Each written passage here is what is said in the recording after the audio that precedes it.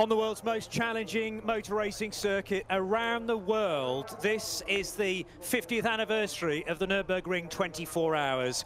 We've had 47 of them already. This is the 48th, and I think something like the 14th version that we have been able to commentate on, part of the Radio Show Limited network of channels. So RS1 and RS3 throughout the course of the weekend. Qualifying is done. Top qualifying decided late last night, and a warm-up session this morning.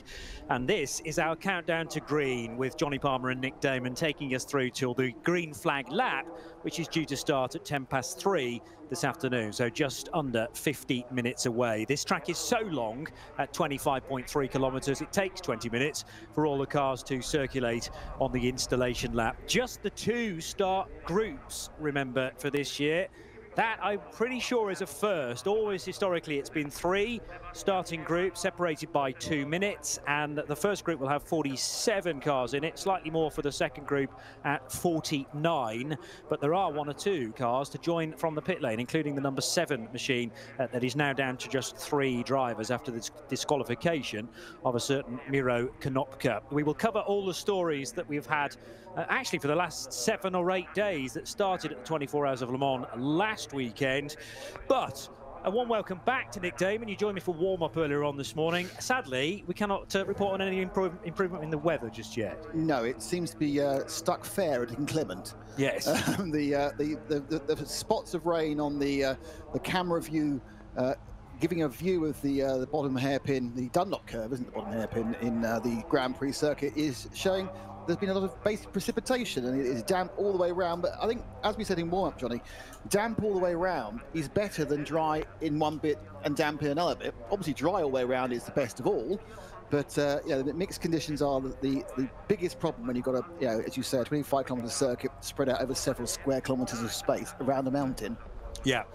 And logistically, we had planned for this race to take place much earlier on in the year, but for obvious reasons, everything's been shuffled back to the sort of second half of 2020. And we are in a situation, as we were last year, actually, with this race following the very week after the 24 Hours of Le Mans. 2021 could be more interesting because both races are being held on the same weekend, as things stand. Yes. And actually, there is also a Zandvoort endurance race taking place this weekend as part of the SRO Championship, and there are drivers, 7 of them in this race, that are going to be going back and forth between Zandvoort and the Nürburgring to take place in both. It's 2-hour sprints, 2-hour-long sprint races. So it's not really endurance as such, though it is, as you say, pulling from the same pool of top-end GT3 drivers. That's a good point. But they're only doing 2 hours of driving in total. I suppose it's a two-driver machine, so it's a couple of quick stints. Get yourself in a fast car or helicopter, back down to the Nürburgring, do a couple more hours. An obvious weekend for any professional motorsport driver. Why race in one place? I can race in 2. Exactly, yeah, double your money. So the stories, as I said, leading into the Nürburgring really started at 24 Hours of Le Mans with a breakout of COVID-19 within Porsche, it seems. And because of the threat to drivers, though none of these 9 drivers were actually tested positive to my mind, Richard Lietz, Patrick Pilet, Romain Dumas, Matt Campbell, Michael Christensen, Kevin Estre, Thomas Preining, Matteo Cairoli and Julian Andlau had all planned to be here this year, but were told by their employers that they could not be on safety grounds. And then cue the mass kind of reshuffling of Porsche drivers. Lots of late phone calls to people like Jörg Bergmeister, Timo Bernhardt and Earl Bamber to rearrange things at KCMG, and then also Fricadelli and other teams as well. Just a nightmare situation, but what can you do when the calendar is as it is? And of course, had the knock-on effect of eliminating the 2 IMSA class GTE Ferrari, or GT Le Mans it's called over there, the Ferraris, Porsches. So those 2 cars aren't taking part at Mid-Ohio this week. So it's interesting how that ripples through the whole of professional motorsport when you lose a selection of drivers due to them not actually having COVID, but being associated with the concept maybe of possibly having seen it at some point. Yes. It also means that sadly we don't have one of the real favourites from a fan's perspective, and potentially for a good result, the Grello Porsche from Team Manthey. Now, I must correct something that I was saying an awful lot on Thursday, which was that that Porsche, the 911 last year, took victory on the road. In fact, didn't. And it's funny how the memory plays tricks. So thank you to all of you that have got in touch with me via social media, and I've seen 1 or 2 comments on other people's articles as well. Sincere apologies. It finished second, in fact, on the road. And then 13 days later, it was taken out of the results entirely because of technical irregularities. But one of those stories you pick up and go, blimey, they're changing the result almost 2 weeks after the Nürburgring 24-hour. But it was the Phoenix Racing Audi that won, and they won on the day as well. And that's the reason why that car carries the number 1 on the side of the Audi machine. It's not qualified brilliantly well, though. Nico Müller, Dries Vanthoor, Frederik Vervisch and Frank Stippler. 3 of the 4 drivers that won last year's race feature again. We don't have Pierre Caffer in that car as we did in 19, but the DTM Championship leader, Nico Müller, is plugged in instead. So I would say a perfectly able and accomplished substitute. Car number 1, starting from 13th position, and one of those really that might have got tangled up in a very, very late tyre choice for Audi. I should talk through the new format that we had for top qualifying last night. We've always, well, in the last 10 or so years, we have had top 30 qualifying, and that's included some SP7 cars as well in the past. We don't have that this year. Everybody that's in SP9 and a few extras get into an initial qualifying. And then we had 13 pre-qualifiers as well in qualifying 2. A total of 17 were gunning for pole position. And eventually, after 2 laps for each car, a mighty lap, in fact, 2 mighty laps had to be produced from a certain Mauro Engel in the number 4 car from Team HRT. He makes it back-to-back pole positions, therefore, for him as a personality, but he is ably substituted or backed up with 3 other drivers, Lucas Stoltz, Manuel Metzger and regular teammate Adam Christodoulou, who I'm delighted to say now joins us here on RS1. Adam, good afternoon. I'm really sorry the weather's not any better in Germany right now.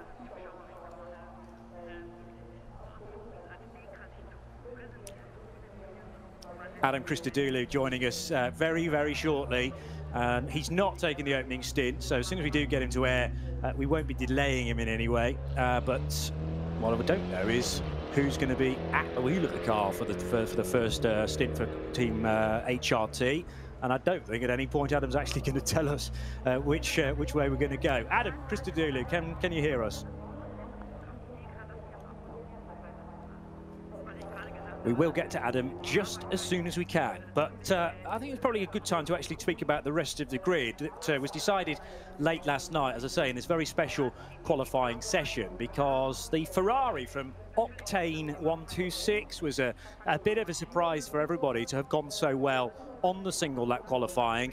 Remember, that Ferrari had already qualified into the top 13 from its good results earlier on in the season. We already had 13 cars in the mixture, remember, and they were the 42 BMW for Team Schnitzer, the number 3 Audi R8 LMS, which qualified in 11th position ultimately, the car of Mirko Bortolotti, Christopher Haase, Marcus Winkelhock. There is a story there as well, which we will get to during our countdown to green, surrounding Robin Freins, who sadly can't race.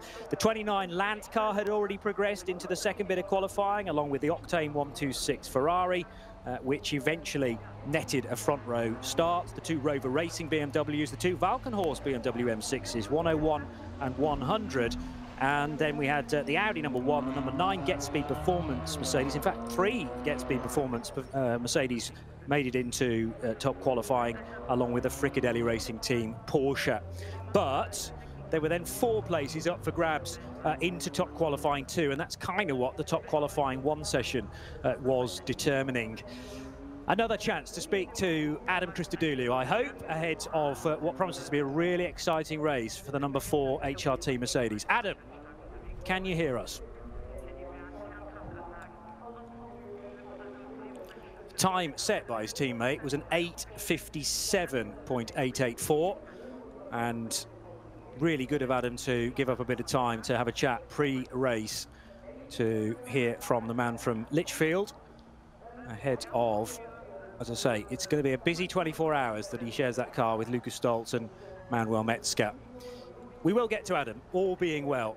Some other stories then, as I say, Robin Freins, sadly, are being discovered to have flu-like symptoms, and people feared the worst, Nick Damon. he has had the test. Do you know the negative result? Test, yeah. Negative COVID test, but because he was displaying flu symptoms, and because obviously the test isn't 100% accurate, and obviously he probably wasn't feeling that great anyway, they decided to stand Robin down from the Audi team. So yeah, it's a difficult situation. People are being, obviously have to be completely careful. They have to observe a COVID-safe environment as possible. But which can and has oddly impacted this event massively without there actually being any positive COVID tests at the event itself, which is an odd one, really. You've always got to be cautious of it, and having been to a number of ELMS events already this year, which are governed strictly by COVID-19 protocols, not a single chance is taken. Everybody in the press room, where I spend most of my time when I'm not in the booth, has to wear masks, and permanently, not just when you're within 2 meters of somebody, because you're indoors. The masks are essential. There's been another balance of performance tweak since qualifying last night. It is very, very tiny. I know. All of a sudden, my mind is back to Le Mans after qualifying there. It's the third of the week. The biggest change, now this isn't the one that's come since qualifying, but the biggest change for me was actually Friday morning when 10 kilos was taken off all of the Porsches. So I thought, all right, that might bring them to the surface in qualifying. A lack of success ballast. And it really didn't. Yeah, precisely. But I thought, all right, 10 kilos, that should provide a decent platform, and still no real success for Porsche. 10 kilos around a track like this is probably 3 or 4 seconds. There's a couple of tenths on a normal racetrack, so... Yeah, but they're 30 seconds off the pace of the Mercedes. The problem with the qualifying, of course, is it was so dictated by the fact that it was wet and dry and intermediate and everything else.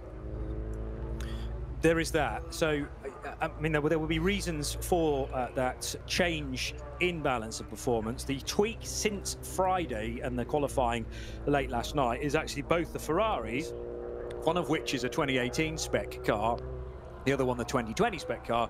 They've each been given 3 extra litres in their tank. Ooh. Now, what difference is that actually going to make? 3 green shield stamps.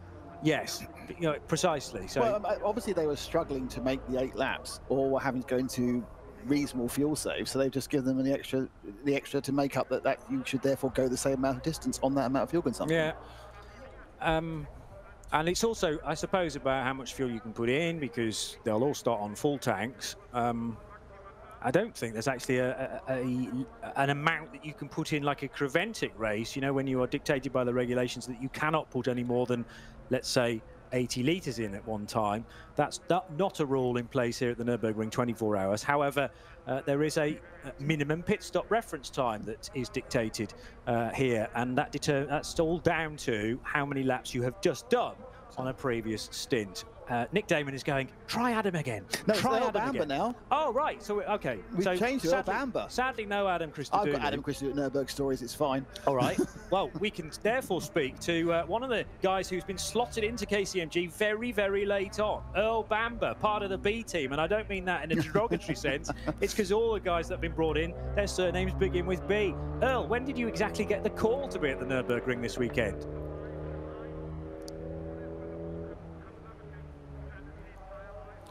Earl, I'm sure, eager, on tenterhooks to reply to that question, but I'm afraid we're not able to get to Earl Bamber either. So the Get Speed Performance Mercedes is now being wheeled to the grid, and these cars all being lined up in the first Startgruppe, which is going to contain 47 cars. Do you know what that means in English? I'm guessing that it's the first start group. Correct. Amazing. Is it really, Gruppe. Is it actually called the first start Gruppe? Well, it's just called Startgruppe 1. Well, there we are. So you didn't give it the full German, did you? But sorry. Startgruppe 1, Startgruppe 2, no Startgruppe 3 is one of the big things this year, because frankly we don't have enough cars. But that is just the 97. Yeah, that's a situation that we are in terms of logistical travel right now. This is a world event where often we get a lot of Americans, both South and North Americans, Antipodeans as well, as Earl Bamber proves.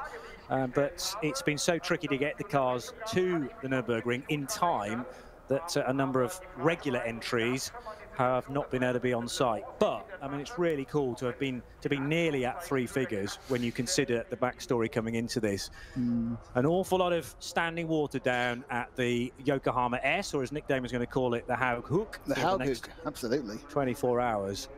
It comes with a leather jacket. I was wondering whether the tyre bales have been aligned down at the first corner there, perhaps to give an opportunity for what might be a 4 or 5 abreast gaggle on the first lap to get through more safely.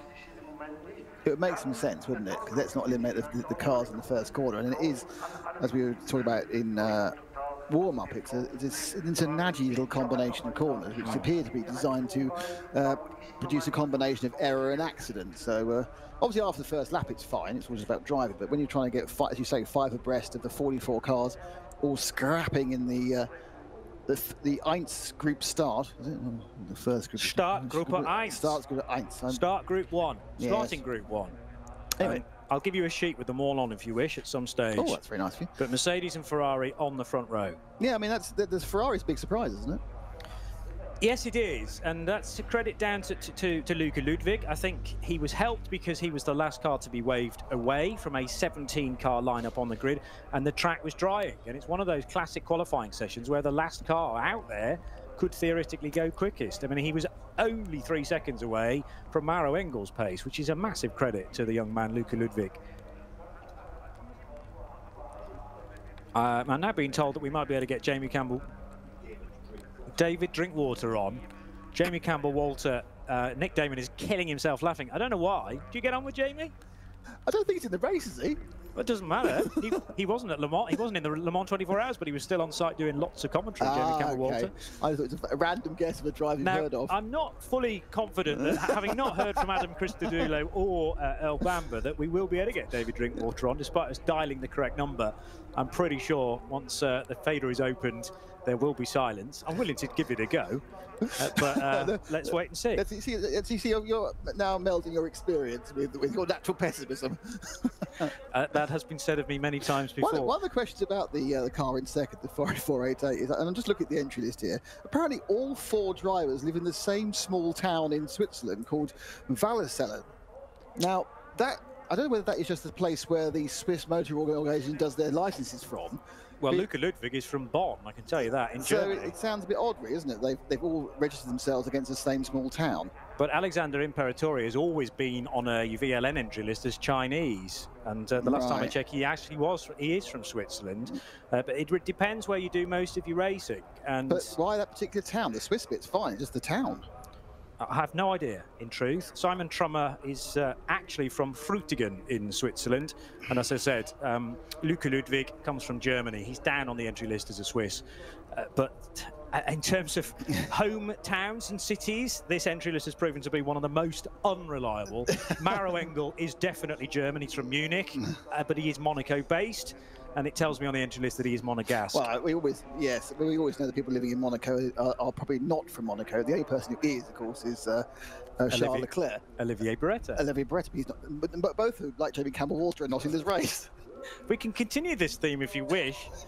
Jean-Pierre Javier, not in this race, as the cars continue to work their way out of the... Don't start laughing, because I won't be able to stop then. Cars being brought steadily out onto the grid then for the initial starting group. It's good, isn't it? Because you think about it, there's only 400 drivers in this race. And we're the ones who aren't. I'm really sorry. All right, stop. Yeah, so... Yeah, the point is there's 97 cars. A couple of them have been left with 3 drivers due to bans or illness, but the majority of them are it's a 4-driver event. And I think even without the wet weather, the thing you have to... the point we also made, of course, last week at Le Mans is that moving it from its normal date is going to increase the amount of dark dramatically. That is a very good point, and we also should talk about the amount of leaf fall around the track, because I'll go back to John Gore's comments about those Aston Martins at Le Mans last year. The big open mouth just of the Aston Martin GTE served as basically a scoop, and they were collecting so many leaves. I remember a lap yesterday that Dennis Olsen did, his first run in qualifying 1. He was well over to the left-hand side of the track to find the damper bit because he was on wet tyres, but it was like a leaf blower behind. He was throwing up great... clouds of leaves from the trees above, so you've got the lack of grip there, because when the leaves break up, you know, it's like leaves on the line on a railway. But the British Rail excuse. Precisely, but I mean, it's perfectly warranted here. What's the grip level going to be like down into the foxhole and as you approach Adenauer Forst? And then you've got pretty much 12 hours of darkness because we're just after the equinox now. We are. So yeah, I mean, it's a good point because if you think about Le Mans, where they're complaining about leaf fall there's only trees next to the track for what, a third of the circuit, if that. We're going through a forest. It's kind of give away at some of the point. It's called a forest, so it is all about trees. I know some of them are pines and therefore not deciduous, but it's all about that. And so you kind of think, well, they've got wet, dry, intermediate to the mulch tyre, shouldn't you, as well, which is particularly good for it, because there's nothing slippier than wet leaves. It is, I think we've all had moments on them, either on foot or on push bike, or even occasionally if you've got a front wheel drive car and trying to pull out of a tight turn, you can just see your face going one side going nowhere in the world's biggest torque steer. But yeah, I mean, never underestimate the challenge, on a lovely May day.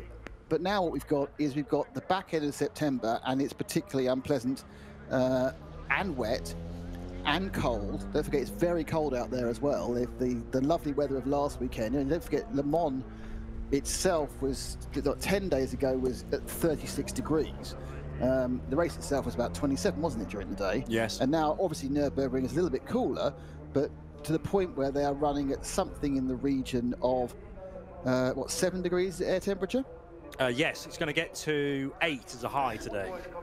Nothing. Yeah. I mean, there was a point raised actually about tyres yesterday by Audi. I mean, this was what they were thinking going into a qualifying session to try and extract the best bit of time, and it just didn't work for them.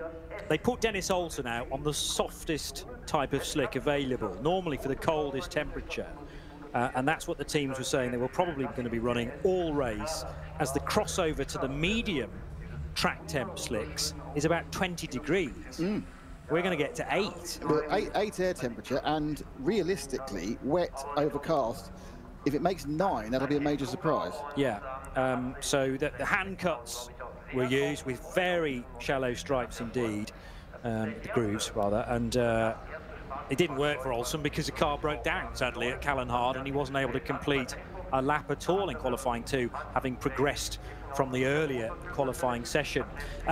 Talking about tyres, I always love this event because there's no set tyre for GT3. You can run pretty much what you want as long as you've got the manufacturers backing there with all of the trailers that are necessary. But on the front row, the Mercedes on Michelin tyres, the Ferraris on Goodyears, which the first time Goodyear have been back at the Nürburgring for a number of years by name alone. Now, there is a strong connection with Dunlop, who have been present at the Nürburgring grid for a long time, but the parent company, Goodyear, now becoming the main branding article in motorsport. It's happened in the European Le Mans Series and the World Endurance Championship as well. British Touring Car Championship now all with Goodyear tyres. So that was naturally going to happen here at the Nürburgring. You've got Yokohama's on the Vulcan-Horse BMWs, car 100 and 101, and the Falcon tyre, of course, on the Porsches, 33 and 44. I don't know of any other event these days. Not anymore, no. That has that massive different tyres. Yeah, I mean, one of the ways to try and reduce costs and also raise sponsorship, of course, for the events themselves is to go with a standard tyre manufacturer, be it, Pirelli, be it, Hankook or whatever. But of course, the purists in the race and all of this say you should have a tyre war or at least a tyre choice, and that's what you have here.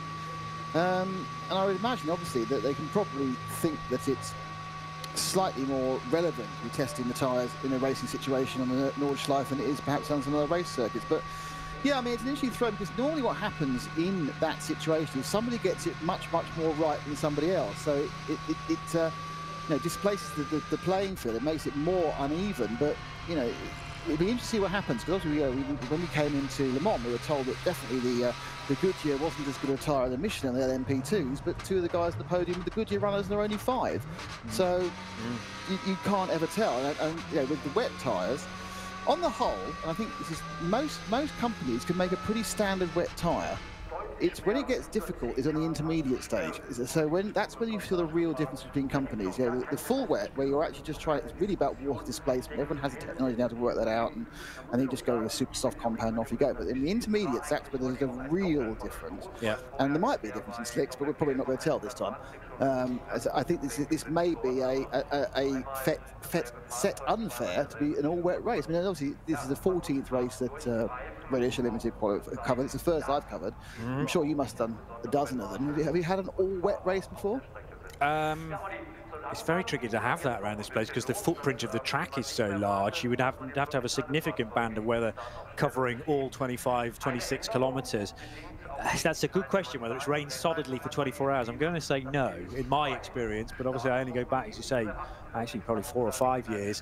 John Hindhaugh has been covering an awful lot more than I have. But in the history of the race, I'm sure it's happened, because we're celebrating 50 years of this fabulous event. The track's been around for nearly 100 years. It'll be celebrating its centenary in 2027. Goodyear intermediates, I know, are amazing in the ELMS for an LMP2 car. Alex Brundle was telling me as much after the last ELMS round at Paul Ricard, and during the rain part of that Le Castellet 240, I think the top 4 positions, 3 of them were Goodyear tired, and then when the rain stopped, you could actually see them tumble down the order again. So that's where their Goodyear are really good right now in the current phase of the ELMS. Whether that is carried through into GT3 racing, it's very tricky to tell. But I suppose there's only one way to find out in the first few laps of this race. But fully wet at the moment. If it then does start to dry up, could we see cars like the Octane 126 Ferrari and the Iron Force Audi car number 11, which is also on Goodyear's, and the Hala-Padgett Ferrari, which has qualified down in 25th place for Christian Colas, Nicolas Rogivu and the rest. Maybe they will start to find that little bit of extra momentum.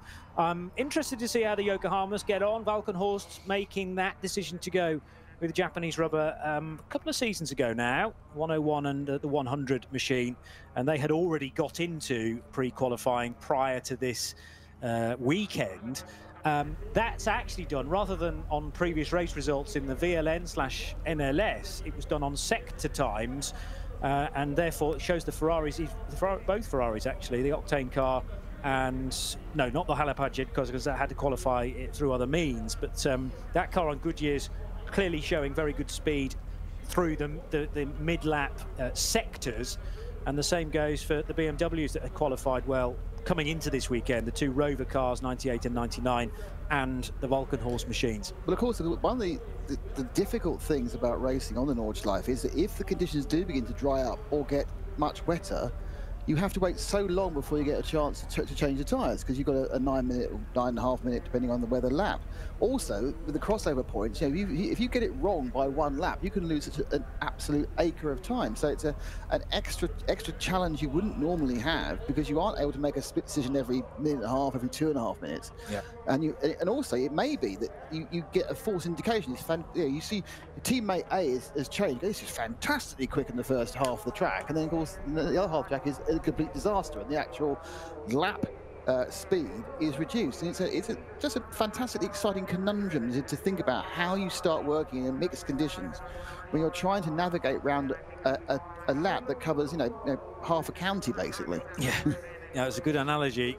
So confirmation of the starting drivers as well for this race. It's due to start at 3:30 local time. Maro Engel in the number 4 Mercedes. Jonathan Hershey will start the Ferrari number 26. Raffaele Marciello in the number 9 Mercedes. And it'll be the number 22, started by Thomas Jaeger. Nick Yellerly in the 99 BMW from 5th. Martin Tomczak in the 42 Beamer 6th. Mathieu Vaxivière in the number 8 Mercedes in 7th place. I missed the 8th place car. We will get to that in a moment. 9th place, Christian Krognes in the 101 BMW. Marcus Paltela joining the Schaffners, Janine and John, and it'll be the Finn to start car 10 from 10th. Interestingly, no starting driver on the caption I have in front of me for car 3. And does that suggest that Robin Freins was down to be the starting driver, and he's now been deemed unwell to start the race? So I'll have to do a bit of digging there regarding car number 3. Remaining drivers, Mirko Bortolotti, well, you'd fancy maybe him to take the start, or Chris Haase, or Marcus Winkelhock. You could choose any one of those guys, and it would go very nicely indeed. I'm going to talk about some of the classes further down the order, because obviously our main focus through the 24 hours will be SP9 for the GT3 cars. There is a Glickenhaus machine in this race. The Scuderia Cameron Glickenhaus entered SCG 004C. Now that car has, or a former kind of iteration of it, appeared on the front row on pole position a handful of years ago here at the Nürburgring. Glickenhaus also thinking about moving into hypercar next year, and seen artist impressions of that car on various websites. There was something on the feed a minute ago, which was a heavily disguised sports hypercar, which I think might have been the Glickenhaus, because it had a badge I didn't recognise. It had the full-on swirly black and white camouflage, and they were doing a little bit of a run round, which may well be the latest version, because don't forget the Glickenhaus hypercar, as is, which will be entering into the WEC next season, is designed to be a road car as well. It's the idea is to sell some machines as well as do the racing. But yeah, that's an SPX, isn't it? Which is the SPX. Not quite an SP9, but we'll stick it in quite close and see how near it gets. Yeah, and it was therefore eligible for top qualifying as well. There's no other car in SPX, so they are very... Well done. Yeah, they got given the trophy now. Hey. But they are automatically, therefore, battling the 27 cars ahead of it on the grid. And it'll be Thomas Much, Frank Meyer, Felipe Fernandez-Larza, and Richard Westbrook, interestingly. Now, Richard, on an initial entry list, was down to be racing an Audi this weekend as well, car 14, but that's been scratched from the entry, and he can be fully focused on a very different car than from his mount last weekend, which was the third place finishing Aston Martin Vantage AMR in GTE Pro, of course, at Le Mans. So we'll find out who starts that car in a moment or two. Then we've got the SP Pro car, which is also eligible for top qualifying. This is the car that sits for Porsche between a Porsche Carrera Cup car and the GT3, the full house machine. It's been given the nomenclature 911 GT3 Cup MR, the MR standing for Manthey Racing. Running a Pro-Am lineup, and it'll start from 30th position. Marek Bachmann, Tobias Müller, Carlos Rivas and Mike Rosenberg. That'll be the first year we've seen that car in competitive action, and I suppose, I don't know what the plan is for Porsche, whether they kind of dream of a full grid of those cars later on, or whether it is essentially a track day car which you can convert to take racing as well. I mean, I think the whole thing with the concept behind Porsche Motorsport is a ladder, isn't it? You start at a certain point, be at the bottom with a basic Cayman, you keep moving up, and what they want to do is they want to have a machine from the Porsche stable that will take you all the way effectively from the sort of a one-make club series in Caymans all the way up to GTE Pro at Le Mans, and they sort of add subcategories. Obviously, they've got the Porsche Carrera Cup, which is just their thing, be it like local, national, or international. But then, if a new category comes out, like GT2, they're straight in there, with that. And again, this is the point.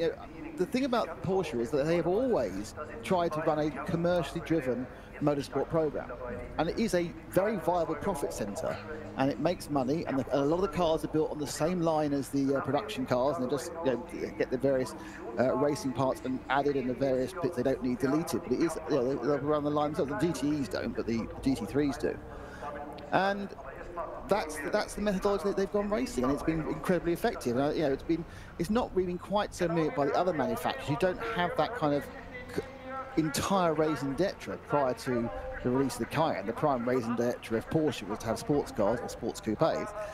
Audi, they've done the different thing. They've used this to promote the brand by using their Halo model. Same thing with Mercedes. BMW sort of have found themselves in a kind of a midfield from where and that's probably gives some of the confusion they've had around what they're doing in GT racing with the cars and models. They're halfway house. The car they're running is not their Halo car. It's back to probably the third most expensive machine. So it's all, at the end of the day, for most of the manufacturers, motor racing is marketing, and it's quite nice if it makes them money. For Porsche, it's what they do, and it's what they've done. And yes, they have to sell. They obviously now they are a much bigger commercial organisation. They branched out into non-sports environments with the SUVs and the Panamera. But it is still what they do, and it's how they represent themselves, and that is why they are. You say think of a sports car, think of a racing sports car. The Porsche comes to mind. 5 cars they currently have available for Porsche Motorsport. So there's the ladder system. You've got your GT4 Club Sport MR, then up to the Carrera Cup car. There's a GT2 RS Club Sport, GT3R, which is the car racing this weekend in the top class, and then of course the RSR, which is the GTE machine. And then the question is, you know, how many units do they sell of this new car, which runs as number 35 this weekend? And could we be about to see a championship maybe built off the back of that? The grid is getting progressively more and more populated. I hope everyone is abiding by the social distancing rules. It looks like they are just about. There's foreshortening of the various cameras around to the start-finish line to take into account as well. I mean, the nice thing about this weekend is that very late on, only about 8 or 9 days out from the event, the officials release some tickets for fans in very small numbers, as you might expect, and they're all limited to the Grand Prix circuit. Nobody's allowed on the Nordschleife. But at least, you know, you look at that massive Mercedes Arena grandstand, it's so nice to see just 1 or 2 heads in there. Yeah, we have seen this slow emergence in motorsport. We saw some at MotoGP last weekend. There are currently 30,000 fans a day at the Russian Grand Prix. I think there's 1,000 or 2,000 here, and it is in some ways it's an element of tokenism, but it just makes things feel a bit more normal, bring that normality back. Yeah, no, agreed. And hopefully, long may that continue. It's just a real shame. And ramp up. Yeah, and it's tricky because, I mean, I know soccer, for instance, in the UK, they trialled 1 or 2 games last weekend with 1,000 fans, and now they've had to put the brakes on that whole plan. And obviously, I'm sure there are temperature checks at everybody that comes in to site as you drive in or as a fan enter through the gates, and all those precautions are being taken into account. But if there is a very slight spike in this local area, then it will be clamped down upon very, very quickly. Not great weather to be camping, I have to say, but on the Thursday when it was dry, the campsites just looked horrible because nobody was in them. The banks at Hatton Back need people 10 deep to be enjoying this event, and it's heartbreaking to see, but I do understand the reasons why. The German fans are hardy, and they would have needed to be hardy if there had been fans here. It's 6 degrees, it's damp as anything. There's a gale blowing, there might be some snow, but it's amazing what 25 bottles of beer will do. And burning a tyre. It's absolutely fine, that fun. It's something you get that warmth of alcohol and burning rubber, and it's fine. Perfect combination. Further down the grid, SP7. Now, SP7 is for Porsche Carrera Cup cars, and we have a version of that class, of course, at the Dubai 24 Hours. It's now known as the 911 class, I think. SP7, necessarily something that immediately springs to mind, Porsches, but that is the division for cars that can be run in Porsche Carrera Deutschland, in the French British Championship, and of course Porsche Super Cup, the Grand Prix. We don't have anywhere near as many SP7s as we would normally have for the 24 Hours the Nürburgring. I have totaled these up actually, and last count 7 SP7s, but I think that will provide a decent scrap. And we've also got good friends of ours from the States. Charlie Putman is in that division, along with Charles Espenlaub, Joe Foster, and Shane Lewis. So again, regulars from the whole Dubai. of CP Motorsport have abandoned their Mercedes. They normally run a course in Greventing and gone back to their roots, which is Porsche, because that's where they actually won their overall championship, wasn't it, a couple of years ago? 3 or 4 years ago now. Yes, so they have been run by it was pro racing, isn't it, in the past, but Charlie Putman's own team, CP, and they've qualified 42nd. The class is topped, though, by, this is a good one for you, Klickversicherung.de team, with Roman Chervanovsky, Kirsten Jodexnis, Peter Schamach, and Max Koch in the SP7 car, and they run as the number 69. It'll be easy to remember. Philipp Neuffer, Hans Wehrmann, Johannes Stengel, and Florian Spengler will start just behind, actually, 32nd and 33rd on the grid. And not very far away is one of these sort of pseudo GT4 cars. Now, in warm-up earlier on today, you were saying, I don't quite get these classes, because you can turn up with a GT4 car. There seems to be about 6 classes you could potentially run in. Yes. Now, there's obviously something being done to this BMW M4 from Valkenhorst, which means it's not legitimately able to be put into SP10, and SP10 is GT4 legally homologated, as per the SRO regs. Correct. So SP8T is just about your alternative, because an M4's turbocharged these days. Yeah, everything is these days. 4-litre V8. And Dan Harper, who is a former Porsche Carrera Cup GB champion, thought he might go a bit further in Porsche, actually, but I remember him saying back in 2019, there is a deal afoot. I can't talk about it right now, but potentially a big manufacturer change. and he's gone to BMW to run in their junior program, and that's his reward this weekend, to run in an M4 GT4 from Valkenhorst, joined by Neil Verhagen and Max Hesse.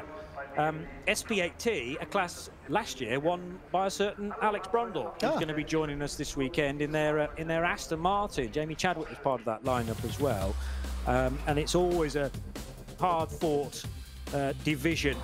We'll chat more about the cars a little bit further down the order in due course. There are a couple of KTM crossbows as well in the lineup from Teichmann Racing, and all of the 24 hours imminently to start in just under half an hour here on RS1, part of the Radio Show Limited network of channels. You're listening to Nick Damon and Johnny Palmer with the full build-up. This is the countdown to green.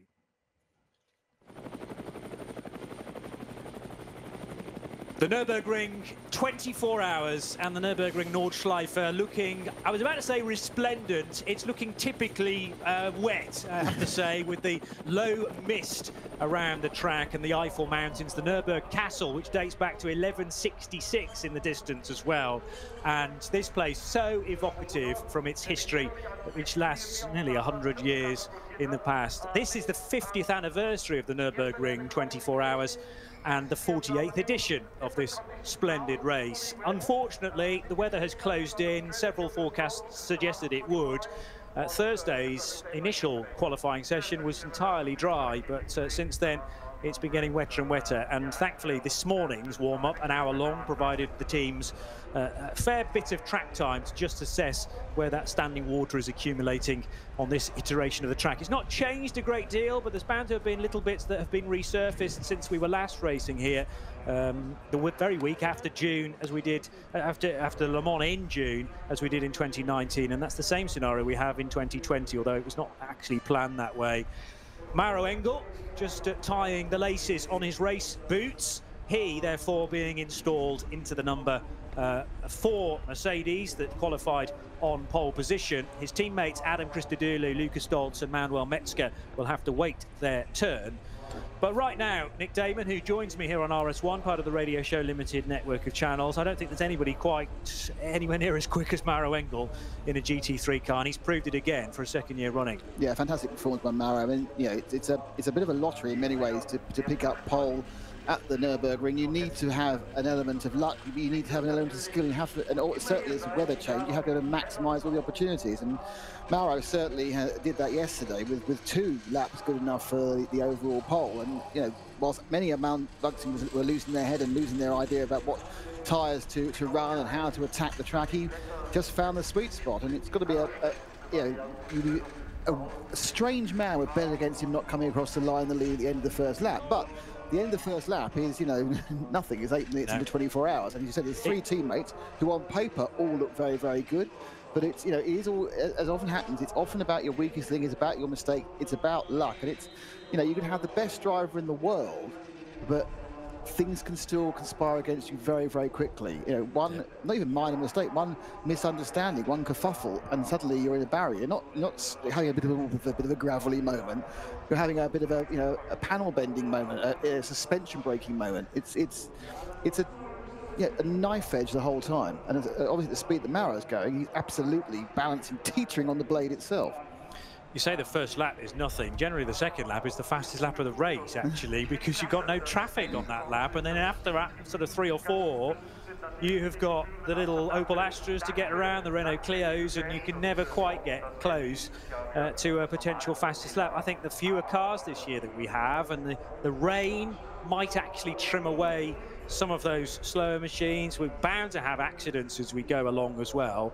So I don't know whether the question mark about could we get to a record distance this year. The weather's definitely against us, but I think the fewer cars and potentially one or two incidents have happened in the opening 5 or 6 hours, that might leave a quieter racetrack. The thing is, you're running in the wet 10% slower than you are on the dry.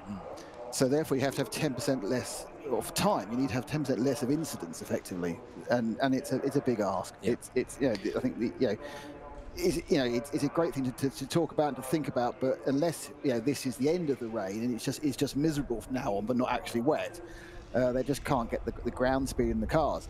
I mean, it's interesting. I'm not having to say the times. I'm not sure. Does this kind of increase the amount of lapping you're doing? So I suppose it probably does, because the front cars will slow down by a minute, but the cars at the back might slow down by 2, so they actually get lapped even more. Yes. Good point. So, yeah, if you are in one of the lower order classes, your lap times are going to decrease too, and yeah, you're going to be being caught by the GT3s, you would think, more often. By a bigger percentage, because obviously the downforce definitely helps in the rain, because you get that aerodynamic grip, which you wouldn't get normally. So, yeah, and with GT3s being so power limited, it's not like they're not. Right, they're very quick, but they haven't got a ridiculous surfeit of power. They're not, you know, all the road car versions of these cars have more horsepower. They've all been tuned back by balanced performance. You know, I think the Mercedes AMG is, I think most of these cars is it about 500 horsepower they have actually in GT3 format? You know, it's 620, 630. Yeah, I think the latest version of the Ferrari, the track version, has 700. Wow. But you get here, and they've tuned it back, so they have cars on race suspension and modern aerodynamics that really, yes, 500 horsepower through 2 contact patches in the wet is a lot, but they're not ridiculously overpowered. You know, for what they have in the grip and everything else. So they make them, they're not going to be, you know, sublime little things, as we saw earlier with the Porsche suffering dramatically from understeer, but it's still looking after you. Yeah. GT3 regulations also allow traction control and ABS. And ABS, which is a big help in the way. Yeah, and whilst everyone goes, oh, you don't want to trigger the ABS. Trigger the ABS isn't the fastest way. You basically, these modern ABS, you stamp on them, and that's what you're certainly in the wet. And of course, probably in the pure dry, yes, you could probably gain thousandths of a second with an incredible right foot. In the wet, it's an absolute godsend. Yeah, an absolute godsend, because the reason being, of course, is that as you brake in the wet, two or three times. First of all, of course, it's not always the same. You're going to go over, you know, just a wet bit of tarmac, 2 millimeters with 4 minutes. So you don't have those micro lockups. So you do get that maximum effect. So this is going to make it a lot easier. Well, I say easier, a lot less likely to end in disaster for these cars.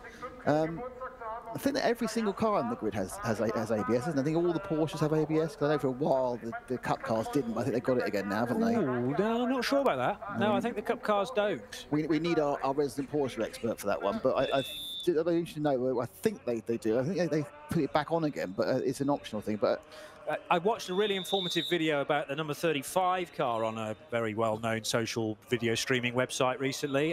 This is the Black Falcon Team Identica car that sits between a Cup car and a GT3 car. And the guide is guiding us around that, said, remember, a Cup car still doesn't have ABS. Well, so I think that's the 2020 spec car. If that's the case, they're going to be at a significant disadvantage. You would think so, yeah. Only because they're going to have to be more conservative in the braking areas. And traction control, again, that helps as well. To be honest, a decent racing driver should be able to get around that. But obviously, you know, there's moments where you have panic moments. There's moments where things don't go quite well. It just, you know, reaches in and helps you out. Yeah. But as we are now, I don't think it's actually raining. I don't think it's actually rained for over an hour. Okay. But it is unpleasantly greasy and damp, and it's getting to work. Don't forget, very wet's fine, super wet bad, very wet fine, greasy dry and worst of all. Yeah.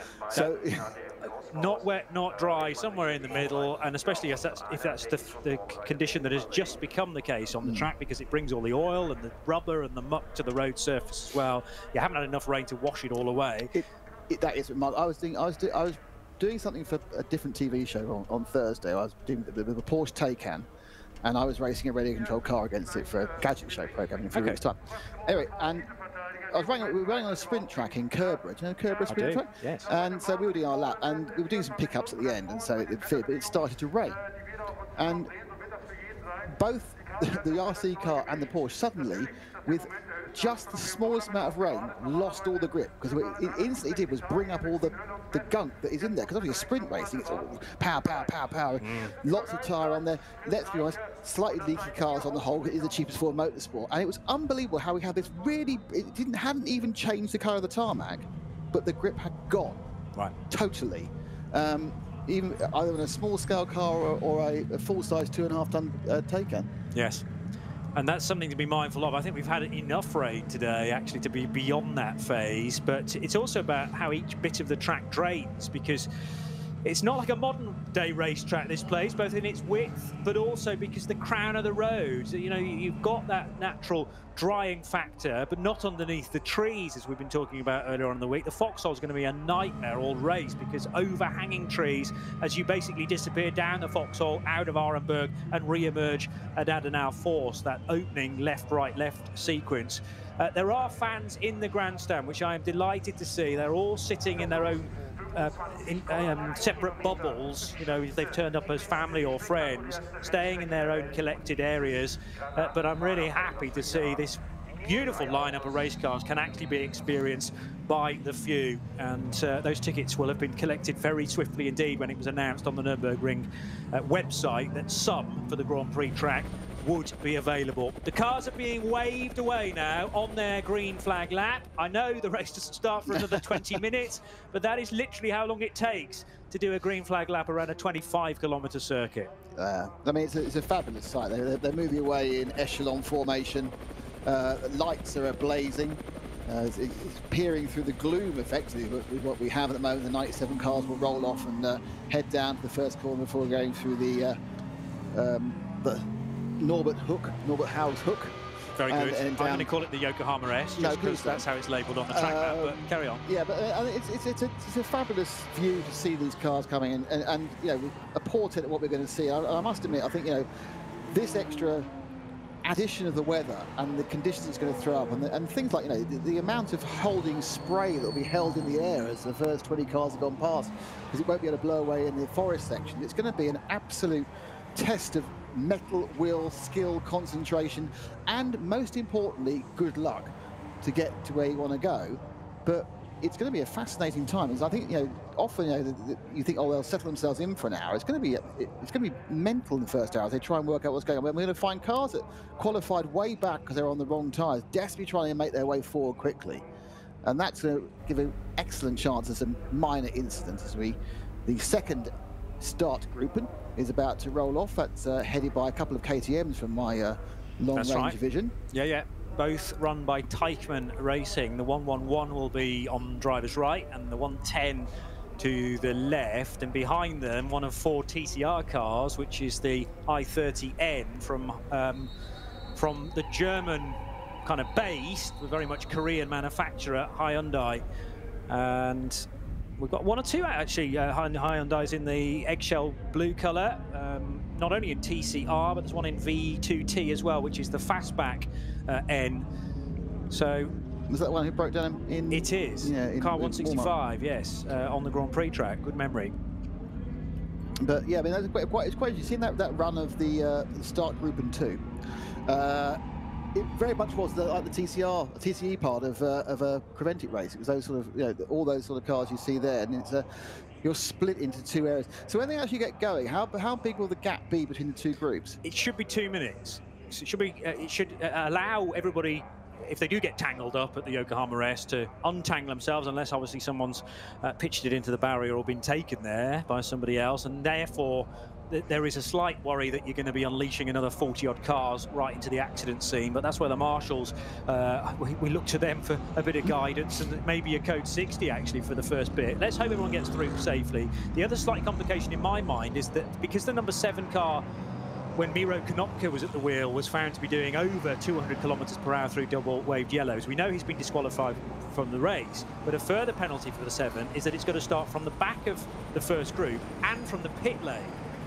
So effectively, you're going to have car 7 feeding in from the pit lane after the first group's been released. But I think before the second group, right. There's only a 2-minute window to get that 7 car out safely from the pit lane. I think it got a 3-minute stop go as well. Yeah, in its first stop or one of its stops. Yeah. They're really not pleased with them, were they? They weren't hanging back. It does sound, as bare facts, like a ridiculously crazy thing to do, but I'm sure he went to the stewards with a totally plausible reason why he did it, because that's what happened. Not only did he get pinged for that speed through double waved yellows, but by the time he reached the code 60, and I was quite impressed by this actually, he was only doing 10 clicks more than he should have been. He was doing 70 in the 60. When you consider the outrageous speeding he was doing about 100 metres further back, though, some good brakes on that number 7 Audi, you have to think. 70 to 60, that's 3 points or a speed awareness course, isn't it? Yeah, true. 215 through double yellows. That's out of the event. That's a ban. That's 6 months. That's prison in this country. I on can't a comment. public road, obviously not in a Indeed. in a racing car. There's number 6, Auto Arena Mercedes coming in for a tyre change. Now, where does that leave it in the start group? Because this car obviously left the grid. Oh dear. Bits of metal maybe coming off the brakes there? Got a disc problem, yeah. I think they've got a disc interface issue. Now, of course, the advantage they've got is by my understanding, until I'm wrong with the rules, they've got 15 minutes to fix this, and all that happens is they will also troll onto the back of Group 1, won't they? They'll be released in the pit lane. Yeah. But it's obvious that the driver of the 6 machine, and do we know who that is? To start the car, I can tell you, because I'm grateful, as always, to Martin Pass, who's been able to send me through a copy of starting drivers, at least for the first few rows. So, in the number 6 car, it was due to be, I'm just trying to find where he is on the grid. 19th, I think, yeah. That 19th. That was the picture on his... Patrick Assenheimer, who qualified the car. Yeah, so it's gone round. Obviously he's not at full, but he's pressed the brake 2 or 3 times. Gone, this isn't right. Yeah. Something's not, and it's very likely that they would have put race pads in to with a nice little meat on them, and may even put a race disc in. Now these would have been bedded in during the course of Thursday and Friday. But in putting them in, as we all know, there was that terrible thing called finger trouble. And it may be what they need to do is just perhaps unscrew them, put a new one in again. In fact, he's about to rejoin.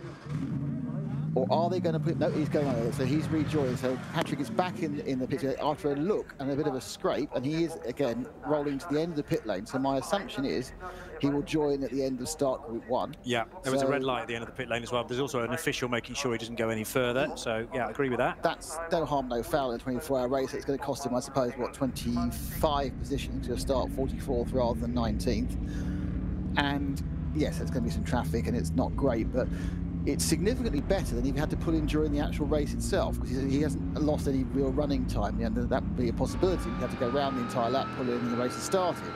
The advantage of finding out something wasn't quite right during the Nürburgring Grand Prix Strecke loop has saved him some time. But it didn't seem to do an awful lot. I mean, the camera cut away, so we didn't see what the entire work in the pits was. But it was definitely, as you said, they were scraping something metal off the, sort of falling off from the... do you know, I think that might have been. Now I'm thinking about it. I think the front wheel might have been not mounted properly.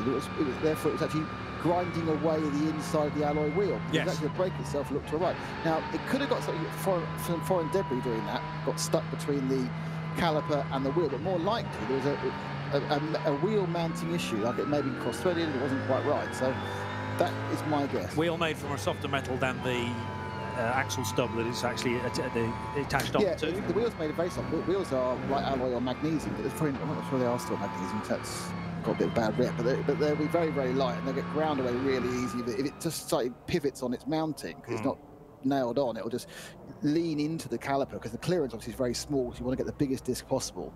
So you have the smallest clearances between the actual roundness of the wheel as such and the edge of the caliper, so slightly out of alignment, and you're milling it away. That's what it looked to me as they took the front left wheel off. There were just little shards of very soft metal trickling down onto the concrete. That would make sense. I mean, it's possible, if you think about it, they would have mounted those tyres on the grid. Something may have gone slightly wrong, you know, but the thought is that this is probably going to be fine. It's just cost him a few seconds and he can then sort himself out. And obviously, if he comes in at the end of the first lap, well, there's a problem. Yeah, true enough. But the difficulty for him is he's got nearly 16 miles to do before he can then make a pit stop, not like a regular circuit. All the marshals have stepped down from their post. They are standing on some of the grass verges and that little sort of 2 or 3, 4 foot section of grass between the edge of the track and the Armco barrier, waving these cars through. And then when we go for the first racing lap, they will retire to a much safer location, because I think this first lap could be a little bit lively. From a driver's perspective, this is really your only chance to assess how much grip is out there. Yes, they had warm-up this morning, but there's nothing like a sighter lap, a green flag lap, to know how much it has been raining. There are windscreen wipers being used, so although it may not be raining on the Grand Prix track... Might be spray. Could be spray. Could be spray. I don't think you can, Johnny. I don't think in a train of going, what, 60 miles an hour, you will find out much about the grip levels, to be honest. More about what you can feel through your seat? You'll get an idea about visibility, which is key. You'll have an idea of, you'll be able to see if there's anything's different on the track than was before. You may, if you can drop back a little bit and then give it a bit of a squirt to catch up again, which is particularly unpopular get an idea about absolute level. But again, don't forget, the vast majority of people who started the race are professional racing drivers, and you're absolutely right, Joey. They'll be able to use the information they're getting even at 60 miles an hour to correspond and go, right, I can work out where this is. But of course, the key thing they will find out, and it's interesting as we watch the cars descending towards the alternate entry point, if you ever paid for a lap around the Nürburgring, and the scene of one of the funniest videos ever, where the guy in the M3 joins the track at a point about just at the bottom of the hill, and before he's even got around the first corner, he's written his car off by booting it. It's a brilliant video and available on many video sharing sites, because he enters it with a kind of could only be described as a particularly cocky attitude. And yes, he's hoisted by his own petard within about 150 meters, climbing the hill now. But yeah, and you can see where there's standing water. You can also obviously tell it is, I don't think, raining. And you see the cars at the front using at best intermittent wiper, which is a spray thing. So you can then see, are there any points where it's even beginning to dry yet? I think we're away from that, but you can tell by the different colour of the tarmac and the wetness.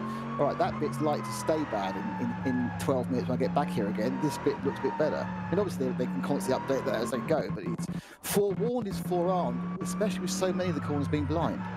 That's a really good point, yeah. And again, you're entirely reliant on the marshals with their ample warning with yellow flags leading into sometimes then a code 120, and then if it's a big incident that needs maybe a couple of cars to be recovered, then a 60 km/h speed limit as well. Remember, white flags are used in excess around the Nürburgring 24-hour track, because circuit vehicles need to head to the scene of a problem, may even need to have some barrier repairs as well. So some very large lorries are seen trundling along the Nordschleife track to head to the scene and then leave it as well safely. And the race traffic, no overtaking past the lorry, but immediately when you see a green flag, you're hard at it again. So there ain't nowhere else like this place, really, as the GT3 cars weave from left to right, still being waved at from every angle by marshals on the edge of the track. And this is the haul up the hill, away from Breitscheid, which is the second entry onto the circuit that Nick was describing, through Bergwerk, and then the long, fast run through Kesselchen, Klostertal, and eventually the Carousel. You're still not quite at the top of the hill by that point. Hohe Acht is the highest point on the circuit, which is the right-hander that then leads on to Wippermann. And a brilliant spectator point normally, which is Brunchen, and so many videos have been caught there. I think you just turn up basically with a camera phone and you're guaranteed one or two cars ending up in the barrier. You can race this place, remember, whoever you are. You pay, what is it, €10 or something? Oh, it's a lot more than that now. Oh, is it? Yeah, it's more. I think it's about, someone said it was like £23 a lap now. Ooh, right. Okay. The 7 car, I wonder where that was, maybe joining the Mercedes at the end of the pit lane. It's not quite there yet, and this is the car which is also down to 3 drivers and was due to start from the pit lane anyway. We've got no Miro Konopka in that lineup any longer, as we've talked about in great detail, and that leaves Milan Doncha, Patrick Niederhauser and Mike David Ortmann as the trio that will do the race. There are 1 or 2 other lineups down the order that I think will become trios, because names like Dennis Olsen against 2 cars, and I don't think there will be regularly in each of those cars. They'll decide one, and then as an insurance policy, there's always the option to hop to the other if there is some damage or whatever. But I think Dennis Olsen will specialise in one rather than the other KCMG car. Frank Stippler named in 2 Phoenix Racing Audis. I think he'll put his focus probably more so on the #1 car. Nobody is braving the concrete on the inside of the Carousel, not on this rolling lap anyway. That will be a very different story once we're racing for the first time.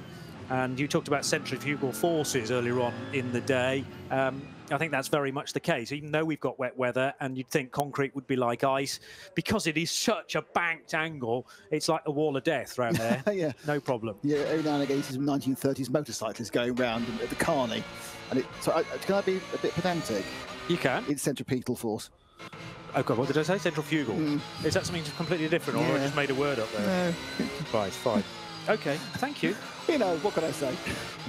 Every now and again, I'm on the right side of the grammar Nazis. Very every good. now and again. As long as I haven't said anything rude, then I'll get my powder dry there. Okay, so the car's heading up the hill towards Hohe Acht, and they will then head through Brunchen, Flansgarten, and the run into Schwabenschwanz. And the rest of the cars in the second group are about 2 minutes back, and it has been timed as such. Bear in mind, down the Dottinger Hohe, we will get 2 abreast cars in typical rolling start formation, with a Mercedes and a Ferrari up ahead. Luca Ludwig, who was the star, one of the stars in qualifying late last night, not being put into that car for the first run around the Grand Prix lap, and therefore he's a mere spectator, looking like quite a nervy spectator actually, down in the garage to see how the Octane 126 Ferrari will get on. And I can tell you actually, the starting drivers for the first number of rows, we'll go all the way back to 30 if we've time. So in the number 4 Mercedes, Mauro Engel starting from pole position, back-to-back poles 2019 to 2020. It is Jonathan Hershey, Luca Ludwig's teammate, to start the number 26 Ferrari, the 488 GT3, and that is the model year 2020. We have one Ferrari in this race that's 2 years older than that, remember, but they're both of the Evo spec. Raffaele Marciello starting on the inside of the second row in his number 9 Mercedes, the bright yellow car, with Thomas Jaeger for car 22, which is the 10Q Racing Team Mercedes, also of course with a 6.2 normally aspirated V8 on the outside of the second row. Nick Yellerly and Martin Tomczyk make it an all BMW third row, one from Rover Racing, that's Nick's car, and the BMW Team Schnitzer outfit, number 42, to be started by Tomczyk. Mathieu Vaxivière in car number 8 comes next, and that's the Get Speed Performance entry, alongside another BMW of Marco Wittmann, also from Rover Racing. Christian Krognes for Valkenhorst Motorsport starts the 101 car from 9th place, and his partner on the 5th row will be Marcus Paltela for Get Speed Performance. Paltela in his AMG GT3. Marcus Winkelhock and Frank Stippler in their 2 Audis from the 6th row, car 3 on the inside of car 5. So actually, maybe Stippler will concentrate on the 5 car rather than the number 1. We'll wait and see. Frederick Vervisch in the 1 starts from 13th position alongside Robert Renauer in the 30 Porsche of the Fricadelli outfit. Fricadelli, remember, have 2 cars in the race. One entered into Pro-Am and one into Pro. Christopher Mies in the number 29 Audi for Team Landt starts 15th alongside Andreas Ziegler in the 100 Valkenhorst BMW. 7 Audi now out on the apron, although no wheels fitted to that car just yet. They'll have to get a hurry on there to make sure it tacks onto the back safely. Earl Bamber in the number 18 Porsche starts 17th alongside Maxime Martin, driving an Aston last weekend, but he's in a Porsche for Fricadelli this time. Patrick Assenheimer from the pit lane should have started 19th, but he'll be on the back of Startgruppe 1. Nico Bastian in the number 2 Mercedes starts 20th. Sven Muller and Dennis Olsen in their Porsches on the 21st and 22nd positions, 33 on the inside of 19. Mark Amapelli in his Lamborghini Huracan starts in 23rd alongside Pierre Caffer in the number 11 Audi. Jules Shimkowiak, car number 16, starts 25th alongside Marco Holzer in the 25.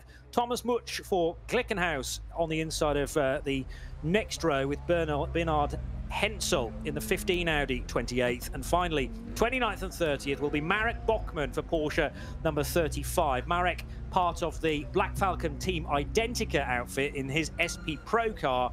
And finally, car 69 is the best of the SP7 machines, the Klickversicherung.de team Porsche for Cherzanowski, who starts the car, Kirsten Jodexnis, Peter Schamach and Max Koch. So, cars now on the Dottinger Hohe. We're about to go racing in 2020 for the Nürburgring 24 hours. It's the Nürburgring Nordschleife. You're joining Johnny Palmer and Nick Damon for the 48th running of this fabulous race in its 50th year as well. Started in 1970. This is going to be very tricky indeed for the first few hours, and probably essentially for the whole of the race, because even though it's not raining right now, these short, sharp showers are going to be the order of Saturday and Sunday. It's very nearly 3:30 in Germany, and the 48th running of this 24 hours is about to get going. Luca Ludwig can almost not look at the race start because it's his car, the Octane 126 Ferrari, driven by Jonathan Hershey, who will start right alongside Maro Engel for Mercedes-AMG Team HRT. That's the Haupt racing team that starts from pole position. We're about to get rolling with the opening group of 47 cars, an effort in itself to get the cars safely through Tiergarten two abreast. They'll burst their way onto the Grand Prix track in a moment or two. The pace car will peel off to the right-hand side, and Maro Engel gets the signal to put the pedal to the metal. We're underway for 2020, and now Maro Engel will have, relatively speaking, clear road in front of him. How long can the Goodyear shod Ferrari stay behind? I was about to say, well, it's actually in front. The Ferrari, the Octane 126 entry, gets the race lead. Far better off the marks than Maro Engel. Now the next question is, can everybody stop safely and work their way through the Yokohama S? Give and take required. We don't want any contact through this first sequence of corners. They'll head to the Michael Schumacher S next and down the hill, a real plummet downhill to the Dunlop hairpin. Still, the Ferrari of Jonathan Hershey, the gold-graded 34-year-old from Switzerland, leads Maro Engel from pole. He's down to second place, Nick Damon. And that was a fantastically adult start by everybody involved there. There could have been no end of chances of coming together. They all managed to retain a respectable distance, social distancing in a motor race. They were 4 wide at some point to the bottom of the first hairpin, but they are being very, very sensible. As the key surprise about that, Johnny, is the absolute lethal leap off that sort of rolling start made by the Ferrari. It just got past Engel, and Engel's now dropped down to third. It's the 9 car now in second. The yellow, well, I say that, they're actually side by side as they come into the, I think this is the loop before they get on. Oh, it's just been squeezed there as they turn up the right towards the hairpin on the Grand Prix circuit. So the chicane on the hairpins on the Grand Prix circuit. Yeah, so Raffaele Marciello in the yellow car. The orange and black car is Maro Engel, and Raffaele Marciello gets second place. And now Engel, all of a sudden, hoping for a clear lap at the start of the race, is going to have to shadow 2 cars. A huge amount of spray coming his way from the race-leading Ferrari with its yellow headlights, and then Raffaele Marciello with a much whiter headlight tone from the Mercedes, the leading AMG from the HRT group again. So that is car number 9. Sorry, Get Speed entry, I beg your pardon, leads the number 6 car from the Hubert Racing team. And Marciello to the race lead. Double left-hander onto the hats and back, and the bright yellow car has wasted no time at all to come from the second row and from 3rd position on the grid to now lead the motor race. Very early opening stages, but onto the Nordschleife proper now, and I think the Ferrari's going to really struggle to hold these cars back. The Team Schnitzer BMW has crept into 4th position. That has been started by Martin Tomczek, remember, and that's wasted no time in getting up towards the sharp end. So Schnitzer ahead of both of the Rover Racing BMWs. Just trying to work out which of the many Benzes towards the sharp end is in 5th. It's the 22 car, as now Maro Engel finds somehow a way around the outside of the Ferrari to bag himself 2nd position. That was heading into Hoek Eichen, and they're now working their way towards Flugplatz on this opening lap. Not such a clean start for start group 2 or the end of start group 1. There's some yellow flags down at the first chicane, and they're calling it the Haughaken as well, turn 1, so they're not embracing the Yokohama part of it. And there is a yellow area there. I'm not sure if it's a new slow zone, but I'm sure that'll be clear by the time these cars complete the massive amount of distance. Now, fantastic leap away from Engel there. He got past Hershey, and Hershey really was a rolling roadblock, as in fact is the starting group 2 who are about to take the green flag. Yeah, and I was slightly concerned that there may have been an opening lap stint. This was hours ago, and the fact we would be unleashing 40-odd cars straight into the accident scene. You're right, briefly there was a code 120 at the Yokohama S. Whoever was involved there has been cleared up, and the 2 KTMs from Teichmann Racing get going now, but it's a good move as well from car 830 up the inside, which is the entry from Hyundai Motorsport N. Their i30N very nearly bagged himself 2nd position, but he's actually muscled out of it by a Porsche Cayman. And the rest of the BMW 240i Racing Cup class work their way through. Sadly, we don't have the 20-plus cars within that division, but there are enough, certainly, to entertain us over the 24 hours. And everybody else, again, filtering their way out of the Haughoek and towards the Michael Schumacher S for the first time. Raffaele Marciello leads by 2.6 seconds through the last split that they exited. Maro Engel squeezing up the second place, as I said. Martin Tomczyk in the 42 BMW for Team Schnitzer is now third. And Jonathan Hershey, who briefly led the race in the Octane 126 Ferrari, back down to fourth. Thomas Jaeger in the 22 Mercedes is fifth, and it's Marco Wittmann in the best of the two Rover Racing BMWs sixth. In fact, with his teammate Nick Yellerly just tucked in behind. Haven't seen any skirmishes for the second grid just yet on the Grand Prix track. Carefully, and it's in fairness, it's going to be a pat on the back for all 97 drivers, because they've managed to avoid anything race ending or even race limiting on that first couple of corners. Jonathan Hershey, fantastic start, but absolutely corking the bottle for the rest of the cars. No idea whether that's the Goodyear point or the Ferrari point. It's not Jonathan, I'm sure. My guess is that whilst he's currently scored in fourth, by the time we get down to the end of the lap, he'll have fallen back probably by another 5 or 6 places, unless, of course, it's a situation where he needs to get more heat into those Goodyear tyres and do it work to their optimum element.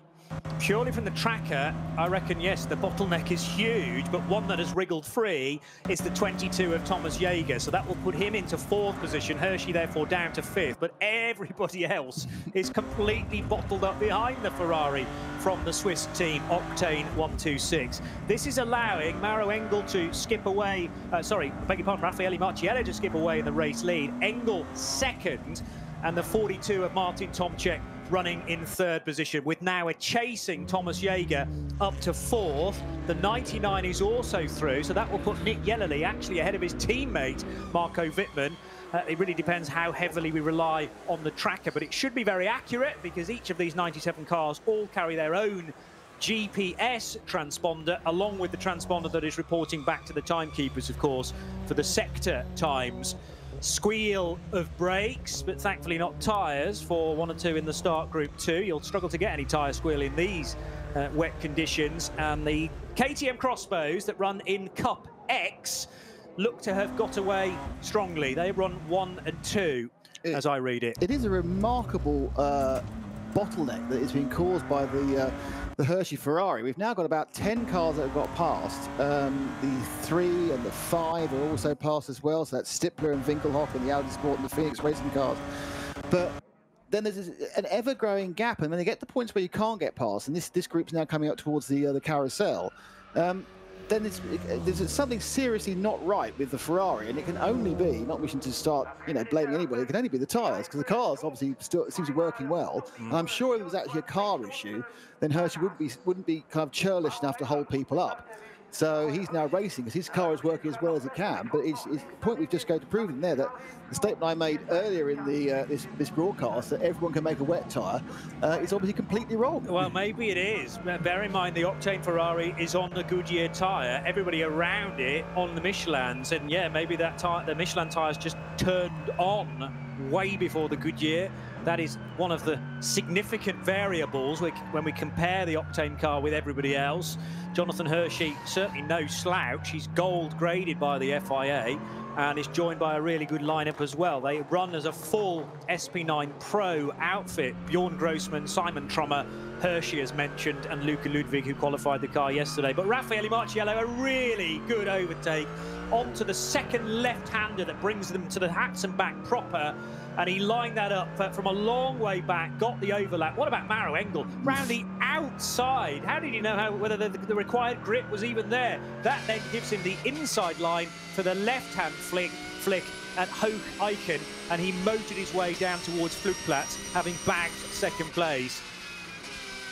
And meanwhile, Maxime Martin, the number 31 Fricadelli Racing team, is now in the blockage behind the Ferrari. Is he going to go for it here? There's a right-hander coming up. This might be the run to the carousel, actually, and almost got by. Hopefully there wasn't any contact, but you do not want this in the opening phase of the race, where for whatever reason, one of the front runners, a Ferrari that started on the front row, cannot get up to speed compared to everybody else behind it. And the number 1 car very nearly clouting the back of the Ferrari there. It seems to be very much a problem with drive rather than slowing down. So it sounds like it's just the rears just aren't producing the grip he needs to get the power back out the corners again. He seems to be okay going actually turning left and right. But every time he tried to put the power on, the other cars were just gaining yards and yards and yards and just sneaking past like he wasn't even moving at all. So it's definitely a grip issue. Now, whether this is going to be forever, for another half lap, but it's very, very expensive. He's already fallen down to at least 10th and at least 25 seconds off the lead. But we're waiting for the updates of sector by sector by sector for those times. How many sectors do we get? Nine. Sectors. So, you know, it's a long way back, but obviously it's a long lap. Yeah, they are of differing lengths, because sector 5 is over 2 minutes. Sector 4 is 11 seconds. Right. Yeah. So I don't know how they were initially measured out. We've got a 3-minute sector currently in these conditions as well, which is sector 7, the run from Kesselchen all the way through to Galgenkopf. And then the Dottinger Höhe is effectively split into 2 sectors, with intermediate split 8 just at Antonius Bucher, which is the left-hand kink on the Dottinger Höhe. One thing is for sure is that the race leaders have come back across the line for the first time, waiting for my timing screen to fully update, but it is Raffaele Marciello, after a 9-minute 46-second lap, that leads the race by 3.8 seconds from Mauro Engel in the number 4 Mercedes. The BMW number 42 is in 3rd, ahead of Nick Yellerly 4th and Thomas Jaeger in 5th position. And Yellerly and Jaeger completely together as they swing right and left through the Yokohama S to start lap number 2. And what was interesting there was Marciello, as he came into brake for the first time at racing speed into turn 1, had a massive squirrely moment where the rear was having a really good conversation with itself about overtaking the front. He controlled it, didn't lose any time. Probably got a little bit worried in the cockpit, but you know, it's a case where if the rear begins to lock before and the front haven't, you have a case where you're not running exactly straight, while the car will try and swap ends on you, and it's just a case of controlling it back. It only took one minor slide to do it, rather than a terrible fishtail or a tank slapper, but everyone is still finding their way. What I'd be interested to know is if it's actually raining, because obviously the windscreen wipers on most of the cars because of the spray. This is the first chance for the cars to clear the track, so we know we had a lot of rain over the morning and in the run-up to the race. So it's lying there and hasn't been cleared by the big fat racing tyres.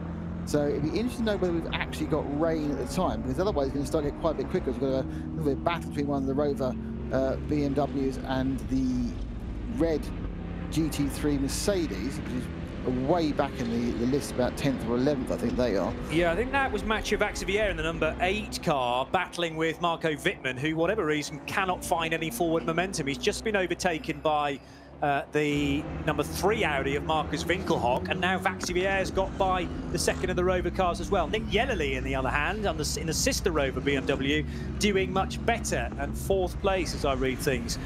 They're nearing the end of the Grand Prix lap for the second time. You're tuned to RS1, part of the Radio Show Limited network of channels, bringing you live coverage of the 24 hours of the Nürburgring, the very next weekend following the 24 hours of Le Mans. So you've probably barely processed and recovered from the first endurance event, and we have one just 6 days later. Massive sideways moment for Thomas Jaeger as he caught a significant patch of standing water on the Hatsan back. Quite how he hung hold of that, I've no idea. The traction control will have helped him out a tad, and now Maxime Martin is motoring the back of Marco Wittmann's car. So the 98 for me, struggling in these conditions. He's lost 2 places since the start of lap 2. But not even on the same page of strugglement as we're seeing with the Hershey run being Ferrari. It started in pole. That dropped down to 25th by the end of the first lap, 53 seconds off the lead. That is a wrong tyre choice, or a tyre not suited to the conditions. It may well be they actually got the wrong tyre on. It's such a big loss. I can't put that down to just not being a well-designed Goodyear. It almost like they've got the wrong compound. They thought it was drier, and they've taken a risk. Perhaps they've taken a risk. They think within the 8 laps before they come into the pit stop, things will improve, and their intermediate come back to them. Take the pain the first couple of laps, and then see it come back to you. But that would assume the track's not getting any wetter, but already there's huge gaps emerging, because of course you see they go, oh, it's 1 lap. Of course you have to keep in your mind 1 lap is the same as 5 laps of a normal race circuit.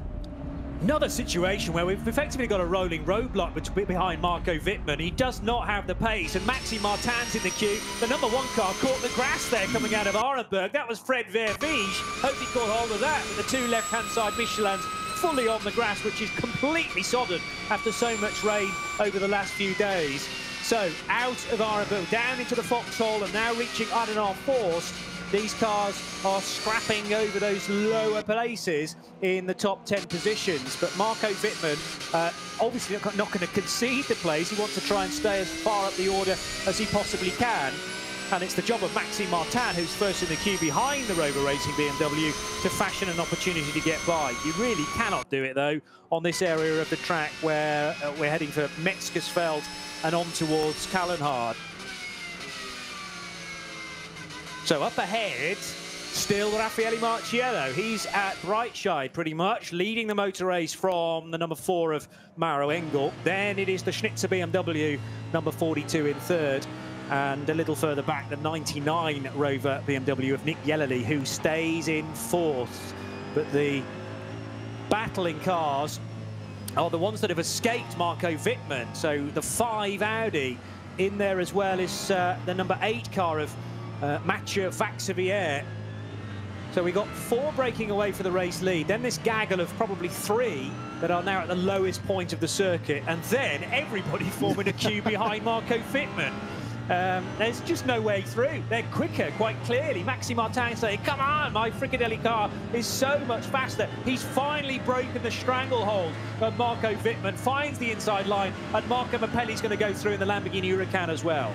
And the third car goes past well, so Wittmann drops by behind, was that Chris Meese has got past as well, I think, the third, that's the next one on the line. So it's interesting, we saw that earlier with the Ferrari as well, is when they finally find a way through it, they manage to kind of move the offending roadblock slightly offline, and they all run past really quickly and get through. But it's a strange situation that we can understand why the Ferrari has caused the situation. It's on a different tyre, it's a different chassis.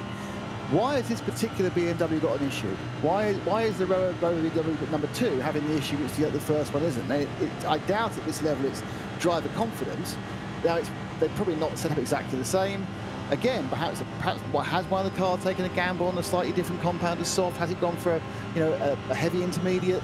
These are the questions. Those are the options there, and it'd be interesting to see when they come around again to see whether we're going to start seeing the rain removed from the Grand Prix circuit, where it's easiest to see what the wetness situation is, because we have the tarmac is more even, and also you do have slightly closer to the track cameras. Obviously, a lot of the out the back of the Nordschleife is covered by onboard cameras, which is hard to tell exactly what's happening with the spray, what's happening with the rain, because you're seeing through a windscreen. Obviously, a windscreen always looks way wetter. Whenever you look on an onboard camera, it would be inside the car, outside. The lightest bit of rain looks like it's in the middle of a thunderstorm, but it's actually just a small amount of spray. So the cars, you're looking now, you can see 3 or 4 onboard cameras, which are going like anything. But is it actually raining, or is the track the car going to drive? And is this why teams have made the decision to go with perhaps not a full wet or not an ultra full wet? To think, right, we've got in this 70-minute period, we're not just worried about the first. We've got 70 minutes. What can we do from there? And will we reap the benefit moving forward? But at the moment, you'd have to say it was definitely a very poor decision. It was a tyre twist from the Ferrari, and a very puzzling reason why Marco Wittmann was having problems.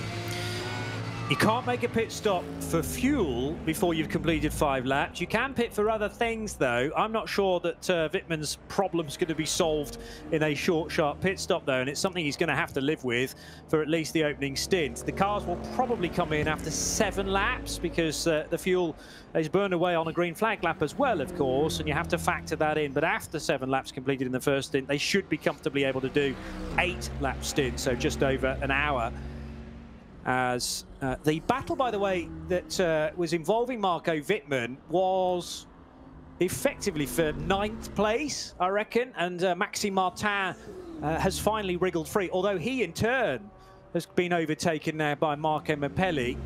Get the exact order at the end of the lap, but Raffaele Marciello romping away at the head of the field from Mauro Engel and Martin Tomczyk. Nick Yellowly in a clear 4th place, and then you got the chasing Thomas Jaeger, who was hampered somewhat by Marco Wittmann, who's now tumbled to 12th in the 98 car. There's evidence of how much he's struggling. Jaeger leading an aggressive bunch of cars, sort of trying to catch up, almost like in team cycling, where they all kind of run right behind you. We've got to catch someone up. We've got to catch it, because they're basically chasing the breakaway, because they got held up in the and now they've got to kind of bridge the gap. Peloton. The peloton, yeah, they've got to bridge the gap to the runaway, and and there are, as you say, 3 or 4 separate breaks. And Marcello 5 seconds ahead of Engel. Engel 14 seconds ahead of Tomczyk. Tomczyk 9 seconds. Well, actually 14 now. This next section ahead of Yerli. Yerli, though now very much being getting close to Jaeger 6 seconds further back, and then there's those 4 or 5 cars all the way to Mapelli, covered by a second 0.6. So it was a big close run, but that close run of cars are cars number 5, 6, 7, 8, 9. What is interesting is how actually the guys at the front are, even though everyone is now having a bit of a clear track for a while because they've spread out, but it's still the case where Marcello is getting further ahead of Engel, is getting further ahead of Tomczyk, is getting further ahead of Yerli. Marcello has completed his second lap, and that first flying lap was a 9:34.7. And bear in mind, in top qualifying last night, in much, much drier conditions, he did an 8:57.8. Frank Stippler, an amazing overtake from Thomas Jaeger on the Dottinger Hohe. He was right underneath that very large rear wing on the Mercedes number 22 and shot from left to right by about 4 car widths, I would have said, hugging the right-hand side white line and gets the place. So Stippler will be into 5th by the end of the second lap. That puts Winkelhock and Jaeger 6th and 7th. So Winkelhock makes a move on Thomas Jaeger as well just before the end of that lap, which now means that there are 2 Mercedes, the 22 and the 8, running 7th and 8th. Jaeger ahead of Vaxivière, with the chasing Marco Mapelli and the only Lamborghini in the race, the Huracan, that topped qualifying.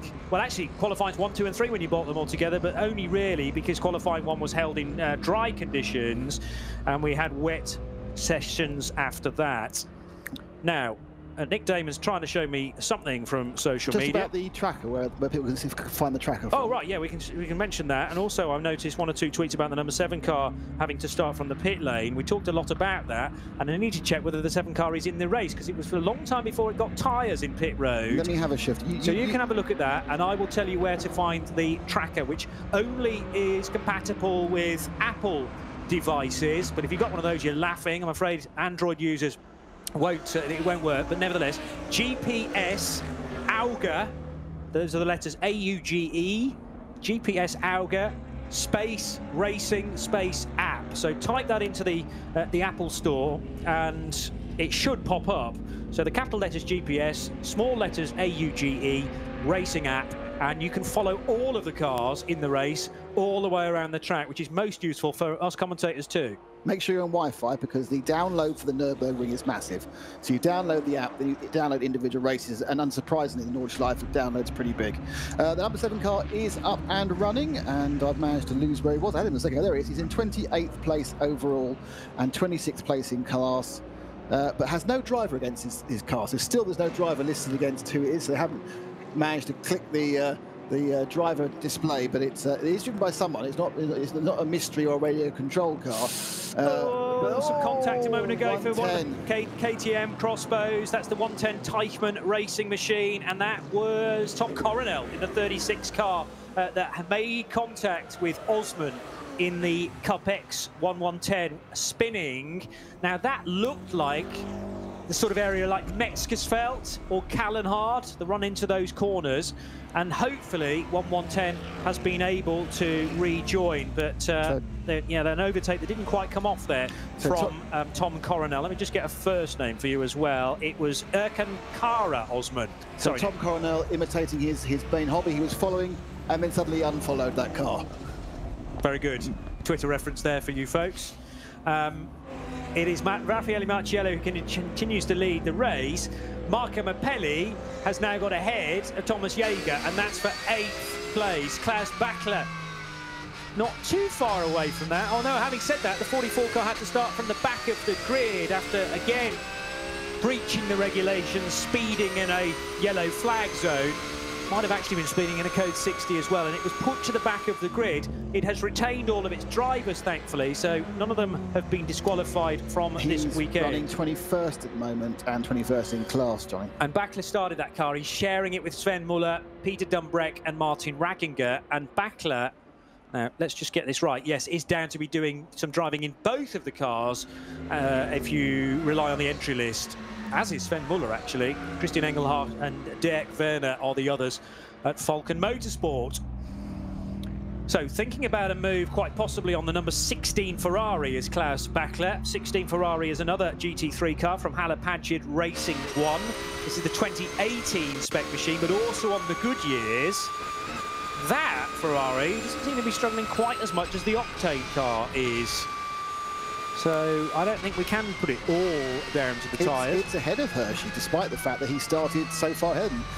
Jonathan Hershey now is down in 26th place and 2 minutes and 5 seconds off. Bachler thought about coming around the outside of that and our force, had to get out of the throttle and has another attempt at it. There's no doubt the 44 car is quicker, but you've got to find your opportunity to overtake. Had nearly half an hour of this 48th edition of the Nürburgring 24 hours. This is the Radio Show Limited network of channels and RS1 with Nick Damon and Johnny Palmer reveling in the opening few laps of a traditionally awesome race and filled with incidents. We thankfully have managed to escape that through the first couple of laps on the Grand Prix circuit, but Erkan Kara Osman spinning in the Teichmann Racing KTM after a little bit of a helping hand from Tom Coronel in his number 36 car. By the way, Tom has already done 2 World TCR races this weekend. He's in a Pixum Team Adrenaline BMW M2, the CS Racing class that he shares with Dirk Adorf, Nicholas Scheller and Christian Gebhardt. Watching the Ferrari ahead of Klaus Bachler, it's interesting that he's not really that interested in hitting the apex the most of the corner. I'm not sure whether he can, whether he's got kind of a general understeer environment in that machine. That's Sim Kawek from the Heli. Is that right? Sim Kawek? Sim Kawek, yeah, Sim Kawek, the Polish driver. But he's kind of using his car as a rolling roadblock. He's taking very wide in, sweep into the corner. He's giving back absolutely no chance to get up in between. So he's rapidly climbing the hill at the moment, probably to that run up towards the cluster hub before you start the complex into the carousel. It's a little bit away from that. Obviously, you look at something on a track map and it seems quite close, but you realise it's 9 kilometres before it gets that bit, even though on your standard brain of track maps, actually, it's just round the corner. Yeah. There's many more yards of 170 mile an hour uphill running to go. This is a really fast part of the track. You can probably hear Klaus Bachler's flat 6 in the background as he climbs the hill. And yeah, in a moment or two, it'll be leaping on the brakes to negotiate a tricky right-hander even before you get to the carousel. Actually, you've got to scrub so much speed off, considering the rate of notch you're going through Kesselchen and through Klostertal, getting a good run on Jules Szymkowiak in the Ferrari, but you know that Ferrari generally's got the ponies to match the Porsche, and there'd be no real opportunity to get by through this awkward right-hander and then on towards the concrete slabs of the carousel itself. Certainly at that part of the track, it's no longer raining. We're lucky enough to get some onboards, and we can see that as the windscreen wiper is wiping, it's not cleaning itself off. It's got that situation. You know when you run out of windscreen washer fluid, the M6, yeah, and you end up getting grubby and grubby, and then you end up trying to follow a truck, so it'll spray your windscreen. Well, he's in that position now, where a lot of the time it's not wiping off, it's just getting dirtier and dirtier and dirtier. Now it's not raining there. Doesn't mean it's not raining elsewhere on the track. Not at all. I have a bit of an input here from the marvellous Mr. Trustwell, and he says it's Milan Donti in the number 7. So he knows more than the timing screen does, which is no surprise to anybody. No, well, he's got various access points to other timing systems, which is really useful for us. So Milan Doncha, younger brother to Indy Doncha, the Dutchman at the wheel of car 7 for the opening stint, and that became a 3-driver lineup in number 7. With no Miro Konopka, and the same goes for number 3. Remember, we're missing Robin Freins because of flu-like symptoms earlier on in the week. Really happy to report it's not COVID-19, or at least he got a negative test in that respect, but it only leaves Christopher Haase, Marcus Winkelhock and Mirko Bortolotti in the number 3. I think it is raining a little later on in the lap. One of the Toyota Corolla Altises going slow. That was either the 119 or the 120 from Team Toyota Gazoo. Remember that name from last weekend? Toyota Gazoo Racing Team Thailand, that is, though. I'm going to leave it to Nick Damon to pronounce some of those names of the drivers. Oh, look, there's another battle on track. Oh, is there? Yes. Oh, that's convenient. But yeah, we'll cover them through the course of today and tomorrow. Paul got it wrong. Sharp intake of breath. It's Niederhauser in the 7. Patrick Niederhauser in the 7 car. Right. So He's the gold-graded driver, by the way. We've got one of the GT-tired Audis off the road. That's a GT4 car. 53, Johnny. All right. And that is not in SP10, which you would expect as the GT4 category. It's in SP8 as a non-turbocharged GT4 car. But they've obviously done 1 or 2 bits of moving around with it. Well, yeah, I mean, it could be different ECU. It could be a little bit of a trick trim to the aero. Well, for whatever they've done, it means it can't run legally in SP10, i.e. GT4, and it finds a home in SP8 instead. Luckily, in going off, as he did at the first hairpin, he skated across the gravel, managed to lose enough speed not to actually hit the barrier, but end up facing the barrier, unable to get out of it. So he'll need a snatch traction to get him out, but the car won't be in any way damaged when they do get it back, which is a plus point, considering we are, what, just half an hour into 24 hours. Because you bring it back with the front heavily crushed against the barrier, people are going to be less than chuffed with you. And the nice thing is, it's on the Grand Prix track, so you only need to do another lap of the Grand Prix track if you can, and sneak into the pits, and the team can tend to it. Of course, that lap will be scratched. It won't be added to your tally, because you need to do the full Nordschleife before that happens. The leaders have already been round the Nordschleife and the Grand Prix track 3 times, and the gap at the head of the order is 6.2 seconds. Fred Verviche getting a really good run on Maxime Martin a moment or 2 ago. They got so close on the Dottinger Hohe, side to side, very nearly contact, but I think still a cigarette paper's width between the 2 of them, and then in some side draft as well for the #1 car to take the place. That was 10th position for Belgian Frederick Verviche, as now Marco Mappelli is nibbling at the rear of Marcus Winkelhock's Audi and is fully alongside. That'll be for 6th place, Johnny, so he got up the inside around the Dunlop curve, using a bit of advantage. They're now heavily with the slower traffic from the second group. A lot of these GT3 cars racing around the econo boxes at the back, the little hatchbacks, not even of the speed of the TCRs, and certainly scything through the traffic is the Lamborghini Huracan of Mappelli. I mean, and he's already very quickly catching up to Nick Yerli in the Rover Racing BMW M6. So this is where it starts to get doubly complicated, because not only are you trying to race the traffic, trying to race the weather, you're trying to race the traffic, and certainly good move there by the Lamborghini. He was much more on it than Winkelhock, which is odd, really, because this is the scene of Manfred Winkelhock's finest hour, isn't it? Marcus Winkelhock's finest hour. Was it Manfred? No, it's Marcus. Marcus. Whichever Winkelhock this is. Yeah. This is finest hour. In terms of leading a Grand Prix. Leading his only Grand Prix. He has a 100% record of leading however many Grand Prix he led in a wet, dry race, and he led it for Spiker. It was a fantastic performance. And he led for a couple of laps as well. Yeah. So he's. I must get. It is. Because Mark Manfred was his dad, wasn't it? Yes. Still is, I believe. Now, yeah, we've got the Winkelhock family are as follows. Joachim is Marcus's uncle. Manfred Winkelhock is sadly no longer with us, but definitely still Marcus's dad. And Thomas Winkelhock, another uncle. But yeah, it's a name that conjures up, I mean, motorsport through and through, and particularly in Marcus's recent history, Audi through and through as well, the 4 rings of Audi, and he's there in the #3 car. He stuck it on pole in one of the races in Creventic last year, didn't he? Just can't I think you're right. I remember doing the interview in the pit lane, but on the start grid. I'm trying to remember which race it was. Well, he managed a 2nd place in this year's Dubai 24 Hours as well. Remember that?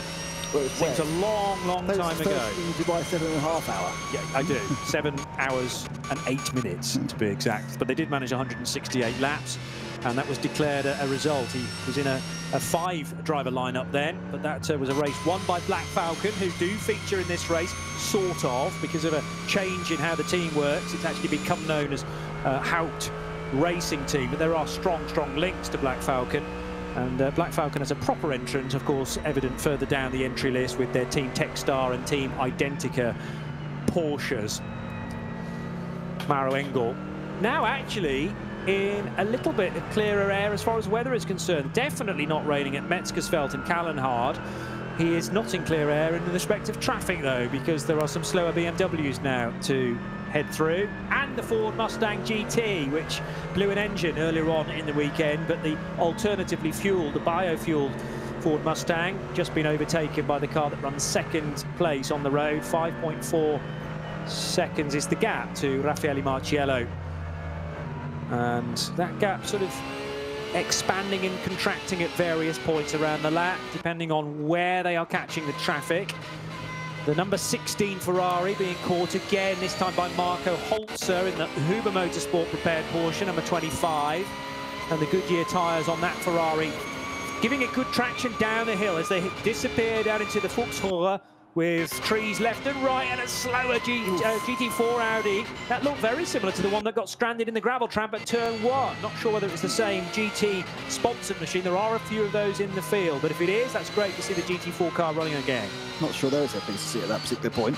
Yeah, I think it's probably been pulled out of the gravel, and it's making a slower return back. I mean, obviously, because he doesn't want to lose a lap by coming into the pit straight away. And more importantly, I think we're at the point. No, we'll still have to do another 2 laps, wouldn't it, to be able to refuel. So it's on a recovery drive after an early error. But certainly, this particular Ferrari, you're absolutely right, does seem a little bit more able to hold its own than the Hershey machine, which was, of course, second on the grid, led for, well, most of the Grand Prix circuit, and now fallen like a stone. But they got the inside. Oh, Holzer there thinking about it as they go downhill down the tricky right and left as they go to the bottom of the circuit.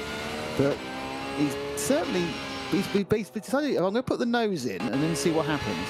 And so far, it isn't actually working particularly well because it hasn't actually put off the Ferrari ahead of him. But yeah, it's a certainly if the Huber Motorsport machine can get it past as they come right, they're very difficult left at the bottom of the hill. I think that's probably, where is that? It's right at the lowest part of the circuit. You were talking about the second entry onto the road. It's Breitscheid. It's an Exruller. So we come up Cullenhard in the second right there. So that's right. They turn now. Able to keep referring to my little map. No, I've been doing this race for about 6 or 7 years, and I still can't work out which bit is where. So the run up the hill now towards the carousel is Frederik Vervisch in a long line of cars. Marco Holzer still cannot find a way by the Ferrari number 16 of Jules Szymkowiak. And the headlights from Holzer's Porsche searing a hole very nearly into the rear bumper of the Ferrari, but you've got to find the opportunity to get past. Just because you can demonstrate your car is quicker than the one in front, how do you get by? Now, he has got firm overlap this time, but it doesn't come off because the Ferrari edges him out, and I think Szymkowiak perfectly within his rights to do that. This is on a really fast part of the circuit. Kesselchen, followed by Klostertal. Yeah, the 16 car is showing it is a slower machine, but he's showing that what you can do if you place the car properly is you'll keep back a faster car. And I think the one place it's not slow is down the massive, what is it, 2 mile long straight after the Dottinger hole and Tiergarten. Because at that point, you know, we aren't seeing Holzer being able to draft it. He's been behind for 2 laps, hasn't been able to draft past it. So obviously there's a bit of, we've got looks like an instant of 39 car, Johnny, one of the BMW M4s. Now, I'm not sure. I think he got away with not hitting anything. He went wide into a gravel trap in the middle of the forest, and then I think, yep, he seems to be damage-free. Who is the 39? It's actually an M2. Oh, it's the M2 CS racing car for MSC Walscheid. Kievan Sports and Racing, to give it its full title. It runs in the M2 class, an M2, 2 or 3 cars in that this year. Again, a category relatively early on in its iteration, if you like. It was added to the VLN Championship, I think, last year, and they continue to try and build that entry through the course of the next few years. Yeah, there are 2 in the entry, just the same as we've got 2 KTM Crossbows and 2 SP8 cars as well. We would have more any other year, and I think that would be a plentiful class, but good to have at least a couple of them, and let's hope that they can be built on for the rest of this year and on into 2021. Really busy part of the track through the ice curve, and on now towards Flansgarten, which at full speed a GT3 car can easily leave the ground. In fact, that's exactly what the 22 car did, a quick hop over that yump for the 22 car that has been started by Thomas Jaeger. Yeah, Jaeger in a bit of a battle for his position there. He's been very carefully and very closely followed by a couple of the other cars indeed. And it's if you see your favourite car, the zebra-coloured Ford Mustang, going a lap down after half an hour or so. It's not obviously managed to camouflage itself that well because they've been quite able to see it and get past it. But the car's coming to the end of the difficult part of the lap before they get the relax down the 2 kilometre straight before they go into the Grand Prix circuit again. And as we get to this point now, we're just over half an hour gone, 38 minutes down. Rafael Marcello leads by 5.5 seconds. That lead is coming down. Maurer Engel is slowly chipping away. And then it's 40 seconds off the lead is Martin Tomczyk in the M6 BMW. So it just goes to show you've kind of got two guys who are there or thereabouts, and then it begins to spread out really quickly behind. Yeah. But my guess is, in fact, at that time Marcello was a tiny bit quicker over that last sector, but that 6-second lead has been pretty solid for the last 2 laps, or to put it in another way, the last 50 kilometres. Indeed, yes, and we shouldn't lose sight of the unique nature of this track in that a handful of laps is really a very long distance indeed. Over the line then goes Marcello, and it's a 6-second gap now back to Mauro Engel, but as I said, it's flip-flopping depending on where they are around the circuit and how much traffic they're catching at any one time. 2 Mercedes first and second, then Martin Tomczyk in the best of the BMWs from Team Schnitzer, that's number 42. Marco Mappelli has made real strides in his Lamborghini, number 21, up to 4th place now, and reminding myself where that car started on the grid. A long way back after it featured so well in the early stages of qualifying. 23rd, and he's running 4th. That's good going for Marco Mappelli. Which I think kind of illustrates what we thought, that some of the ways the qualifying positions were slightly askew of where they'd be once we got running, even though the conditions are actually quite similar. Because of poor tyre choices, because of the way you qualify into the two levels, we're always going to be exceptions that we're going to end up not in exactly the right place, and therefore they're able to make pretty quick forward momentum through the course and through the field, to a point where they get stuck. And the fact is that even though he is 4th, Mappelli, he is 52 seconds effectively behind the leader, who's gone off like a scalded cat, chased by Engel, but then the rest of the field really has been left behind. 4 laps, 40 seconds behind Tomczyk, right, the same as 20 laps, but he's still 40 seconds behind. So it's basically a second a minute he's losing.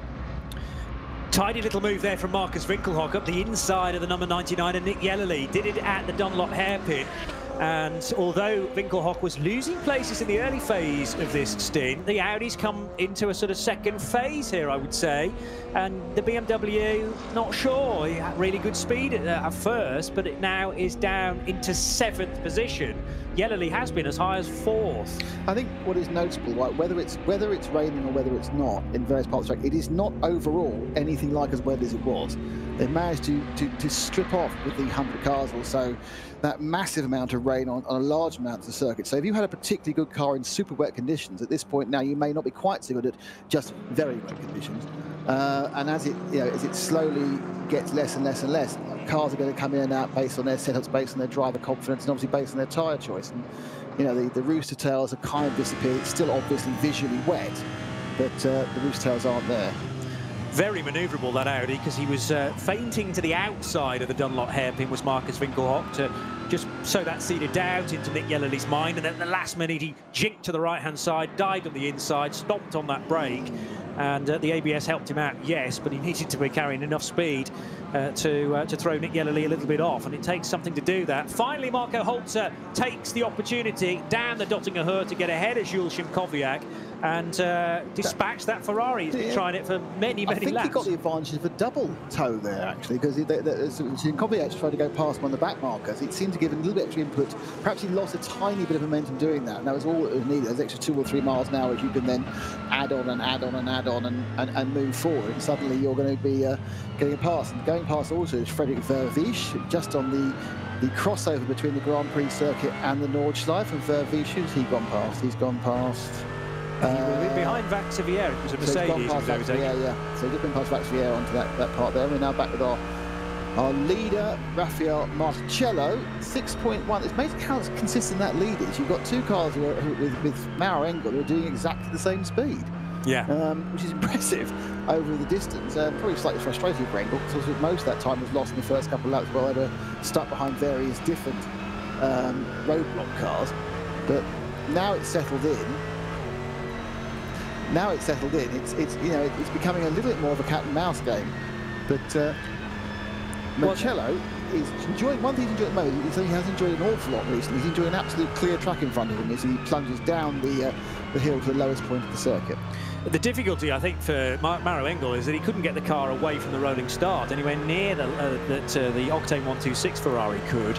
That was the first situation that was pretty bad for the Mercedes. And then, as you said, in the train, where he couldn't go anywhere near as quickly as he wanted to, they were pegged back by the speed of the Swiss Ferrari, and that meant that Marcello got in front of Engel in the queue. And then they all had to wait for their opportunity to get through. And Engel is now in this situation where he's running in second place, and frustratingly about the same sort of distance as he's been behind Raffaele Marciello for the last 2 laps. It's 6 seconds. It's eked out to about 6.4 seconds on this lap. Yeah, it is an interesting situation. What we're now seeing is kind of a more standardisation. It's almost like that everyone went off like schooled cats trying to work out what was going on. They would go, oh, like that in their heads. And now the best are beginning to stabilise. Those massive gaps we've seen with Tomczyk and Pellet and Stickler have all stabilised. Everyone's now getting a little bit closer to putting in similar times. To the extent where, 9:35 last time round for Marcello was not much quicker than anybody else did. So it's a kind of, it is stabilisation. And of course the next, even though we're 4 laps in, the next big point is theoretically in 2 and a bit laps time when they actually stick on and they have to come in and do a fuel stop. Yes.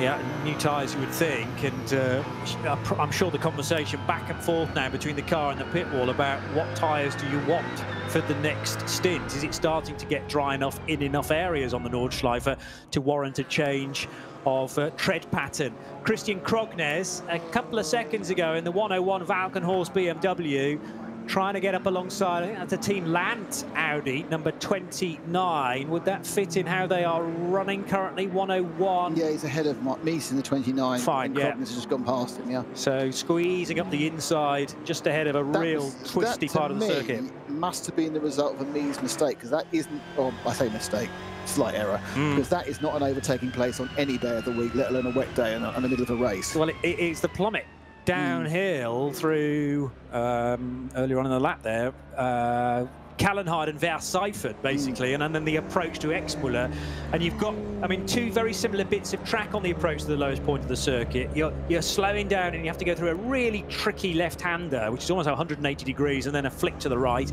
and then you do it all again just before the bridge that goes over the public road. The first one's way worse than the second one. Yeah.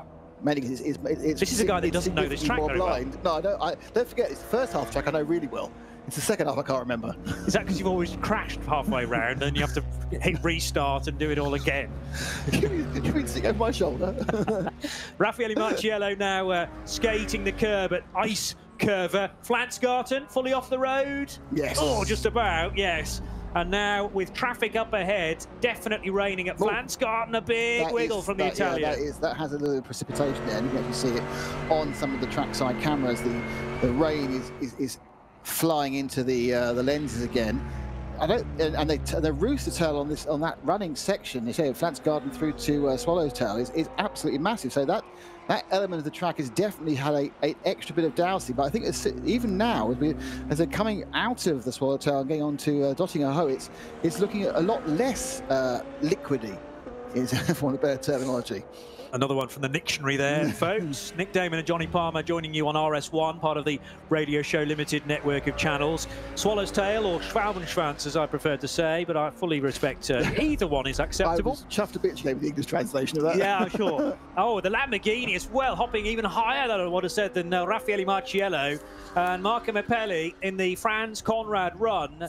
Conrad Motorsport Lamborghini Huracan really motoring on, but the problem is he's facing 12 seconds before he finds Martin Tomczyk in the BMW. Plumes of spray coming out the back of that car that runs a near identical engine to the Audis, the 5.2 litre V10. Although I think these days they do actually have a Raging Bull stamped on the top of that block rather than the 4 rings. And the Huracan heading now into Schwalbenschwanz, another concrete section, and he gets spat out the other side there and then heads for the double right-hander at Galgenkopf. Tricky double right-hander, but oh so important, because that'll determine your top speed down the Dottinger Hohe. So, talking about the Lamborghini and the Audis, because there's a strong rumour going around that Audi are going to sell Lamborghini. Really? Okay. Well, that's one of the reasons why Stefano Domenicali has left Lamborghini to join F1 is the strong rumour, and we'll take it or leave it at that. So they're going to sell it and it'll just be on its own again, or to be swallowed up into another huge... Well, it'll depend who wants to buy it. True enough. Yeah, obviously it's one of the top 4 or 5 automotive brands, so there's plenty of people who want it for the brand value. And there is certainly a great deal of that. The Huracan has been around in GT3 racing and Cup racing for a number of seasons. Many times we've seen the sort of challenge version of the Huracan run in lower classes at the Nürburgring. Don't have that in the 24 hours this year, but it is good to have at least one Raging Bull represented, and it's running fourth.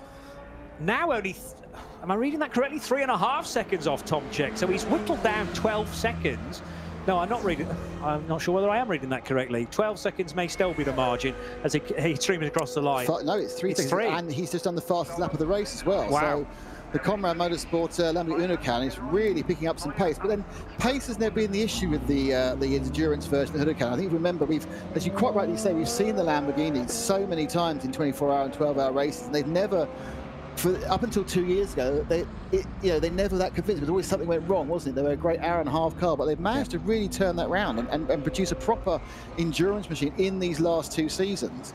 The car's always been quick, it's always been attractive, and now, fastest of all, that lap, which was the fastest we've seen, it was a 9:34.5, which was 9 seconds faster than Martin Tomczyk. So, and it was 7 seconds faster than Frank Slipper behind him. So absolute purple patch of form for the 21, as whether it's just his eyes in or more likely the mixed weather conditions. If you look at the lack of Rooster Tail now coming through the core part of the Grand Prix track compared to how we saw it going through Flatsgarden, it's amazing that gives you an example of the difference. Where yes, it is wet, and he's actually moving offline now to cool the tyres as well. So he's obviously thinking now about eking out for the at least 2 more laps he has to do. So the 50 clicks he's got to do, he's going to keep his tyres eked out. He has some early pit callers, Johnny. Yeah, well, the 5 laps are done, so you can legally refuel, and that's what exactly the Audi Sport Team Lant guys are doing. And Lant Motorsport, winners of this race a few years ago, when they picked the right tyres going into the final stint, pretty much.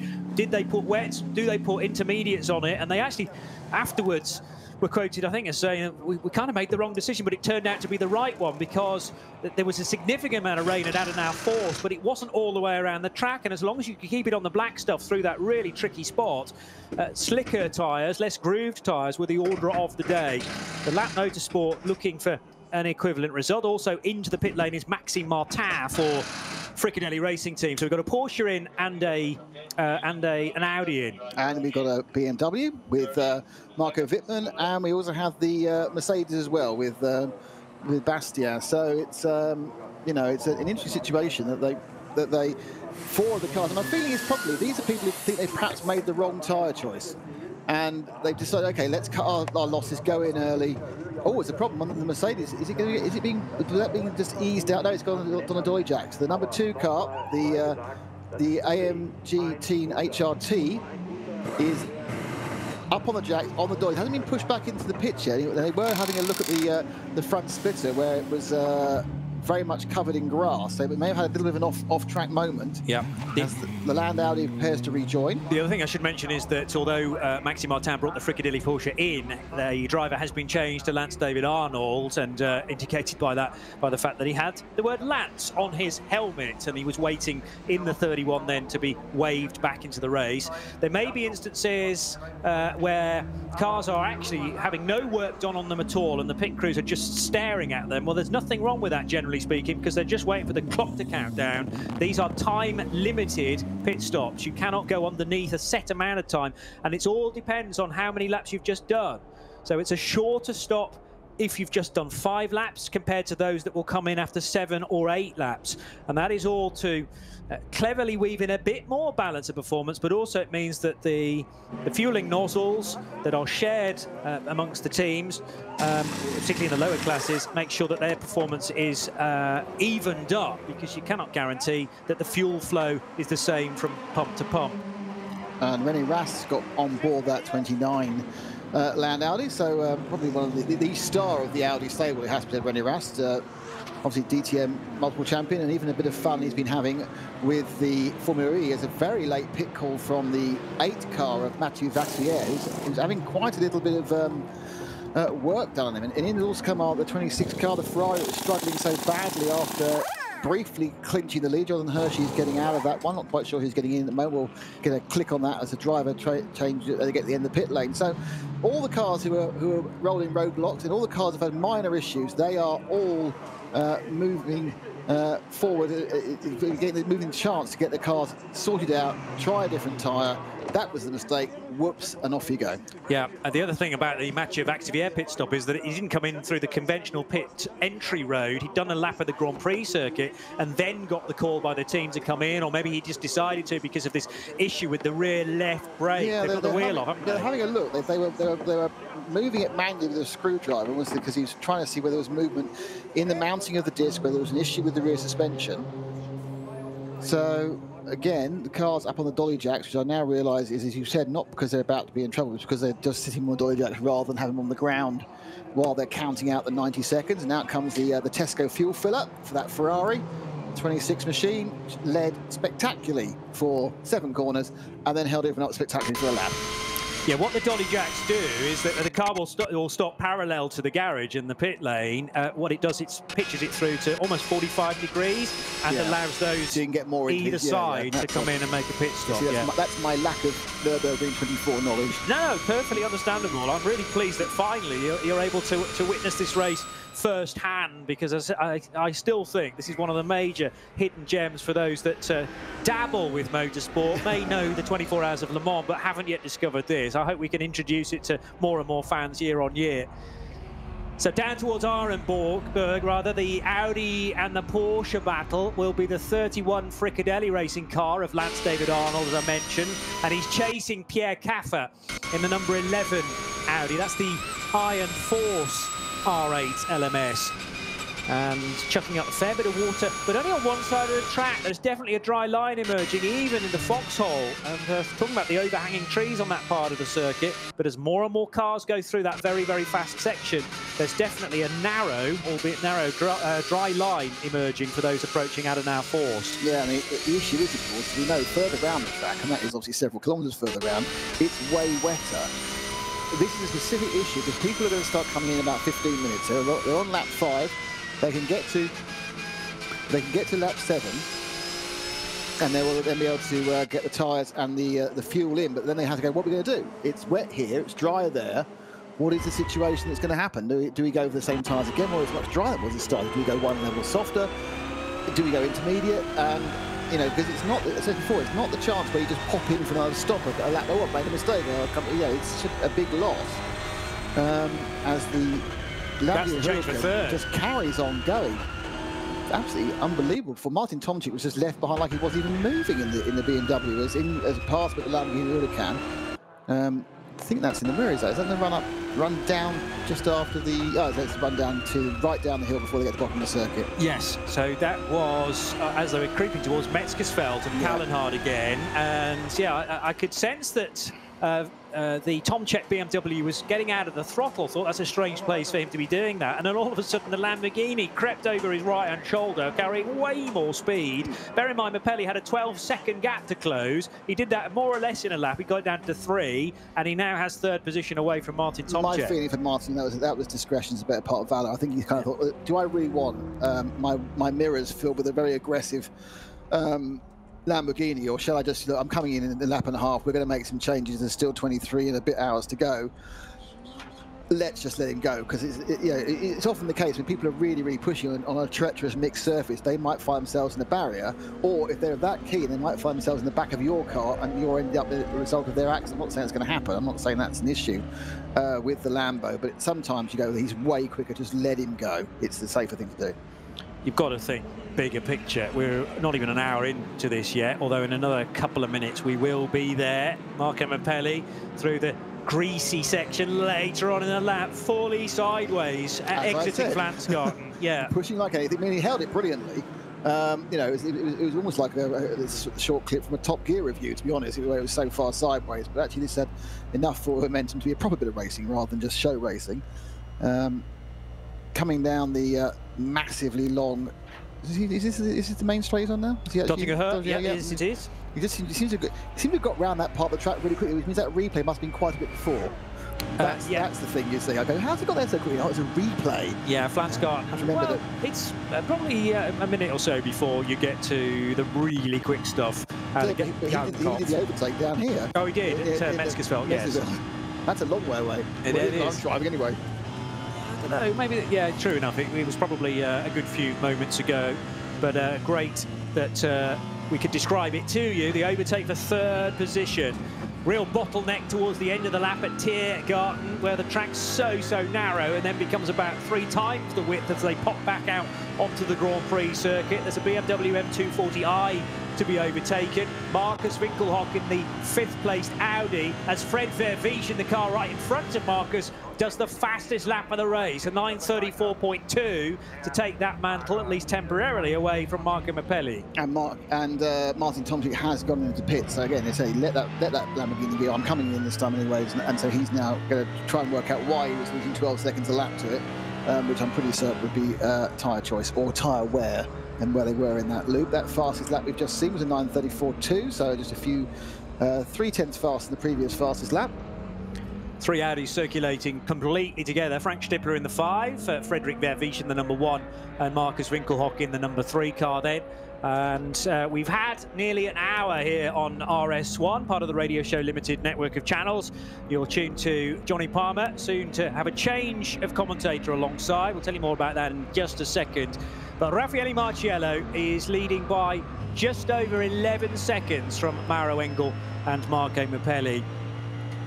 And in the 4th place position, Stippler, Vervies and Winkelhock, 4th, 5th and 6th, and completely together. KCMG, the best of the Porsches. Yes, that's right, isn't it? So 2 Mercedes, a Lamborghini, 3 Audis, and the best of the Porsches is Earl Bamber in the number 18 KCMG car. Then we got a BMW in 8th place, the 99 M6 GT3 for Nick Yellerly, ahead of Dennis Olsen in the 19 KCMG car, and Thomas Jaeger, car 22, running in 10th. Reaching the end of the Grand Prix lap. Change of order there as well, with Vervies now ahead of Frank Stippler. So the dark green car, very different colours from last year. They were the race winners, remember, in 2019. And 3/4 of the driver lineup is retained. Frank Stippler was part of that, but Stippler pretty slow through the Yokohama S at the start of lap number 7. Expecting all these Audis to come in at the end of this lap for their first fuel stop. But Stippler, having been just overtaken by the number 1 car, is now stretching away into 4th position. Vervies, Stippler, Winkelhock is the order, and just caught him behind Earl Bamber. He's catching them all the time. On the Hatzenbach, the KCMG Porsche in the blue and white colours, getting closer and closer. So RS1, part of the Radio Show Limited network of channels. It's live coverage of the 48th edition of the Nürburgring 24 Hours. Nick Damon stepping out, but Johnny Palmer sticking with you. And we welcome for the first time this weekend to the broadcast Alex Brundle, a race winner, class winner here last year. Great to have you on board. Good afternoon. I love this race. Don't you love this race? I love this race. It's the carnage of a 24-hour race. This one, it's certainly going to prove to be with these kind of conditions. It's certainly looking like the rain is going to continue and not too much progress. I mean, I know we're seeing several fastest laps of the race dropping in now, but only by really a couple of tenths, you know, maybe a second from what we saw at the start of the event. So it looks like the sporadic rain is keeping the conditions relatively stable. And we've got a pretty good race at the front, haven't we? Oh, yeah. I mean, I'm liking the spread of manufacturers. Yes, OK, Mercedes out front and 12 seconds between the two of them. Slightly worried by the 44 seconds between Engel and Marco Mappelli, but that Lamborghini looking like it's got brilliant single lap speed. Conrad Motorsports in the domestic NLS races traditionally haven't had the reliability, so I'm really hoping they can keep going to at least the 12-hour mark, and we could have a really good battle between the Mercedes and that Italian car. And then you've got these 3 Audis who are kind of run out of the same stable. They're all Audi sport cars, but they are customer programs. And I think the scrap between Vervies and Stippler a moment or two ago shows you that they were all out to win it for themselves. You could be convinced that it was formation flying, couldn't you? Just a minute back from the pace, but I don't think it is when you sit on board with Marcus Winkelhock and watch him thread his way through the traffic. So I think they're making progress just as fast as they possibly can. You can see that Audi just skating and moving around. They're notorious, those, for being a little bit difficult on corner entry sometimes, especially in these conditions. Of course, the road car being a four-wheel drive machine, and then obviously only two-wheel drive allowed in GT3. Obviously, road-based chassis in GT3, and then the running gear is very much race prep with the straight cut gears, which is the whine you can hear on the onboard camera, and plenty less weight as well. But I was talking to Adam Christodoulou about that Mercedes this morning.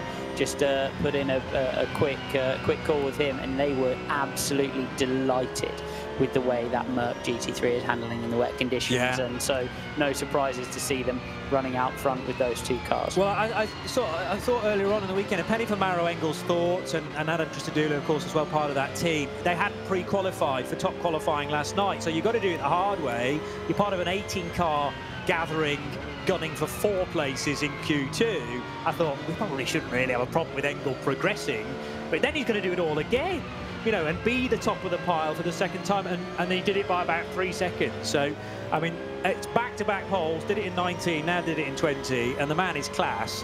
What I didn't expect is a Ferrari to join him on the front row, though, and Luca Ludwig, I think, should get lots of plaudits because of that as well. Octane 126 really struggled in the opening stint, and we need to drill down into the data to find out why that was the case. Can't just have been down to tyres. They're on the Goodyears rather than everybody else around them on the grid on the Michelins. Something wasn't quite right with that 488 from the off. It's left us, though, with 3 Audis in the top 6, 2 Mercedes and the Lamborghini, with the best of the Porsches now 7th, and Earl Bamber actually latching himself onto the back of that Audi trio. So he'll make some waves from there. I mean, it's an incredible formula if you think about it. It just depends on how the tyres work out. These teams working with the tyre manufacturers on a sort of a confidential standpoint, and it's great to see that. I love real racing like that. You know, there are not too many places now where you get to drive, especially a GT3 car, but even a prototype on a tyre that's made with you. You can engage with the manufacturer. We do it a little bit in LMP2, but essentially the tyre has to roll out across all the teams.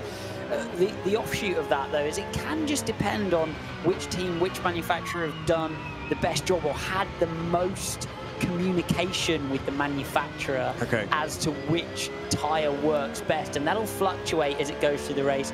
Heard you saying earlier quite correctly that in those intermediate conditions, the Goodyear or Dunlop, same company of course, can be absolutely fabulous, brilliant tyre. Yeah, in P2, and I wonder whether there was any carryover into the GT3 world. I suppose if you've made a good tyre, then you start to put that across your whole range. Well, I've been down to the Dunlop factory, actually. It's in the middle of Germany, not too far from the Nurburgring, and that is the racing setup. So, yeah, they're made pretty much in the same place. You meet Hans, who lays on the ply, and it's an incredibly small environment. You think the amount of tyres they're kicking out, it's absolutely. Part of the process is handmade stuff, right? Handmade, absolutely. I mean, the Michelin stuff comes out of a factory, is my understanding, and that's more mechanised. But a vast majority, especially of the prototype tyres of Dunlop, are handmade. Ooh, wow. That's a big one. Yes, for an Audi, I think, possibly a GT4 car. Only saw it at speed from Marco Holzer's Porsche, the number 25, on the run-up to the carousel. So between the right-hander that is your build-up to the carousel, the old track used to carry on straight on there, straight up the hill, but you turn right these days and on towards the left-hander. Now, I wonder whether I can pick that up on the tracker. Might be car 15, which isn't moving from that scene. So I'll check the entry list and give you a name there, but yes, already code 60s starting to appear, or at least a yellow flag to cover car 15, which is stranded at the approach to the carousel. The Race ING powered by HFG. And is that an Audi R8? Yes. So my car ID is not bad. I just called it a GT4, but only got a very quick squint at it on the left as the race leader comes into pit road. That's 7 laps completed for Raffaele Marciello, so right on time. They should become 8 lap stints from this point on, and stops perfectly on his marks. It's a time pit stop, depending on how long you've just done in your previous stint. The dolly jacks will go underneath as a matter of uniform procedure, and the car will be rotated through roughly 45 degrees to get it then pointing to the line of exit. And 12 seconds back, Maro Engel in as well. absolute primary thing that you focus on when you come into the pits here is get the fuel nozzle in the car as quick as possible. That is the dominant factor. You see them stretching the nozzle across, and then of course get the you see the mechanic there in the background holding the pipeline high as well to make sure you get the absolute maximum flow rate using those road nozzles we talk about so much, we queue for, we wait for, we fight over for the whole of the 24-hour race here. And here's Marcello in the box. Yeah. Marco Mappelli in the Lamborghini then pulling it to a halt, and we have, as you rightly say, Marcello a little bit further up the order. He's got a good exit point from the pit lane, I would say. Not quite the final garage. I think it's the two from the end, and a race on pit lane effectively here. But it is dictated by the time, and you don't want to run that time short. They will have done delicate calculations as to how long it takes you to be released from those jacks down to the loop at the end of the pit lane. The time, of course, relating to the amount of laps done on the previous stint. The time, it's a very complicated algorithm, isn't it? But essentially, what the watcher needs to know is that the more laps you do in the previous stint, the longer the stop is the way I understand it. That's right. Unless, and I'll probably introduce this in more detail later on, but when you get to within 70 minutes of the end, it's all tracked to the end of the race. It is such a complicated way to go motor racing, but you don't need to have all of that level of understanding, because what it does do is create an incredibly close motor race. And Cooks. Well, they know Falcon tyres, of course, on the Falcon Porsche. Indeed. And yeah, 2 Porsches this year from that team. They used to run a BMW and a Porsche. It is a code 60, by the way, to recover the 15 Audi, which had a rotation. And obviously, I think it was beached on the curb, actually, and couldn't get away under its own steam. So there's a significant slow down zone approaching the Caracciolo carousel now, with yellow flags initially into double wave yellows, a code 120, and then a code 60 to get everybody safely past it. Can be really hard to spot those 120s, especially down into there. It's a very quick bit of the circuit, actually, as you head down through the exit of Kesselchen curve and then on the way into that right-hander. I suspect he might have lost it on the gas, actually, because it's a very traction-limited area of the circuit. It would be very easy to spin inwards. Bernard Hensel is the guy at the wheel. He's sharing that car with Rahel Fry, with all her most recent European Le Mans experience, and of course many years racing GT3 and GT4 cars as well. Christian Bollrath, the 51-year-old German, and Stefan Aust joining that lineup. They're in Pro-Am within SP9 or GT3. So Mappelli in the Lamborghini, still waiting for this clock to tick down. You can see the group there that have just got nailed by that slow zone there, just losing out a bit of time. The leaders having potentially just passed that, and that's just the sort of thing where if you don't quite have the pace, you get messed about with all night, just missing out on getting past the slow zone. Hello. Is that in a wheel arch skin or something trapped underneath the front right It looked a lot tyre? like a shoe to me. Or a shoe. Okay, maybe a mechanic's shoe. Yes, you're right, it is. Now I can see it from a different angle. It's somebody's boot, which has ended up underneath the front right Michelin of the Lamborghini. It releases as soon as Marco Mappelli inches the car forward. Hope that doesn't count as a foot over the line. Suppose it doesn't matter here, does it? No, but mechanics always have to have their equipment under full control. So the officials will take a look at that and probably turn a blind eye. But interesting moment for the first pit stop for the Lamborghini Huracan. Back out into the race. Did the 21 have a driver change? It did. Frank Pereira taking charge of the Marco Mappelli driven earlier Lamborghini Huracan. We got Fred Vervichen, the #1 car, now scored as leader, because Fred didn't come in, did he? So 7 laps completed for Audi #1. Happy to push on for another lap. Conversation down at Conrad Motorsport with Franz Conrad on the radio, shaking his head about what happened there. So maybe there is some concern about something that unfolded during that pit stop. Nevertheless, we're back to racing for that car. We're back to racing around the whole of the track. The yellow flags at the carousel have been withdrawn. So that suggests to me that Bernard Hensel has been recovered. And let's hope he's been able to be put back onto the track so he can complete that lap. And it might be straight into the pit lane for car 15, the entry from Race Inc, powered by HFG. So Pereira finding his way round in that Lamborghini now. I suspect Mr. Conrad is a bit worried about that getting caught on the stream and therefore any associated potential penalty. Marciello continues his merry way through the hats and back in his Mercedes. And the Scuderia Cameron Glickenhaus car is into pit road as well, which is the only entry in SPX. But let's face it, they're trying to race for the overall win. Jim Glickenhaus, a wonderful character. We're going to see the Glickenhaus name, all being well, on the World Endurance Championship entry list next year, as well as they enter Hypercar. And let's hope we can get one or two of the LMP1s back again as grandfathered cars into the new year, because Alpine announcing that they will adopt the Rebellion R13s to bring some LMP1s at least into a new season of WEC. We have plenty of time to talk about ACO rules racing, but I'm just pleased that there is going to be a 6-race calendar next year. This is a very real thing, the Glickenhaus Hypercar. There have been so many goes from various outside, perhaps smaller interests in top class rules ACO racing, that sometimes it's really easy to roll your eyes and think, okay, yeah, sure guys, we'll see it when it turns up. But Jim and the Glickenhaus team are always tweeting, showing everybody that the car is real. We are out testing, we've done this, we've done that. And I think that it is certainly a very real thing. Jim delighted with that pit stop, but really the polar opposite from Franz Conrad, who was left shaking his head with a slightly embarrassing stop for the Lamborghini Huracan. But Jim punching the air and willing the 704 car on for the next stint. I mean, it's entered sort of as a GT3 car. There is no road car equivalent. It looks a bit like a spaceship. It's a prototype, but allowed into its own separate class, carrying the same sort of speed as a GT3 car.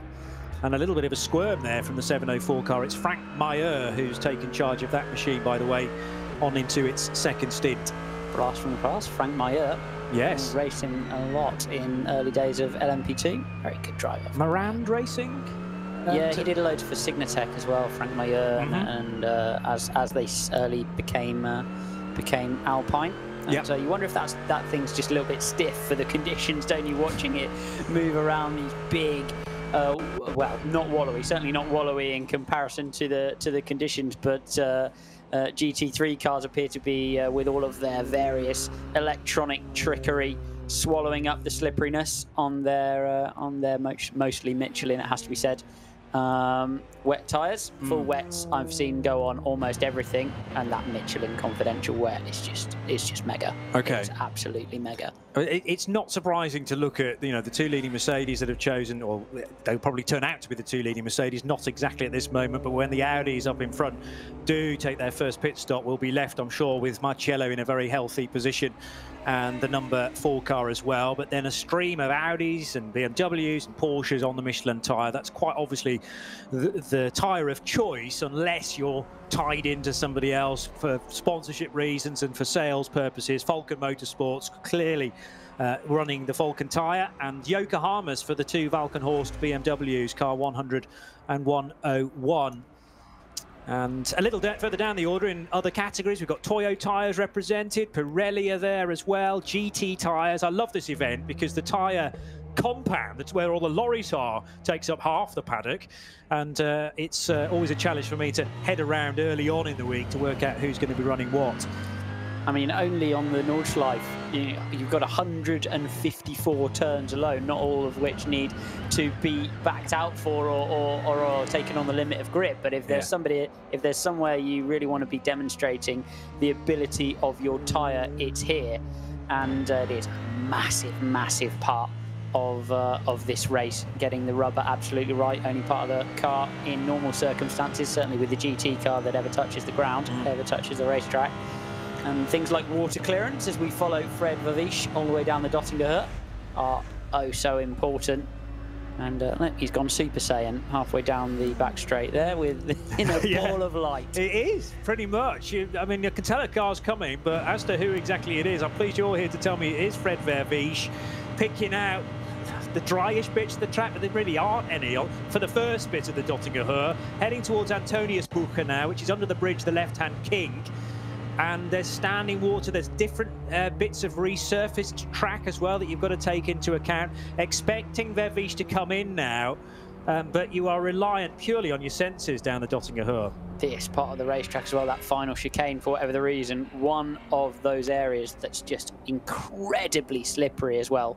Getting the car stopped for that final chicane is definitely a tricky one, and indeed he does peel off into the endurance pit lane to make his stop from the front of the field, as well he might, because he owes us one. Yes, he does. Patrick Assenheimer, well, tricky to tell where he is on the stint. He's not made a stop in the race, but he did start from the pit lane, you may remember, with a late worry about, it was a front left wheel, maybe not locating itself perfectly. And Nick and I thought we saw one or two shards of soft metal come away from the brake disc as the wheel was taken off. And that number 6 car had to start from the pit lane. So Assenheimer will be in as well. Jules Szymkowiak in his number 16 Ferrari expected in too. So I'm just spotting Mikkel Jensen actually in just having made a stop, and may well have been a short one because he jumped in the Valkenhorst car. He appears to have jumped those two Mercedes at the front through that pit stop process. No, agreed. Did we see Mikkel Jensen box? I don't think... it's just the timing screen just reset for me. Actually, Marcello's come through. So Mikkel Jensen sitting now in second place, but obviously relatively swift through the pit stop process there. Yeah, I'm not sure Valkenhorst were necessarily the focus for that latest wave of pit stops, but I'm pretty sure Jensen didn't start the race. No, it was Christian Krognes, so he's definitely been in the pits because they've done a driver change. He's now bumbled back through on our timing screen. So whether that was just a little reset, I was surprised to see him jump everybody by what appeared to be best part of a minute. But in any case, all as it was at the front, with Marcello in the virtual lead and will take the actual lead. Now Vervish has found his way to the pit lane. Yeah, and yeah, Marcello timed in third, but he'll leapfrog the Audi and the Mercedes that are in front of him on the timing screen. He'll do that now, in fact, because Raffaele Marcello streaming across the start-finish line. Hit the brakes hard in a moment or two to negotiate the Yokohama S, but order is restored with Raffaele Marcello, the Swiss-born Italian, now out front in no longer a Manfilter liveried Mercedes, but it's kind of a similar highlighter yellow. And it feeds right and left and on towards the Michael Schumacher S. Just having a look at still the full wet tyre about to go on that Audi. No surprises there. It looks slightly less grooved than the previous one, or maybe that's just my imagination. No, I think that's the full wet. A little bit of carnage at Brunchen. Not the first time we'll say that this weekend, and it's left a 62 Porsche trying to get some forward momentum. This is a car that runs in SP7. It's the Bill Cameron, Jim Cameron, Ralph Peter Bonk and Arno Klassen car. Was there some contact with the Mercedes number 2, which had to be, well, replaced after a big crash in one of the earlier qualifying sessions? That's a new chassis for car number 2, and it was a rotation all on its own for car number 62, and sadly backwards into the Armco barrier as well. There'll be a slight worry about that Cup car because that's where the engine sits, millimetres away from the rear bumper, but should just about get away with that as long as the 62 can get over the lip of the curb on driver's left. Don't need to be bashing either end of a Porsche, to be honest. Front end is, of course, full of radiator, rear end full of engine, and that notorious issue of getting a bump from the front end and then pouring coolant all over the racetrack. But it looks like he might just have got away with that little spin. Heard you talking earlier on the stream about the lack of driver aids in those Porsches. I was impressed to see them sitting as they do just inside the top 30. Actually, I suspected they would be hoovered up by GT4 cars through the early phase of the race. Yeah, and in the past I've always enjoyed the odd SP7 car, Carrera Cup car, in the qualifying. That's not allowed as far as the regulations are concerned this year. However, they do have good fuel mileage, and often in a VLN/NLS, as it's called this year, race. First stint, you might actually see an SP7 car able to stay out for an extra lap, and you get this random lap where a Porsche Carrera Cup car leads the race. So that's always nice to see as well. Actually, as it turns out, the highest one we have right now is 27th position. Hendrik Still driving the 64. I think that's probably a function of two things. Firstly, the GT3 field is, I would say, a larger percentage of the field this year, as opposed to previous years where I would say that the smaller classes might have been a little bit deeper. And secondly, a function of the conditions and the difficulty involved in driving those cars. And certainly they used to be very, very it used to be a very interesting driving style. I did a Porsche driver test when I was a quite young man. Okay. In a Super Cup car, only time I've ever driven one. But management of the diff and the traction processes is quite interesting in those cars. Certainly much more involved than just whacking the throttle and letting the traction control deal with it in a GT4 car or a GT3 machine. Good battle here, isn't there? There is. This is for 6th position with the Lance David Arnold car that he took over from Maxime Martin, and the 29 on his tail, a certain René Rast, double DTM champion. So I think he's 3rd in the standings at the moment in that German-based championship, although they go to plenty of other places as well these days. And Rast wasting no time at all, kicking up a load of dirt as well through Hatzenbach. Difficult, so difficult to clear that same class traffic, especially in conditions like this. If you thought there was only one line around certain sections of the Nordschleife, those sections are growing and growing and growing when there is water out there. Rast should be able to have a go now out of the Hatzenbach and down to the Flugplatz. Oh, Arnold squeezes him right to the outside of the circuit there. And the next option for Rast will be to get a great exit from Flugplatz and then do the move down towards Schwegenkreuz. Yeah, which is a really fast left-hander where Jelmer Berman had his moments in the evening qualifying session on Thursday night.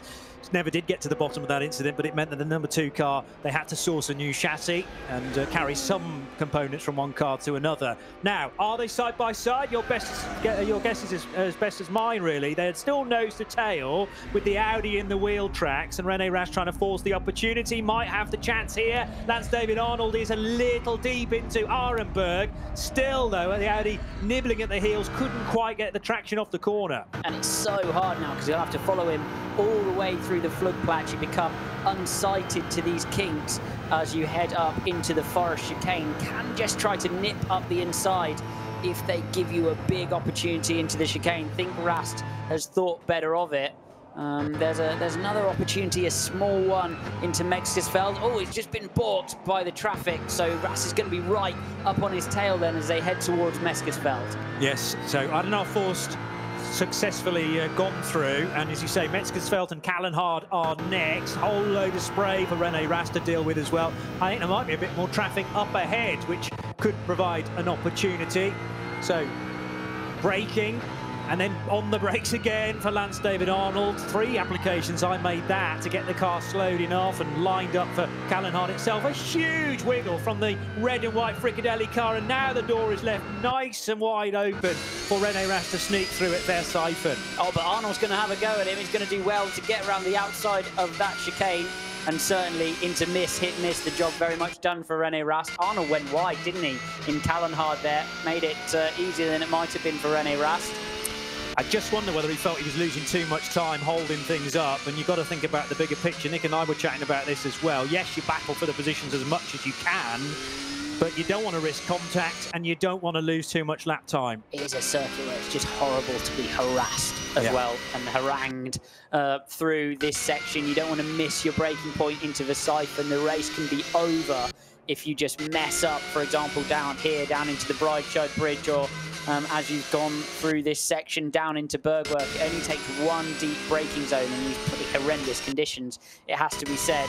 And you're going to have some very unhappy teammates and a very unhappy Fricadelli racing team when you finally make it back to the garage, which will be a long time because they're pretty far from the pits out here. As far as you can be, pretty much. Yeah, it's a long way home from here. Frank Stippler, I wonder how far or further up the road he is. They would have held each other up squabbling like that, and that's probably given the German up ahead a bit of a break in the number 5 car. Oh, again, horrendous oversteer because he was having to catch that through the wet stuff, Lance David Arnold.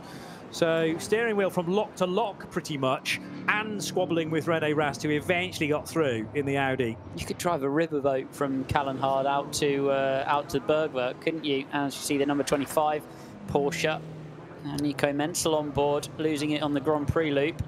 Yeah, that is the Pro-Am entry from Uber Motorsport, and the 25 car obviously battling for that sort of subcategory within SP9. The cars are identical between Pro and Pro-Am. It's all about your driver makeup, and in Pro-Am we see a lot more bronzes and silvers as rated by the FIA. I think the officials don't always refer to the precious metal system that we have in ACO rules racing, bronze, silver, gold and platinum, but it's a careful calculation that you add up and then divide by the number of drivers you've got to give you a single number, and that determines what class you're in.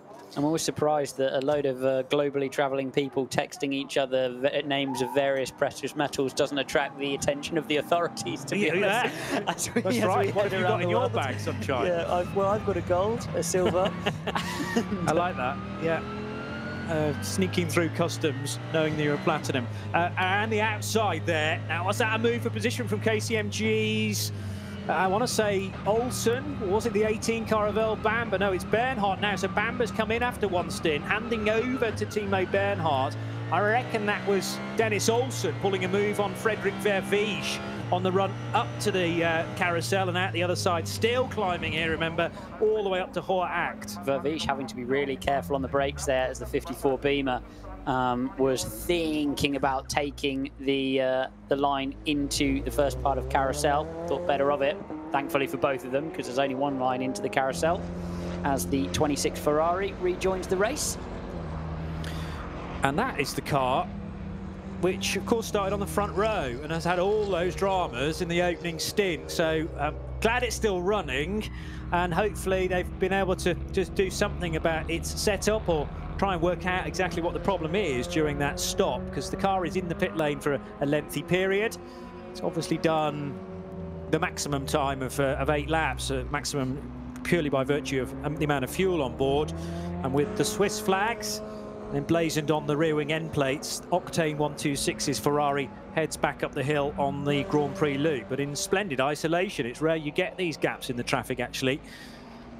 More so this year, because sadly we've got a field that is less than 100, the first time ever in the history of this race. 97 cars in the race, and if it wasn't so wet, I'd be jealous, because you're going to get so many more laps here under green conditions, and I did wonder how that will actually affect reliability here. Quite a lot of the time you taking load out of the car when you're passing competitors, because you're running through sections. For example, if you follow a slower car all the way through the foxhole or all the way through Flansgarten, Tiergarten, etc., you're taking load out of the car. Well, if you're doing those sections at higher speed for a greater percentage of the race, you got to wonder the toll that's going to take on load-bearing components. Yeah. That all thrown completely out the window, but of course, by the fact it's probably going to rain all race, which reduces that load again significantly. As we follow Gustave Farfus, it's raining hard out there. By the way, it was Simon Trummer has been put into the Ferrari, and it wasn't him that started the race, you might remember. Jonathan Hershey did the opening stint. Simon Trummer now in for Octane and dispatching the only Renault Clio that is in the event just before the turn off the Grand Prix circuit and back onto Hatzenbach. Fred Verviche getting a really good run on the Porsche of Lance David Arnold, the Fricadelli racing car, and just blasts past him as if he's not there on his right-hand side. Oh, look at the spray that he's driving into. This takes supreme bravery, heading almost blind now into the final kink of the lap under the Bill Stein Bridge. And then you got to pick a braking point. How? From somewhere. I don't know how you do it. No, you just decide. You do it, that's the thing. But it is just muscle memory, I suppose. Kind of vaguely this plays when I did it a lap ago, so let's have a chance of a break here. But you've got to hope that nothing's come to grief ahead of you. Literally, the visibility is 0 approaching Tiergarten currently. In the dry, it's still a daunting corner, but at least you can see your turning point and your brake point. You have to believe so much in the water clearance capabilities of the tyre and in the car itself. And you believe blindly, to be quite honest. You believe blindly, you press the brake pedal, you give yourself what feels like reasonable margin for the... And that's really when the phases of the race come into it. Where am I? What do I need to achieve here? Am I cruising at the front? Am I making up time? Am I in a hard race with somebody putting pressure on behind? Because all of those factors start to affect the way you drive the car, and it's literally quantifiable in meters. You know, 10 meters, 12 meters. What do I need to do here? And that small amount, which is obviously a blink of the eye when you're traveling at that speed, can have such a difference in terms of your arrival speed at Tiergarten and onward onto the Grand Prix track. Peter Turting has brought the Hyundai Veloster TCR car into the pits. TCR normally really well subscribed. Again, I make it 4 cars in the entry from the global touring car category this year for the 24 hours of the Nürburgring. Peter Terting leads the class from Anti-Bury in the i30N. Is this a penalty for the 7 car collection motorsport Audi? It is. Now, this stems from the pretty large breach of regulations earlier on in the weekend, speeding for Miro Konopka, who's been disqualified from the race. However, those 3 drivers that remain in their lineup had to start from the pit lane at the back of start Group 1 and also serve a 3-minute penalty at their first stop. He was caught through double waved yellows doing 215 kilometers per hour. Yes. Well, there's no specific 120 kilometer per hour signage, but you're sort of meant to know about these kind of things. And we do, there is an entire course and an entire refresher course every year that all of the drivers have to do if they want to race here at the Nürburgring. So that's kind of, not particularly well, the message is firmly sent out to everybody else when you're, smacked with a penalty that sees you out of the event for the next 3 days. And double waved yellows is a warning after a single waved yellow, and generally that is go at a speed, whereas if you come across an incident, you've got to be prepared to stop. 215 clicks, you can't do that. Anyway, rejoining from the grass at ADAC Forst, I noticed they're virtually in front of the race leader. I think that was the Toyota Supra. It was the 37. It was the Toyota Supra, the SP10 car. Yeah, that's new. That's a new GT4 car for 2020, and is now a legal car to be run in SRO championships. There's one in British GT this year as well. Basically, very similar to a BMW Z4. It's got the same engine, and they're built in the same factory in Austria as well. But great to have that variety, and run by Novell Racing, running on Toyo tyres. And Tischner currently at the wheel of that, but 37 off the road at ADAC Forst. For those joining us for the first time who are interested in GT4, we should point out that SP8, SP8T and SP10 are all GT4 categories. SP10 is the GT4 that you'll know and love from SRO championships, although not on a spec tyre as SRO championships are. Yeah. SP8 is to a slightly different set of regulations, and then SP8T have a bit more boost pressure. Basically, have a little bit more turbo and allowed a little bit more downforce, I believe. As well. The T is for turbo, right? Correct. So they've got turbocharged cars in SP8T and non-turbocharged cars in SP8. Yeah. And you having driven one of these cars and won the class last year, indeed. So what are the other? Are they just very minor changes from SP10? So it's a Nürburgring special, basically. Yeah. You're allowed. There's a little more freedom, basically, in SP8, and then SP8T. I mean, it's almost as quick as it is as quick as a GT3 car in a straight line. Oh wow! Pretty much, and then you just miss a bit of downforce in the corners and have a little bit more weight. But certainly in an SP8T car, one would expect to be.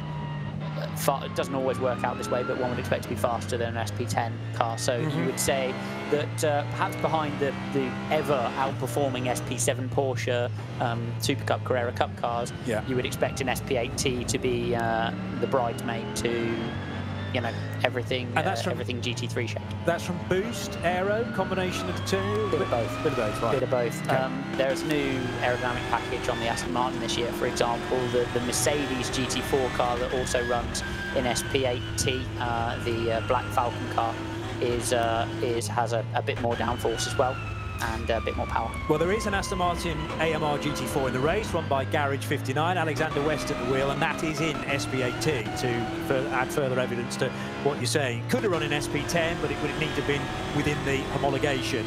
I suppose it's more fun to run it in SP8T, because you have a rapid rate of knots down the Dottinger Hohe.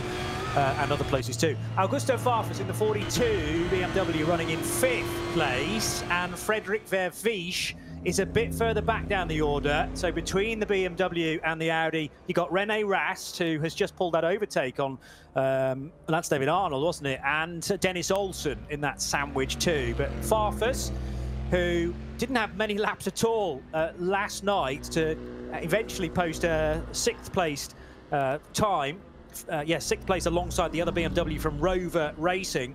They made a really late call on tyres at Team Schnitzer, but it paid off because they started on the third row, and he's now running fifth and only 1.3 seconds behind Frank Stippler. The race is led by Raffaele Marciello. Second place is Mauro Engel. Third for Franck Pereira in that rapid-looking 21 Lamborghini Huracan. And then you've got Audi, BMW, and another Audi. But it's not a fully green racetrack currently. There are yellows out. And it's on the Grand Prix loop, although they look to have just cleared. They look to have just about cleared it away now. Agreed. As you head towards the bottom hairpin on the Grand Prix loop. Raining hard again, isn't it? And a little bit of that Nurburgring fog coming in. Look at that Mercedes clearing the water there. And Marciello's thunderous 6.2 litre V8 in the nose of this Mercedes, going deliberately wide through Galgenkopf to give him good drive, and crucially the lack of water on the higher side of that right-hander.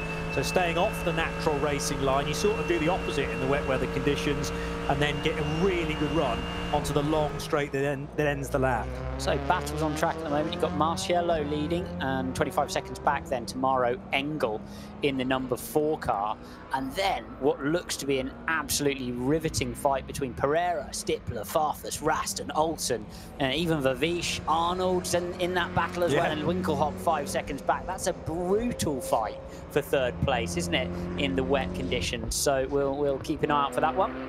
Well, that's how the first 2 laps for Raffaele Marciello were so crucial, because he's out of that carnage, which is effectively for third position. Mauro Engel to a degree as well, because when you time the gap between the rear bumper of Engel and the nose of the Pereira Lamborghini, it's about a minute.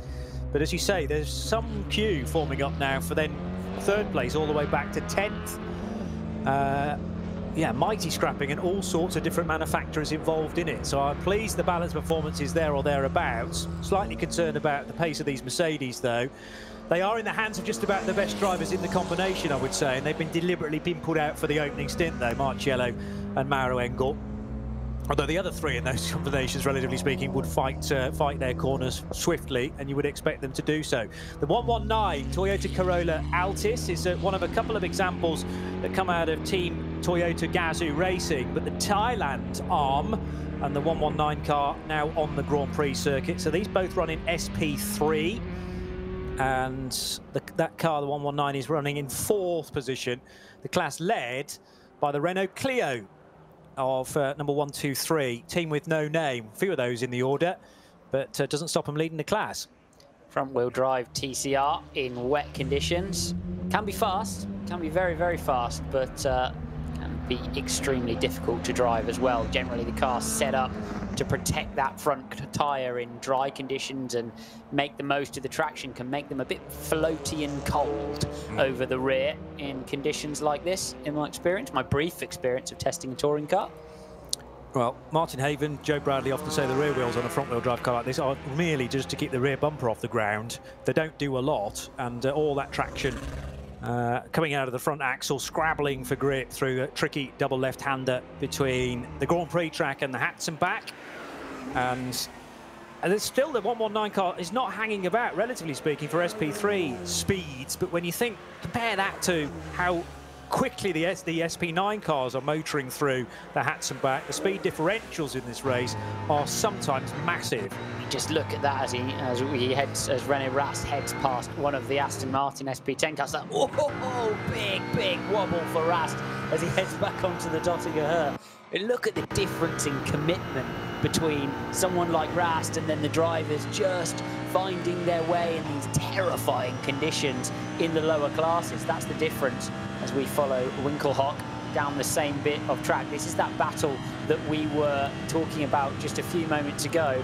And Winkelhock, would you believe, 1, 2, 3, 5 positions behind Rast. Yes. So everybody from 4th place down to 9th encapsulated in the little time loop we've just seen there. I know, yeah, and I think you even get through 2 timing loops down the Dottinger. It's such a long straight. This race track separated into 9 different sectors, and Dennis Olsen capitalising on the mistake from René Rast. I reckon the KCMG Porsche wriggled its way through as Rast had one heck of a moment on the grass as he scampered onto the Dottinger Hoor.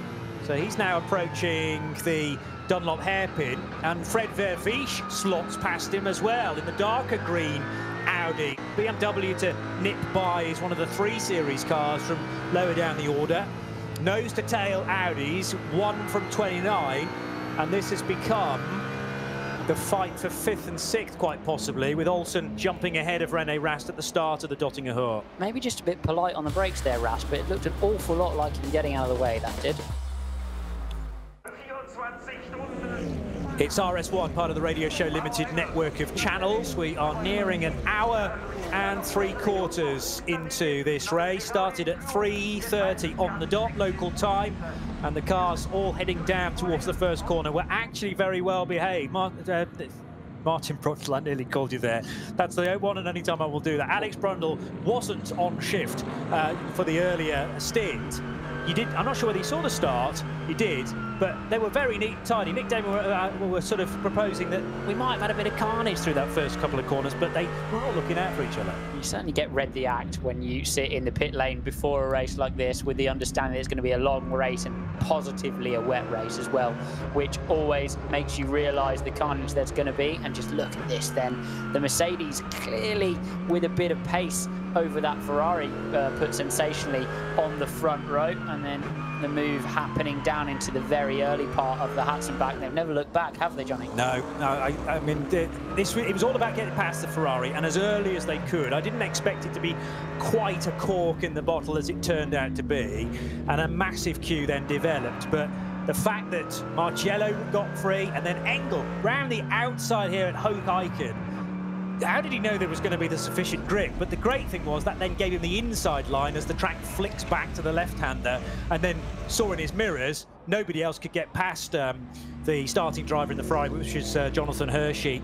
Eventually, the BMW from number 42, Marco Wittmann, wriggled free as well. That car is now being driven by Augusto Farfus.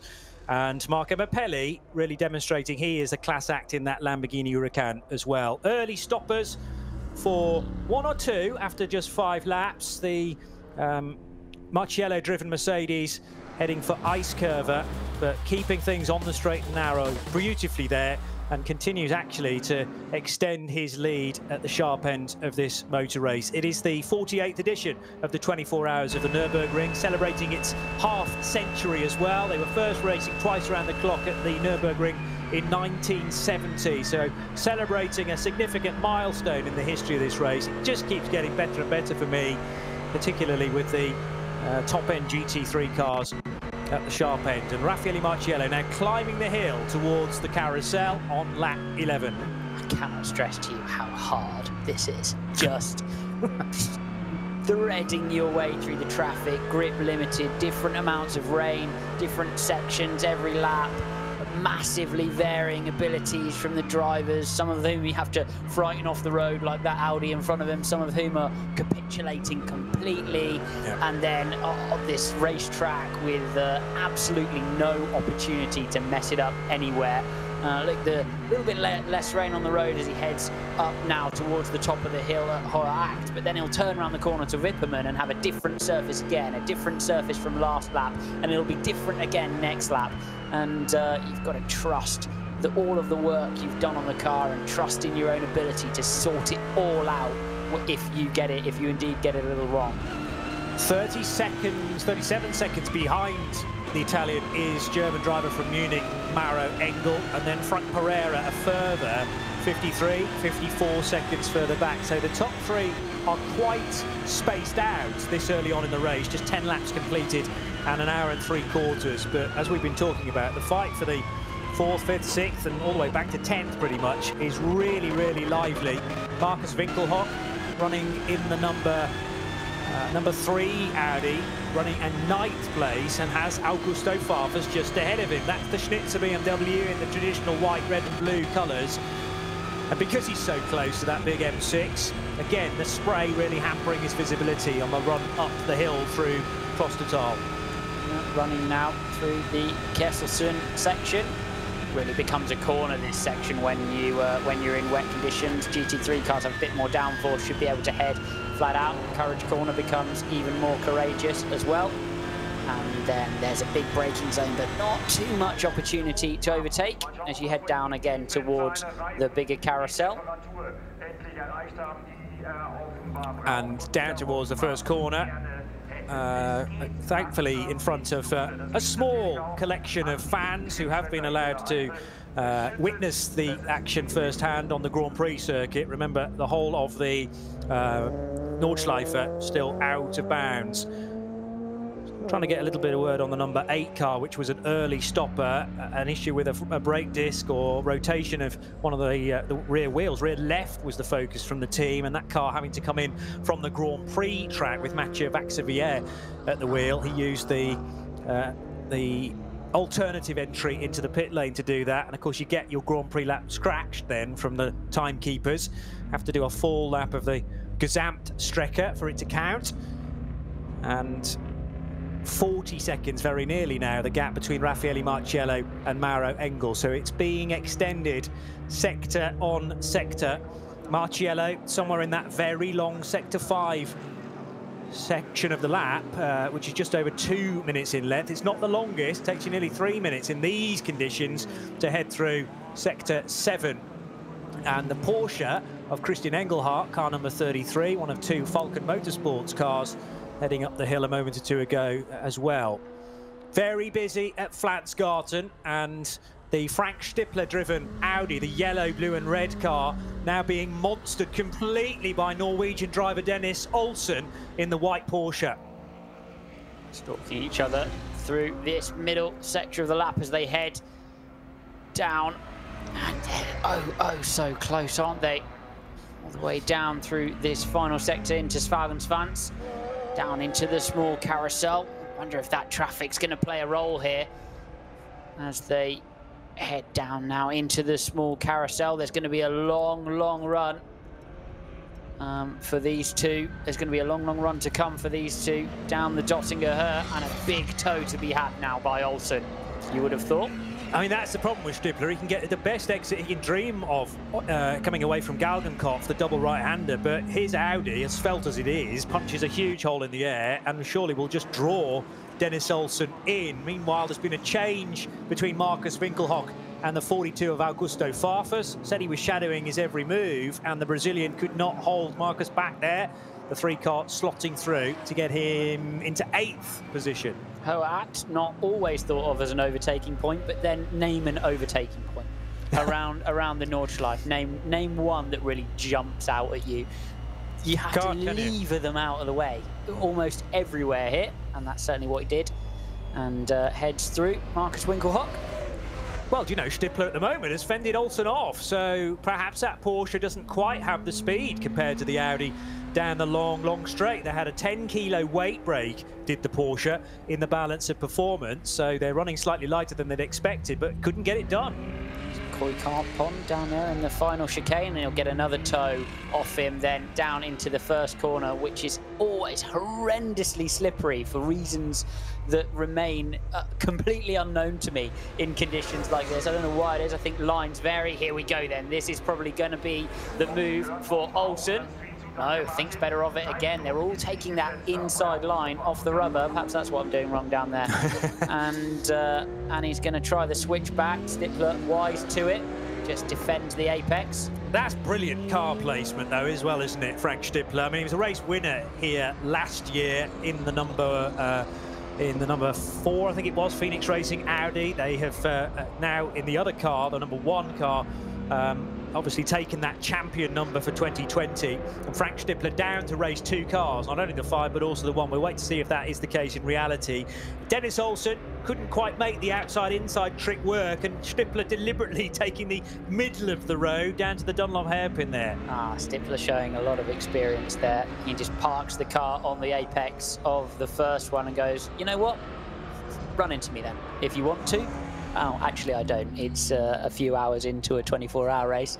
Yeah, I thought you wouldn't. All right, let's head down to the next chicane when we're going to do it all over again. But he's now very aware of him in the mirrors, isn't he, Stippler?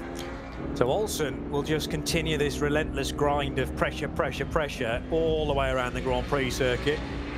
just gets out of the slightly different trajectory coming off of the right-hander that leads then to the really fast kink just before the chicane. They go either side of a cup car there, but Frank Stippler going to the left-hand side, still just about ahead as they head into the Vidal chicane. The full Hakkinen Schumacher, that's what I like to see, as they head back out onto the northern loop again. And you've got to wonder how long Stippler can keep this up, and I think we're about to get our answer then.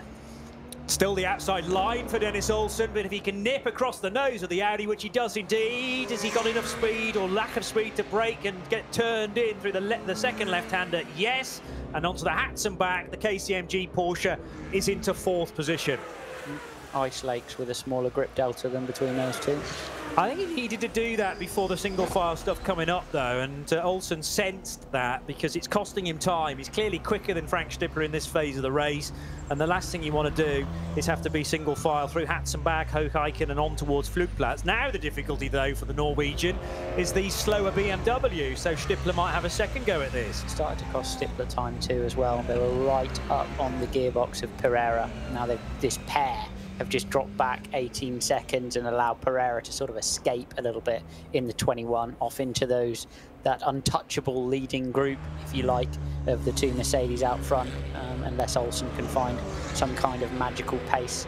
9:36 last time around for Olsen, but then Pereira on a 9:34, understanding though that includes a move, or includes racing with Stippler over position, so we'll certainly get a feel for more what they can do this time around.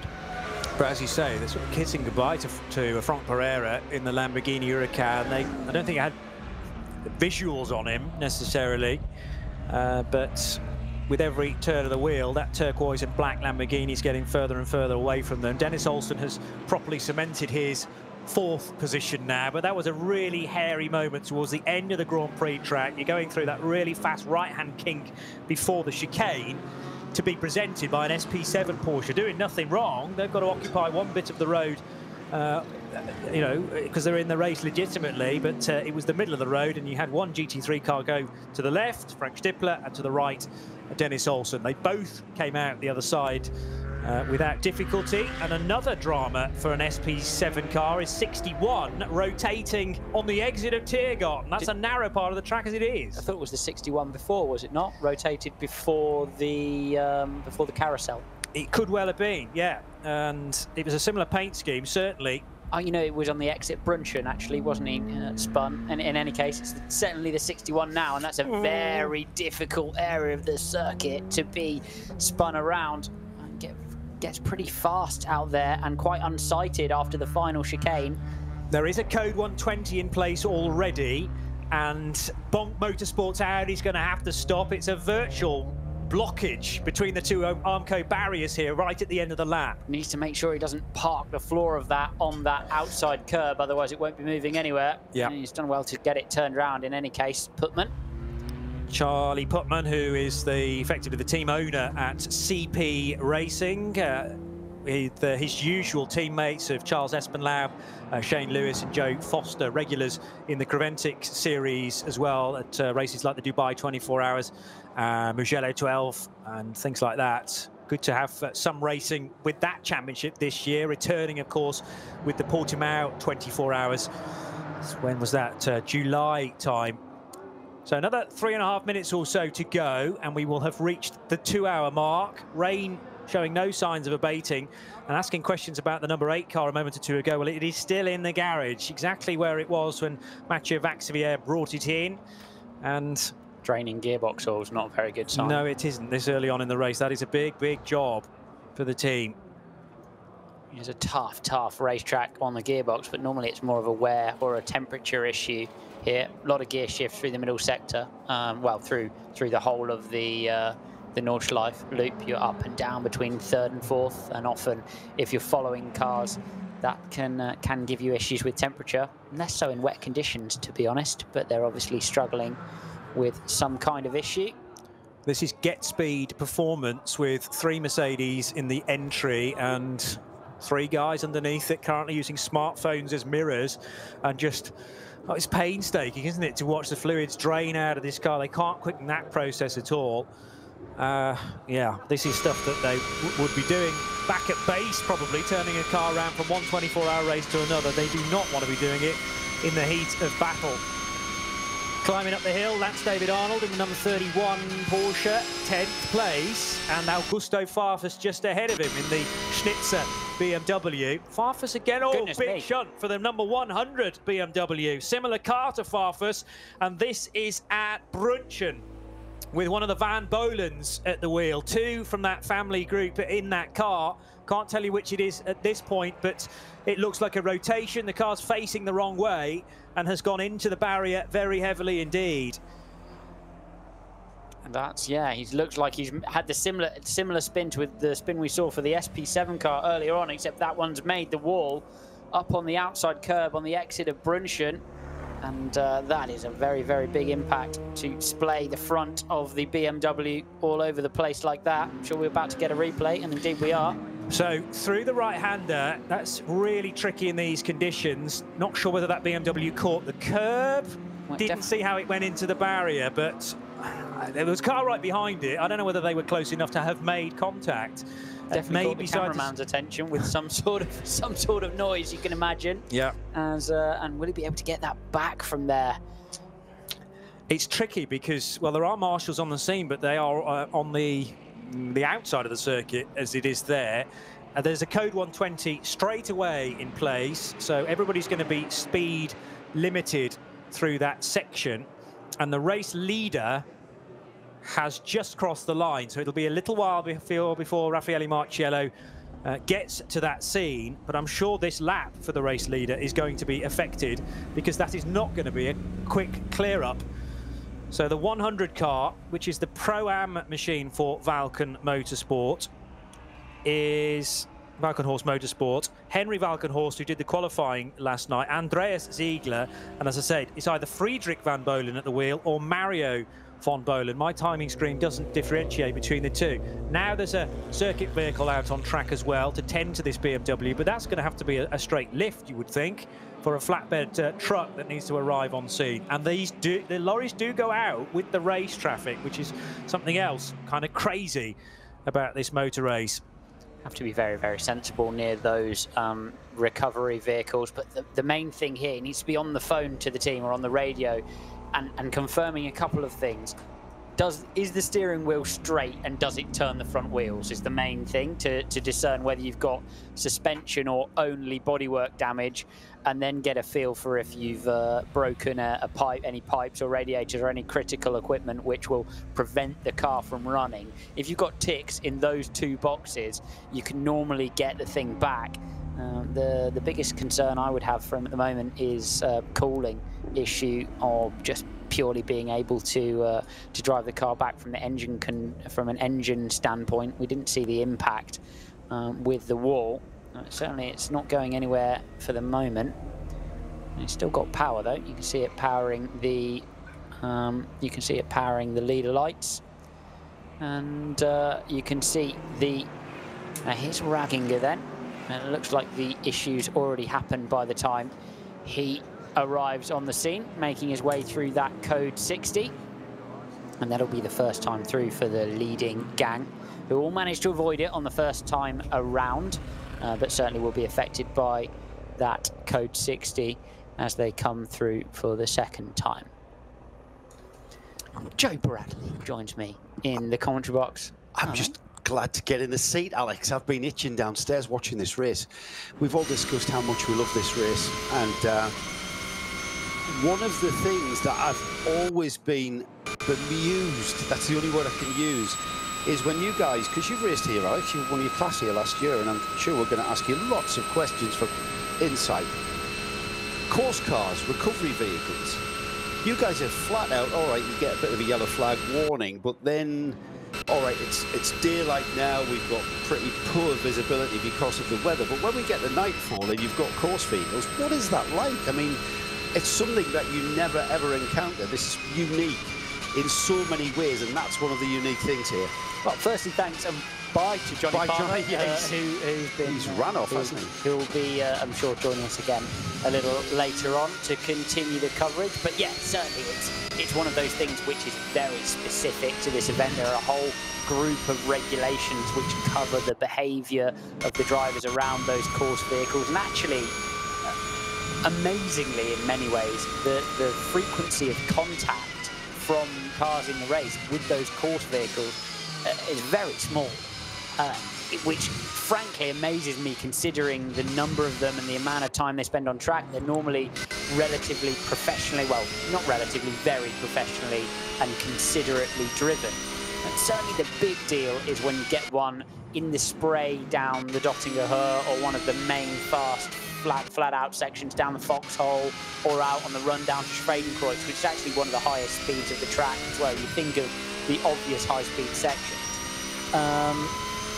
Because it's not the widest of racetracks, is it? Not at all. I mean, 2 cars wide. When you first go out to this racetrack, you question whether there's actually space to overtake anyone at any time. So when you first went out here, you thought, right, how am I going to actually overtake anyone? It's literally you are convinced that, and it certainly is the case, like down into the Foxhole and through certain areas of the track as you go through Tiergarten, Pflanzgarten, and the flowing sections of the circuit. It's almost one line here as we see another spinner down there. Is it 61 again? No. It's the number 18. Number 18 Porsche, the KCMG Porsche, just having a harmless spin somewhere on the Grand Prix track. I'm not sure where that is. Is that at the... I'm not even going to guess where that is, because we've got a pretty tight camera angle. The 100 BMW, however, that is being recovered, in the process of just checking how the recovery team's going to recover that. That's the Voltenhorst Motorsport car. And heavy frontal damage there. It just... You know what, though, Alex? That's just superficial. If they get that car back, I mean, the steering looks intact, certainly on the right-hand side of the car. We don't know if we'd have contact with the barrier on the left-hand front corner of that car. That might be where... It looks great from this side, mate. Don't go around the other side. How much do you want to offer me? You know, that's the kind of scene there, isn't it? Park that one up against the fence on the forecourt, wouldn't you? yeah, absolutely. You want to be going lock to. He wants to be going lock to lock to see if that thing actually, the wheels point where the steering wheel goes. But certainly, he doesn't seem too happy with being able to drive that car back. You can let them drag you behind the barrier and have a bit of a go at fixing it, but often the drag does more damage than the accident. Yes. Well, almost as much damage as the accident. So you need to be really careful as we follow Martin Ragginger through Hatzenbach in the Falcon Tyres Porsche. Just making some really swift work of traffic there, and out onto the very fast section towards Flugplatz, over the bridge there and in towards that rise in the track where the car goes very light. Now this in the dry, this section of track would have been almost flat chat with just a confidence lift. In these conditions, though, I would imagine it's a voyage of discovery every time through there. The other issue you'd have with that BMW is the one displayed by the slightly slow brake there when he's pulling the car back with the recovery vehicle, is visibility. If he can't see enough from the seating position inside. That's a good point, the way the bonnet's angled, yeah. You sit relatively low in those, so if you can't see where he's headed in that car, then he's going to have a big struggle bringing it back. Thanks to Alan Prosser, who's got in touch on Twitter and pointed out that they're looking for, that they're videoing the gearbox oil coming out of that number 8 car, the Vaxivière car, potentially looking for, well, bits of gearbox in it or any bits of metal. Yeah, and when we say oil, the colour of that lubricant coming from that gearbox was bright red. Yeah. That's a very high-end lubricant that's being used there for racing purposes. I remember back in the day, I've known certain teams to run steering fluid to reduce drag, completely against the regulations, of course, and needing a complete rebuild on the box after pretty much every race. But it was still worth the try. Still worth the try. The new stuff smells awful. Does it? I like the smell of the old stuff. The new stuff smells the old brown horrendous. stuff. Yeah, the good old brown stuff. There's always a way to tell if the guy next door to you is changing his diff settings in Formula 2. You can smell the oil. Is that right? Of course, the reason why they're looking for bits of metal in that lubricant that's ending up in the drip tray is, of course, that would indicate just what is going on inside that gearbox. So with the complexity of these gearboxes, you're often, well, there are really three distinct sections, aren't there? You've got the electrical side from the micro switch on the steering wheel, which actually tells the computer to change gear. Then you've got the actuator, which does what it says on the tin. It actuates, it makes it an actuality.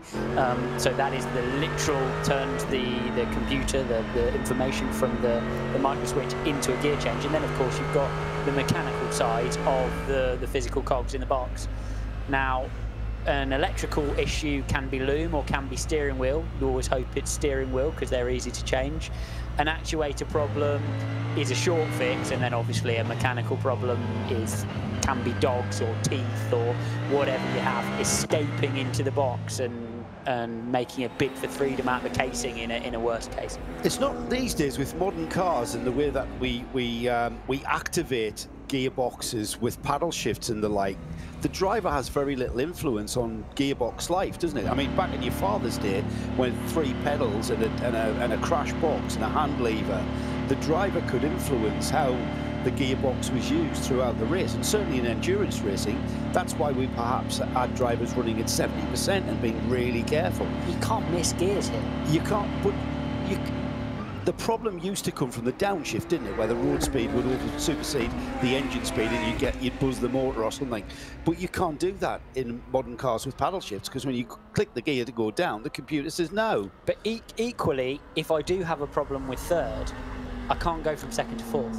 Right. Which takes actually away an opportunity. I drive some historic stuff. I absolutely love it. Yeah.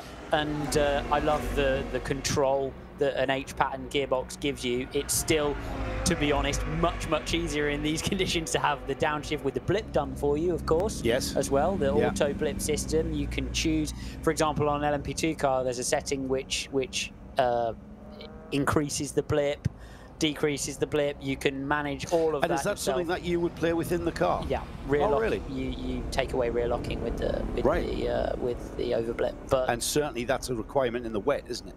You can work with all of that kind of stuff in the wet as well, and and with GT3 it becomes even more complicated because it involves how the car is actually locking, which is not something the driver can always feel when you've got the ABS cutting in, but can affect the car balance when you go into corner apex. I mean, in a GT3 car, you can change the front brake pads, and it'll have only an effect on the mid-corner performance of the car, not braking, because the ABS is completely covering the whatever brake sensation it is. So actually, you add a computer system which makes the car more simple to drive for an amateur, but it can make it incredibly complicated to get the maximum out of it for the pro driver. If you see what I mean? Yeah, I do. Yeah, because it takes that element away from the pro driver. The advantage the pro driver has, or the better driver has, that's negated by the automation process that you've just described. You strange things start changing the balance of the car because of the computers that are interfering. You have to tune all of those tools. Sometimes these cars are more intuitive to drive in wet conditions, honestly, because there's less playing with the systems and moving them out of the way, because you're out of the ABS and you're just making sure that you don't lock the car up. So the Volkenhurst Motorsport BMW M6 has been recovered to, I believe, behind the barrier or out of harm's way. Car currently showing as running, so that might have continued. I did notice that the marshals that were doing the clear-up, there was a lot of detritus left, and it looked like perhaps the undertray from the engine, from underneath the engine bay, was left on track, so it's now devoid of that. On these GT3 cars, Alex, is something like underfloor aerodynamics a massive thing? I mean, certainly on prototypes, the like of which you were driving last weekend, but maybe not so on these cars, but tell me if I'm wrong. There's a reasonable amount of diffuser work to do, and certainly when you start banging the car over the curbs, it can be big damage. Is that Bononomi just looks going like number wide? 7. In the Audi. No, Donji. Heading wide in that Audi, just through the final sector. We've got Rast, Arnold and Juncadella all on the pit lane at the end of lap 13. Farfus as well, so the whole of that midfield battle. The Mercedes appearing to be able to go, well, are still on sequence with the last to pit last time around as well. So we won't expect to see Marciello and Engel in the pit lane until a little later on. There's Donji just getting himself a bit wide. That's just carrying a bit too much entry speed into the Grand Prix track. It seems to be causing a lot of drivers more problems than the Nordschleife. Is that because of a confidence thing that they feel?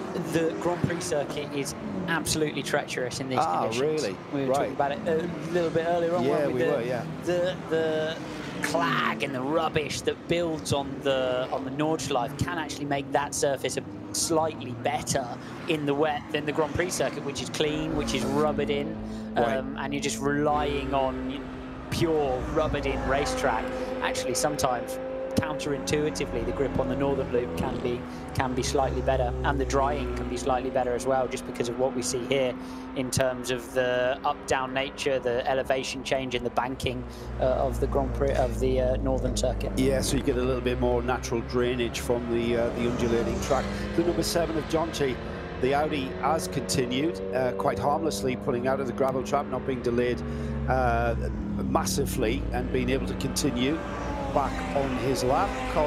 We've got a slow-moving car out on the track, which we'll try and get an identification on in a moment. No change at the front there. However, the gap to the leader out to about a minute. Marciello now pulling about a minute on Engel. Marciello in the number 9 Mercedes, and Engel in the number 4. We've then got 35 seconds to the Lamborghini Huracan, the Conrad car of Pereira, car 21, currently in 3rd. Then 20 seconds to Dennis Olsen in the KCMG Porsche, car number 19, running in 4th. 8 seconds. That battle I heard you describe earlier, Alex, was proving to be a bit of a cracker. That's kind of stagnated a little bit, with the gaps between cars becoming a little bit more civilized. 8 seconds between Olsen and Stippler in the number 5 Audi, and then about 2 seconds between Stippler's Audi and Vavish's Audi, car number 1 in 6th.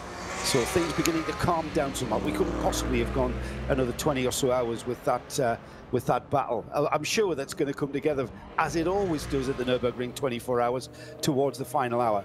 I'm really surprised to see Stippler hanging in there with Olsen, at the pace at which Olsen caught him and passed him. I really thought he'd disappear up the road in pursuit of Pereira. Actually, a couple of seconds lost since last we checked between Olsen and Pereira, and the pace certainly reflects that.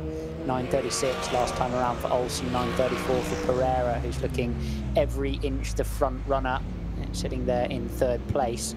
Stippler not falling back too much either, but is about to be under pressure, I suspect, from Vavish in that number 1 Audi, who just set the fastest lap of the race. Still incrementally improving the drivers. Last time around, a 9:34.2 from Vavish. That time around went purple for him. So that's the battle, I would say, in the higher reaches at the moment. What we're watching now is Raginger defending hard in the Falcon Tyres Porsche against Renoir.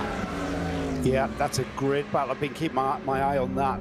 Last time across the line, there was only half a second in between that 11th and 12th place car. Raginger just in the Falcon Motorsports car, just holding off for an hour in the Fricadelli. And that battle out on track now, just coming through and down the Fuchsur towards, I think that's Kallenhardt, no, Ardnar Forst, and then up to Metzgersfeld is where those cars are located. They're really running nose to tail, aren't they? I mean, that's turning into a bit of a scrap there. The 30 and the 44 is the cars running in 11th and 12th. Markus Winkelhock making his way through a bit of traffic. This one's not for position, I don't think, just making his way past the delayed number 7, Indy Donji.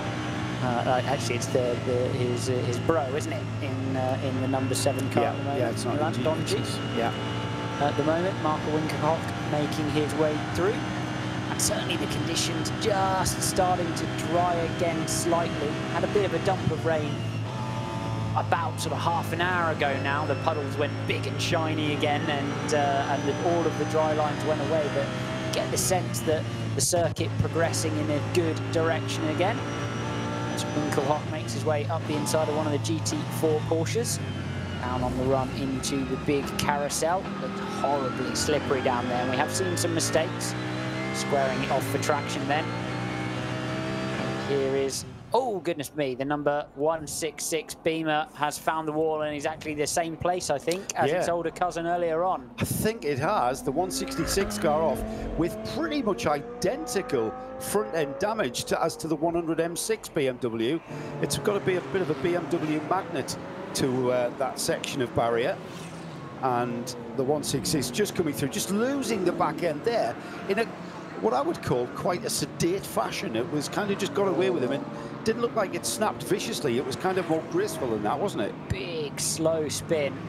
It's really, really slippery through the exit of Brunchen. To be fair, he's managing to drag that one back, but I didn't see too much steering going on that right front.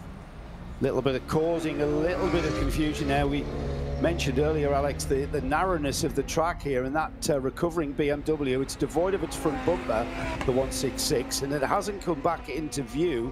It looks like it's stopped. Bottom of the screen. Yeah, now that steam rising from the front of that car, heavy damage, and of course that's where the radiator is housed. So if the temperature gauges have gone off the scale, that driver in the 166 showing a pretty good attentive head. He went straight for the temperature gauge and just checking as to how the car is going to run back. He got back onto the track. He was trailing very, very slowly indeed. It's the Manhala Racing BMW. I'm just trying to find him. He's way down the order, of course. It's V2T class, V2T, third in class, and it's Owen is the driver in that car at the moment. We've got yellow flags being produced for that recovering BMW, and I think he's pulled that car off to the side of the track, and whether or not he will be recovered or whether or not he can continue around, he's still got a long way to go. You identified that as Brunchen, did you, Alex? Yeah, it looked like the exit Brunchen to me, the final part of Brunchen. Just as you head up towards, oof, goodness me, Matteo Gimene having a big old slide in one of the course cars heading out there. That's not a safety car, anybody watching for the first time, so that's not a something that will neutralize the race. He'll be heading out to find a car which has been stuck on track just out ahead of the leader. Now, you mentioned the condition of the track, Alex, becoming a little bit less wet. That's kind of been confirmed, I think, for us by Pereira in the Conrad Lamborghini. He's gone and put in the fastest lap of the race that we've seen so far. So that fastest lap now down to 9 minutes 31.5. So there's no doubt about it. The track conditions are coming to us. And if it continues, I mean, you know what, we're going to say this all night, aren't we? Because there's rain forecast to pretty much checkered flag time. The 166 made it a little bit further round, and he's pulled off again. Looks like Hoact, entry to Hoact. He's made it down to now, and just having a bit of a chat with the marshals there about the best way to proceed. Because what we do here is we can recover cars out on the Nordschleife onto the public road and then get them back via recovery truck. Which is much safer than having a car which is slowly, one, it's going slowly, and two, it's discarding bits of bodywork and God knows what else onto the track as it goes. So the team of the 161 BMW looking and taking and paying massive attention every time that car appears on the TV shots. The team there paying a lot of attention and trying to assess just what the damage is. It's still driving. He's taken some advice from a course marshal, and the advice was that I'm just going to keep on plodding. I'm just going to make my way around. Horack's the highest altitude-wise, the highest part of the Nordschleife, isn't it? So I suppose the saying is it's downhill from here, mate. The issue is whether he can steer the car, I suspect, and they're going to put him under white flags, you would have thought. Just watching for the leaders coming through that section now. Where's Mara Engel?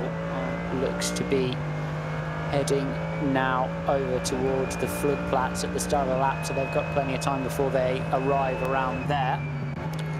but the horror of sitting in that position is getting collected by one of those big GT3 cars carrying a lot of speed, and it's often you're so reliant on everybody else, their view, their vision, their being in complete control of their racing cars, and you're absolutely at the whim of the traffic in all of the classes as you find your way back. It's really not a nice position to be in. Here's Vavish moving alongside the number 5 of Stippler on the Dottingerhorst straight. Tight little battle actually over 5th place. Yeah. Stippler still 0.8 behind him as we sit, so they're obviously trading positions, these two. Still moving backwards slightly from Pereira, which, as you just said, Joe's the Pereira car really making some progress now. 9:31 does demonstrate a bit of improvement in the circuit surface. Seen good 1-lap pace from that Lamborghini all week. I was impressed to see it on top in Quali 1. It's always nice. There's something kind of sort of warm and cuddly about the Lamborghini at the front of the field. Big fan, always have been a big fan. You know, going back to childhood days, Lamborghini Countach was something that was like science fiction, and there it was on the road. It was I'm a big fan of Lamborghini, and I'd love to see that car continue, and showing that actually the drier this track becomes, the quicker that Lamborghini can go. The wet conditions and slippery conditions seemingly advantaging the Mercedes, more of an advantage to the Mercedes. They look planted, so planted on a slippery track. But as this track comes back to us, we may see that Conrad Motorsport Lamborghini come back into front of the field contention, I would like to think. Certainly may. It just completely depends on the conditions, I think, and how these different tyres are working on their car. Cars are working on the tyres. There's that course vehicle we saw heading out onto the Grand Prix loop, making it all the way round to close to the carousel. And that 166 car potentially causing some strife. I mean, it's just a car like that, sitting with a yellow flag, which can catch drivers out if they're overtaking unsighted, coming into contravention of the rules, or can generate a code 60, not necessarily in front of you, but while you're in it. That's just the sort of thing that can grab you a penalty. Reports coming in all the time. Thank you for your eagle eyes on Twitter of some cars being a little bit close and dicey with those regulations. We'll keep on top of it for you if anybody picks up a penalty from the various issues surrounding that car and its movement back around the circuit to the pit lane.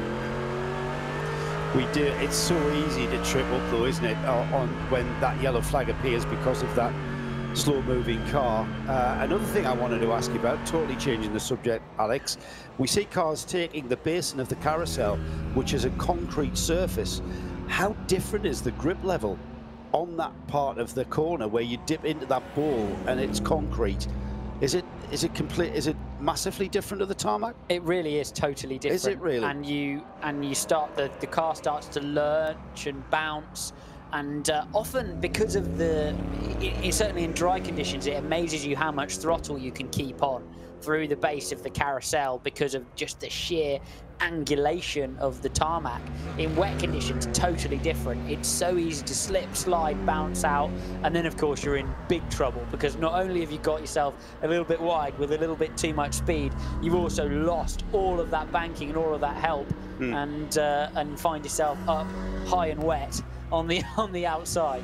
Not a good place to be, high and wet, I've got to say it, as the weather at the highest parts of this Nordschleife track begins to descend in cloud cover. It's you know, in the middle of summer, middle of the spring-summer time when we usually run this race.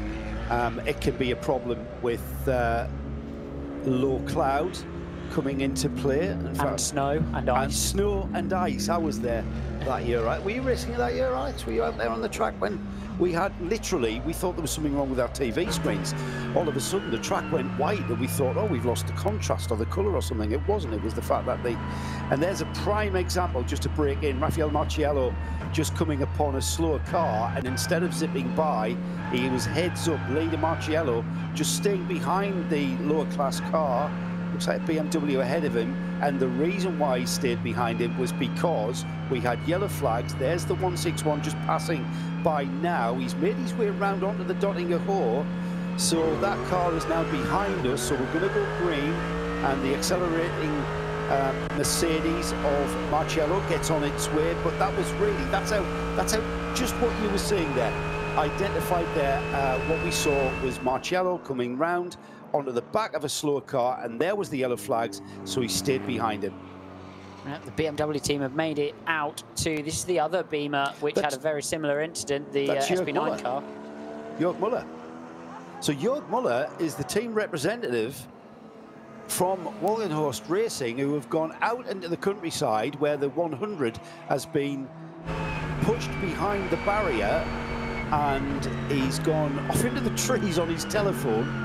So I'm wondering if he's asking for the car, the 100 we thought was perhaps making its way back to the pits. That is not the case. That number 100 is out there on the circuit and behind the barrier, so not being recovered at the moment, much to the chagrin of Jörg Müller. Here comes the leader into the pit lane then, and that is on schedule for me, lap 14.15. So he should come in for a full fuel stop. We'd expect the rest of the leading runners also in relatively short order. We did see a little group, René Rast, Juncadella, and a few of the Audis are slightly out of sequence with these two lead Mercedes, but this all looks very much on schedule, doesn't it? Yeah, absolutely. We're going to see Schiller jumping in. Is that Schiller? Yeah. Schiller about to take over that leading Mercedes from Marcello. Well-deserved rest for him. Car a little bit confusing there, because normally when we see cars go into dolly jacks and swiveled round, that means bad things. However, at the Nürburgring 24 hours, it's just standard practice. The car gets jacked up and put on a dolly so that we can swing the car through 45 degrees to give it a better chance. That's because we have a very crowded pit lane. Into the pits is the second place Mercedes now, and Maro Engel bringing the number 4 onto pit road, just looking for his crew now. We take that for granted as well, don't we, Alex? That's not an easy job for a driver, especially in rainy conditions, to spot his crew. I mean, all right, by this stage of the weekend, you would like to think that everybody's familiar with where they are in the pits, but everything looks completely different by race day, doesn't it? It certainly does, and it's in the dark as well. It becomes altogether a different story. You try and pick something out on the left-hand side, which indicates where your pit box is, and so you can look to the left. For example, at Le Mans this year, we were directly across from the Rolex bridge. So you check out the Rolex bridge, and then you know where your pit box is. Okay, I'm 2 pits down. And then you arrive in the dark. There are 2 cars ahead of your box, 3 cars behind your box, and a bloke in a blue race suit 3 boxes down who looks decidedly like a United Autosports mechanic who isn't. And then it just becomes altogether more of a struggle. You have to really peel your eyes out for your pit box. Teams try absolutely everything, shiny LEDs, lights. This year, slightly easier at the Nürburgring. Again, another function of how few cars there are in the race. Yes. So the elbows out stuff over the fuel rigs, not quite as bad. Yes. The finding your pit lane stuff, pit box stuff, not quite as bad, but it is still a challenge, especially if you're right in the middle of the group, because you kind of can't see the wood for the trees often if you're right in the middle of the pit lane. And indeed, all of those lead protagonists in. So we've got 2 groups then. We've got a chunk of midfielders who've had to box early, and they're about a lap ahead of then this lead group who are lap 15 pitters and appear to be on schedule with each other as the Rover Racing heads in the number 29 car. Yeah, I'll just give everybody a bit of a rundown as to what cars have pitted there. So we had the number 9 Mercedes in, the number 4 Mercedes in. Also in was the Conrad Motorsport Lamborghini, the KCMG Porsche came in, Dennis Olsen bringing that car onto pit road, Phoenix Racing Audi of Frank Stippler, car 5 in, Winkelhock and the Audi Sport Team Audi in, the number 99 of Alex Sims, Rover Racing, BMW is in, and Bernhard in the KCMG Porsche also in.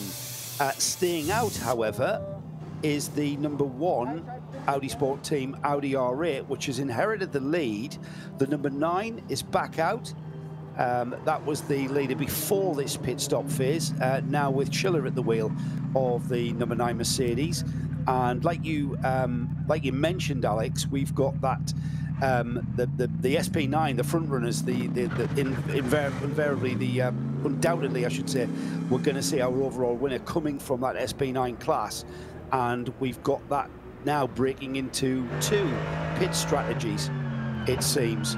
But 15 laps completed there at the pit stop phase. So Vervish still out in the lead. We'll probably expect him in this time around.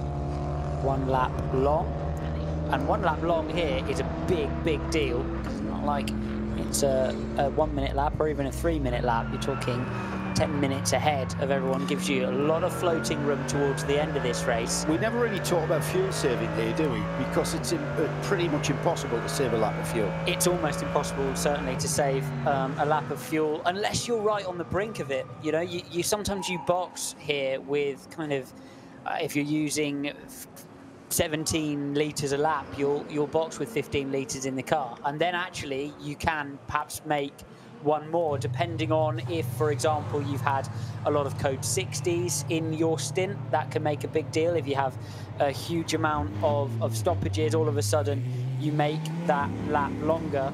But certainly the concept of building a whole 12th or 13th lap or yes. 10th lap out of pure fuel saving is out of it. But you need to remember that actually sometimes the track conditions, the wet conditions, can do a bit of that stuff for you. Obviously in the GT3 categories, teams have got much more information available on the pit wall and can make that decision. In the smaller categories, it's a fuel gauge and it's you. Yes. And you got to decide if you're going to run out of fuel or not. Generally, when you drive here, you will give the team a fuel readout every time you go under the Audi bridge. Right. And the engineer in the pit lane will just be working it out. And then he's you. got his slide rule and his calculator out. He's working fuel rates, and that of course isn't an exact science because of the fact that we never really go full course caution here. It's all slow zones, and that's a real task to be working out your fuel rate when you've got a moving target. It certainly is, and certainly with the track progressing as well.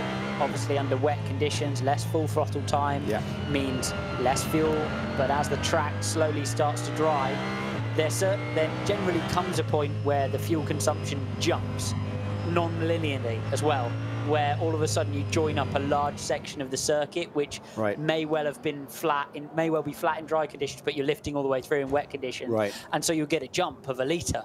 Yeah. And that can really catch teams out in terms of what the fuel usage is. When you've got a bench full of engineers sitting there nicely, as we can see in the Audi Sport Garage or Phoenix. Looking at all of those screens of information and deciphering and making decisions, constantly making decisions on the move with regards to strategies of when to pit and how to pit. And this is why we love this event, because I use the term every time I come here to the Nürburgring. I use the term having to recalibrate the mind, because it's kind of not a conventional track by any means, and not even by Le Mans standards. Le Mans is not a conventional track with a 3.5 minute lap time. Short intake of breath there, but this place is absolutely so different. And even from this seat, let alone a driver's seat or a seat on the pit wall, even from my seat, we have to recalibrate our heads as to how we address this event. Just takes away all of your flexibility, the length of the circuit. All of a sudden, rather than being 1 minute 30, your decision time is 10 minutes.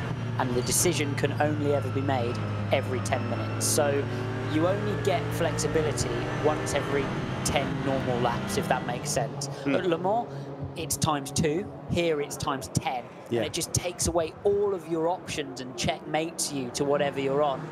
And also the pit regulations make that even worse, because when you come in, you have to fill the car up on this massively slow rig. So you really have to make those decisions, and whatever decision you've made, you have to live with it. for normally, if you're going to aim and do anything strategically, just making sure they don't lose any more shoes underneath the camera. Oh no, it's not the Conrad Lambo team. I saw that. Well, the team have picked up a penalty for that mechanic's foot under a wheel. Appears not. It did appear not, and that's what I thought.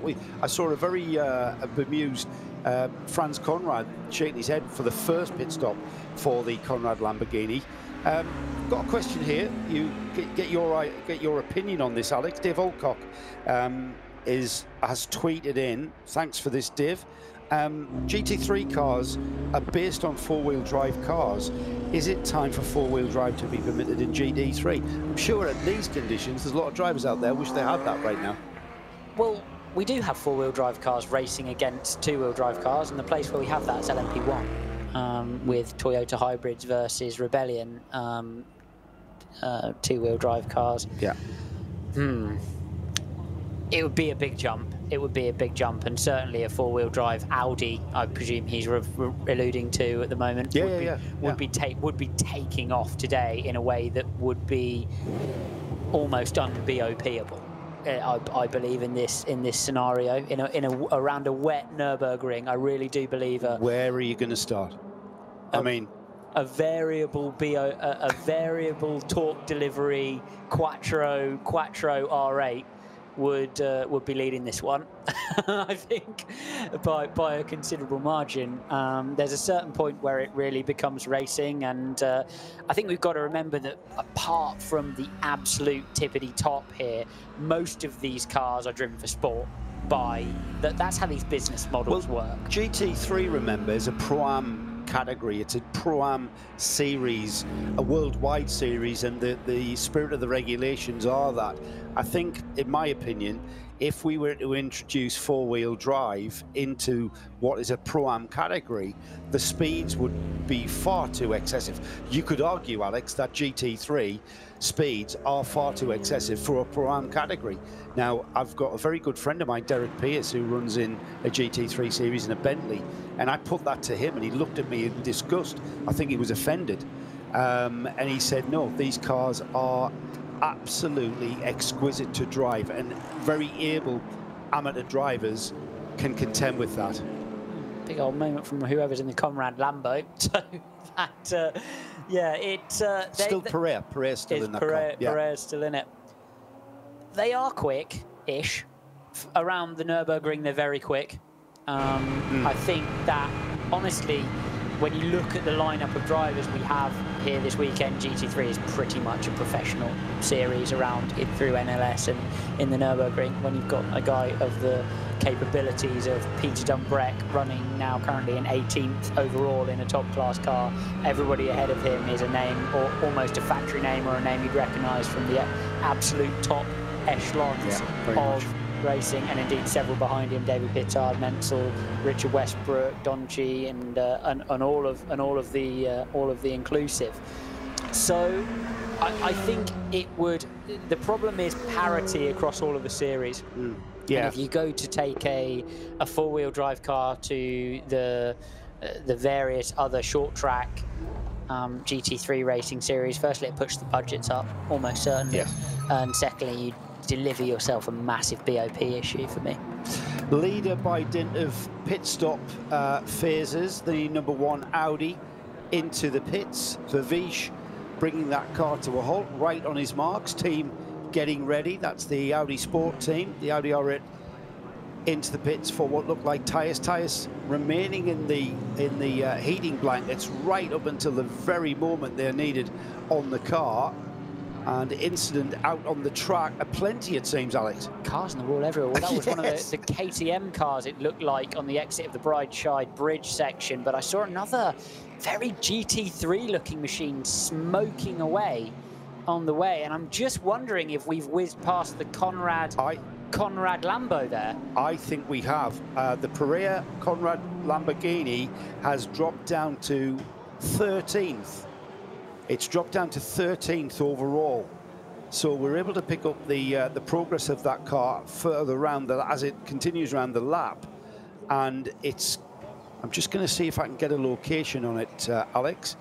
But it looks like the 21 Lamborghini has come to a halt. It has, on just before Bergwerk on the left-hand side. Yeah. The 21 is either in the wall or come to a grinding halt. He's in the middle of the straight there, so I'm not sure he's crashed it necessarily. Let's see if we can get it. And there we go then. There's Bortolotti heading by it, and certainly that is the Conrad car. Driver's out of it. Yeah, Perea out of the car and looking disconsolately at the rear of the Lamborghini, up against, nestled left-hand side of the car, off the track, up against the barrier. And Franz Conrad will be absolutely beside himself, trying to get a handle on what he's witnessing there. They'll be in contact with the driver. Perea, though, out of the car, so he's disconnected the radio, I would imagine. It's not Bluetooth, is it, Alex? You can get a long radio kit, right, which most of these cars carry. So you'll get a long radio cable that plugs into the car. You leave the master on, and it'll allow you to walk around the car with your helmet on. And is that hardwired, though? No, so you'll have to get it out of the side of the car. You'll have to get it out of the probably the passenger side or wherever it's stowed. Crack it open, and then it's a really long radio cable, because obviously you can't take your helmet off. Of course, otherwise right, so it plugs in, doesn't it? Yeah. So then plugs in, and then it's a walk-around radio. The other thing you can do is a mobile phone with a radio extension and team on speed dial on one. Right, so you carry that in the car as well. So you'll carry that in the car as well, so you can wander around it, take it to bits, pull bits off, but that looked extremely overheaty. I don't know. You had a real sense of an overheated car about it, with the amount of steam. Do you think he just had pulled off, or do you think he's made? It's hard to judge, isn't it, from what we can gather, from his from what we can see, from his absolute location, just on the exit of the ex-Müller right-hander. He's either had contact in straight line with traffic, or he's just pulled off. A driver of his quality, you would imagine, will get it all the way off the road there. That's what you'd always aim to do, so you don't get hit in the rear. Now, considering Alan Prost has just reminded us of that slippery moment that you described just before this incident, I'm wondering if that car had something like a puncture. We saw the car slither right to the outside of the corner, and then the next time we see the car, he's in the barrier. And I'm just wondering if that was a continuation of what the first part of what we had a glimpse of, that car sliding around. A lot of discussion about how much oil was potentially coming out of the rear of that car as well. Let's keep our eye on it. We'll be able to see what's going on, of course, and hopefully get some feedback from the Conrad team, but it doesn't look too happy down there, does it at all? And they look to be preparing for the car's hopeful return to the garage. Yeah, now getting bits of kit ready and tools ready. Franz Conrad, team principal, former driver, of course. Only France on the front of his toolbox there. Is that right? Is that right? Yeah, keep your hands off this. Yeah. Only France's personal tools. Boys. Yeah. those are my ones. Yeah, and anybody who's worked in a race team will completely get that. Will completely get that. Where's my best ratchet? Where is it? Oh, disappeared forever. Interesting point is it is often the mechanics who supply their own gear. Yeah, that's how it comes. Yeah. So the team, it's not necessarily the teams who will own all of the tools that the mechanics use. That's Quite often the mechanic comes complete with gear, and it's their stuff, and they keep it. And who nick my snap-on pliers? Yes, absolutely.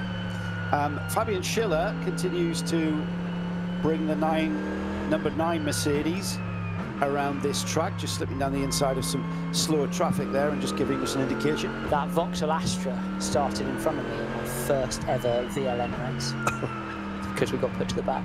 Right. That would have been a couple of corners before you made short work of it. For a technical, he defended into turn 1, for which I'll forever respect him. Heading through, looked like a little fluid, a little fluid down on the circuit, not rain. But look. You mean like a trail of oil or something? On the inside there, it just looks subtly different in its shine, and obviously the marshals there with their slippery surface flags out as well. Alex, well spotted, mate. That's a trail of oil. That's a trail of oil. And we're coming down to that section now, aren't we? We're coming down to that section of Breitscheid Bridge where the Conrad car, you'll see it just coming up as we exit. We go left here over the bridge and then subtly left again. Now that would have explained the Conrad Lamborghini looking like it was on a very slippery surface. We're now showing yellows out of that section of the track up to where the Lamborghini is on driver's left. We've got the slow zone boards being shown, code 60 boards for this section of the circuit being shown as we see the Lamborghini on driver's left. And that was a great spot, mate. That was down the middle of the track for quite a length of circuit. Now we've seen some surface. That's oil. I mean, if it was water, it would just disappear. That's some kind of oil residue, because you'll know it from driving on the road, and certainly motorcyclists will be very aware of what to look out for on the road when you see a kind of a spectrum develop as the oil nestles on the surface of the water on the track surface. And it's something, if you're a motorcyclist, you want to stay well off. Well, it's a similar sort of concept in a race car. When you're absolutely driving on the limit of an already slippery track, just add oil to water and we've got issues. Mathieu Gimene just making his way around the Grand Prix circuit there, and the driver in front looking in to what will be Grand Prix turn 6, and Gimene just getting caught out on the outside. Yeah, it may well be something like an oil pipe for that Conrad Lambo. Wouldn't be the first. Happened to me last week. That would explain why the car has just pulled off and showing no signs of any contact damage. So maybe he saw some warning lights and he's pulled the car off. The car will hopefully be recovered. Of course, that's going to put that Conrad car well out of contention, because, you know, it's not the work of a moment to recover a car from out and around the circuit towards Bergwerk, that section of track. Right at the far end of the track, possibly not quite the furthest point away from the pits, but not far from it. Well, there are not many things that will stop a modern race car absolutely dead, but loss of oil pressure is loss of oil pressure, whatever you're in, wherever you're in. And then you as a driver, once you see that, you just switch it off? It is pretty much the only warning where you absolutely switch it off on the spot, because the engine internals will just cannot operate unlubricated. It's as simple as that. And if you catch it in time, you can maybe, in a race like this where you can be recovered back to the pits, if you catch it in time, it's salvageable and you haven't damaged the engine. Certainly. I mean, the engine change you're not going to do. So you must simply take the pain and turn the engine off. If you lose enough oil pressure to arrive on your screen as a warning, that's it. Absolutely game over in that instance. So I'm just going to check, Alex, where the Conrad car is and see if it's still showing at the location it pulled off in, and then we'll be able to maybe establish whether or not the car has already been recovered. Hopefully we'll get some information from the pits as to our assumptions, and certainly be able to confirm or deny our assumptions that it was that oil trail that Hawkeye Brundle here spotted. That's why he's the racing driver and I'm the commentator. That oil slick certainly had a bit of the sort of rainbow oil. Yeah, it did, definitely. Demonstration about it, didn't it? And a clear differential from the surface. And it's always a giveaway. For example, you don't see around the rest of the circuit the marshals waving that slippery surface flag, even though you've got oil on track. The slippery surface flag is when the surface is specifically slippery, if that makes sense. Yeah. Over and above the general context of the circuit. Yeah, we've got a wet, slippery circuit, but we're not going to have red and yellow flags being shown for that. It's only when we add oil do we see the slippery surface flag. Correct. I think the drivers are understandable. We've got a collection of course cars making their way around this track, just adding could well a little bit up the Lambo, actually. Yeah, I would think so. That looks like a recovery truck. So we've still got slow zones out on the track. Still it's showing only between Exmüller and Bergwerk. And that is purely for that Lamborghini being recovered. The race does continue, though, with Schiller now at the wheel of the number 9 Mercedes, leading it, the gap down to 54 seconds. It was about 1:04, so that's a 10-second reduction there in the gap between first and second. That, of course, has been evident flowing since we started. We're coming up to 3 hours. We're about 8 minutes away from the 3-hour mark, so still 21 hours, still lots to happen here, and lots of potential as ever from the Nürburgring 24 hours. Huge gap now between second and third. It's Metzger in the number 4 Mercedes. He's got 2 minutes and 40 seconds. Is that 2 minutes? No, I think that's a bit of a glitch. That was 2 hours and 40 seconds. That's a minute gap from back to Muller. Yeah, right. Back to Muller. Yeah, so Muller in the number 1 Audi, a minute back, and then 3 minutes 50. I'll tell you why that's doing that, Alex. It's because of all the slow zones, isn't it? And how the timing around the sectors pick that up, so it's a little bit confusing as I'm giving you a little bit of a rundown of the top 10. Imperatori is in the KCMG Porsche. He's in 4th. René Rast is in 5th in the number 29 Audi Sport Team Audi. He's only got 2.2 seconds on Juncadella in the 10Q Racing Mercedes, car 22 in 6th.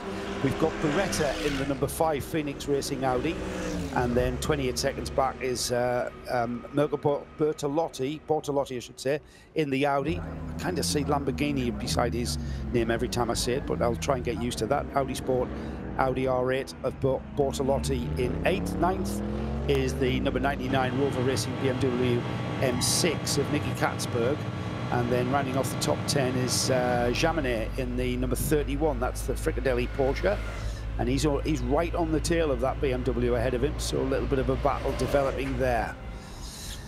Just give you an idea of who is where. SBX is being led by the Glickenhaus.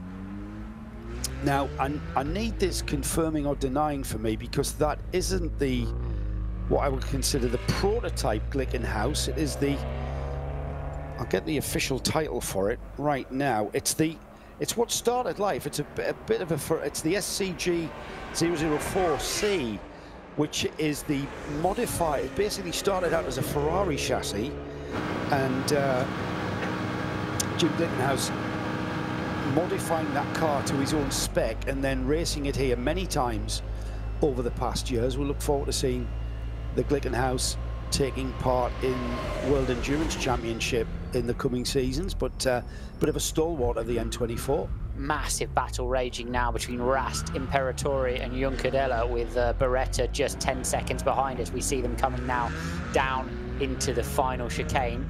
And that's Rast up ahead, then Imperatori, then Juncadella, all fighting over 4th position in this one. And they've been going at it for a couple of laps now since the pit stop, absolutely nose to tail. Rast appears to have decent pace at the front. Looks like Juncadella in the Mercedes appears to have just a little bit better, with Imperatori hanging in there in the KCMG Porsche. But great battle shaping up. These were the early pitters that we saw a couple of laps before the 2 leading Mercedes. Right. And it's punch and counter punch for these 3, running at very similar pace. Here's Rast then, a bit of a replay here, having a go at Imperatori. It seems like he's been released, Alex. We had the move made on the Dottinger Hole. He got ahead of the KCMG Porsche, just slingshotting out of the slipstream. And you really do see the slipstream come into effect down the Dottinger Hole, having to get the car on the very, very wet right-hand side of the track to make the move. He's gone past him now, and he's kind of been released.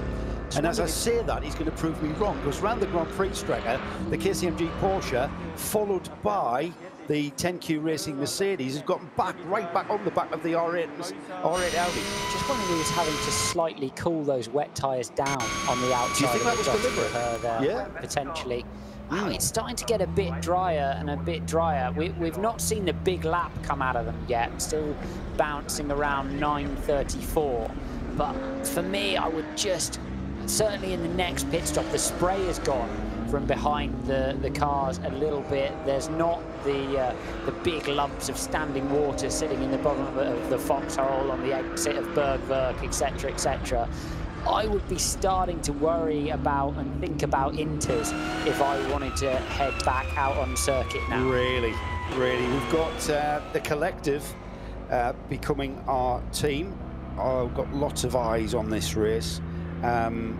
Jim Walker, he saw what we saw with the Conrad car twitching to the outside of the track, and Jim thinks, in his opinion, something may have broke on the entry to Verstappen.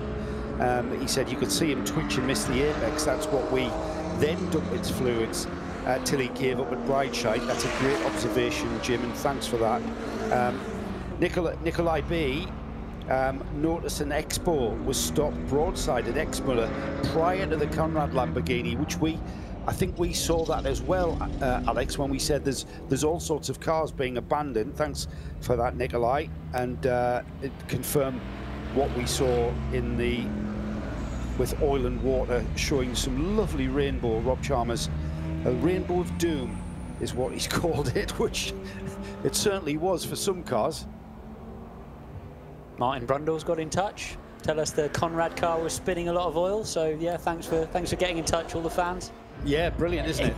Yeah, it's like, I tell you what I feel, Alex, when I'm sat here and I just check Twitter and stuff, is I've got all these people standing over our shoulders, and while we're looking at timing screens, they're noticing things that we've missed, and we notice things that they missed. So collectively, we do not a bad job, really. That's why we're called a collective, I suppose.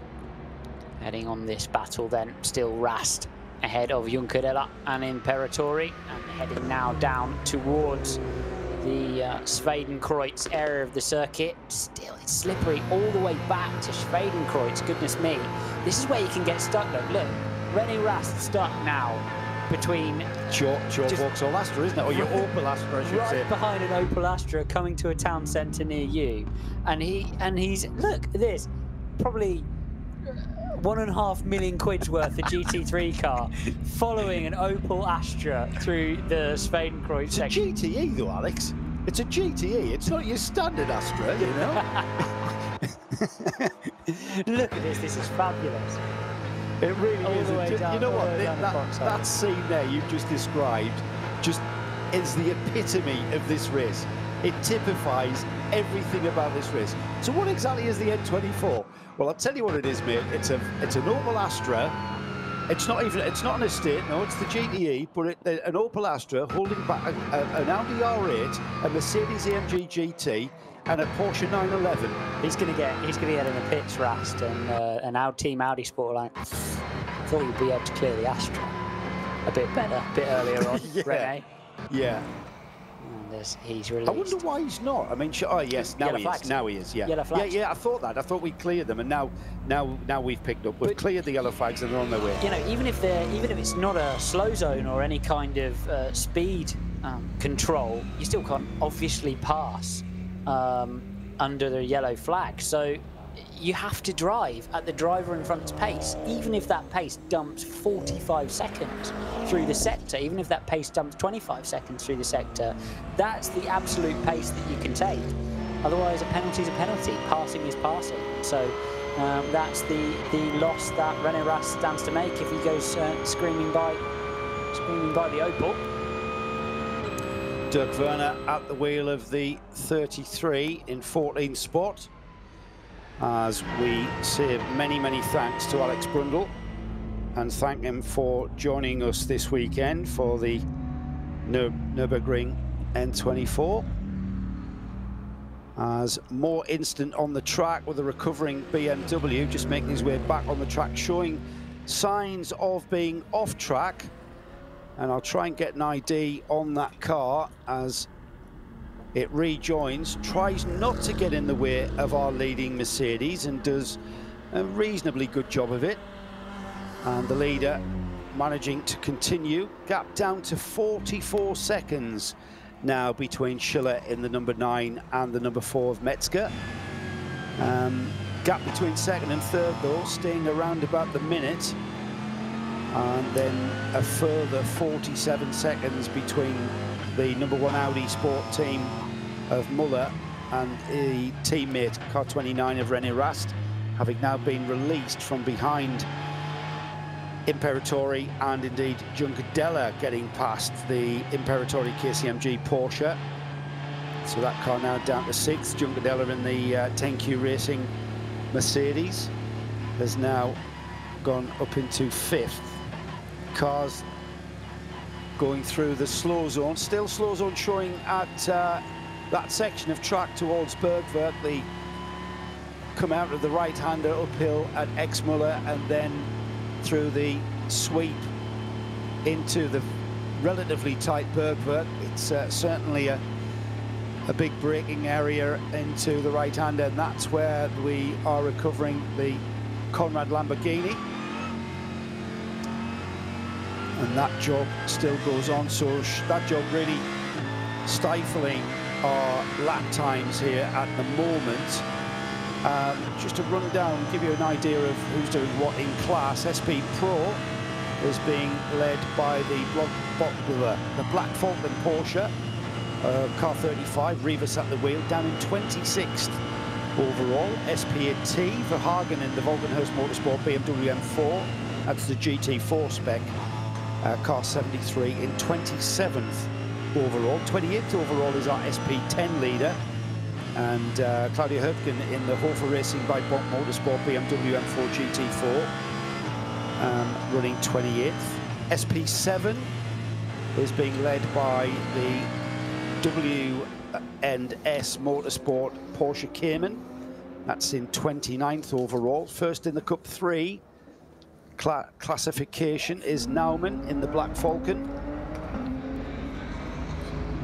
and that car currently 30th overall. Cup X is the KTM Crossbow, that shows us still running, that's car 111, 31st overall for that. And then next down the order I find our first of our TCR class, that's the Honda Civic, or Fugle at the wheel of the car of the number 170, and then the KI Cup 5, the Team Avia Sorg Rennsport BMW M24i, one of my favourite cars. If you ever get a chance to see one of these BMW M240s, the 240i, have a look. They are a great race car, production-based car, of course.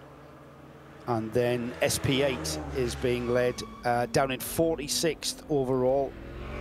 The Lexus RCF of Novel Racing, currently 46th overall. AT is further down in 50th. Brevetti in the Ford Motors Bio concept car. That's a Porsche Cayman GT4 with the biofuel concept fueling that car. A few more classes to go before we give you an idea, with 3 hours gone. V3, the V3T class, Feilenbach in the number 85, the Team Mattol Racing Porsche 718 Cayman S. The BMW M2 is the of Pixum CFN Team Adrenaline BMW M2 into the pits at the moment as we speak. That currently leads the BMW M2 class, currently 59th overall. V2T is the Pixum CFN Team Adrenaline BMW 330. So different classes for the Pixum team for their BMWs. And then the SP3T, that's the Engstler Motorsport Hyundai. That is currently running in 63rd overall. We've got about 3 more classes to get through. SP4T, the Porsche Cayman, currently driven by Pierre, and that's 68th overall. The Renault Clio, close to my heart, Renault Clios, that's the SP3 class. Renault Clio leading that, down in 72nd overall, and about just under 3-minute lead over the second SP3 runner, which is the Toyota Gazoo Racing Toyota Corolla Altis. That currently is in 74th place overall, and I think that's the last of our class runners in this. No, I found one, the SP4 class leader, down in 91st place. That's Scuderia Soligon, and that's a BMW 325i, that SP4 class leader, currently running in 91st place overall. 97 car field. We've got 2 cars showing way down the order in the pits, and that's the GT Tyre Motorsport Audi R8 out of the SP8 class, and the Vaxivier, Get Speed Performance, Mercedes that we lost after just, well, 13 laps ago. So that was quite an early retirement there, or indeed being delayed. A big welcome to the box now to Peter Snowden. Snowy, it's great to have you alongside us. Thank you. It's been a while actually. What, last year since we did this, isn't it? Not live on this, but so you've covered the practice and qualifying throughout the week with Johnny. With Johnny, yes. Yeah. So you've got you're ahead of the game on what we're doing here with regards to. I wouldn't go that far. I think Johnny's ahead of the game, and I'm in the jump seat. And on that note, I'll just say, I've just done a driver change with Alex Brundle. I never thought I'd say that. Possibly the slowest driver change in GT history. Yeah. But all the same, Alex was out pretty quick and did his bit, and I'm just sort of taking my time and ambled in. So I bet you wish you could have said that last week, because it would have been an Oregon LMP2 that he'd have been sat in there right now. No, actually, I wish I could have said it this time last year when Alex won his class at this race, because I'd have loved to have been in that seat as well. You so at practice and qualifying, we've now had 3 hours of racing. It's a completely different ball game, isn't it? You know, and I'm not just talking about the weather, but you know, in qualifying and practicing conditions, it's kind of forgotten, isn't it? It's very important when we're doing it, but it's kind of forgotten. And now that the race is beginning to evolve and unfold, I always liken it to a game of high-speed chess, to be honest, because that's what we're doing. That the object of the exercise right now is to stay on the lead lap as long as you possibly can and just chip away and chip away. And Snowy, just to bring you up to date, that's what we're seeing at the very front of this field. Currently being led by Schiller in the number 9 Mercedes. The gap has come down from 64 seconds and it's now at 41 seconds, and it keeps reducing. Metzger it is, chasing him down. That's the battle for the lead, and you can't really ask for more, really, can you? You can't, and of course we're only 3 hours in, as you quite rightly just said. Obviously this isn't an NLS round, but we know it kind of is, as in a lot of the NLS races, formerly the VLNs, are a build-up to this big race. We had the 6-hour race that John Hindhaugh and I covered just a few weeks ago, which is definitely a precursor to this. And then you've got this, the 24-hour. But this is what you just said, Joe. We're 3 hours in. We're only 3/4 of the way through an ordinary NLS race. We haven't even reached 4 hours of this, which is a fraction, obviously, of the 24 hours. It's quite extraordinary. It is changing. We've lost some of the Italian contingent. We had that Ferrari at the beginning, the Kirsch-driven 126 octane Ferrari get to right to the front there at the very start, and we pounced, didn't he, from the front row to get up there, got to the lead, but then faded. I'm still not really quite sure what happened to that. I'm sure we can find out a bit further, but not quite sure where that car, why it dropped out so early on. And of course, just recently, a matter of minutes ago before we jumped into the seat, the Conrad Lamborghini parked at the side of the track steaming. Yeah, we didn't know what the cause or effect, or whether that was a mechanical fault or he's gone off on his own oil or someone else's oil. And track conditions coming into play, I think, ever more now. And Steve Barker asks, tweeted in, thank you, Steve. He's asking, at what point do you think, and who do you think will make that first gamble to Inters? Now, I think Alex Brundle would have won that one, because he said he'd be looking at Inters right now. Exactly, he had sort of preempted it. I'll tell you what I think, just my humble opinion. I would suggest one of the Mercedes goes onto it. The car that's the most reliable, the most, I don't mean mechanically reliable, the most stable. It looks great in the dry. It looks even better in the wet. It doesn't look too bad in this sort of period, this bit where it's greasy, it's saying drying out. I would say a Mercedes. First one to try it, let's see. One of the Mercedes teams, because of the way that their cars seem to be handling these conditions, you mean? And I wouldn't, yeah, absolutely. Just the way that car is, it's just an amazing car out there. Just everything it's supposed to do. Somebody I did comment on with Johnny, and I commented on actually on the sort of qualifying days, both Thursday and Friday, that hadn't really featured massively in qualifying, but has been a feature at the pointy end of all of the NLS races this year, has been Fabian Schiller. And where is he at the moment? Yeah. He won. Yes, he is. Now it's a long way to go, so I'm not gonna curse anything or anything like that. But Fabian Schiller, it's not surprising to me to see him there at the top of that timesheet already. Is that a car that could pit first? I don't know.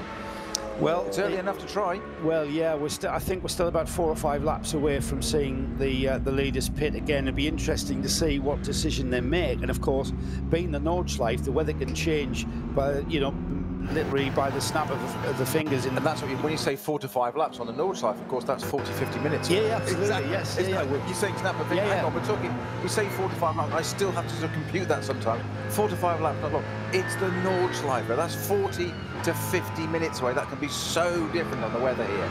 It could go one way in between and come back again, or go worse. Recalibrating your mind is what I have to do here. Thank you to Jean Chavet, who I hope I pronounced your name right, Jean. Just cleared up a little thing that was going on in my head regarding the Glickenhaus, the number 704. I wasn't sure whether that car was the prototype we've seen here before, because it has a slightly different look to it. And Jean has cleared it up. The P4/5 Glickenhaus was a Ferrari 430 underneath. The 004, which we see this weekend, is a brand new car developed from scratch. And he did see the camouflage car, which was the road car prototype, earlier on in the televised broadcast. Thank you, Jean. That has cleared that up for me. So the 004 here is brand new and developed from scratch, but it really does have the look of the P45, which of course has the look in itself of the Ferrari 430. And quite an old Ferrari to be starting with there, a 430. That's quite some time. Well, yeah, I mean, 458s and 488s in between. I think I've spoken to Jim Glickenhaus about this, and Ferrari weren't very happy. You know, they've kind of designed a masterpiece. It's like going to the Mona Lisa and painting a little bit of less of a smile, or changing the profile of the nose, isn't it? That's how Ferrari felt about Jim Glickenhaus playing around with look at it another way. Impersonation is the greatest form of flattery. Yeah, they didn't like it. See it that way. No, they didn't see it that way. I tried. Yeah, Sam Pierce, good observation, Sam. Sam saw that one of the course cars was laying a trail of oil-dry granules to pick up that oil that was laid down on the track. Good spot there. And yeah, that was also spotted by Ian McCarthy. I thought Ian was going to tell me something else, but yeah, great spot there. From the collective, with Nico Muller chasing down that battle for second place. He wants to get involved, and conditions on the track, certainly we have a dry line appearing on certain parts of this track, but it's all to do with the undulations of the track and how the track drains. Nico Muller there just coming out onto the Dottlinger Hole for the 19th time. Leaders already across the line, gap down to 33 seconds now.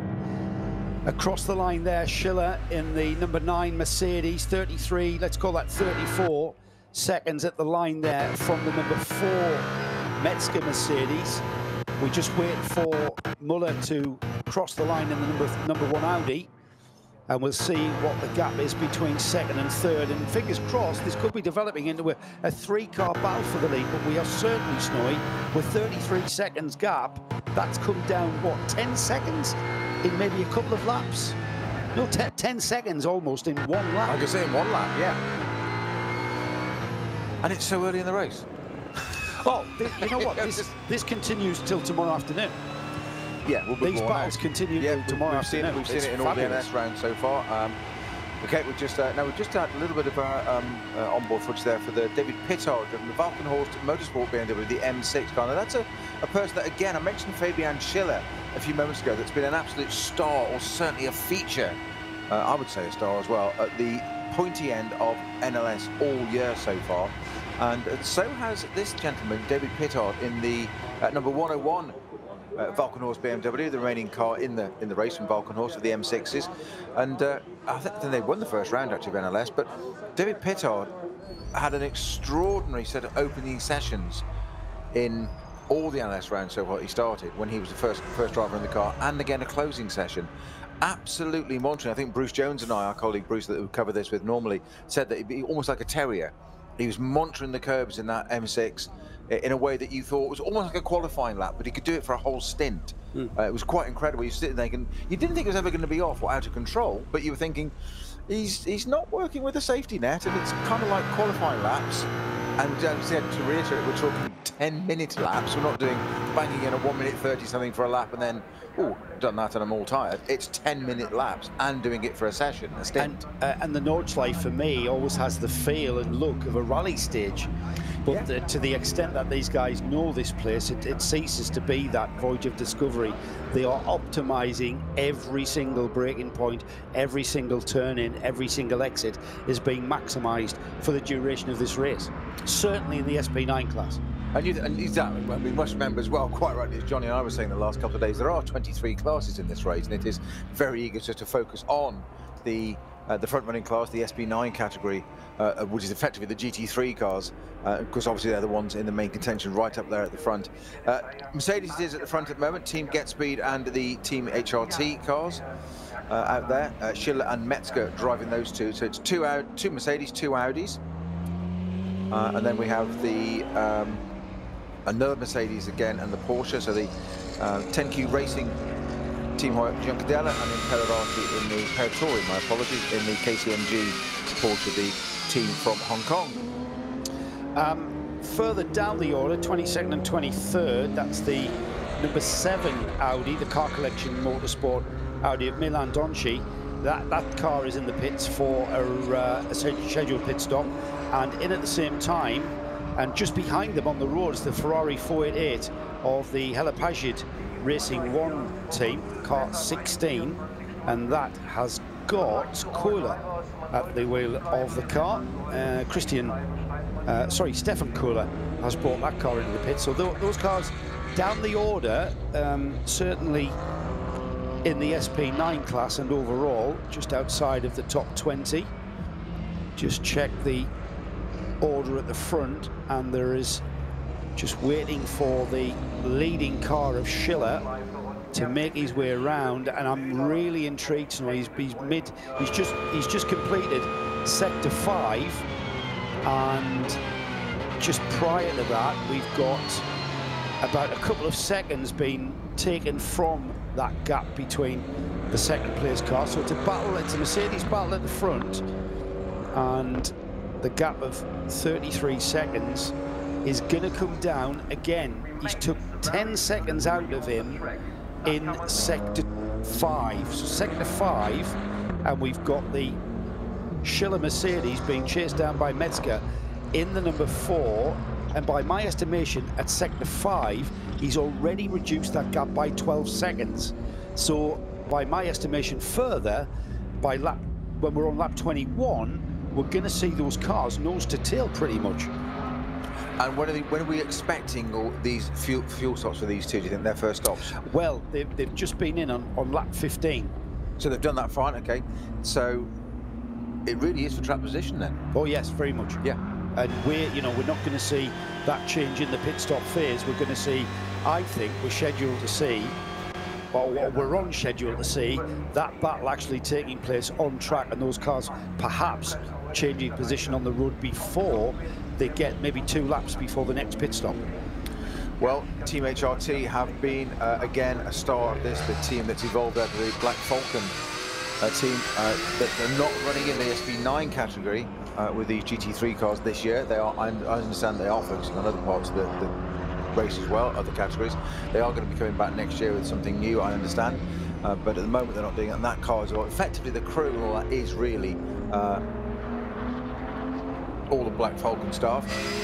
David Houghton is that set the team up, and all the drivers are one of the cars as well. Metzger's in the car at the moment, currently part number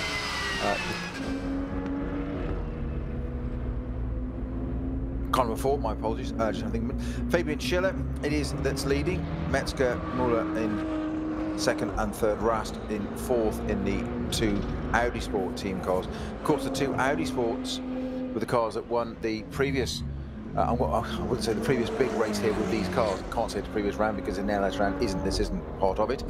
Although we know it's about up to 6 hours, very much a shakedown and trial run, if you like, for this race. Audi Sport team attempting winning that first and second there as well, with the Octane Ferrari that was leading on the last lap. Would have to go into fuel-saving mode in that last lap.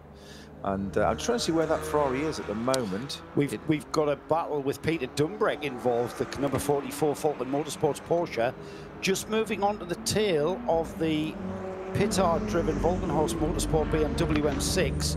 They're just coming to the end of the Grand Prix stretch and about to turn left, and if anything, that BMW is looking like he's driving defensively. I know that left-hander onto the Nordschleife doesn't seem to have a defined textbook line through it. Every time I see cars go through there, there's a choice of lines, but they're out onto the Nordschleife now. Traffic's going to come into play, and Dumbrek getting right on the tail. Now, where are these cars? They're running in 17th and 18th. But yeah, in a slow zone though now, or a slippery surface zone at the moment. There are safety cars on the track, so incident vehicles on the track, my apologies. So they're just being steady through that bit at the moment while they do that. But there's the Ferrari, although where he is in terms of position, but he's there in this group with them, not actually on the same lap. No, I don't think he is. No, you're right. No Ferrari. Just see me for a minute there, because it's there in the background. David Pittard got his work out. Peter Dumbrek had some issues in qualifying when that car ended up, the number 44 car ended up rotated and facing back the opposite way in our night qualifying on Friday. Was that Peter Dumbrek at the wheel? It was, yes. I think Dumbrek was at the wheel, but yes. It ended up facing the wrong way in the barriers. There looked to be a lot of debris on the track, not from the vehicle, but lots of dirt and muck and gravel and bits, detritus, if you like, from the side of the foliage was definitely dug up. And that car was out for a while, then it did get repaired, whatever it was. Of course, one of the Falcon cars had an engine fire in NLS 5, I think it was, as well. That had to be rebuilt overnight. So they seem to have one car works all the time, one not. Dumbrek jumping between a couple of cars there. He is now all over the back of David Pittard, monitoring that M6 BMW, and this is the man that can deal with this car. The Pittard-driven BMW flashing his lights at the Supra as it goes past that around the outside. Dumbrek following dutifully. And I think it was Alex that was commenting earlier, just before pre-race actually, when looking at some of the cars, how they appeared on track, just watching them in qualifying sessions over the last few days, that the BMWs, they're fine in the dry and they're okay in the wet. These greasy bits in between, they don't seem to like, really quite twitchy. And as you said there, that's the... David Pittard then got the additional concern of Peter Dumbrek in the Falcon Porsche right behind him. And those Porsches go extremely well in damp and wet conditions. They really do seem to like them, almost better than they do in the dry. They seem to come to the fore again. We've seen that previously over a few rounds this year. David Pittard got his work cut out there with Peter Dumbrek right behind him. We'll keep an eye on that. That is 1.6 seconds apart, and they're lapping quite different times there. We'll keep an eye on that one. The Lamborghini's been cleared thanks to Yoda's uncle, who also spotted that and tweeted that in, that the Lambo's been moved. So we've now got no slow zone through the section after Exmuller towards Bergwerk has been cleared. The Lamborghini for Conrad Motorsport now on the back of a recovery vehicle and being driven back to the pits on the actual track. Got a vehicle behind it, a course car behind it, warning drivers, and then basically a flatbed truck with the Lamborghini on there. Now, Franz Conrad, we saw Franz bringing out his personal tool collection to get on with this, and I'm just kind of hoping it's something like an oil union or an oil pipe that's come adrift, and maybe he saw a warning in the car that enabled Frank Pereira to stop the car on the left-hand side of the track, because he's definitely not contacted the barrier. The car showing no damage whatsoever. No, not a mark so on I it, think excellent driving from Pereira, being heads up, knowing about what to do in the case of some kind of warning light coming on. I don't know how familiar you are with the GT3 Lamborghini Huracan, Snowy. Have you ever driven anything like that in your day job? No, just noticing there. Sorry, just very, very quickly. No, I haven't.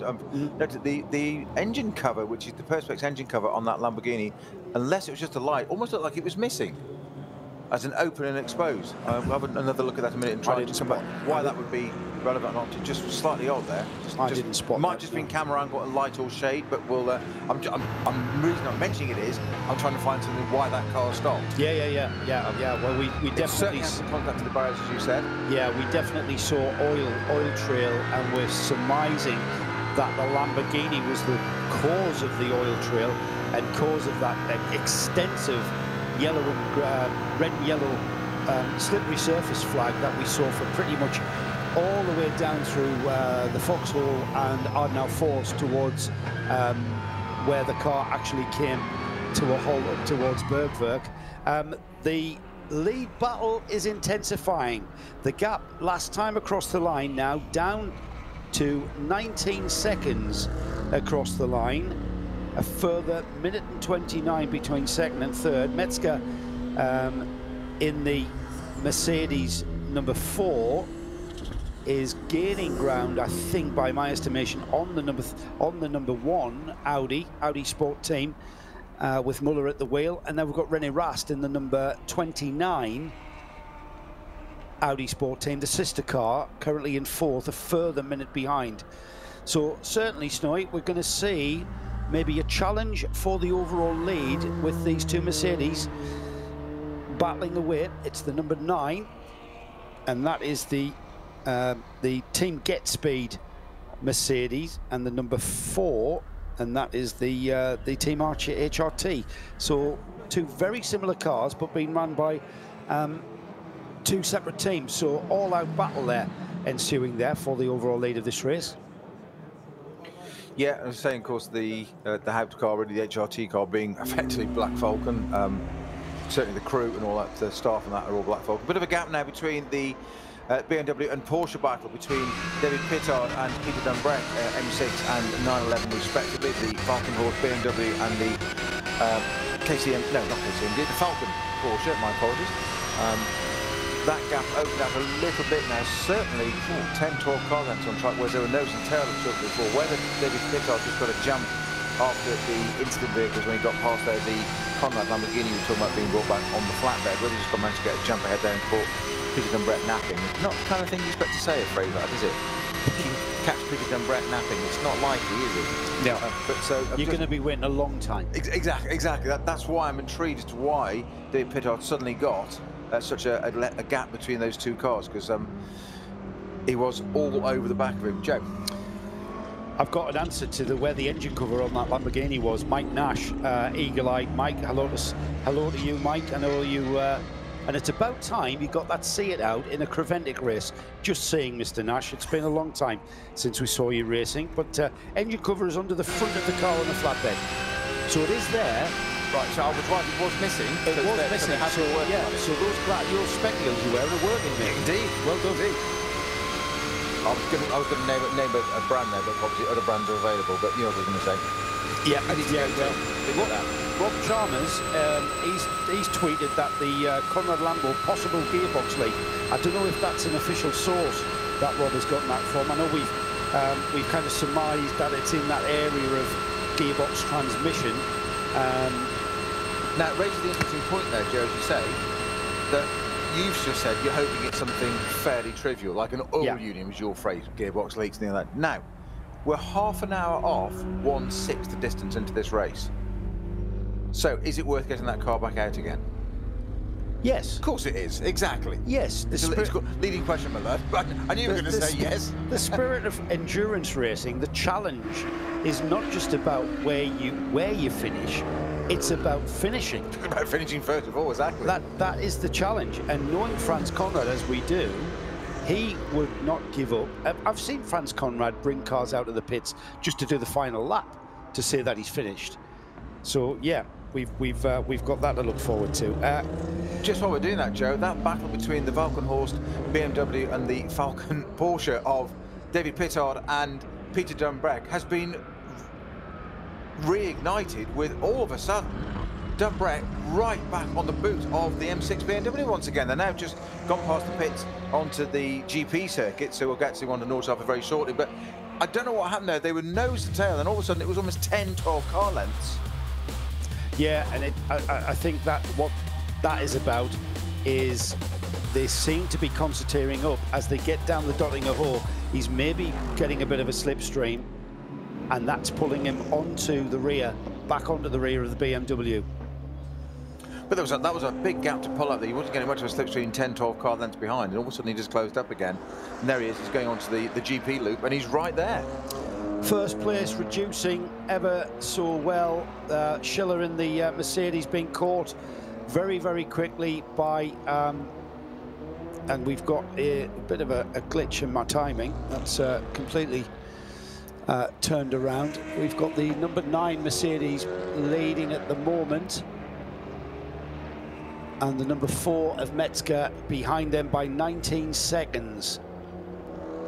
However, we've got a change, and I'm wondering, Peter, if the number 9 Mercedes has had maybe a coming together with the number 4 Mercedes, because they seem to be dropping down the order, showing across the line. No, I'm gonna, you know what, I'm gonna talk about this, and hopefully our timing screens will sort themselves out, because they're showing 20 laps completed. Talking of gaps, just seeing across the line there, the gap I just mentioned there between Pittard and Dumbreck, 0.3 of a second across the line. About a minute earlier, it was 10, 12 car lengths.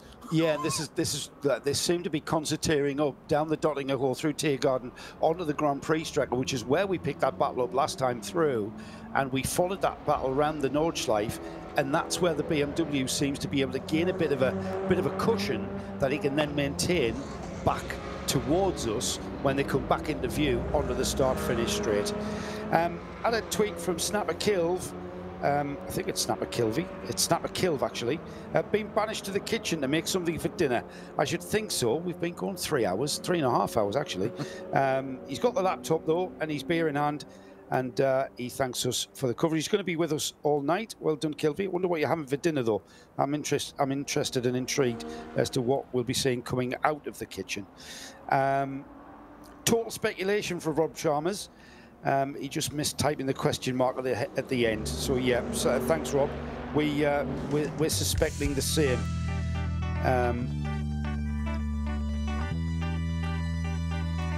Conrad car is going to be. If it is the Conrad car that's responsible for the oil, it's all the way from the Hudson back. That's just basically the Hudson back is pretty much when you go off the Grand Prix track onto the Nordschleife all the way to Bergwerk. That's 5 to 7 miles dropping oil, and we're surmising that the Conrad car may have ran out of oil, which caused the stop.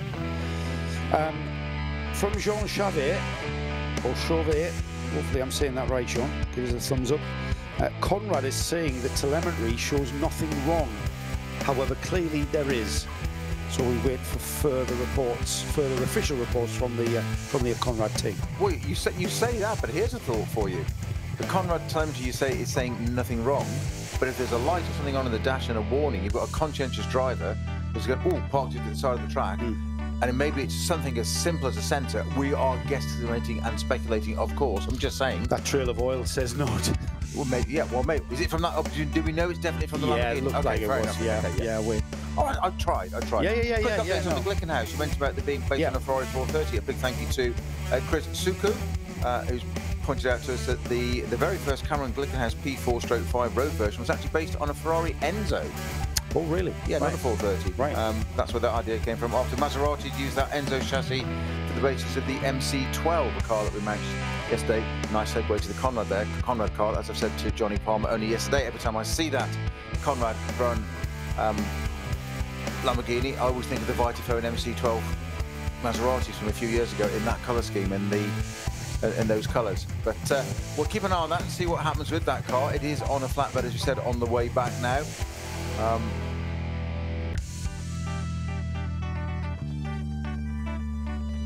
And we noticed it was taken off onto a side road. Yeah, we had a very disgruntled Jörg Muller, didn't we, who was not very happy with the speed of recovery of the vehicle. It appeared to have been pushed behind the barrier and then abandoned. Very shortly after that, we had the trail of oil being left by the Lamborghini, and again, causer effect trying to be established still. That car now onto a flatbed and making its way back to the pits for Franz Conrad and his team to have a look and see just what it was. Car looking like the driver just pulled it off to driver's left. And that car, I would imagine, considering when it was last seen on the flatbed, should be very much with us in the pit lane. Battle continuing for the lead with third place car, the Muller-driven Audi Sport Audi R8, about a minute and a half behind the number 4 Metzger-driven Mercedes, who is absolutely catching, just running him down. Gap down to 15 seconds now. Last time through, 21 laps have been completed, and we still are just coming up to, we're about 25 minutes away from the 4 hours of racing mark, as we see the Lamborghini, Conrad Motorsport Lamborghini, now on the public roads that run alongside the Dottingerhorst Straight and probably parallel with Tiergarten by my explanation. So we'll be coming in the front entrance to the circuit very shortly. Yeah, absolutely. By the Dorrit straight in. Yeah, yeah. Making his way into the paddock, I would imagine, from there. Yeah. Leader offline as we head around the back markers, offline towards, just trying to find out where I was there, and I think I'm up towards Adnar Forst. So the section of track just before the Adnar Forst, the right, left, right, is where we find our leader, and we're getting down to pretty much not needing the stopwatch to measure the gap between our leaders. 15 seconds was the gap at the line last time through. We're on our 22nd lap, so we're getting towards pit stop time. Into the pits has come the number 29 Renin Rast, bringing the Audi in. Juncadella in the 22. Mercedes is in, and Jaminet in the Fricadelli Porsche also into the pits. They're just slightly out of sync with the cars ahead of them. But I would, by my estimation, Snowy, we should possibly see the leaders into the pits this time by, with 7 laps completed. They might stretch that to 8, though. I think we saw 8 laps last time by, so maybe another couple of laps before we see the leaders break up the party at the front of this race. Well, we've got a little way to go for that, because the leaders, Fabian Schiller is halfway through the lap. He's just coming up towards Bergwerk. So quite a way to go before we get around to that. We may see that this time. I think you're probably a lap early on that one, Joe, but we'll just see. But Fabian Schiller is that's through Bergwerk. He'll go through the Castelgen section up to Klosteral and up to the Coracciola Carousel in a few minutes. That extremely fast bit of the circuit where it actually climbs as well. It's one of the things that we don't often get to think about so much, is the amount of gradient and change on this. We think of 170 corners. Which is quite a lot, actually, we think about it. You just stop and think about 170 corners, all thereabouts, before Truss has told me the exact number, which he won't reveal yet, apparently. But there is a number he's calculated, and it's not that which Jackie Stewart claimed it was, apparently, quote unquote, from Truss's a couple of days ago. Yes, I think. Is he including the Grand Prix track? I'm not getting involved in that one. Truss is a mathematician. If he says a number, that's it. It's a fact. We're not going to get into that. You're going to text him now, aren't you? Asking how many. No, I've just found myself saying Grand Prix. Did I say Strecker? Because I'm being criticised by my German friends. Hello to Ron Patala and Seb Zappalot, as he's known to all his friends. He says, I love listening to your pronunciation, or your pronouncing of all those German words. Strecker, Brunchen, Adenauer Forst, Fuchsor, just great. Adenauer. Oh, well, whatever. These guys are German, so they know how to say it. I love to hear your pronunciations of English words, guys. And we're all looking forward here at Radio Show Limited to once again become part of the 0221 family. And great to hear that you guys are watching and listening and criticising my German pronunciations. Or is it pronunciations? So our race leader now just in traffic down at Wippermann. And we're coming down to Brunchen.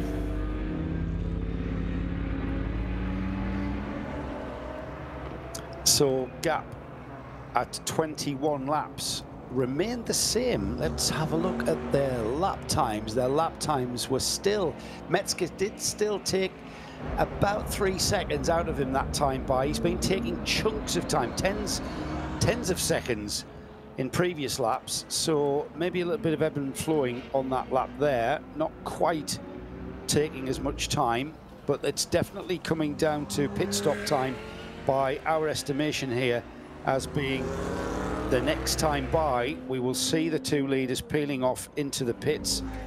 A bit of a flurry of activity in the pits there. 16th, 17th and 18th being in the pits. That's Hauptenger, Mensort there. Van der Linde jumping into the number 42 car now and just out of the pits. 15.5 seconds is the lead after we've still got 20 hours and 19 minutes to go. So there's a fair chunk of this to go still. It's not much then. Not much, no, exactly. No.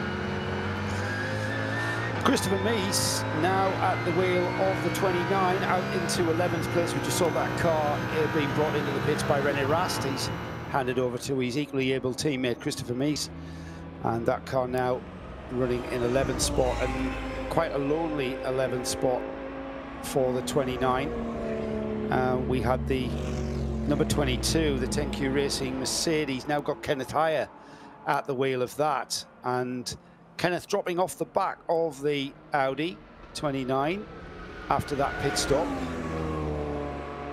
And of course, with the low cloud cover, Snowy, we're going to see the track becoming darker a little bit sooner than if we were in clear skies. And already the headlights shining very brightly on these cars. Now, yeah, different time of year, we're not used to running this yeah, so late, you know, we're not just in September, we're nearly in October. It's October on Thursday, for heaven's sake. So it's yeah, it's quite a bit later in the year, May, June, running traditionally, not every time I know, but quite often around about that time of year. So a different thing. And it was interesting that Johnny Palmer was saying earlier on in the show, yesterday I think it was, and possibly even the day before, that talking to John Gore of Aston Martin early last week at Le Mans, that one of the things they'd encountered, which they'd never ever experienced at Le Mans, because Le Mans is always run middle weekend of June. This time it was September, first time since 1968 it was run in September, and they had to basically employ and realise very quickly into the race a member of crew every pit stop to clear the leaves out of the air intake at the front of the Aston. of course, because we're on tunnel, aren't we? Yeah, and John Gosling said, we've never had to do this before. He said, who thought about leave? We need a leaf man. Then what a tyre man and a jack man and an air jack man. We need a leaf man. A leaf man, yeah. So, exactly. So that's the point, as you were saying about the difference in the timings, time of the year. It's darker for longer. It's darker sooner. And it's very dark here at the Nordschleife, and of course, and cooler because of the yeah, I mean, we had highs of ambient temperature of 8 degrees. It's going to get very, very cold into the nighttime hours. 3-4 degrees, I suspect, probably around about that order. We're not going to have any ambient lighting whatsoever. We get a little bit out on the Nordschleife from the campsites and the light, with the campfires and the lighting stages and the bars. There's going to be nothing this year, of course, because we're behind closed doors without any fans because of the current situation. So it's going to be a very different Nürburgring, and it kind of reminds me, we're nowhere near full dark, by the way, but we are seeing signs of losing light very rapidly. But back in when we were in proper lockdown, and our friend Adam Christodoulou and I were doing a lot of online racing. And it was the iRacing Online Nürburgring 24 hours that Adam was part of our team. And I just couldn't believe how lack of vision I had in the darkness hours. Obviously, it's a simulator, but it's pretty realistic. So I said to Adam, surely it's not as hard to see in real life. Probably worse. He said that very thing. He says, oh, it's worse than this. Exactly. I was like, what? And this is luxury. Are you kidding me? The digital screen. How can it possibly be worse? He said, oh, you can't barely see a thing. The headlights, you get, because of the brows and stuff, you get the headlights pointing at the sky, and you've got, it's just such a demanding racetrack, and subsequently a very, very demanding event in all shapes and sizes.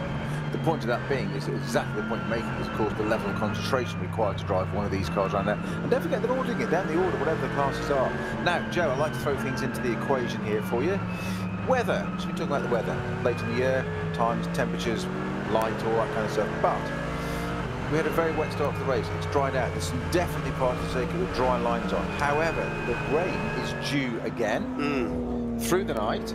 But if you look at it in 3-hour intervals, this is just a rough guide, okay? I'm not Michael Fish, so of course it's not going to do this now, is it? Of course, but 99% chance of rain later on through the night until about 5 in the morning.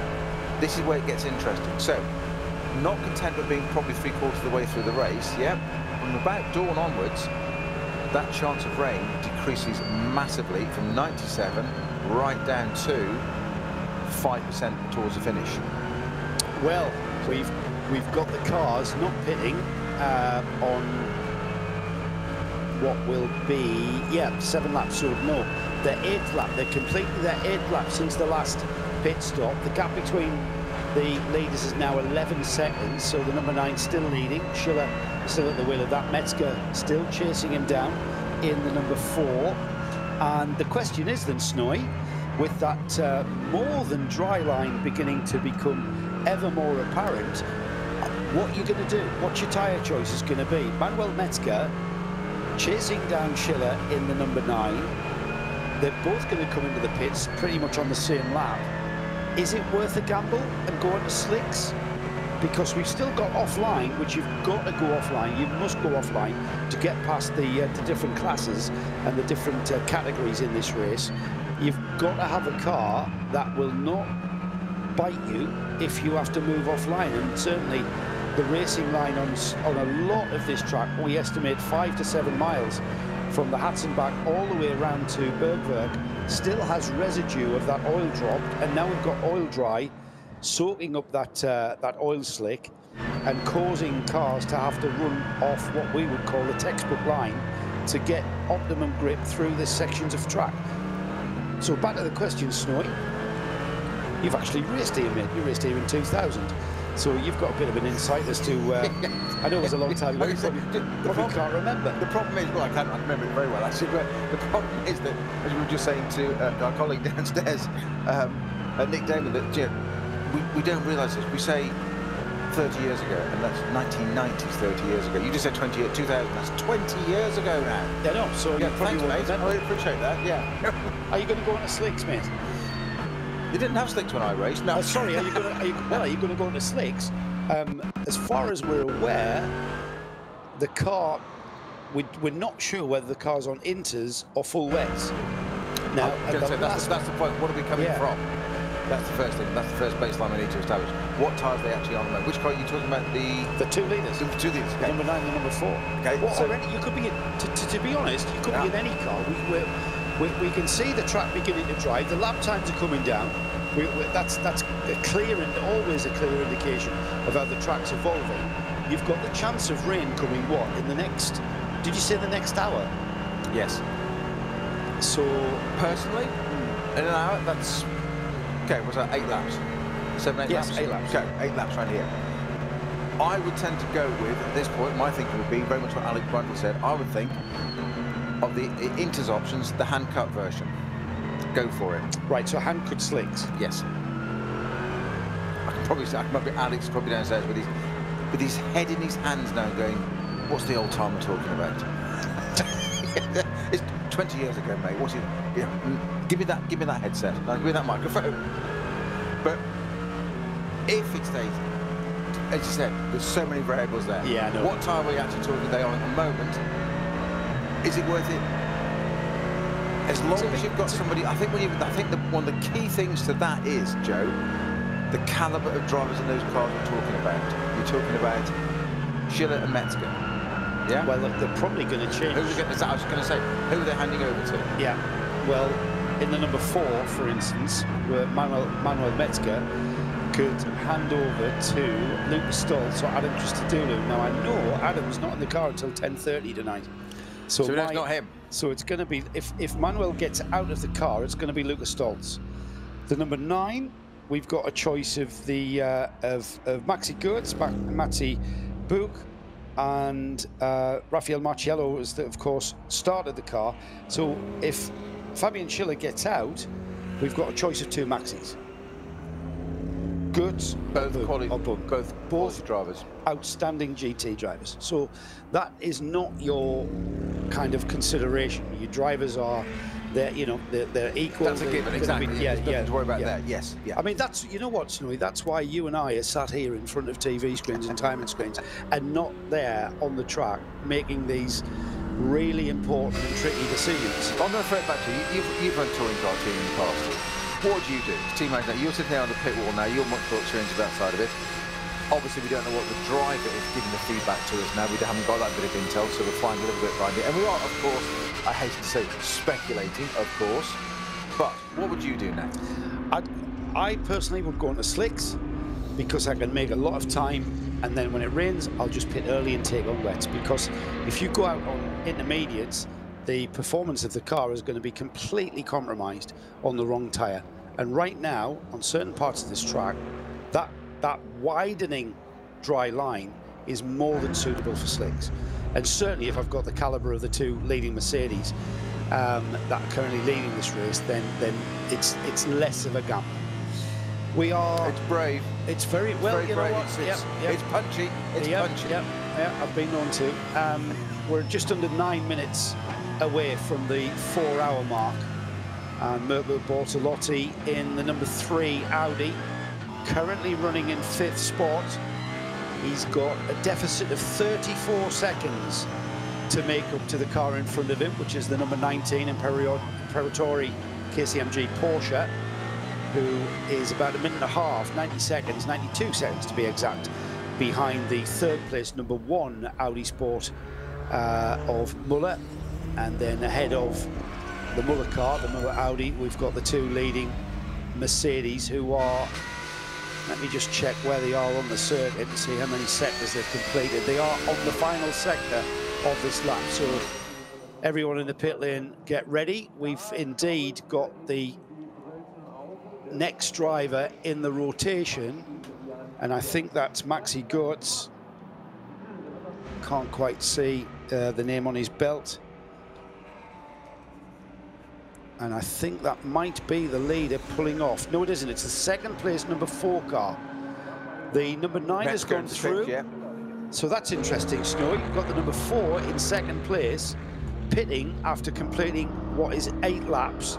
They pitted on exactly the same lap last time by. You've got the number 4 into the pits. Manuel Metzger brings the number 4 to a halt. The car goes up on the jacks. The fueling is being completed. No high pressure fueling systems here on these GT3 cars at the Nürburgring. Standard pump delivery, the sort of thing that you get at your local service station. And it's Maxi Goetz indeed getting ready for the number 9 who's gone by.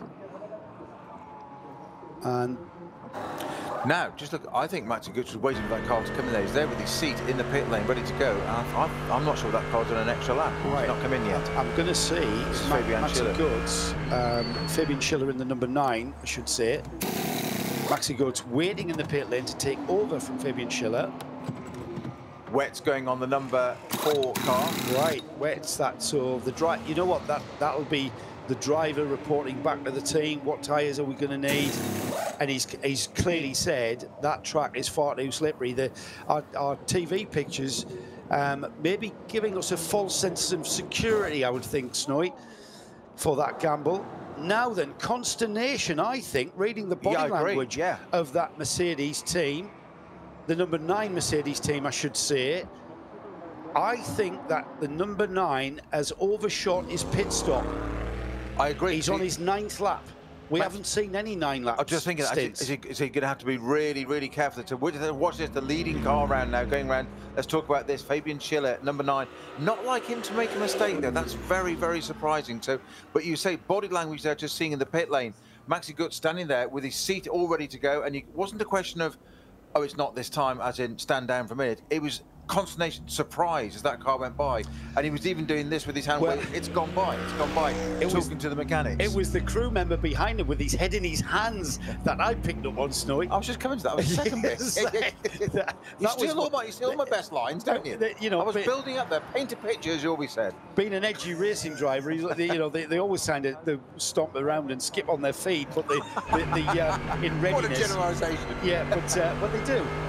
It's the team member, one of the crew in the background, head in hands, shaking his head as if to say, oh my goodness, what have we done? I'm just looking at his sector times, and he's not backing off the base at all.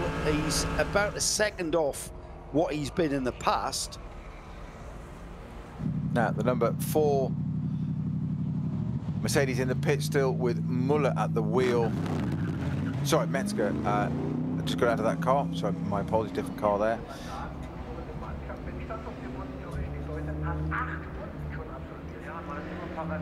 Now Metzger stayed in that car. Right, well, yeah, I mean, they're obviously double stinting. And so we're going to see, we've definitely got a driver change scheduled for the number 9. The number 4, pit stop completed and back out into this race. And consternation, Bertolotti also in the pits, as I was telling you about that. Let's not forget, though, consternation for the current leader, who we believe may have overshot his pit and not came in when scheduled. It means he's going to do 9 laps, which is a big ask. I'm wondering if the team, how much, it's down to how much fuel is left at the end of an 8-lap stint, isn't it? And whether or not it is. Of course, the pace is going to be different, though. Of course, with it being in the wet, because they're nowhere near the pace of the dry time. We've seen 7 laps has been pretty well the norm so far of the NLS rounds we've had of this, but a couple have run to 8, unheard of. Just that one exception with the Octane 126 Ferrari that then did have to fuel save on our 6-hour race. But Fabian Schiller, as you say, running on to 9th lap now. Of course, not using anywhere near the amount of fuel. They're running in 9:43s rather than just over the 8-minute mark. So 8:11, I think, was our fastest time for the beginning of the one qualifying. So that was the Conrad Lamborghini, actually. So we're quite a way off that, sort of 1 3/4 minutes, off 1.5 minutes later than that, slower than that. The question is, can the number 9 Fabian Schiller Mercedes get itself round? The team get speed car, can it get round? I was expecting, rather like yourself, Joe, there, that his sector times would start to really slow down, and just be careful. There are a couple of slow sections which may play into his hands there a little bit, but oh, bit of contact there for Peter Dumbreck, actually, just sitting behind one of the lower class BMWs. That wasn't one of the M240i's, but a little bit of contact there for Peter Dumbreck, not what you want. Meanwhile, Fabian Schiller, our lead car, still charging on peerlessly. We're sitting there thinking he should have come into the pits. All the body language of Maxi Götz, the driver waiting. He's Maxi Götz intensely watching that screen in the garage there, staring at that. Crew updating him on the radio to the car. They're obviously chatting away to him. As you said, Joe, quite right, there was a great deal of consternation when that car, or there appeared to be a great deal of consternation in the crew, in the garage of that car, the leading car, the Get Speed Mercedes at the front, obviously number 9 car. He appeared to go past the pits to the surprise of the crew. We're not sure whether it was or wasn't. I'd say that was more consternation. Yeah. I didn't want to keep overusing the word there. I've done it 2 or 3 times already. And I know it's your word and you start charging me copyright, so didn't want to do that. There'd be a word count going on. But we then expected, because of that consternation, that it would slow down in the sectors, and he hasn't. We talked about this earlier with Alex Brundle, and it's hard to judge your fuel usage rate when you've got things like slow zones, yellow flag areas, code 60 areas, wet conditions, and pardon me, I've just asked someone who may know, Mr. Truswell, and he said, okay, for sure in the wet. Can I take one word out of that? So, the word may, don't take may out of that. Paul Truswell will know, and when Paul Truswell gives us some information, certainly anything to do with mathematical strategy, fuel and whatever, which is his absolute area, then that's his thing. He's going to be absolutely right. So 9 laps, absolutely right. So we're coming to 4 hours of this race completed. I'm going to stand down, and Johnny Palmer is going to jump into my very warm seat. You're listening to RS1 on the RSL network of channels.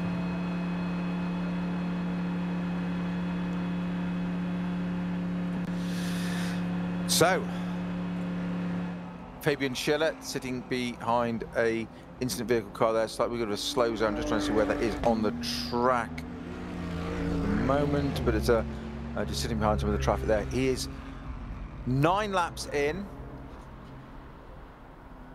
His last lap was a 9:43. Best lap of the race so far is a 9:34 in that particular car. Fastest lap of the race is the 2nd place car, the number 2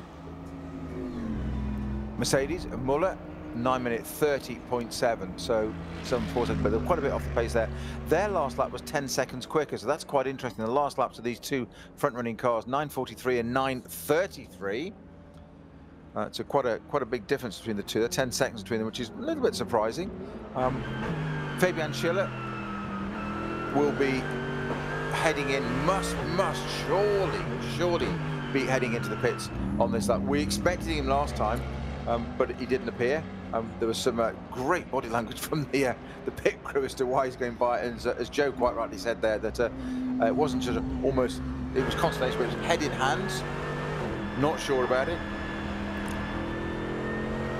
Yeah, and the bespectacled Max Gertz is ready to take that car over, but I do wonder how far... He was ready last lap. Well, I wonder how far Fabian Schiller is actually stretching this fuel mileage, and I'm just about to load up one of the many comprehensive timing screens we have in the studio now, so that's not an issue. He's going to be there. Fabian Schiller being that car. Maxi Gertz, you said, Johnny, there, from almost a lap ago when it went past the pits, and the body language tells you everything. Staring intently, you said bespectacled there, absolutely watching those screens. I bet he was watching those sector times as well. That said, now, wants to know what's going on. The engineer came to, was obviously talking to Fabian Schiller in the car.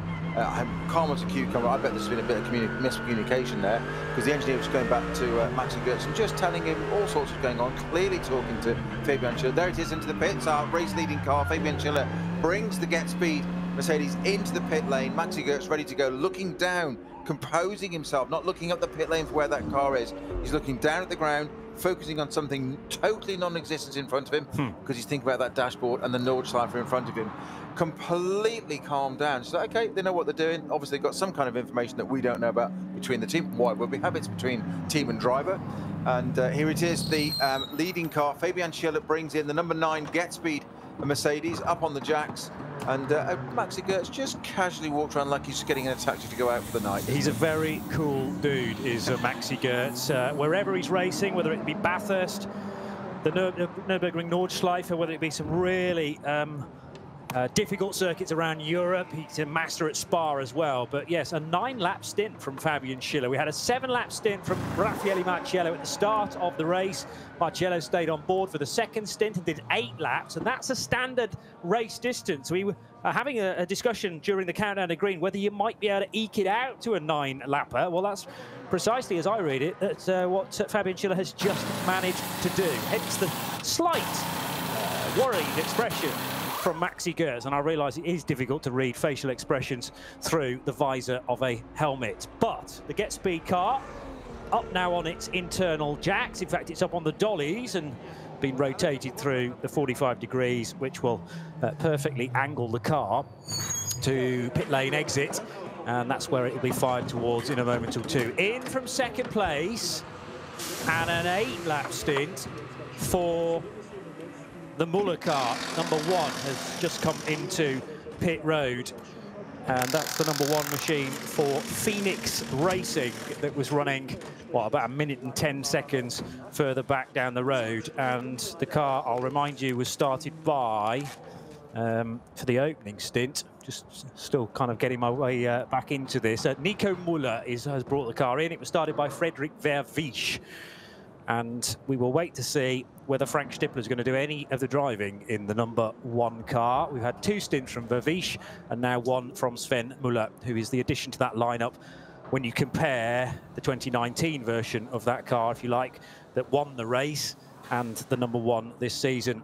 Belts being tightly wrenched down over the shoulders of Maximilian Gertz. Muller's in lap there, Johnny, stonking. Final part of the lap, it was quick all the way through, but the last bits of it, he was absolutely flying that one sector. He was 5 seconds quicker than Schiller in sector 7. Yeah, on an in-lap. I know an in-lap's pretty important. We've had this conversation, haven't we, early on in the show a couple of days ago about ins and out laps. But talk about get on it. 5 seconds quicker just through one sector. It was a stonking last lap in there to the pits for our second place car. Well, I still think that, you know, there's a chance that Fabian Schiller was on a bit of fuel save there, because as I say, 9 laps, and you do run the risk of maybe being on the dregs of the tank by the point you get into your 9th lap around the Nordschleife. So there may have been a hint of the German backing off, and that meant that the Swiss, Nico Müller, was able to catch up a bit of the time. Can I just pick up something you said there, Johnny? You just mentioned a few minutes ago that Maximilian Götz is an incredibly cool character. We've just been privileged to one of those in-car shots where it's physically inside the car, not on board looking down the track, inside the car, passenger side, right-hand side of a left-hand drive car, looking across at Maximilian Götz, yeah?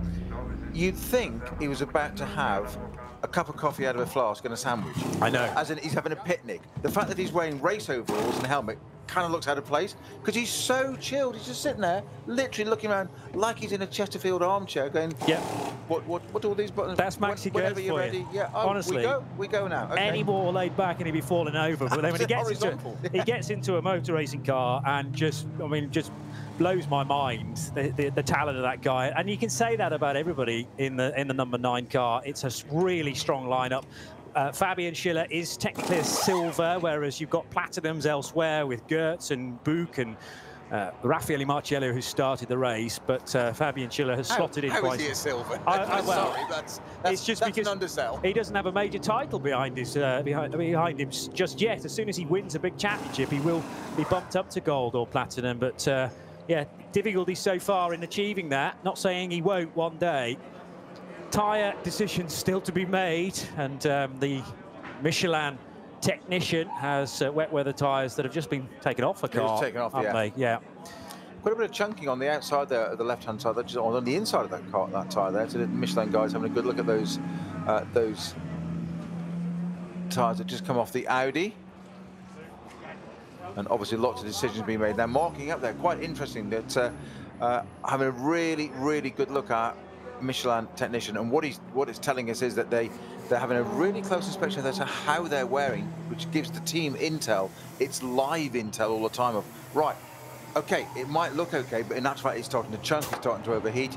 Joe was saying a few minutes ago, before you just joined in, Johnny, that there was a considerable amount of the circuit had a dry line now, which what happens then, we saw it yesterday, didn't we, in qualifying, some of the cars going offline to pick up the damp, to cool the tyres down, because the wet tyre obviously works different. It's got a totally different compound. Yeah. It doesn't like working in the dry. Not because it doesn't have grip, that's a given. It doesn't have grip because it's got grooves in it to disperse water. Pretty obvious, unlike a slick. But the point is, it overheats. It doesn't like it. And that's why we see the drivers going offline to say, pick up a bit, damn bit. But of course, then, how long can it last like that? And we've seen this, we know that. If you get one of those tyres overheating, the performance just falls off a cliff. Yeah. The blocks of rubber on the tread start to move around, and the problem is, once a tyre becomes slightly overheated, you're then chasing your tail because it gets hotter and hotter. Hans Heyer is there, very much in support of his son, Kenneth Heyer, who's racing Mercedes again, and great to have the big grin from Hans Heyer and that the classic hat as well that he always accompanies him. So Christopher Mies on the Grand Prix lap is heading now down the hill through that very fast right-hand kink before the Vidal chicane. And Mies has just set the fastest lap of the race, incidentally, a 9 minutes 28.1, fourth place for the Team Lant car.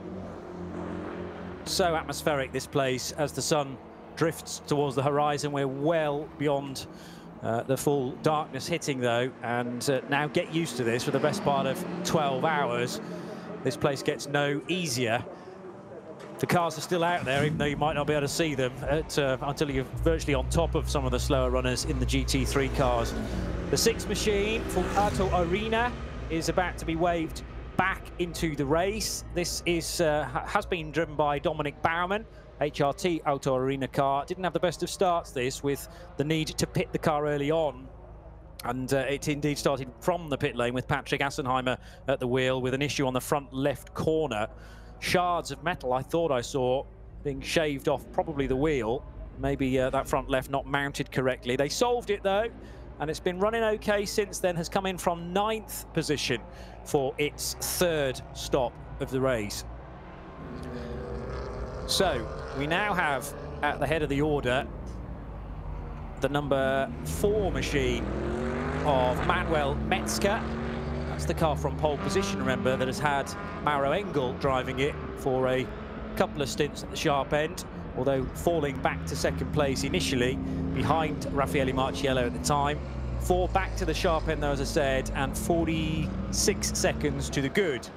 AMG from AMG. 3 Audis next in the order. Nico Muller in the number 1, the 29 Christopher Mies and Mirko Bortolotti in the number 3. And the best of the Porsches is the KCMG example of Alexandra Imperatori for the team from Hong Kong. Phoenix Racing sitting there in 7th place with Michele Beretta currently doing the driving. And Metzger, yes, is now theoretically a lap behind on the pit stop cycle. So we had an 8-lap stint from Metzger, a 9-lap stint from Schiller, courtesy of quite a bit of yellow out on track and the code 60 as well, as the lights are frantically being flashed now for a BMW to squeeze by one of the 2 Toyota Corolla Altis cars out on the racetrack, run by Toyota Gazoo Racing. Yes, that's Gazoo Racing, although Team Thailand, as they are branded this weekend for the 119 and the 120 machines. Very successful weekend for Toyota Gazoo Racing last weekend. A couple of touring car wins at Thruxton, 2 out of 3, with Tom Ingram. Rally in Greece, wasn't it? Was it Greek Island, the winner? Do you know, I know they took victory. I didn't actually take note of where that rally was taking place, but yeah, you may well be right. It was Greece. And that place called Le Mans, which I think you were covering that one, weren't you? I was, yes. Not content having an ordinary job in the world, you want 2 24-hour races back-to-back weekends. Well, yeah, sometimes that's just the way they fall, and yeah, you're partway through recovering from the first one, and you think, blimey, you better get set for the second one. I assume you had Wednesday off at least. Yeah, I just about managed that, yes. Actually, I think I slept most of Tuesday, actually, in an effort to get back into the rhythm. But you think about these drivers, there are 7 drivers in today's entry who are also doing some sprint races, hour-long races at Zandvoort this weekend, you know, and they're jetting from one location to the other. Well, you said Tommy Coronel is also doing things. Doing 3 races here this weekend, including the 24-hour. Correct. Yes. Yeah. I was thinking it might be 4 in total, but so it's 3. 24-hour and 2 support races. That's glutton for punishment. But we do know that he is certifiably unhinged. Yes. I can say that with some degree of certainty, credibility, shall we say? We won't go into that one though. I'm still trying to answer your question regarding the WEC weekend last time out, and one click of the mouse should provide the answer. It was Turkey. Turkey. That Elfyn Evans took victory. I said the wrong country by saying Greece then, didn't I? Yes. Sorry, didn't mean to offend anybody there. Just apologies. Other countries are available. Other holiday destinations are available too. Yeah. 2 rounds to go in the World Rally Championship with Elfyn Evans leading it. Italy and Belgium still to come. But yeah, Toyota keen on motorsport, whatever the discipline, and they're great at it as well.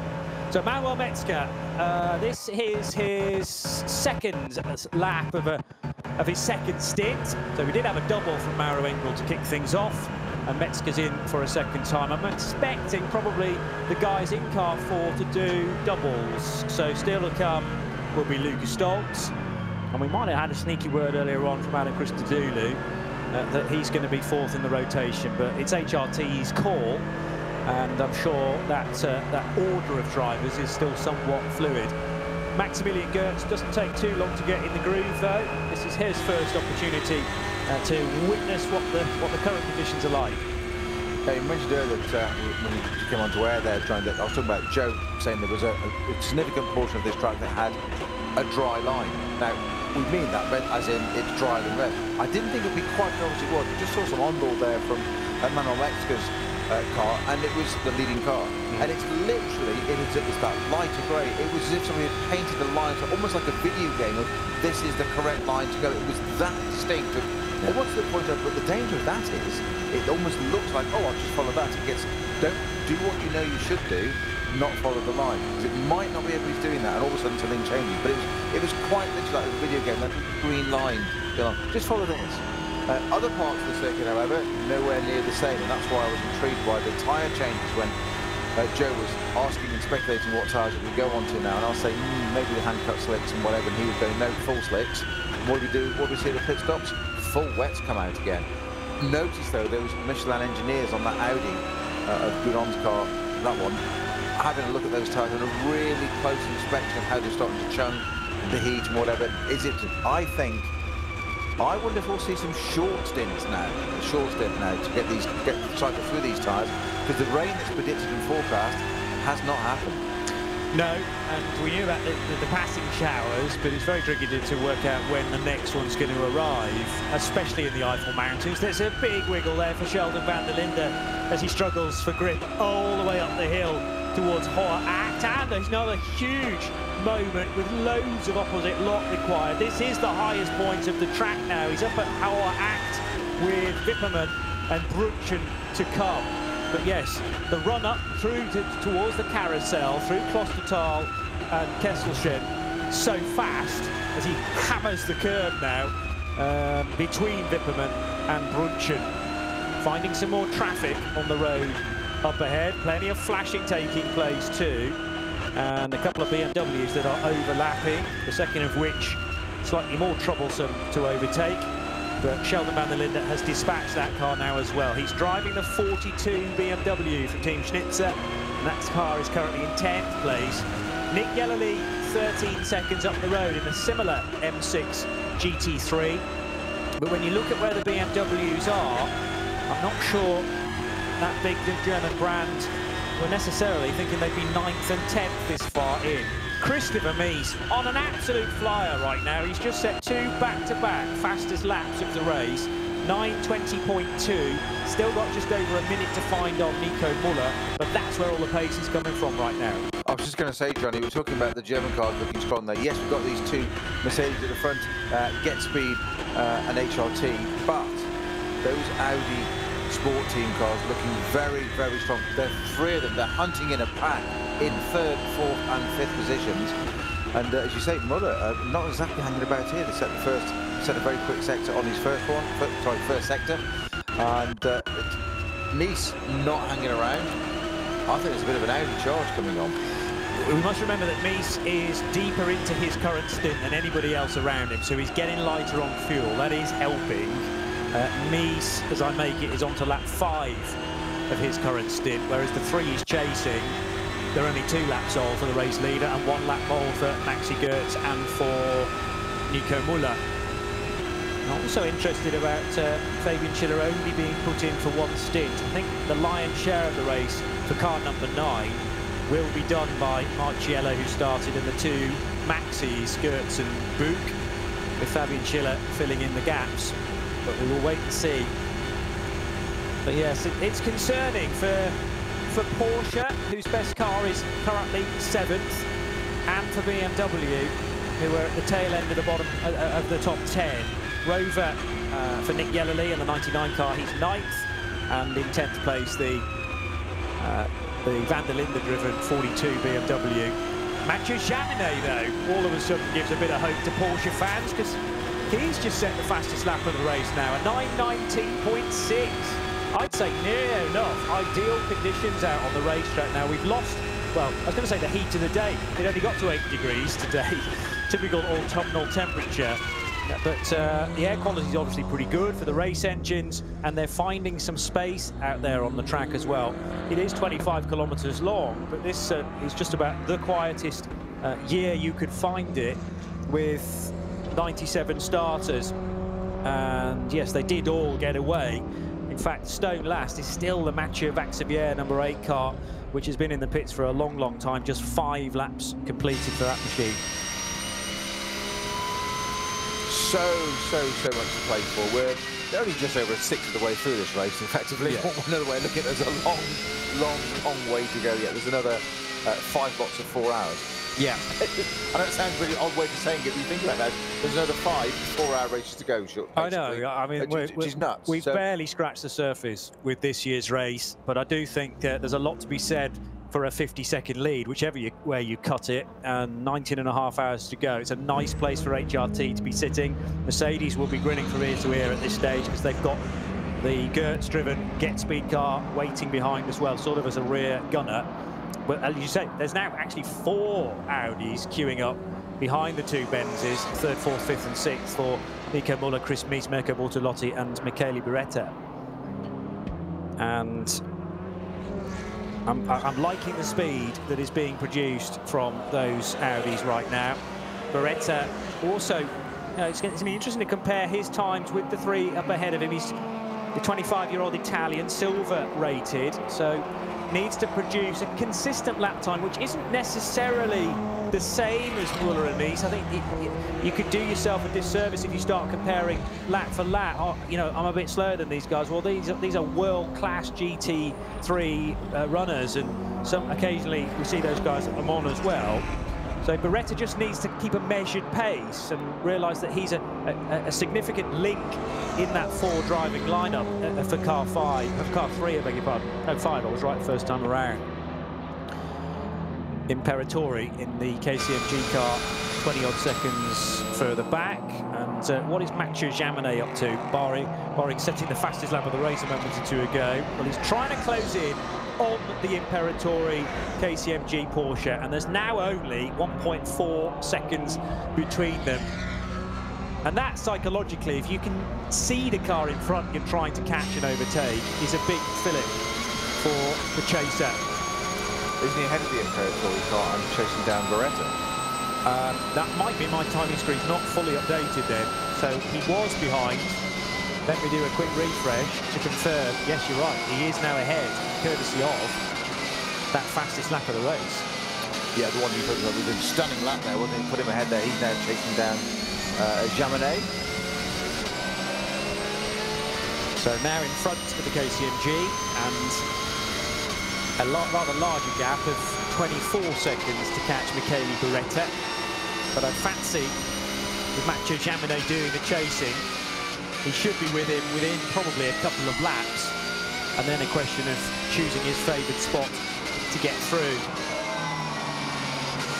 Meanwhile, Christopher Mies working his 5th lap of the race. Jaminet's on the same pit stop cycle, and remember that the 29 Audi came in after only 5 laps to put some fuel in it, and the same happened for Maxime Martin as well. So we've got an Audi number 29 on a very different pit stop cycle, like the 31 car is as well. You couldn't refuel your cars earlier than 5 laps into the race. That's built into the regulations.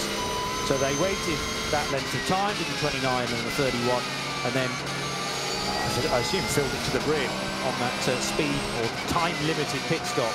However, because they'd only done 5 laps, you can do a quicker pit stop than those that did 8 laps, because your minimum pit stop reference time is dictated by how many laps you have just completed in the previous stint. I agree with you, Peter Snowden, about this dry line, which looks even better now from Mathieu Jaminet's viewpoint. That greyer asphalt beneath the Porsche is the bit that he's hunting around for, suggesting to me this is another car on slick tyres. Gives you one less thing to worry about. It takes away that bit of concentration. So it's like the video game. There's your perfect line for where you go. Chris Mies there flying once again in that Audi, in the Audi Sport car. Sectors 3 and 4, quickest by quite some margin, a couple of seconds quicker than the car ahead of him, which is the Muller-driven car.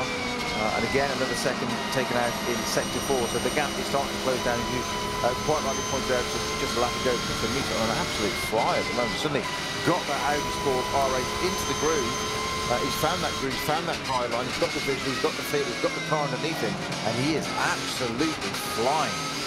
9:20.2, best lap of the race for the 29, and 9:20.3, the best lap for the number 3 car produced by Mirko Bortolotti, and the same goes for Michele Beretta in car number 5 as well. And this is due mainly because the track's getting better and better. It's a little bit like the drying session we had last night for top qualifying, in that Luca Ludwig was able to produce an amazing time to put him on the front row. And as I said, I think that was partly due to the time of day that he ran as the last car in that 17-car lineup. So really hit the track at its most perfect.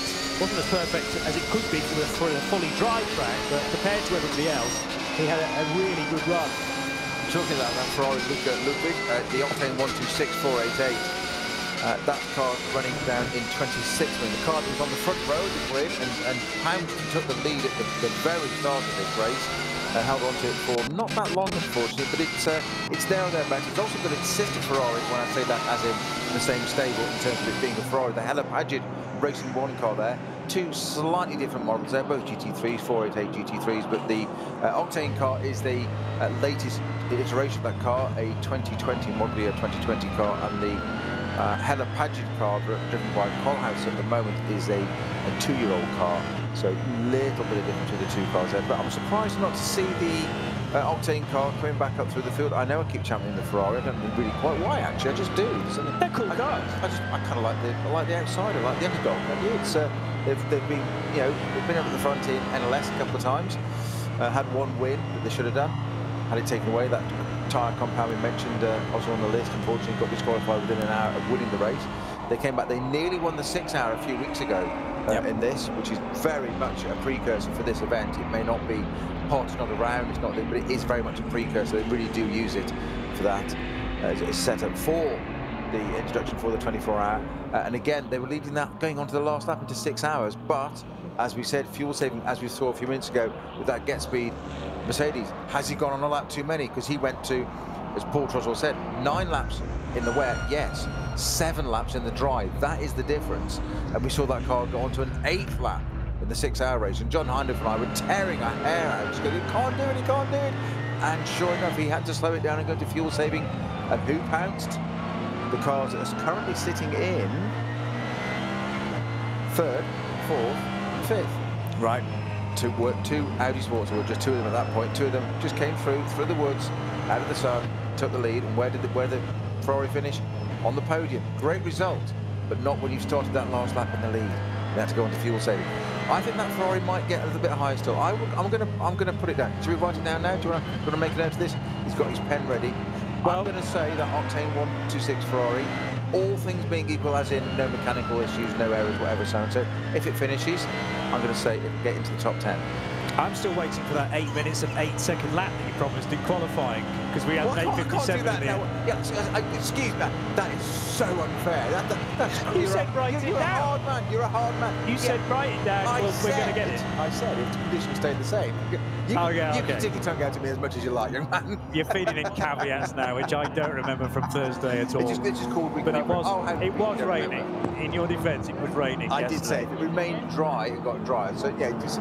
Yeah, bit of give. Come on, let the old man have a bit of luck. All right, fair enough. That's the least I can do. So, all right, let's see how the Ferraris get on, because, I mean, I love the variety, is what I was going to say. I mean, I got into motorsport because I love cars, and I love different cars all in the same race. So it's brilliant to have the 2 Ferraris. It's great to have the Lamborghini Huracan as well. But another Porsche going really strongly is Mathieu Jaminet, and he's grateful that he's got ahead of Nick Yellerly for that 7th position, because that clear road in front has produced another 9:12. There you go. There you go.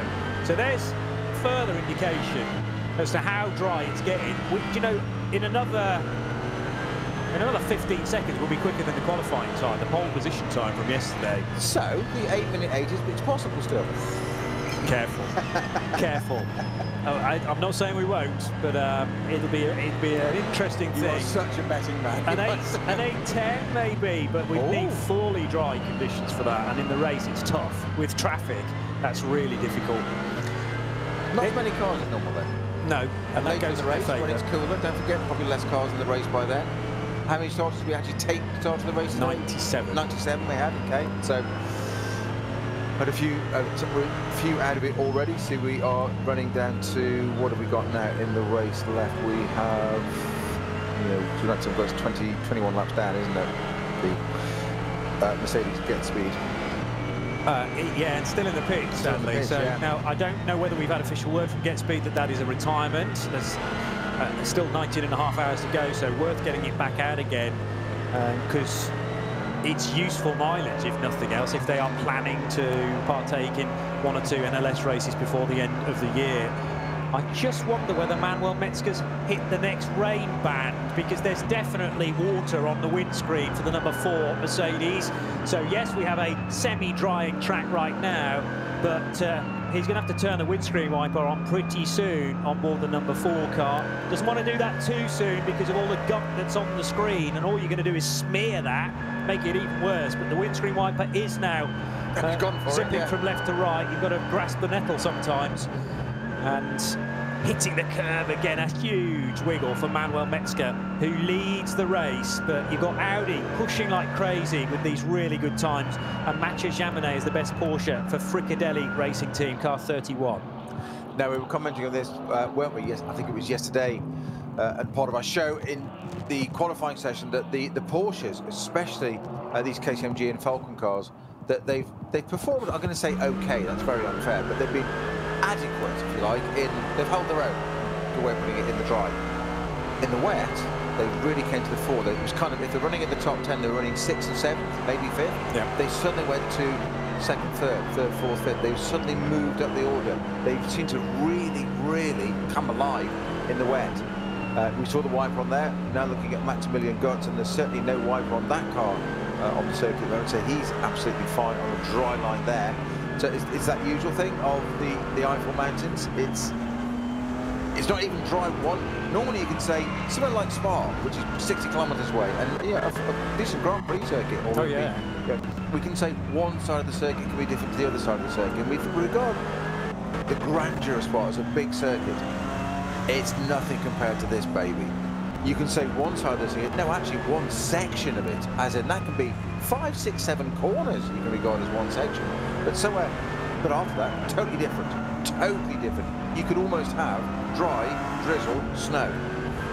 We have had ice previously. We've had literally rain hitting a road surface that was that cold, it instantly turned to ice, and that surprisingly resulted in a red flag briefly for the 24 hours at the Nürburgring. Never quite seen anything like that, where GT3 cars couldn't get up one of the steep inclines here because they've got so much torque, and the rear tyres were scrabbling for, well, there was non-existent grip because of the ice that was beneath your feet. The Glickenhaus slotting in behind, but alongside Gebhardt it looked like there. So the 704 Glickenhaus car gaining ground. Gebhardt in an M2. Yeah, true. Yeah, so it's a different class car. Felipe Fernandez-Laza setting some decent times. He's just come out from a pit stop, and the 704. Let's just see where he is on the pit stop cycle. This is his first lap for Felipe Fernandez-Laza. We had a 9-lap stint for Richard Westbrook prior to that. And actually, Scuderia Cameron Glickenhaus have cycled through all 4 drivers, 4 single stints for car 74, which is down in 21st position. Over the line goes who was that flashing by to down towards turn 1? We're still waiting for, that was the race lead, I thought it was. Manuel Metzger completing 27 laps, and his best lap, a 9:20.9, just under that. His best lap of the race so far for that car. Sorry, the best lap of the race for that car. Number 4 leading car, Manuel Metzger, 27 laps completed. Fastest car on the track, though, still remains to Jaminet in 7th position with a 9:12, some 8 seconds quicker currently. And interesting, looking at the times there, Maxi Götz is a 2:27 on his last, so he's 7 seconds slower than Metzger, first to second on that last lap. What's interesting then is 9:20 is the fastest lap of the car leading the race, and that's just been set on the last lap.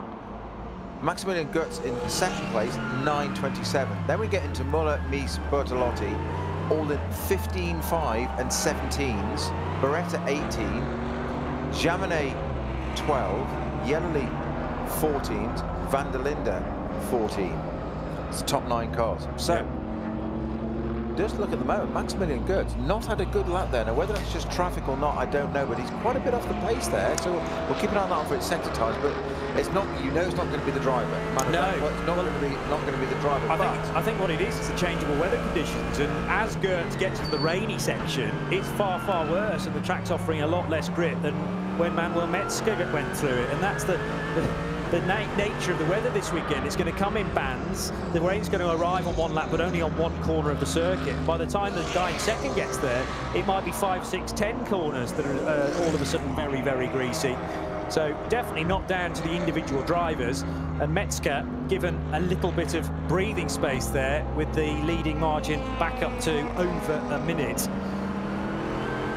But just think about that. We're 4.5 hours into this, and there's still only a minute between the first two cars.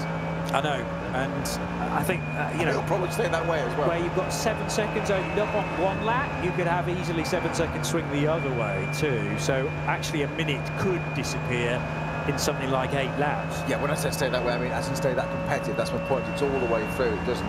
It doesn't just pan out and somebody wins it by 5 laps. But you can't say, oh, he leads by a minute, the race is settled, because, as I say, half of that could disappear in a lap sometimes. Depending on whether there's an incident out on track and where you are in relation to all the yellow flags. Very, very busy at Nurburgring, and which way does the race leader go here? He slots up the inside of one of the slower back markers. The Teichmann Racing KTM crossbow is easily dispensed with. Now the plunge downhill into the foxhole though, pitch black left and right, and all he's got is his own headlights and the car out in front, which is the Bock Motorsport Audi RS3. That's a TCR car. Trying to go to the left, which just about gives him the inside line for Adenauer Forst. Audi wouldn't want any thicker paintwork on it, would it, than that to go away slip past there? It's got pretty monstrous flared wheel arches actually on that TCR, which makes it even wider.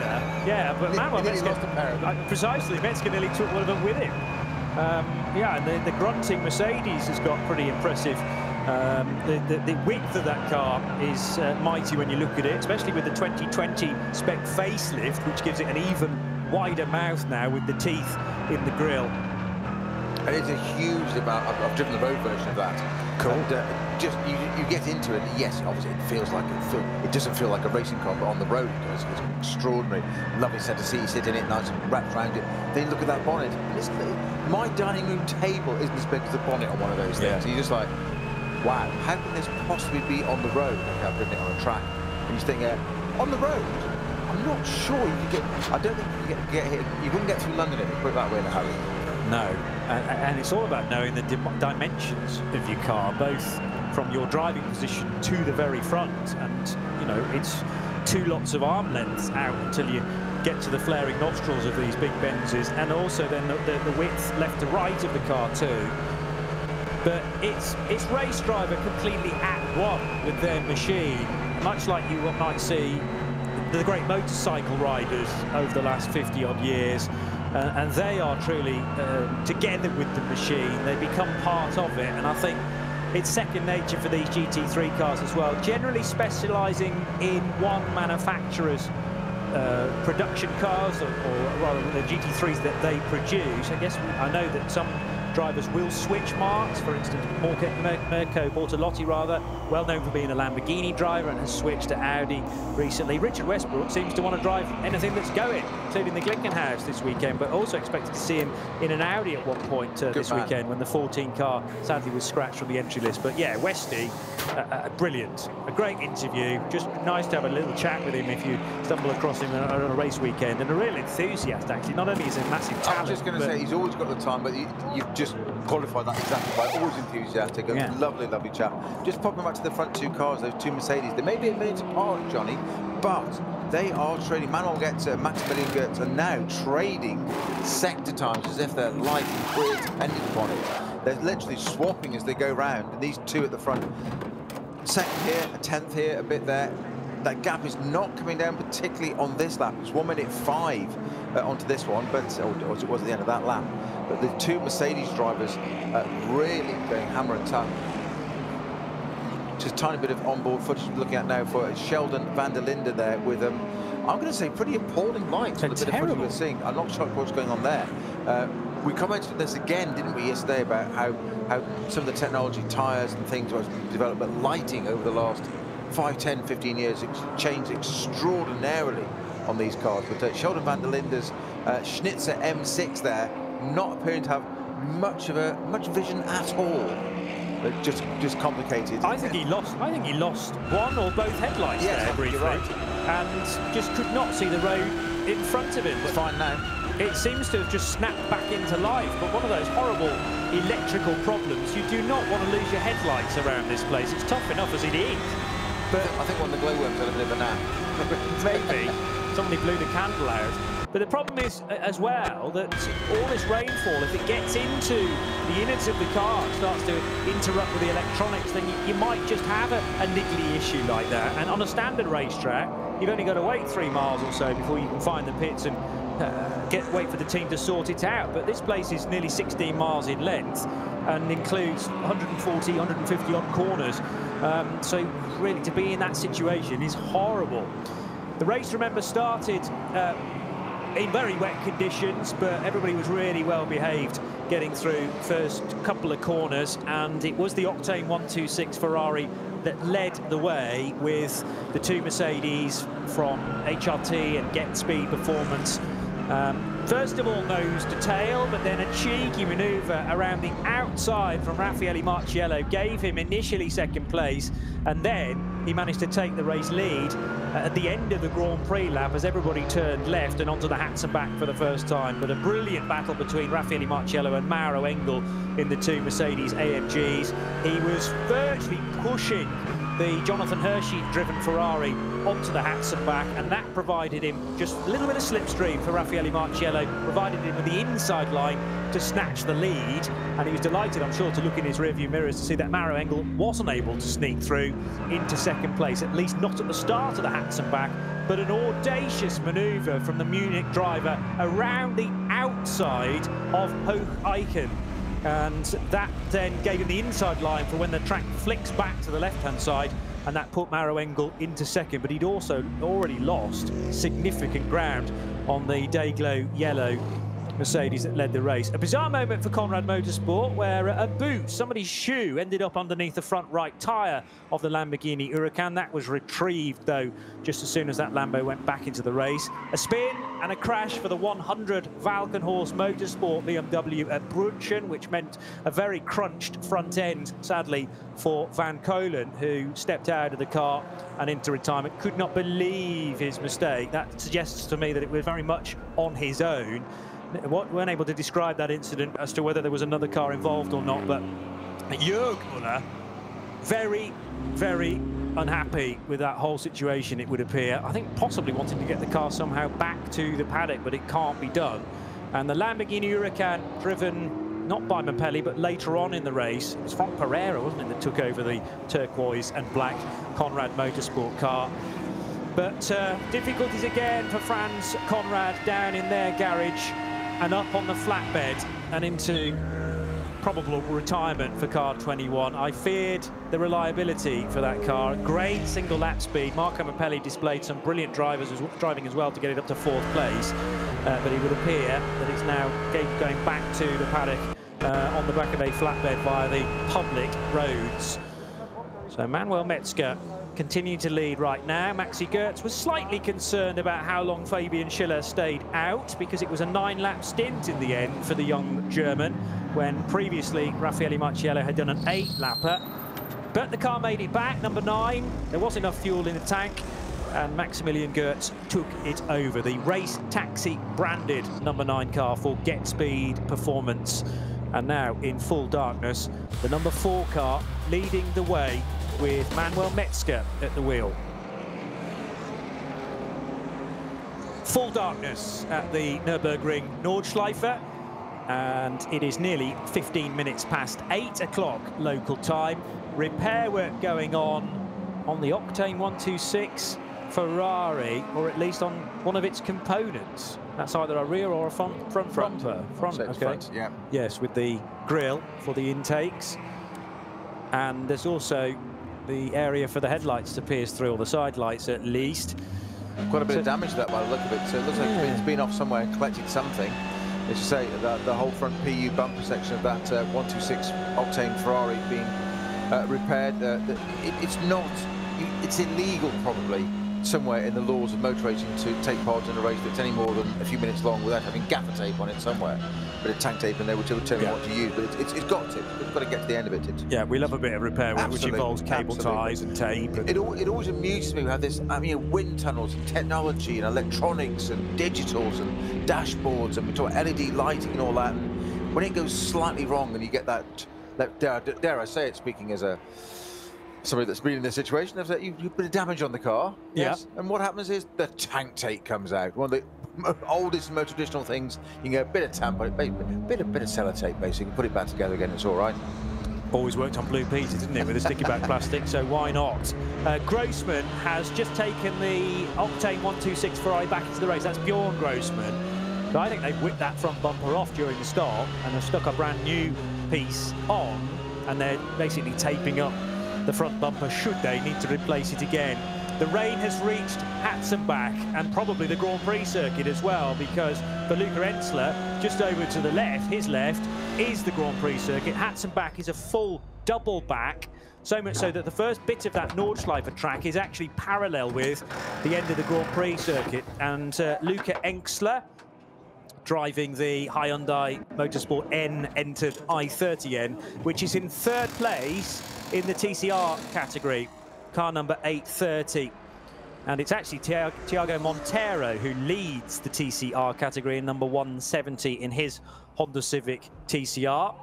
So we got a Honda, the Veloster and the i30 in that division. And I think I'm right in saying that the fourth car, yes it is, the Bonk Motorsport Audi RS3 LMS of Alexander Prins, currently car number 171. Into the pits has come the 29 of Christopher Mies, and this is after 7 laps. So again, wasn't able to go to the full 8, which I was expecting. And this Audi number 29 has managed 8-lap stints already this race. Rast has done 2 of them. So I'm not quite sure why 29 wasn't able to go even further, but it is 7 laps for Chris Mies, who was showing really good speed. Not quite the fastest lap of the race. That was set by Mathieu Jaminet just a handful of laps later with a 9:12.472. The annual fireworks display has begun. This always is about 8 to 8:15. Sadly, we've only got fans on the Grand Prix track to witness it. But if you didn't think the area was misty and smoky enough already, this is going to add even more lack of visibility for those down in the valley sections. Jaminet in the pits as well, and Yellowly. So Jaminet in the Fricadelli Porsche pits, as indeed does Yellowly in the Rover Racing M6 BMW. So currently we have 4th, 5th, 6th, 7th, 8th, and in the pits. So a little bit of change of order. Yellow flag at 103, Metzgerfeld. All right, so let's get the tracker to Metzgersfeld to see what's going on. Yes, it's a code 120, and can I work out from the GPS signals which car is in trouble? I reckon 123, and car 123 is the Renault Clio that is currently second in SP3. There's only one Renault Clio in the entry, and it's one of the Nets NETT drivers at the wheel of that, and I can't differentiate right now between Jürgen or Joachim, but the 2 Nets in that car, along with Holger Goedecke for the Goedecke and Sisterheim Racing, entered Renault Clio, but that's come to grief, as Peter says, just before Callenharden after Metzgersfeld. Maxi Goetze having an absolute ding-dong with one of the Porsches, which I can't quite work out. It must be a lap down on him, because it's Metzger that he should be chasing there. 1:25 between those two, but getting caught behind one of the 240i BMWs there, and held up for not 1, 2, but 3, 4, 5 corners, and the Porsche twitching away in front, and Maximilian Goetz just showing his class there. If it had just been the Porsche he got to deal with, he probably could have done it. Yeah. But you know, there's a BMW in front that's also holding him back. So he got really, really close, as in you couldn't see the tail lights of that Porsche for a few moments, as in he's that close. But you don't want to tap it with a Mercedes because it's probably going to just push it out of the way a little bit quite successfully. But Maximilian Goertz having to exercise all sorts of skill, draw on his experience bank there and just say, wait, wait, wait, wait, it doesn't matter, it's not for position, it doesn't matter, we're totally in second place. And that's where people of his calibre, and there's so many of them in this field, but people of his calibre, it's where it shines through. Anybody, not anybody can be quick, but you can be quick, that's not the point.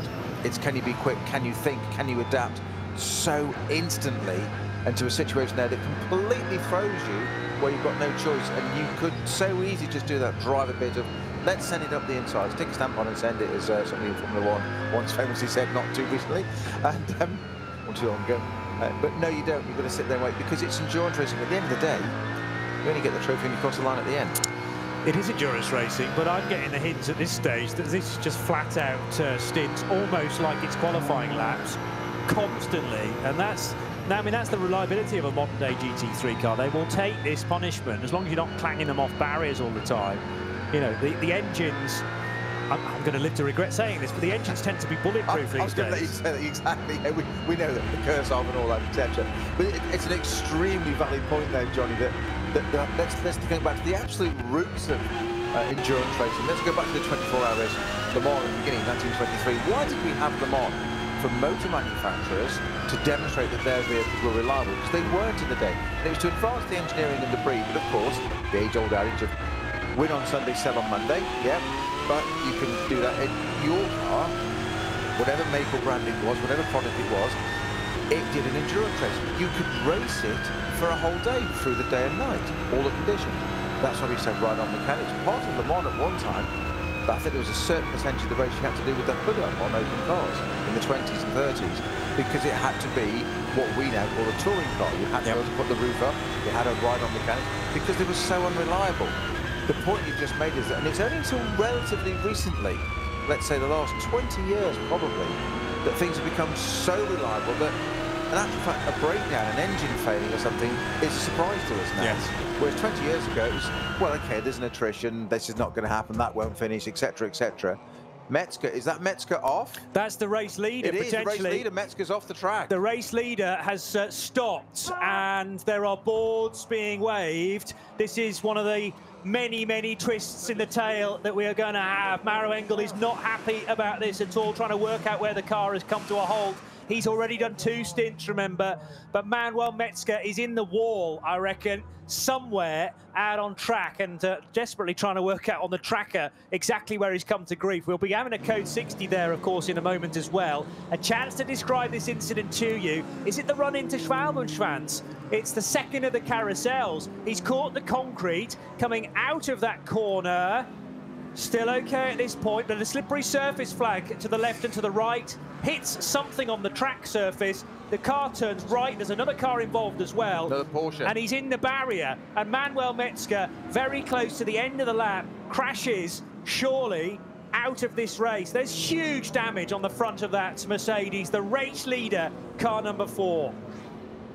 And also involved... That's a lot of damage. Also involved could be... It's the 35, which is the SP Pro car.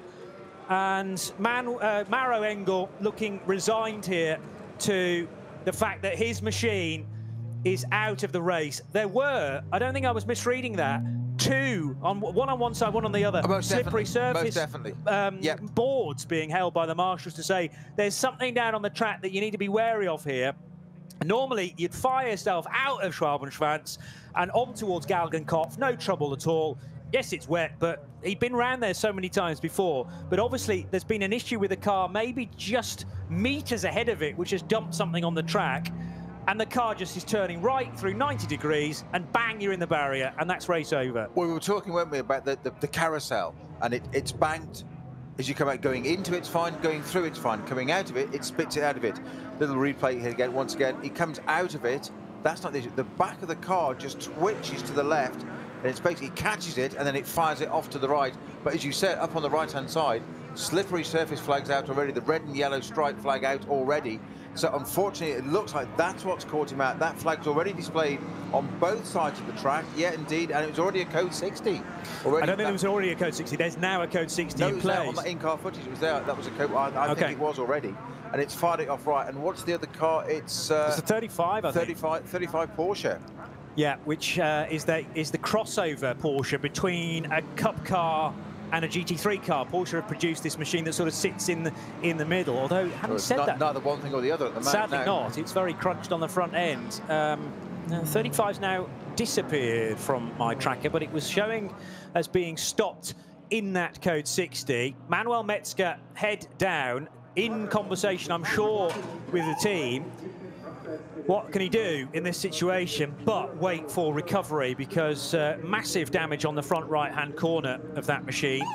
Stepping forward is Maro Engel, interestingly. Now, is this a plan to get into the other Mercedes that I'm sure he entered in this weekend? He wasn't suited and booted a moment or two ago, but has become so now. So I think he's waiting for his B ride, and that is, I'm just trying to confirm, that's the number 6 of Patrick Assenheimer, Dominic Baumann and Dirk Muller, because Maro Engel is also named against that car. So got yellow flags at entrance to X-Muller as well. Yes, and that's car 1, 2, 3 is stopped there. Ah, yeah, I mentioned that at the time. That's the little Renault Clio, I think, isn't it? Sorry, back to that. Yeah, sorry. Yeah, sorry, you covered that. Yeah, that's one of the two, either Joachim or Jürgen Nett, who has come to grief as the second-placed SP3 car. So obviously that's being recovered at completely the other side of the circuit, in fact, over at X-Muller and Breitscheid, one of the lowest points of the track. And then you've got, at Schwabenschwanz, this lengthy code 60, code 120 into the accident scene, where car 4 has hit the barrier with great venom, and I'm trying to confirm whether that's the 35 that was also tangled up in the incident. It looks like actually 35 had just nowhere to go behind. It was unsighted. Metzger in the middle of his own moment, and the other car clanged into him, and then the barrier on the left-hand side. I told you there was going to be twists and turns throughout the 24 hours, and the race leader appears to be out of the race with Maro Engel. Yeah, hugs all round down at HRT. Lucas Stoltz, who didn't even get in the car, so we haven't yet had a stint yet for that machine. Meanwhile, so that's the that's the Manuel Metzger car, heavily damaged. Meanwhile, the number 9 car of Maxi Goertz heads across the line. 29 laps in the book, and 5 laps completed in his stint. Will it be another 8-lapper, something that Raffaele Marciello achieved earlier on in the race? But sadly, for those looking forward to stints from Lucas Stoltz and from Adam Christodoulou, it would appear at this stage we're not going to witness those, depending on how quickly the Mercedes can be brought back to the garage. But I think once it is on the public roads, they'll discover it's going to be irreparable. Only caught a couple of glimpses of that in the darkness as to how much damage had been done, but massive on the front right corner, I would say. So we're homing in on another hour being completed. 8:30 is just 2 minutes away, and that will put 5 hours of the 48th edition of the 24 hours into the books. And write this one down then. Big direction change. Maxi Goertz in car number 9 will shortly, or now he's confirmed as the new race leader as he streamed across the line, and he enjoys a 23.1 second advantage. So it's gone from that minute we were talking about to now become 20 seconds and one totally different car, and Goertz promoted to the race lead. Well, I did say those Audis were sitting there, didn't I? So we had 2 Mercedes and 3, well, at one point we had 4 Audis sitting behind now. One of those Mercedes, and who'd have thought that, of that car, that Metzger would have an issue, that somebody of his caliber, whatever, something's put a bit of fluid there. Very much to slow down the cars. That's oh, have to take opposite sector got. That's a lot of damage to the front end of that number 4. Yes, it is. GT3 AMG. That was a big old impact. So it was just literally the definition of a tank slapper. It just twitched one way, caught it, and it just fired it off to the right, and that was it. Job done. Straight into the barriers. So Maro Engel may well have put the helmet on in readiness to change the driver in the 6. That's in the 4 rather. That's just not going to be possible, and he will now turn his attention to the number 6 car instead. That he has entered in with Dirk Muller, Dominic Baumann, and Patrick Assenheimer in the number 6 machine, which is also a full pro entry, started by Patrick Assenheimer, and it's down in 9th place with Dom Baumann currently doing the driving. Very, very slow indeed for Sheldon van der Linde in the number 42 Schnitzer BMW as he works his way past the almost aircraft accident for the Mercedes, the number 4 car, and he is in a queue that involves the number 11 Iron Force Audi. Yes, it is. And who's that being driven by at the moment? Well, it's not featuring in the top 20. I remember that car was started by Pierre Caffer, just about the fastest driver in that combination. And the Iron Force Racing car is currently has Jean-Eric Schluten at the wheel. They run in SP9 as well.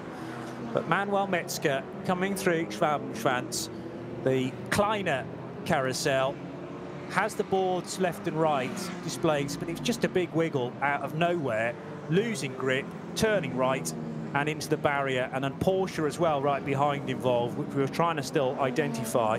I still think that's the 35 car that has had a delay, and yeah, the SP Pro machine has just come into the pits as well with a slow lap, a 13:36, which would kind of tally.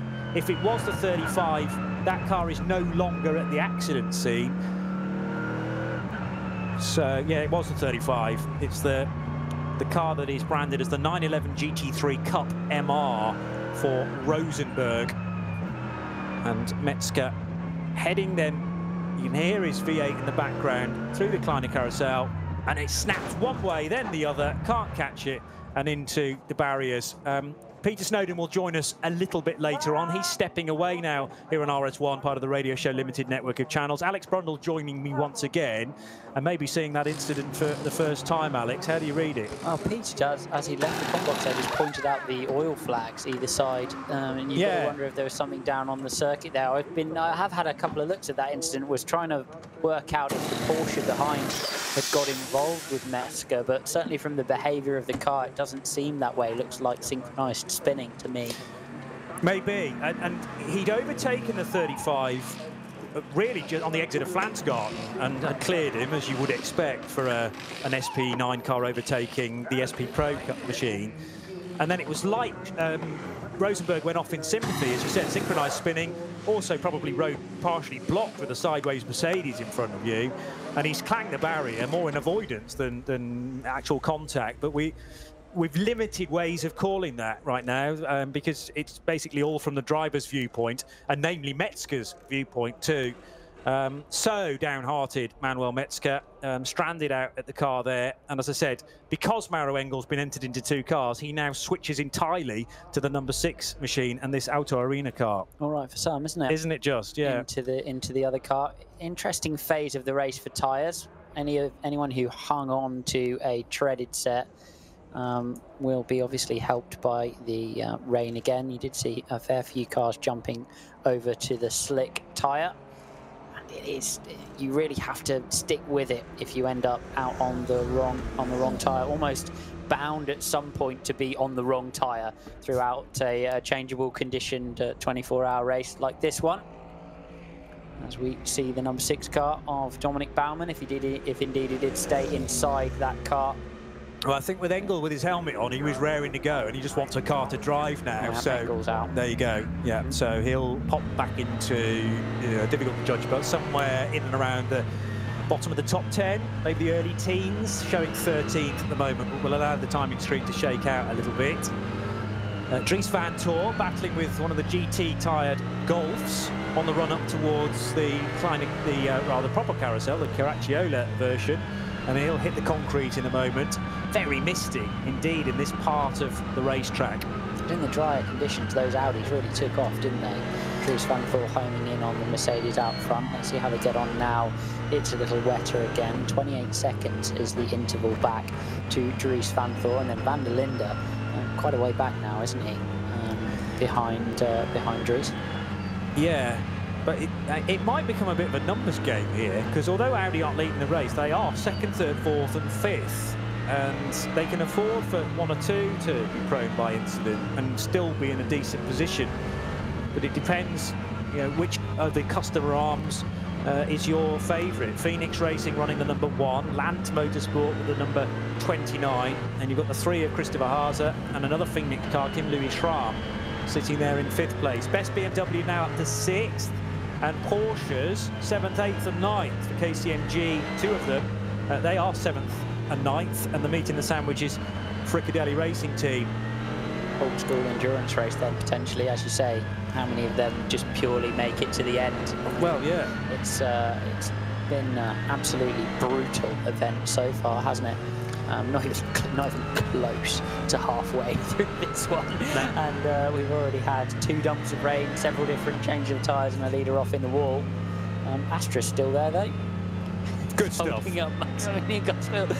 gonna keep tabs on that guy, I think, all the way through this race. I like it. I love it. We've actually got a couple of Opel Astras in the race. There's one in V2T, that's the OPC version, and then there's a Cup car out there as well that runs in SP3T.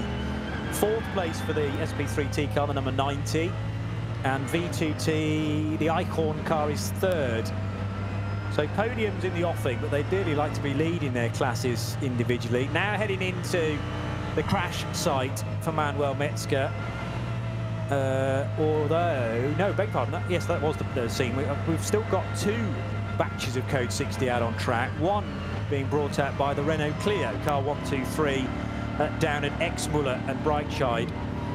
So I just wonder whether 1 or 2 teams, even though they're not very far into their current stint, might choose to bring a car in for some fuel here, because you're going to lose far less time than you would be if it was a fully green racetrack. You know, you generally need a relatively big full course, or sorry, a relatively big slow zone for it to be worth your while. Obviously the fuel stops are pretty long, so as a percentage, if you imagine it as a percentage component of the fuel stop, the period on track is not as big, if you see what I mean. Yeah. But it's dictated by how many laps you've done, isn't it? Certainly is, yeah, absolutely. So if you want to get a car in and out and gain a bit of track position, we did see a bit of play for that at the start with some short pit stops, which I think is how we ended up a bit out of sequence with the Audis. I tell you, Maxi Gertz has only done 5 laps and he was in, and Nico Muller in the number 1 car was in as well, and could well be a conditional change also. Yeah. But yeah, as you say, certainly when those slow zones are out on circuit, can be the time to bring the car in and get some servicing done. So driver change in the 1 car. Nico Muller, he'd done 8 laps, he then did a 5-lap stint, and he's handing over to Dries Van Voor now in the number 1. There's a couple of Belgians in that car, the other being Frederik Verweij. You've got the Swiss Nico Muller in, and Frank Stippler named against that car as well, although Frank's not done any driving in the 1. It's been all in the 5 to this point. Just a mass of headlights heading down towards turn 1. I've no clue how many cars are involved there, but that is sometimes the blinding factor that you get in your rear view mirrors. You'll know all about that, Alex. The GT3 cars have barely any limitation on light, and unlike, for example, an LMP1 car, there's also no limitation on strobe of flash or frequency of flash. So particularly the Manthey cars burn the paint off the rear bodywork as they come up behind you, and it all goes a little bit 90s disco as they turn up as well. So you have to be a bit careful with that. Certainly you do know when one of the Manthey cars is up behind you, and it almost becomes I suspect this is the strategy actually. It always becomes so uncomfortable to have them behind you. You get out of the way, just because you just want this massive ball of flashing light to go away from your rear bumper. No accident. I would expect that those cars are painted in such bright colours as well to move them through the traffic. Again, strategic important for all of the traffic to see you coming. And also, not necessarily in this level of light, but you do get the blue flashing light as well if you're one of the quick cars. One of such is in the gravel, though, it appears. He's flashed all the way into the gravel. Looks like the exit of turn 1. It's always uber slippery in this kind of wet condition. Patrick Kolb is that an SP? No, it's not. It's an SP9 car, the 25 car. And where was he? Running in 19th position at the moment. He's just locked it and dropped it. Well, he won't have locked it, anti-lock braking systems, but effectively the same concept. He's run completely out of braking ability down there. Yeah, that's one of the Pro-Am cars in SP9, and he shares that car with Marco Holzer, who did plenty of mileage early on in the race. Gets himself much too deep, out onto the green AstroTurf on the left-hand side there, and it's never going to stop from there. You have seen the fastest competitors braking all the way down the inside there, because the amount of rubber in that braking zone in normal conditions is absolutely massive, and then obviously that prevents there being grip on the right line, the correct dry line of the circuit in wet conditions. So it's one of the slipperiest places on the racetrack. When it's wet, I'll give him that. Patrick, pretty inexperienced, only into his second year of motor racing, and it's all been done on the Nürburgring Nordschleife, whether that be in VLN in 2019, when he raced an SP7 Uber Motorsport Porsche. Actually did the 24 hours last year as well, and they finished 25th overall, I think I'm right in saying, and has done some NLS racing as well with the same team, but otherwise, haven't got any record of him racing anywhere else, so knows this track pretty well. Meanwhile, last curve, heading down the long straight of the Dottinger Höhe in 8th place for Fricadelli. And there's a lot of spray hanging in the air, although he's not got a car immediately in front of him. The tail lights of a couple, he is getting closer and closer to. Just feinting out of the throttle there to head underneath the Bilstein Bridge. And Antonius Bucher, the left-hand kick before you then properly stamp on the anchors to scrub all the speed off in time for Tiergarten, although there's probably chance just about to get ahead of that BMW M2. There was. Look at the movement on the steering wheel, the way he's turning with those slight movements, it just indicates the level of tension he's feeling as he drives that car through that extremely fast section at the end of the lap. Very few cars out there that will be flat out in the wet under the Bilstein Bridge, and very few drivers, even for the ones that could be flat, that will be holding them there, because there are a lot of changes of surface down there. The cars can really move about incredibly nastily. Looks like we've got a code 120 at least for that issue down at the first corner. And he was diving by, I thought that was the 65, so that'll be the other Huber Motorsport car from SP7, the car for Florian Spengler and Hans Wehrmann, along with Johannes Stengel and Philipp Neufer. So 65 passing the stranded Uber Motorsport SP9 entry in the gravel. Interestingly, looks like Gotts and Van Thor out front have been nailed by a slow zone, which Van der Linde and Haas have got away with. Oh, right. Because they took the pair 29 and 3, Van der Linde and Haas took 2 minutes out of both Gotts and Van Thor that time around, didn't they? 12s played 10s at the front, and that's just the sort of thing. So now the gap back to Van der Linde from Van Thor, the one Audi plays with 29, only a minute. Just when you think you're out of it, boom, 2 minutes up the road, just like that. Welcome to the Nürburgring 24 hours. Just a bit, and then some. Yeah, so just to give you an idea of where the cars are on the track, Gertz is somewhere in the 40-odd second 6th sector, and therefore will have encountered the slow zone. Well, that's on the previous lap, though, isn't it? So something, there's been a code 60 or a slow zone in place, and was cleared before those cars reached it. I'm just trying to work out which that was, because according to my tracker, they're both still slow. What they've done is they've raised the speed limit at Exmuller from 60 to 120. So all of a sudden you can go through there, still speed limited, but a little bit faster. And maybe that does account for the 2 minutes odd that's both Van der Linde and Haase and everybody else behind. Tram in the 5 Phoenix car and Yellerly in the Rover Racing BMW. It's literally only the 2 leaders who've been caught out. massively costly for Maximilian Goertz and Vantor. But I'm also thinking those are the two cars that pitted. So is it the pit stop that's cost them the time? Yeah. Yes. So Goertz did a 5-lapper, Nico Muller did a 5-lapper, and as I said, there was that driver change between Muller and Dries Vantor, wasn't there? There you go. It's a task to stay on top of everything that's going on right now. Can very well happen though if the field are running through the various slow zones, and that is the order of gap that you can win and lose out on through the different slow zones if one is just raised. Let's look at Lars Kern again. He was being overtaken by a KCMG Porsche, the 18 car of Earl Bamber to his outside.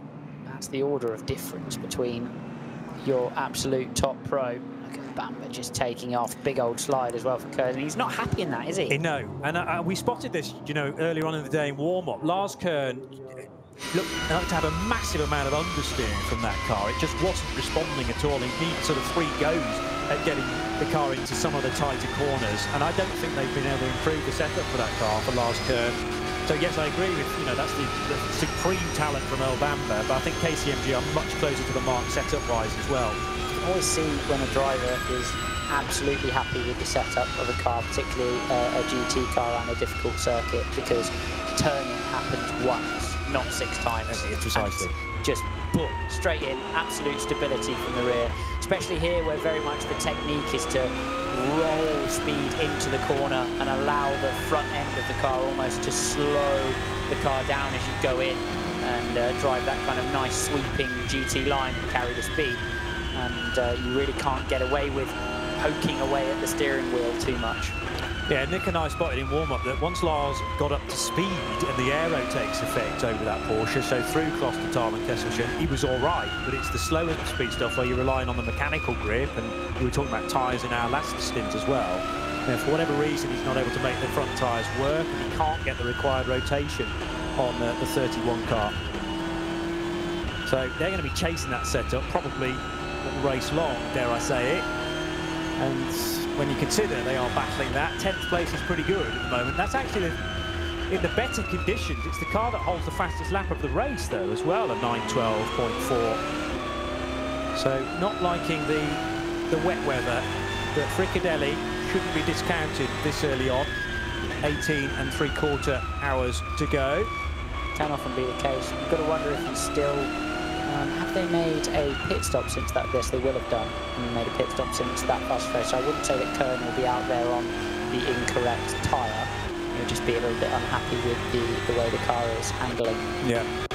Potentially still struggling in that. And I should make the point, it wasn't Kern that did the fastest lap. It was Mathieu Jaminet, who is on average lap times quicker, you know, by quite a bit. Although Lars Kern does do quite a bit of development work for Porsche, namely around the Nordschleife, so is a venue specialist. Sheldon van der Linde, meanwhile, 42. That's the BMW from Schnitzer, 9th place, and he's literally right behind Earl Bamber. So Bamber's got ahead of Kern, he's just got ahead of van der Linde as well, but now there's a bit of traffic up ahead, and Bamber can't clear it, so the BMW's right with him again. Both caught up behind same class traffic. Exactly. It's very, very tight. Even I've done this race and I can't tell you where they are. Oh, they're just going into the second part of... still can't tell you where they are. It just heading down through the first part of flats, aren't they? And then down, and then down the hill. This is a brilliant battle. So very, very wide indeed for Earl Bamber. He's hunting the wetter part of the circuit, or maybe where the rain is still in place. This is the run up to the carousel, isn't it? Yeah. Carousel. I wonder whether it was Klostertal, but they weren't quite going fast enough, or fast enough, but it's because they had a load of traffic to deal with. That's a really quick section, particularly in drier conditions. Slower car, virtually nose to tail. Sheldon van der Linde giving him the hurry up, but now that's provided the gap that Earl Bamber wanted. Look at the nature and the size of the gap that you lose behind a slow piece of traffic when you're following them through the carousel. They head up down towards Hoag, the highest part of the circuit, up at the top of the hill.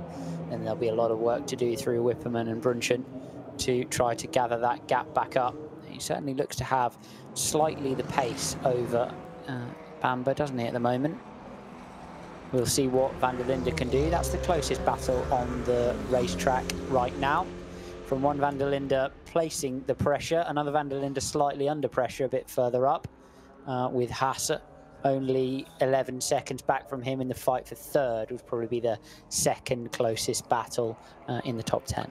Yeah, and Hasse found something like 3 seconds on him the previous lap, so that gap is condensing, I agree. 11 seconds or so, and through the next split we'll get a better feel for things. Luca Engstler, meanwhile, in the Hyundai Motorsport N Run i30, is running in the TCR class and doesn't lead it because that's Guerrieri's Honda Civic that is first, and car 170, 30th overall, which is really going some for the TCR class. Manuel Lauk second in the Hyundai Veloster, and third position now for the Bonk Motorsport Audi. So last time I checked, Engstler was doing all right and in third place, but he's just been overtaken by the Audi RS3 of Bonk Motorsport. Two most highly numbered cars in the race, 830 and 831, those two Hyundai TCR cars, ever outperforming their class. As we follow him then down to the fast chicane on the Grand Prix loop, and another run round the northern loop for him. Look at it moving around over the rear tyre. Here's the 830, that's the other one. Yeah, so that's the... Yes, the Engstler car is the i30, and then the Veloster's the sister machine, but Hyundai, very much a Korean brand, but this arm that prepares the cars based in Germany, and I think they deliberately turn up with two different models to show how good they both are around the Nordschleife. The slow zone and the speed limits at Exmüller have cleared. That happened about 5 minutes ago, so the recovery of Renault Clio number 123 is complete. And the whole of the northern section of the Nordschleife is back to racing speed. They're still tidying up the Mercedes issue in Spalmsfans, I think, no? They are, yeah, but the earlier issue, the Breitscheid one, has gone. But yeah, I mean, there's a mass of code 60s still at Spalmsfans. I think that's probably down to the wreck of the Armco barrier after Manuel Metzger hit it very, very hard indeed. The car will be long gone.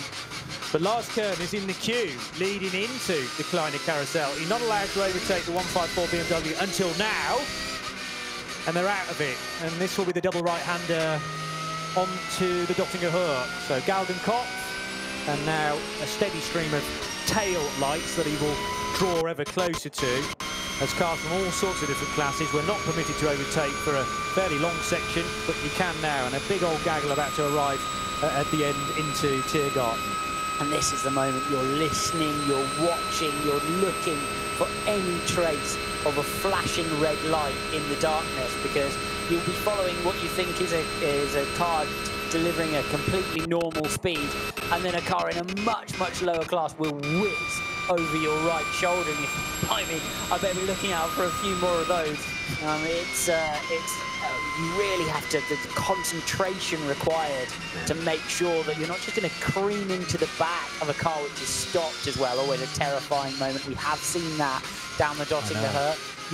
You're looking out also for any kind of slow zone or code 60, because there is a code 60 zone on the Dottie, so you have to make sure that you're not just going to go flat out into a gaggle of cars all doing 60 kph. It can be a really it's a pretty extreme experience, to be honest. Yeah, and it very easy to have the classic freeway motorway style accident where those immediately behind can see it and can react, but those that are unsighted just don't have the opportunity. And I suggest you revisit the Mugello Grand Prix this year, the Tuscan Grand Prix, to see exactly how restarts can develop that, but also in this type of racing, when you're going from racing speed down into a speed-restricted area. Sheldon van der Linde at the wheel of the Schnitzer BMW, and Elbhammer still can't shake him. Despite his best efforts, flashing of the lights for another Porsche, but that might well have been one of the alternatively fueled cars. It was a cup car anyway, and they made quick work of that. That's what I mean about it being very 80s rave when they hit the flash button. Look how aggressive it is. He's quicker than him, isn't he, van der Linde? Much, because lost about 10 almost kind of 10 seconds through that little bit of traffic, and he's just zoomed straight back up to the gearbox of El Bamba. So you would imagine that he's going to be in the position to make that overtake relatively soon. So the I think he just done it. Actually, I think he's just done it. Just peering down at pit stop strategy and missed the overtake. Sheldon van der Linde, yes, at the inside of that connecting road, effectively between the Grand Prix lap and the Nordschleife and onto the Hatzenbach. Yes, Sheldon van der Linde now has dispatched El Bamba. I didn't think that was going to happen, to be honest, because Bamba had got in front of him, and I saw nothing other than really the Kiwi stretching away, but wasn't able to do it. And Sheldon van der Linde of South Africa reverses the fortunes. BMW back ahead of Porsche. Good run through the really fast right-hand kink, and actually did it into the chicane, didn't he? He's got much more grip, hasn't he, for whatever reason, and looking happy in that. Very deep braking down into the chicane for van der Linde. A lot of belief. You can cut across the second part there, but it's not very friendly on the apex, so you can try and get the move done, if at all possible, on the way in. Here's the leader then, making his way past GT4 Porsches like they don't exist through the second part of Brunchen. And you head all the way down through this bank section. Coming out Whipperman, actually, sorry, this is the Brunchen zone. Normally spectators on the bank on the left-hand side, but not this year. Look how dark it is. Normally a big Larry party out there, and which brightens up the apexes of Brunchen beautifully. A lot of the drivers commenting on the lack of spectators, leading to a lack of light. A bit of a fog bank as he apexes over the ice curve. Well, yes, because it generates its own, you know, artificial light, doesn't it? Whether it's campfires, whether it's the lights on the campsite illuminating the bars and the discos that are happening there. And I suppose you can make those reference points then, as well as to where you are on the track, your turning points, your clipping points. And there is a distinct lack of those clearly this year. And it's just complete darkness in places. You do not want that on the approach to Brunchen. As you go through kind of the outside of Schwalgensfans, there's something out of Mad Max normally built there on the left-hand side, and they are flat out until 4 AM when they all go to sleep. Okay. And all of a sudden, the apex of Schwalgensfans becomes a lot harder to find. You're willing them to party almost as you go through there. You're like, you know, throwing them a bottle of vodka over the Keep fence it going, and they get on with it. Exactly. Yeah. You're doing an all-nighter, why can't they? Exactly. Just through that section, Gotts is moving through now on his way down to the small carousel. Let's see how they're getting on with clearing up the barrier. And still looking relatively busy down there, isn't it? It's that barrier on the left-hand side. And is that the Porsche? Is that the car still down there, isn't it, actually? May well be. I'm still astounded by the HGV convoy, pretty much, which is thundering its way on the left-hand side of the circuit to do the necessary repairs. Armco panels and then struts in behind that provide the support. I mean, Armco barrier is designed obviously to cushion the blow from a big accident, but really it's designed to be hit once and then immediately replaced, and that's what the technicians and the maintenance crews have to do here, sometimes in the dead of night, whilst there's a motor race going on around them. Expensive, the barrier here at the Nürburgring. I mean, ideally, really the primary job of the barrier is to stop cars going into the crowd. That's what it does firstly. It's a protection for the crowd as opposed to the competitor. Anything beyond that is a nicety, really. I mean, ideally, of course, you would have cars spinning off into an infinite void of nothingness, but of course then nobody would be able to see the race car. So it's the installation of the crowd in normal times which would provide the necessity for a barrier. But as you say, Johnny, here they have Armco all the way around the circuit, which is designed and often needs to be replaced if hit. Costs you a significant amount of money, by the way, if you crash your car here. If you're in a road car and you've paid for a lap and you clean a bit of Armco out, oh yeah, the bill is sent straight to your door.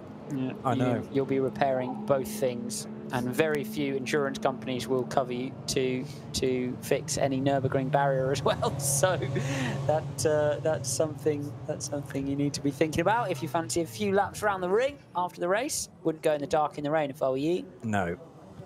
No, leave that to the professionals, and even those guys sometimes susceptible to the... Porsche is not starting up very well, is it? Is that the 44? Yes, it is. That Muller brought in. That'll be Sven Muller, who the last time I checked was down to be driving both cars, very similar to Maro Engel in the 4 and the 6 machines. He's had to switch from one to the other, as we reported a moment or two ago, because of Manuel Metzger's incident. He had power, but it just wasn't cranking. Very interesting. And yeah, Sven Muller and Klaus Bachler doubling up between both the Falcon Motorsport Porsches. Flatbed lorry leaving the Kleiner Carousel again, and that might be the vehicle on scene now to finally recover. The number 4 Mercedes rescue unit still on the scene as well. And any news that we get on Manuel Metzger, of course, we will get that to you. But it was a big shunt, and the concern will have been at first just getting Manuel Metzger out of the car safely. It did look, obviously we've got the benefit of the onboard camera, so we could see him directly after the shunt, and he seemed he was okay moving, wasn't he? And I thought he was in contact with the team as well, maybe on the radio to tell them what had happened to him, and they knew all about it because of that camera entirely focused on him and his seating position in the car. One thing I did see were his glasses were absolutely steamed up, which can be a real problem for drivers who do wear glasses in the car. A lot of drivers are unable also to wear contact lenses because of various issues associated, so require glasses in the car. And in conditions such as this, it can be a really big problem if you are one of those guys, and not only steaming up the windscreen, but steaming up the glasses right in front of your eyes. So another challenge for him. What about airflow through the car? Is that dependent on you actually moving around the circuit? Because I'm figuring if you've got a nice bit of airflow coming in, that will prevent your glasses from steaming up. But if you stop, that's completely changes car by car. Some cars have a nice blower system, some cars have a nice aircon system. GT cars tend to be a bit better than prototype cars purely because of the more fluid, more loose weight restrictions. Yes. But often in wet conditions, you'll close those vents off because you'll get water coming in to the vehicle. So. Of course, so that's going to add to the moisture and the potential for things steaming up inside the cockpit. Not a nice situation to be in. Would love to have been a fly on the wall regarding the Get Speed performance conversation earlier on, because Maxi Gertz definitely expecting the number 9 car in a lap earlier, but Fabian Schiller having too much fun, quite possibly, and stayed out for a 9th lap, which is some going in a GT3 car, but obviously slower lap times, less fuel being burned, and there was a couple of code 60s out at the time as well. They were able to eke out that extra bit of fuel mileage, and that remains, I think, the equal longest stint we have had from anybody in SP9. Yes, Alexander Imperatori's managed a 9-lap stint earlier on in the 19 KCMG. Maro Engel was busy in conversation with Lucas Stoltz when the number 4 car had its huge accident at the Kleiner Carousel, the Schwabentrans. Manuel Metzger moving around in the car, so that's encouraging. And just a mess of Mercedes. Front right is taking the brunt of that incident, but it's going to be creating shockwaves all the way through the body of that car. And although it was towed to the side of the road very quickly to enable everyone to get by safely at a limited speed, it's taken until now for that car to be recovered. And Maro Engel quickly over to Lucas Stoltz to console him. Engel, of course, in the slightly better position that he's got another car to race in this event. Lucas Stoltz not with that luxury, and we're not going to see Adam Christodoulou as a result either. Maro Engel falling down though from what could have been a prospective leader of the race to a P11, so certainly he's not lost nothing in that particular incident. Here's that issue again. Well, this was a little earlier on with Metzger just losing the rear slightly, then heads round the outside of the left. I reckon that's the 35 car that he overtakes initially. Big wiggle as he comes on the approach to Kleiner Carousel, then hits the concrete. That's not really the drama because he's clear of the paving slabs, and then it pitches left, can't catch it, and it swings to the right. And the 35 Porsche he's just overtaken then joins the accident. Are we absolutely sure he's on wets? I don't know what tyres he was on. The behaviour of the car looks extremely wrong tyres to me. It will be interesting if he manages to, if they manage to tow it back or get it back. It'll be really interesting to see. Because we didn't see the pit stop, did we? So we don't know which tyre. But just when you see a car snap like that in such just a cold tyre way, you've got to wonder if he's been caught short on a set of inters in the full wear or a set of slicks even. But anyway, nightmare conditions for those guys. And this is what it looks like heading through Svalbard's to the exit of the small carousel. Not what you need as a driver in these conditions. Tyre temperatures and pressures fall so much through these long, slow zones. You got the cogs in my brain ticking then as to whether Manuel Metzger was actually on an outlap, but he wasn't. He was 5 laps into his stint. But then again, it's so cold out there, and you go in splashing through water. That tyre temp is such a difficult thing, first of all, to build up and then retain around the lap. So tricky. And the one thing I didn't hear first time around was the scream from Manuel Metzger of just frustration and disappointment and being so gutted that the race is over this early on, not even making the 6-hour marker. And that, for so many people, will have been their favourite car in terms of, you know, a likely winner, because it had dominated qualifying to that point. It started from pole position and already so quickly out of the race. Reminds me so much of last year's tiny bump in turn 1 for Adam Christodoulou that ended up in a race-ending incident for that car. Yep. And it's just over so quickly when you're dragging the car through such difficult sections of racetrack with such low grip. Van der Linde is on it, absolutely on it. He's caught Burden for 7th, and he's a man on the move, 20 seconds faster than him last time around. His next target will be Nick Yellerly in the number 99 car, who's pegging him a bit more in terms of pace, but dragging that car very much back into contention, Van der Linde now. Yeah, Josh Burden getting more and more used to the KCMG's new car. He's raced the Godzilla Nissan in the past. There's a spin right in front of the race leader, Maxi Gertz. And I don't think he had any contact, but blimey, that's how quickly, again, the narrative of this race could change. That was a Cup car, quite possibly, losing it in front of Maximilian Gertz. He leapt on the brakes, and I don't quite know how he managed to avoid that. Well, the 9 team will be desperately hoping that he wasn't, that wasn't an aided spin. For the Cup car in front of Maxi Gertz. Let's see it again, and I don't think so. It looks plenty far enough off the rear end of that Porsche. It may well be, and it was, you know. He's giving him, a whack. There? Yeah, it's the 50, 63, might be 53. Just the sort of thing that can end up in a penalty, especially when it's caught. And this, a lot of teams love to have the onboard cameras. You love to see them. They're great for your sponsors. But I've got to tell you that if you do make an error in a car with an onboard camera on it, you're going to get picked up for it. Yeah, and that is the downside of leading the race, I suppose you could say. I reckon it was the RPM Racing Cup car of Milan Kodidek, Bill Vilvert, Marco van Ramshoort, and Chris Cools. Try and work out exactly who was driving it. But I mean, first of all, the car slowed. There was much braking that Maxi Gertz wasn't necessarily expecting, and then he just prodded the nose up the inside of the Porsche, and contact was made. I'm not convinced there was an AMG gap there to squeeze through, though. I think race control are pinned in by being very much under pressure to ensure that the professional cars, the top class cars, are not affecting the race. The races of those cars which are not in the professional categories too much. Although, let's have a look at it again. Maxi Gertz down the inside. You've got to say that's a bit late. You've got to say that's a bit late. Whether he'll get a penalty for it, I don't know. Or if Race Direction will consider that to be a racing incident. That Porsche's still there by the time Sven Muller turned up. Ouch, yes. And a lot of these decisions can be effect related, with regards to what the detriment was to the other car where it was running, whether it's just a little spin or whether it's out of the race, etc., if there's any damage. So we'll keep our eyes peeled on race control for that one for Maxi Gertz.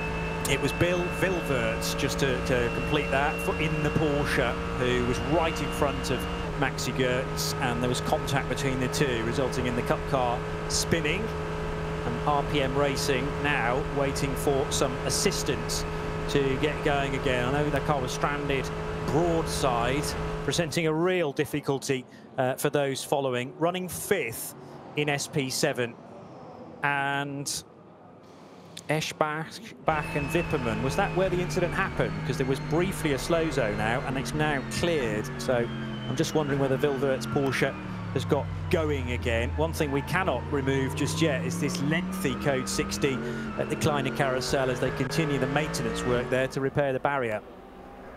Maxi Goetz finishes this lap round. It was everybody looked natural, doesn't it, when we cut down to the no problems here. Pits. Yeah, completely normal, just taping over this pit board. Nothing to see here. Precisely. Well, they don't want to register it on their faces at least, but there will be concern, especially as that's been replayed to the fans around the track and around the world several times now, so there's good footage of it. 18 hours and 20 minutes to go, with Maxi Goetz now onto a 5th lap of potentially an 8-lapper. With Dries Vanthoor, I should say. Laurent's not in the race this year, but younger brother Dries is, and he is expected across the line pretty shortly to complete 33 laps in total. But the leaders only able to manage, with that slow zone in place, north of 10 minutes, almost 11 minutes actually. 10 minutes 45 for Maxi Goetz last time through.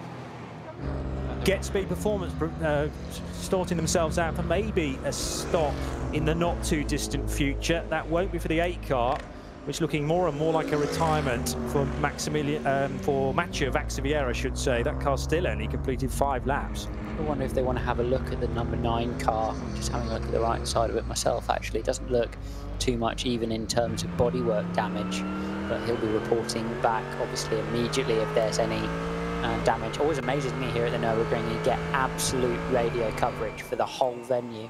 It always really, it makes me annoyed that we can't manage that at Le Mans and even Spa sometimes. I'm not sure what amazing system. I think it's a satellite system that the teams use. But German technology, that's what it must be, surely. It works, it must be. But it's, yeah, it's Steve Bushman there, just having a bit of a chat, ex-Pro Sport.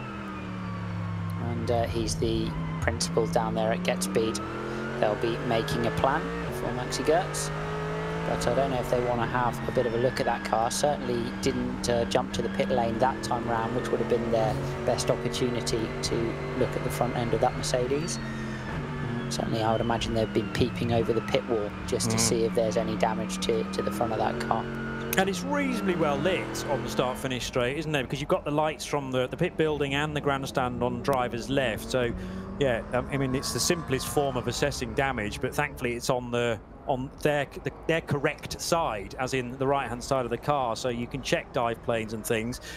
Were it not that Maxi Goetz was streaming across the line at such a great speed, but you could ask him to get close-ish to the pit wall for them to assess it on the move. Fans in their isolated bubble around the circuit. 150,000 capacity for the GP circuit. Not quite topping that this weekend, but good to see some people at the racetrack. People staying warm, enjoying the race. Yeah, the really large grandstand that overlooks the Mercedes arena just doesn't look right with nobody in it. So there is that sprinkling of fans, which is great to see, and hopefully just the first of a move in the right direction. It's very much fluid, this whole situation, as you already know, but if you can prove to get fans in and do it safely with temperature checks and remaining in the all-important bubbles, then that is promising for the rest of 2020. Van der Linde, along with Haase, Schramm and Yellerly, the gaps are, well, Yellerly to Schramm, very, very tight indeed. The 99 car turning the screw to try and get into 5th position as those cars stream across the line. Yeah, too few cars on it, absolutely on it out there at the moment. Both Van der Lindes are on it, and Nick Yellerly all in the 20s, the high 20s, 10-20s, whereas those around that kind of area just cracking into the 30s in general. Leaders, for whatever reason, I know Götz had that little run-in that time around, but he was a 10:45. And Vanthoor also at the front on a 10:40. So the Van der Linde and Haase pack are moving in towards the 2 leaders at the race at the moment, Yellerly and the other Van der Linde in the 42 car further back are putting pressure on their respective sparring partners for their what would it be? It'd be 5th and 6th place, respectively. So Sheldon Van der Linde in 42 and Kelvin VDL in the Audi number 29. Kelvin, the older of the two South African brothers. And the Engstler i30N from Hyundai, number 830, is in for a pit stop. Nose to the garage, I notice. That's closest to the fuel rig, I expect. Aha, okay. So we don't need to be concerned about that. There's certainly not a great deal of activity down there, so they're not concerned or worried too much about it. See the drop on the fuel rig? Okay. If you can make the fuel rig drop like that, you tend to get a little bit better flow rate. Yes. So if you park the car far away, so the line's less, so more horizontal, the flow rate's slightly slower. So you're working with gravity as well to give you that little bit of extra input for the fuel. Critical in racing, gravity. Keeps you on the ground. So keeps you grounded even. What about keep me grounded? What about the battle across the line? Sheldon van der Linde in the 42 BMW, who is right with the... who was that in the Porsche? It was Burden, it must have been. Yeah, 19 KCMG car, and he was past him into 7th place as they crossed the line. 18 hours and 15 minutes to go. You're listening to live coverage of the 48th edition of the 24 Hours of the Nürburgring. This is RS1, part of the Radio Show Limited network of channels. There's a car almost limping into the pit lane, I noticed there. And that's well before the speed limit kicks into life. And Audi technicians, strategists, are covered up on the Pratt perch there to make sure that nasty rain doesn't get inside and affect their screens and their computer systems, their weather forecasts as well. But Phoenix Racing glued to the information that is pouring in from their various cars. They're in a good spot. Yes, they don't need the motor race, but Dries van Tor in the number 1 Phoenix car is running only 45 seconds away from Maxi Goertz. And remember, Maxi's just had some contact with a Porsche Cup car, which could be judged to be his fault. It will go to race control. I'm sure they're looking at that incident again and investigating as to whether Goertz could have avoided it.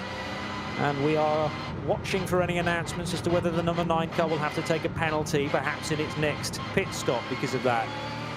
Kelvin van der Linde in the 29 car is a further 50 seconds back.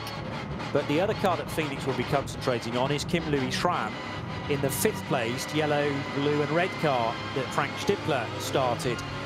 Klaus Bachler waiting for the green flag. He saw it to his left and all of a sudden puts the pedal down and jumps ahead of the BMW that he was level with and not permitted to overtake until they saw the greens. And away again into the night he goes. Those of you following specific cars in various classes, SP9 of course led by Maxi Goertz, SPX with the 1 car, the Glickenhaus, Ferdinand Beiser currently on board that. SP8T led by Harper at the moment, Dan Harper in the Falcon, oh hello Dan, in the Valkenhorst of BMW. Porsche Carrera Cup GB fame, and then of course got himself a BMW deal, and that's the reason why he's in an M4 this weekend and leading his class. Good to see. SP7 is led by the number 58 WNS Motorsport of Marvin Dingst at the moment.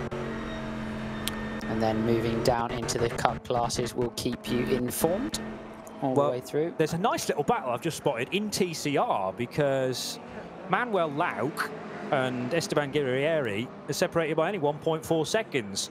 And that is a Veloster versus a Honda Civic. So the Veloster might well be on a slightly better, in terms of being deeper into the stint maybe, and it owes us a pit stop. But that is definitely one to keep our eyes on. The 831 and the 170, 29th and 30th overall.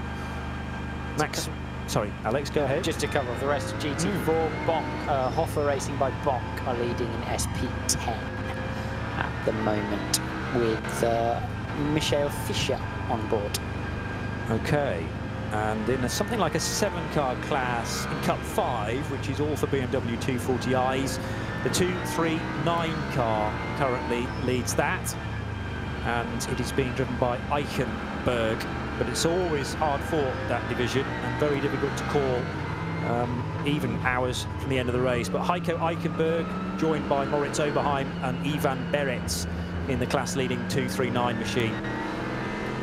SP9 cars that are maybe not necessarily out of the race, but in functional terms out of the running at the moment. You've got Pereira in the 21, and Von Bolen in the 100 car, both struggling with issues at the start, and then of course the number 8 car, which we saw in strife early on.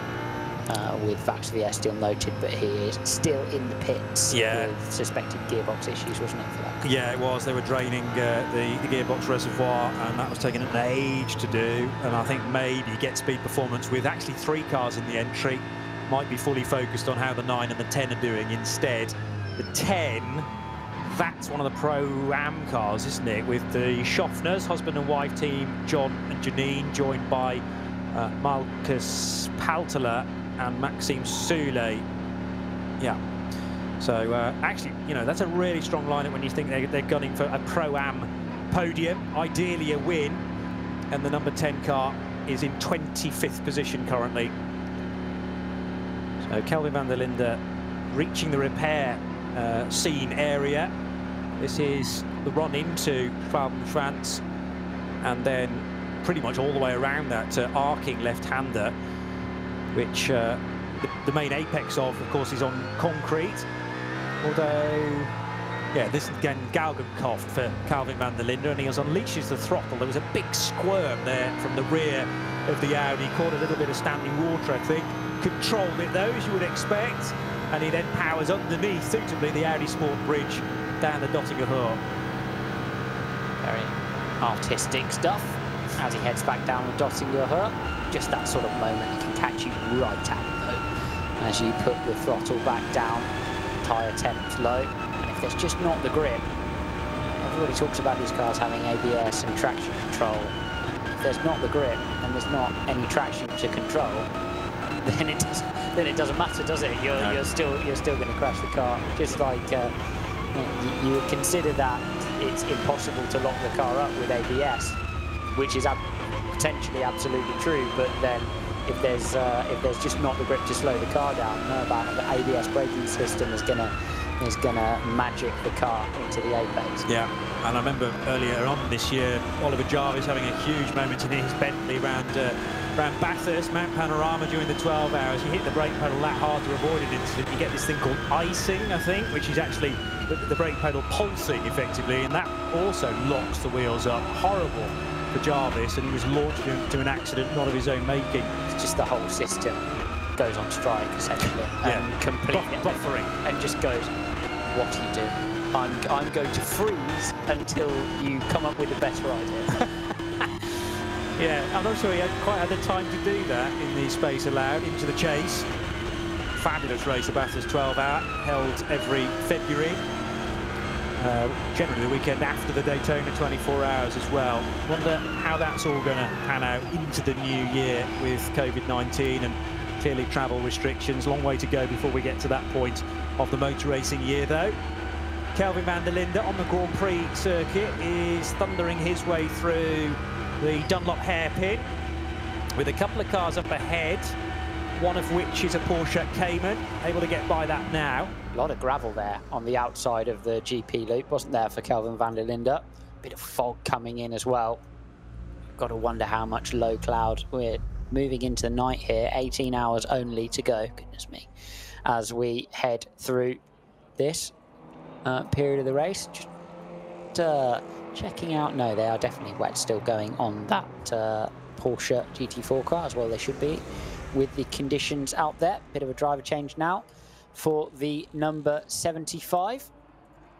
So that is Dennis Fetzer, who's just brought in the 75 Porsche. I think this is the only car in the race on Pirelli tyres, by the way. So that's another tyre manufacturer to add to the growing list. You'll probably spot the fact that a lot of the cars have Falcon on the wheel arches. That's because they're an event sponsor and don't necessarily tell you the exact tyres that cars are running on. 44 and 33, yeah, that's correct. But everybody else, generally speaking, running the Michelin tyres if you're in SP9. You've got the Yokos on the BMWs from Valkenhorst, and a couple of Goodyear runners as well, the 2 Ferraris, that one of which started so well on the front row. Dries van Tor, car number 1, second place. About a minute separates him and the race leader, Maximilian Goertz. He's getting caught, though, by van der Linde relatively quickly, actually. Dropped 20 seconds to him last lap round. Traffic plays into that, of course. But dropped 20 seconds to both Van der Linde, Hasse and Yellerly as well that time through. So Dries van Thor needs to find a bit of speed, and we did see the Audis struggling a bit in relation to the other cars in the full wet conditions, although that said, Kelvin van der Linde pursuing in behind is of course in the same chassis. So Dries van Thor currently getting caught a bit. The man not getting caught a bit is Maxi Götz at the front of the field, who is holding similar pace to all of his pursuers. But I suspect the battle that's going to rage next for us will be between Hasse Yellerly when he gets involved with decent pace, Van der Linde all catching Dries van Thor for second place. Maxi Götz looking like he's got the blues and twos on there, and that's because it's the positional numbers that appear as you look at the car top left of the windscreen, but they flash every couple of seconds and illuminate the road in front of him. So that's to enable the cars from the lower classes to realise that there is a really quick SP9 car approaching, and they can make their own arrangements to hopefully part the waves for Maxi Götz. It's not always possible. You've got to stick to, you know, your natural racing line. Last thing you want to do is end up in your own accident because you're trying to make a way clear for the SP9s, and it's really the responsibility of the faster car to find the safe way by.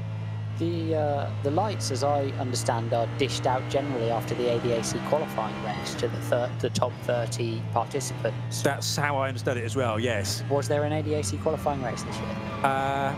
For this race, no. So how have they given them out? It's a very good question. Now, we had, thanks for asking me that right at the end of my stint. We had 13 pre-qualifiers, because top qualifying was split into 2 sessions this year. 13 that were already put into top qualifying 2, the second session. And that was all done on sector split times rather than results in previous VLN races. So it's a little bit like how the Indy 500 is done and qualifying for that. A bit like how drivers are graded, sort of thing. Take a look at all of the stints and maybe take a bit of a view. Yeah. So we got one sheet with the 13 cars already pre-qualified, and then everybody else in SP9 and the Glickenhaus, which is in SPX, and one extra car as potentially eligible for the second sector. But you had to finish in that first session top 4, because there were top 4 places up for grabs to make it 17 cars then gunning it for pole position. And that made 31 when you add them all together. So I just wonder whether the blue lights went to those 31 cars. So had to go down into the middle of Adenauer and buy another blue light then. Yeah, find the shop that delivers them, the black market of blue lights. And yeah, they're very, very useful in the race, definitely give you an advantage. It's Fred. He does our tyres at United Autosports. Oh, good stuff. From Michelin. Yep. And he is literally hand-cutting tyres in the garage there, adding a bit of extra tread to a wet weather Michelin tyre, ready to for that to be bolted onto an SP9 car in the near future. Yeah, we've seen Michelin, we've seen a lot of different tyre manufacturers doing that. Potentially just sharpening up the grooves of the tread. Not something I'm particularly used to, honestly. I've not seen tyre guys taking Stanleys to my tyres too much in the past. But yeah, we have seen all manufacturers of tyres doing that, so that's not a Michelin thing. No, it's a tyre man thing. But good to see that the craftsmanship is not dead, very much alive in the Nürburgring pit lane. And you dread to think how many times he's got to do that too. It might just be for this phase of the race, of course. I wonder if he's just taking where the tyre is overworked. They tend to fluff around the edges of the tread block. And I wonder if he's just basically resharpening the edges of the tread block so they get the water clearance so they can use that set of wets again. Obviously, a massive number of wet tyres required. And although there's not necessarily an allocation limit of wet tyres, there are often only so many in the truck. And it's literally that. You talk to your tyre supplier and go, how many wets have we got each? Because the understanding that the entire race might be wet, I would imagine would be filling some tyre engineers with dread about the pure number of wet tyres available for all of the various cars. And being open on tyres, the tyre compounds and constructions used tend to be the more expensive ones as well. what happened a moment or two ago at the end of the lap. There was a car completely sideways. It was one of the by a concept Porsches. I thought for a moment it could have been either 44 or 33 from Team Falcon, but wasn't quite the right livery for that.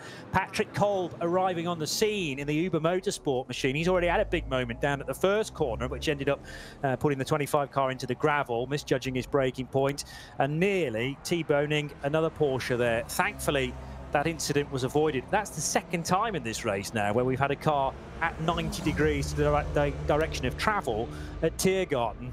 Really don't like to see that. It's a narrow enough part of the track before things like that happen. It is an area where it's easy to spin on the power, though, and that's what we have seen there both times with cars trying desperately to keep the car out of the wall, but then, of course, you end up marooning your car in the middle of the road, and that's the issue that we've seen. One of the Toyotas parked in the pit box. The 120 car, looking like they're doing a little bit of servicing work with this car. It's the Corolla. Yeah, 2 Corolla Altis brought to the racetrack by Toyota Gazoo Racing. You might not know that team name from elsewhere in motorsport after a cracking result last weekend at the 24 Hours Le Mans, and indeed in the World Rally Championship as well in Turkey. But this is the Team Thailand arm of Gazoo Racing, bringing 2 Corolla Altises to the ring once again. Certainly not the first time we've seen these 2 cars. You tune to RS1, part of the Radio Show Limited network of channels. We are now a quarter of the way in. So much time still to go, but that is a little milestone, nevertheless, for everybody involved. I'll leave you in the good company of Alex Brundle as Johnny Palmer stepping out and Joe Bradley soon to join. Thanks, Johnny, and we'll be certainly hearing you a few times later on, just for a few more hours of this 24-hour race, as we watch the work still continuing on that Toyota Corolla, and a bit of windscreen cleaning as well. But I'm not sure that'll be the absolute intention of this particular pit stop, inside and out. Bit of Rain-X as well, no doubt, to make sure that that doesn't do too much fogging up through the next stint. And it's this work, this kind of environment. It's not just a small team environment. This is what you got, whether you got a GT3 car or whether you brought your Toyota along. The area of pits that you're using is absolutely the same, come big or small team. Big teams tend to get their elbows out a little bit more, as we see our leader heading through the Grand Prix loop. He looks to have potentially stopped slightly, but there's still a bit of standing water around the Grand Prix loop as he comes up to a little bit of traffic. And Joe Bradley joins me in the box. What do you know, Joe? Well, it all kicked off when I left, didn't it? I've been watching things happen, and it's a bit of a sad tragedy for me to see the number 4 go out, because good mate of mine, Adam Christodoulou, was due to get in that car at 10:30 tonight, and he's just not going to get in the car, is he? Because I have spoke to him, and I said, so have you had any feedback as to what caused it? He said it was netcode, which is an esports virtual racing thing. But in fairness, it kind of did look like a bit like that, didn't it? The car just veered off to the right and struck the barrier, didn't it? It was a bit odd. Certainly did. Netcode, of course. Yeah. It's when that's when the 2 computers get confused over where both the cars are, isn't it? And yes. And we whinge about it because someone's in California and I'm in the UK, and our computer's not sorting it out too realistic enough. I mean, well, he didn't sort it out too realistically enough, and no, well, shame he that. very realistically arrived in the barrier on the exit of the small carousel, unfortunately. And as you say, real shame for Adam and that whole team. He's not going to get a run tonight. And also, Alex, we were just talking before you came on for your stint about tyre choice, because at that time the track condition was erring on the verge of dryness, and slick tyres being an option. We were puzzled, weren't we, by the leading Mercedes going on to wets, but then it dawned on us, aha, they've got access to more accurate weather forecasting.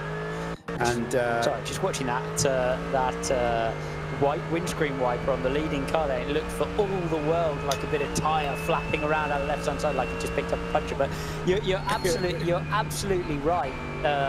We were confused, bemused by cars seemingly staying on wets. I perhaps thought it could be something to do with passing traffic, which can be really difficult here. But if you've got a load of rain on the radar, you then, you know, there are two questions really you ask your engineer: how long is this rain for, and how hard? Yeah, and if it's going to come, in again, then you have to make the decision that's going to be right, not now, but in an hour from now when you've done your 9 laps.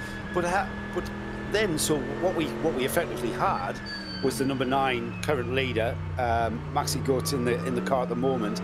We had the number 9 go out on wet tyres on what was a drying track, and it was a good lap and a half before we went to before we got some precipitation. How easy is it to destroy a set of wets on a dry track? Very, very easy. It's very easy, especially over that kind of distance. You've got to remember here that you're always turning the car. You're always pushing the tyre and turning the car. So actually being on the wrong tyre here can be absolutely brutal, as that looked like a penalty, didn't it, for the number 19 Porsche, just parked at the end of the pit lane. Now he's gone in to continue with his stop. So that's a bit of a hold up for a car very much in the hunt. And yeah, I mean, you can route a set of wets in 1 lap of the Nürburgring. They'll be over and done with. Oof, big spin as well on the way down through the Hudson back there. Managed nicely by Christopher Hasse. It's all going off everywhere. Yeah, we kind of were suspicious that it was going to be a very eventful race. The Nürburgring 24 hours always is, but just add water and it becomes a very, very, very treacherous exercise for everybody, and perhaps you could argue even more so for the slow categories, because they've not just got to look in front of them, but also be very, very aware what's behind. Well, the slow categories have less information, have less tyre options, have less engineering capability, have less choice with regards to the setup of their car, and potentially, not always the case, certainly, but potentially less knowledge and experience of the conditions. And yes, it can be an absolutely massive challenge if you just don't have that information to play with. As we see Sheldon van der Linde fighting very hard with the number 5 Audi. There are those strobe lights down into turn 4 on the Grand Prix loop, and managing to find his way past. But yes, certainly the slower categories are those that will be suffering, and also will be suffering from any mistakes in the fast stuff as well. And pit stops aplenty, a very crowded pit lane, but not as crowded as we are used to in the Nürburgring 24 hours. Only 97 cars took to the track, and when I say that, I say that very tongue-in-cheek, only 97. It's perhaps the biggest grid of cars that we kind of cover in any endurance race across the world, but 97 entries is way down for obvious reasons, which we don't really need to go into. I'm trying to fathom which of the cars that we've actually lost, and as far as I can gather, it's only the number 8, the Get Speed Performance Mercedes. Totally out of the race is only the black markers over number 8. Yeah, but there are several SP9 cars that are essentially out of the running as the 19 makes its move again. Interestingly, just cover off that change for position then. Van der Linde in the 42, passing Schramm in the number 5 car, and his brother at the moment is homing in very aggressively on Dries van Thor at the front. And of course the number 4, which we've lost, which is falling down the order. Do we know if that car's been recovered at the pits? We'll be able to see on this camera for Kelvin in the 29 as he heads through. See if it's still stranded out there. No, he's gone. That's still in the large carousel. Let me check on my driver tracker. I hadn't seen it come back in specifically, but I also haven't seen it parked out on the outside of Schwalbenschwanz. So it's not sitting on the driver tracker at Schwalbenschwanz. So one would assume that it has in the back, but then certainly we've not seen it being worked on either. No. And it would, if it was retired from the race, it wouldn't be on the tracker, but then it would be on the timing screen as retired. So yeah, it's showing us running, which doesn't necessarily mean it's running on the track. It just means it's still effectively in the race and potentially being recovered. I'm just trying to find a car in the order. It's the 91, which is a bit down the order, in 83rd spot. It's running in 3rd place in SP3T. It's the Gitti Tyre Motorsport. Gitti? Are we saying Gitti or GT? Yeah. Gitti, it's Italian, isn't it? The Gitti Tyre Motorsport for VW Golf. Now, David Drinkwater is in that car, and I've been in touch with David, sharing the car with Nicholas Cry, Wayne Stephen Moore, and Tommy Forchantra from France. David reports that his words for his first stint, that was nuts, but awesome at the same time. I think we can all understand that. So much oil down from the Lamborghini. It was like driving on ice with the greasy conditions, then a load of oil just to make it a bit interesting. I think we speculated on that, didn't we? Quite a few cars doing a bit of rallycross, circling under yellows. We've just had an issue with the fueling. Now, this was a couple of pit stops ago and only put 42 laps in.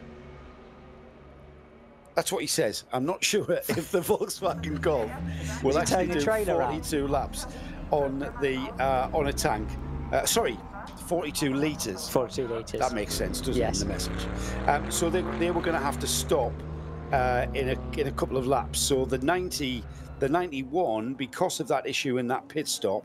Thanks for that, David. It's great to get that info direct from the pit lane and from the 91 pit.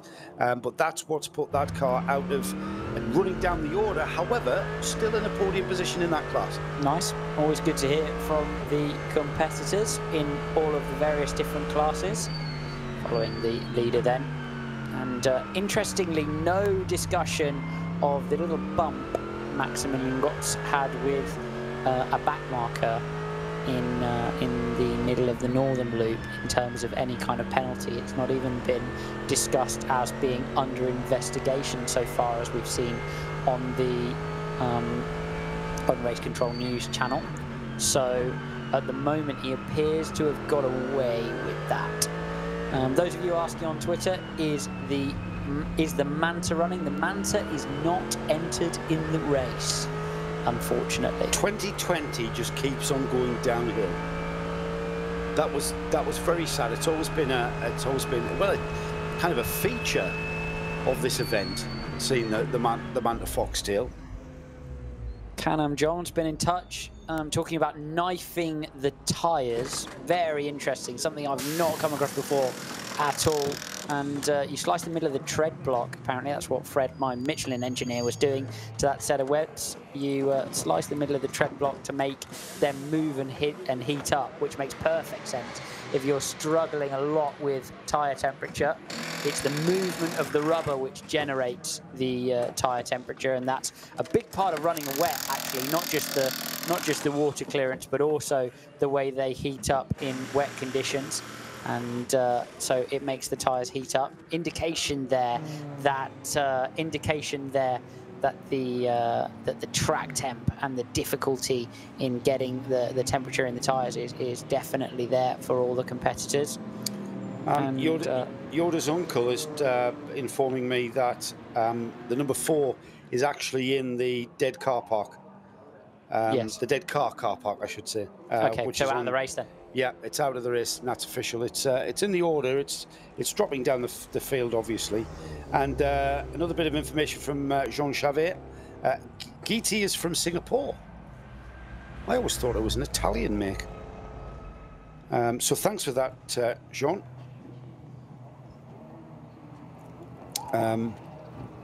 More pit stops, this time for one of the Audis. Into the pits for tyres. No hurry there going on to putting that set of tyres on. It is the number 3 car that's in 4th place. Haas on board, and this is the big fight then. So Van der Linde was 32 seconds back from Van Thor at the front, who stayed out 1 extra lap. And then Haas was about 11 seconds back from him. Yellowly still also in the box, but he was out of it about a minute back. But it's Haas and Van der Linde that were fighting relatively hard over that final podium position, trying to take that away from each other. And here then is the number 10 car, which is running a little further back, 25th position, that family effort you were talking about. Schaffner on board, but shortly to be replaced, it appears. Fuel going in to that Pro-Am Get Speed car. So, as we've seen all the way through the race, Gotts and Van Thor in that group that are running just a little bit longer, could pay dividends at the end of the race. Then you've got Van der Linde, Haas, Yellowly, the other Kelvin Van der Linde in the Audi, and Schramm all pitting together. Sorry, you've got Sheldon Van der Linde not in the Audi, in the BMW number 42, pitting as well further back down the order. So at this stage, Alex, where you see the lead sort of kind of flip-flop, because we'll soon see the cars that are running in 1st, 2nd and 3rd, they're going to be due a pit stop very soon.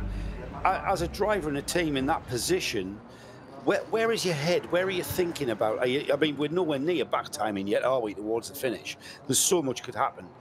17 hours and 44 minutes to go. There's, you know, we're nowhere near thinking about that, are we? Well, in this condition, you're almost certainly assuming that a change of circuit condition at some point will equalize everyone on stop. So there will be a certain point where everybody has to take an alternate tire at the same time. So I would be imagining on the pit wall that all of these teams are assuming that any fuel deficit will be cancelled by tire condition. What won't be cancelled is how long the previous stint was, and therefore how long you have to pit for, which will give each of the cars track position on account of the NLS system that we know and don't love, with regards to how complicated that is.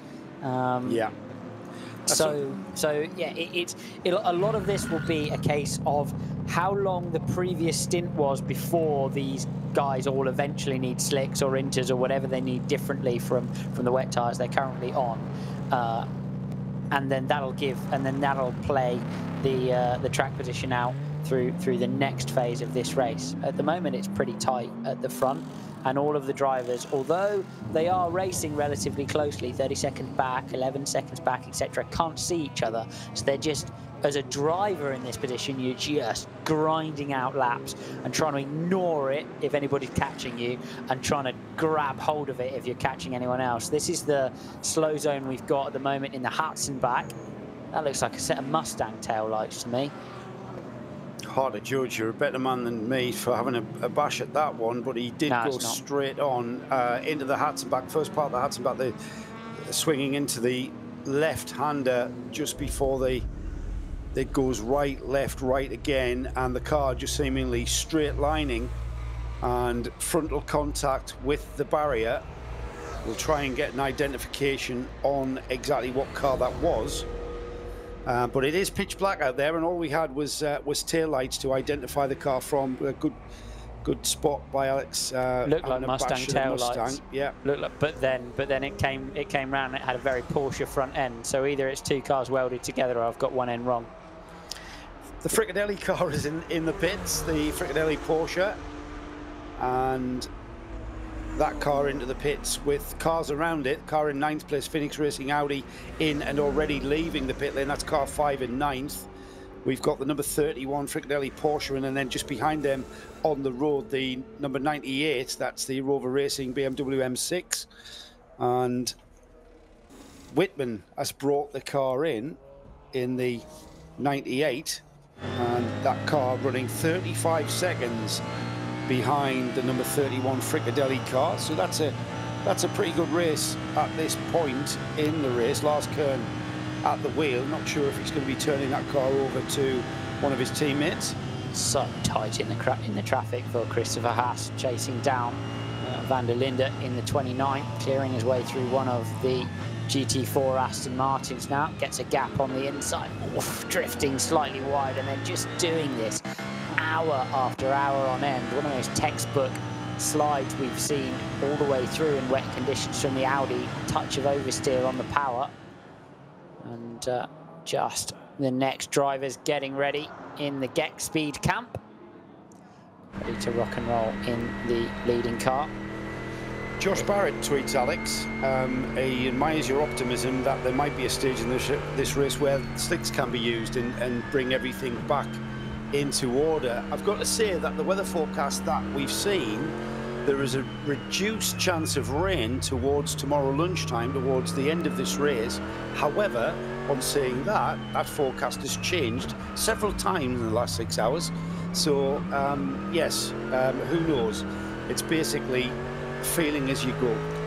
The circuit situated in a massive band of forest. It's the same band of forest that runs across all the way to Spa, so I'm told. So the legend goes, and I've spent some time there, and it just gives this massively unpredictable weather system, a bit in a very similar way to, of course, legendarily happens at Spa-Francorchamps. So it's so hard that the weather pops up. It's not a case of you can watch on the radar a big weather front coming in and take a view. It pops up and then goes away because the trees and the various rolling landscape around the ring are changing and affecting the way the weather plays out.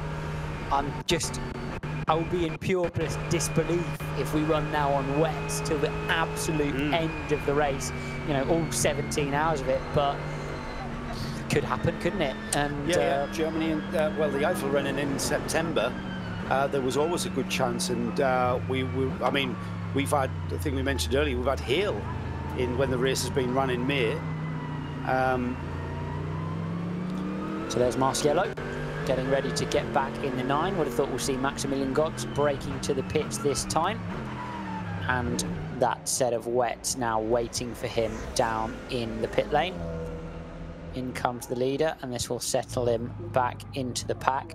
Although the two cars behind him, both Van Thor and in fact, almost everyone behind him in immediate contact down to Engel, owe him a pit stop as well. So he'll still retain the virtual lead of the event with a little bit of fuel margin too, having been out front. Fuel hose goes in, car goes up, and they'll spin it around as they're putting the tyres on. And Raffaele Marciello is going to be installed. Nice relaxed pit stop as a driver here in Nürburgring, because it takes a bit, obviously you've got the limitation on pure time, and it also takes a bit of time to get the fuel in the car. Had to park a long way out from the rig there, haven't they? Yes, luckily, they are. The rig is at full stretch to get that. Marciello was the starting driver, let's not forget, in the number 9, and a fabulous first couple of stints. Into the pits has come the number 1 Audi from second place. Dries Van Tor bringing that car to a halt, right on his marks. And car going up on the jack, swiveling round at 45 degrees, purely to assist in the exit from the pit apron. Car pointing in the right direction. Electric guns, of course, no pneumatic supply. Of course, yes. I was wondering, Alex, if you got a chance to have a look at the tyre wear on that car, but the pit crew were a bit too quick, weren't they? Yeah, very much so. Obviously, the GT3 here, one of the only classes that are allowed to use the central wheel nut. As soon as you go back into GT4, you're on 4 lug nuts, NASCAR style, or more. And let's have a look at them. If those are the tyres that indeed have just come off, I would have thought the wets will be in reasonably good condition. A bit of gluing up of the sills to make sure that they don't wear anymore. Can often be a very big issue if they start to delaminate. Look at that, big gluing up the outside sill. You don't need too much water flowing in, or you don't need any kind of delamination of the outside of the floor of that Audi. Just the sort of thing that can happen over the exit of ice curve or throughout the Rickenham section. I would imagine as well at 165, 170 miles an hour, which is the top end speed down the Dottinger Hole, that could end up being quite a problem if they're getting in there and just ripping the rest of the floor tree off. Yeah, that's absolutely what they're trying to prevent, the cleaning up of the air around those sills. You know, nothing on these race cars is here by mistake. It's all there for a reason. It has a structural rigidity and structural strength that needs to be respected. The leading car sitting there waiting for their pit stop time to pass. Full stint that time for Max Gotts. There sits the #1 Audi. You get this bizarre situation here in the race as he actually heads back out on circuit. And you get this bizarre situation because the pit stops are so long, where those leading teams, even if you're 25, 30, 45 a minute back from the car ahead, you actually end up sitting there just across from him in the pits, staring at him if you're in sequence. And it is Raffaello Marcello who is in the #9. And I didn't see actually if Dries van Thor has been replaced. A little bit of murk on the window there, so we'll have to wait until the timing screen resets itself to see if anybody has taken over the #1 Audi. Let's have a look at the rest of our classes, shall we? It's been a little while since we checked in. SPX, believe the Glickenhaus is the only car running in the SPX class. Fernandez Laser currently at the wheel of the Glickenhaus. That's currently in 18th place overall. We've got SP9s running as expected at the front of the field from first down to 24th, 26th actually. A bit of an interloper in the 25th spot. That's the Volkenhurst Motorsport BMW M4 GT4 in the SP8T class, currently class leader. Great drive from Guerrieri in the Honda Civic, brings him to the front of the TCR class, and currently 27th overall, 33 laps completed in comparison to 37 laps just completed by the leading SP9 car. So great run that from a TCR runner and leading the class. SP10 just behind the 170, the TCR class leader. SP10 class leader is the BMW M4 GT4 of Hofer Racing by Bonk Motorsport. That car currently 28th overall. Then just behind them, about 10 seconds behind them, is the SP7 class leader, currently 29th overall. A further 48 seconds behind the SP7. Sorry, no, that's 37 seconds behind the SP7 class leader is the Cup 3 leader. That's the Black Falcon Team Techstar Porsche Cayman, right behind. And just looking at the lap times there, not really going to gain on the W&S Motorsport Porsche Cayman ahead of them in the SP7 class. That's not relevant though, because they're both in separate classes, SP7 and Cup 3, 29th and 30th. The first of the Cup X runners, they're in 32nd place overall, and that's the Teichmann Racing KTM Crossbow, car 111. First in the KI Cup 5 category, Team Aviasol Rennsport BMW M240i. I do love the look of those 240i's. And that's a BMW, and I'm not really a BMW man, I'm a Merc driver, so that's big coming from me. They're 35th overall in that class, and then gonna have to scroll down to 44th place overall for the SP Pro class leader, Black Falcon Team Identica. That's a Porsche 911 GT3 Cup, and they have completed 31 laps to be at the head of that class. V3T, 46th spot overall. That's the Team Maxall Racing Porsche 718 Cayman S. And further down the order, in 49th spot overall, it's the Pixin CFN Team Adrenaline BMW 330i.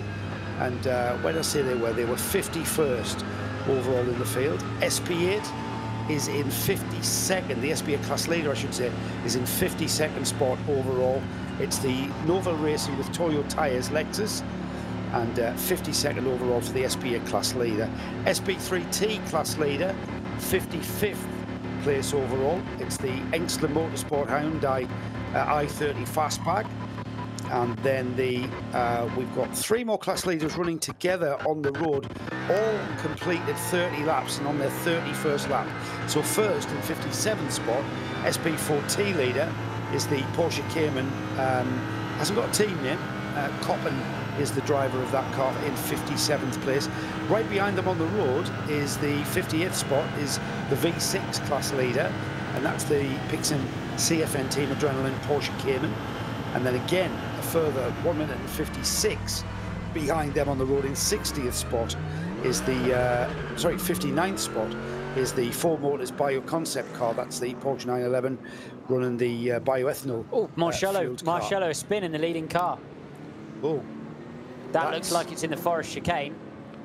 And let's see if he gets that one going. Sorry to interrupt your run through the field. Important to check in on all the other classes, of course. That's pretty important, isn't it? But Marcello's going to have to find reverse in the number 9 Mercedes here.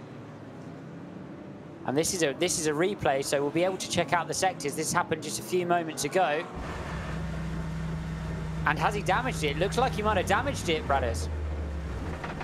I'll be amazed if he hasn't gotten any damage on that. He's pulling up, isn't he? He's on driver's left.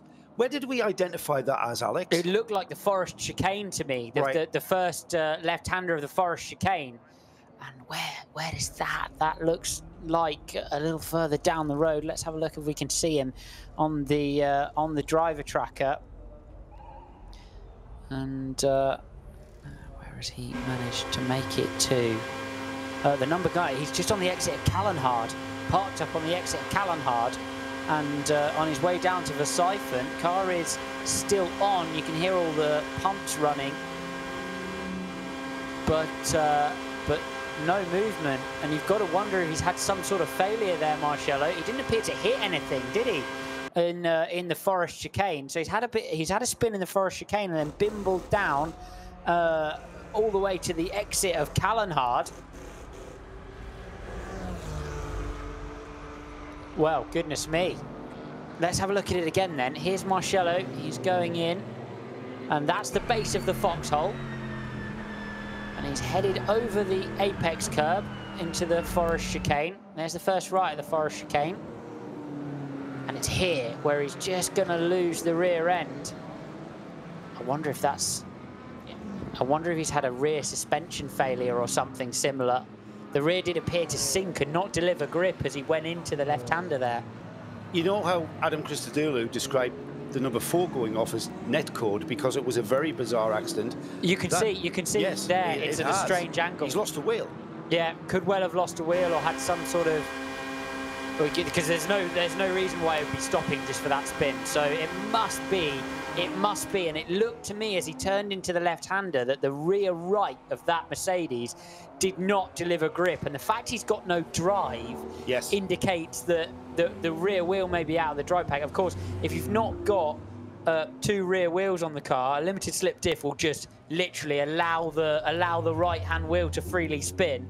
No strap mode like you have in Formula 1 to lock those wheels together and make it get back to the pits, I don't think. And I suspect he cannot get that back to the pits. And he's getting out. He's getting out. If he stays with the car and gets recovered back to the pits, are the team allowed to repair the car? Certainly there will be. It's not classed as outside assistance. No, if they can drag it back to the pits, they'll be able to repair it. But it's a case of being... Is the rule where the driver has to stay with the car? Certainly the driver can't leave the car. Le Mans rules, etc. 10 meters away, you can't disappear. And you can't receive outside assistance, for example, somebody giving you a spanner that wasn't in the car, etc. Or a spare battery, like what happened last weekend. Certainly, but the car can be dragged back, and look at the devastation on Marciello's face. Well, we can't see his face because it's absolutely buried in his hand, sitting in the number 9 Mercedes. Normally, that kind of thing would happen at a big, high-load area of the circuit. It just seemed to fail for him. Get Speed Performance watching on. You know what, Alex? We've had the number 4 Mercedes go out whilst leading this race in a bizarre off. We've now got the current leader, the number 9 Mercedes team, Get Speed, off at the side of the track, and very much. I mean, even if he recovers the car, it's out of contention, isn't it? Oh, I feel for him. And you can see Rafael Marciello's body language is just showing how desperate that situation is. He remains seated in the car, hands to his face inside of his helmet as the recovery teams arrive. The course vehicle is already on site and will be messaging the information required with regards to recovering that vehicle. And it's just, oh, that is just such a sad sight to see. It's just a driver. He's pulled his radio cable out because he knows that there is nothing he can do about that. If the rear wheel is not connected, look at it. Look, the rear just gives up completely. He's not out of control there. The rear right just gives up completely. And so he's managed to bimble it along with the wheel still somewhat connected, I suspect. Giving him forward drive, then eventually it's just given up. Of course, it's a hill on the exit of Callanhard there. You're going uphill, so it will then eventually just give out and not provide the driver with any forward drive. He's staying in the car, of course, because someone will have to steer it all the way around the circuit. And they're gutted at get speed. As a driver, he will have felt the car break away. He may have even felt something break in the rear, and that's pretty much, that's the only information you can really pass on, isn't it? That, you know, I felt something break in the rear, the car has gone off, I wasn't able to control it. That car being recovered now, the number 9, we can see is being recovered, but as he goes into, well, like you said, Alex, not a very high load. Use the curb on the left. You could perhaps argue that the foxhole is a relatively big compression for the rear suspension. Yeah, is that a big compression area? And it's something started in the foxhole, and then eventually that's really the first time he's put load on it again after the base of the foxhole. And for whatever reason, that has been the place where the rear has given up on Marciello. He'll be able to steer it back to the pits and stay in the car. They have a long night ahead of them. Anything can happen here, though. Inclement weather conditions, difficult circuit, and a lot of mistakes out there being made already. He's absolutely gutted, but they need to stay in it, keep pounding round. We've seen this race to and fro so many times. Michael Hetherington, hello Michael, from the northeast.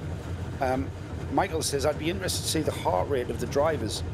You can give us a bit of an insight into that, Alex. Lower. At a place like this, all right, you're fresh from Le Mans. In comparison to Le Mans, which is all about the straights, isn't it? This place, I would imagine your heart rate very rarely comes down, surely. I've seen some interesting pieces of data about this, actually. Several drivers have worn heart rate monitors in the car. And what's interesting is it doesn't trend very much with physical exertion. It trends almost definitely with, what do you want to call it? Alertness, anxiety, pressure. Like a burst of adrenaline. Exactly, and absolutely, it's often the case. It's often the case that I'm just watching him lose out again down into Callanhard. Looked to go long on the brakes there, didn't he, actually, in Callanhard? But yeah, but it trends a lot with the amount of pressure that the drivers are under as opposed to the sheer exertion. The physical exertion of driving these cars around here in the wet is not huge. You're not pulling massive G. So it's not like you're going to the gym and throwing weights around to get your heart rate up. It's a reverse of that, if anything. It just, your mind obviously uses a massive amount of calories. Just purely because you're concentrated, you're focused the entire time. And often in conditions like this, when you see drivers single stinting or jumping out after 2, that's what they're being changed for. They're being changed for their focus. They're being changed for their ability to, you know, string the car between the traffic lap after lap after lap without making any mistakes. Right. Because it does wear on you, and you do start to make silly, tired errors if you're in the car for too long. But you're not lifting weights in there. But yeah, but I would imagine if your heart rate, I mean, you know, you can cycle very slowly and get your heart rate to run at 120 for 30 minutes, and you pad it at the end of that 30 minutes. that's the kind of reverse exertion that I mean. If you're running at what's your average heart rate when you're running? Have you ever measured yourself? 140, 150. Right, like and that. In the car, you're matching that. Yeah, you'd sit in that kind of zone. Yeah, but you're not running Certainly to create that. It's the pure engagement. Yeah. I mean, with prototype racing, there is great muscular engagement. You're really holding yourself firm in the car. There's big force on the driver. Because of the G-force. Because of the G-force you're fighting against, and even though you've got power steering, the steering needs still to be pretty firm because you have to have feel. So you will still, if you're underprepared for an event, feel the shoulder, feel the neck, and the neck will go. And at the end of a test day, you will still just feel the invisible hand of G-force slam you against the side of the cockpit. What about your legs? What about your feet on the pedals? It's the a huge G-force deal. Moving your feet off the pedals, I would imagine. It's a huge deal, and you have to be very strong from the pelvis and the thigh downwards to hold the legs in a modern prototype car. We have those tunnels, the F1 style tunnels, which help a lot with positioning your legs. Yeah. But obviously a function of sharing the car with various different drivers is that some guys will need more space than others. Everybody has to be able to make it over to the clutch in a hurry if they have to. So you'll not have quite the support you want, inevitably. And yes, it's an area of your body you really need to be very strong, sort of from the thigh through to the midriff, and that grounds your whole effort inside the car to keep you firm and stable. Because now, however tight you do your belts up, you flop about like a rag doll as soon as you get out of there. And what about a GT3 car, which is, all right, the confines of the racing seat kind of trap your top of your thighs, but then from the knee down, your feet are on the pedals in that kind of open footwell. Several things can break you in a GT car. The main one is temperature. And the other one is brake pressure. Brake pressure is huge with ABS systems. Depending on which model you're in, some of them need huge brake pressure. It depends on the ratio of the master cylinders. Is that because you're pressing the brake as hard as you can? Because obviously you can press the brakes extremely hard and not lock up. Right. So actually, there was a tendency a little while back now for the road master cylinders to be used in a GT3 car, which meant that to achieve the brake pressure, you had to really lay into the brake pedal several times a lap, and that was incredibly difficult. I'm just wondering if we were seeing a little bit of contact there. I don't think that was the Marcello car getting contact. It'd be good to have a look at that again as he gets tugged back to the pits. We've got the Glickenhaus in pit road as well, the 704 car, the sole runner in SPX. For those interested, that's sitting in 18th spot at the moment. Top non-SP9 car. Top car that's neither in XPX or SP9 is the SP8T BMW with Dan Harper at the wheel, currently sitting in 26th place with the top SP10, the number 70 for company in 27th. So Darren Wood is asking the question. Hello, Darren. I know you're a big fan of the N24. He's parked it. Has he parked it? He's been recovered though, isn't he? We're talking about Marcello here. Darren's question is, how long has the car been out of the pits? And from the data I've got in front of me, the car had been out of the pits for 8 laps. Or was that his outlap into his 3rd stint? So I've got the data here that says that 9 lap stints are possible, so it was towards the end. Towards the end, as far as the data is concerned. They'd obviously boxed him after 5 before that, but that will have been a tyre call. I've got more data coming in. It was his outlap. That was his outlap. Yeah. I've got that confirmed. It was his outlap, and so that wasn't a suspension failure, Alex. That was a loose wheel.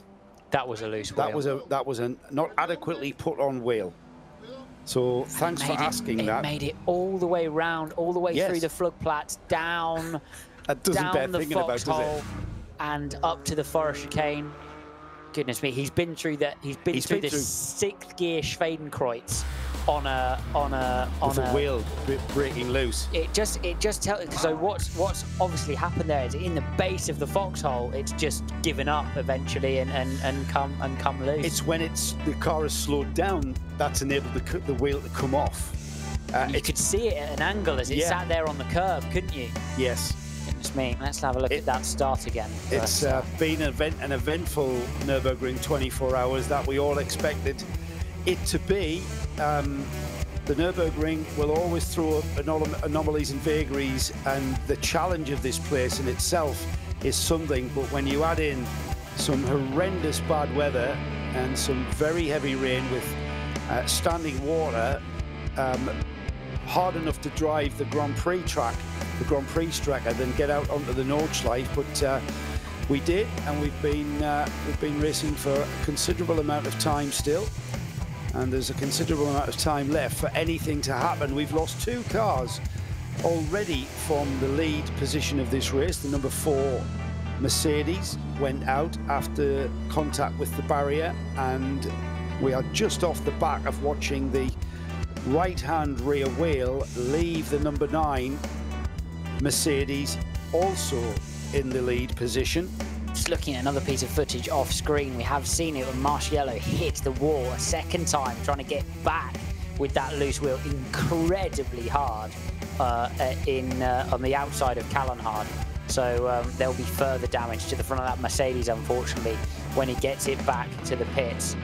It's absolutely massive impact, as we see the similarly sized impact for the number 100 BMW SP9 car that was out of the race earlier on. That pulled back. And a very angry Jörg Buller, that number 100 BMW, pulled back behind the barrier, and then kind of no effort was seen to be being made. The car is still way down the order. I think they eventually did get that number 100 back to the pits. Then we had the leading Lamborghini, or one of the certainly the main contenders, the Conrad Motorsport Lamborghini, having a, I think, have we had that confirmed as a gearbox oil leak? No, so that car was ditching fluid. That car was ditching oil. I'm not sure if it was gearbox oil or certainly diff oil or something. Yeah, certainly the other Mercedes, which was out earlier on, back to the airs, Mercedes was out with a gearbox issue, the other Get Speed car. But that was ditching fluid, the Conrad car, and didn't make it back round. And just after, well, they had a spell in the lead, didn't they? The number 9 car looked all to be going oh so well for that squad. Just after Raffaele Marciello took over the car, that disaster absolutely struck with that loose right-hand wheel. Let's see if we can see it as it heads out of pit lane. All looks to be well on the way around. Number 4 Mercedes of Manuel Matzka also having a bit of a spin and an error, putting that car in the wall out of the small carousel, which was a slow zone for a considerable period of the race then, and led to a bit of a shake-up in the order.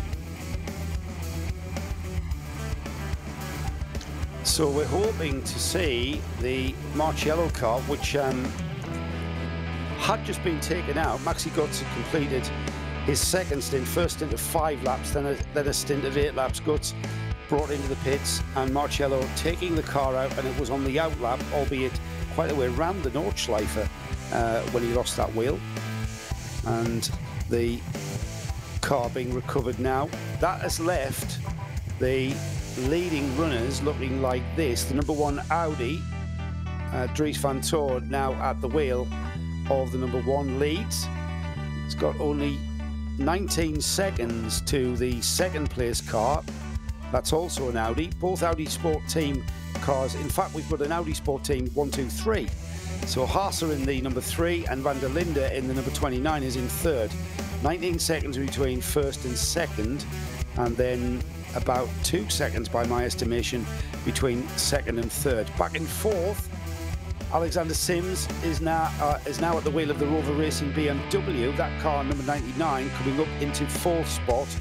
A great run from that car, just hanging onto the shirt tails of the leading cars ahead of it and then just waiting for the race to evolve and things coming to it. As far as I can see, it may be a lap down, but that needs to be, I need that lap to just click by. Behind them in 5th, Earl Bamber, now at the wheel of the KCMG Porsche 911 car 18. In 6th, that's the number 42, Tomczyk is at the BMW Team Schnitzer car in 6th spot, car 42. In 7th is number 5 of Phoenix Racing, that's an Audi R8. In 8th place is the number 6, Mara Engel in the Mercedes,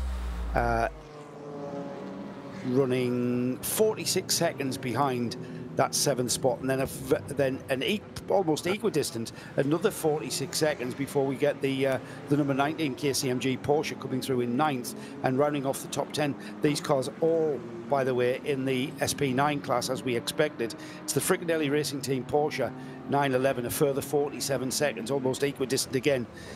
Equidistant between 8th, 9th and 10th, that is. So things beginning to develop. We expect things to continually develop. And it's just... So it looks like that front end, which had contact with the barrier the second time, has eventually given up then on the toe round for Raffaele Marcello. Ah, that's what we're seeing. I mean, we saw him spin once. We've certainly given him... it did look like it's absolutely confirmed that the rear tyre was not from the team, that the rear tyre was not connected to the car. Not at all, Alex. It's just I'm putting 2 and 2 together and getting 6. Sure. But hopefully I'll get 4. It's just I'm surmising that with it being an outlap and that wheel was definitely not on the car, and I think the most likely thing is rather than a Mercedes rear suspension breaking, there's more likelihood of a wheel not coming loose, isn't there? Certainly is. Or wrongly put on or something, or cross-threaded or something. Certainly is, yeah. And you do see them come off slowly like that. That wouldn't be unusual if it just didn't make quite thread, and then it had just been unwinding, and eventually the drive pegs are just not engaging. What's confusing me is as Dries van Thor's off as well in the number 1 Audi as we watch them on board and Dries van Thor off in the rain, and it's raining hard out there, isn't it? It's raining absolutely hard. And Van Thor, look at Van Thor struggling with that Audi. And there's goodness me, there's a race on now at the front with that Mercedes fallen by the wayside. Van Thor leading the race, of course, not quite idented that as he heads towards Metzgersfeld. Let's watch it again. Look how hard it's raining. And this is again in the forest chicane. Is he going to have exactly the same? He is, you know. He's going to have exactly the same incident. Well, we gave Raffaele Marcello the benefit of the doubt. You wonder if there's something down there, and actually that tyre is effect rather than cause. I'm sure the team will give us the heads up on that, but Van Thor manages to get away with it, carries on his way. 18 seconds at the moment in front of Hasse, and the first of the Van der Lindes in the 29 car. But this is going to be a massive, massive battle now in these 3 Audis. And you've got to wonder how much Audi are going to have to say about this. I think it's going to reward the brave here, Alex. We're seeing a lot of spray from pretty much the whole field. A lot of standing water showing up as well, with big, huge puddles of water. I just noticed where on the track where we were overtaking one of the lower classes, and I literally couldn't see the sidewall of the front tyres because of the amount of water that's on the track. They're filling the tread block with really standing water. You can see it. You can see it everywhere now. At the front of this race, though, Audi Sport Team Phoenix, Audi Sport Team Car Collection, Audi Sport Team Land. So 3 Audis, but 3 ambitious customer teams looking to make their mark on this race. How much control will Audi have over keeping these teams sensible while they lead this race 1, 2, 3? I'm not really sure. I'm not really sure, and I'd like to think I know somebody who I can ask whether I get go on and ask Martin. I'm going to. Yeah, Martin, it's coming. I'm sure we're going to be. What was Lena Gade's famous saying? Push without risk. You can't push at all in these conditions. It's all a battle of survival, isn't it? Push without risk is equivalent to the disclaimer you get given, isn't it, at the start of a dangerous activity? Whatever happens, it's not our fault, essentially. Yeah. We need you to push and put it on the limit, and if you go off, it's your fault. Yeah. We've got quite a diverse and eclectic mix of cars, as ever, in the Nürburgring 24 hours, but it's perhaps worth mentioning we've also got we're also meeting quite a diverse driver list as well, and I must mention a British driver, Charlie Christina Martin, is in the number 242. That's the Pixum CFN Team Adrenaline Motorsport. It's in the Class Cup 5 category. She's in the M240i, which is one of my favourite cars. I think that car looks fantastic. It looks like it's doing 100 mile an hour standing still, that car. Well, Charlie is the first trans driver that we've got in the field here this weekend. British driver, very familiar to UK motorsport fans. And Charlie is a transgender. She's used her status as a prominent racing driver to raise awareness of LGBT and transgender issues and rights. She was influenced by trans model Caroline Crossy, saying that Caroline was a real trailblazer in the trans community, and she remembers it was the eureka moment of this is what I need to do, and she was only 7. So best of luck to Charlie, who, I'm just looking down the order, currently 4th in class, 65th overall, and we've got all the British fans rooting for you. Charlie Martin there in the 245 BMW. Yeah, great to see Charlie out there. Hope she has a great race, and it's a very friendly character, and hopefully she has good fun out on the racetrack, gets a good result as well. Not best conditions for your first 24 hours of Nürburgring. It gets better, Charlie. It's not always like this, and we wish you all the best in that BMW. That's for sure. It's a battle at the front, certainly. Still shaping up between the number 1 and the number 3 as we just cut back to the action. Here's the number 1, Dries van Thor, leading the race, but Haas behind him is not too far back as well. This is a battle for the overall lead of the Nürburgring 24 hours. And there it is then, Hasse watching Dries van Thor slide his way out of the small carousel. He wants to lead this one, and just look at the spray as they head out onto the Dottinger. This is motorsport on level hard with legend mode stuck on. Just absolutely incredible scenes here. Look at that. Where's the track? As they head down the Dottinger, a bit of traffic ahead. Christopher Haas pulls out of the slipstream of Dries van Thor just so he can see where he's going. I've done this, and that is about as much as you can see. If you don't believe that that's what the visibility's like, I've done it, and I can tell you it's that bad. First race I ever did in the wet in a Formula Ford was like that, and I instinctively lifted the visor, and it was like someone had just thrown a bucket of water into my helmet, and I literally couldn't breathe. I almost drowned. And don't try this at home. Do not try. Has he done him? He's just done. I think Christopher Haas has just done him on the brakes into the final sector. How did he even see where the corner was? I think he passed it. We didn't even notice. It could well be, unless Van Thor's escaped up into that group of traffic. We won't have to wait too long to find out, because they're about to come across the line. Here it is again then, and yeah, there's the move. No, I think it was maybe the Porsche ahead. So much spray, we can't even see which car. And Van Thor has just lost out in that bit of traffic, and sorry, Haas has just lost out in that bit of traffic. Van Thor is in the next group up the road. The visibility is bad for the drivers, and equally as bad for the commentators. It's just we just got white screens. Which car is which? White screens of spray, and you know what? I feel much safer here in our commentary booth, looking at white screens of spray than being out there with the car moving around, aquaplaning every 2 minutes. So what's the Grand Prix track going to be like? The Nordschleife we've seen is dark. It's how is the FIA Grid 1 circuit part of this track going to be reacting to the amount of water that we see dropping? Well, you get a bit of rubber, you get a lot more rubber down on the Grand Prix circuit, but certainly it's a bit wider, there's a bit more lighting, and you get a bit of a chance to take a breath. Certainly the real challenges of this kind of condition are areas like the floodplats, the base of the foxhole, where the car will almost certainly be aquaplaning and sliding around, as we see Christopher Haas just running a little bit wide through the back chicane of the Grand Prix section.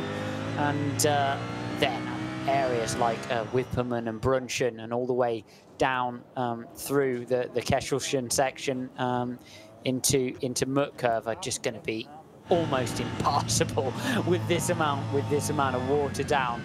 Just the bravery and skill to keep the car on the road as you chase after your teammate, absolutely immense here. You have to dance with the outside white lines of the circuit, find the grip where the rubber isn't. Look at them right around the outside of the first part of the Hatzenbach as they head through this winding section, the visibility ever worsening. As we continue into the night, though, Alex, I can see the weather not improving, certainly until the sun comes up. And Christopher Haas is off, spinning wildly as he went through a right-hander, the car just snapping away from him. Alex mentioned only a few moments ago about the tread blocks on the tyres just getting absolutely saturated and overwhelmed by the amount of water on the track. And for me, that looked exactly like that. He was hardly moving. The car just snapped away, cornering, too much water on the track, and he basically just lost that, Alex. The final part of the Hatzenbach, and they're just struggling so much for grip. There's so much water out there. Let's see it again. It's just through this section where the road cambers away. Look, he catches that curb. Gets on the curb, doesn't and he? as he comes off the curb, there's just absolutely no purchase from the rear axle of the car whatsoever. Does well to keep it out of the Armco. Christopher Haas will have some time to make up. Yes, hopefully he kept it out the barriers. He didn't look quite like he did. We're coming up to the top of the hour. It's we're just underneath 17 hours to go now. So with just under 17 hours to go, we've got action aplenty here at the Nürburgring 24 hours. You're listening to RS1, a channel of the RSL network. And I'm quite sure that the drama is certainly going to continue for the next 17 hours, as I thank Alex Brundle for his company in the last hour. We've had all sorts of action. I'm going to be joined by Peter Snowden any moment now, and Snowy will be hitting the ground running with the incident aplenty on the track. We're going to keep an eye on the number 3. We saw him pirouette several times. He did about a couple of 360s. Hard to see whether or not he contacted the barrier in any way. I'm not sure he did, but he got the car through the right-hander onto the, I'm sure that was just as before you go right at the floodplats. It's very hard to see in these conditions, let alone drive racing cars around this track. And welcome back, Snowy. You were watching that, mate, and I'm not sure whether the Christopher Haas Audi did indeed contact the barriers. No, didn't hit anything. Managed a full 360 pirouette and probably a little bit more, actually, probably even 720. Yeah. Didn't anything. I'm not quite sure. I thought it was Hatzenbach a bit further back, but as Alex Brundle, the departing Alex Brundle departing from the commentary booth, just said, he picked up that curb on the end. It wasn't a question of just catching the curb. He generally hooked up the curb deliberately, but as Alex spotted very keenly and very astutely, it's when it came off the curb that was the problem. It unsettled the car. Using the curb, it's not really a problem. We've said this before, only yesterday Johnny Palmer and I were going through this, that in the wet, you don't want to use the curbs on the loaded wheels. I.e. paint, curbs, wet, doesn't work. Yeah, sounds obvious. It wasn't, it was unloaded, and using the curb was no problem at all. It was coming off it just spat the back of the car around, and that was it. But on one of the narrowest parts of the circuit, Joe, 2 360s in the wet. It's just missed everything. Yeah, it was like a video game at high speed. And I was waiting for the impact, the bits to come off it, debris, the carbon flying up, and it didn't. He got away with it. And you know that when it came to a halt, there was a metaphorical phew from inside that car. Possibly slightly different, but something of that order. Alex and I were speculating as to what sort of team orders, if any, were going to come into the Audi Sport team 1, 2, 3 as it stands at the moment, albeit with 17 hours to go. I put that question to Martin Pass over the air, and Martin, thank you for getting back to us. Audi Sport entries, even though we're different teams, you can rest assured Chris Renke, head of customer racing, watching in on our mission control above the big garages, will be in conversation with Phoenix, Car Collection and Land. I'm pretty sure they will, Martin, and I'm pretty sure that things will be what we would call quite conservative. Now we're showing a red flag. Red flag is being put out on the start-finish straight, and that is probably down to conditions on the track becoming too much, too dangerous, quite frankly. So not the first time we've had a Nürburgring 24 hours brought to a halt with a red flag. We've had it for various reasons over the more recent years. We had a red flag for sleet and ice onto the track back in 2016, and a little bit earlier than that we had the race stopped for quite a chunk of time overnight because of thick, heavy fog. And Darren Wood, you were spot on, mate. This is going to go to a red flag if this rain continues, is what he said a few minutes ago, about 10 minutes ago. And he's been to a few Nürburgring 24 hours races himself to know what he's talking about, and he got that spot on. So snowy. Would you agree with that? You still drive a bit. You've raced at a pretty high level. I'm sure there's no envy there when you see these conditions and how these guys and girls are going. Personally, from where I'm sitting, I think that's the right decision.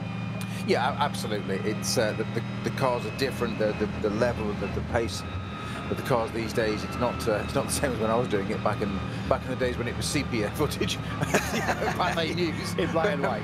Yes. But yeah, and commentators not as far as black and white. We haven't got as far as that. And commentators felt like this. Yeah, exactly. Yes, but it was it's the right thing to do, even with the technological advantages in lighting we've talked about already. How incredible they are, but it's the standing water. That's the big issue. Well, we've just saw Christopher Hasser, who is an outstandingly talented driver, who harmlessly put his car where he'd been putting his car lap after lap after lap, using the curb on the right, and then the car just snapped away. And that, for me, is when the conditions are becoming inconsistent.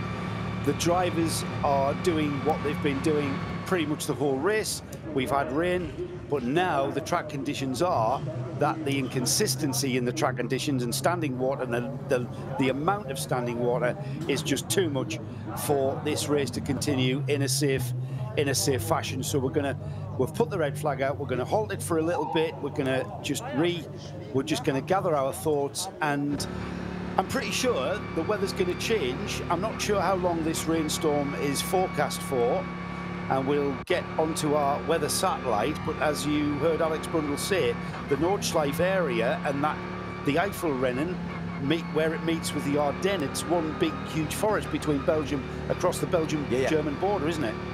Not for the first time in my life, I'm going to say something that I might regret. If John Hindhoff's listening, don't sack me, John, but every time I get in the commentary booth, the leading car goes out. Just a thought. 2 Mercedes now, well, 2 you need stints. I mean, we're in the entertainment business. Strike that off. It didn't happen. Sports commentary. That's why we love live sport, because we don't know what's going to happen next. And you know what? Coming into this, when I saw the weather forecast last week, and it was going to be a wet race, I just knew that the contention, the controversy, the incident rate was going to be sky high. And Steve Tarrant tweets, this is a 24-hour race. This is 24-hour racing with steroids. Yes, you're right, Steve, it is. This is absolute Ironman motorsport, because every driver out there, and I'm not just talking about the SP9 class, I'm talking about the people down the field in all of our classes, no matter what car you are driving out there, it is the ultimate challenge in bravery and skill. Doesn't matter whether you're in an Opel Astra, a Golf GTI, or a GT3, Mercedes, Audi, Porsche. It is very, very courageous and brave to race these cars around the Nordschleife in these conditions. It is, but there's the risk over reward. There's no point in that when the risk is too great. There's no point when you're starting to have major things like that happening. Not just because it's a lead car. Doesn't matter if you say there's 23 classes of cars out there, and nearly 100 cars out there. So there's a whole variety. It's not just car. We focus on the leading cars in front because it's so easy, because we're gullible, so we follow the quick ones, don't we? We watch it. It's where all the action is. It's not where all the action is, where it's obvious, but there's action all the way down through the field, and it's those guys in the 240i's or the TCR or whatever, the Caymans, they're trying just as hard in their own particular category as we are. We just focus on the SP9 group, the GT3 cars, because they're at the sharp end. It's obvious, but it's just the same for all those other guys on those 240i's. It's just an accident at 70, 80, 90 miles an hour or 100 miles an hour. It's still an accident at 100 miles an hour. Especially here. Especially here. And it doesn't really matter if you're in an R8 Audi or a GT3 Mercedes or a 240i or a Cayman or a Golf GTI for that matter. Yeah. And there are many other makes of vehicle available for this race, of course. Other brands are available, products. But no, I think it's absolutely the right thing to do. Organisers, and we don't want that on the conscience as something. It just spoils the race. Exactly. It spoils the race. We're losing, you know, we've already lost some of our main contenders, early leaders, like you said, and it just spoils the race. So for now, we'll take a pause. Just we'll keep your tweets coming, hashtag N24RSL. And Mike Nash asks, will the red flag period help Marciello, who is in the number 9 Mercedes, of course, who we saw lose a wheel? I'm receiving reports that car has been recovered back to Parc Fermé, which means that that's a retirement. So Marciello is going to be in the retirement list, I'm afraid. Now, interestingly, Joe, just looking at my basic weather forecast, and I'm sure there are people that have got far better systems than I've got, but one I've relied on for a little while now. But the precipitation of this rain, 99%, is continuing through unabated until 99% precipitation. Yes. Yeah, until 5 o'clock in the morning. The next slot between 5 and 8, it comes down to, it reduces to 97%, so it eases off slightly. However, around about 8 o'clock until 11, it comes down to 70 and falls dramatically then. 11 till the next 3 hour slot until 11 till 2, which is virtually the end of the race, it is only 15% chance of rain. Hang on a minute, it's only 20 to 11 in Germany at the moment. And we've got 99% chance of the rain at this rate going till 5 a.m. Correct. And then only reducing by a couple of percent. Just on that, well, the first bit, and then suddenly dropping dramatically. That's my point. Right. Dramatically dropping to just 15% chance by 3 hours from the end of the race. I'm pretty sure. It's going to be a sprint, basically. Tomorrow lunchtime, there's going to be a sprint to the end. Well, I'm just thinking, that 8 to 8 lap will happen. I'm just thinking, Snowy, that I'm hoping that I'm pretty sure the race organisers will have a better weather forecasting satellite than Snowy's iPhone, but who knows? They may not.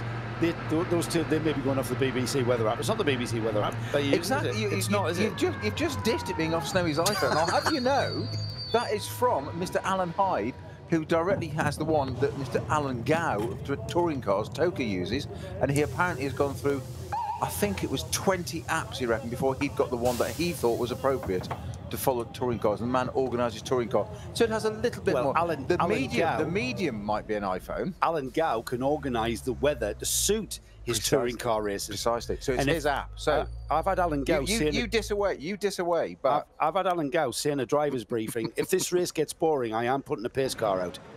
I've had that. That's power, isn't it? Yeah. That's just control. Well, it is his series. Well, exactly. That's my ball, and I'll do what I want. Exactly. So, cars back into the pit lane now. Wow. I did say about 3 hours ago that we had not one, not two, not three, but 4 Audis in 3rd, 4th, 5th and 6th place, yes? Yes, we did. And I did say, watch the march of the Audis. I didn't for a minute mean that I wanted or expected or anticipated, predicted, any term you want to use, that the 2 Mercedes at the front would have problems, go out, anything. Not at all. I just said, or we said, I think it was Johnny Palmer and I at the time, just watch those Audis. Watch the march of the Audis. Yeah. John Hindhaugh and I had exactly this on the last race here in this kind of series, as in the 6-hour race, NLS. I know that this isn't part of that, but we know full well it's a setup for it. The Ferrari might have led, that octane Ferrari, the 126 Ferrari that Luke Ludwig put on pole, and Kier started, it wasn't Hirsch started it, and got into the lead at the start of this race. We saw that then, that the Audis, it was the Audis that came through, and John spotted it, unsurprisingly, with his experience on the last race. They're coming through, they're coming through. Don't discount the Audis, don't discount the team sport. Never account, exactly the point. And they did, but it went down to the 6-hour race, went down to the last lap with the Ferrari starting the last lap in the lead, and then he had to back off, and we were talking sometimes 25, 30 seconds backing off per sector on that last lap. He was having that much to fuel save it, and we realised, of course, what he's having to do was fuel save it. He had to give up the race win, but he had to save enough fuel to manage to stay on the podium, so they had to forgo and let the 2 Audis come through. Audi teams, what you say, never, never, ever discount them. Sure enough, not in the circumstances I would have expected or predicted, or certainly not would have wanted for either of those Mercedes cars at the front, but they're both out now, and we've got 1, 2, 3 Audis out there in the pits, admittedly now, right at the top of the field. Audi teams, Audi Sport Team, Audi Sport Team, Audi Sport Team. Van Tor, Van der Linde and Haas. And I mean, the first Mercedes in the field is now down in 8th, and that's Maro Engel in the number 6. Well, not in that car though, was he? He was pole position man, but not in that car. That's right. Ben Stevenson tweets in, thanks Ben, that's the most sensible call to have been made. It's been marginal for the last hour, and the last few close calls show how dangerous it could be. And glad everyone is okay. Corey Marvin tweets, this is unbelievable. The red flag shows and racing has come to a complete stop for safety reasons. I hope the rain stops and we get back to racing as soon as possible. I think we all concur with that. What are the regulations regarding the red flag and parc fermé from Nikolai B? And that is a good question. We're seeing cars in the pits now. They are receiving very limited attention from what I can gather. I think that's a different question. That's an answer to a different question there. The question was, what are the rules with parc fermé? Yes. As in, can cars come out of the parc fermé now and rejoin? No, I don't think so. Oh, I didn't think that. That's right. Okay, sorry, that was my interpretation. No, my interpretation is red flag. Are we now in parc fermé? No, because the race hasn't ended. No, but under red flag, some series, when the red flag goes, the cars are corralled in parc fermé. That isn't the case here. Yeah, but I think that's probably because of the percentage of race distance covered, whereas here we're only a fraction into a 24-hour race. Let's face it, the rules for the 24-hour race are slightly different because of the length of the race. So I would suspect, no, they're basically under pit rules now. They're just pitted, you can work on the car. What it does mean is, of course, you've got such a long time in the pit, it's negated, it's neutralised for everybody. So anybody has got a problem, anybody's going like, this wasn't doing so well, or that was a problem, or this, they've got much longer time in the pits now to sort it out, because they're not in race, they're not on a race position where they've got to get the car back out quickly. They've got the same time as anybody else, but they're not under parc fermé. So it's that kind of halfway house. Well, we're going to be able to do things like brake servicing. We're going to be able to change discs and pads, which is something that we would see perhaps with about 10 hours of racing, 11 hours of racing, and then potentially when the daylight breaks, we could see another change of discs and pads. So that's going to push that window further towards the flag. Strategy, because now you suddenly have the potential to do a whole load more servicing, as you said, that you wouldn't do at this part of the race. You wouldn't consider you'd do it if you had to. So it's been an eventful race, with the start occurring in very, very heavy rain conditions, which, to be honest, haven't really fared up to any great extent, and track conditions absolutely atrocious to start the race. It was a very slippery first lap for everyone. The Grand Prix Strecker is, of course, being described by Alex Brundle as being very, very slippery indeed in comparison to the Nordschleife.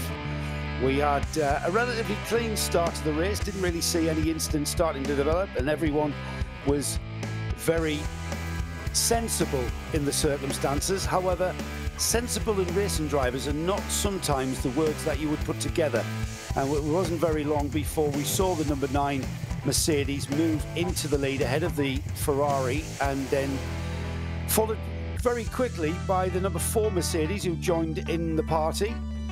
And in fact, very early in that first lap was when we saw that. We've had incident aplenty though, and cars that were very much in contention for a very good result here at the Nürburgring, albeit over a very long distance. We seem to have lost. We've lost the number 4 Mercedes going off and making contact with the barrier. Before that, we lost the 100 Rover Racing BMW in strange circumstances where the car spun off on a slippery surface, had superficial damage from first assessment, was then pulled out of harm's way behind the barrier, but then a delayed recovery of that car has put that car right out of contention and is indeed a possible retirement. Later on in the race, we then saw the number 9 only a few short minutes ago. Oil put down by the Lamborghini. I'm not sure whether the oil was from the Lamborghini, and there we see it was indeed from the Lamborghini. It went off in its own oil, didn't it? So the Lamborghini confirmed to have lost gearbox oil, much to the chagrin of Franz Conrad. They were going ever so well, and for all the Lamborghini fans out there, we lost one of the main contenders, the car returning on a flatbed. Never a good sight to see any race car returning to the pits on a flatbed, engine cover off the car so that the driver could see. The number 9 Mercedes of Fabian Schiller then continued in the lead, and the car was later taken over by Maxi Goetz, who then did a couple of stints. First of 5 laps, the second stint, a longer 8-lap stint for Maxi. He then handed the car to his teammate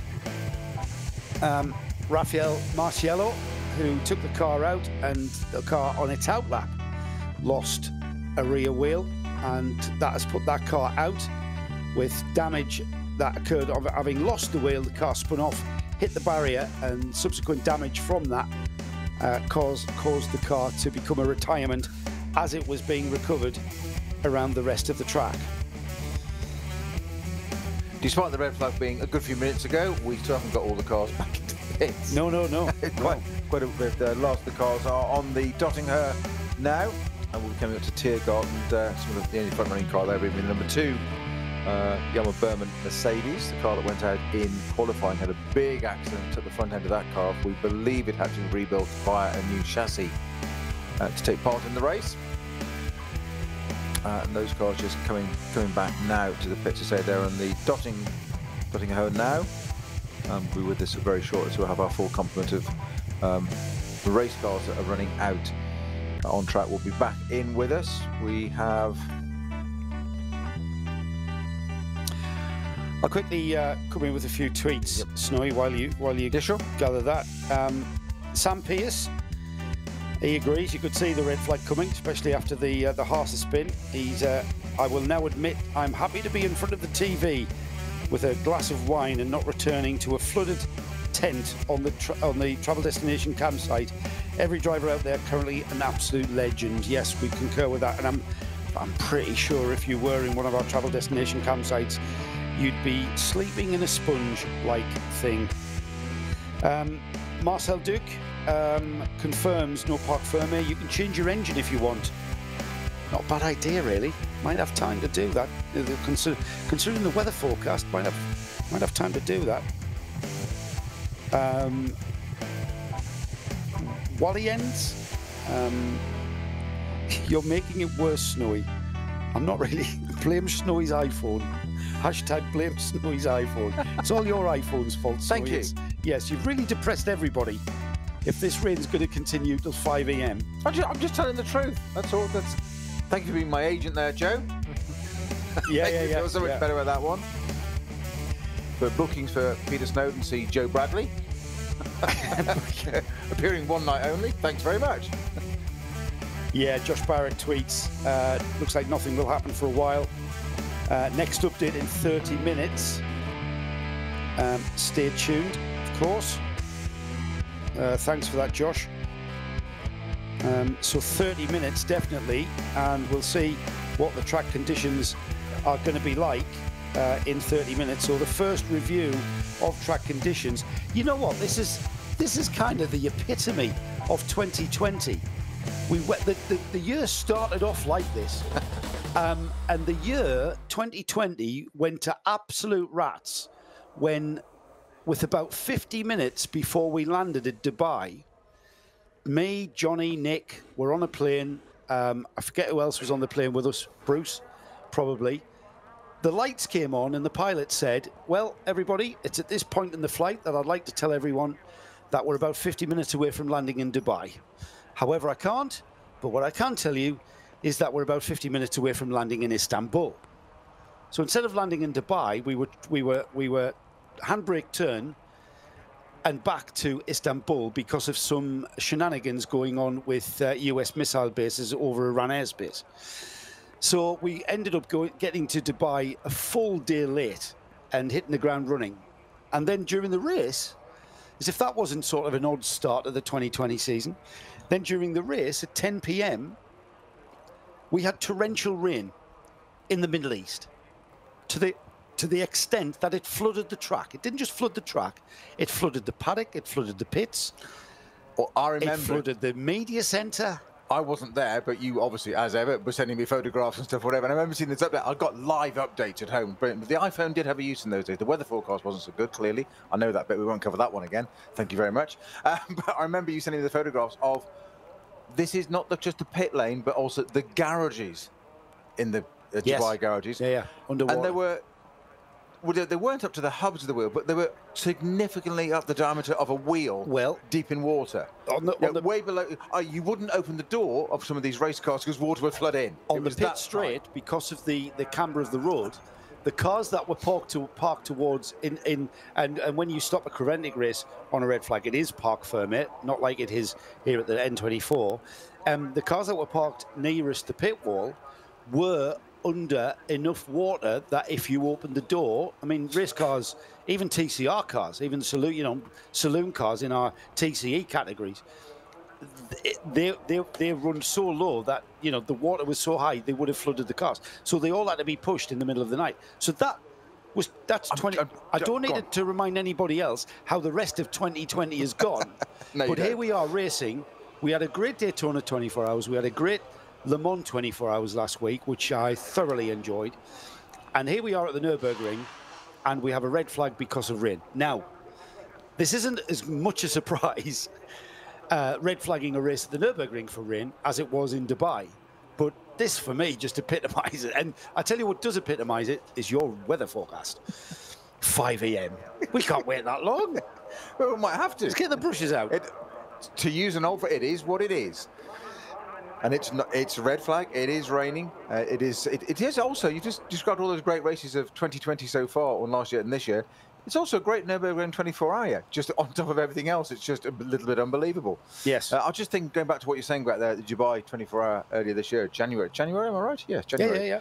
And you're saying, all the things, we've discussed this, Johnny and I in particular, because we've done the first 2 days of this, but Johnny and I were discussing earlier, the things that go through a driver's mind, or things that a driver has to deal with during a 24-hour race.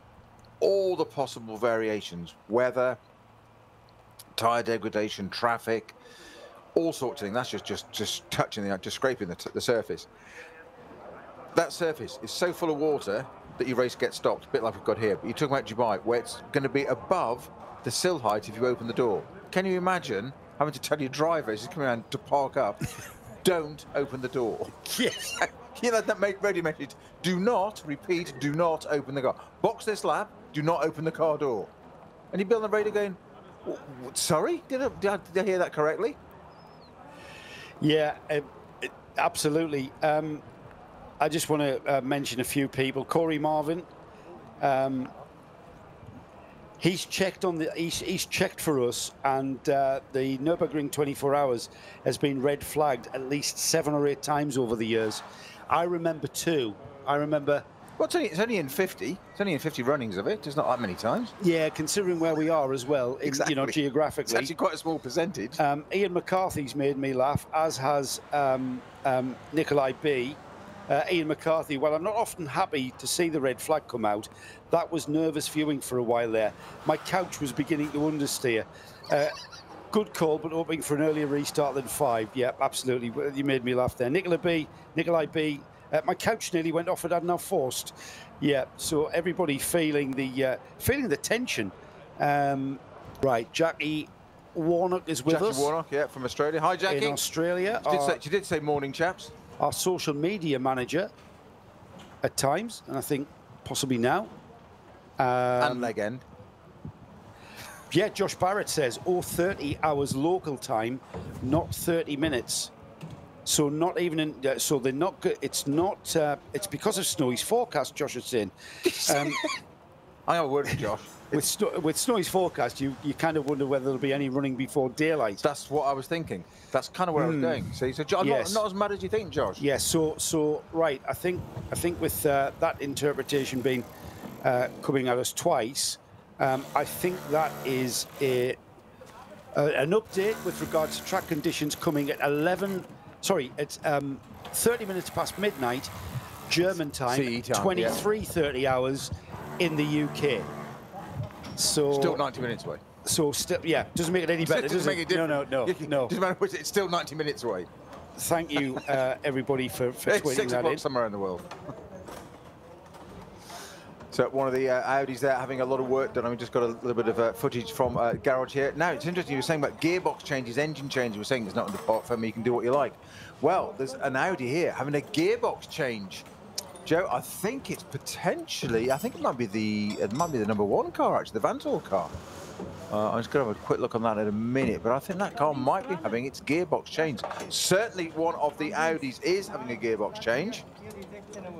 Perfect time to do it. I reckon it's the #1 car. I reckon it's the Phoenix. Could be the Phoenix car.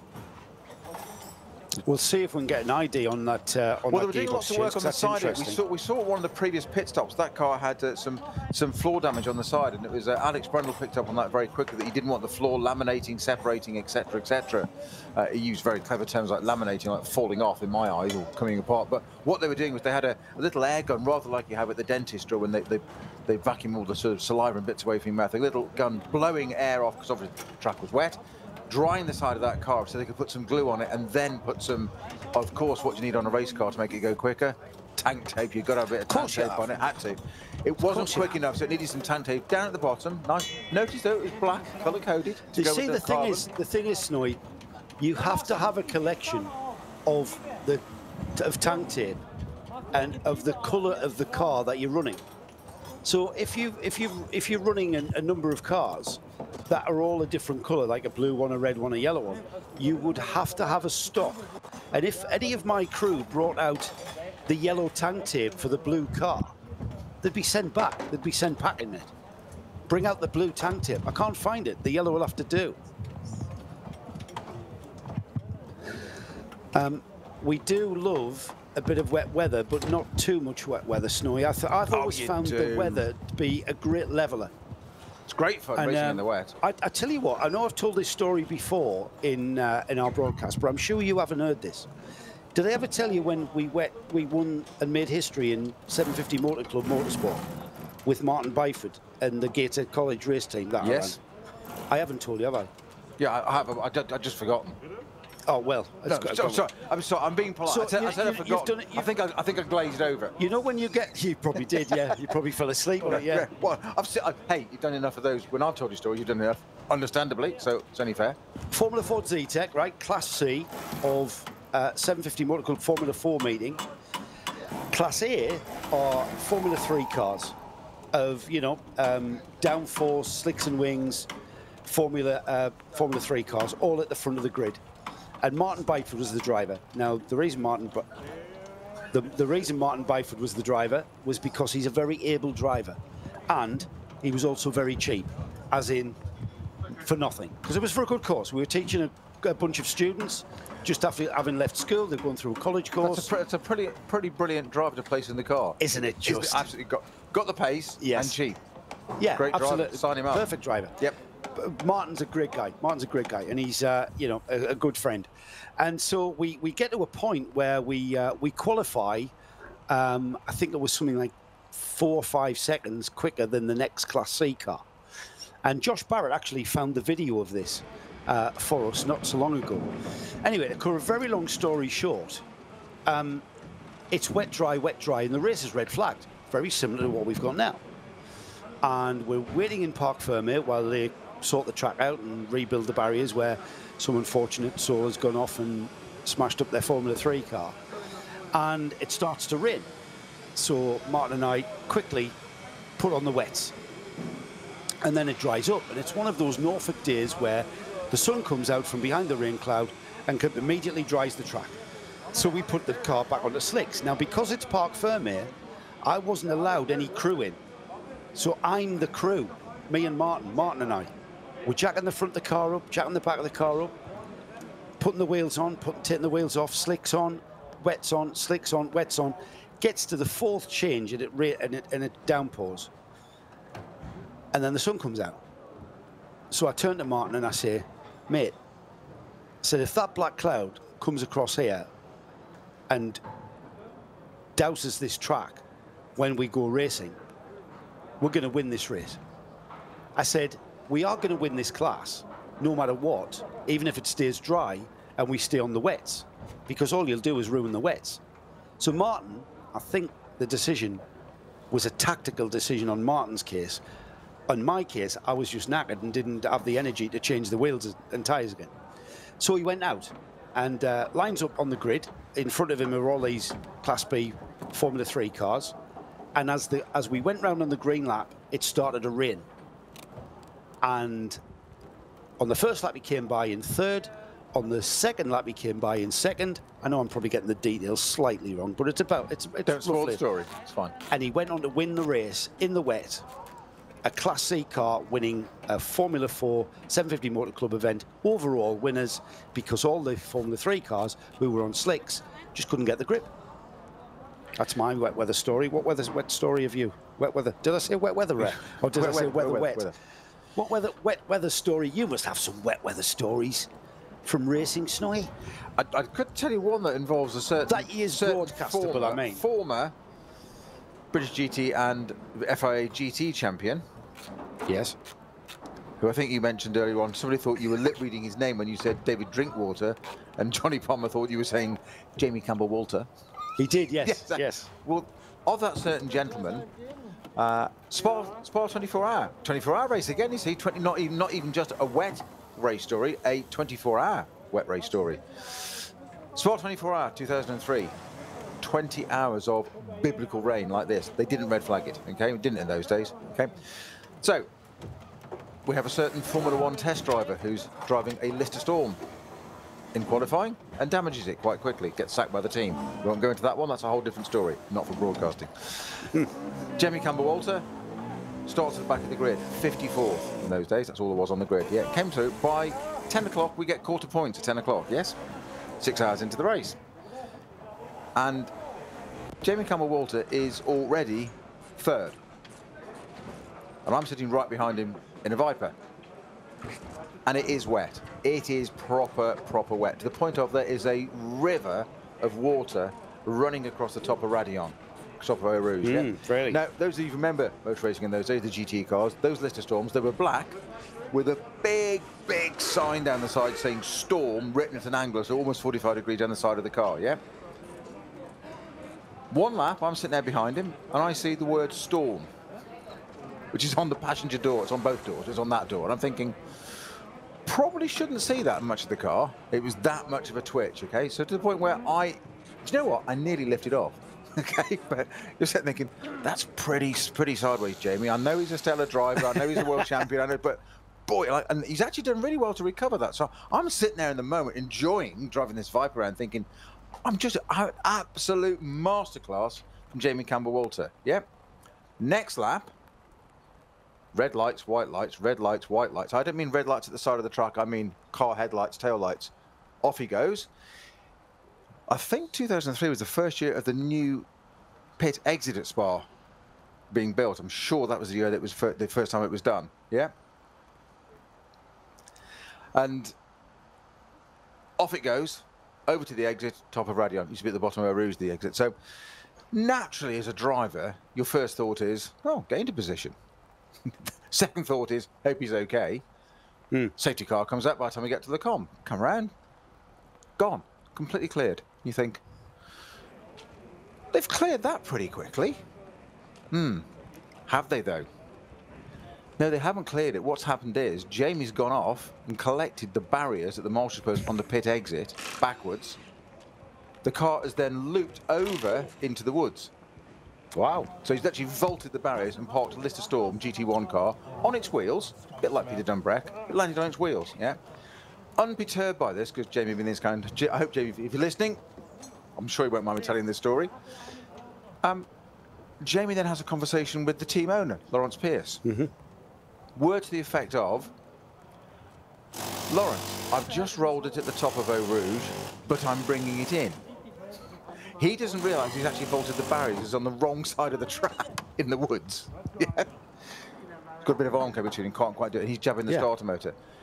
Lawrence, in his inimitable style, and this is not broadcastable, suggested that it would be wise if he didn't bring the car in, because there wasn't a lot of the back end left, like the dry sump tanks, etc., etc. Yeah.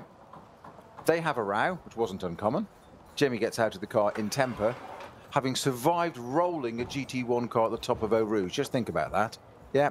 Survives that completely, opens the door, steps out in temper, completely forgets to disconnect his water bottle and his radio line, pulls his head back, twists his ankle getting out of the car. No way. Absolutely true story. Absolutely true. Spa 2003. There you go. That is funny. Peter Fry, who's listening in from home in the Netherlands. Peter Fry, one of the our good friends and staff of our Creventic races, just sent me a lovely picture of Dubai, and he's in the paddock up to his knees in water. I hope you're well, Peter, and hopefully this crazy year will indeed start calming down and allowing us to get back to a track somewhere.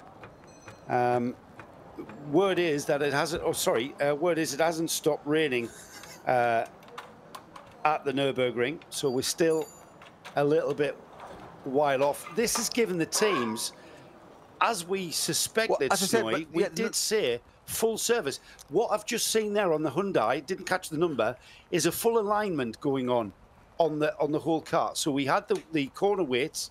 The car's being corner weighted, and they're having an alignment check on the four wheels and setting the toe and the tracking at the front and back of the car, and just basically resetting the car to back to where its optimum setup was. Because only two of the Hyundais in the car in the race. That's the 830 and 831. That's the didn't see which one TCR cars. That's the I-130 or the Velociter. So what I did spot as well was that I had got it just right. Of course, it was the colour. I should have given it away to me pretty often when I thought about it. The number one car, the Audi Sport Team car that was actually leading, I think, when it came in, driven by Dries Van Tor at the time.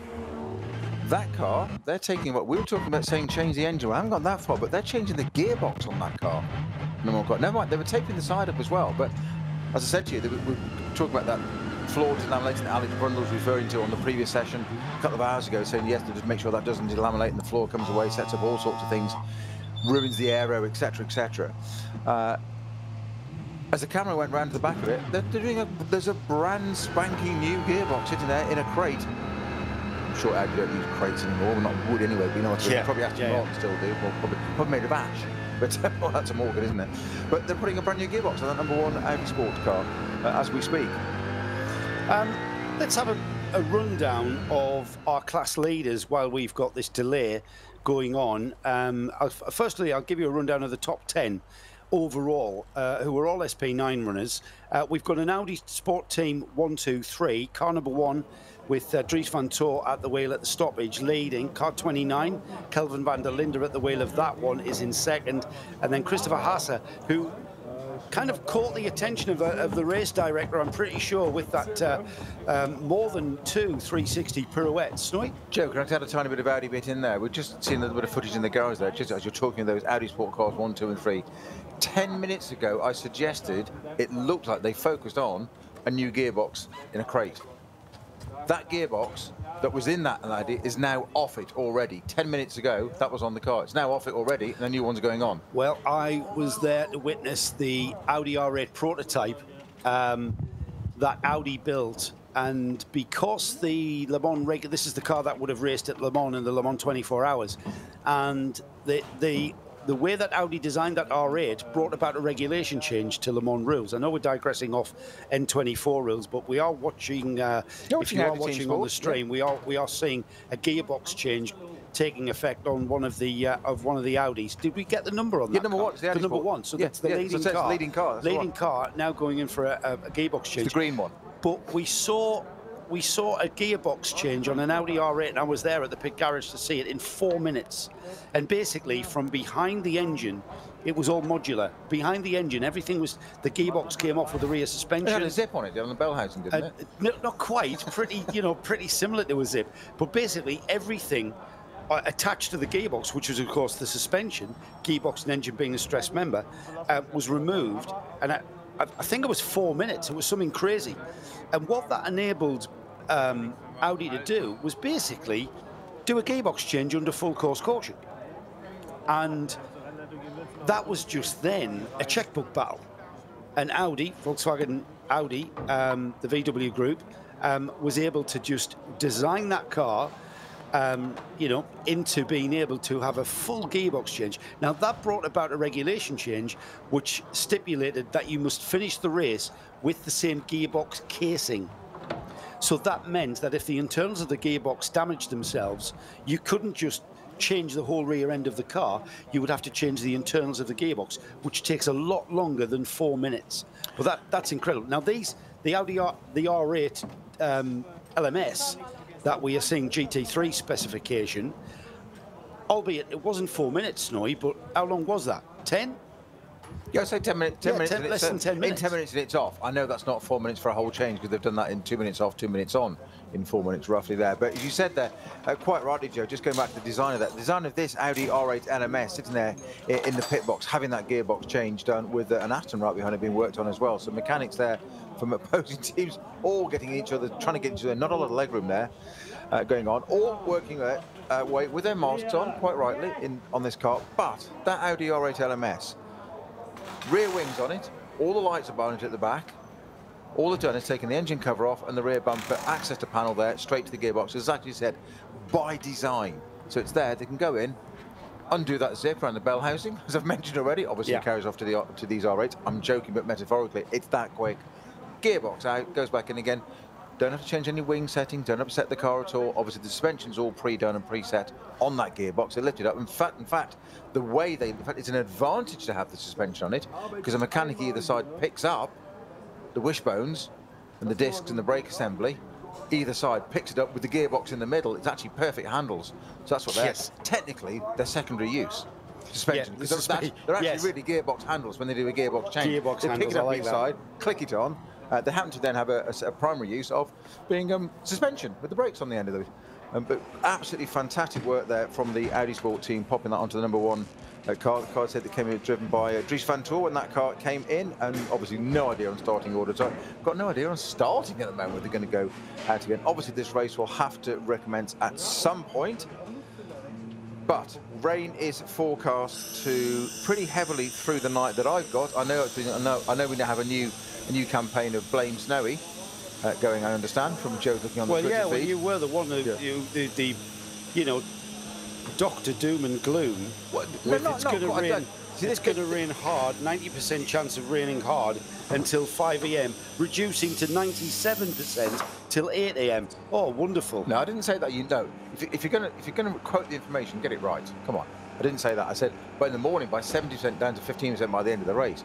It's quite late, hard through the night. All I did, I don't understand in broadcasting how quoting facts is gloom and doom. I've got a question for you. Oh, here we go.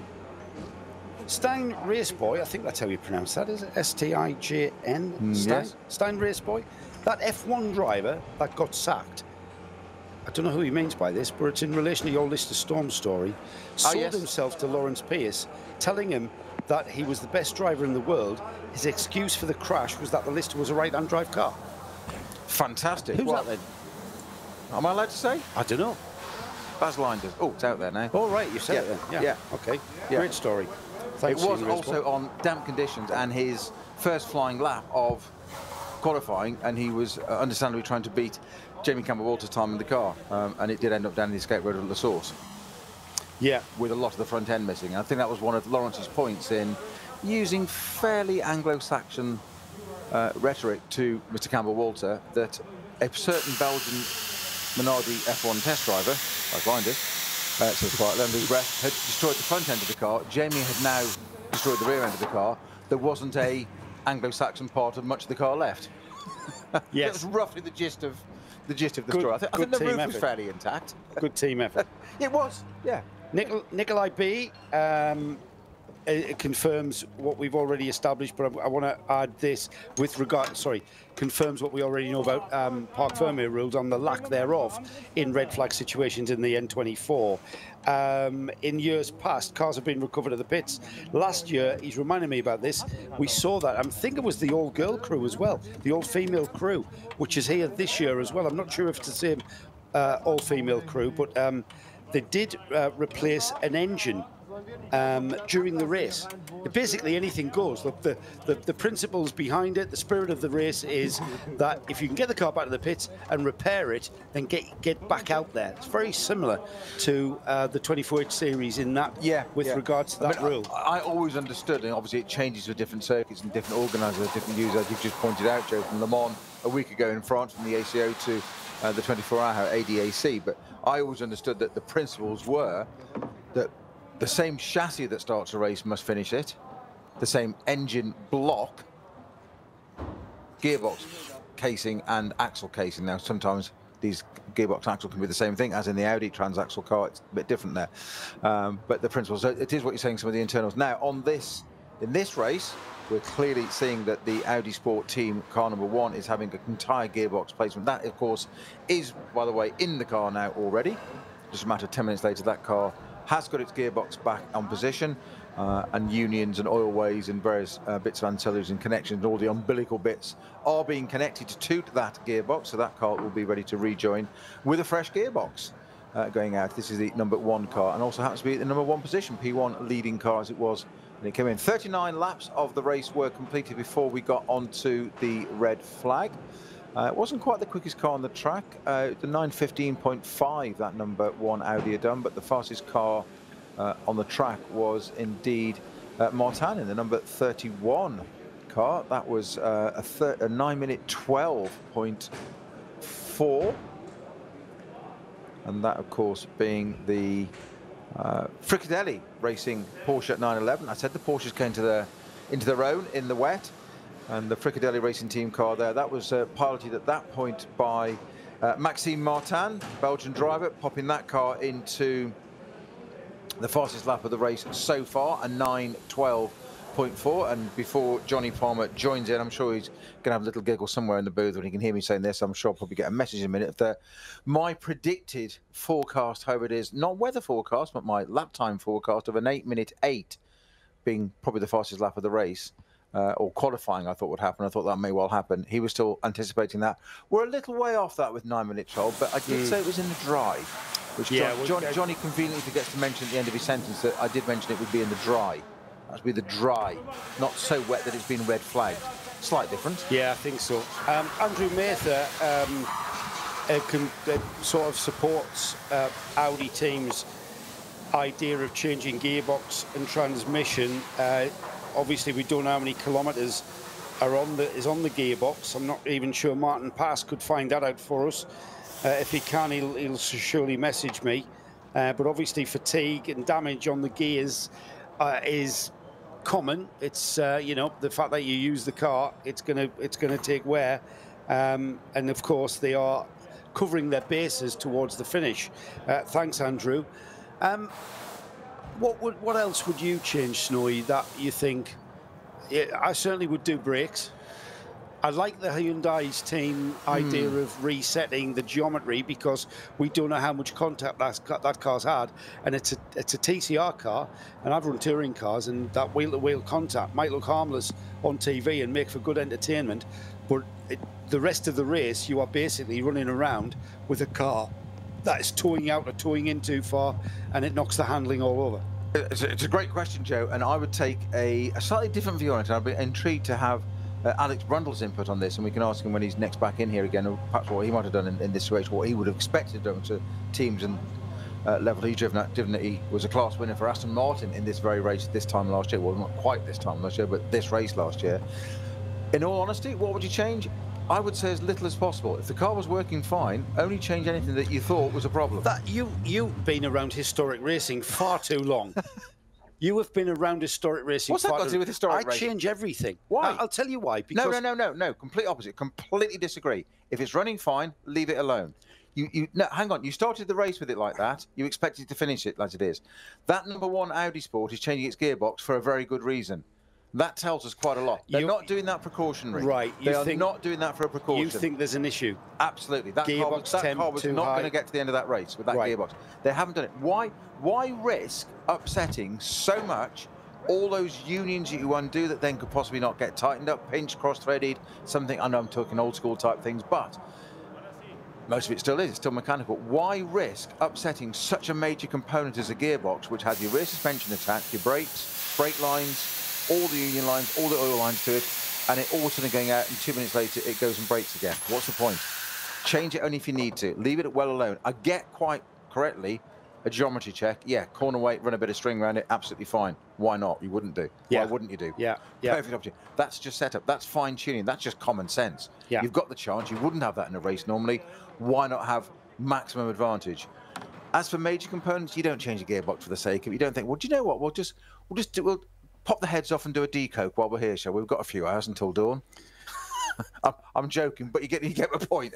Yeah, I do, absolutely. Probably most of our listeners don't know what a decoke is anyway. And it probably don't. I'm showing my age again now, I'm not sure that today's fuel standard of octane fuel actually causes I can imagine Alex is sitting there going, what's a decoke? Yeah, no, we've had that conversation. Is that a Coke with no sugar in it? Darren Wood is suggesting that the #9 and the #4 Mercedes that we've lost from this race are regretting pulling their cars out, given that they might now have several hours to repair the cars. Yes, they would be laps down, but they would have virtually new cars. Now, I'm suggesting to Darren he needs to ring our good friend Adam Christodoulou and find out the answer to that, and see if Adam can sprint back from his hotel, which I'm sure he's gone back to. Well, no, Adam, he's probably still hanging around the pits. I wonder if there is a chance. I think they've made the decision. The car's been put into the recovery car park, and that decision is that the car's been put into the recovery position. He put in the recovery and resuscitated. It's not that poorly, is it? That's what Darren's wanting. He wants the cars resuscitated. Try saying that at 4 a.m. It's not even 4 a.m. yet. Take your time. Take your time. Don't peak early. We could be here for a while. So, just looking back to our collective and getting their thoughts on the race so far. Keep them coming. Hashtag N24RSL, and we'll see if you've got any queries, any questions you'd like to ask Snowy. All right. We've confirmed it was the GT Golf that changed the engine last year, and then I think they had the car running by Sunday morning. Brand new gearbox noticed by Alan Prosser. Just a quick, while you're just going through that, getting the tweets there, just a quick recap on the start of the race here. We've got a little bit of highlights there for those of you who are listening as well. That what we have got before the red flag came out, we had an extraordinary start with the Ferrari that was in second place on the front row there, but getting ahead of the Moro Engel GT3 Mercedes on the outlap. Literally the first couple of corners go there. Then absolutely nailed by the #9 Mercedes, the Get Speed car. managed to get through, going on to the Hatzenbach, going on to literally onto the Nordschleife. That was then followed really quite quickly by Mauro Engel, that had lost that pole position to the Octane Ferrari at the beginning, and that's literally turn 1, turn 2 of the race. Literally, I don't just mean turns 1 and 2 of the GP circuit, I mean the first turns of the race. Bear in mind it's a 24-hour race, and they were already straight up to it. We lost the number 100 Rover BMW a little bit earlier on, unfortunately. That was somewhat badly damaged, swapped ends and collected oh, so it was a Valkenhorst car, wasn't it? Sorry, it was the Valkenhorst one, not the Rover one. The Lamborghini also went out with the Franz Conrad run car with an oil issue. That was an early retirement. Yeah, and certainly the cause of the earlier oil slick. I just want to clarify something for our listeners who may be looking in on timing and scoring as well. And the timing and scoring is showing the green bar, which indicates a green flag racetrack. That's not quite what that means. That is the green flag denotes that the track is clear and has no obstructions, and the track is clear to go racing. However, we are under red flag conditions, and we will remain under red flag conditions until midnight 30 hours German time, 23:30 hours in the UK. So we're a little bit off an update with regarding track conditions and weather. And if you are just watching from the timing screen, I know it's showing green, but that's not quite what it means. It just means that the track is clear and ready to go racing. However, it's not factoring in that track conditions have been deemed by the race organisers and race stewards that it is unsafe. So we're still halted, and we're going to be under red flag conditions until at least 23:30 hours.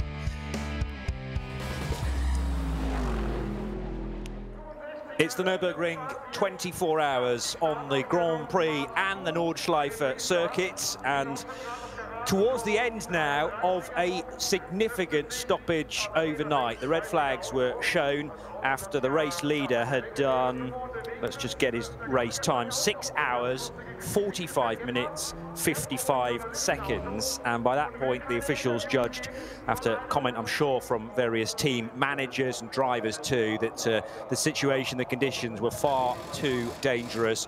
Visibility down to less than 50 meters. And the rainfall hammering down even on the Grand Prix circuit. So I dread to think what it was like in the lower portions of this track down at Exmuller and Breitscheid, and a number of drivers saying we just need to stop this thing and wait for matters to improve. Well, the plan is that the pit lane opens now, and the cars in a moment or two will inch their way forward out of the garages and onto the concrete, which is the service area, the apron of the pit lane. Wheels for a number of the Audis still to be bolted on, but we're planning here for a restart to the race at 8 o'clock Central European Summer Time. 1 lap, possibly 2 laps behind the safety car, and keep our fingers crossed that we can then go racing. It's not raining on the Grand Prix track, reasonably confident in saying that. A reminder, if you're just stepping back to our coverage here on RS1, part of the Radio Show Limited network of channels, it's Johnny Palmer and Nick Damon for the early shift. Another half an hour before we can expect race cars at a reasonable speed, but looking very rosy indeed for the 3 Audi R8 LMS GT3s of Phoenix Racing of Land Motorsport, and the number 3 car, another Audi Sport team entrant for Mirko Bortolotti, Chris Haase and Marcus Winkelhock. They're all shown as at pit out. They're kind of all in the pits right now, and the leaders have made a total of 6 stops and completed 39 laps. 4th in the SP9 division is the Rover Racing BMW of Alexander Sims, Nicky Katzberg, Nick Yellerly and Philipp Eng, with in 5th place the best of the Porsches for KCMG, Earl Bamber, Timo Bernhardt, Jörg Bergmeister and Dennis Olsen. Then a Team Schnitzer BMW in 6th, the Phoenix Racing Audi car number 5 7th, the Kim Louis Schramm, Michele Beretta, Jules Gounon and Frank Stippler car. The 6th car is next, which is the Mercedes that Mauro Engel moved into. He was always named against the 6th car along with the 4, but as soon as the 4 car retired, when Manuel Metzger had a big crash at the Kleiner Carousel, it meant that he moved across to join Patrick Assenheimer, Dominic Baumann, Dirk Muller in the number 6 Auto Arena entered car. 9th for the other KCMG Porsche. So we've currently got 3 911 GT3Rs in the top 10, because the Fricadelli Racing car, the red and white machine for Lars Kern, Mathieu Jaminet, Maxime Martin and Lance David Arnold in 10th position.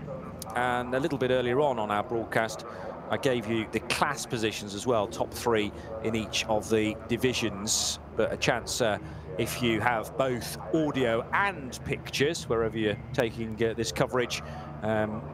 The caption on screen is now taking you all the way through the remaining runners and riders, of which, well, we started with 97. Question is, how many are still running? Because 1 or 2 people asking on Twitter to @RSL_studio, are we going to be able to see the number 4 Mercedes and maybe the number 9 Mercedes rejoin? Not sure at this stage. The question is, why would they?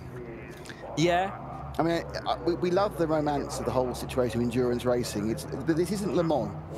This is a more hard-nosed financial concept about how you actually go racing and what are they going to gain.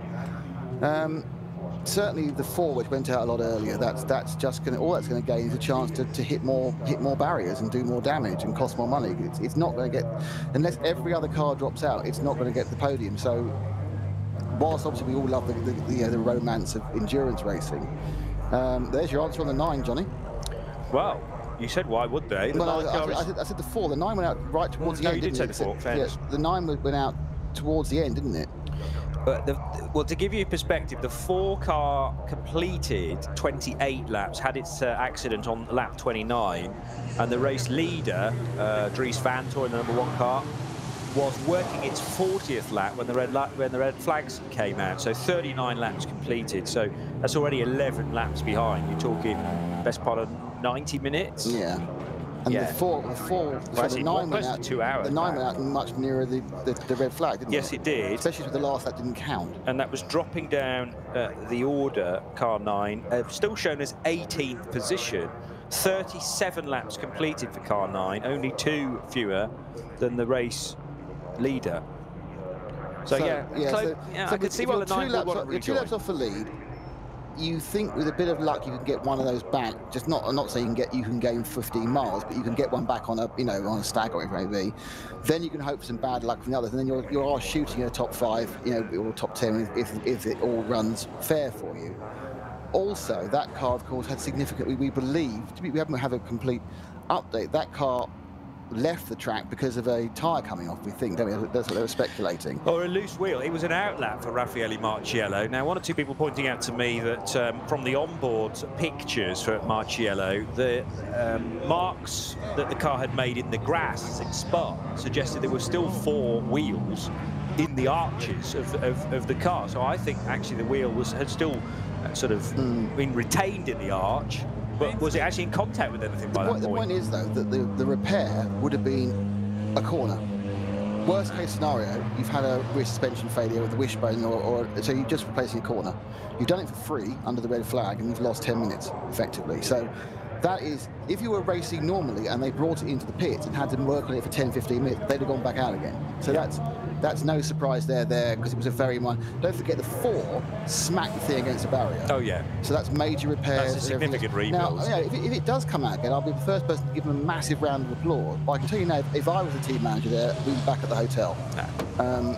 But, you don't know what their instructions are from, say, AMG. We need to get some more cars out there because we're being absolutely pummeled by Audi at the moment, mainly because Audi's kept going and everyone else around them has lost their head. So yeah, I mean, you could see the Lamborghini back. It just needed a new gearbox, but is it worth their while? Because they're like 25 laps down. Yeah, and it's looking at each individual case. What do the team ideally want to succeed with in the remaining time? The problem is as well, in terms of being able to catch up with everybody else, you've now only got the best part of 7.5 hours to do that, because it's going to be a race start at 8 o'clock local time and no sooner. But at least we do have cars now being released from an open pit lane. I assume they're going to do a lap of the Grand Prix structure and come to the pit, the grid again, where they'll grid up in the correct formation as they finish the race. So people who were several minutes behind have gained. So for example, everybody on 39 laps, they're all the way down to the Muller car, the 44. That's a Porsche, isn't the 44? Yes. They're all back, even though they may have been 7 minutes behind. They're now back, back to within well, he'll be within 19 car lengths of which Vantore is in the one? Is it Dries or Dries? Is it Yeah, Lawrence not, Lawrence not here. he's on the on the COVID list, effectively, yeah. Even though he hasn't got it. So Correct. Dries Vantore, who may well actually not be in the car, because the names we have are, of course, the drivers who got out of the car all those hours ago. So it's been a bit of a godsend to the people who had a difficult start or just had a bit of problems or just were slowly losing time, because they've had a chance to completely work out what the problem was, work on it again, and we suddenly have now, we'll have 7.5 hours to go, 19 cars, not only on the, 16 cars, not only on the lead lap, but also, on the same straight. And a chance to move and also with a chance to have a really good think about what wasn't working previously, with conditions that are very, very similar to how the race started, which is pretty damp but drying slightly. As we see the driver of the now returning car 9. I wonder whether that was Maxi Boog actually working his way forward. Looked a bit small.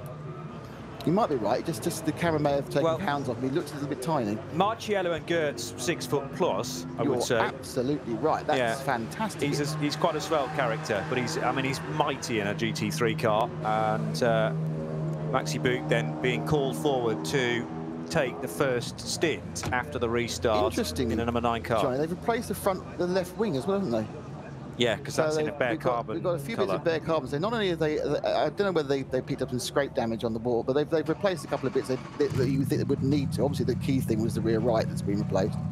Car looks a different colour, but perfect, and that's going to roll off now. And so the cars are slowly rolling out of the pits, and they will do a lap of the Grand Prix track, which is shortened, obviously, because we haven't got the Mercedes Arena. We go down the Norbert Haug Hop. Hook. The Haug Hook, or the Haug Hop is what we're going to call it. Oh, all right. Yeah. Okay. Like the hop, skip and a jump, maybe. The things that Norbert was well known for that in the paddock. Norbert was not well known for anything athletic, to be honest. He was known for bon vivre. Fits in well here at the Nürburgring, though. Yes. Anyway, great guy. Because the reason was he was a journalist who became the head of motorsport. So he kind of came from. He wasn't an engineer. He was a journalist. So he kind of interesting. Well, he actually understand what the journalists wanted, and they still wouldn't give it to them. Well, when you change sides from the journalist to the person who's going to be giving the information, why not change your mentality about things as well? Anyway, Pro-Am I was going to tell you about, because the timing sheets don't actually differentiate between SP19 Pros and Pro-Am. There's nothing different about the cars. It's all about your driver makeup.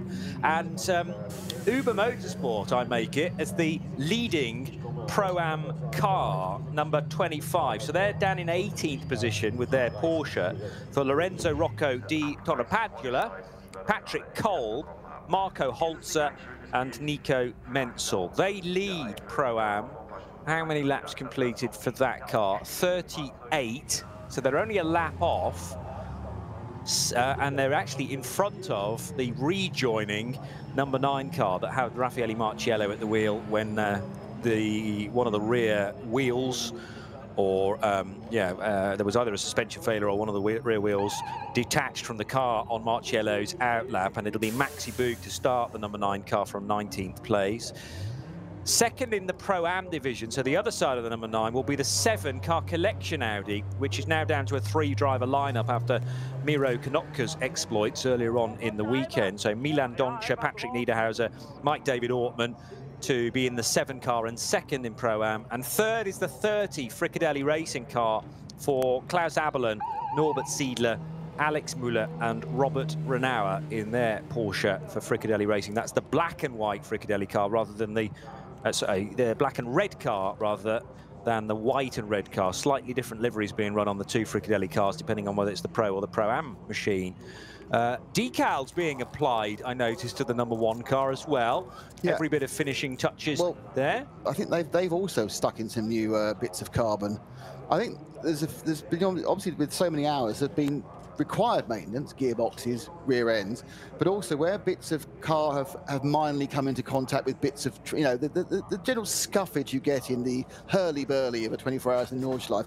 There's been bits of sort of skirts and wings and dive planes which have been replaced with new.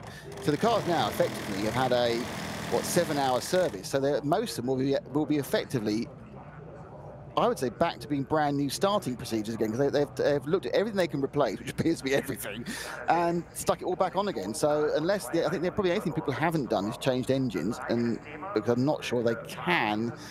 But they have done, I would be surprised if that was permitted in the regulations. But literally everything else they have done, and the cars are genuinely as good as new, though not always completely covered in their livery, because they now have quite a bit of carbon black knocking about. So basically, the key winner out of this entire situation is the Audi spare parts van. Yeah, totally. Audi customer racing, AMG customer racing, Porsche customer racing are sitting around going ka-ching, because they've all just got their cars back to fresh again, which is interesting because it means we're not starting a race at the front. And just to confirm, I've asked the question. Yes, the top 16 are all SP9s. They're all on the lead lap. They're all German cars. And we're not starting, I would think, with any of them carrying a major or even a slightly more than minor issue, because they've all been fixed. You know, from a one dodgy gear change, let's stick a gearbox into, oh, we've lost a dive plane, let's stick that back on again. So there's a selection of perfect cars, not perhaps perfectly painted or perfectly wrapped, about to start what is now a 7.5-hour sprint in Nurburgring terms.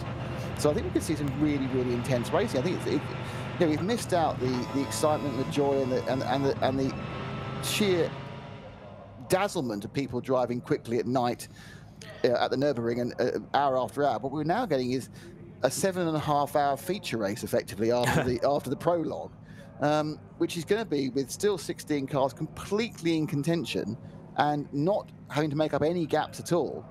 I think it's going to be remarkable. I think, you know, it's a pity we lost a couple of the cars, but the fact is the 16 who are fighting tooth and nail in what we believe are going to be drying conditions throughout the period. We don't. The rain forecast moving forward, even for the Nürburgring, appears to be quite sketchy. Not too much. There's a small chance of rain, so we don't believe we'll get another stoppage. We may get a couple of showers. And if you actually look at the tarmac where the cars are currently lining up for the grid formation, you kind of think that if they're going to run probably more than one lap behind the safety car, you put inters on. Yes. Obviously, depending on what it's like around the back, and this is that's the problem. Isn't it? You don't know that yet. Yeah, and for this point, the teams are looking out on a race-prepared, big, easily drained, properly crowned racing service for Grand Prix track, and that's what they can see. The problem is what they're racing on round the back is a track that was designed 90 years ago, is incredibly treacherous, is very narrow, and is in a forest with overhanging trees, less airflow, less chance to dry, obviously a lot of unevenness that builds mini puddles in there. Yep. So there won't be rivers, there won't be much standing water, but the level of wetness will be variable, and whilst it might look great out the front, and I looked at that's marvellous, it's dry, at the back it could be treacherous. So it'd be interesting whether anyone risks it, or they just think, no, what we'll do is we'll get a sighting up, and perhaps we won't run 8 laps the first time. We'll 3 laps in, and we'll be off the wets into inters and see where we go from there.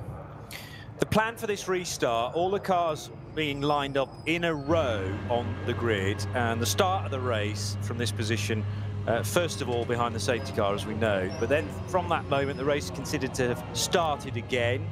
So the time continues and the race ends according to the initial plan, of course, of a 3:30 checkered flag. After 1 lap, the safety car is going to pull out, or I think that means pull into the pit lane actually, and the race is going to be on again.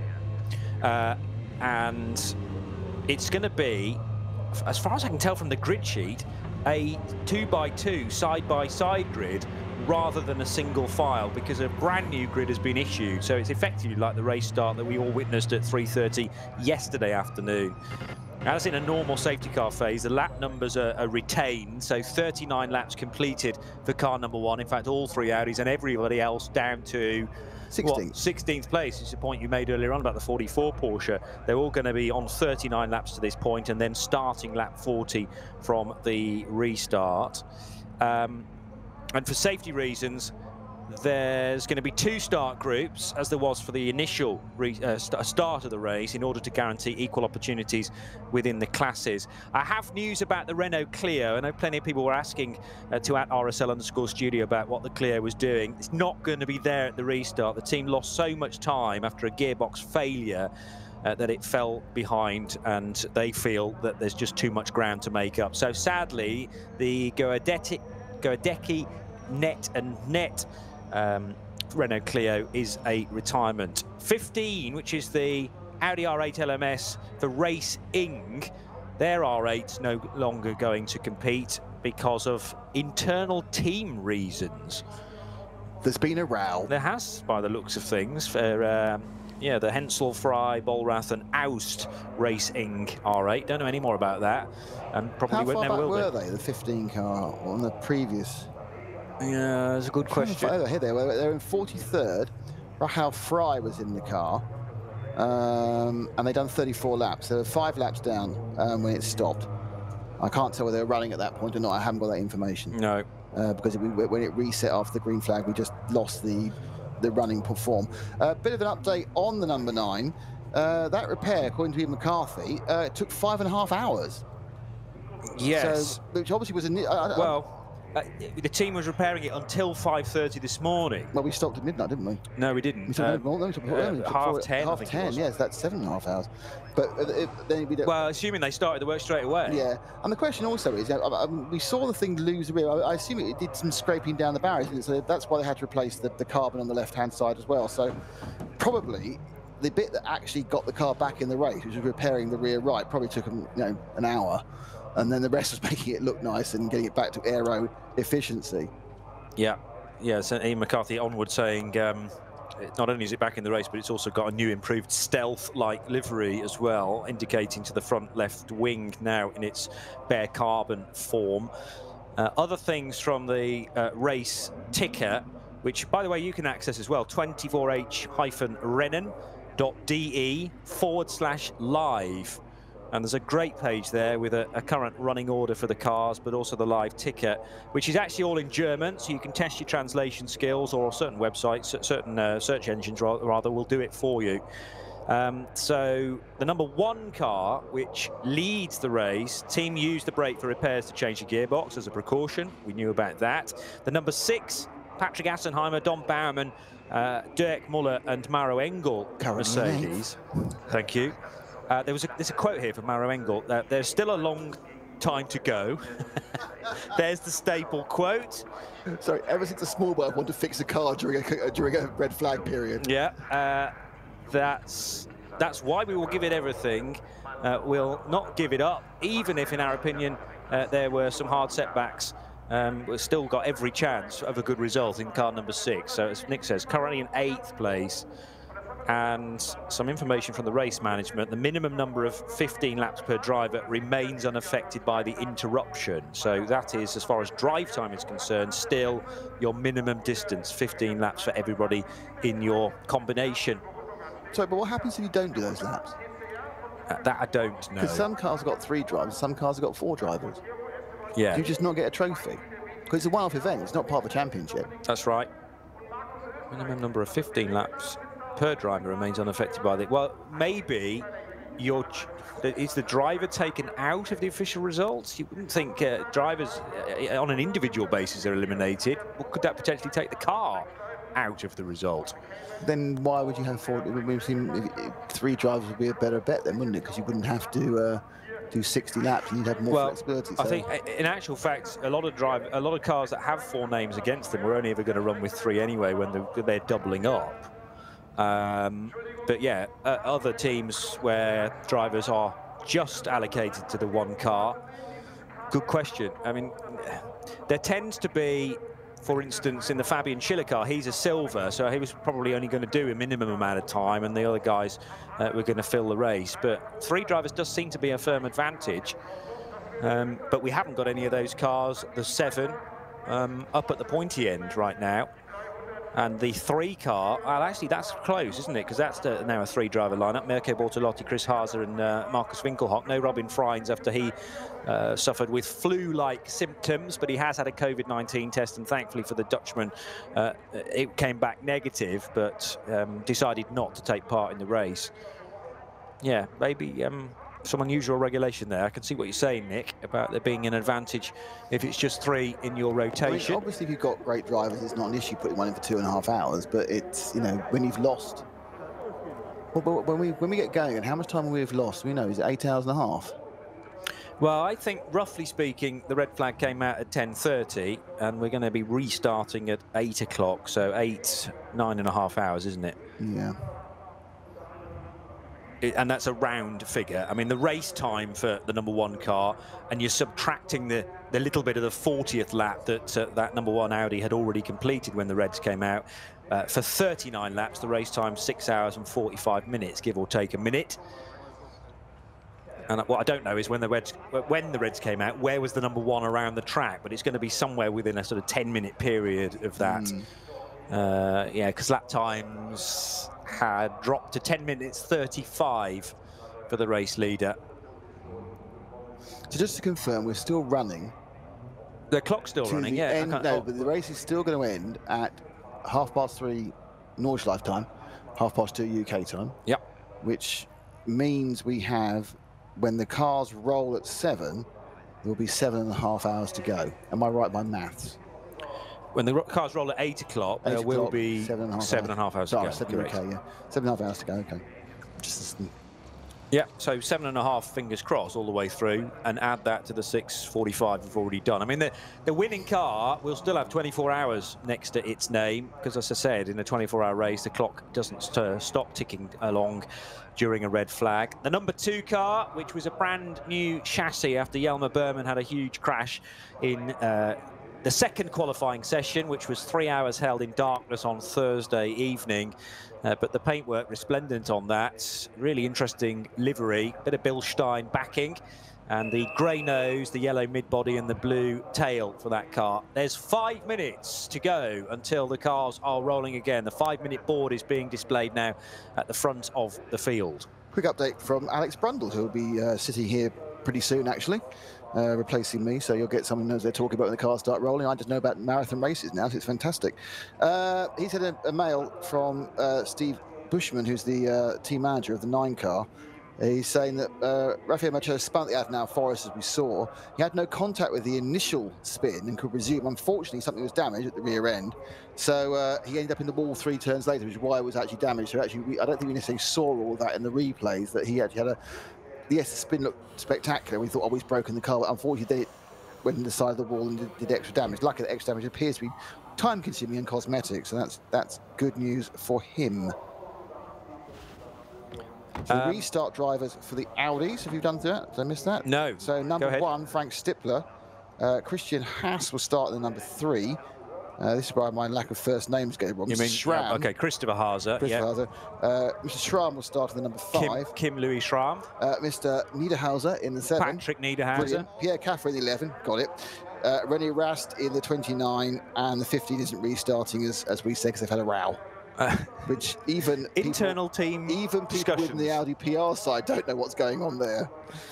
No team member or driver on site. Interesting, right? Internal team reasons was the given in German, and that's been translated, but near enough. You kind of feel they're being escorted from the track to the studios of Jerry Springer. Everyone loves a bit of drama. Yeah, I know. My teammate didn't. The sports stewards on the track switch their signal boards back to conventional flags. Yeah, so that's, I think, an overnight into a daylight thing. And that is a bit of information coming through from the live ticket as well. So no longer, of course, do we need to be picking out flag boards, the reflective flag boards with artificial light. So many different things have to be thought about when you are overseeing this race and making sure that everybody in it is safe and warned of incidents further up the road. The #9 car is going to slot in to 9th position. No, beg pardon, much further down than that. 19th position for car #9 with Maxi Buch installed. That is the Fabian Schiller and Maximilian Goertz, along with Raffaele Marciello driving lineup. The race logic clock ticking by, I noticed there, with the 11 minutes to go. Is that no, it won't be a countdown to the start of the race, because that's now less than... It was a count up. Was it counting up? Yeah, I know it's 11:40 minutes since he turned it on or whatever, but that was a count up, absolutely. So we're getting quite lucky because we're going to get treated to a race restart where we've got 16 cars in contention. Everyone's had, what was it, 7 hours to set their car up, and the ones who got it wrong can work out what's going on. The only downside is we've lost the fast Mercedes, haven't we? That's the key thing. It's the downside from the event, from where it started. And when it originally started all those hours ago, we've lost the fast Mercedes, who dominated the front of the field for those first few hours. Initially with a car 4, before that had an accident involving other people, and then it went. I think on the 4 accident, I only saw it on a replay. I wasn't in the booth there. Was that a case of it coming across too quickly after overtaking someone and then getting a wiggle on, or was it? No. No. So he was trying to get away from the person. He just gave it a little bit too much power and then got the wiggle on, which then sent him into the barrier. Well, he'd overtaken the Porsche that seemed to also be involved in the accident, and then of course as soon as the Mercedes was in the barrier, the Porsche went off in sympathy as well. But it was well clear of that. Right. Coming through the smaller of the 2 carousels, cleared the concrete, so that's one of the bits of the danger zone's gone.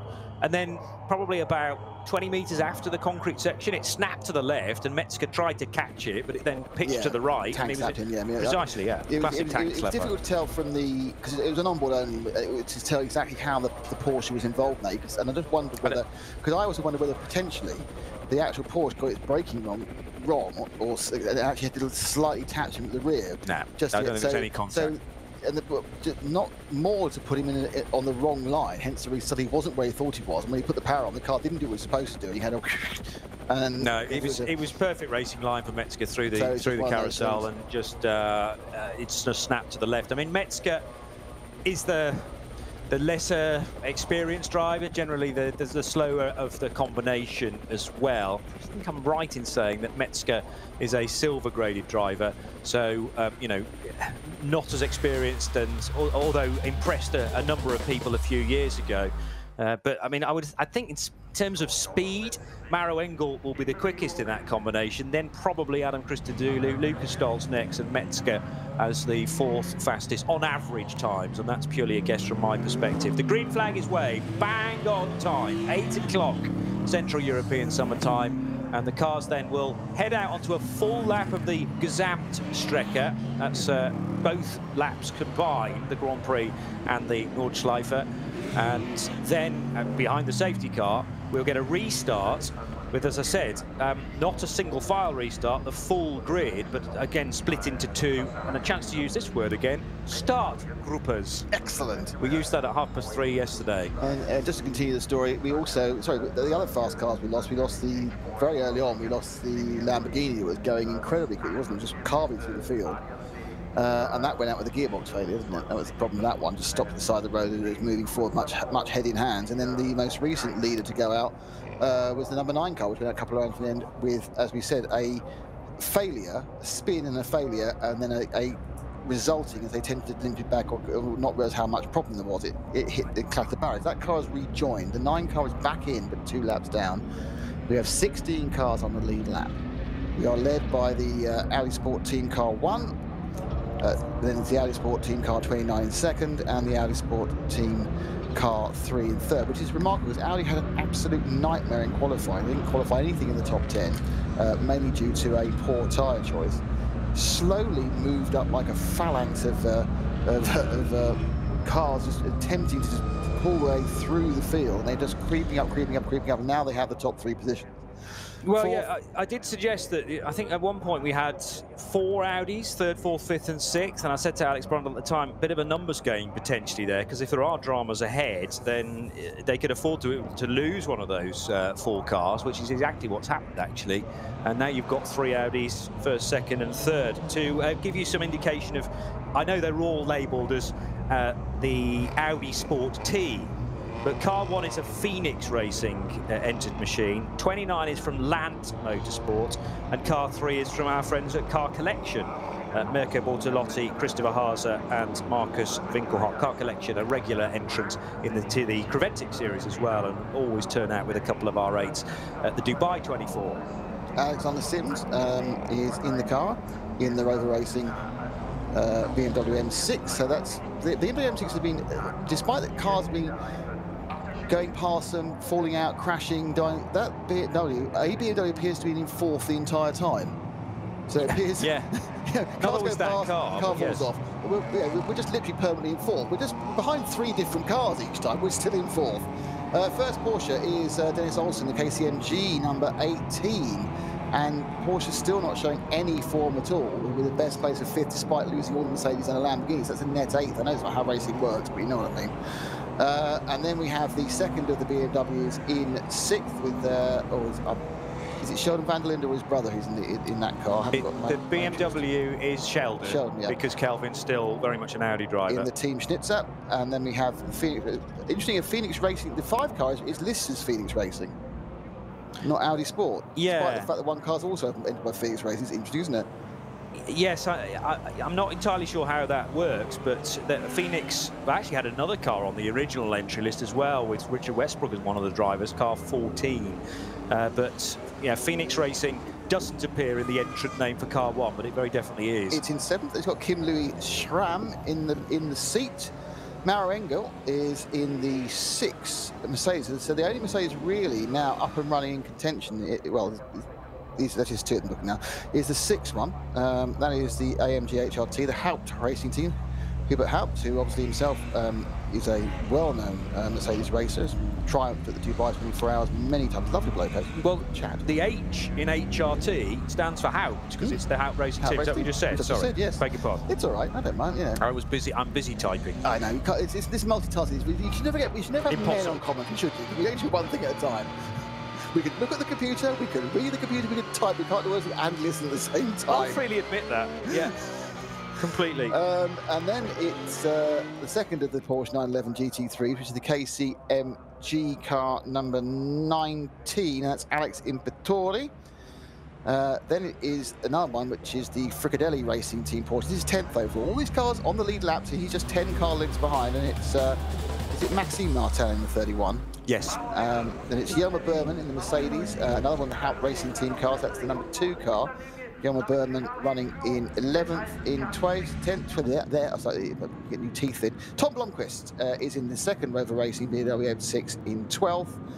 In 13th is the third BMW M6, and I have no idea what Mr. Krognes' first name is. That is a Christian. A Christian Krognes, yeah, from Volkenhurst Motorsport. And then we have in 14th, we have a Porsche. In 15th, we have the third Mercedes with Danny Juncadella, with 10Q Racing Team, Hauer and Klaus Bachler in the Falcon Motorsports 44 Porsche 911, which actually looked pretty quick, but there wasn't having any luck whatsoever with traffic, and that is running in 16th. First car not on the lead lap, and first car not in SP9 is the SPX of Scuderia Cameron Glickenhaus, the SCG Scuderia Cameron Glickenhaus car, the 704 car with Thomas Mutsch on board. And then we have another selection of SP9s, a lap, but down Maro have only 2 cars on the 38th lap, and that's Maro Holtz and Huber Motorsport. So they Huber Motorsport, but they're the Pro-Am leaders. And on a lap on their own. Indeed. And they are sort of concerned about cars behind, because the car collection number 7 is second in its class. But yeah, to be starting the race with a lap in as an advantage. That's like having 5 laps. It's huge around here, isn't it? Yeah, it's not just like a standard lap, as we must keep reminding ourselves. And the car, which is the meat in the sandwich between the 2 Pro-Am leaders, is the rejoining number 9 Mercedes from Get Speed Performance, with Maxi Book installed for this next stint. So, yeah, there's an awful lot still here to keep our eyes on, and brilliant that, well, not brilliant that we've been under a red flag, but cracking to say that there are 16 cars now on the lead lap, and they're all going to be very close to one another indeed on this newly issued grid, with effectively all of the SP9 cars bunched together. So there's been, to a certain degree, a wave by to even the field. We haven't got any back markers in amongst all the SP9s. It's going to be a straight fight from the restart here onto the Grand Prix track. Just picking out one other car that is still running, but running a long way down, which is the car 26. There's a Jonathan Hershey Octane 126 Ferrari. Started in second, led the first, 6 corners, but it's now 3 laps back. Yeah. Now, I'm not sure whether that actually, that to be 3 laps back, which is what, 29 minutes. It must have had some issues in the pit, surely, but that car was never quick, apart from off the line.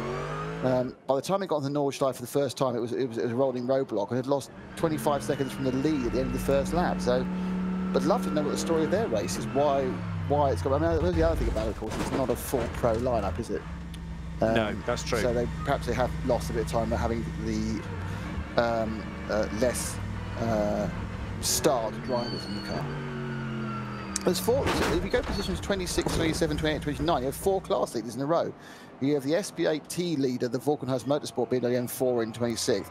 In 27th, the TCR leader, the no-name Honda Civic TCR. And the SP10 leader, which is the Hoffa Race Bonk Motorsport BMW M4 GT. So interesting, SP8T and SP10 are the same car, but they're in different classes. And then you have the Cayman 718 GT4 leading SP7, which is at least a class which has multiple drivers in it. But yeah, so it's interesting that you got a little batch. They've all stuck together, and they're of course not fighting each other.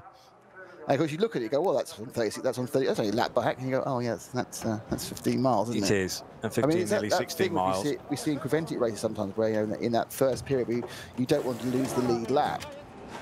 But you think about it, for example, if you think about the 2 cars, when we talk about back up here, there's a couple of cars who are, the Pro-Am who are separated by a lap now. Yep. It's quite possible when the race was called last night, they might only been a minute and a half apart, but just the wrong side of the leader. Yeah, good point. Yeah, because it will all be judged by the overall leader, and it's down to laps completed. Yeah, and we've had this situation before. Yeah, where... so if you got lapped, even though you were, and you're only a minute behind the guy who was in your, but there's enough of a gap to get the leader in the red flag for that. Suddenly you're no longer a minute behind, you're 9 minutes behind. And there's no corrective measure in the regulations to put that right. There are 15 cars who've gained out of this, and they're in position, well, at least, but they're in positions 2 to 16. They've all gained. They're all close to the leader by between 6 seconds and 7 minutes closer than they were when we stopped. So they're all sitting there rubbing their hands in glee. Obviously, like the world, there are winners and losers, and some people are feeling pretty bruised by the fact that their tactics to put their different driver on. All right, we'll take the pain of losing 2 minutes now to gain it back later. Oh, we've lost a lap. Yeah, and you just can't get that back because you're then into a red flag for several hours. Was it 9.5 hours we worked out? So mightily frustrating, and you've done nothing wrong. You're just all of a sudden in a much worse situation than you might have been. And it could be done on pit stop cycles as well. It might be that the car that you are fighting against was due a pit stop. You've already served yours, thinking you're in a good position and will re-inherit the lead back again. Never get the chance. So, I mean, that's, to a certain extent, the lottery nature of this race. And I do think one of the other big things is they've now, everyone's got 9.5 fewer hours to try and catch up. That ability to drive through the field, a massive chunk of the race has gone with everybody waiting for the weather to improve. It's still not ideal, the weather. I think it has stopped raining on the Grand Prix track, and let's hope around most of the Nordschleife, as the leading group, start Group 1, are now at Klostertal, which is the long run up the hill towards the carousel and on towards Hohe Acht. So they're deep into the 5th sector, approaching sector 6 of this 9-sector lap.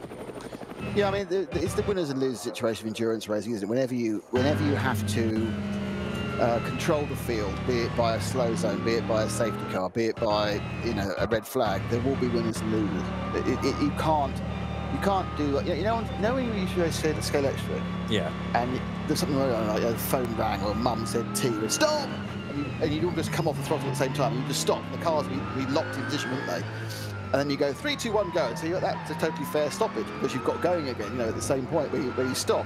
Not possible with motor racing. No. You can't. It's not like dodging. You can't just cut the power and they all come to a gentle halt. And you have to. It's unsafe to go on. And you're managing the safety aspects of the race and managing how you control the field. There'll always be winners and losers. In all honesty, whilst we can highlight a couple of losers, the basic winners are us and the fans. Because we've got a restart with 16 cars in the lead lap, all going to go for it.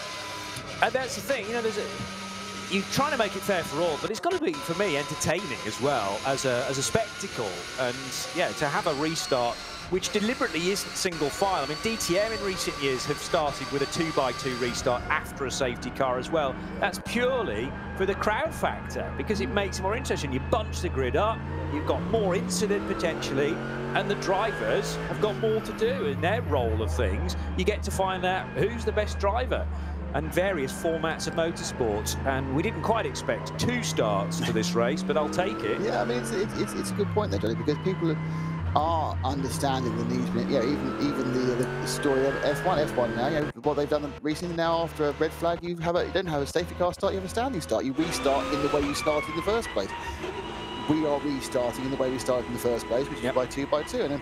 And you know, yes, it's designed to make the thing more exciting and get a bit of the adrenaline rolling again for the second start. Because if you just start the car behind the safety car and troll around, they'll go, oh, fair enough. I mean, it's great because they've been bunched up, but it's not the same as, we may well see Frank Stickler losing the lead when Rouse might decide to throw up the inside. I'm assuming he might fancy his chances in the M6. If it was just a procession down the first corner, they would do it in file format, because then they'd be in protection mode and think, oh, we've got 7.5 hours to make this up.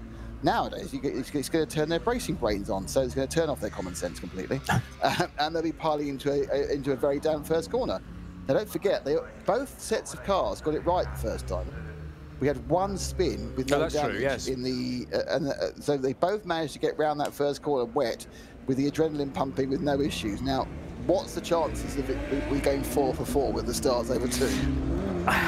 I don't want to put the kibosh on it, really, but I really hope that in the tricky conditions that are sort of akin to what we had at 3:30 yesterday, everyone looks out for one another. I can't see that Chris Haase or Rene Rast will do anything stupid, because they're on for an Audi 1-2-3 right now. But Alexander Sims, fancy him for a sneaky move up the inside into the Haug hook on the first time of asking. And you've got Dennis Olsen there, the Norwegian driver in the number 18 KCMG Porsche, who doesn't need any more than a single invitation to try a move maybe around the outside. He's been doing a lot of overtaking in the KCMG Porsche on unconventional lines so far, and on the slightly banked corners, of which we have many around the Nordschleife. That's generally the better way to do it. Go where the water isn't and use that high line, just like Mauro Engel did on the opening lap to get ahead of the Octane 126 Ferrari around the outside of Hoch Eichen. So Ice Curver, Flansgart next for the line of cars which are nose to tail right now, but they will bunch up much closer to be 2 abreast in a second. I noticed that both Ferraris, the Halle Padgett Racing 1 example, number 16, and the 26 car, the Octane 126 entry, were circulating nose to tail there, and they're further apart than that on the grid, I thought. Yeah, 26 I'm expecting to be starting from the 12th row, and the 16 car the row in front, so pretty close to one another, the 488 Evos, one from 2018, one from 2020. They're very slightly different balance of performance being given by the officials, depending on which vintage of 488 you've turned up with. Very quickly, before we get down to these restart, cars which have not rejoined include the 29 Gets Big Force Mercedes AMG, that's not come back out again. The Conrad Motorsport Lamborghini Huracan, the 27. The Renault Clio, the number 4, has not come out again. Manuel Metzler in the 4 Mercedes AMG, that has stayed in the pits or in Parc Fermé. Sadly for us, because they're our friends, CP Racing have not come out with the Porsche 911 Cup Gen 2 car. Rent to Drive Familiar Racing with their Porsche 911 GT3 Cup from SP7, car number 64, haven't come out again. We also not seen the 63 car, the Porsche 911 Cup car, which was 55th place over with 33 laps, so that's not come out for some reason in SP7. And of course the 15 car, the Audi R8 LMS, which appears to have had a row with Race Inc. powered by HF. So just 1, 2, 3, 4, 5, 6, 7, 8 cars have not rejoined, with the mystery about what's happening with the 15, but they haven't rejoined. And the 63 also, who seem to be doing all right in the Cup 1 car, they also have not rejoined. Well, there's some confusion about at least one of those cars you just mentioned, because the live event ticker says 90 cars lined up for the restart. Maybe one didn't get away and has been wheeled into the pit lane, but considering we started with 97 yesterday afternoon, still to have 90 in the race is impressive, but a significant chunk of 9.5 hours where we have not been racing after the red flags were issued because of visibility and heavy rain concerns. Okay, weird thing here. The 63 is not showing as being running on our timing screen. It is showing as being running on the GPS. Right. So that would mean you were correct. It's not me, it's the live race ticker, which is normally heavily reliable. There's a mismatch between the timing, and so the car is showing on the GPS as running. So that would be that car. It's weird how it wasn't running for the middle of the field. So perhaps they've got a ticker issue, or perhaps they've got a they just didn't ping the timing bar themselves, whilst they are on the GPS tracker. And a reminder that one of the first things that the 29 Lant Audi is going to have to do when it makes its stop is sit in the penalty box for 32 seconds, because there's been a penalty hanging over car 29, second on the road, remember, after it was fined for disregarding flag signals, so spotted by the officials. Now it looks like it's going to be a single file restart, so apologies, the way the grid's been issued, it shows me 2 by 2, but no hint of those positions being occupied by the race leaders. Nose to tail then for the Phoenix Audi car number 1, the 29 Lant Audi, and the car collection number 3 car. We are racing again at the 24 hours of the Nürburgring. It's the 48th edition of this fabulous race, live here on RS1, part of the Radio Show Limited network of channels. 7 hours and 11 minutes remain on the clock. And what has Alexander Sims, or indeed Dennis Olsen, got planned for the first corner? The BMW is not going to go for an overtake, but around the outside, the 42 of Sheldon van der Linde, rather, trying to get places in the big BMW M6, fighting with Dennis Olsen and Maro Engel not very far away either in the Auto Arena Mercedes. That's his second car of the race, having started in the number 4, now out. So down the hill they go, a real steep descent on this Grand Prix circuit towards the Dunlop hairpin, and having a little look at the inside, Jelmer Berman on the 31 of Maxime Martin. But Martin's got the place on the Dutchman after the first few corners of the Grand Prix track. Still Audis 1, 2 and 3 in the order that they started, but Alexander Sims is starting to nibble away at the rear bumper of Christopher Haase in that best placed BMW for Rover Racing. Yeah, it's certainly Sheldon van der Linde who's the winner out of that one. He's jumped up 2 places. He's declared himself in 5th behind his teammate Alexander Sims. Very clean start. As you noticed, it actually Alexander kind of dropped back from the first 3, which I think may have slightly tripped up Dennis Olsen, actually. He kind of lost his drive trying not to get past Alexander going into the first corner. So it's a good tactical result for BMW. It's a bad start for Dennis Olsen, because Maro Engel's taken him as well, but it's a lovely 1, 2, 3 echelon style formation for the Audi R8 LMSs. Yeah, fans of the 4 rings will be loving this, but hoping that they can survive at least the first lap and then plough on for another 7 hours till 3:30 this afternoon. R8, R8, R8, and then the Alexander Sims-driven BMW M6. Sheldon van der Linde makes it 2 Beamers in the top 5, but he's being pursued by Maro Engel in the black and white Mercedes, car number 6. Then there's a bit of a gap after Kim Louis Schramm, back to Alexander Imperatori, who doesn't quite have the speed in the number 19 Porsche compared to his teammate Olsen. So the queue behind him is Maxime Martin for Fricadelli, the Porsche running in 10th, ahead of Jelmer Berman, Tom Blomqvist, Christian Krognes and Daniel Juncadella. Reminded of that queue forming up behind the Octane 126 Ferrari at the very first start of the race, you might remember. For whatever reason, that Ferrari didn't have the speed, and Imperatori hasn't either for KCMG. I mean, that is almost certainly that tyre choice, isn't it, really? You suddenly find you're off pace with everybody else for no determined reason. You just have to think the only reason for that is the drivers know how to drive. The cars, we know much having done several hours already. It's obviously a tyre choice or just a tyre heat issue to get rolling, but it's a case where it may well come to him. As we said before, this is going to be a rapidly drying session over the first 4 or 5 laps around the track. And it's whether you think you can get the full weights to last the entire 8-lap run or 7-lap run to the safety car lap, or whether you think you're going to do something slightly different. And the groups that start Grupper 2, sorry, that's 4 different languages there, but it's starting Group 2, Johnny. Yes, and this is also a single file restart, just as start Group 1 was, and that looks to be the Honda Civic from the TCR category that leads them away down towards the first corner, but one of the Black Falcon Team Identica Caymans is going to snatch the lead. KTM Crossbow from Teichmann Racing squeezing into 2nd place, which will put the Honda Civic TCR down to 3rd. Briefly, the Veloster's in the fight as well, and there's a spin for one of the BMW 240i Racing Cup cars. I think that's one of the top 3. At the 240 gold and white car, which was running 2nd and has already lost a little bit of ground. Now, certainly in 240i, we had 2 cars, I think, on the lead lap. So that may well have affected positions within that division as well. We'll try and work that out as they head down the hill towards the hairpin. 240, they're a lap ahead of the next car. Are they? Yeah. A clear lap ahead? Yeah, so yes, they certainly did lose several positions in the queue, but no positions in the race. And as I said, second in the division, a class that's led by 239. Nudged round. One of the KCMG cars just nudged round by Mathieu Jaminet. So that... Well, that has to be Imperatori. No, Maxime Martin's in the 31. And Imperatori was the one holding Maxime Martin up. So has there been some contact for 9th position there? It said Jaminet, but he's not in the... That must have been a miscue on the screen. But yeah, we've just seen the replay of a car going round. It was a 240. Brilliant spot, Johnny, absolutely. Actually, didn't go round, he went wide.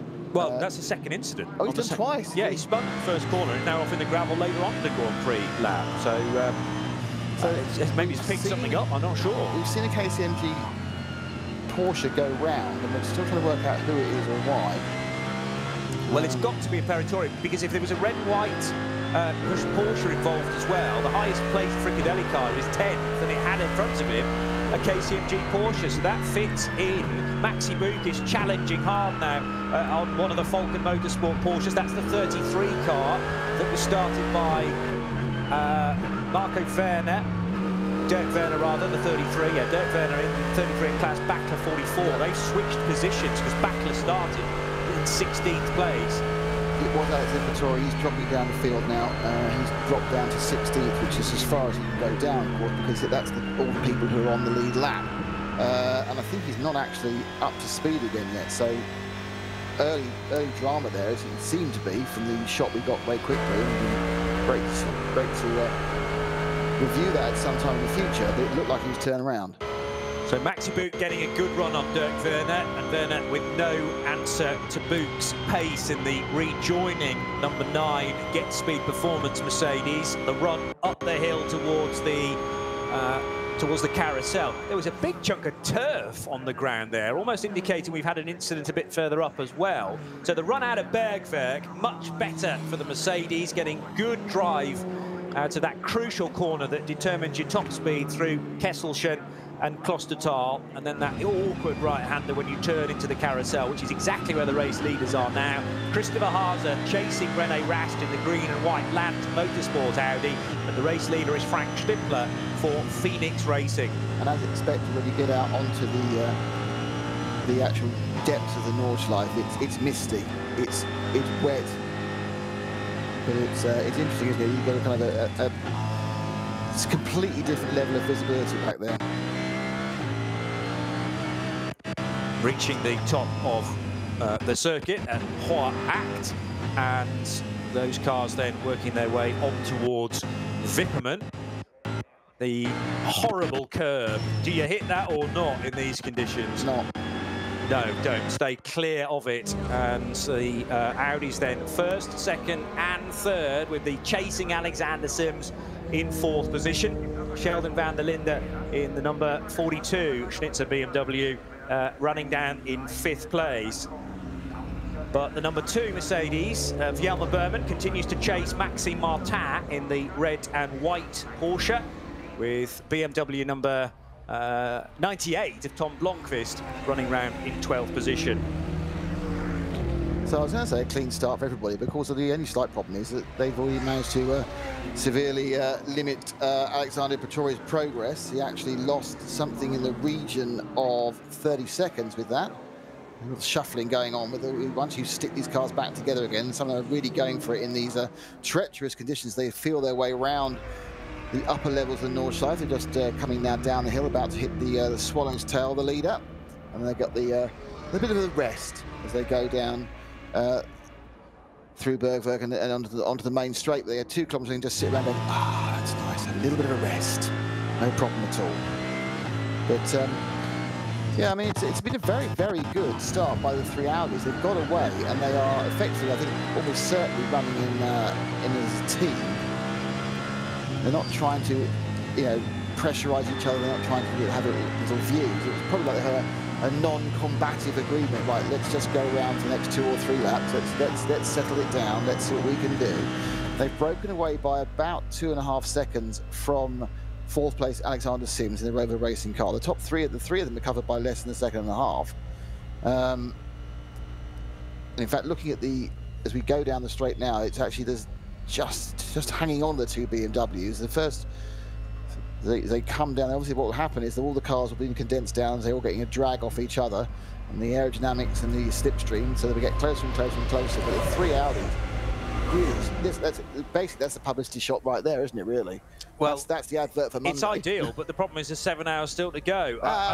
Press goes early. I like the fact that I can tell it's an Audi because of just the blinding headlights. The BMW's got nothing like that power from the nose to illuminate the ground in front. And the 2 BMWs in that fight, Alexander Sims and the Sheldon van der Linde car, sort of disappearing briefly down the Dottinger Hill. They pop back into sight now as they head over the line then and onto another lap. And René Rast might be going for the lead here. He's got a really good run on Frank Stippler, going for the outside line initially into the Yokohama S and swooping across the nose to take the race lead. Away from Frank Stippler is René Rast, although Stippler doesn't like that too much. Remember, yes, they're all Audi Sport team cars, but it's Phoenix Racing up against Land Motorsport. Careful not to make any contact here, boys. We have had a lead change, and René Rast now out front, but Stippler's going to stick with him in second. 3rd position for Christopher Haase. Meanwhile, there's been a drama further back, I think, in the second start group, because there are yellow flags being shown, and that is at Brunchen, with already a code 120 in place. The 100 car looks to have had a drama, which is the BMW. From Valkenhorst Motorsport, I think I'm right in saying. So car 100, isn't that the one that had the front end completely destroyed? So maybe that car's back in the race as well, that crashed earlier in the race.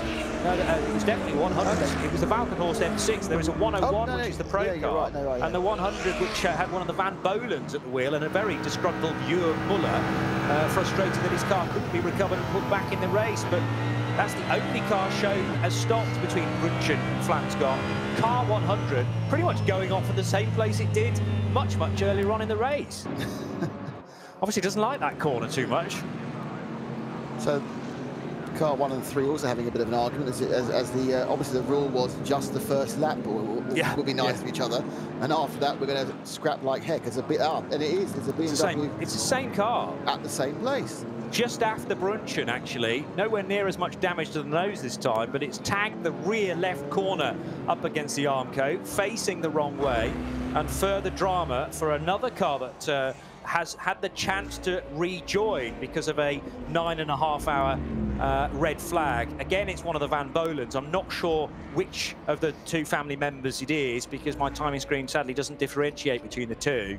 But yeah, that's not the restart that Valkenhorst Motorsport wanted after significantly rebuilding the M6 from the Valkenhorst team. The 101 car, which is the pro entered machine. The Pro-Am is the 100. 101, how's that doing? Christian Krocknes, 12th position, and Christian trying to reel in Tom Blomqvist in an all-BMW battle.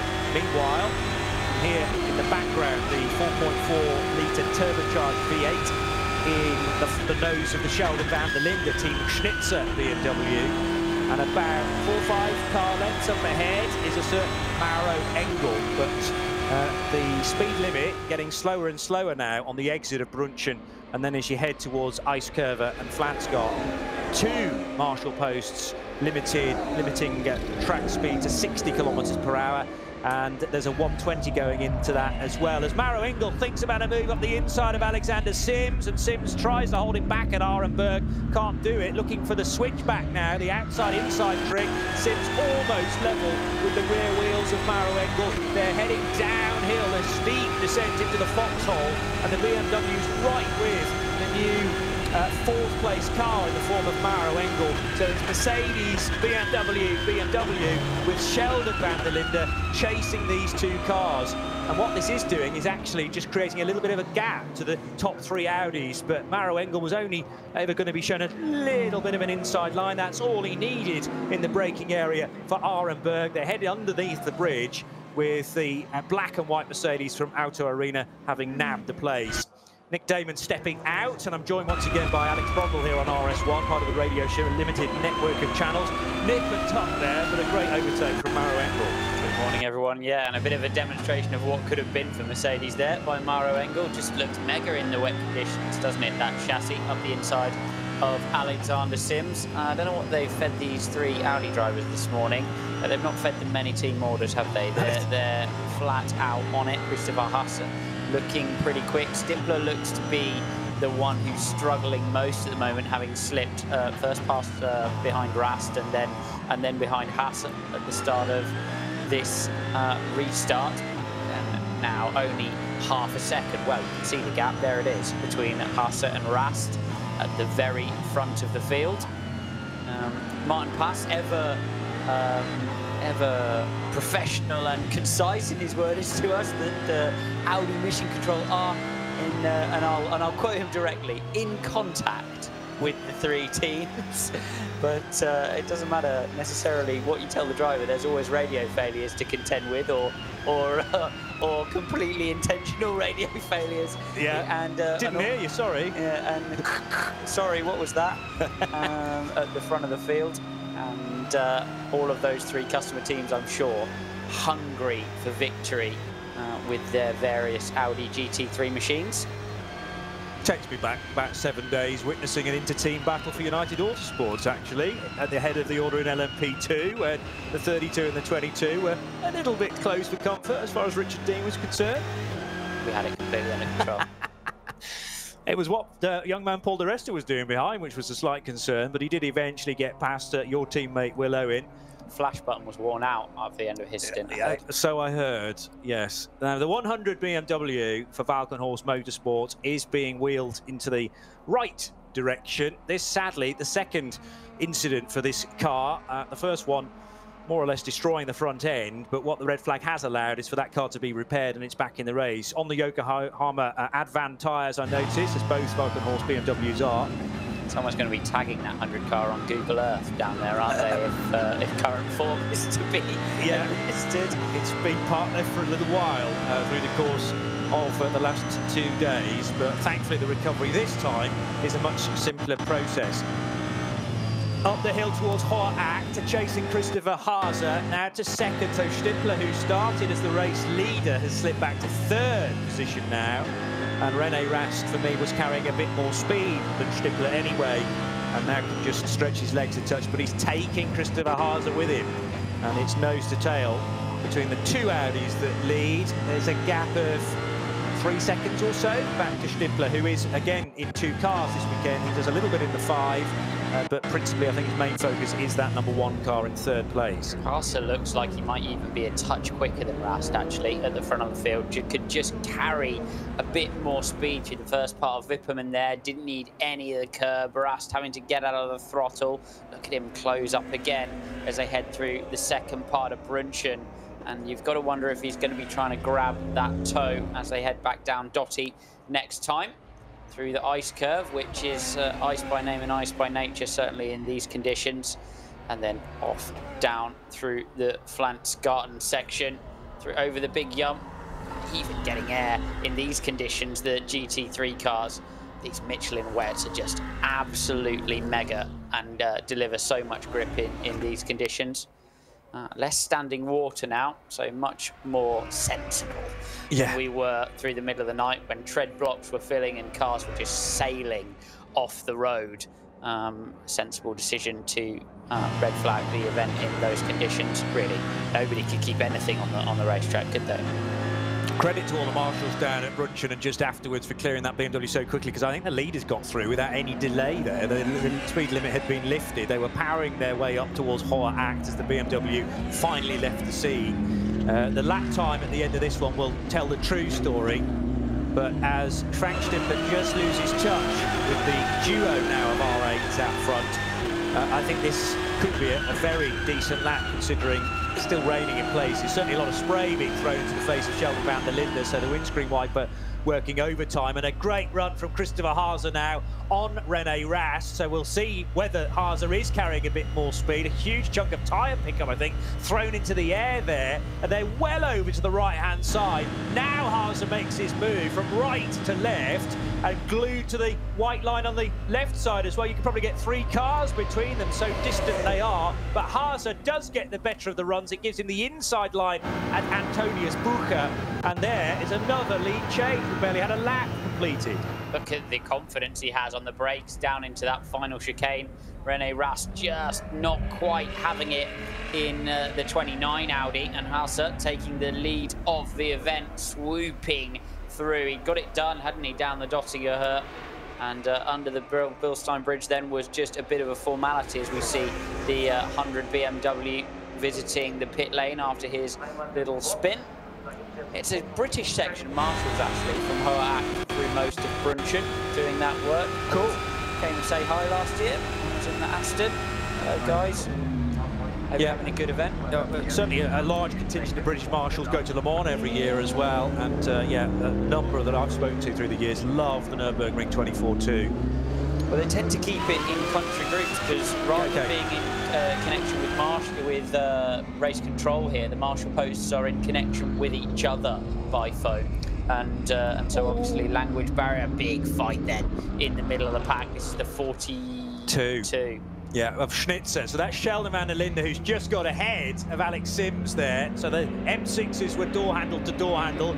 Also in the queue is the KCMG Porsche of Dennis Olsen. So he's timed us in 7th place, and they're all now arcing their way through the Dunlop hairpin at the lowest point of the Grand Prix circuit. Great speed from Dennis Olsen off the corner. Sims not happy in that yellow and white BMW for Rover, because he had to expect the pace, I would have said, on the opening lap, but it's left him on the 3rd lap now since the restart, and he's been hunted by the KCMG Porsche, who thinks about a move up the inside through that. Oh, but so the 42 of Sheldon van der Linde goes off the road, as does Sims. So that's Olsen back in 1 place. He wasn't quite close enough to get the 2 Beamers in 1 move. May well be, though, down into that fast chicane towards the end of the lap. They certainly won't be flat through the kink on the Grand Prix loop here. A bit of traffic involved as well. And let's see if Olsen then can get the move done on the BMW down into the chicane. Yes, he can. Lovely move. Brave move from Olsen. Loads of curve through the second bit of the Vidal chicane, but he kept it just about on the straight and narrow, and now he can motor on to try and haul in Maro Engel. That's a completely different level of a task, but yeah, these BMWs with their large footprints, a big car, remember, almost like a touring car, and Christopher Haase cracking run on René Rast, the slipstream effect that we've seen so many times down the Dottinger, and he was glued to the right-hand side of the track initially, then shot to the left, and that gave him the inside line underneath the Bilstein Bridge to take the race lead. So we've had Stippler lead in the very early stages, René Rast take the lead at the end of the 1st lap, and now that's gone to Christopher Haase. 3, 29 and 1, the new order for the 3 Audis. BMW is not as happy in the wet conditions, are they? We follow Sheldon van der Linde as he gets overtaken by Olsen, getting a bit of space on the inside. Still a fair few hours to go in this one, but the action's starting to hot up here, and you need to be towards the front, and towards the front is Christopher Haase. Rast has managed to sort of peg in to about a second back, so he's obviously not hemorrhaging time, René Rast, in quite the way that Frank Stippler is behind. Just trying to work out who has taken an advantage as far as the fuel stints are concerned as well, because everyone's filled up with fuel, and when we had the red flag, the car's able to go slightly deeper into the stints, was the number 1 car. So that's put the one back on a level playing field with the new leader, number 3 of Christopher Haase, and the 29 of René Rast. You're effectively pressing the restart button, reset button, during the red flag, as now the Valkenhorst car 101 of Christian Krognes hustling Tom Blomqvist in the other Rover Racing BMW. This is a battle for 11th and 12th places, so not the Sims car, it's the sister machine at Rover, trying to keep the elbows out, keep Christian Krognes behind. They're hammering their way downhill through the foxhole. Cars bottom out, and then a slight incline, and the trees clear at Adenauer Forst. great spectating area ordinarily, but sadly no fans permitted onto the Nordschleife this weekend because of the COVID-19 fears. But number 98, similar setup for me as the 99, doesn't have the pace, whereas the Christian Krocknes BMW looking much stronger. Both Rover cars struggling in these conditions, aren't they, in the morning? Interesting battles further back. The Hagen having a one-lap lead in the SP8T class, but the really interesting one for me is in SP7, Spengler in the 65, just a few seconds ahead of Bremer in the 58 car. That's a nice battle raging in SP7 for the Porsche 911 Cup cars. Nice battle as well in SP10 with Trey in the 70, literally 25 seconds up the road for from Van der Ende in the 75 car. So still going off in the GT3 categories. Those who are interested in the progress of the Glickenhaus, sitting currently in 18th place with Mutsch at the wheel, of course, leading their SP8X class, in which they're the only entrant. They are a lap back on the leaders and were after the restart, as Christopher Haas moves at the front. Yeah, Thomas Mutsch and, well, Jim Glickenhaus, definitely, Jim who runs the team, hoping, well, at this stage, probably for a top 10 finish, but he'd need a few cars to fall away. We've had plenty do that already in the, what we have, 6 3/4 hours of racing before the red flag. Powering up the hill, René Rast, but away and gone is Christopher Haas, staring at nearly a 3-second advantage now for the number 3 car collection Audi. Lands Motorsport doing the chasing, Phoenix Racing with the number 1 on the door after their victory in 2019 with Frank Schnipper at the wheel. Even more distance, it's 10 seconds the gap now between Christopher Haas and Schnipper in third, and he in turn is being caught by Mauro Engel, who's only 2 seconds away in the number 6 Auto Arena Mercedes. So could have a real battle on the third and fourth in a moment or two between Audi and Mercedes. Mauro Engel is really moving, isn't he, behind this little Audi battle, and as you say, is well in the position in that Merc to be catching up with them. They've been super strong all the way through qualifying and through the early phases of the race before basically various different misfortunes hit all of them. Of course, we've seen some of those cars being repaired and put back into the race. Maxi Bunk in the number 9 car, we saw Marcello sideways, then backwards, then in the wall earlier on in the race, sitting in 19th position now, some 2 laps back from this leading battle, but carrying good speed. Another giant killer overall, the 170 TCR car, Honda Civic, is sitting up in 27th place at the moment with Marcus Osterreich at the wheel of that. That's a pretty good effort overall, isn't it, for Very that good. TCR machine? And good to see them making the most of some front-wheel drive action. Must be torque steering like an angry camel, mustn't it, in these conditions? Yeah, TCR sadly not got quite the numbers this year, but that Honda Civic TCR does lead the class. There's a couple of Hyundais in there and the Audi from Bonk Motorsport. And they'll find a battle. They're having a cracking battle. It was really close when the red flag came out, first to second in that division. Now into the phase of finding traffic for the race leader Christopher Haas and René Rast in second. They deal with one of the Opel Astras pretty easily. And up ahead, the Ford Mustang GT, which is in the AT category as well. So race leader just approaching Schwab-Schwanz, the Kleiner carousel, and finds the narrowest of inside lines to sneak alongside a BMW 3 Series. Does the same on the approach to the concrete of the Kleiner carousel. Christopher Haas jumping from one side of the road to the other there. Not much grip, it would seem, on the concrete, although the heavy banking certainly sucks you into the apex of the corner, spits you out the other side and on towards Galgenkopf. René Rast up the inside there. Plenty of blue flags being waved for the 3 Series BMW to René's left, but he was already by him. Should point out in that number 90 Astra we've been interested in through the race. Current driver at the moment, Carlos Tavares. Excellent. So I think with everything that's about to be happening in Hypercar and Top Le Mans series regulation, I may be commentating on that car only for the rest of the event. hope he's enjoying himself, and all the great, the good of motorsport. You know, the top brass of motorsport love this race. They absolutely do. Remember Andy Palmer, previously of Aston Martin, used to love coming here and racing his various bits of machinery, because it really is no preening, proper motorsport. Yeah. And we're all petrol heads at the end of the day. Yeah, Carlos sharing with Herbie Schmidt in that car, JP Imparato and Francois Valles in the number 90. So we'll keep our eyes peeled as to how they get on. 3 cars GT3-wise down the Dottinger once again. A massive glare of headlights, particularly from the Audis, but focusing on the scrap involving 2 BMWs. So Van der Linde is in there, Sims 2, and the Mercedes number 22, not very far away, of Daniel Juncadella. So actually that's Krognes, Blomqvist and Juncadella for 11th, 12th and 13th. Christian Krognes for Valkenhorst having got by Blomqvist. And now that rumbling V8 from the Mercedes, 6.2, normally aspirated Mercedes for DTM star Daniel Juncadella joining the party. Good little scrap this, Juncadella. Making a good reputation for himself in these kind of cars, isn't he? Juncadella has spell in DTM, and now plying his trade very successfully here. Big late move from the Rover car.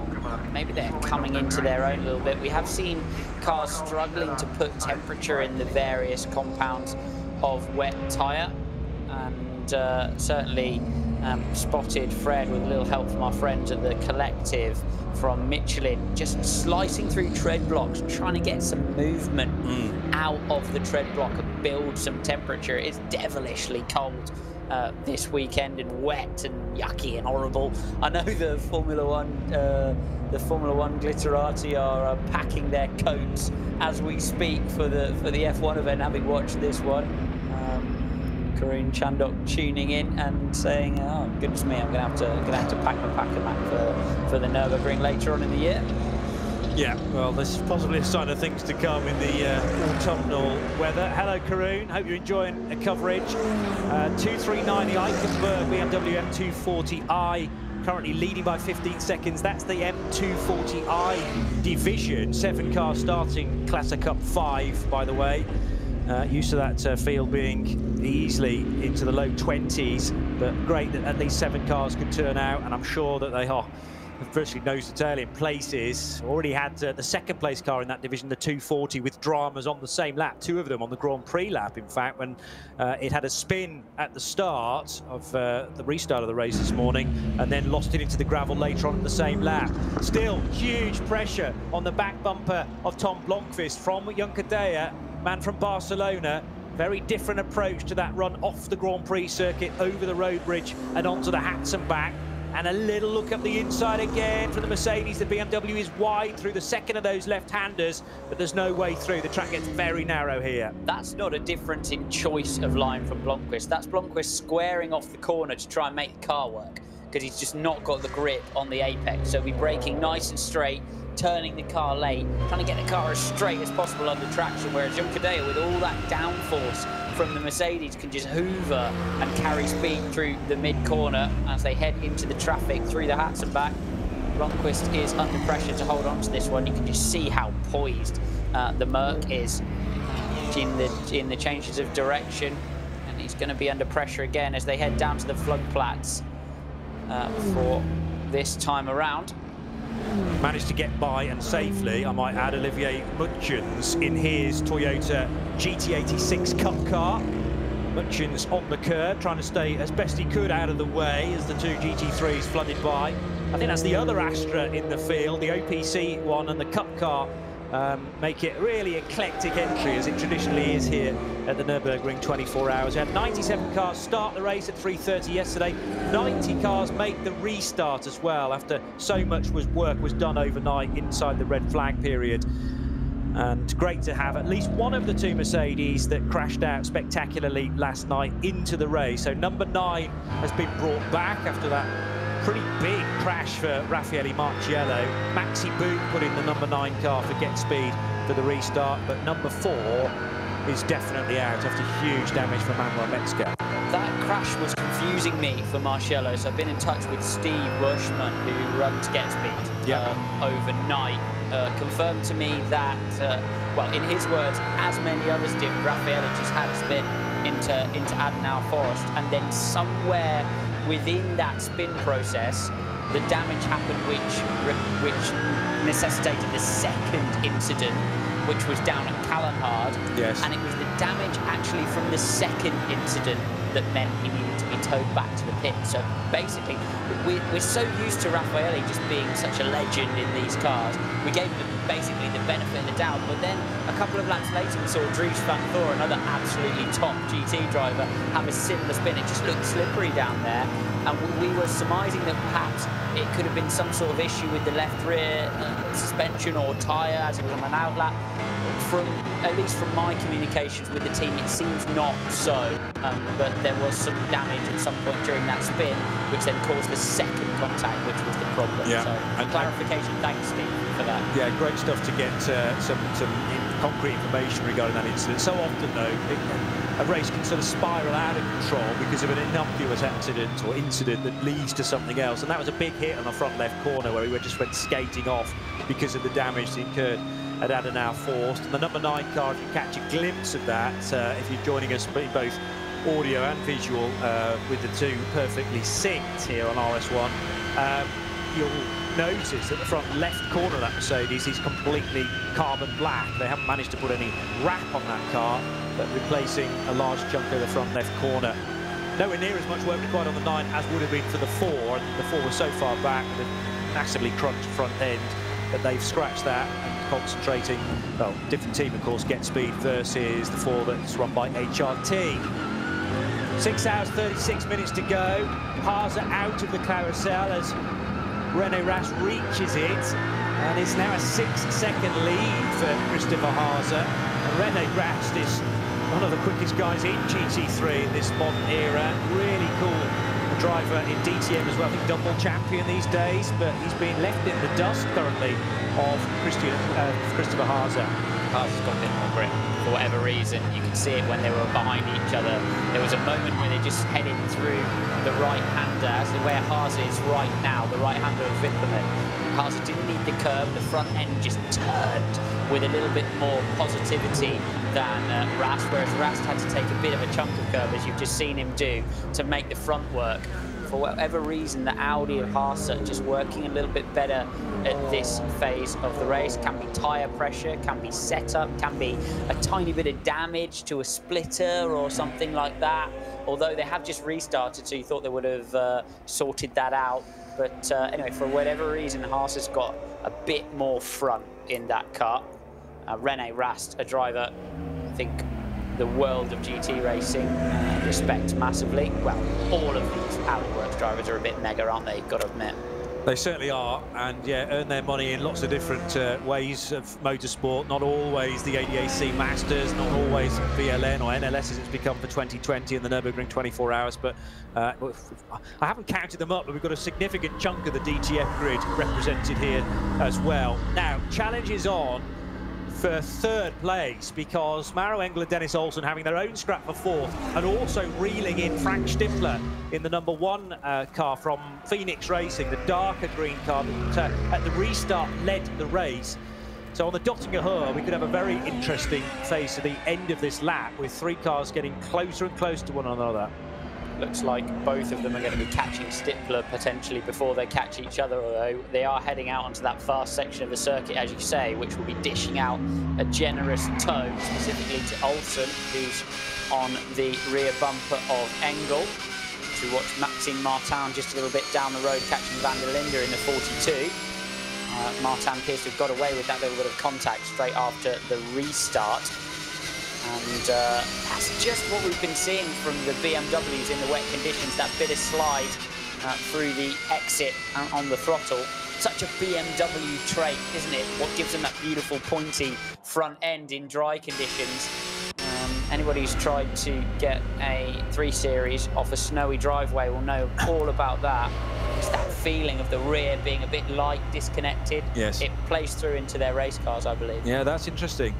And there's always going to be that crossover. Yeah, these are pure red race cars, but based on the street version, as the KCMG Porsche squeezes ahead of Maro Engel. Didn't see that one coming, I have to say, because I thought Engel was the quicker of that little duo, but that's your slipstream down the Dottinger Hohe, and the Porsche was right underneath that massive rear wing on the rear of Engel's number 6 Mercedes, and he finds himself from attacking for 3rd. He's back to 5th now. Yeah, Engel just needs to be nice and calm and patient now as you've got even more battling further back. Is this Martin on Van der Linde? No, Christian Cronjes. Yeah, Cronjes has got ahead of Berman, yeah, to 10th. How far ahead is Kim Louis Schramm? Back 5 seconds. Engel to the pits, I noticed as well. So having lost 4th position to Dennis Olsen in the Porsche, the Mercedes darts for the pits. Now, I thought they will be on full fuel, so that's very early for Maro Engel. Probably trying to get track position by running a shorter pit stop, you would imagine. So obviously the pit stops, as we've discussed earlier on in the race, but we should discuss again for viewers joining us, are in relation, specifically in the SP9 class, are in relation to the length of the stint previous. The shorter the stint previous is, the shorter your pit stop will be. So if you run a 5-lap stint, you can run a shorter pit stop by a considerable margin and potentially come out of the pits earlier. Of course, the sacrifice of that is you lose a little bit of fuel mileage and you lose a little bit of laps and don't get quite as far through the race. So it can bring another stop into play. They'll be working the blocks backwards from the end now.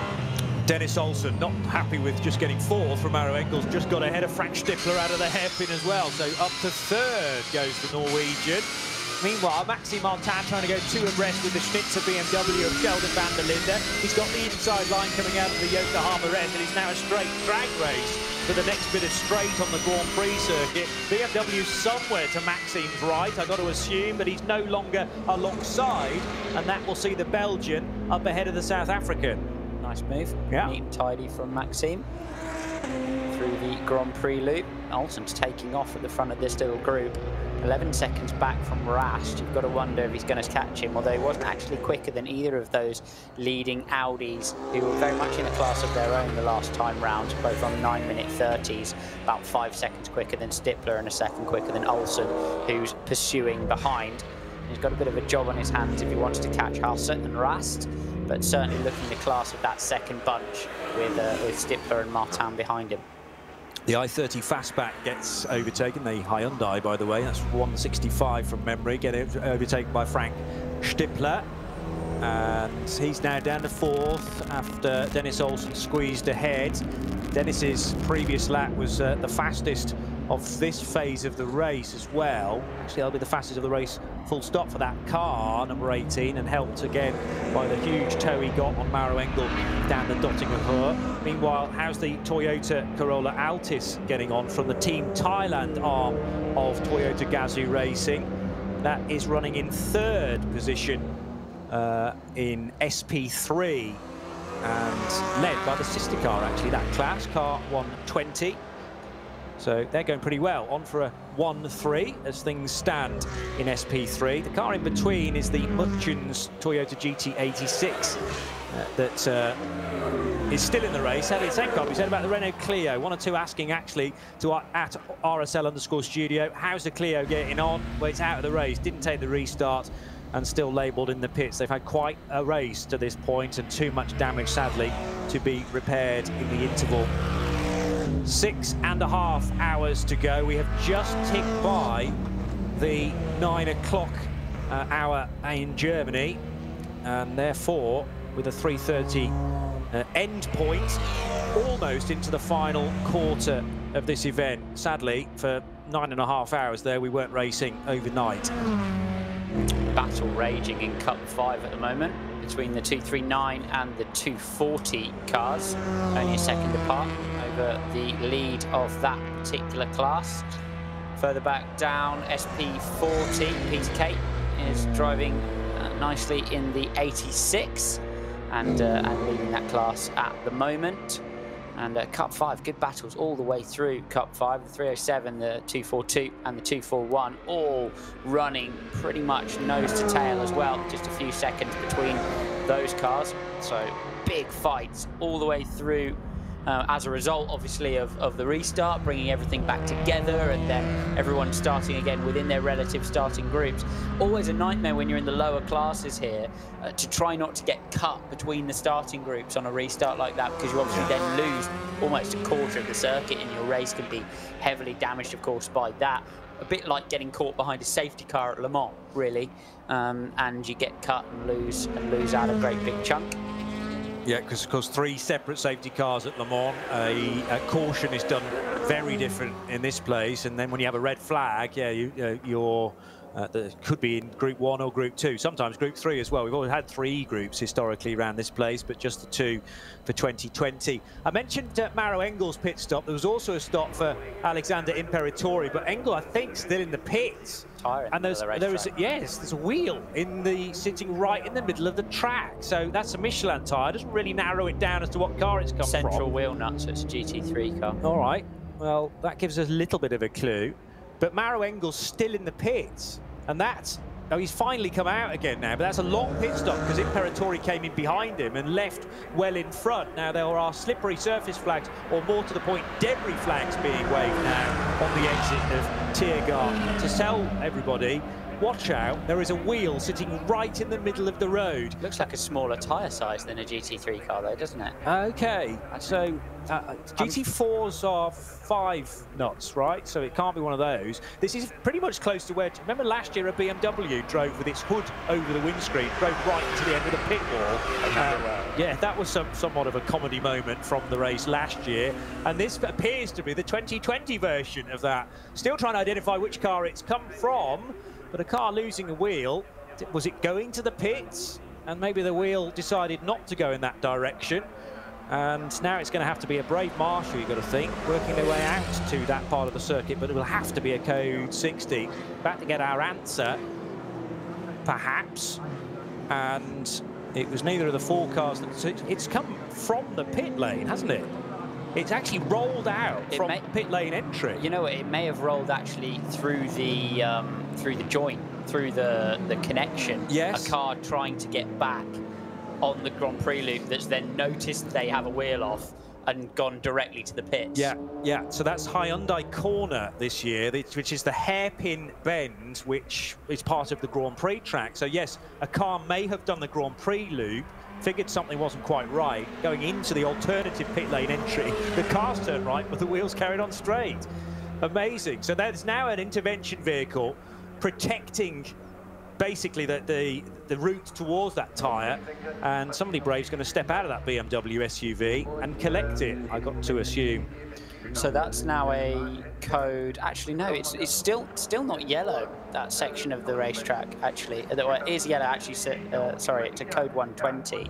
Yeah. But yeah, the mechanic there. It's definitely a GT3 wheel, that. With the red surrounds on it. So, but a lot of cars actually deciding to run, I think, with red wheels and yellow wheels maybe on the front to the back, so it doesn't really give us any indication as to what car that's from. How many GT3s have we got in the pits currently? I mean, I wonder whether, I mentioned about Engel being in the pits for a long time. Did he have a standard stop, then do a Grand Prix lap and sneak in for a second time? I'm not sure, but... Oh, here it is. There's the Mercedes, look, going so in it is. Very left of screen. That's you the can 6. just see him going in, yeah, and that's his wheel rolling across the circuit. Great spot, Alex Brundle, yes, and the number 6 car, Maro Engel, had been in for a standard stop, got new set of tyres, done the Grand Prix lap, and thought something's not right here, and sneaked in again, but the wheel wasn't having any of it. So we were suggesting that a Mercedes earlier on in the race might have had a loose wheel. That was the 9 on that occasion, but actually no, just a mistake from Raffaele Marciello. We were predicting the future in a sense, because the number 6 car has had exactly that drama, and Maro Engel, who was charging up the order, has now had to rejoin in 16th position. Because, of course, that Grand Prix lap is scratched from his record entirely. It's not a full lap, so the timekeepers won't take it. Yep, you lose, absolutely. You lose everything you've done so far on that lap if you drop into the pit lane and have to start again from 0. That lap is treated as though it never happened at all, as the leading Audis come again across the start-finish line. But yeah, Bit of a disaster for Maro Engel. Nice spot though, because the moment that you head out onto the Nürburgring proper, the full Nordschleife, you're not coming back, and you're going to tear bits of bodywork off and rip all the floor. So that's why you bring an experienced driver to the Nürburgring 24 hours, because he heads out of the pit lane and goes, guys, there's something not quite right. I'm going to come in. Don't always know exactly what it is, but you know the thing needs to be in the box, and more often than not, your spider sensors are right. Yeah, 3 wheels on your wagon for about 12 or 13 miles could never end well, and on the Nordschleife. So, disaster not quite averted, but certainly restrained, and it's not as bad as it may well have been. So he'll get back in the race, he'll put that out of his mind. Maro Engel's just that sort of guy, and they'll push on with Alexander Imperatori next car a bit further up the road, the KCMG, and Imperatori had a stop on that lap as well, but a conventional pit stop where he got fuel and tyres and was sent back out. Christopher Haase on lap 46 now, 5.7 seconds. René Rast sort of stabilising that gap. It has been 6, but no greater than that. And is the 29 car coming back to René Rast a little bit? Conditions changing all the time. And just because you went through a corner 25 k's ago and it was damp and offering no grip, it doesn't mean it's necessarily going to be the same the next time you approach it 10 minutes later. René Rast can be consoled by the fact that a pair of them are about 7 seconds quicker than the rest of the field. It just so happens that Christopher Haase at the front of the field proper is absolutely rapid at this stage. René Rast not slow by any stretch of the imagination, but it's Haase who's particularly quick right now. And the team will be telling him that to try and keep him calm. He's obviously been passed at the front by his teammate. The track always drying, difficult, treacherous conditions. They do not want that number 29 Audi in the wall in an inter-team battle. As you've got Dirk Werner in the pits in the 33. Yeah, he's just completed 45 laps, so still remains on the lead lap, although it's a very long one around this place. So we started with 16 cars, having completed 39 laps. 45 now in the books for Christopher Haase and René Rast, with Frank Stippler having to fend off no longer Maro Engel, but Dennis Olsen, who's only 3 seconds away in the KCMG Porsche. Porsche's lining up a little bit now, with a view to the podium positions as Audi were earlier on in the race. There's 2 911 GT3Rs just off the top 3 places. Olsen in 4th, Maxime Martin in 5th, with Sheldon van der Linde flying the flag for BMW, 6th place in the Schnitzer M6. So approaching Schwedenkreuz for René Rast, that very fast left-hander. I don't think any hint of a lift through there, and then you get onto the brakes for Arenberg. It's way more off camber than it looks, Schwedenkreuz. You need to be right on the inside. If you miss that inside line, then you really start to struggle. And that's the gap then in live time, as you see Christopher Haase just heading through the base of the foxhole. Not a lot of space is there in the first left-hander of the Adenauer Forst.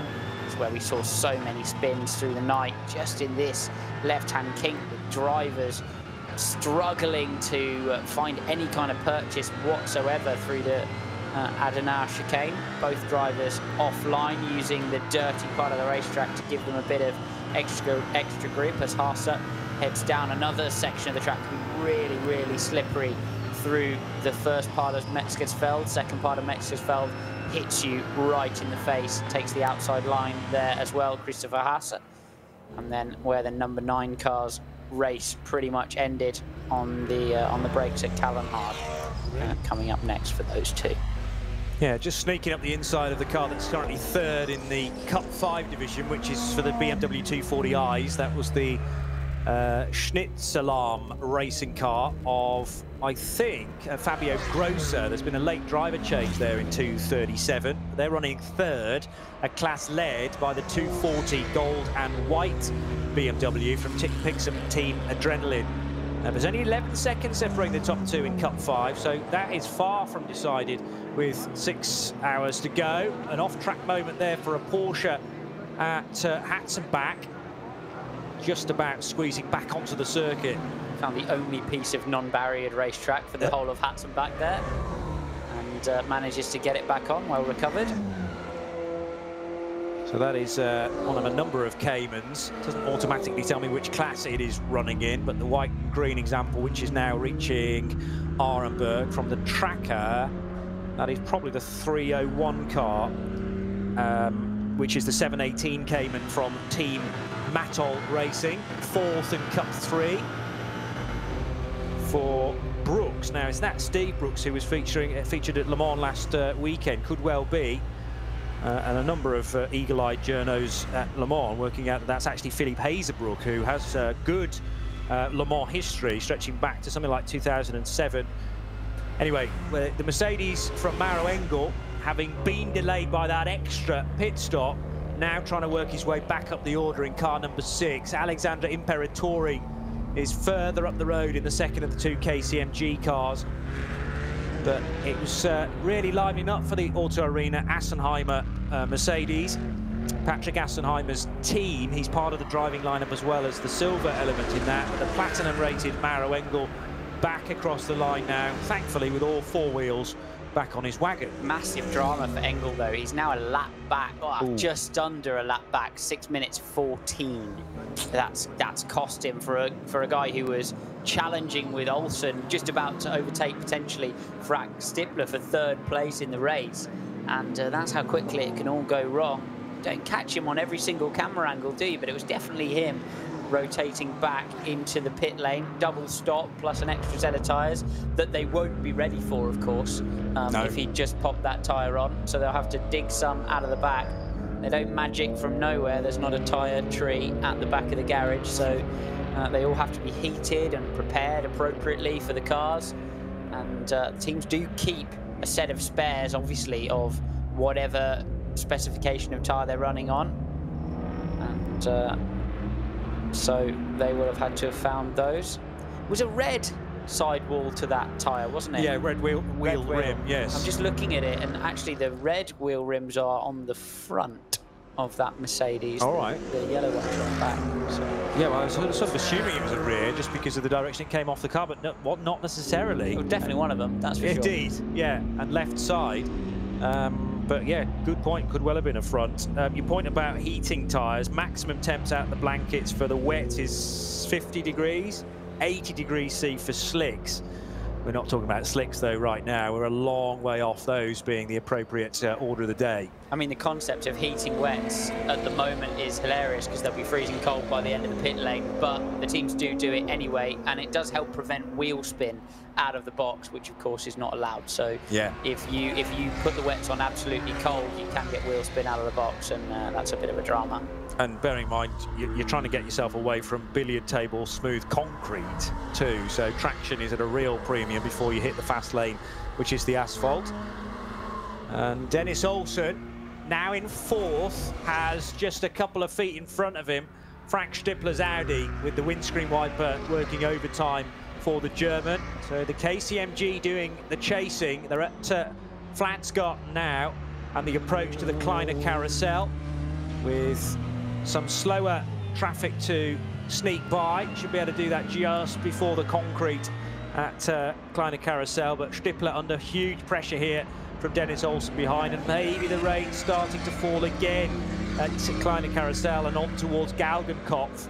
Raindrops appearing here and there, so is this the next band of weather homing in? I have to say the skyline does not look too promising. Doesn't look pretty at all, does it?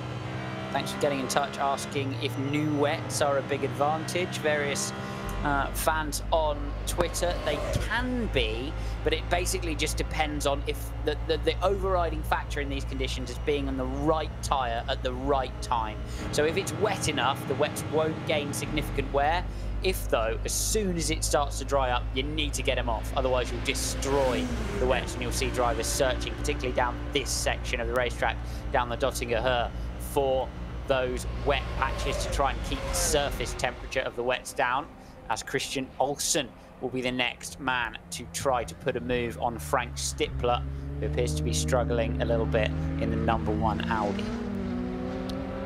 And he is able to get by some more slower traffic into Tiergarten, but Dennis Olsen does the same in pretty much the same move, so he hasn't gained any time there. Also not very far away is Maxime Martin in a second Porsche, That's the entry from Fricadelli Racing, the red and white machine.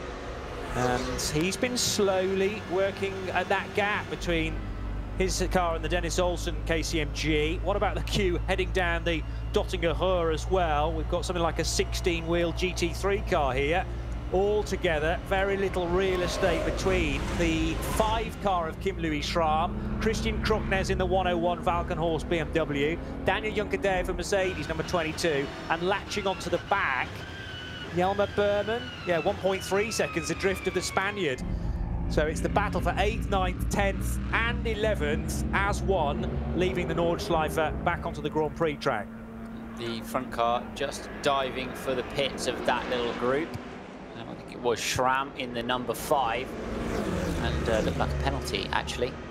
He stopped that car just at the end of the pit lane. So you have then Krugnes. It's the 86 Porsche is in at the end of the pit lane for a penalty, and that is. It's running an SP4T. It's Peter Kate, actually, in the class-leading SP4T machine. Up to 30 seconds already on the penalty. And we're going to go even further into that. It might well be a minute or more for Peter to soak up, but that's some misdemeanor presumably in the previous stint, or maybe actually prior to the red flag, which this is their first chance to serve that. We should remind you that the 29 Audi running second on the road has got to do a 32-second penalty at its probably first pit stop as well, because of an infringement through one of the slower sectors prior to the red flag too. Yeah, the race control had a bit of a sweep up, didn't they? While the red flag was out, decided who'd done what to whom. I think the number 9 eventually got its penalty for turning around a GT4 car, didn't it? As That's well, right. Which may have to serve that Maxi again. Gertz doing the driving at the time, I remember. Yeah. So it does take a while to obviously evaluate the various angles that race control have, far more than a TV audience would have at their disposal, with static CCTV cameras all around the circuit. And well, it's a great move there. On the inside of Frank Stippler, Olsen's been lining that one up for corner after corner, and finally he wriggles free underneath the number 3 of Frank Stippler, number 1 of Frank Stippler rather, and onto the Hatzenbach as the BMW from Valkenhorst very nearly doesn't make that same corner, and that's Juncadella's opportunity in the Mercedes to get by Christian Krugnes. Talk about terminal understeer, he nearly went into the fence there. Juncadella makes it through. Maxime Martin also absolutely flying in that number 31 car, and you'll think he'll be the next up to attack Frank Stippler. 2.5 seconds back. Stippler descending through the order now, isn't he? The 2 Audis at the front are disappearing, very much so, with Haas and Rast, but Stippler becoming under pressure from car after car here in front of this thrilling battle between Krugnes, Juncadella and Berman. Alex Sims finding a nice little gap in between in 7th place. Dirk Werner at the end of his stint. We had the driver change there. Yes, Muller taking that car over at Vulcan Motorsport, and Dirk quoted at the end of the stint to say safety car had the yellow lights on for a long time. I didn't even realise it was going to start. And we had the restart single file behind the safety car, but after that it went smoothly. He said, even though I slipped down a few positions, lots of lack of grip out there. And the same comments actually from Hubert Hout, due to take the car over, number 2 car over from Jelmer Berman, because Berman's reporting that it's got to be rain tyres for the next stint. Go with the conditions currently rather than what you think might be arriving in the next 15 to 20 minutes. Be on the right tyres at the right time and go with what the weather is doing now. Not heard it described as huge amounts of lack of grip before. that seems very terminal, doesn't it? TC change on the Beamer, and certainly I know what he means. It just lack of grip in spades in every corner. Yeah, and not too much worth in telling you too much about the balance, because I just am not connected to the racetrack. See drivers fiddling with electronic settings and fiddling with brake bias, of course, I'm sure, trying to desperately get their cars to somehow grip the racetrack. Wet tyres, often a different diameter to slick tyres, of course. We have in LMP2, we have a wet button, which changes all of the traction control settings and all of the ECU management, because obviously you work to a wheel speed sensor which works to a diameter of wheel, to a circumference of wheel, and so you need to be absolutely sure that you change the car. That can sometimes warrant a change in TC just based around the difference between wet and slick tyre radius.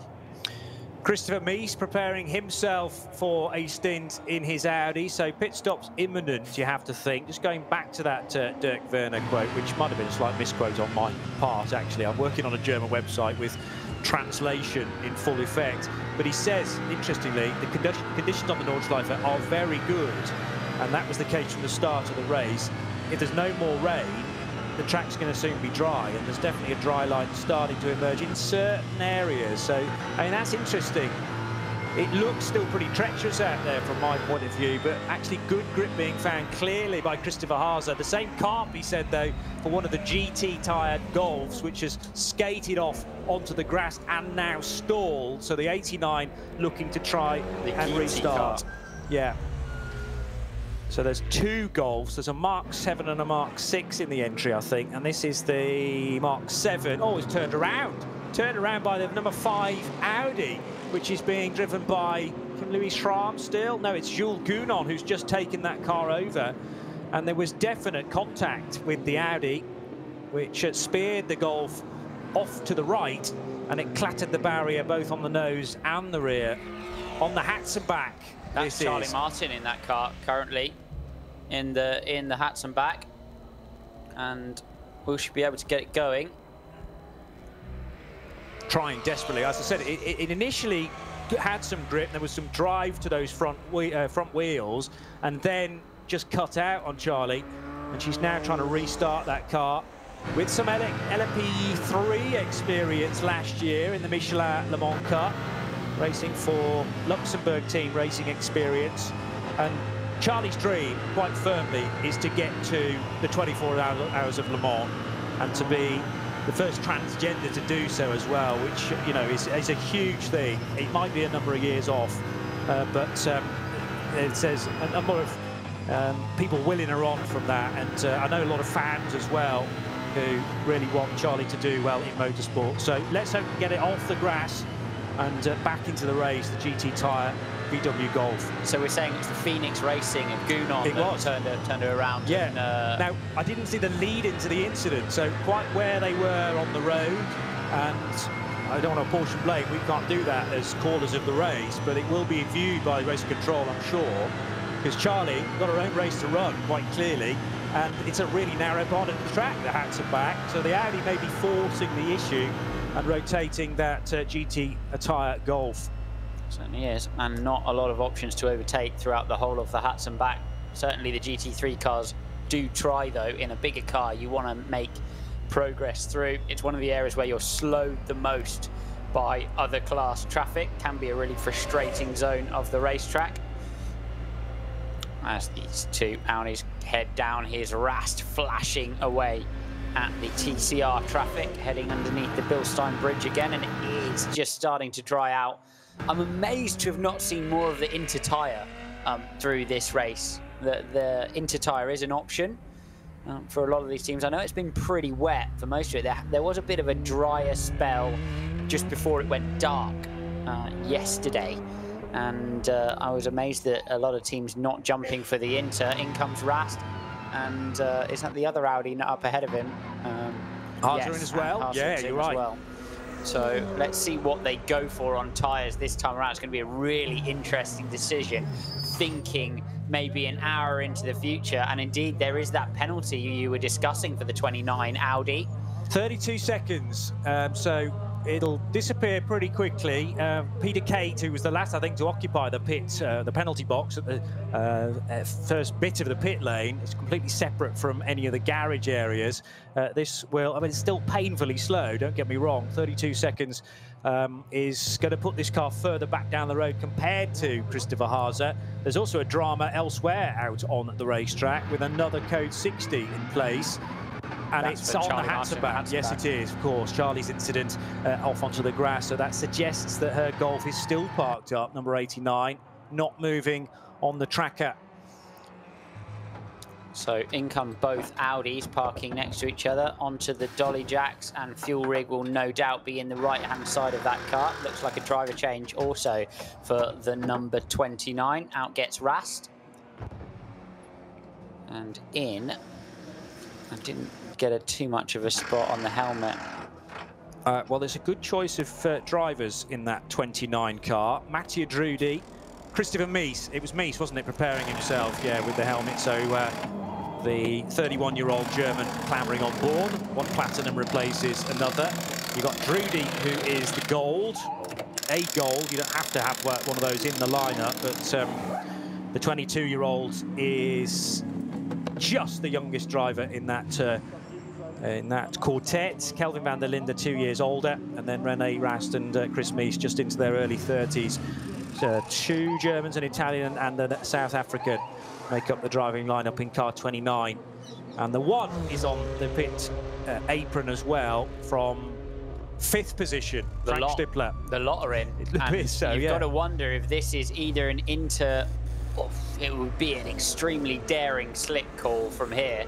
They are towards the end of this stint. This is on fuel, and of course they all started again together with full tanks. There's absolutely no reason why they wouldn't be coming and pitting together with a reasonably similar fuel range for everyone, apart from those who chose to pit early, maybe to take a little bit of track position or short fuel the car for a bit of pace. I don't see why you necessarily do that even at this stage of the race. But certainly all of the leading protagonists now on pit lane, and it's going to be a case of who decides to go for the inter, who decides to keep the wet, or who decides to gamble on the slicks. I just don't think you're going to get away with wet tyres for another hour. You can see there just an illustration of it, the 101 BMW trying to find a bit of wet stuff to cool the surfaces of those down. Show us the tyres, please, director. Well, Christian Krognes becomes the race leader, at least for the moment, and everything will right itself once Krognes, of course, makes a stop. But the 9 is also in for a penalty. Turning around the GT4 car before the red, before the incident, of course. So before the crash for Marciello, who's a different driver, actually, that was judged to be at fault in that incident. And the other Maxi now at the wheel, Maxi Boog, who has been there from the restart. So very nearly 9:30 at the ring. That means 6 hours remain on the clock for this year's Nürburgring 24 hours. I don't know what they're telling him there, but whatever it is, it's the opposite of go. The green panel is on our side, so it must be red. Good level of deduction there from Alex Brundle. Not unworthy of further development by deductive powers. I like it. Yeah, 50-50 chance, and I think you've got it nailed on. The white and red car out of the Yokohama S is the Frickadelli Racing machine. There are 2 cars entered from that outfit this year. One is the Pro-Am entry, number 30, and the 31 is the Maxime Martin machine. So he's just come out from a pit stop, still occupying, by the way, still to his name, the fastest lap of the race. I think it was Maxime that set that as well, if not Mathieu Jaminet. They're offering similar speeds through the course of this race. Alexander Sims rejoining as well from the pit stop for that BMW. I'm not sure how much Rover could do about tuning those Beamers slightly more into the setup for this phase of the race, but they weren't quite there at the restart. The track will come to them, actually, if it continues to dry. They certainly seemed a bit happier in the drier conditions earlier on. I'd say it certainly will. Maxime Martin, a man we don't often see in a Porsche, but we are certainly doing so this weekend. Aston Martin works driver for plenty of years now. Maxime Martin, top bloke. A very, very talented man behind the wheel of a GT3 car. Christian Krognes leading the race in the 101 by dint of pit stops. Still owes us a stop, of course. 6 to everybody else's 7, but a nice moment for that 101 BMW team to lead the race overall. Yeah, Maxime Martin, I can't find any time that he might have raced a Porsche previously, so definitely a new manufacturer to his CV this time around. BMW was always the brand that I associated him with up until about 2017, and raced, I remember the BMW Z4 for Mark VDS in GT3 championships of old. That's a more significant problem for Charlie Martin's Golf, isn't it? It's been towed, and there is definitely rear steering from the GTI. So it's broken a toe link, quite possibly. As I said, there were 2 impacts with the barrier for Charlie after being turned around through 180 degrees by the number 5 Audi, and then clanged the barrier a second time after she was basically a passenger. That's been dragged all the way to the base of the floodplaats, which won't do it, which won't help it much either. Front-wheel drive, of course, and you'd think with front-wheel drive and front-wheel steering, you might be able to drag it back, but that's gonna be making some very, very unhealthy noises. Yeah. All the way back to the pits, even if she is. Pretty significantly flared wheel arches on that car as well, but obviously the angle that it's caught the barrier has buckled something on the rear suspension, and it's going to have to be a straight lift, you would think, to get the car back to the paddock, and hopefully some repairs started, but hemorrhaging time now, that machine, number 89. René Rast, deep discussion with his team, and they'll be finding out how much grip is available for the 29 car that's just been taken over by Christopher Mies. He's straight into the thick of battle though, because got Maxime Martin behind for Fricadelli. Up the road is Dennis Olsen. Frank Stippler doing some chasing as well from 6th place. So Olsen's jumped them in the pits then. Olsen has jumped them through the pit stop process. Yeah, he got ahead of the 29, hadn't he? Yes. Because of that penalty, of course. So that the 29 car's fallen back 30 seconds behind Olsen, so we'll be able to see what Mies will be able to do about taking that time back. We'll get a update on the interval when they come across the line for the first time after the outlap. But certainly Olsen with work to do. René Rast looking very bright-eyed and bushy-tailed as a man who's got more sleep than he was expecting. But that will be a net 2nd place now for Dennis Olsen. Race leader, effectively, Christopher Haase, because Christian Cognes is due into the pits probably the next time around. So 101 leads it, but 3 will become the race leader, and the 29 doing the chasing, as you said, losing 30-odd seconds because of a penalty, a big flick of opposite lock required for Maxime Martin as he grabbed a moment there. Thundering down the hill towards Breitscheid now, and he's under massive pressure from Frank Stippler in the number 1 car. Frank Stippler still on board that number 1. Certainly is putting Martin under a bit of pressure as they head down into the siphon, slowest part of the track. Getting around the outside to try and find some traction anywhere. Going to be under pressure again down to the Breitscheid bridge. And Max thinks better of fighting Stippler too hard at that stage, doesn't he? And as they head out over the hill, exit of the bridge section, this bit stays wet and slippery for absolutely ages. And even in the morning when it hasn't rained, the left-hander at Lauda is slippery just because of the trees overhanging the track in the braking zone for Bergwerk. It's an area where you compromise your qualifying lap if you head straight out, even on a dry day there. Yeah, I can imagine. Opening lap, exploratory lap can often end in a little bit of carnage, and it's so easy to do as well. We have differing conditions to a massive extent on the same lap.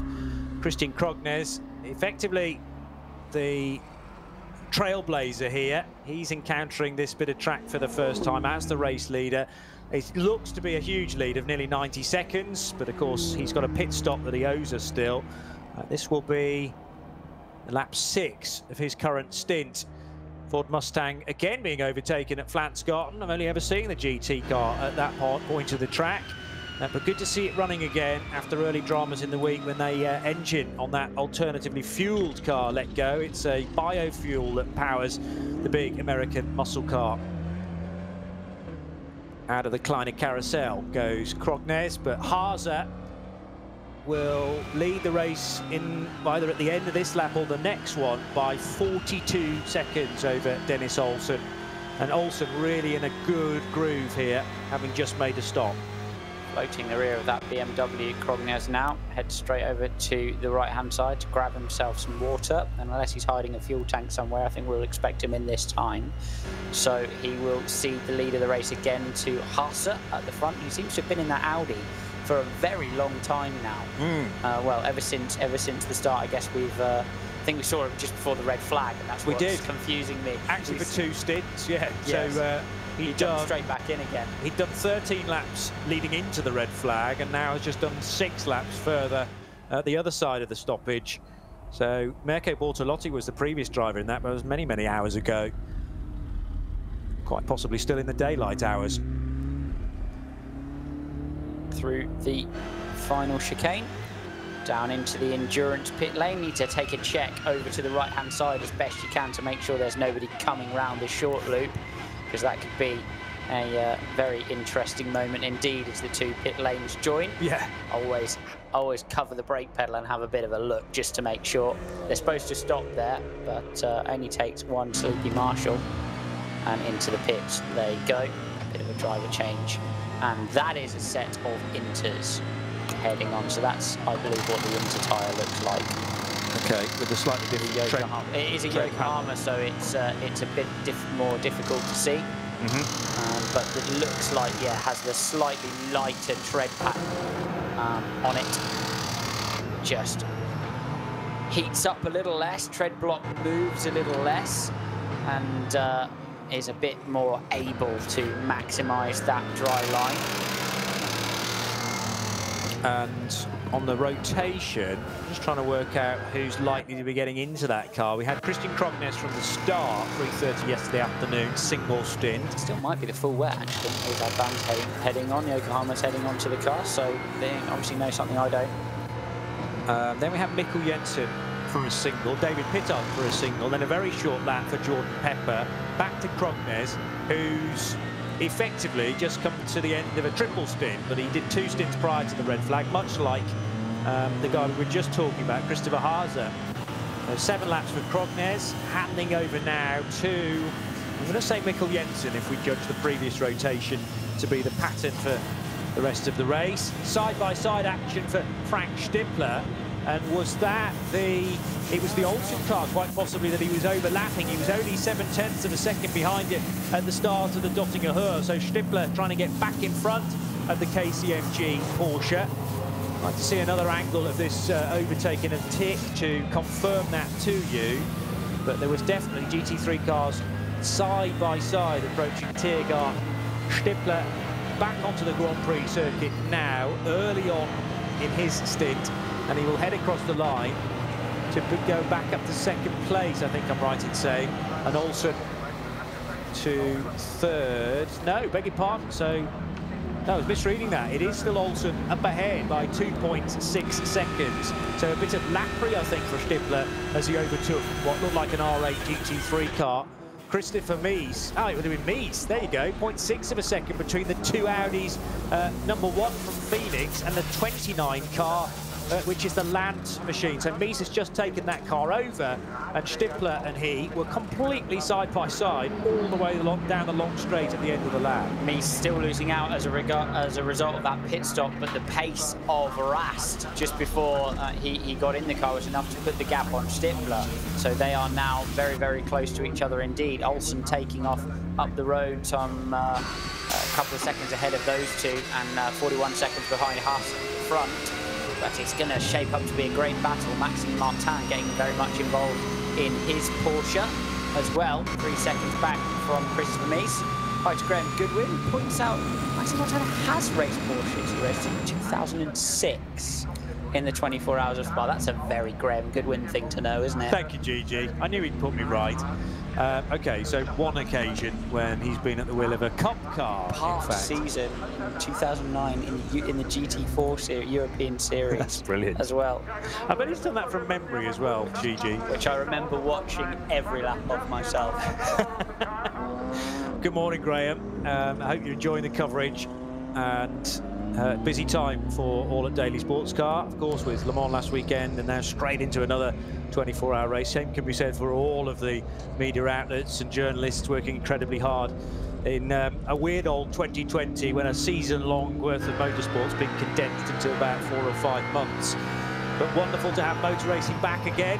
Tuned to RS1, part of the Radio Show Limited network of channels. It's Alex Bromwell and Johnny Palmer for this segment of the 24. 5 3/4 hours just over to go. and Audi's nose to tail. Stippler being pursued by Christopher Mies. And they have one of the M Series BMWs. That might be one of the M2 CS cars, number 70, that they duck by on the second portion of the hats and back. It's the Bonk car, the Bonk BMW that they're heading by. So actually an SP10 car. SP10 car. And class leader indeed for that M4 GT4. So Audi safely by that, and now heading towards the double right-hand king. That's really tricky at Flugplatz, on towards Schwedenkreuz as well. Dennis Olsen in the 18 Porsche. Almost in sight, actually. It's almost like these two Audis are working together to reel in the Porsche. They don't want to be fighting too much in the Intermark battle, and two cars sometimes go through the air better than one, so reeling in that Porsche gently. Just imagine Martin Pass, can't you, in Audi HQ, 27 radio buttons controlling it like puppets on a string. Up the inside goes the number 22. That's Danny Juncadella, and on the 5 of Jules Gunon. Claudia Hurtgen, by the way, at the wheel of that SP10 race leading BMW, sharing it with Michael Schrei and Michael Fischer and the Von Gartzen team.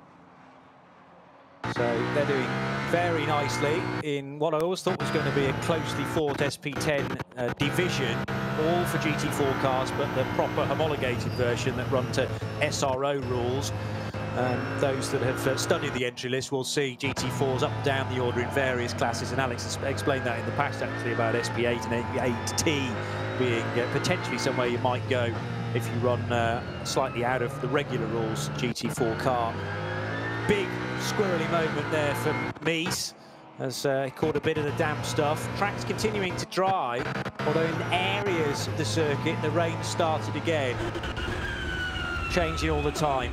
Sheldon Vanderlinde behind Maxime Martin, and the battle for 5th and 6th is just as close as it is for 3rd and 4th.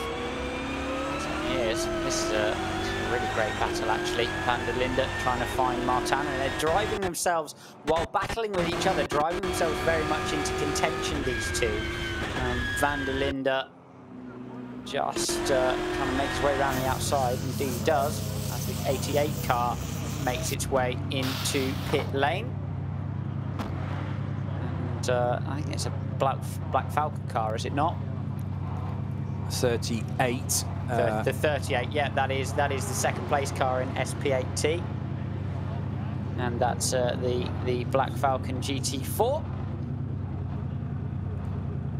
Yeah, so 4 cars in SP8T. So decent numbers again turning out for that division. Valkenhorst BMW leading the way, which is also in the pit lane. In fact, the top 2 cars in SP8T currently having stops. Tristan Vidas, who used to race regularly in the Cup 5 part of the field, in his 235i BMW, and then on towards the 240s as they changed and went up an iteration. Although I understand that the change was very minimal, just a tweak to the ECU and maybe a redesigned rear wing, and you have yourself a new car and a new class. And Tristan Vidas has moved across into a car much higher powered and much more dependent on the aero, even at GT4 levels.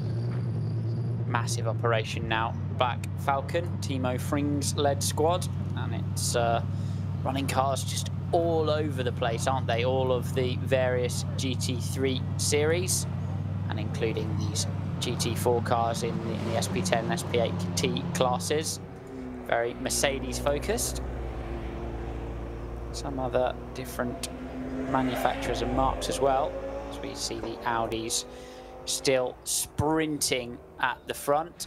Hasse has a nice gap by benefit of the penalty for the 29 teammate car, but Olsen hot on his heels. I'm really interested to see the pace actually as they come through this time around. Olsen versus Hasse at the front. I think what's going to help him out are the attentions of Mies and Stippler on the back end of that 18 Porsche of Dennis Olsen.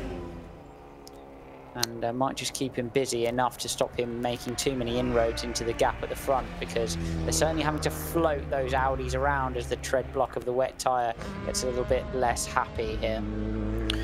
Yeah, the previous laps we can't judge because they all involve pit stops, of course, but as you say, the next ones will be truly representative of the current race pace. There's clearly speed out there, because Sector 6, although it's a short sector, only just over 30 seconds, Van der Linde's just done the fastest sector time of anybody. I think that includes the first portion of the race as well. So 37.7 is great pace from the BMW. And he's got out ahead of Maxime Martin's Porsche for 5th. So trying to reel in the two Audi R8s up ahead. He's got 11, yeah, just over 11 seconds to find in the white and blue BMW. Track is completely green at the moment. No slow zones out there at all. Everything cleared up. And this battle rages on. This is Sheldon van der Linde still chasing away at the rear end of the Audi. So Chris Mees, I'm sure he had a bit of sleep overnight, not been in this Audi for too long, but goodness knows he's really in a battle straight away. And they're now going to go virtually door handle to door handle. Sheldon van der Linde got a bit of an overlap, but that was just the front wheels of the BMW being level with the rears of the Audi. Now he needs to be right with the R8 as they head through Galgenkopf, the double right-hander, feeding onto the Dottinger Höhe. And Mees, I think, almost dropping a tyre onto the grass there, so wide he was. Now over well to the right for Mees, but he can't hold Sheldon van der Linde back. That BMW is supersonic, but helped by the toe that he picked up at the start of the long straight. Mees must have lost a bit of time somewhere. He's gonna, here comes Stippler as well on, is this on Olsen? Certainly is, for second place. Then down into, underneath the Bilstein Bridge into Yokohama chicane. And he looks to have got it done in a straight line, has Stippler. Come alive in the second stint, hasn't he?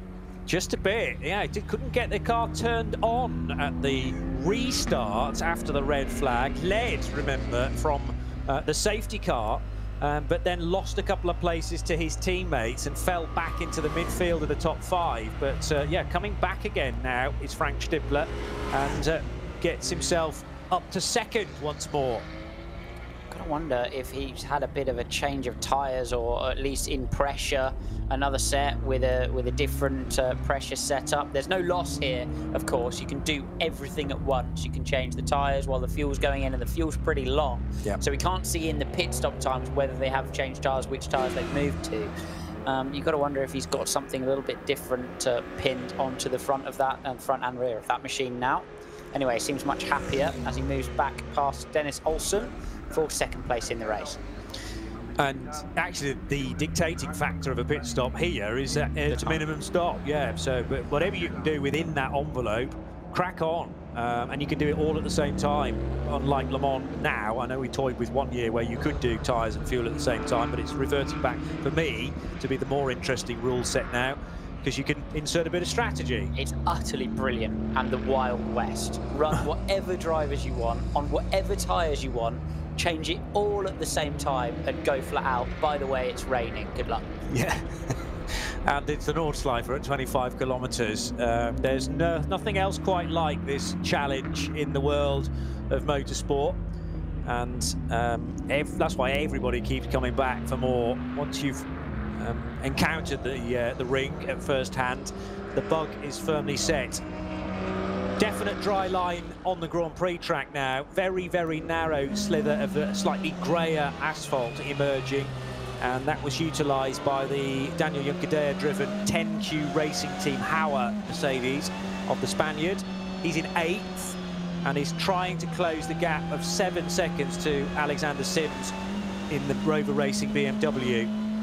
Antti Burri, meanwhile, who drives the Hyundai i30, in 4th position in TCR. The class led, actually these guys are quite a long way back. The Honda Civic's still the best in TCR for Esteban Guerrieri with all his touring car experience. Sheldon van der Linde now a chance to overtake Dennis Olsen too. Oh, they're side by side though still.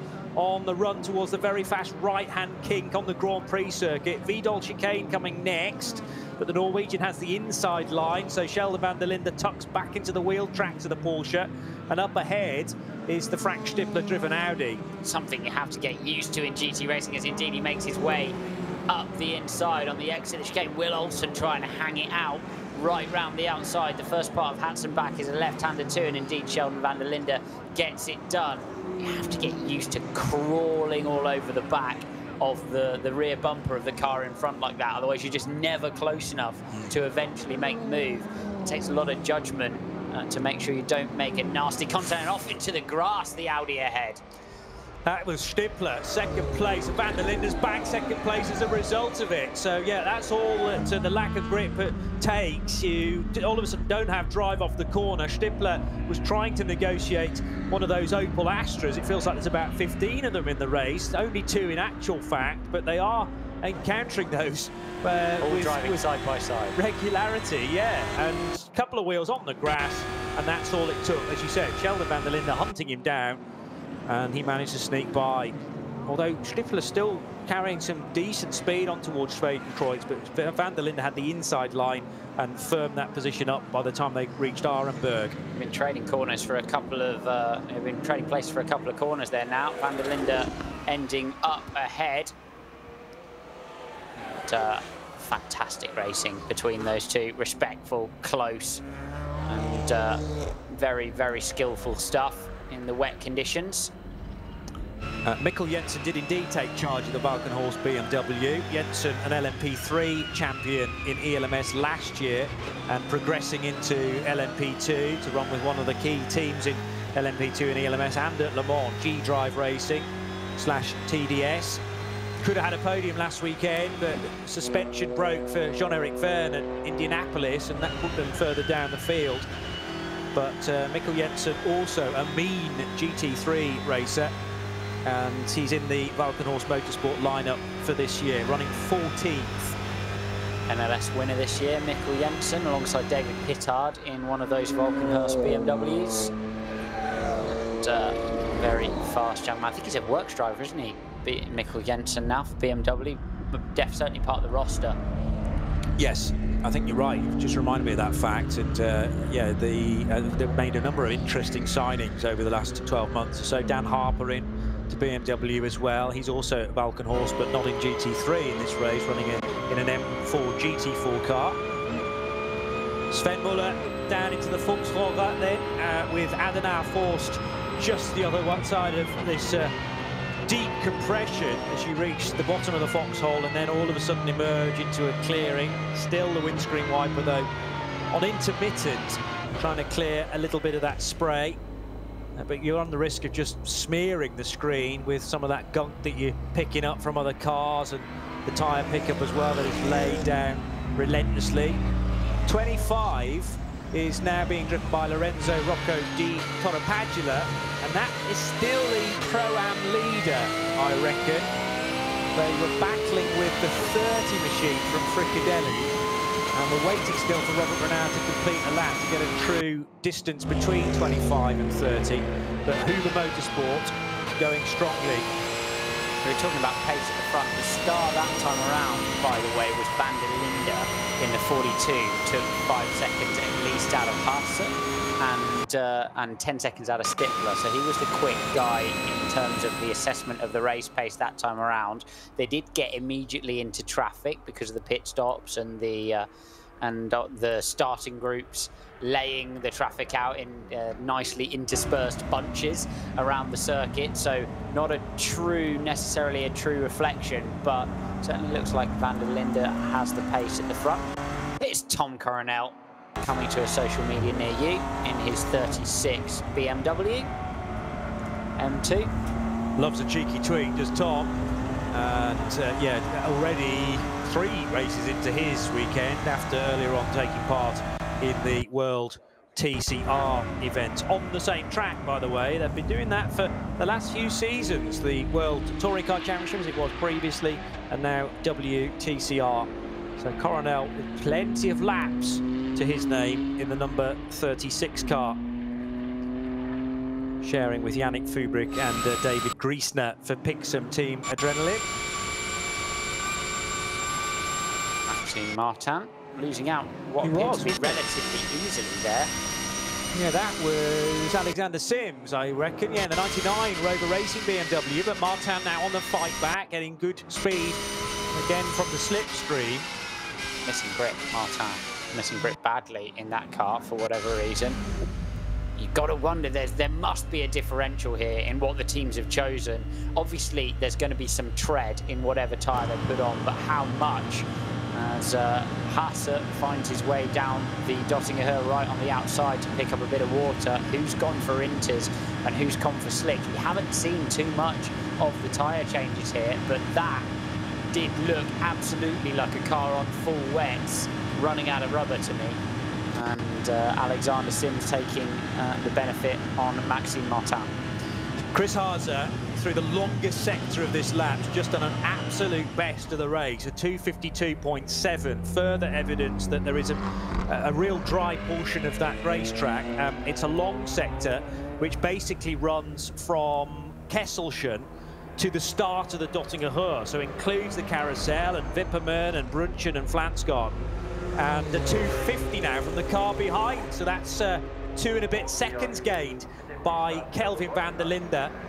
Slower for Frank Stippler in the #1 Audi. Of the 3 Audis, the one is definitely the one struggling more so. Looks like it might be sprinkling just a little bit on the Grand Prix circuit and potentially drying out around the rest of the Nordschleife, as twas ever thus here, that you won't get equal amounts of rain all around the circuit. This area looks very much into weather to me, that van der Linde is at right now. So it's going to be a case of who's prepared to make the racy choice here and go potentially for the drier tyre. They'll have more information than we do with regards to weather coming in. And I think a what happens next discussion is going to be happening on many of the pit walls right now. They'll be watching the weather forecast. They'll be trying to take a view into the future and see which tyre they need to be on next.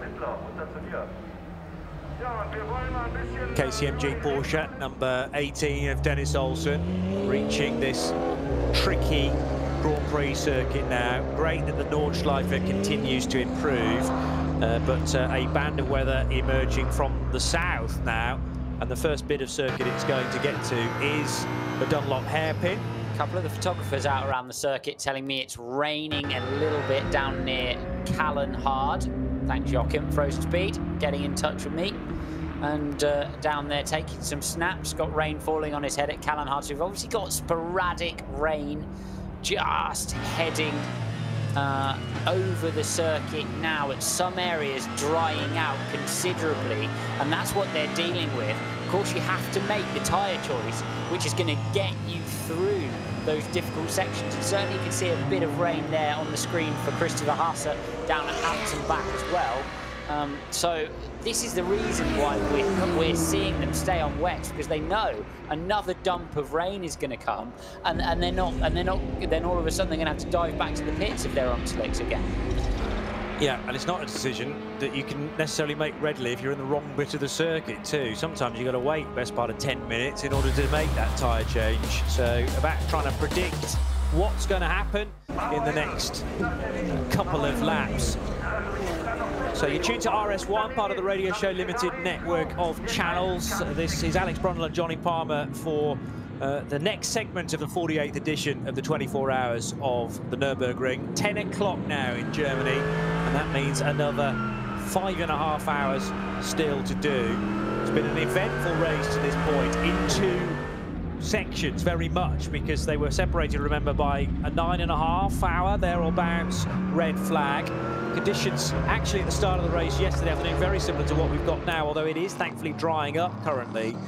And we had rainfall at the start all the way through to sunset, and then the carnage began overnight with a huge off for Manuel Metzger in the number 4 car. Maro Engel and Lucas Stoltz being fed the news just as we got it, pretty much. Manuel Metzer could not believe his mistake, and poor old Luca, knowing he wouldn't get a part to play in this year's 24 hours of the Nürburgring. Mauro Engel, the luxury of his position was that he moved from one Merc to another. There was contact for Maximilian Goertz with a Porsche Cup car rotating right in front of him, but only because he'd smacked into the side of it, and that resulted in a penalty for Goertz. That penalty was actually only served this morning, though, once the race had restarted and Maximilian Buch needed to take some time out in the penalty box. And off for Raffaele Marciello. It was a spin initially at Adenauer Forst, and then when he got going again, tried to turn right at the very next corner, Callenhard, and just creamed the barrier. No hint of those front wheels gripping the asphalt, but it was because of the damage that had already been incurred by the crash at Adenauer Forst. And amazing to see Raffaele Marciello head in hands completely. How have I made this error? And similar situation with Maxi Goertz. I remember last year in the man filter car, just coming to terms with the fact that they might be out of the race. Subsequently, that 9 car has rejoined. A rotation for Christopher Haase. How he kept it out of the Armco barrier, both on the left and the right, well, the Audi mechanics couldn't quite believe it, and he left the scene rather red-faced, but with not a ding on any of those panels. Then we were into the second day of the 24 hours. We didn't quite get to the midnight hour under racing conditions. Red flag came out roughly 10:30 last night, and we restarted at 8 o'clock this morning after a signal to all the teams to get your cars prepped.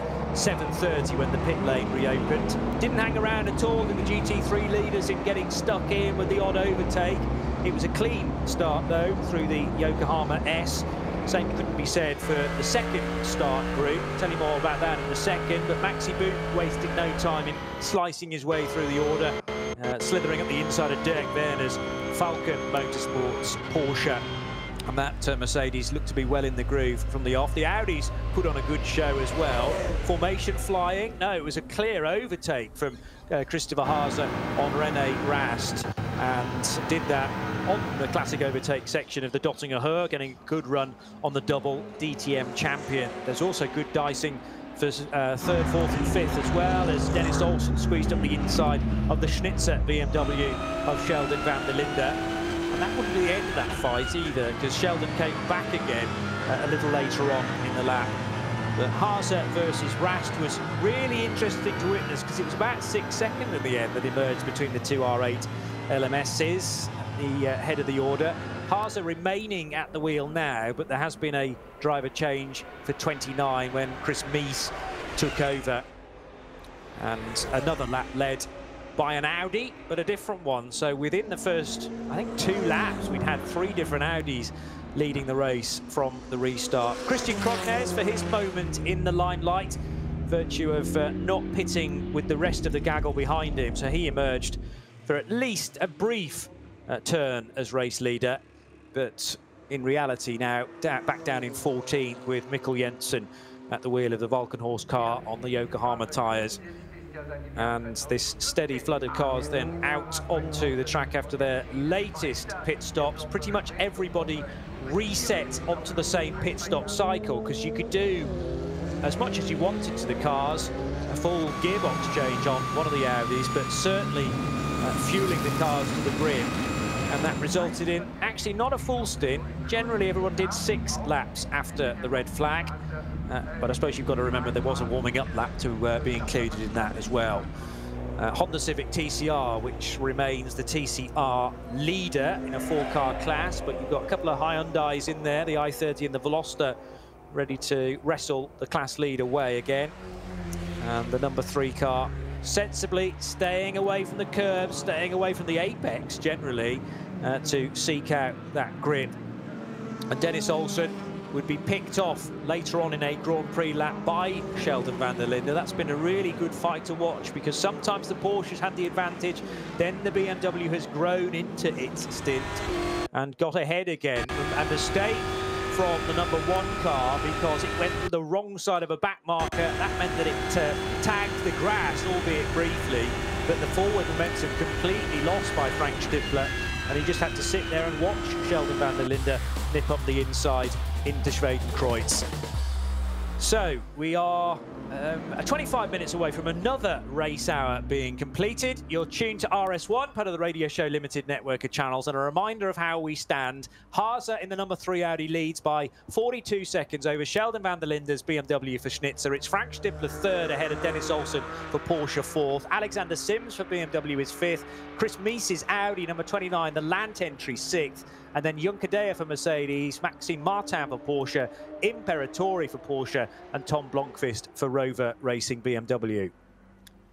Been plenty on, hasn't there, despite the red flag, through the early morning hours, and absolutely atrocious conditions last night. Watching Christopher Haase lead the entire race, you forget that he was backwards just moments before they threw that red flag out earlier on in the evening. Very much a get-out-of-jail-free card, but he managed to keep it out of the wall in the critical moment.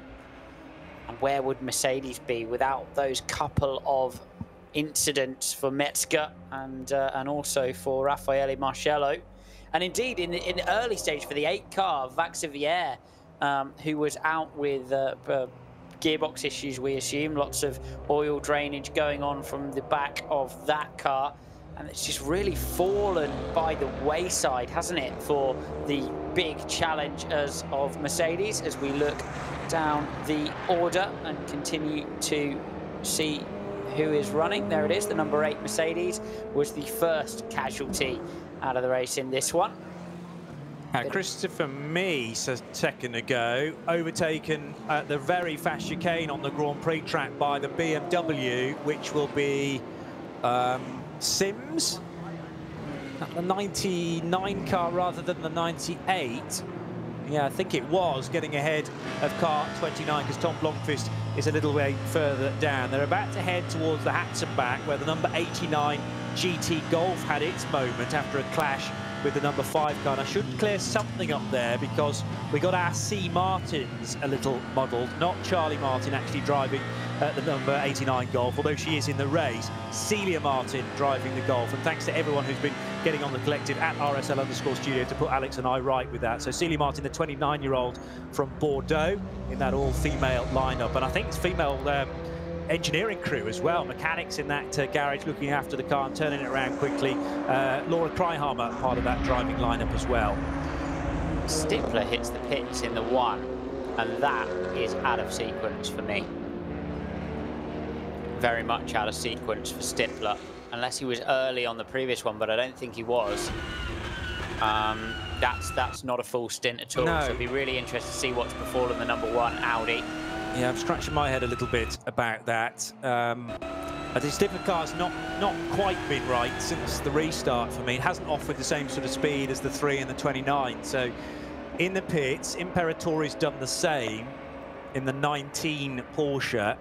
So what does that make the stint length for Imperatori? 7 laps. Well, that's fine. But Stippler looks like he's only done 4. Yeah, Stippler was in with the rest of the Audis, with the others, wasn't he? With Meese and Haase. So yeah, he has. That's a very short run for Stippler. Don't know whether they brought him in. Well, there is the number 1 car, and there's nothing hanging off it, so that's a start. But looks to be very much routine for now. I don't know if they've just got Frank Stippler out of it. Maybe. He's done a double, but they're not, you know, as long as stints as they could have been, a 6 and a 4 lapper. And Stippler quite possibly got out. We'll have that confirmed just as soon as the car trips the loop at the end of pit lane. Onto the brakes there, despite the light at the end of the pit lane being green. And it's Muller who takes over. So there was a driver change. Maybe Stippler not happy about something, and Nico Muller inserted, the 28-year-old Swiss, who currently leads the DTM Championship with a number of races still to go, incidentally, but a real talent from the Thun area of Switzerland. And the 29 car of Christopher Meese heading now towards Tiergarten at the end of another lap. This will tick off 51. To be heading past the KCMG car down the back straight. We're going to get a bit of a timing screen update as they come over the line this time around, that's for sure, to give us a feel for where everybody now sits, because there are cars together on our screens that are certainly not together on our timing screens. No. So that's going to be a bit of a shuffle as they head across the line after a group of pit stops. It's tricky at the best of times, as you will all know, to read an endurance race, because you do get this sometimes a bit of lappery going on when cars that really should be at the pace of the leader, but for whatever reason are not. Yeah, so it's Olsen falling away, getting passed by Chris Meese, who's then come out behind Alex Sims, who'll be the next on the road for him. Okay. Still 40-odd seconds separating race leader Haase from Sheldon van der Linde. BMW engine in the nose versus Haase with the mid-engine Audi R8 LMS. It's a long way. It is. Haase down at the siphon as van der Linde heads through the second part of Metzgersfeld. So it's a lot of road to be eating up. It's going to take some kind of stoppage or issue, you would imagine, for that Audi for van der Linde to be putting pressure on him in the short term. Still 5 hours to go, and I can tell you, in the first 5 hours, we had about 4 cars fall by the wayside of even the leading battle.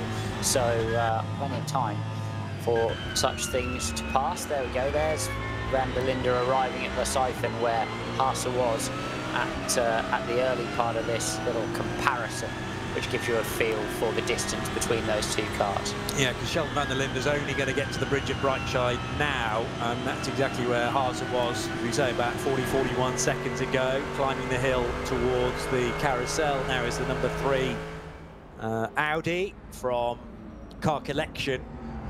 So entered as an Audi Sports Team machine, but definitely from that German Audi dealership squad, Car Collection, who have other cars in the entry as well. Maxi Boog on the Grand Prix track, and heading towards the end of that now, flashing the lights to a backmarker BMW 3 Series by the looks of things, as the eggshell blue i30 Hyundai works its way onto the hats and back. So in TCR, it is still a Honda Civic of Esteban Guerrieri who leads. That's car 170 from the Veloster for Hyundai Motorsport N. Manuel Lauk doing the driving there. And then it is Herman Bock in the Bonk Motorsport Audi RS3, number 171, running in third. And whilst we look at the lower classes, Cup 5 headed by the number 240 BMW 240i. Remember, that's the gold and white car that had a spin right at the restart. Safety car went in the pit lane. Second start group piled their way down towards the first corner, and I thought everyone had squeezed through, but there was just a hint of a spin for that gold and white car, and then it was off later on in the Grand Prix lap as well into the gravel. But thankfully it scrambled out of there and has retained the lead in Class 5. It's only 30 seconds separating Merlini from Eichenberg. In Cup 3, which is entirely filled with Porsche Caymans, the Naumann-driven Black Falcon Team Techstar car running in 36th position. And Naumann is Guido Naumann, sharing with Kai Jordan and Marcus Wilhart, together with Marcus Lungstrauss as well. So that is a decently populated field in Cup 3. We would normally have a few more in NLS, but we all understand the reasons why there's a decreased field this year. Nice fight shaping up for the lead of SP10 between the Hoffa Racing M4 GT4 in second place and the Porsche 917 Cayman from Allied Racing leading the class. Only 1.2 seconds separating those two at the moment, in a good old scrap in the interval over the lead of SP10.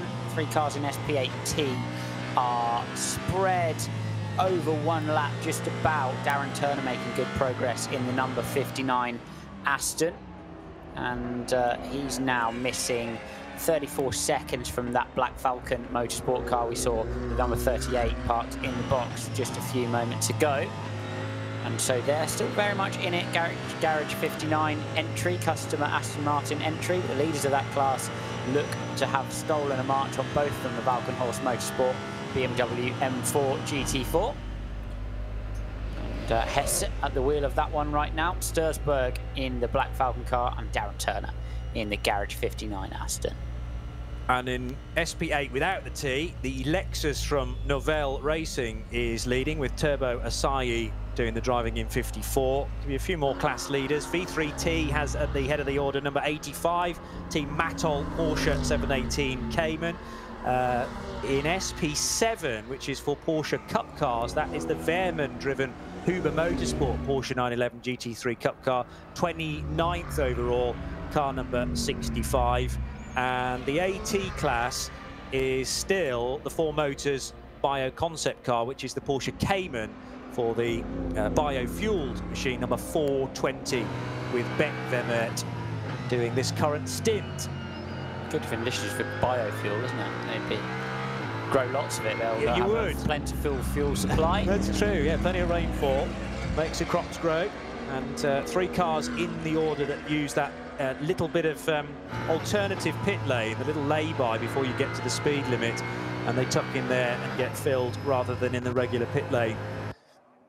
Around the outside for the 22 Mercedes of Daniel Juncadella, he's being pursued by the Lance Audi of Christopher Mies, who's in 5th position. And Dennis Olsen, probably only about 0.2 of a second adrift, so it's really quite close between those 3 cars, 4th, 5th and 6th. And the Mercedes has only just got by, did that into the Schwabenschwanz this time around. Nice move for the Mercedes. I'm interested by the pace of Olsen, actually. As fastest lap of the race for Alex Sims. He popped in the fastest middle sector I saw earlier on in that lap. I thought he might be getting on with it just a little bit in the Rover Racing BMW. And it's starting maybe to dry, although it doesn't look it, through this section of the racetrack. But to bring those BMWs back into the fight here. Christopher Mies still pushing at the rear end of Danny Juncadella. Here comes Olsen then.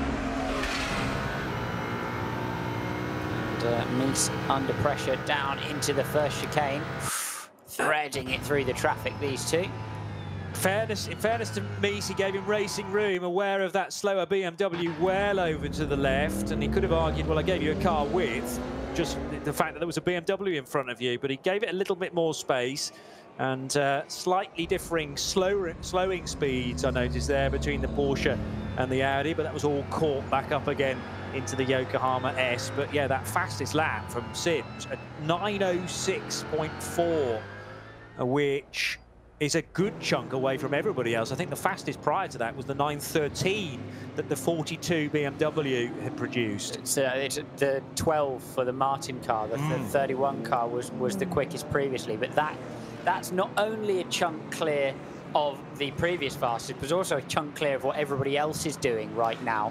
To be fair, Van der Linde is still around 9:13, but that's 6 seconds quicker for Alex Sims. And we saw the Rover Racing car just struggling, didn't we, off the restart. You wonder if the dry conditions are going to be more to their liking. Great big slide there for Christopher Mies in the 29 Audi. Somehow hung on to that. I thought that was going to be the 29 switching ends, but he did control it. But he was way up the curb on the Michael Schumacher S, and yeah, fully 45 degrees to the direction of travel, but pitched it lock to lock, and has lost time quite clearly to Dennis Olsen, but crucially still on the racetrack. Tokyo Drift theme tune plays, and we continue with our race. Yeah. There'll be plenty more of that in the remaining 5 hours and 10 minutes as Christopher Haase pulls another gear, disappearing down the hill into the foxhole, as Sheldon van der Linde now only 32 seconds behind. So he's found 10 seconds on that lap. That's got to be all down to conditions and a slightly drier racetrack, you would think, for the BMW on the previous lap around. 9:13.8 is a lap that's just been set by Sheldon, as Alex makes a point. Meanwhile, race leader off the road at Arenberg. I thought he looked a bit slow through the exit, didn't you? No, I agree. Yeah, and I thought, no, that was just a trick of the eyes, but no. Haase running out of brakes into the Arenberg right-hander. There is a gravel trap there. The marshal's almost running for cover, fearing impact with the barrier, but he kept it out of the metal and gets it back onto the track. But that's the reason why Haase was very, very slow coming out of Arenberg. Now, tyres covered with gravel and bits of stones from the track, and it'll take a little while for him to build the speed up. That's why he lost the time then. Lost a chunk of time, hasn't he? About 10 or 15 seconds to Van der Linde behind. It was 30 seconds through the previous split. I'm not sure whether that's truly representative of the gap between Haase and Sheldon Van der Linde. Displayed as 32 seconds on our screen currently. No, you're quite right. He's not yet come through split 5. So this will get a feel for how much time he's lost through the next one. Wow, so 40 seconds became 30 seconds after one lap, and it's going to be close to maybe 15 now for the race lead. And he looks tentative now, doesn't he? Haase got the pressure of leading this race when you're in essentially a customer Audi, but it says Audi Sport in front of the name, and just showing that this one's never over. We said it would need just some kind of issue for that number 3 Audi, and it could be just a single moment like that can put them behind the M6 GT3 of Van der Linde, or can put them straight out of the race. Kesselchen for the race leader, run into Bergwerk for Sheldon Van der Linde. That gives you an indication of where they're positioned on the track, and now obviously the Kesselchen and Klostertal section is favourable for the Audi because it's so quick. So it's about 10 seconds he lost between. It's actually Van der Linde behind helped a lot by doing an absolute purple sector 5 at the same time. Yeah. And it was about 10 seconds loss for Haase and through sector 5. So yeah, just lost a little more, and we'll certainly see that come to fruition on the main timing screen at the end of the lap. Meanwhile, Chris Mies and Olsen still fighting away. Olsen takes off towards the front, then drifts towards the back. He seems to have extremely variable pace, doesn't he, in this event, pit stop by pit stop. There is definitely an up and down nature to each of his stints, and I just wonder whether that's a choice from KCMG to make it stronger at certain points than others. Another driver along with Imperatori in that car, you've just seen so much of. I don't know if we're just joining each other in combox stints and racing stints, but he appears to always be in it. Don't know whether he's got super glue on the base of his overalls and he can't get out. Doesn't want to hand the car over to anybody else. So that is the 19 car, isn't it? Imperatori, yeah, probably was into the red flag. Prior to that, it'd been a double from Josh Burden. And before that, 2 more stints from Imperatori. So yes, we've barely seen any of the other guys. But I suppose because KCMG have been compromised to an extent by 9 Porsche drivers not able to be on site, they've had to readjust their lineup there. And Dennis Olsen doing a little stint in the 19, in fact 2 stints at the start of the race, and now he's regularly been appearing in the 18 car. Anybody who's missing any of the hotter Porsche entries with featuring many of the works drivers, that is why they are unable to be on site due to health concerns. So that is why several cars being pulled from the race, and then a big driver shuffle moments before the start of the event. Well, not moments before the start of the event, but certainly a couple of days before we were on site here. Here's Nico Müller in the 1. And he's trying to make his way past Mikkel in the Wolkenhorst 101, Mikkel Jensen. So 12th and 13th this will be for. Very tight indeed on the run up now towards Bergwerk, with a crowded house through that awkward right-hander. The traffic tends to develop itself into little clutches of back markers, and that's just the nature of this racetrack as well. Sometimes it's impossible to get by a car on the narrower sections, and you get this clumping of traffic, and then the GT3s just hit it all at once. Certainly a group of slower traffic. It can be the case that there's a group of cars there that aren't particularly necessarily quicker or slower than each other and don't have the confidence necessarily to pass each other or make a big passing move, so they sort of float close to each other, and then you really struggle to thread your way through as a faster car as they're embroiled in their own battles and races in the various lower classes. Yeah, and all paid their entry fee, of course. It's a big initiative, whichever team you look at up and down the pit lane, and it's the job of the faster guys to make a safe overtake.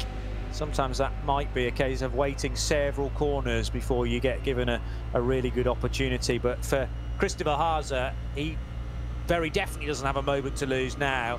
after an incident down at Nürburgring. I can't quite believe he got away with that. Yes, it was a run through the gravel, but it could have been oh so worse, because you are heading towards Nürburgring at a very high rate of knots, and just a slight misjudgment to the current grip levels could see you in the barrier. So I'm expecting to see Van der Linde about 20 seconds back from Haase as they come across the line this time, or still even less. He's really closing him in here. He's been fast through all of the remaining sectors of the lap as well. Yes, 21.2 seconds back from Haase at the front, and that's about the gap we were looking at with a little better pace. 9:08 for Haase that time round, and 9:08 for Van der Linde that time round, and 9:21 for Haase. Another fastest lap of the race from Sims behind. BMW's working well here at the moment. They are. Yeah, I was just about to make that point. The M6s were difficult to judge in qualifying, actually. I mean, Nick Yellerly was showing good pace in top qualifying on Friday evening, and then the Mercedes just took it to a completely different level.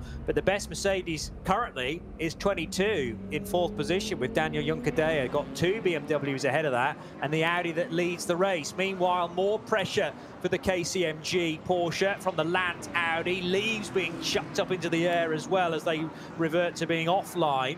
Of course, with no racing overnight, the Leaves have had a chance to dump a load more onto the track, and some sweeping necessary as out of the throttle Christopher Mies had to get. There was a real bottleneck then to squeeze through more traffic later on in the lap as he chases down Dennis Olsen. Heading through down to the Swallow's Tail. But Mies did really well not to give him a bump there, because it certainly slowed up very quickly. We've got Mies on pit road in the 29 Audi now. So for Mies, that'll be a 6-lap stint. Christopher Haase not to the pit, so on to lap 7. But this may be the Audi customer cars wanting to pit. Could be a tyre change. Yeah, I just wonder whether they deliberately don't want to pit their Audis all at the same time for space. They seem to be across several rigs, though, because you've got to remember that they're different customer teams. True enough. So they're not going to be a bunch of all Audis all in the same pit box, you would hope. No, I think that's part of the planning. What I'm not sure of is whether they're next-door neighbours, but you might be right in that they've deliberately spaced themselves out We tend all the to way get down. one large GT3 team per garage. That's a set of slicks. Yeah, you tend to get one large GT3 team per garage, and then they would take precedence with regards to the rig. Yes. Until they're out of the race or out of contention or etc. But it certainly looks like those are slicks in the blankets as I peep through the side of the tyre blanket there. And that'd be a brave move. That'd be a really brave move at this stage of the race. Could well be throwing Mies on a set of slicks to gain a feeling for what they're like for Haase at the front here.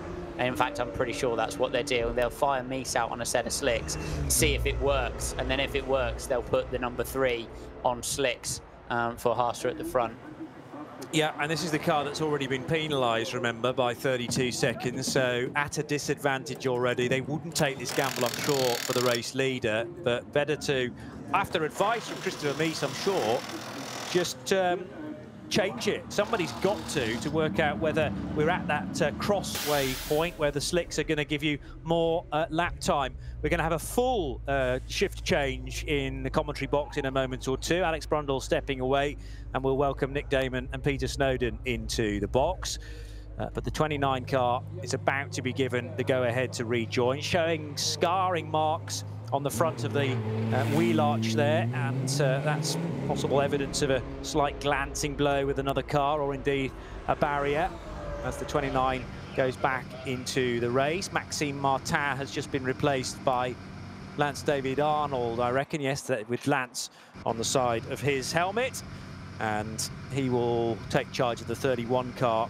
So Martin in for Fricadelli, Muller in for the 33 Falcon Motorsport car as well, and that car, those 2 Porsches, will rejoin very shortly. But Christopher Haase leads the motor race by 20 seconds over the 42 of Sheldon van der Linde after that error from Haase, the race leader, down at Nürburgring, just carrying that little bit too much speed into the right-hander, which is tricky even in dry conditions, just ahead of the foxhole.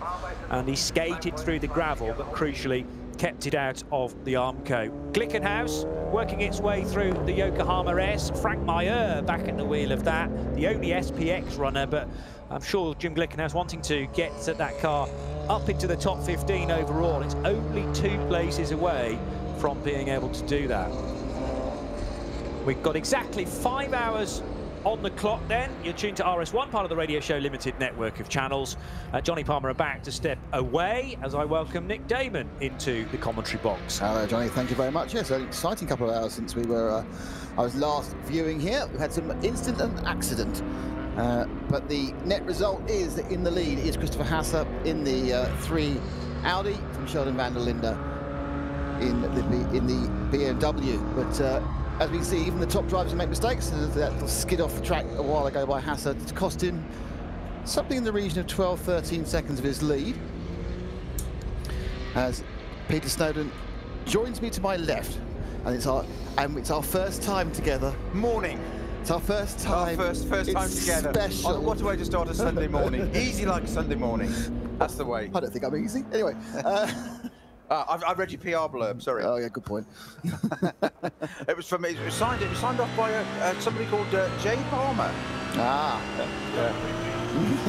It might be a different Jonathan Palmer. Well, it's possible. There's more than one. There is. Other brands are available too. So, I was going to say, Nick, a night of action, we were going to say, so to speak. Oh, that sounds the right thing to say, does it? It's getting worse. But, red flag all the way through the night. Not quite what we were expecting. It's they say in football, don't they? I'm not a football person. I know you certainly are, so I'm going to get myself into all sorts of territory that I don't understand. But they say football, it's a game of 2 halves.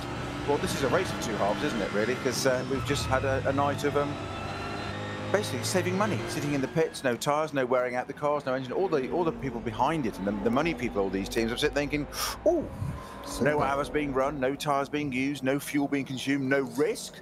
Well, yes.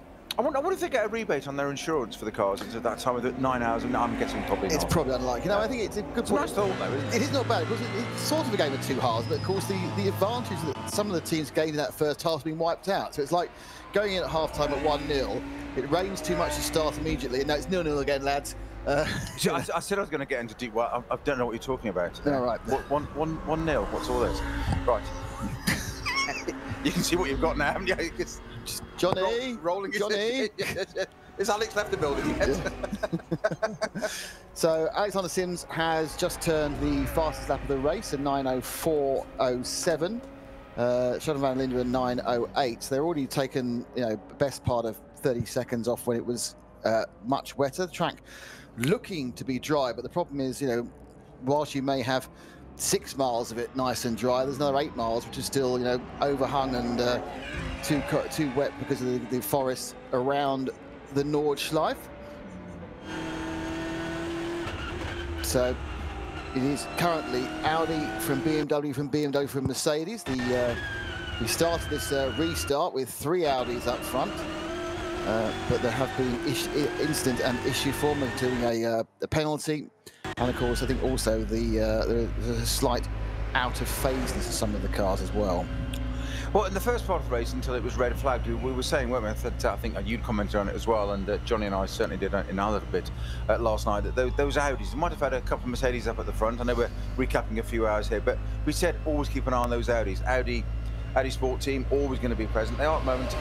One point we had, they were 3rd, 4th, 5th, and we had a 6th place one as well. Now we've got 1st and 3rd.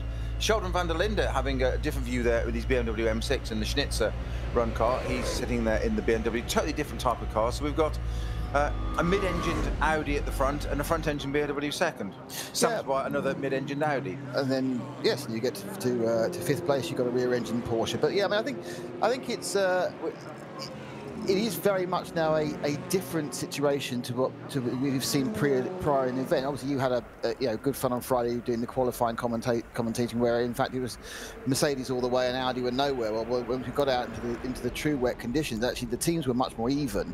Individual cars had issues because we were losing cars due to accidents and incidents, and two of the top Mercedes and the Lamborghini got lost due to various accident and incident. Certainly since you started now on what is a traditional drying surface, there are other cars coming to the fore, and the Audis have just drifted off a little bit. It does seem that the BMWs are certainly happier as it's drying out than they were when it was super wet, when they were just struggling a bit to keep up. They're now, you know, holding station. We do have a fastest lap from Alexander Sims. I don't think individual fastest laps should be held in much regard, given the effect that traffic can have in any endurance race when you're trying to overtake some of the other 90 cars who took the restart. So, exactly. you know, you can look for a trend over 2 or 3 laps. Of course, 2 or 3 laps here is half an hour, which is a problem. But, you know, so Christian Haas did actually do his fastest lap, which was 6 seconds slower than second place Sheldon van der Linde last that round. But you know, we'd have to wait for the next lap, which is probably going to be a pit stop anyway, to then find out if that's a trend or if that was just he got stuck behind a particularly awkward car going through a particularly difficult stretch. And if we actually look now at the 99 and especially the 2 teammate BMWs as they sweep through parts of the Grand Prix tracker, there is a very lovely dry line now through the vast majority of the Grand Prix circuit, which they're happily sitting on, which makes you think they're running at worse intermediates. But you know, there is also when you see a long shot, you can suddenly find there's mist in the air. So humidity high, but lots of tyres drying the track, and the evolution I think is interesting. It's not necessarily moving it around for individual cars now. It's actually moving it around for individual manufacturers. Absolutely, and we were commenting on this today, just that bit you said about intermediates and the inters there, that Alex Brundle was saying probably about an hour or so ago, wasn't he, that he's gagging for that bit when he can start to get onto those tyres and start to use it. That dry line has appeared, as you said, very, very clearly, that lighter grey line. But we noticed in some of the LS and LS rounds previously this year that exactly what you're saying, the dynamics of each particular vehicle there, the Audi, pretty constant, to be honest. The Mercedes, pretty constant. No matter what the conditions, they are where they are. What was different was the Porsches were okay in the wet, in the dry, but came to their own in the wet, and the BMWs, the opposite way round. They're okay in the wet, but they came so much better in the dry. So that's not good. Is that going to play into the hands of? We are speculating, of course. We're just guessing, looking down the order. But that Sheldon van der Linde driven car in second place now, that's in a strong position. As you say, it's only 50 seconds down after all this time. I know we had a big gap at night, but it's still had a lot of hours on track. We've also got the big drift for just talking of that, so the Rover Racing BMW there of I think it's going to, is that Blomqvist? No, it's Sims. Sims car, yeah. That one, sorry, the one further up the order in 6. You're quite right. Having a lovely bit of demonstrating a bit of drifting there for us. I think automatically too much power, too little grip. Well, I think he ended up having his tyres across the dry line and the damp line. Now as he's more down, as he's plunging down the first part that, you know, it's like going towards Arenberg, that was very much this monotone grey tarmac, but we're no longer seeing the great previous grey we are. And looking on board in various cars, they're also not having to use the windscreen wipers to wipe off the offending spray from other cars. So track drying out, not really drying out quickly because it's chilly out there, it's the Nurburgring, but you know, it is getting the basic physical drying of the car. So I think we're going to see, I say in 20-30 minutes, it'll probably dry all the way around, and the lap times will start tumbling. I think with that kind of driving, that Alexander Sims has just got himself an automatic revival to invite to the next Goodwood revival. Driving something like that sideways. I'm not quite sure I want to be driving an M6 BMW on slicks in the wet or in the damp, certainly around the north side of that side, but at Goodwood, that would look brilliant. Yeah, it has a certain show-off element to it. It's the Drift Kings with Ken Block might be chuffed, but it's weird now. I'm staring at the various onboards and just trying to see what the different colours of the track are. I'm not sure it's the most entertaining thing on radio. I will say as they come down the track now, so elements into Cullen Hard and even as they go through Warsteiner, which is the long downhill twisty section. Before, those of you who know this circuit well, is where the second entry to the track used to be, where you used to be able to come on and do your ring laps, your taxi laps, where you used to be able to drive your own car around. That is all now beginning to dry, and now we're looking at the long climb up from between Bergwerk and into Kesselslem, which is the long uphill. It's a fantastically fast section. Most cars can take it flat out. Even now, I think with the wet, though, there's some unfortunate traffic for Christopher Haase in the lead there. It's one of the many BMWs that carry on climbing, but it's a great section of track, and you can really open the cars up, even though it's incredibly uphill. So there's a real strain against gravity. but then he moved to the very top of the track, and then again, if you look at the sweep now through those kind of left, right, left, before they finally get to the Klostertal corner, it is now pretty dry on the main line, but it is one car wide, and that's the issue. Unless you can thread the needle exactly, and as we saw, I think, like Simza, you get one tyre off and suddenly you're having a marvellous sideways moment, which he was able to control, but it was, you know, it's still, I'm sure, a bit of a shock, and there's accelerating now, brake hard into the, you begin the whole carousel complex, the sharp right, and then I'll come up to the very strange corner, the carousel. It's interesting because you have to see it from above to see what it actually is, because it's like I suppose the hook end of a big needle, isn't it? It is, yeah. It goes out and right. It's not a hairpin.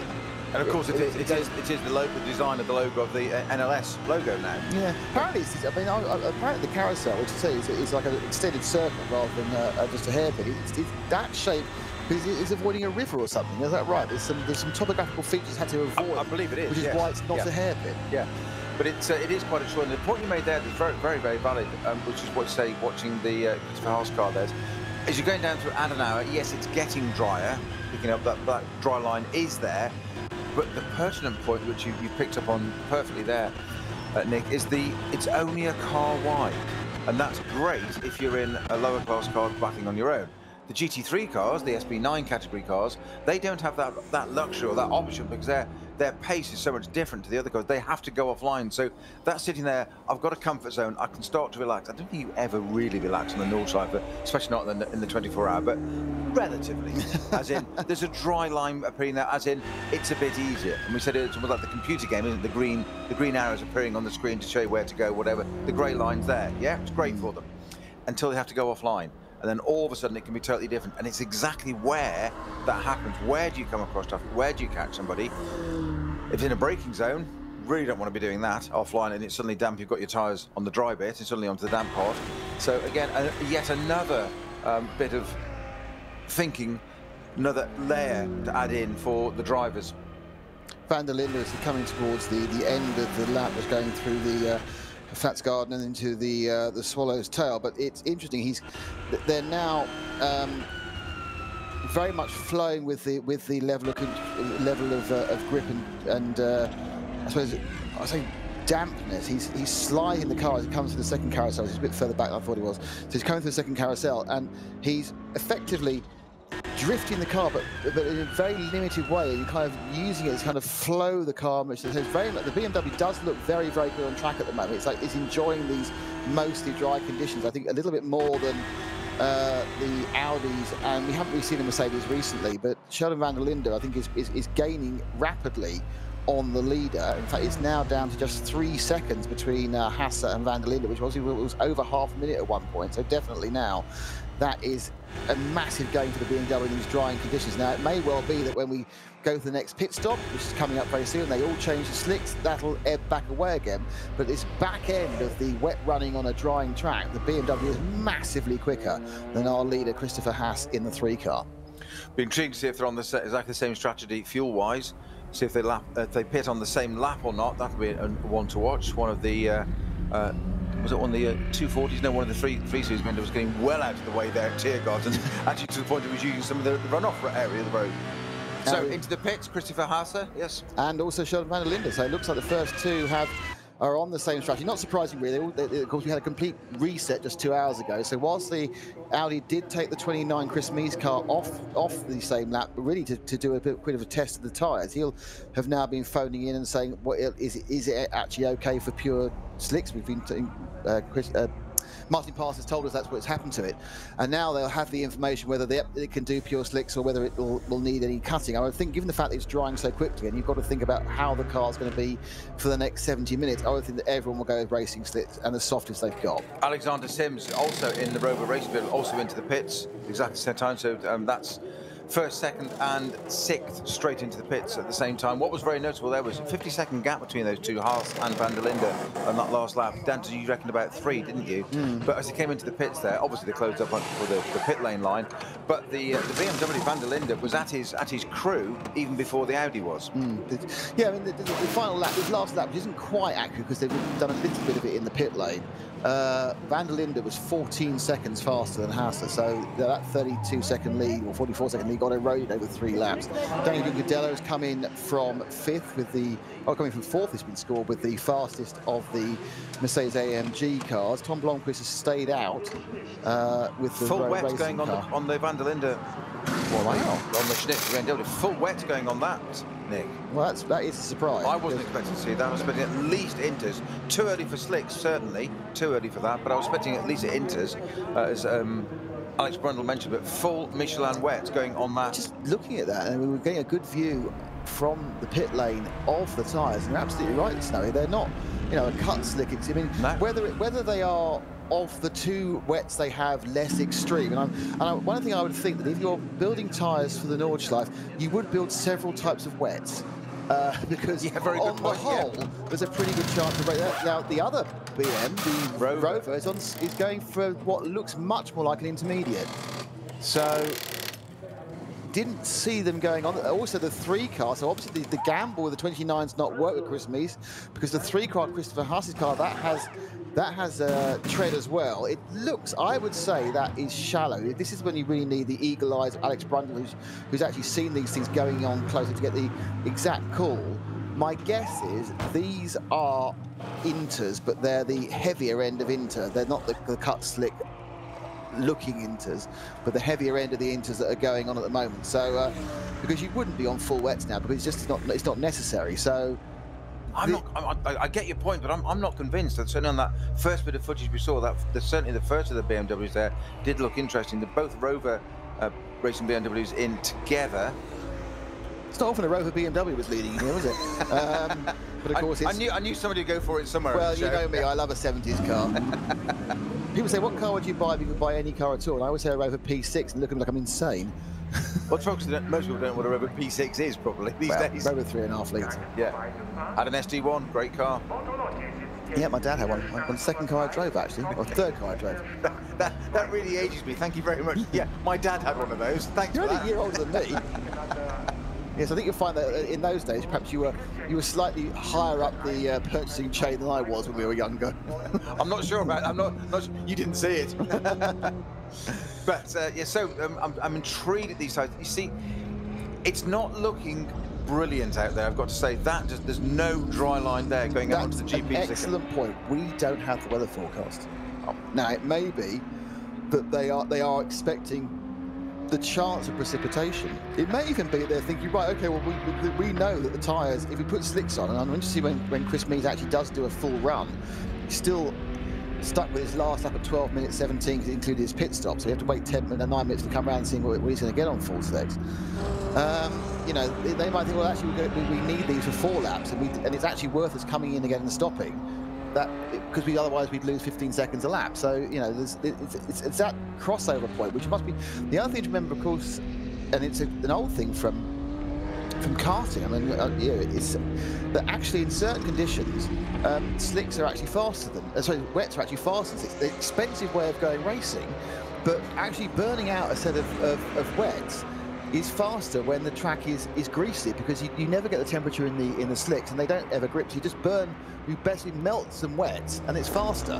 Which is why often in kart races they have to tell the drivers you have to go on slicks. Otherwise, we'll put the wets on, because it's but that of course is a 20-minute race, not a 70-minute run. But yeah, again, they've got the money here. As you said, they've saved the tyres overnight, and they may think the quickest way to do is 4 laps on these tyres before they transfer across. That's the point. It's going to reduce their stint, isn't it? To say 4 to 5 laps on wets might be a big advantage, because all of a sudden we've got a different race now, and you say we've saved tyres overnight, so they've got them in stock, they've got them bought, they're in the back of the carriage already. Why not use them? Rather than put them in for another race another time. Overly sure that's the way that these top teams think, but I think some of them might possibly do. I know, but go with it. Right, okay, interesting now. Chris Mies has come back into the pits again, so he's done 1 lap on those slicks, one fast lap, he's come back into the pits. So Chris Mies obviously decided the slicks is exactly what he doesn't need, and has come back in again. Now, his last running lap was at 10 minutes and 7, Snowy. So that compares to what we saw from well, it was in the so it was obviously Alex Sims and in the car, and Alex Sims did a 9:08. A 9:16. So his last lap was a 9:16. Alex Sims. He's now Martin Tomczyk in that 42 car. But that first wet run lap was a 10:07. So it visually looks to us as laymen, you know, looking not exactly where we want to be. Certainly not able to overlook the Nordschleife itself. Not being able to be in the forest with the drivers. Looks dry. There's nothing close. That is 40 seconds he was losing by being on slicks there. Well, Christopher Mies in the Audi Sport number 29 car, that's just come in, and I've definitely seen Inters come off the front of that. No, that was on slicks. There was tread on those fronts. The information we had from Martin Pass, who obviously is running the Audi, those cuts, you're right, it was cut slicks they got. Yeah, so definitely a tread pattern on that tyre coming at the front of that car. So cut slicks were not the way to go. So obviously full Inters is the way to go, because you don't go, I will think about wets and the dirt don't work, I'll go cut slicks. Obviously cut slicks weren't the way to go. They've now become the Inters. So obviously significantly less pleasant out than it visually looks. I think you're quite right. Teams operating this level, they don't sort of say, oh, go on, I'll give it a lap and give it a go, do they? That's a little bit more compelling than that. Certainly sitting in the hot seat as well. Yes. But so you say that didn't work, so it is still pretty well near a full wet on it. Yeah. So I think it's exactly that thing. It's changeable, Nick. There's so many different parts of this circuit. There are some bits, as you said, where there's very clearly a dry line. A lot of that appears to be do with, I know it sounds really silly, something to do with the overhanging trees and what's there. The more open it is, the more air there is about the place. Normally, we've said this time and time again in this show, what's the best way of clearing a racetrack? Have racing cars going around it. Well, we had 9 hours of not having that, with lots of rain coming down, so there's a lot more there, a lot more to clear. So it's going to be much more to do with ambient temperature, wind, blowing it all away. That's not happening there under the trees. So coming out of this most recent pit stop, we've now got the 3 Audi back in second place. Mirko Bortolotti back ahead of Martin Tomczyk, only by 2.2 seconds, but up the road by 20 seconds now in the 1 car is, and I'm going to say it's Sven Muller, but there's an awful lot of Mullers, so I need to check which Muller is in the 1 car. Luckily, he's on the first page of my, and it is, where has that gone? Sorry about that. Talk among yourselves while I work out what the hell's going on. Martin Tomczyk. It's Nico Muller, sorry. Nico Muller. Thank you very much indeed. Just when I started. But carry on. That's fine. That's fine. So Tomczyk in the what was the M6 GT3 that was driven by Van der Linde at the moment. That's just been swapped to Tomczyk. He's out in that in the Schnitzer BMW, and it is still the Audi Sport Team car leading Haas there. Van der Linde in second place. Obviously that car now driven by Martin Tomczyk, sitting right behind that Audi, if I'm correct in what I'm just seeing at the moment on the screens right in front of us. When I say right behind, I mean absolutely right behind, almost touching it, going through traffic. The Audi being held up a little bit there in traffic, just a tiny bit, that's the way it goes. We talked about this, can't just go offline, can't just happily put it off onto the wet stuff. But Martin Tomczyk absolutely monstering the Team Schnitzer M6 BMW as I think they're heading up towards Carousel now, aren't they? Yes, indeed they are.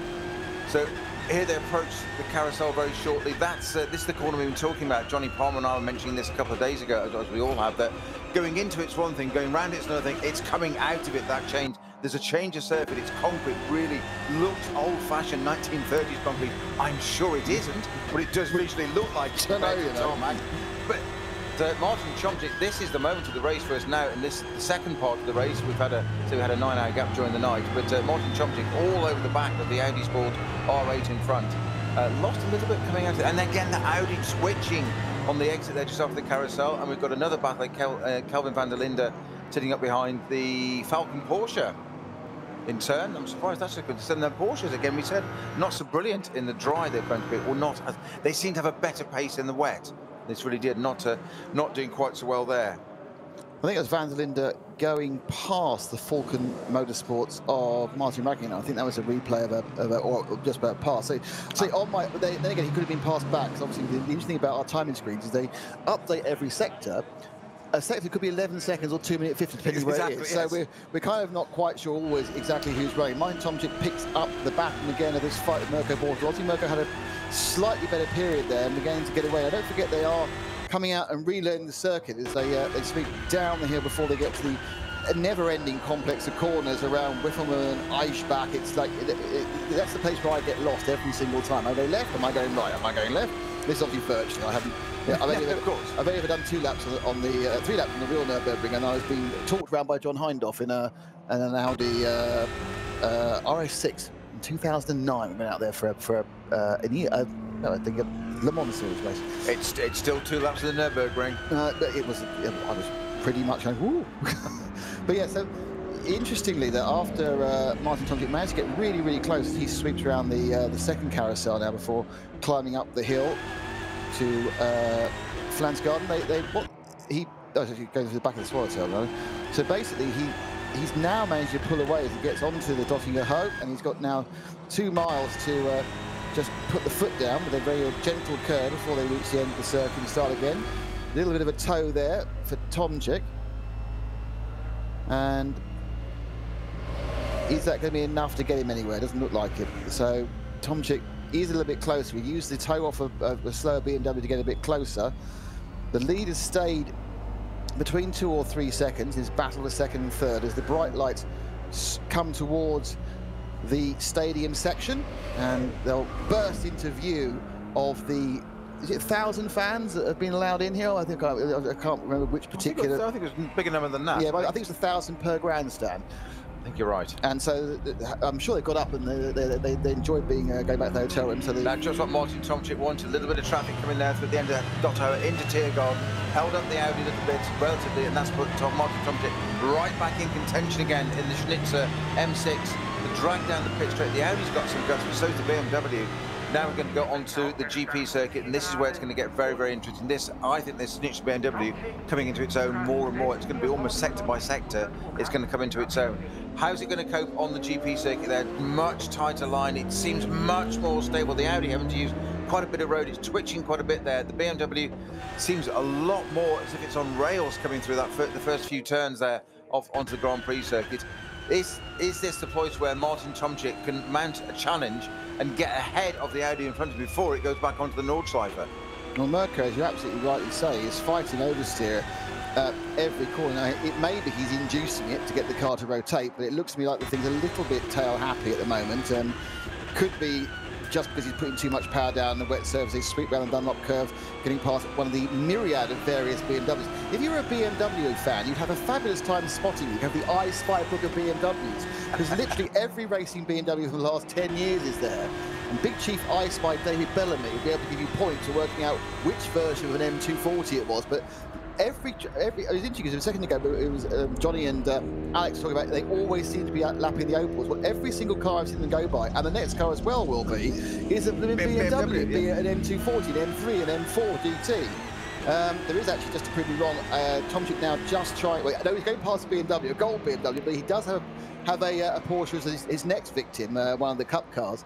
That's one of the Fiat GT Cup cars. Giving it some aggressive flashing, and sweeps up the inside of the chicane on the Grand Prix Strecke, and they've got a short sprint up the straight now before they loop onto the Nordschleife. The loop that basically says the easy bit's over, here comes the difficult 10 miles. Is it big deeper breath? Big Reaper death? Yes, that's the one. As they go onto the Hatzenbach, and you can see the difference in the condition there. We noticed on the Dunlop curve, Schumacher S there, that it was almost bone dry. It wasn't just a dry line, it was pretty well 2 cars wide there.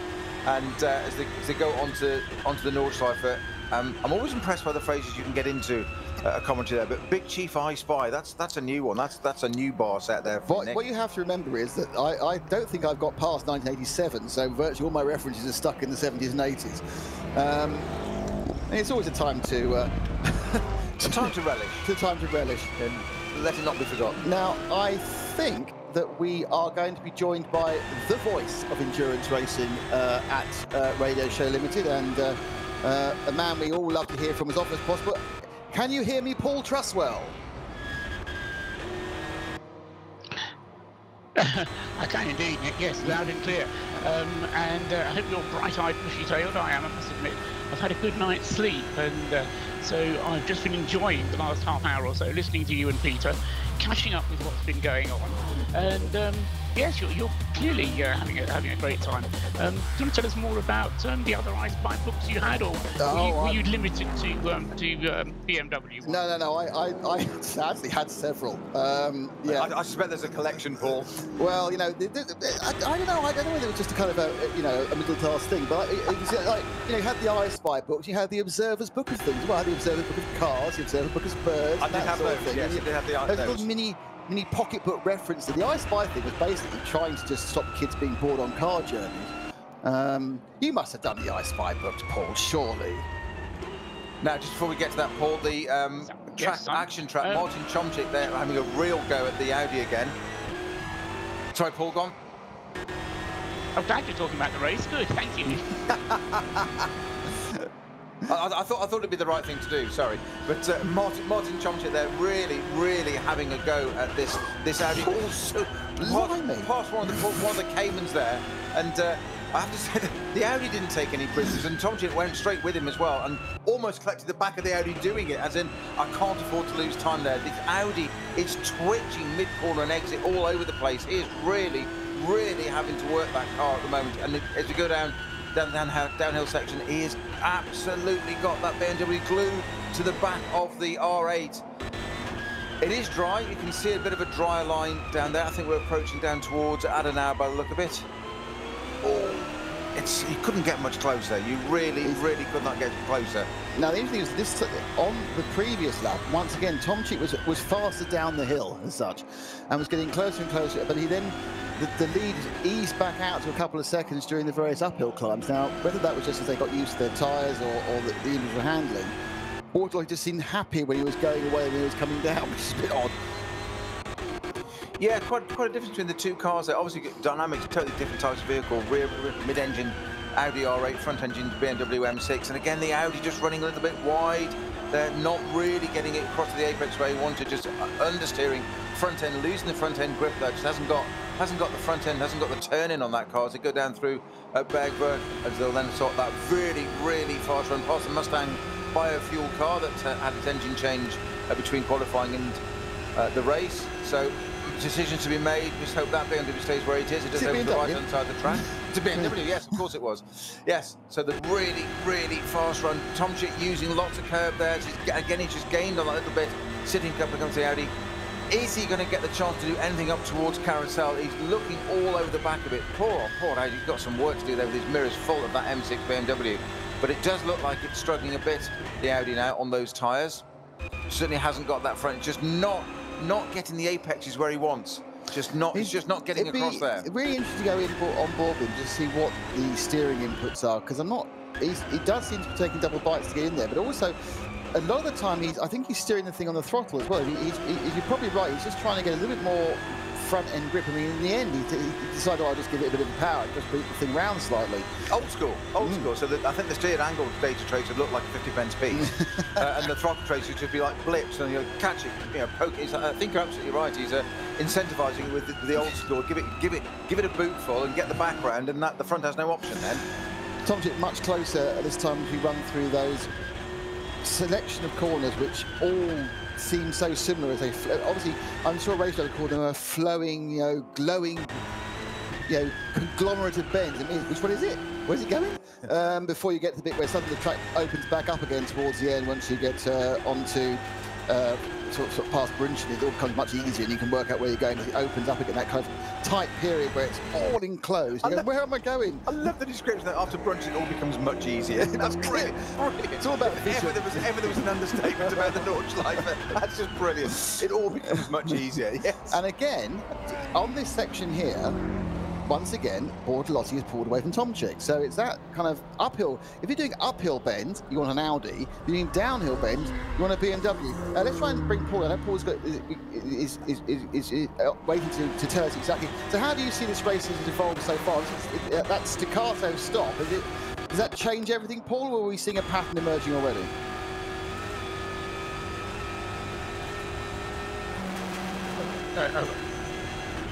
Yes, I'm trying to work out what pattern is at the moment. I'm just fascinated by this this battle that's going on for second place that you've been describing between Mirko Bortolotti, it is, in the number 3 Audi that's in second place, and Martin Tomczyk's BMW that's really putting the pressure on from time to time.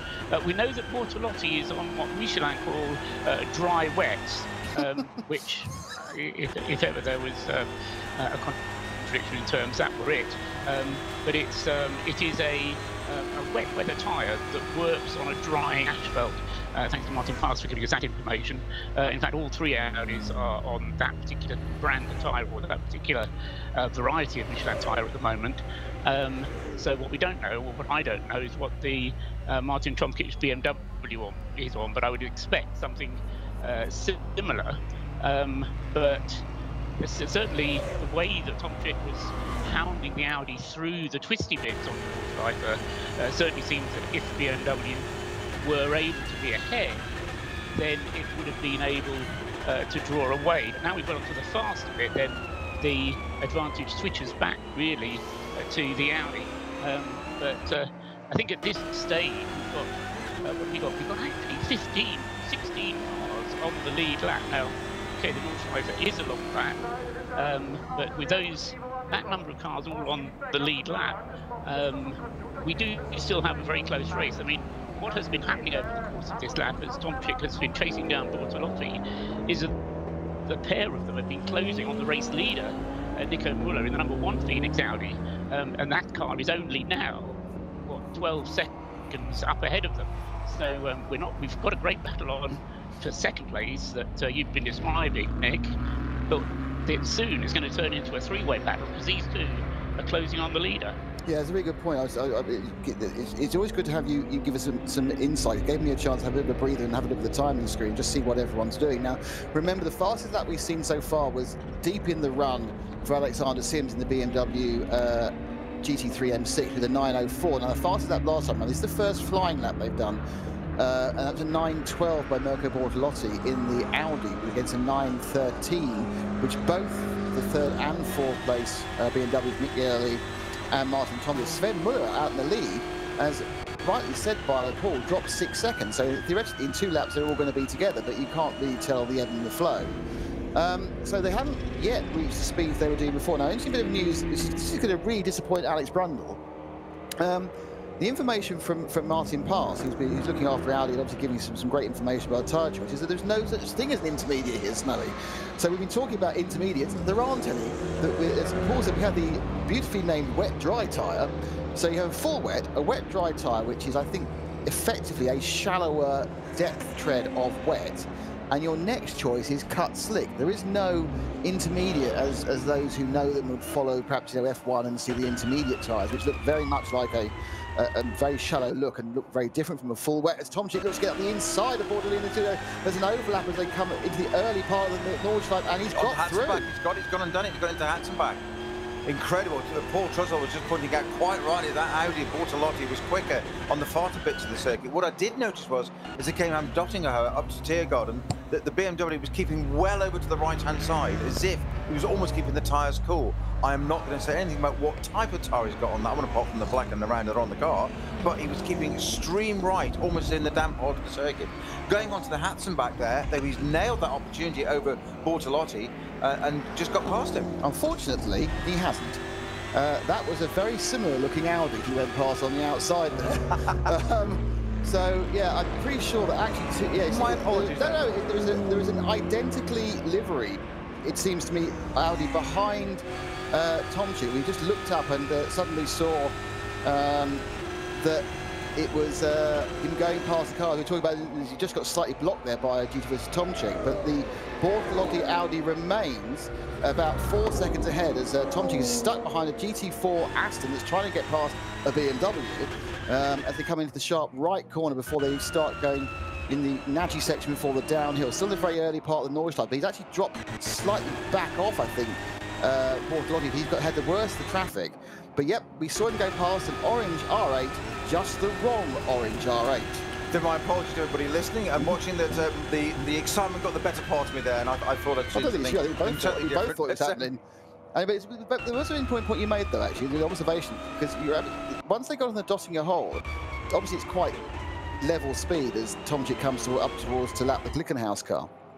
But there was a big gain Tomczyk made in that final break before they did the little right-left onto the Grand Prix circuit, and he gained, I would say, at least 100 metres in that braking. So once he had much more confidence in braking and carrying the speed through there.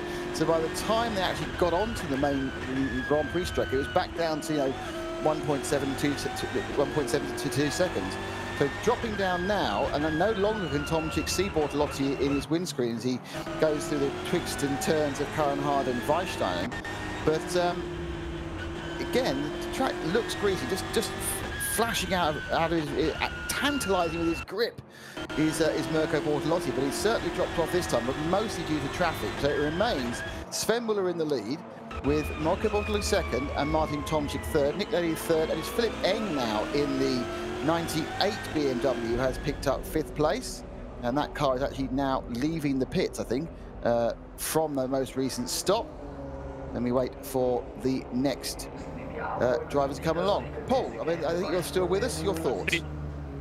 I am, yes. Nico Muller in the lead of the race. Sorry, Sven. that's a mental brain fart on my account for 4 times now. I apologise to all the Mullers in the world. There's too many Mullers in this race, but there's nothing you can do about it. So it is Nico who leads in the Audi, and he is due his next pit stop before anybody else, virtually. So the Bertolotti-Tomczyk battle, as you say, continues to rage for 2nd place. Then Nick Yellerly at the wheel of the first of the 2 Rover BMWs, with Tom Blomqvist in number 98. I've got on my screen being shown in 5th place. So the 2 Rover BMWs in 4th and 5th. In the Schnitzer car. I have Eng shown on my screen. I think you're right. I think it is Yellerly, but for some reason it's saying Eng on my screen. Okay, try turning it off and turning it on again. Only because that's old school. Old school again. No, Yellerly and Eng. All right. No, sorry. I now know what's happened. We now have 3 BMWs in the 3rd, 4th, and 5th, and that's dropped out. That's okay. No, I'm now with my refresh back okay again. Yeah, Tomczyk, Yellerly, and Eng in that order. Yes. So absolutely right. Schnitzer and 2 Rover racing cars. If in doubt, press the refresh button. It's overwritten itself in a weird way. Carry on, Paul. Sorry. Okay, so those 3 BMWs, as I say, the Schnitzer ones, then the 2 Rover racing cars, 99 ahead of 98, Yellerly ahead of Blomqvist. But as I say, the key thing is that Muller in the lead, Nico, in the number 1 Phoenix car, will be in for a routine pit stop. He's on his 7th lap of the stint at the moment, and with these conditions, it's pretty secure. I think they'll be doing 8-lap stints, so he'll get to the end of this lap and then he'll be on to his final lap, and that will elevate the battle that we've been talking about for 2nd to being the lead battle between Bortolotti in number 3 and Tomczyk in the Schnitzer BMW. Behind him, as I say, the 2 Rover cars, at least the first one, the Nick Yellerly car, is only 10 seconds down the road. So here we are Sunday morning, just over 4 hours of the race to go. I've already mentioned 15, 16 cars on the lead lap, but the gap between the top 4 is less than 25 seconds. So, okay, we had 10 hours of stoppage, but we still got a very close motor race. You know, lots to play for, and as I say, the lead battle will change very soon when Muller makes his routine pit stop. Yeah, and the Bortolotti-Tomczyk battle continues to rage. They're now settled on being about 2 or 3 seconds behind. I think the frustrating thing with Martin Tomczyk is he never seems to be able to get a run where Bortolotti hasn't got cars in between them. This, don't forget, is with the reduced 88 other cars on the track compared to the normal 150 it would be. So it's all about traffic management. The very obvious dry line, which perhaps is confusing myself and Snowy, and it still requires treads to run with, or perhaps they're just worried about going offline, as we see a Porsche Cayman serving the 718, the 58 car, serving a penalty. There have been quite a few penalties handed out, but on the whole, everyone's behaved themselves reasonably well. Most of the problems we've seen have been self-inflicted rather than the result of accident damage. Have a yellow flag now towards the area of ex-Muller, but down at, actually noticed it's actually in the swallow's tail. It's someone's had a slight problem there. It's not. It is a slow zone. So you have a slow zone coming through and out of the swallow's tail. That's just before they go on the Dottinger hole. Again, just watching that the Schnitzer BMW Tomczyk at the wheel there. Again, hard over to the right-hand side and virtually hugging the white line that far over. I'm not just talking the right-hand side of the track. I'm talking he's virtually off the track, if you see what I mean. He's that far across. 260 kg as he comes down there through the Dottinger herd, just to point that out. 260 kilometers in damp conditions in an M6 BMW GT3, yeah. And I'll just get it as close to the grass as I possibly can. I'll just kiss that white line because that's where I need to be. As he gets that run up into Tiergarten, dropping down to well under, to knocking off, yeah, so down to 80 k's down through the Tiergarten. Well, it's all changed at the front end, and it goes to say you should never ever judge an endurance race by what happens in one lap. Nico Müller has just gone a 9:06, which is his fastest lap for the car. But more importantly, the chasing pack, who pulled 6 seconds on him last time, have lost 9 this time. So Bortolotti did a 9:15, even worse for Tomczyk, a 9:18. And the reason for that is, if we followed them for that lap, they just went through more traffic than on the M25 round by Heathrow prior to lockdown. It was just so much. They were passing a BMW every 3 seconds. And some other cars are available. But, you know, so that was probably the busyness of traffic which Nico Müller was going through, and so they've now both passed out, and this next lap will be interesting to get a more even spread of what they're doing on a rolling lap. Now the thing is, they're still not as fast as Alexander Sims was towards the back end of his run, so it makes me think that these tyres aren't the ideal grip either, because they're effectively providing less speed than when the track was an hour wetter. So, you know, I think they're in a difficult rock and a hard place about how to actually get the grip they require. The gap between Tomczyk and Bortolotti's gone out to 4.3 seconds. Yellow now in 4th, is a further 4 seconds behind. Philip Eng, scored in 5th, is still yet to complete the lap, and that's something like, you know, the others have already been round over more than half a minute onto the Grand Prix Strecker, and in fact, there's so much so that the leader's now about to exit the Grand Prix Strecker and join the Nürburgring. So actually, so 5th place is 1 minute and 51 seconds back.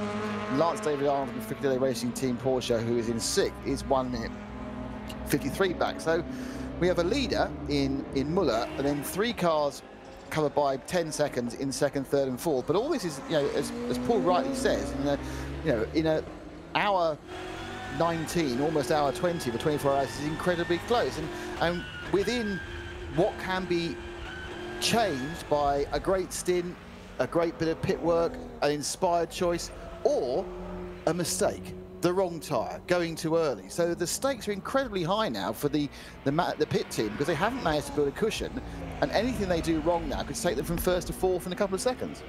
Well, it's a team strategy's nightmare now, isn't it? Because, as you say, so much has changed. It's completely different. Everything you'd planned and all the data you've collected over, well, you've done NLS rounds, as most of these cars have, the front-running cars, including the 6 hour a few weeks ago. All that data now, it's kind of out the window a little bit. It's there for a reason. That's where you've got to draw on your resources and information you have got from the past, and think of a whole new strategy, because it's a totally different ball game now. Completely different. We're watching Martin Tomczyk at the moment sitting up behind one of the Porsches. I've done a GT3 Porsche as well, and he's trying to just ease his way past and not be held up for too long. He's got the job done there. The Porsche actually kept out of his way a little bit for him, but Martin Tomczyk got all the work to do. Just doesn't seem to be quite in touch with the Audi as he was on the previous lap, anywhere near at the moment. Yeah, actually, it's the ebb and flow. Away. Now, one thing that's going to give him a bit of a curveball is that the slow zone at Schreibenschwarz, which is the Swallow's Tail, which is why I've been calling it Swallow's Tail, has been upgraded to a code 60, so they've got to bear that in mind. I mean, it's the same for everybody, but you can get caught in a slow zone going code 60, and it's going to slow everyone down. If there's a particular area you're gaining, and Tomczyk there getting squeezed heavily by one of the many BMWs overtaking, just leaning on slightly to the right. He's got another BMW ahead of him as he goes to the twist and turns before he begins the downhill plunge. So, Paul, you're now in charge of strategy. What are you actually looking at? What are you assessing as you decide what to do at the next pit stop? Who am I in charge of strategy for? All the teams. Out of contract. All the teams. Especially the leading team. And all of them are paying you. Right, super. Indeed, as I mentioned, because we've got this lead car number 1 on a slightly different strategy, Nico Müller pretty much halfway around the lap at the moment, and this is his in lap, so he'll be coming in almost certainly, I would say, to stay in the car for a double stint. Frank Stippler started the car after the restart and did a stint of 4 laps, so quite sure why Frank came in. Did he establish that? Was it for tyres or did he have a puncture? I wasn't on at that point. I don't know. I think it was a tyre change. Right, but for whatever reason, then the number 1 Phoenix Audi did come in for an extra pit stop. And looking now towards the end of the race, which it's certainly within range to do 3 more pit stops only after the one that he's about to make. It leaves him actually with kind of half a stint of slack. So we're looking at an extra stop really for that Phoenix Audi. So what I would be looking to do is, not now, but sometime over the next 2 hours, is to try and assess what the weather conditions are doing, whether there is a track incident which is going to make the track slower, and maybe put in the extra pit stop a bit early. Yep. It's always a risk to do, but it's the only thing really that Phoenix, with their number 1 car, can do to try and get the advantage back, which they've lost as a result of that earlier stop for Frank Stippler. Now, the interesting thing was, whilst Paul was espousing the strategy, one thing that suddenly became very apparent is something's happened out on the track we've not had so far in this entire race. The sun's come out. Sunshine. There was sunshine suddenly all over, and that is, it will, even with the watery sun you're getting out there, that's going to dry the track very quickly. Now the interesting thing is, what is Nico Müller going to do? Is the Phoenix Racing number 1 going to take the plunge and go to slicks? It's what, nearly 45 minutes since it didn't work for Chris Mees, so is it now time to go for him? Perhaps, you know, that might be what can get, if they can do 2 or 3 extra laps on slicks when they're working, perhaps that'll get them back what they've lost by being out of phase, Paul. Just for call. Yes, Paul. Sorry, come on, Paul. Yeah, no, I had mute switched on so I could have a quick slurp of coffee. It's hard to say is the answer. I would stick with what, you know, I don't know, maybe I would put slicks on. You have to talk to the driver. The driver is the one who can see the whole of the circuit. And Nico is staying in the car, remember. I say that, almost certainly Nico will be staying in the car.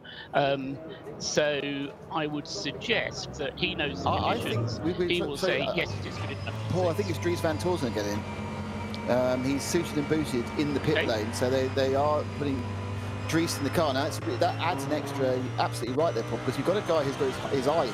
You're adding an extra element there, and it's, you know, perhaps it's a good idea, put something fresh on sticks and tell him this is what you've got, or you know, again, you are now, but I'm putting you now in charge of car 1. Would you change the driver at this particular crossover point, Paul?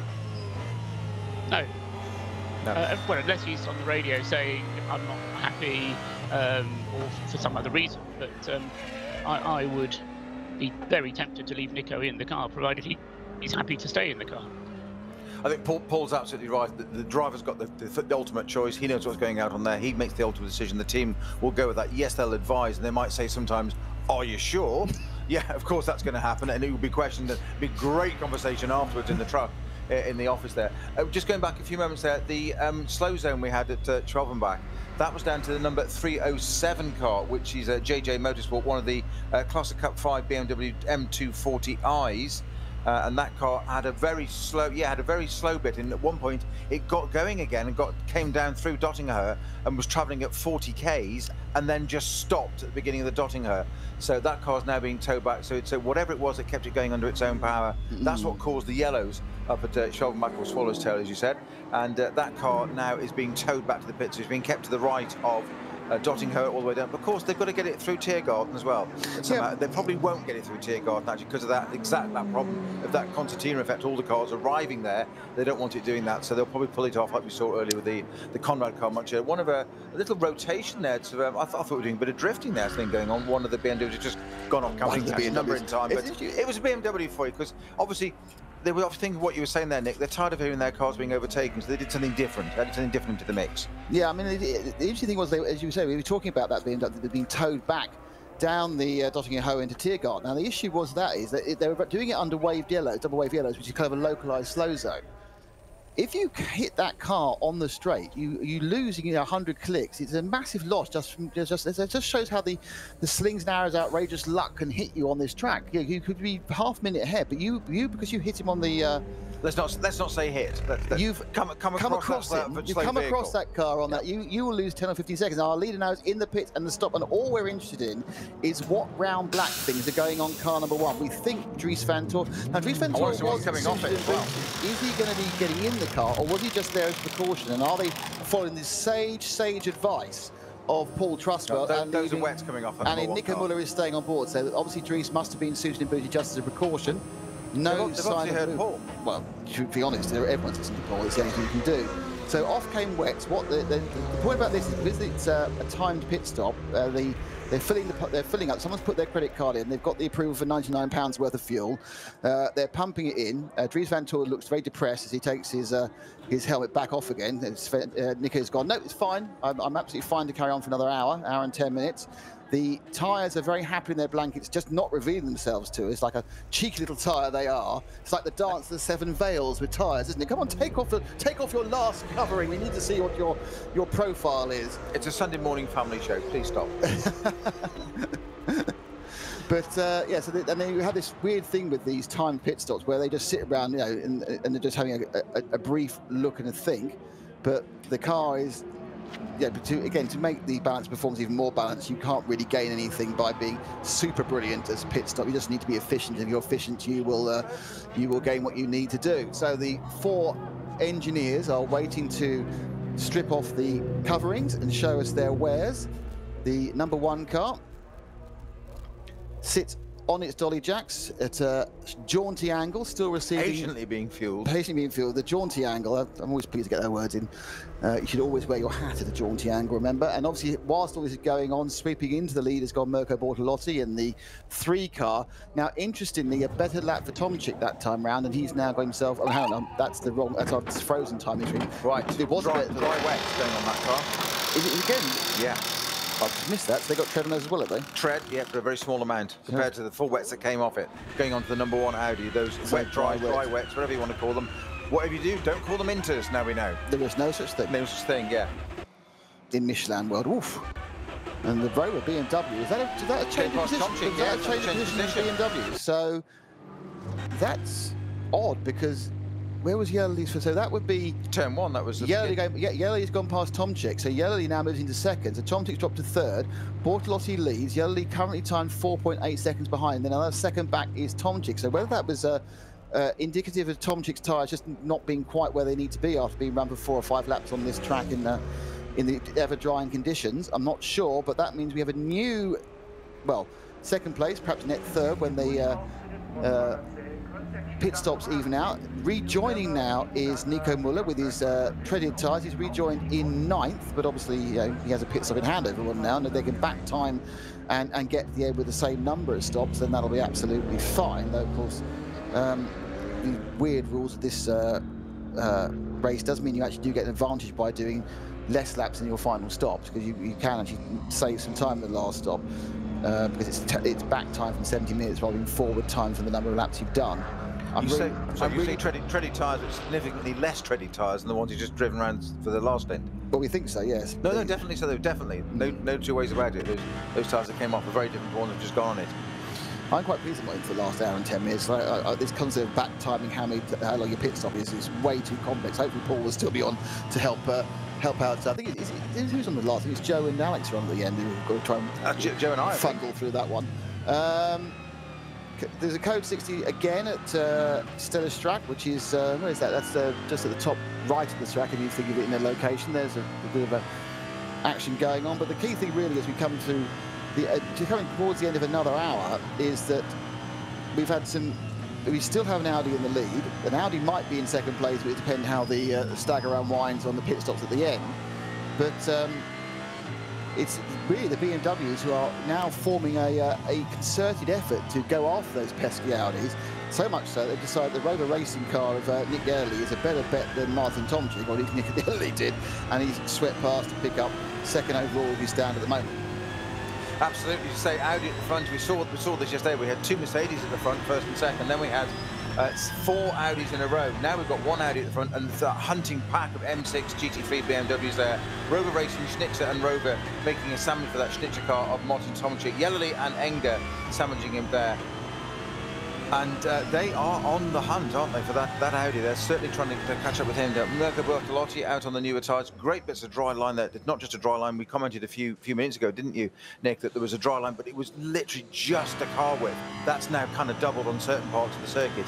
But again, something else to bring into the driver's mind. We were saying about that. When it was a single car width, how easy is it to go offline? We need to overtake a different class car, like a GT5 class car. Now there's more opportunity, but is it the same all the way around? So as a constant evaluating, constantly looking, we're going to have Alex Brundle joining us very shortly, who, of course, won his class for Aston Martin in this very race last year. So the man that knows all about it, and fairly currently, of course, it didn't rain last year, so you'll know all about it. He's had some experience driving in the rain, I'm sure, at some point in his career. I think Alex is looking particularly upset at the moment. Now he's found out there are no inters. He doesn't know what to do. He's just really sad about the whole thing. But Alex being a professional driver, he'll just press one button in his brain that goes recalibrate and just move on. We won't know any different. Okay, so then another hour, there's 4 hours to go, and we're going to hand over to Johnny Palmer and Alex Brundle. And if you can shuffle yourself in, I'll carry on filling the gap while you walk around. So it is Tomczyk now who's dropped down to 3rd on the road, behind Yerli and Bortolotti. But it is very much now a Audi versus BMW battle. The fastest of the Porsches is down, scored in 5th, and that's 1 minute and 2 seconds behind the leader, Mirko Bortolotti. If you can hear the background noise, that's because they've now gone into a slow zone. They're trundling round at 60 clicks, and just the nice thing about that is suddenly the cars seem much closer, but of course it's the foreshortening of distance that happens when time begins to fade. But yeah, so very interesting race. It really has been this second half of the race has been massively enlivened by the fact, of course, we had effectively a neutralisation and a rebalancing of the race just a few hours ago. And so we are now going to get a 4-hour sprint to the end, and we can welcome back the man, the voice of WEC. It's Johnny Palmer. That phrase has been coined by 1 or 2 people, yes, not necessarily adopted by myself, but I know what you mean. Do a lot of the WEC races. Oh, there was contact between the Ford Mustang and the Garage 59 Aston Martin, or was that the other Aston in the entry? I beg your pardon, it was the other car, the 71, I believe. 2 Aston Martin GT4 spec cars in the field. That's a massive bevel in the door for the Ford Mustang GT. Turned around at the first corner, car 109 rejoining the race. As into the pits comes Henry Valkenhorst in the number 100 machine. That's sadly for the Valkenhorst guys, 94th in the order after a big shunt prior to the red flag that happened at Brunchen. And then after that, once the car was repaired overnight after the lengthy stoppage, it got going again. Looks a lot straighter now. However, it had another incident just after Brunchen, which certainly hasn't helped its cause through the order. In for a stop, as you hear the 4-litre flat 6 of Martin Ragginger now running down the hill into the foxhole again, reaching the base of this point of the circuit. Little climb up again into a left-hand kink. Bit of curb being taken by Martin there as well, interestingly, into Adenauer Forst and the wide expanses in comparison to the foxhole just prior. Meanwhile, Mirko Bortolotti, working lap 60, is enjoying just a 4.5-second lead over Nick Yellerly in the number 99 Rover Racing BMW. Martin Tomczyk also with an M6 as his mount, running in 3rd place ahead of Philip Eng in another one of the M6 GT3. So in the Rover sandwich, the team Schnitzer example, number 42. Lance David Arnold for Fricadelli Racing runs a Porsche. That's the highest of the 911 GT3Rs in the order, but 2 together there with Earl Bamber in the 18 currently running in 6th place. So still rain falling, Alex Brundle. And the changeable condition, I think, is going to be with us for the next 3 hours and 55 minutes. Yeah, a lot of interesting tyre choices going on, and various different types of wet tyre going on the different cars. No inters apparently are not allowed here at the Nürburgring. We must have been cheating horribly when I led my class on them in VLN7 at the end of last year in an Aston Martin GT4. I was sure the box you took those tyres out of were labelled intermediates, pretty obviously. Well, it depends on whether you call them by their Michelin tyre name or what the team and the engineer will be calling them. But a dry wet, essentially, it's the same difference, isn't it? A dry wet, which will have a little bit less tread and a little bit more hardness to the compound. And of course, all of the different tyre manufacturers will have a variable difference in where exactly the windows for their tyres are. So you'll have a couple of wets available from Yokohama, a couple of wets available from Michelin, a couple of wets available from Falcon. They'll all sit in different zones and have their clever brand names for the various ones. We've even seen in the WC the Slick Immediate over a couple of seasons that had no grooves on it at all, but was a very soft compound just for those kind of wet and drying conditions. A set of soft slicks boosted can also work in a condition like this. It's all about tyre temperature, these, not water clearance in this kind of condition. And often the reason for the grooves in the tyre is to continue to generate the temperature in the tyre. RS1, part of the Radio Show Limited network of channels. Alex Brundle, Johnny Palmer, and a third voice for this segment of the show. You'll probably been listening to him during Nick and Peter's stint as well, is Paul Trustwell, live from the Woking Data Centre. Yeah, hello, Johnny, hello, Alex. Just picking up what you were saying about tyres, because I'm not an expert, but you know far more about these things than I do. You mentioned it's a lot about getting the temperature right in the tyre, but also, again, around Nürburgring, it's about the longevity, isn't it? It's making it work for the full hour of the stint. Because particularly with that tyre wet, it's got a full amount of tread on it to the eye, but what you don't want is what will typically happen with a wet tyre on a drying circuit is that it starts to fall apart as the session wears on. So you need to get the longevity into it as well somehow, don't you?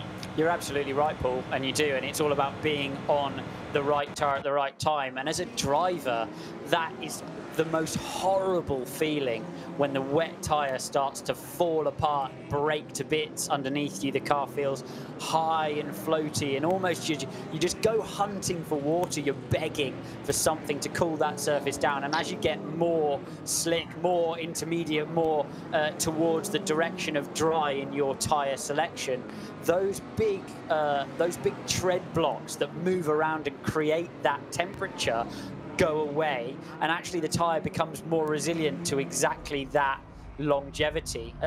And your point is an extremely valid one, especially here at the Nürburgring, where you get far less opportunities once every 10 minutes or so to make a different decision, if you like. So if you're on the wrong tyre, you really are on the wrong tyre, and that BMW's on 3 of them. Yeah, I want to come in now, Dad. The 36 car, which is still got a wheel just about attached to the front right corner. Scheller driving it and doing really quite well. Not sure how long this has been the case and how many miles or kilometres the road has had to be covered in this condition, but the 36 BMW looks like it's starting to shred that wheel as well. So the tyre's gone down, and now because of the grinding nature of this road surface, it's starting to eat away at the wheel hub too. It's not a nice sound at all, as you can hear that in the background. That is the incorrect part of the vehicle touching the circuit. Number 36 BMW making his way back to the pits. He's pretty well down the order. Let's find him. So it's one of the GT4 spec cars, isn't it? That doesn't automatically, no, beg your pardon, it's an M2 CS, which is the class leader. Now, there are only 2 cars in that division.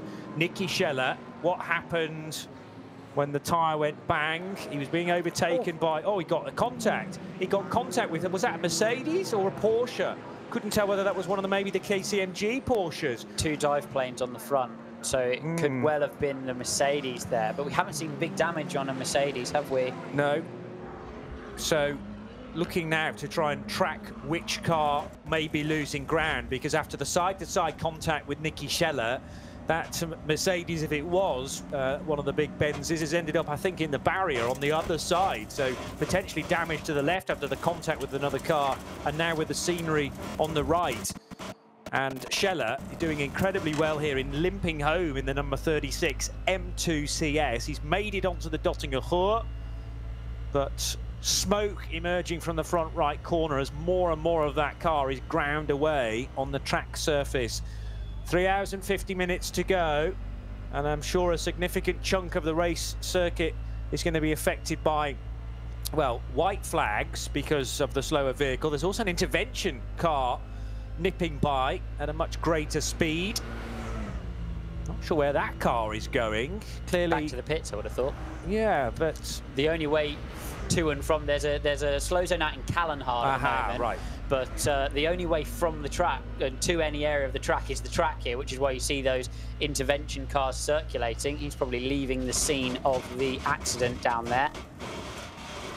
Yes, and Kallenhard, as you say, is an area that is affected by code 60, and I'm trying to work out whether there is a car stranded in that section, with information being beamed back to us via the GPS monitors on each of the cars. They're sending out signals and reporting back to the tracker. Nobody stopped in that area that I can see, other than an intervention vehicle, INT3, perhaps overseeing some barrier repairs. So still trying to identify which car Niki Scheller had contact with. Right at the front then, got Bortolotti in the sole leading Audi out front, then pursued heavily and aggressively by Nick Yellerly and Tomczyk in 2 BMWs. That's the big battle at the front. Eng in the 98 car is about 50 seconds back now from that leading trio, but it's 10 seconds only covering the first 3 after, well, not 24 hours of racing, because we had a great big red flag period that put us all back together again, but several hours of racing certainly since that, and it's very, very tight at the front. Last time around, Bortolotti and the lead was the fastest of those 3 on a 21, took a second out of Yellerly and 3 or 4 seconds out of Tomczyk, respectively. Scheller manages to make his way all the way back to the team. Great job done by him. Here's Mirko Bortolotti, firing it through the final sector of the lap towards Svalgensvans. And there really is a dry line. It's almost dry all the way across the road here, isn't it? Look at the car moving around on the rear tyre as he brakes into the Swallowtail. Coming up behind looks to be the 59 Aston. Yeah, Garage 59 entry, agreed. And that's the car that Johnny Adam has been piloting, and Chris Goodwin in the driving lineup as well, along with Alexander West and Darren Turner, of course. So yeah, the one incident scene right now is at Kallenhard. Now, going to get an answer to finally which car was affected. It is a KCMG Porsche. I thought I saw the blue and the white, and there was contact with Niki Scheller. So that's either the 18 or the 19. Earl Bamber. Bamber's still pounding around in P6. And has just completed a race lap. So it's got to be the 19 car of Edoardo Liberati, therefore. Although my timing screen not fully up to date. So let's try and work out where they are around the circuit. Quick refresh of that should hopefully provide an answer. Yeah, Liberati would be in about the right sector. All right. It would be in sector 4. Bamber is sitting in sector 6 right now, so would be in the wrong place. Okay. I believe that's the 19 at the moment. Let's see if we can find them on the tracker. Yeah, so let's go with that theory for the time being. I mean, the better of the two in terms of placings for KCMG is definitely Kiwi Earl Bamber. So the team will be dearly hoping it's not the 18 out of the race, or at least being massively delayed. Liberati is dropping down the times now, I notice, after 61 laps has just been ticked off. Mirko Bortolotti leading, just on a 9:07.821, which represents that car's best lap of the race. There's also just been an absolute best Sector 7 time, the longest sector of the lap, delivered by Philippe Eng for Rover Racing. It's going to be another minute or so before we see Bamber through Sector 7, so we just need to make sure that he makes his way around, but certainly I think he's just past that incident. Can get easy to lose a car in Sector 7. It's 2 minutes and 30 seconds on, so it basically encapsulates most of the section from Hoacht onwards. Yep. And all the way down through the fast bit through Wipperman and out towards the Swallowtail and the small carousel. And there's only pretty much the straight to do after that. Into the pits at the end of that lap comes Lance David Arnold for Fricadelli Racing Team in his Porsche. And what was the gap between Arnold and Earl Bamber? Timed as a lap last time around, so 61 laps now completed because we're waiting for Bamber to come through. He's just delivered a time in the 7th sector, so 18 is still running. 2:46.1 from Earl Bamber, and we don't therefore see the 19 car beyond sector 5, which has come to grief after contact with Nicky Scheller, which then as a result pitched it into the wall, but side-to-side contact, and difficult to tell that one because only really seen it from Nicky's viewpoint, and hopefully get another chance to describe that to you from a different angle. But tricky always around this place, incredibly narrow, and there's a lot of give and take actually between the back markers and the quicker cars.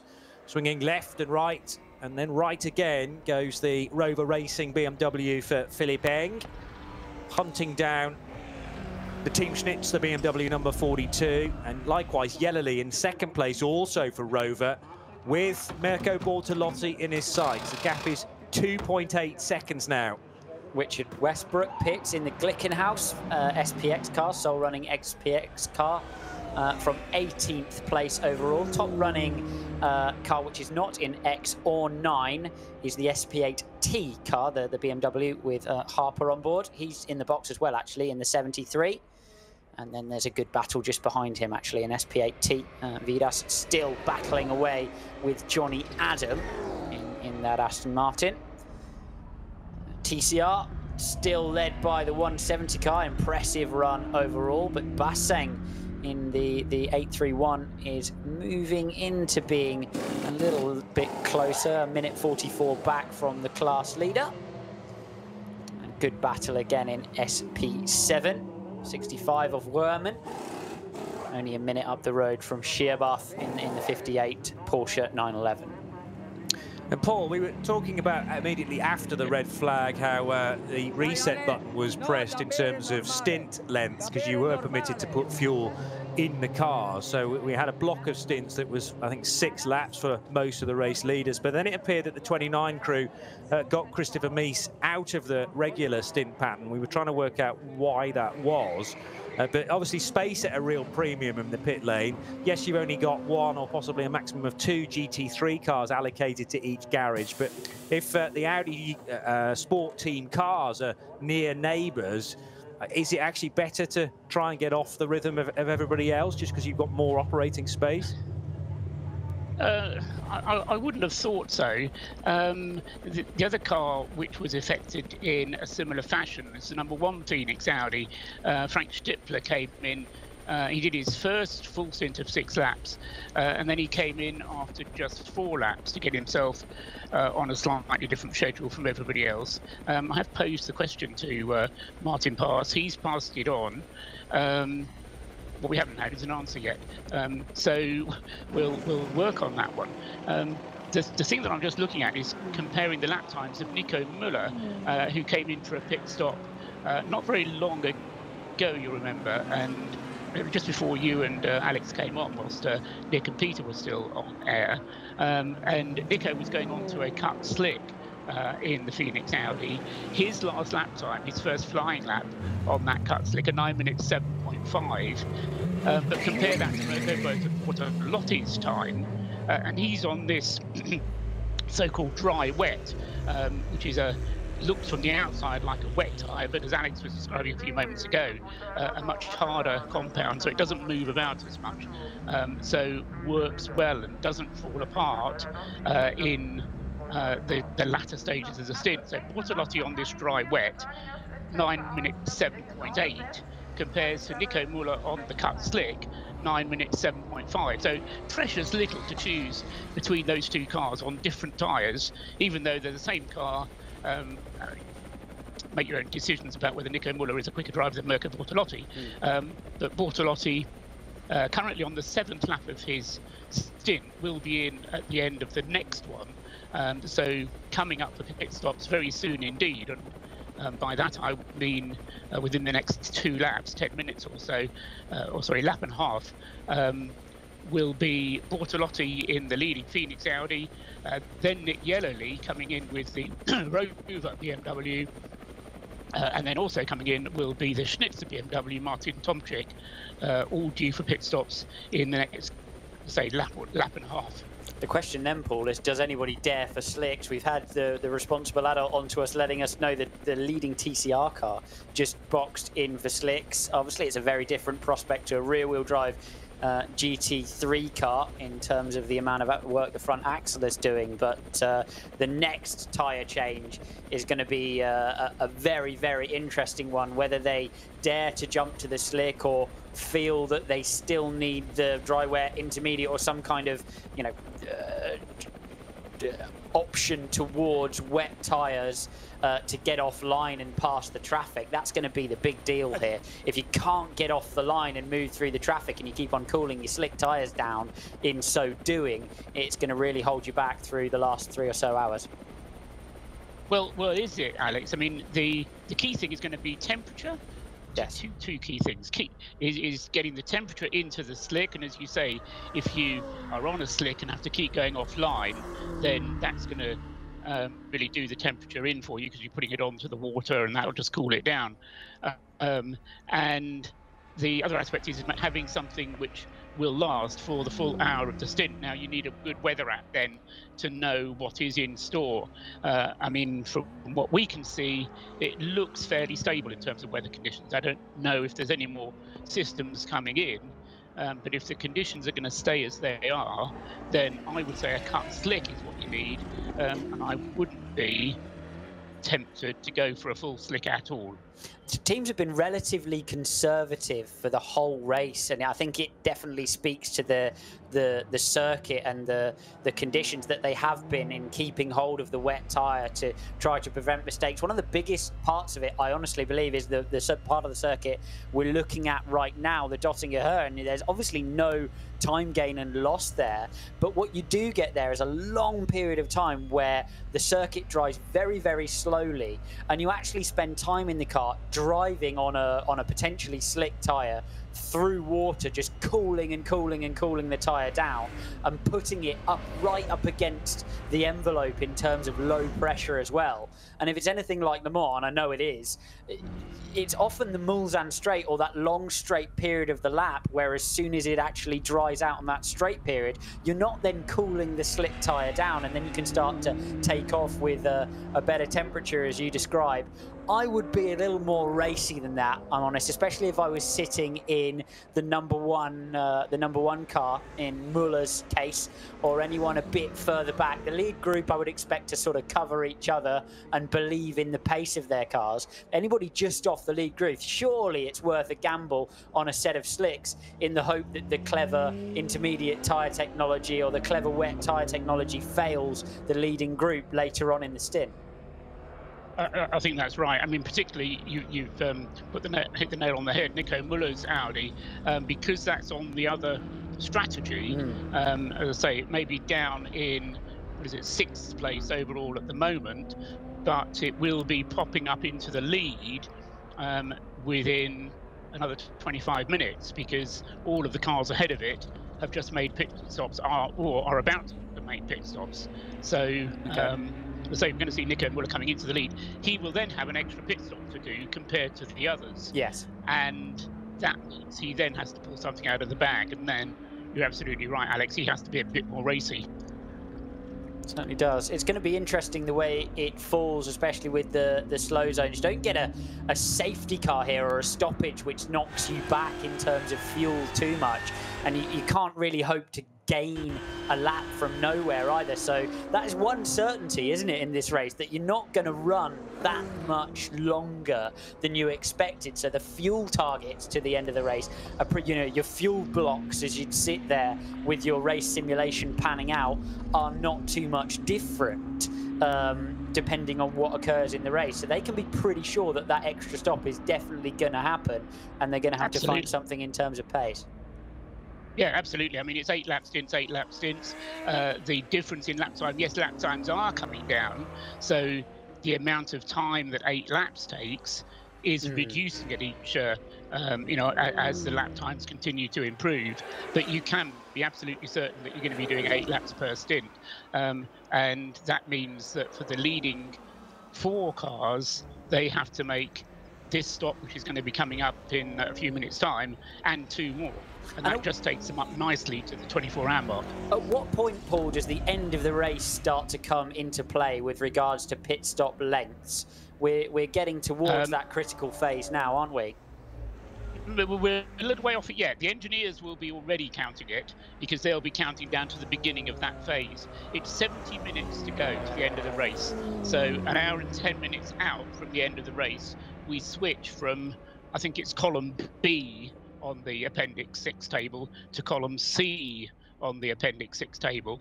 And the difference between those 2 columns is that the normal one, column B, gives you the pit stop time defined by the length of the stint just completed, and from 70 minutes to the end of the race, the pit stop time is given by the length of the race still to go. And that's where your race engineer has to be bang on the ball, because every minute the length of the pit stop changes. Goodness me. Yeah, it's a sliding scale, but incremental through minutes, which you've got to know when you're going to arrive in the pit lane to have that calculation already done. So if you are sitting at home, please download and read that now in full. What did you say it was, Paul? Appendix 6? Appendix 6, yeah, it's... I did mention it before. If you go to the internet, 24h-rennen.de/Standzeiten, which is German for box time, Standzeiten times, and then you've got a different table for each class. So you have to select which class you're interested. So obviously we're interested in SP9, and then, as I say, you've got 3 columns: column A, column B, and column C. Column B is the normal one, which is the pit stop time from the second pit stop after the race start to the end of the race. And then column C is for the last pit stop, where last pit stop is in inverted commas because it might not be a last pit stop, but it's the last timed pit stop. And that counts down from 69 minutes to the end of the race. Kelvin van der Linde is in the number 29 car into the pits. That was, again, only a 7-lap stint, so they're not going to the 8s because I think the tyre choice, the tyre change is more prevalent than doing an extra lap and getting the race distance in, Alex. I do wonder if they're doing what they did before when they jumped between the 2 specifications of wet and actually putting the 29 car out on circuit to give them a feel for what how the slick tyre is going to be for the leading car. Certainly that would be straight out of the endurance racing textbook, a car which is not necessarily absolutely in for the race lead, being used a bit of a guinea pig there, and that's why you've still got to have experienced and strong drivers all the way through your lineup, because they'll be relying absolutely on that feedback from Kelvin van der Linde to tell them whether those slick tyres are going to be working. Indeed, the 44 in as well, the Falcon tyres. Porsche is going to want a set of slicks too, and I think so too by the look of those wets. Very fluffy round the edges. Let's see what's going on the 9. Looks to be slicks there piled up alongside the 9 Mercedes also. I think you're right about the 29 being the bellwether in effect, though.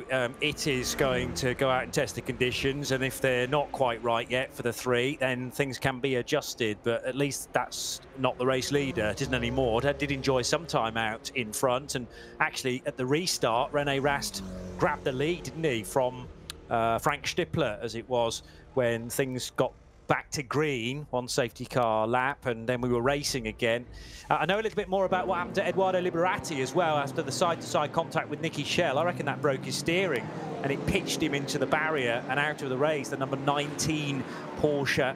We've had all sorts of weird moments for incredibly talented GT3 cars. An honest mistake from the Swiss-born Italian Raffaele Marciello in the evening. This was before the red flag came out, around about 10:30 last night. And the number 9 car having a mistake, it had an hour forced. He clanged the barrier only lightly, but that did sufficient damage to the number 9 Mercedes that the next sequence of corners at Callenhard, the car just made no direction change at all when he should have been turning right, and he steamrolled straight into the barrier, and that did a large bit of damage to the front left corner. So that car now runs almost in the same livery that it started with yesterday, minus the all carbon coloured front left wing, which has been replaced in the interval. Very good time indeed from the number 6 Mercedes, and that is keeping up to date with my Muller's Dirk Muller, I'm going to say. Paul, would you concur with that? And the number 6 car, 11th place, just finding the fastest lap of the race by a really good margin. And the first lap, I think, underneath 9 minutes. No, it's not, because we hadn't done one from Nico Muller, didn't we? So it's the Dirk Muller time you're referring to, which is the substantially faster one, isn't it? Yes. Yes, at 8 minutes 37. So whatever tyres he is on, they are the tyres for the job. And I think what Alex was saying a moment ago, yes, be racy, get onto slicks, and that's ideal timing for the race leaders. Mirko Bortolotti in the car collection Audi coming onto the Dottinger Hoa on my tracker.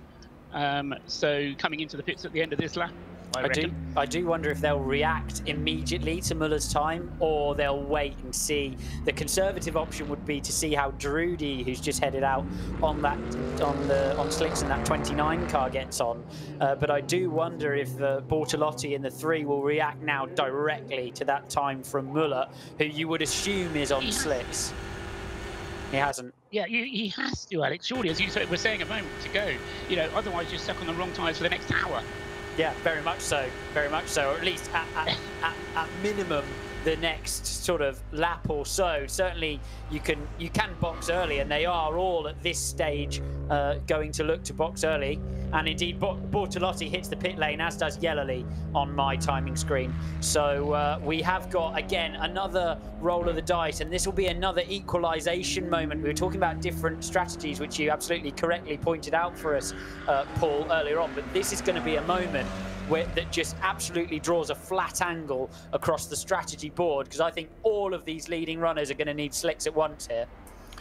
But they're also at the end of an 8-lap stint, so they would have been hard pushed to get much further on fuel anyway, and it has fitted nicely. The 42, yes, straight into the box. So another 32-second penalty. Same length for the 29 car earlier on when they were caught to be doing some misdemeanors in the yellow flagged area, so maybe not decreasing their speed sufficiently. Car 3, the race leader, Mirko Bortolotti, has been brought into pit road, already up on the dolly jacks. They're investigating brake discs and calipers and making sure that there's nothing awry with the wheel arches as well, and the tyres will be in the garage, preheated of course, got to be slicks, as the 42 car is now sent down to its pit garage, not exclusively for Schnitzer, because they'll be sharing it with about 5 other cars. That's a minimum pit stop time infringement on the graphic for the number 42 of Tomczyk. So that's going to put them a little ways off the pace of Yellowly and Bortolotti, but we're still going to have a very, very big race at the front of this one over the last 3 hours. And you would assume it must be slicks for all of that leading group.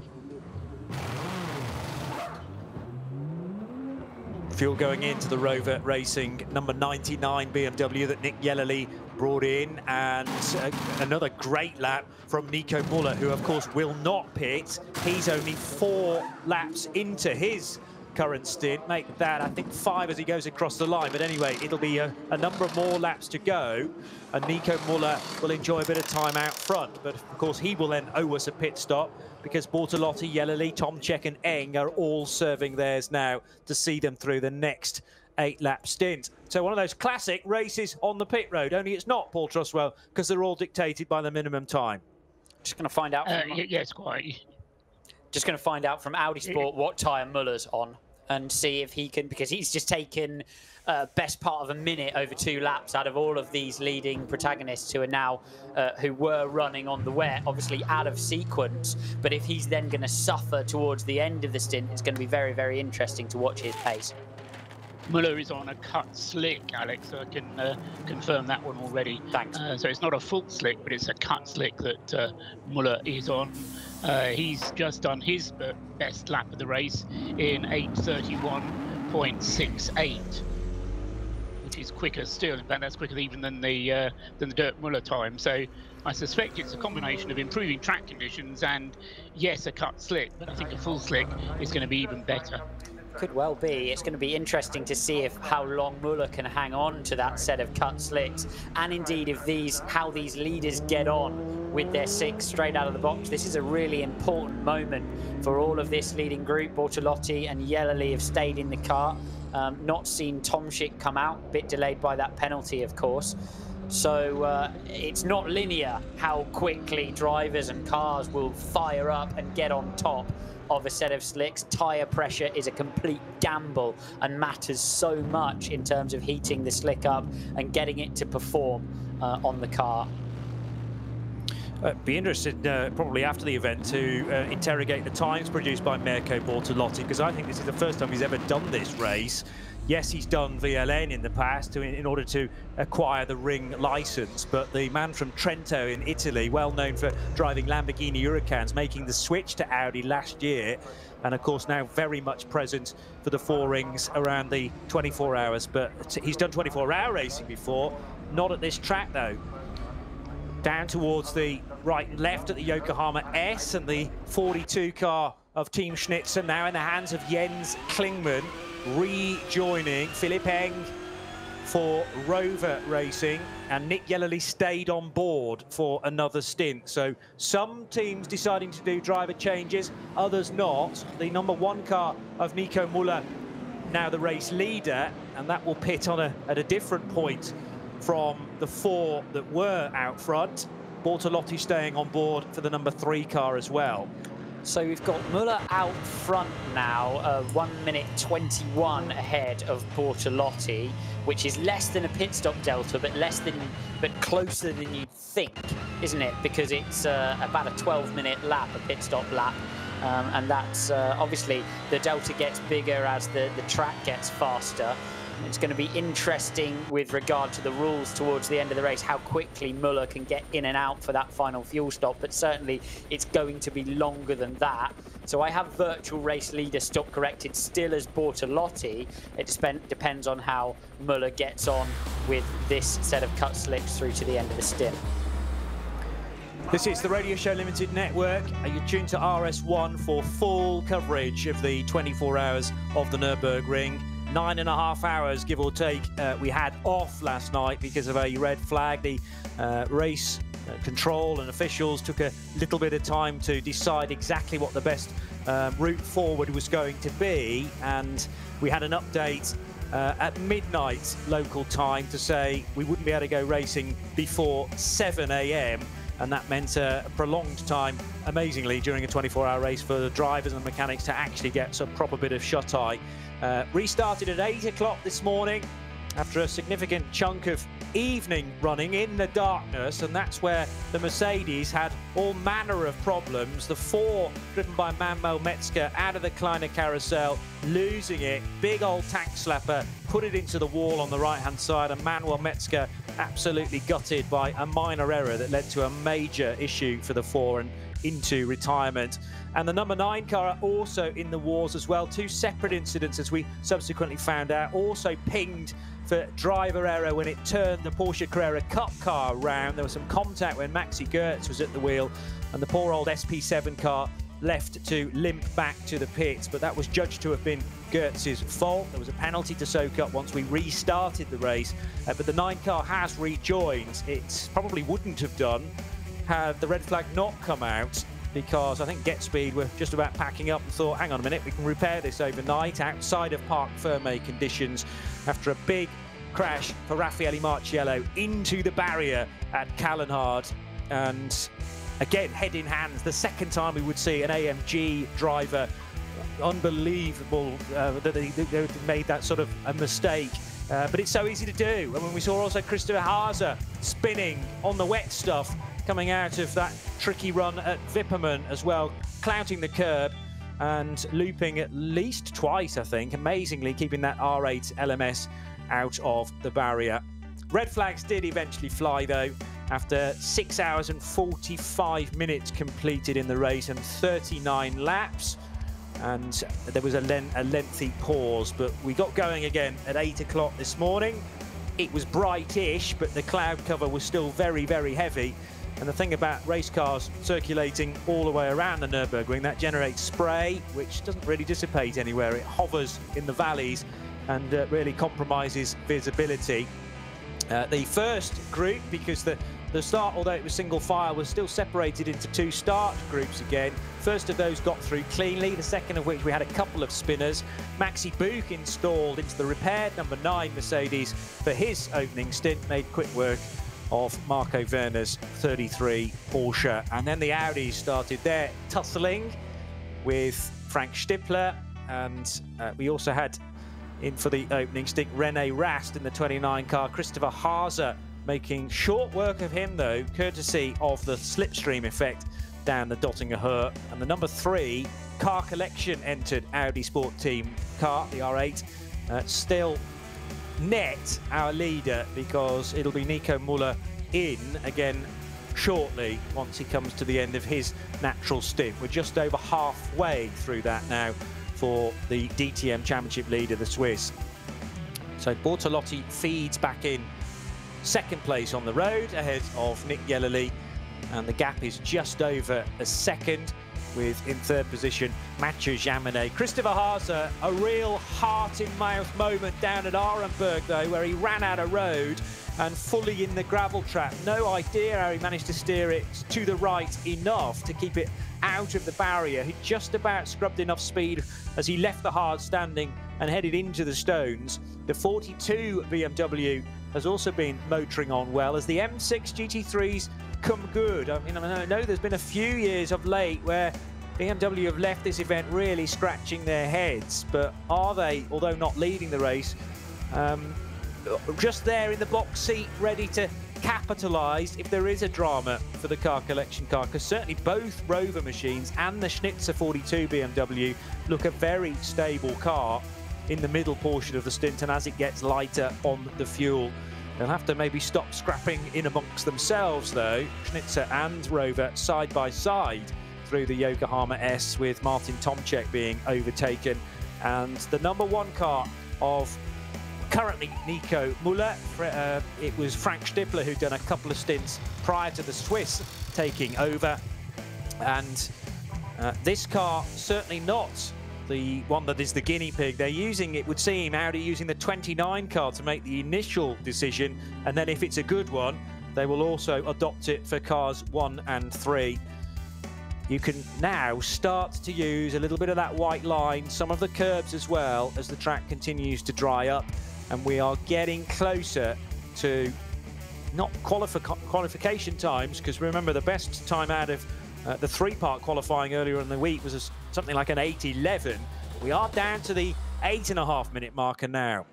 So it's nip and tuck at the front. I've been watching Bortolotti on his outlap versus Nico Müller. Hard comparison between the cut slick and the slick on the 3-car of Bortolotti. The cut slick just a tiny bit ahead still at the moment on the pace of Bortolotti, who, albeit Bortolotti's outlap on that set of slick tyres. the cut slick has the edge, but how long will that edge last for? When these slick runners are really in trouble, is if it rains at all again. That's going to be a can't even get it back to the pit scenario, whereas Muller might be able to just float the car back to the pit lane for a set of wets.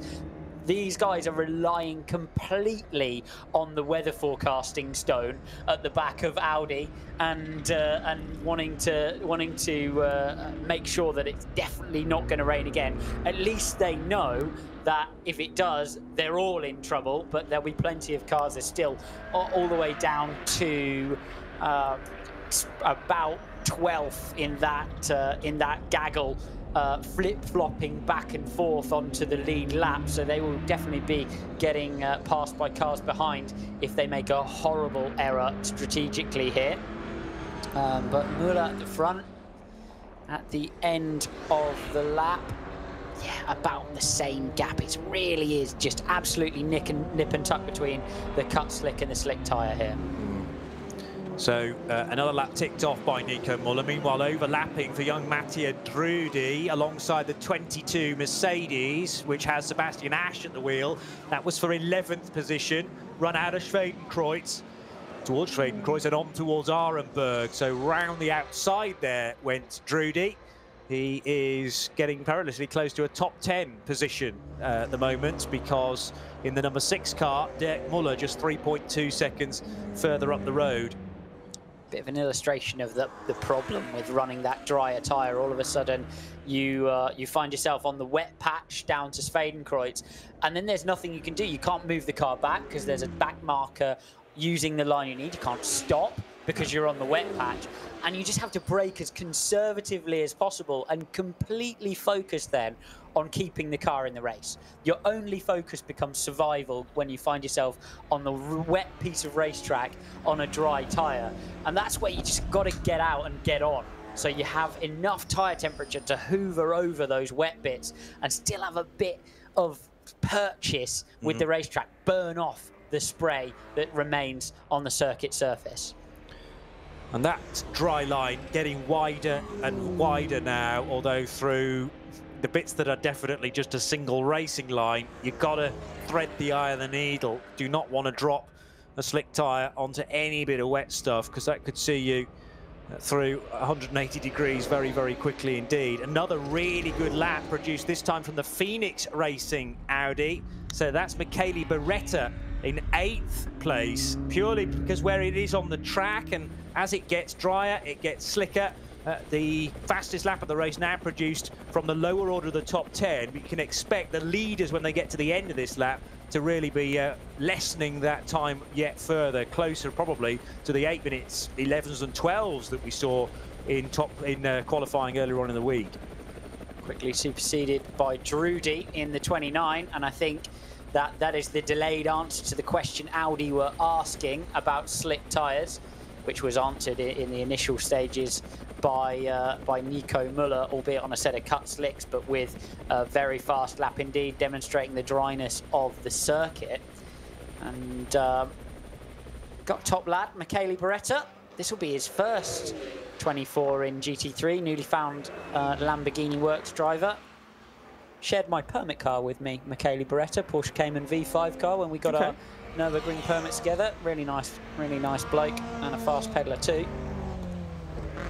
Paul, you have a question for Alex? Yeah, I'm just trying to add some, I suppose, different parameters into what you were saying a moment ago about comparing the times of Nico Muller and Mirko Bortolotti, because of course Bortolotti is on a full tank of fuel, full slicks, which are only just up to temperature. Nico Muller in the number 1, the Phoenix car, far less fuel. He's only got, what, 2.5 laps or so still to go. But he's on far less fuel. But of course, his cut slicks are fully up to temperature. Question 1, how much of an effect does the full tank of fuel have on the lap time? Question 2, how long does it take to get a set of slicks up to temperature? Well, naturally, the longer the circuit, the more time you lose for any sensitivity parameter, be it fuel, be it tyres, be it aero, whatever. So yes, a big deal. Nürburgring is more a tyre circuit than a fuel circuit, purely because there's 150 plus corners on the Nordschleife alone. So that dominates it. I'm just watching Mirko again, to your point, this time around, Paul, and he's just done a sector that wasn't purple in sector 6, and that's only by a little bit. So it seems that getting those slick tyres up to temperature is the dominant factor there. But I hear what you say about the fuel, and certainly as the fuel burns down and the tyre comes to him, that slick tyre is going to prove to be, I think, in terms of longevity for Mirko, definitely the correct choice. Obviously, as you pointed out earlier on, offset on strategy with Müller, and I'm not sure what else Müller could have done other than really roll the dice at the moment when he ran out of fuel and pitted. He was kind of locked into putting it on the cut slick, wasn't he, by the moment that he found himself in the pit lane with the decision to make. Absolutely, I mean, it was the right decision at the time, but you know. Go on, Paul. Oh, okay. So it was the right decision at the time. Had no other option. The problem that Müller has, as I say, is this extra pit stop that he's got to do. Both Bortolotti in the car collection Audi and Yellerly in the Rover Racing BMW have got a nice little run through to the flag. 2 more pit stops scheduled for both of them, and that will just take them up to the end of an 8-lap stint, I reckon, by the end of the race. Whereas Müller, or rather that car, because Müller's going to be getting out of it and handing it to Dries van Tour, Dries is going to have to make an extra pit stop in it, and that's going to land him up, I reckon, at the end of the race on the 3rd step of the podium, in 3rd place, behind the Yellerly BMW, but ahead of either the Tom Blomqvist BMW or Matteo Jaminet, who's got the Fricadelli Porsche, up into 4th place now, behind him by virtue of the Rover Racing car 98 having just made a pit stop. Could be a curveball in there though, Paul, couldn't there? Because I remember this race as 24 hours plus 1. So actually, if you're right on the limit, potentially getting caught out by the final lap? No, the flag comes flag out at 24. 24 hours. Okay. VLN is That's it. plus 1. The 24 hours is the flag comes out at 24 hours. So if you're stuck just behind the leader, but the leader gets through before 24 hours is elapsed, and you're just after 24 hours is elapsed, you get the checkered flag and end up being scored a lap behind the leader, even though you're just a few seconds behind. Yeah, there's absolute certainty on the fuel. So whatever Müller does, he knows, essentially, barring a severe conditional change, that he is going to have to find a pit stop on Mirko Bortolotti if he wants to lead the race. Afraid so. Cold hard truth. Patrick Kolb a little while ago in the class-leading Pro-Am SP9 car smacked the bridge parapet between the Grand Prix track and the Hatzenbach. He was right behind a Toyota Corolla Altis, and in his 25 Huber Motorsport machine, class-leading, remember, scraped down the barrier. I hope that's not done any damage to the wheel arch, and worse, the wheels and tyres. But that just shows you how much Kolb is on the ragged edge to try and stay ahead of the 30 car. He's got a lead of about 2.5 minutes. Norbert Siedler in the Fricadelli Porsche number 30. Another new fastest lap of the race. Was that briefly held by the race leader Nico Müller, and now Mirko Bortolotti has snatched it from him. 8:21.3. So we've only got another 10 seconds or so to find, and we will be down to the pace that the Lamborghini Huracan was delivering in qualifying 1 way back on Thursday. Putting some manners on Nick Yellerly that time around as well. 4 seconds gained by Mirko Bortolotti. Yellerly came out of the pit right on Bortolotti's tail, only sort of half a second back, and Bortolotti's just driven away in this phase. And indeed, the number 31 car, the number 31 car, the Fricadelli car, also falling back a little bit. Yamane on the wheel, just losing out a couple of seconds to Mirko Bortolotti on an 8:23 that time round, but it's really between those two now. And Maxime Martin, Mathieu Jaminet, sort of taking in turns to be the quickest driver in that car. But I know Jaminet held on to the fastest lap of the race for quite some time, certainly all the way through the red flag period as well. But there wasn't an opportunity to go quicker than the 25-year-old Frenchman because conditions were terrible. But that Fricadelli car was obviously showing good speed when we had the halfway house conditions, not fully wet, but not fully dry, certainly not fully dry for car 31. Now, though, the Audis out front, the one from the three, delivering very, very good speed indeed. That penalty has hurt the 98 car horribly. Philippe Eng now sitting 5 seconds back from Jaminet in 5th place. So they are getting called out nastily. Very long pit stop even still, because it was only 32-second penalty for that BMW. Yeah, and the pit stop costs you, well, a couple of minutes anyway, and 32 seconds feels like a lifetime when you're being asked to be parked by the officials and then finally sent down towards your team to be serviced. But it can be amplified by then maybe you rejoining right in the middle of a load of traffic that you've got to clear on the Grand Prix track as well. So tough for BMW because they were inching closer and closer to the two R8s out front. Still in 3rd for Rover Racing, 4.1 seconds now behind Mirko Bortolotti. There's almost contact there for the 3 car as he came towards a cup car at Arenberg. And I don't think there was actual contact, but underneath the bridge that got incredibly tight, certainly tighter than Mirko Bortolotti would have wished for.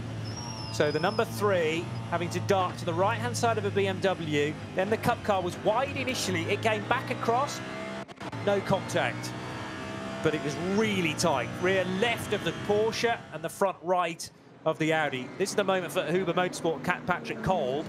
Bang into the barrier on the right-hand side. It has done damage to the Porsche. I feared that. Door mirror trailing, and it's dislodged the front right fender quite possibly. Tyre looks all right though, still got the Michelin branding on it, so it didn't reach the rubber.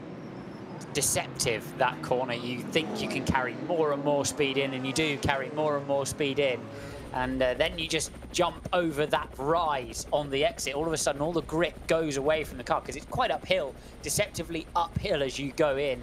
You pop out over the rise and you just fast forward out to the outside of the circuit. If you're trying to carry too much throttle, can put you straight in the outside wall there. Hairy moment for Bortolotti.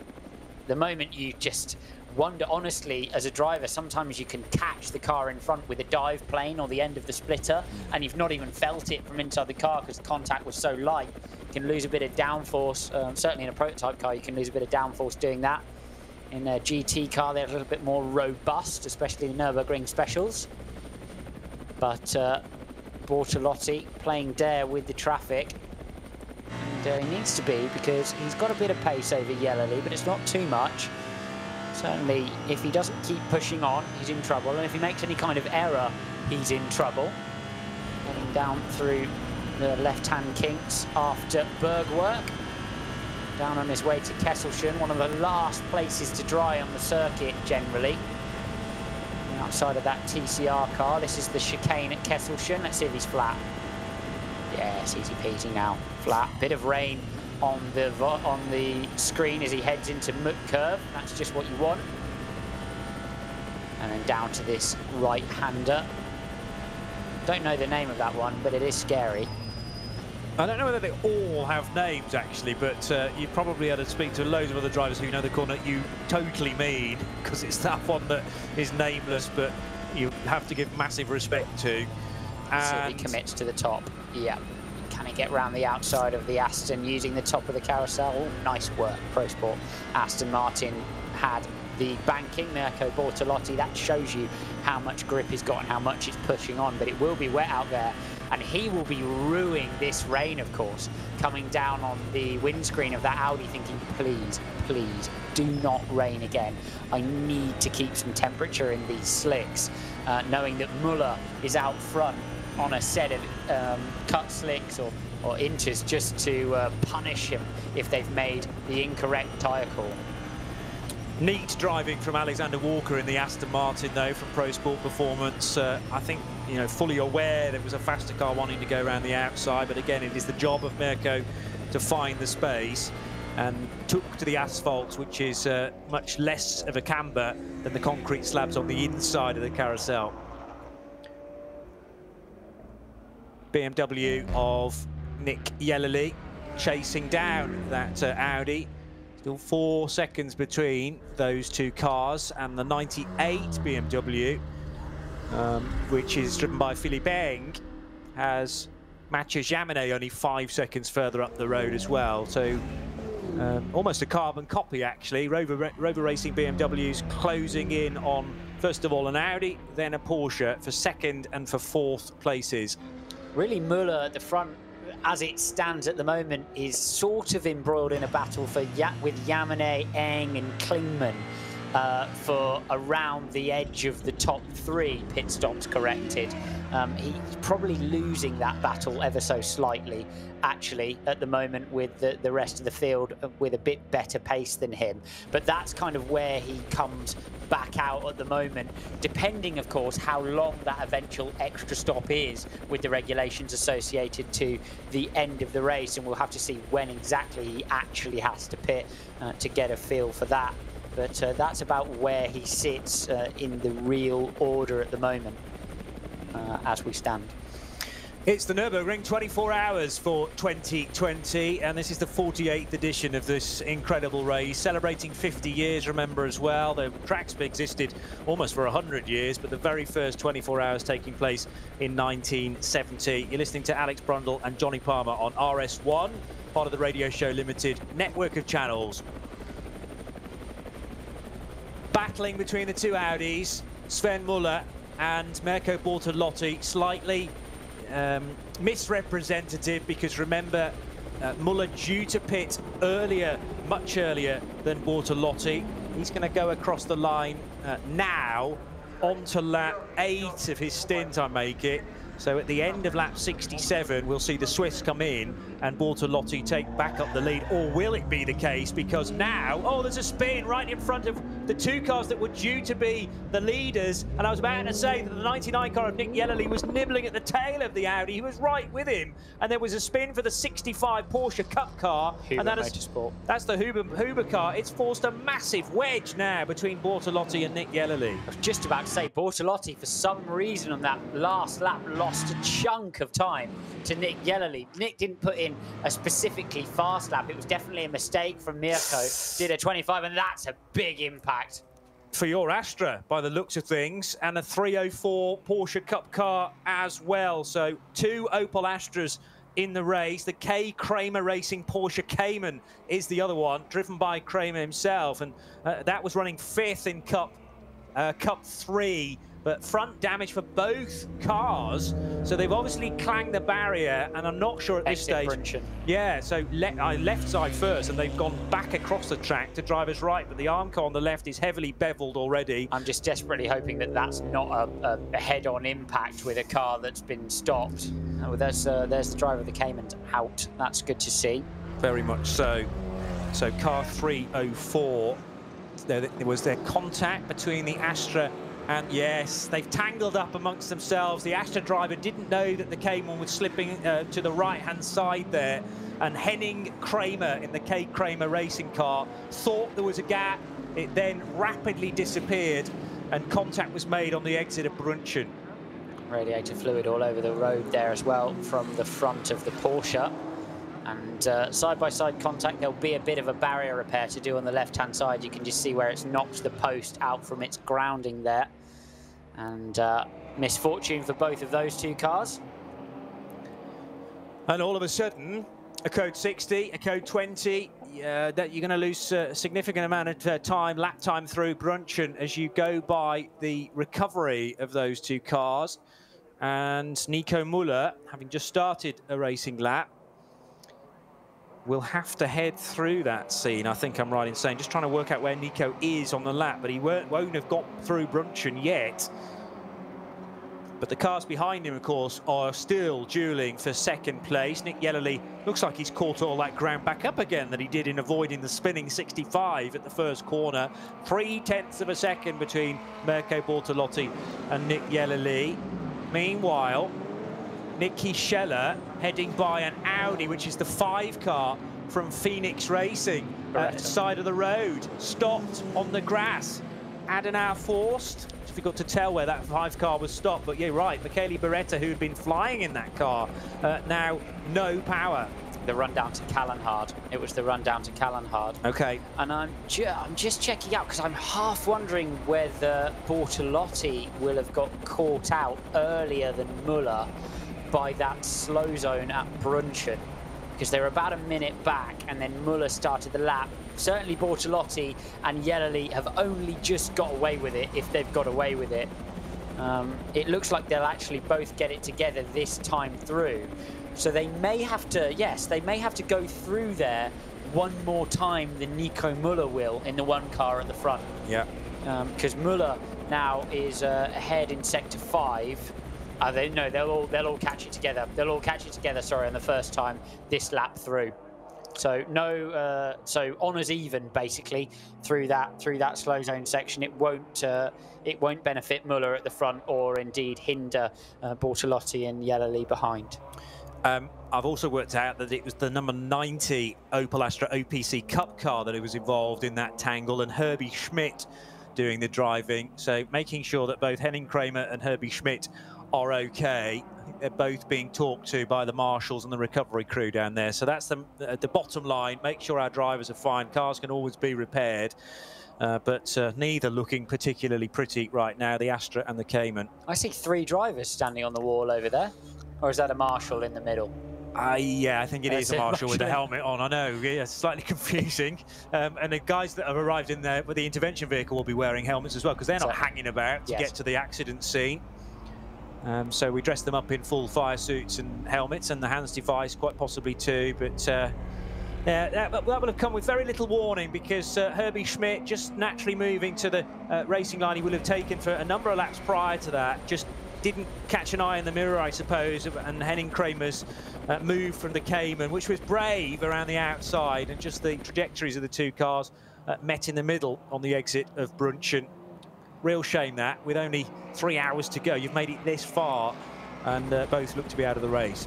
Yellerly and Bortolotti still absolutely nose to tail. Yellerly behind in the Rover Racing BMW M6, 0.3 separating them, so they are absolutely glued together at this point of the race. Certainly on our timing screens, we're about to get a feel for it. Yes, there we go on screen.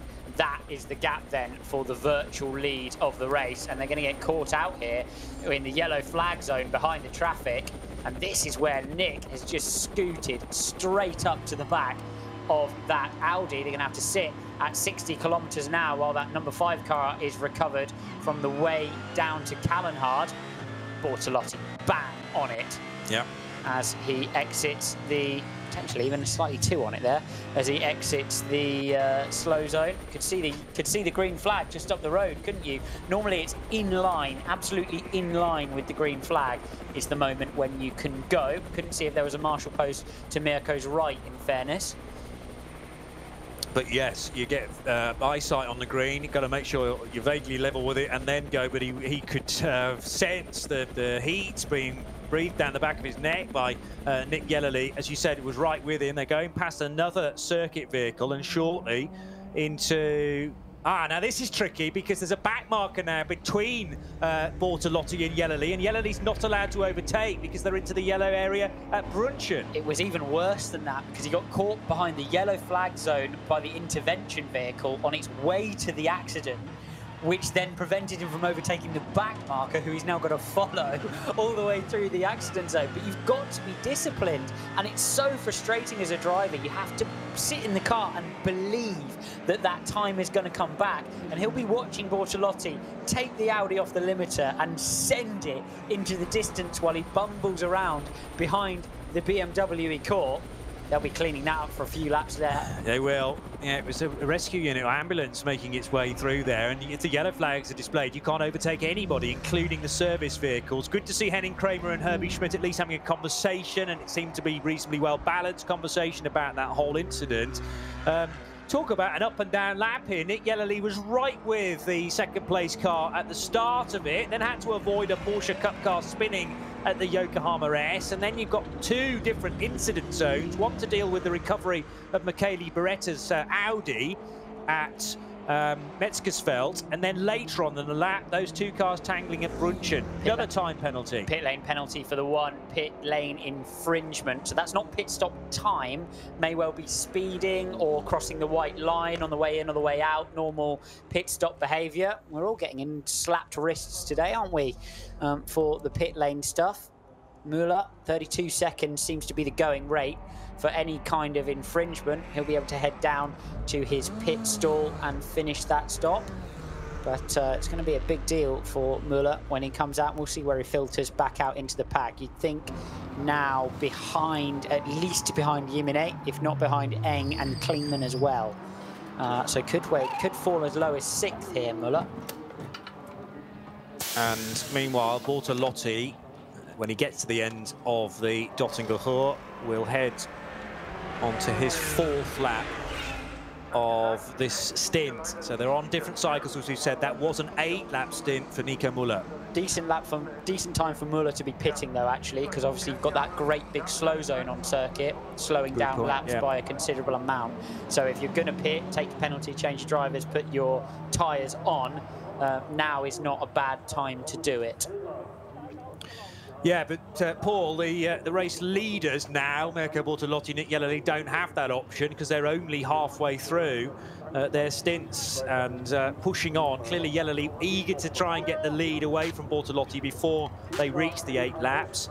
But yeah, this could really give an advantage to the #1 car because they're doing their stop with the rest of the track green, and assuming we're back to full green when Bortolotti and Yellerly pit, they're not going to be able to be on a level playing field in that respect.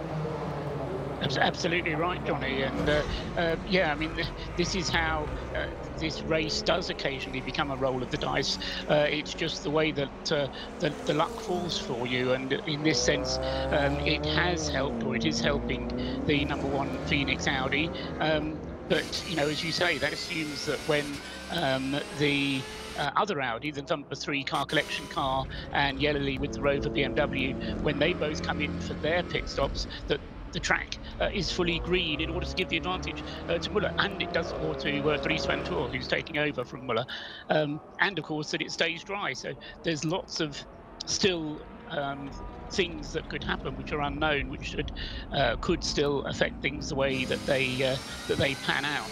The pit stop time is 3 minutes and 10 seconds in the pits is the time from pit in to pit out, plus the penalty that you may have to take, which Muller had to do as he came in just then. And that compares, this is kind of looking forward towards the end of the race. I reckon that the final pit stop for that #1 car, when he comes in, he'll be coming in with around about 25 minutes to go, I reckon. And that pit stop will be just under 1.5 minutes. It'll be 1 minute and 24 seconds, according to the pit stop table. So it'll be half of what a normal pit stop would be for the #1 car. So any advantage he can get will help him cement a position on the podium. I don't think the #1 car is going to be able to win the race, as I think Alex has nailed that pretty much earlier on. It's going to be a battle between car collection Audi #3 and Rover Racing BMW #99. The question then, though, is going to be where the #1 Phoenix Audi slots in with the battle which is continuing between the Mathieu Jaminet Porsche #31 and Tom Blomqvist in the Rover BMW, because that is another battle which is happening on the circuit. And you know, we've only got less than 3 hours of this race to go, so you know, this is it's a proper little sprint race in a way, even though, you know, it is a 24-hour race of endurance, but with 10 hours spent red flag, there's still a lot of action out on the circuit, which is keeping me entertained at least. Yeah, well, Mathieu Jaminet, a moment or two ago, giving Philippe Eng the real hurry-up heading through Yokohama S. That was a big old shove that the Austrian got from Jaminet behind in the Fricadelli Porsche, Alex. Certainly was, and they're racing extremely, as you pointed out, Paul, racing extremely hard currently on circuit for what is a very real positional change for third place. Interesting with that #1 car, how quick a stop they can get away with towards the end. Again, thanks for clarifying that quirk of the regulations for us, Paul. And he did come out with a 1 minute, albeit on the wrong tyres, etc., going slower than the current leaders. At the beginning of this stint, the #1 car did have a 1 minute 22-second lead. It's bled a bit of that away now with that penalty and with a little bit of slow pace. So actually, if they could have fast forwarded that car to the end of the race, they were subtly in contention. As you say, now that penalty's really cost them, and the lack of pace they've had on the cut slicks cost them too. As you say, they're still in contention for kind of the back end of the podium, perhaps. Stippler taking that car over again now. We'll keep an eye on that pace, presumably throwing it out on slicks for the first time as well in the race now. And there's the 5. Hasn't made it all the way around, it would seem. No, still being towed to the nearest exit. Michele Beretta was at the wheel of that. Don't actually know what happened to the 5. It looks pretty straight, so maybe a mechanical drama which brought it to a halt. There was also, a couple of moments ago, a spin for the Nexen tyre-sponsored Porsche Cayman S, the #131 car that runs in V6. Sort of right at the Brunchen incident, but the car had headed past it, and then it looped as it applied the power afterwards, I think, and nearly caught up one of the Audis in GT4, one of the GT4 categories, the GT sponsored Audi R8.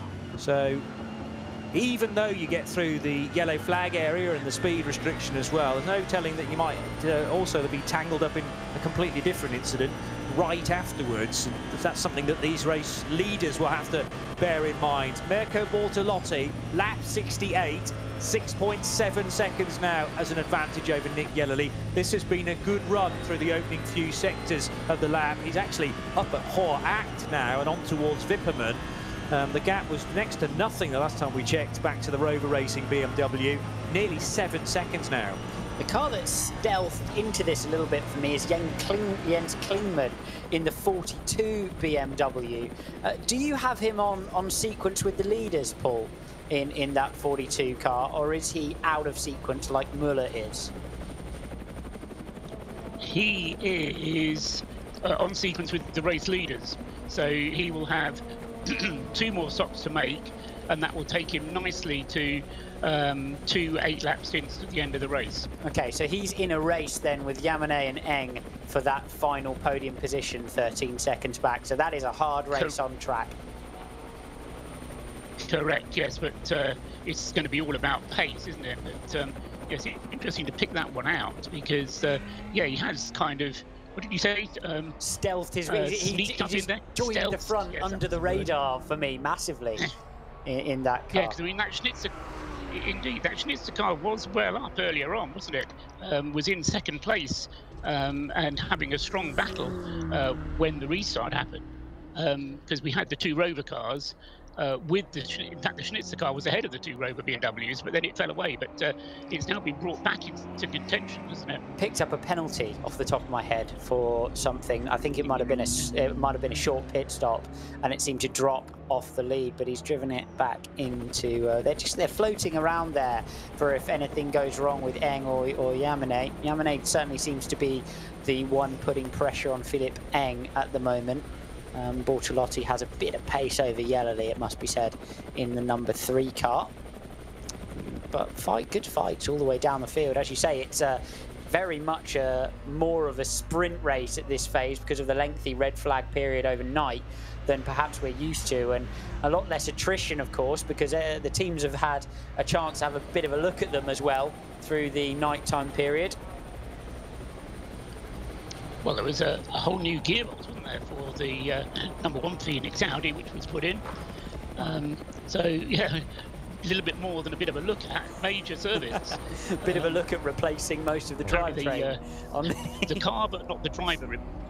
You can't miss it. This is my excuse. You can't miss a shift in a paddle shift carpool. Like, it can't be our fault, surely. I'm quoting Audi. As we must, because that's the information they gave us. But yeah, it all picked up on the telemetry.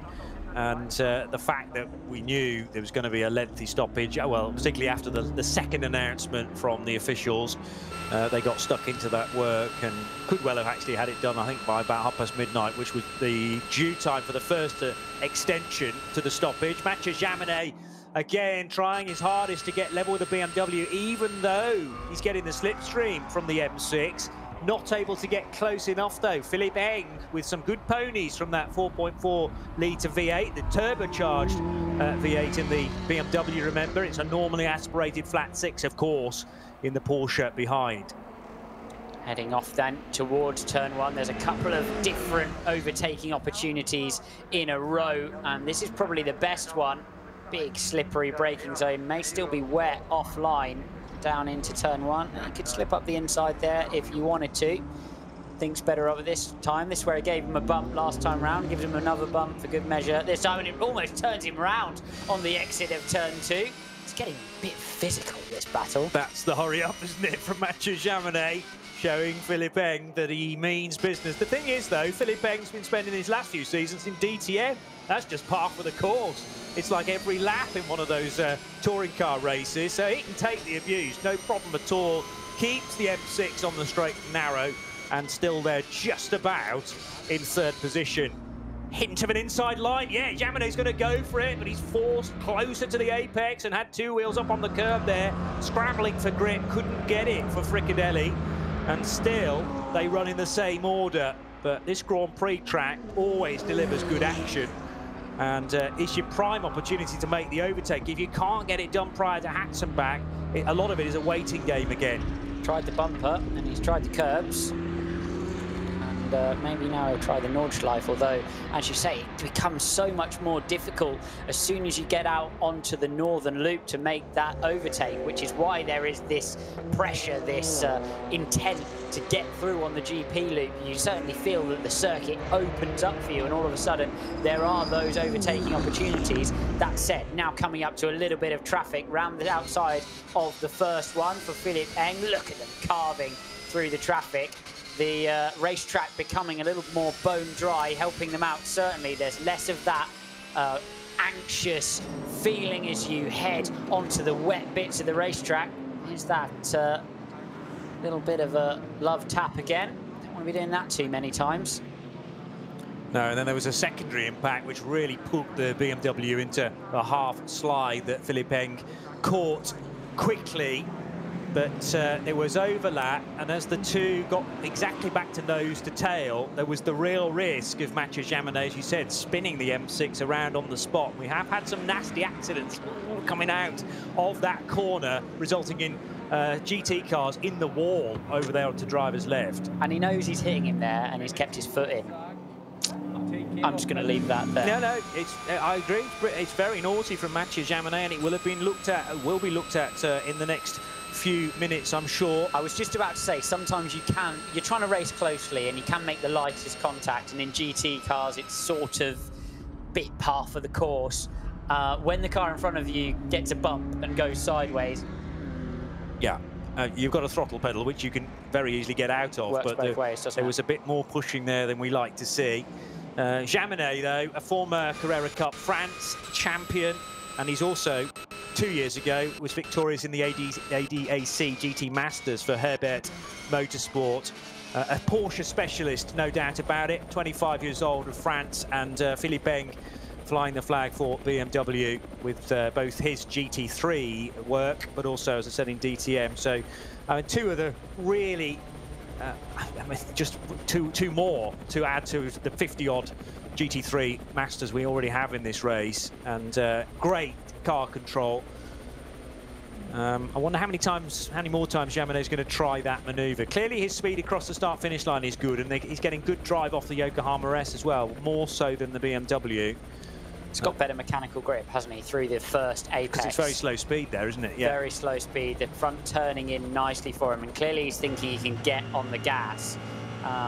Eng is being very strategic about where he's placing the car, and Jaminet getting caught out a bit on the throttle, which is understandable.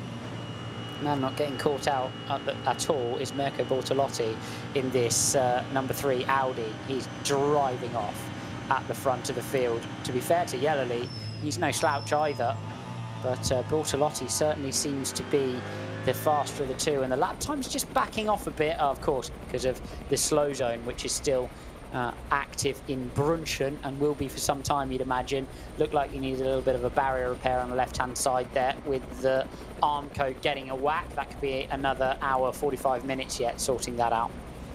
But at least no punches being pulled as far as the recovery team is concerned, because there must have been about 6 lorries, nose to tail, in a big convoy heading up the hill through Kesselchen and Klostertal to tend to the scene at Brunchen. So they'll have spare bits of Armco and also the facility to recover those cars, the Astra and the Porsche. But it has taken a good while to get to that scene, and still, what we got, 1, 2, 3, 4 marshal posts displaying the 60 km/h limit. Stippler in the 1, just sitting 2 minutes and 36. Thanks to Paul for the pit stop delta information. So that will put him again into the lead of the race, of course. Working that alternate strategy, owing a pit stop, albeit a short one, to the rest of the field. Certainly if this slow zone does go green before the leaders come round to their pit stop, it is going to be a negative, is going to be a positive effect for Stippler in the number 1. So we'll keep our eyes on that. It could be gaining, perhaps would be gaining a little bit of the time back that he previously lost. Although it doesn't seem to be costing them a huge amount of time, maybe 20, 25 seconds over the total lap, that slow zone through Brunchen. Most of it is 120, then you're only 60 until the left-hander at ice curve. So they're losing about 25, 30 seconds to that. You'd say that Stippler would gain back perhaps what he lost in the penalty in the last pit stop to that slow zone if it indeed goes green again.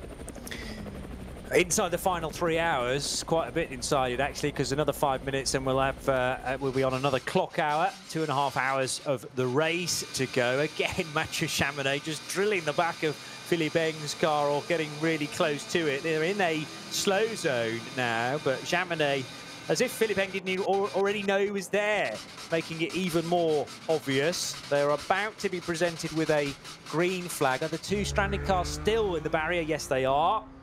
With the lorries, as I said, making their way up the hill to the 2 flatbeds, plus the repair work for the barriers. Now they can overtake. Mathieu Chamonix heading for Flansgarten in a moment or two. Really single file stuff through here, though. Most cars happier up in the higher gears when you run on the limiter. You see Chamonix just popping the car back, though, into first. That's what you tend to do. So you'll run in a higher gear to obviously keep the revs down, keep everything a bit cooler and nicer. And then just before you go green, bim, bim, down 2 gears, and off you go out of the speed limiter. Both of them very polite in waiting for the green flag to go. Oh, Fabian Schiller, great big moment. He's going to hit the wall. Yep. 9 in the wall again. That's the same corner as well that Raffaele Marciello gave so much punishment. That's Hatzenbach, isn't it? He's skated across the grass where there is more and more of a dirt track emerging. Thankfully, there are tyres there, but Schiller's hit them big time, and all that repaired front left corner is now looking very second-hand for a second time in this 24 hours. Put magnet in the left front of that thing, haven't they? It looks like it, yeah, and that is not a nice place to be sitting either. Obviously, the marshals will be displaying yellow flags, but you're kind of approaching that to a blind approach. And now, actually, Schiller's found a reverse gear, almost into the path of a Cayman. He'll be able to get it away from that sticky spot, but I don't think he's going to get much further up the road. Looks like it's turning okay. All right.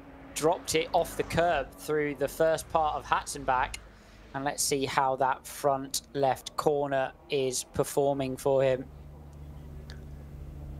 Well, the wheel not overly wobbling, so hopefully he hasn't broken any of the suspension there. And as you said, it is reacting to his steering amazingly. Okay, he hit tyres rather than bare Armco, which is what you're going to do for 95% of the time around this place. Good run for Mattia Drudi in the 29 car. This is not for, no, it is for position because he's battling with Bradley Ellis in the number 2 Mercedes, who has got ahead of him, but Drudi around the outside, really quick part of the circuit, up towards the carousel, Klostertal, Kesselchen, and then that awkward right-hander as into the pits comes the number 31 car of Mathieu Jaminet. Philippe Eng staying out, though. So finally, Eng will get a bit of peace. Boxes to clean the Rover stickers off the front end of that, and they're going to change driver. Who's getting in that Porsche now? By the rotation, I would say Lars Kern.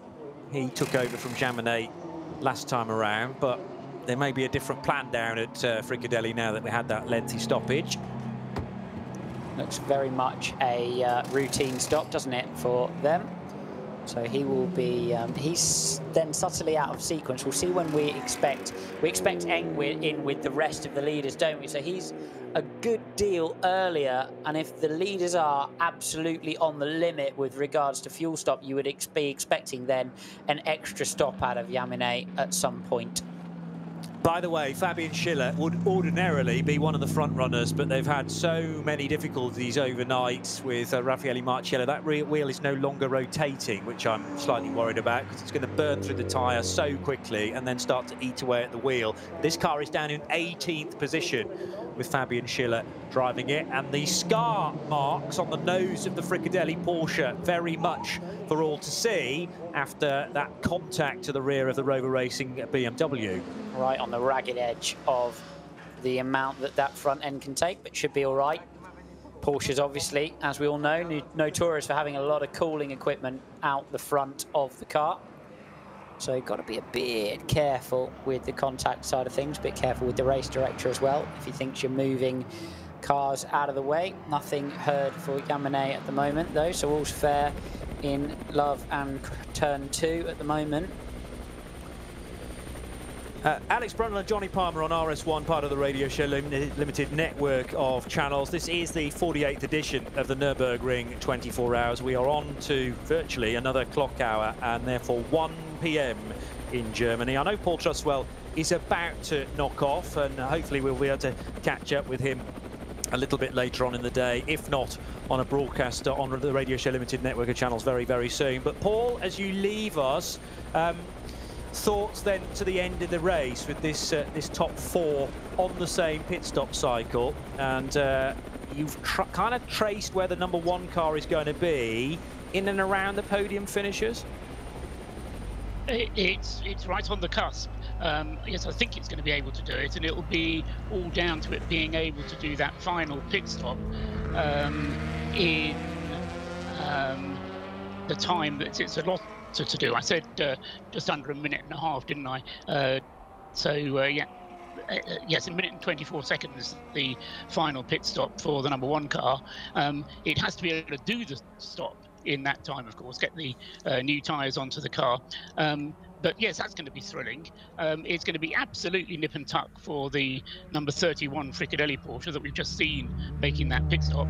Alex just saying there whether it's going to be make it to the finish or not. We've got 2 hours and 28 remaining, and I reckon that you can do about 1 hour and 10 on a full tank of fuel, which is going to leave him a lap short at the end.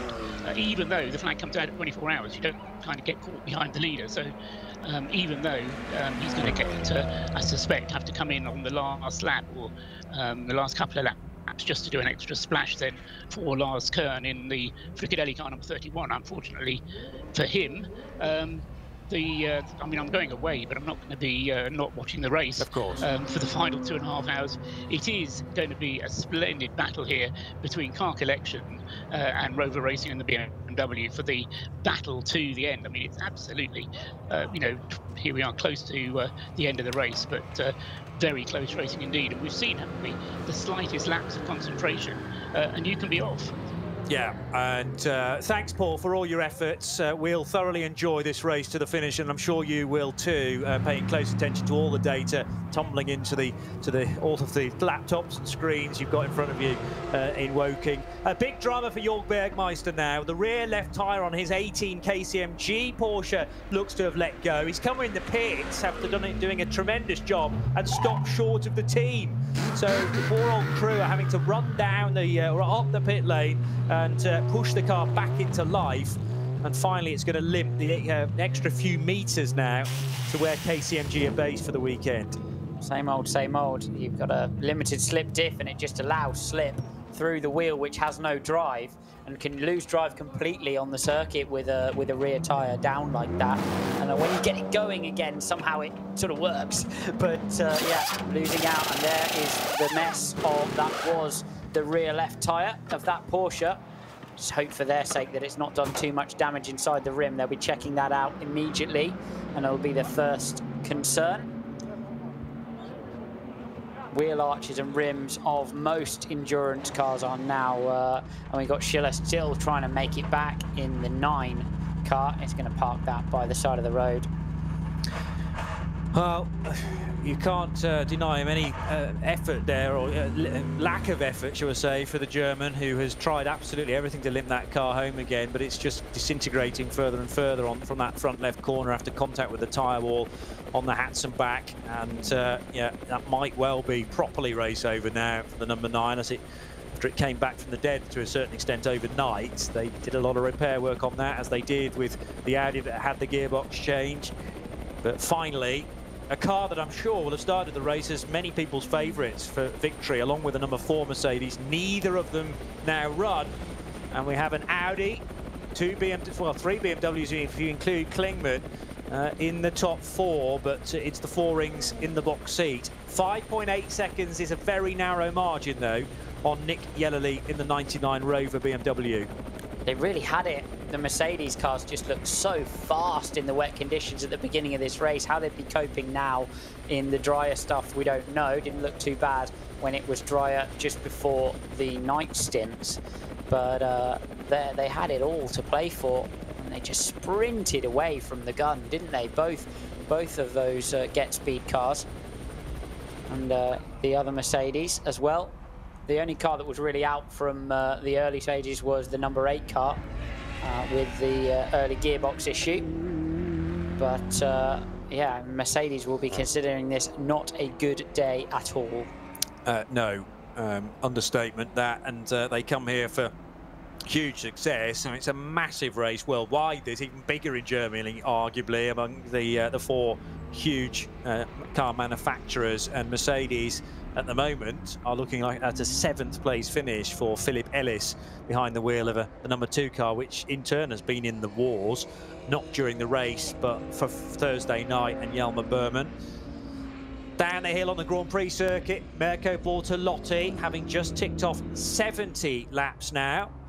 Yellerly took a couple of seconds out of him that time round. You can actually just see him coming through the turn 5 of the Grand Prix loop there. Yeah, and through the long left-hander, which is full throttle as you tumble your way down the hill and then into the braking zone for the Dunlop hairpin, lowest point on the Grand Prix circuit, and then a really rewarding section next up. Can be the way the cars are performing, can be just a bit of traffic, can also be engineers putting a bit of extra tyre pressure in one of the cars to help the driver get it up to temperature when the circuit was previously wetter. And then obviously as the circuit dries, you've got less tyre on track, you've got less car performance because the tyre is essentially over pressure, and that's when everybody else who got a little bit more aggressive when they put those slick tyres on in terms of pressure and suffered a bit at the start of the stint will start to come back at you later on. White flags being shown to those leaving the Vidal chicane and about to head onto the hats and back. You are allowed to overtake, of course, with a white flag out on tracks, just to tell everybody that there are slow vehicles negotiating the circuit, one of which is a pickup truck, so they are being called to possibly something early on in the lap, because I don't think that's going to be anything to do with Brunchen. Maybe getting a report then of something in the early sectors, but that's not evident on the tracker just yet. Still have a large section of track, though, which is limited to, first of all, 120 kph and then into the 60s because of the drama for Henning Kramer and Herbie Schmidt in their Porsche and Opels, respectively. They have to go from there, Donny. They have to go from there. There is no way to Brunchen apart from the racetrack. But you wonder why they weren't called half an hour ago. Yeah, because, as I said, 6 trucks had been trundling their way towards that scene. So let's wait and see whether there is a bit of a drama, maybe at the Vauxhall or Adenauer Forst. Perhaps finding they need a bit of an extra tool or an extra person, an extra set of eyes, something like that. You get used to you as a driver. You never question why an intervention car is on the circuit. You just go screaming by them and think, oh, there's another one of those course cars. Yeah. Tend to come in gaggles, so you expect when you pass one, you expect another one, and you look out for the yellow lights in the sectors where you can't, which are blind, because the yellow lights generally reflect off everything, even if it's not completely dark. So you'll always then know that there's a course car up ahead, along with the white flags, of course, which will tell you there's a slow car on track. I suppose the other thing they'll be doing is probably recovering those cars now, and often down the Dottinger Höhe, you have a flatbed lorry with a course vehicle behind it to protect it effectively and to show more flashing amber lights. So it might be the covering process that is about to be done. Protecting them and also protecting the driver, because the end of a flatbed truck is about cockpit height of a GT3 car. Yes. So it's incredible work they do, absolutely incredible work, and you couldn't run this race if it wasn't run in such a way. Where would you live snatch a car to in this section, for example, we're watching now? Absolutely nowhere. So that's the reality of the way the race must be run. And as a driver, you have to just be aware of that and just understand that, hey, we're racing around the Nürburgring. This is the only way we can do it. I know there is a flatbed truck in my way. That's just part of it. Get on with it, Alex. Yeah, and I think once you've had that scenario presented to you once or twice, your brain goes, okay, well, that's how this race is run. We'll adapt, we'll adjust, and we'll push on. Here's the 29 of Drudy. Didn't see a driver change for that car, so I assume Drudy is staying in unless they've already made the switch before the cameras came to it. Another set of tyres available. Drudy has only been in for one stint, so I'm sure he'll be comfortable to carry on, although we had a single from Kelvin van der Linde prior to that, and a couple from Christopher Mies with a short one in there. I think we commented on that at the time, actually, just a 2-lapper from Mies, which was a bit weird. We were scratching our heads about that, but 8 laps is much more like it, particularly in the dry now. Luca Exler in the 830 TCR car, Hyundai i30. Now, how are they doing in the TCR division? Still led by the Honda Civic TCR of Guerrieri. Österreich in the Veloster second, and the 830 slipping back to 4th position in class. But more damaging is the fact that it's 62nd overall and chasing a car 3rd in the class, which is 39th. So many, many laps, you would think, between the two. Alex Prince has completed 61. It's only 4 laps, but bear in mind that is about 60-odd miles or so. Yeah, it's Guerrieri and Österreich in about a lap between the two of them in that battle in TCR. Always impresses me how far they managed to get those cars up the order. More touring cars in SP3 is the Toyota Corolla, which is 3rd in its class at the moment. The number 119. And Team Thailand from Toyota Gazoo turning up with a couple of these cars with I think an all-Thai lineup in both machines. So Kawamura leading the way. Still that 124 Toyota GT86 in 2nd position. Bright yellow from memory, the pit lane AMC Sankt Vit entry with Derin doing the driving there. And 3rd in SP3 is Kulepalanont in his Corolla. So that's your 1st, 2nd and 3rd in SP3. 2 hours and 18 minutes to go then.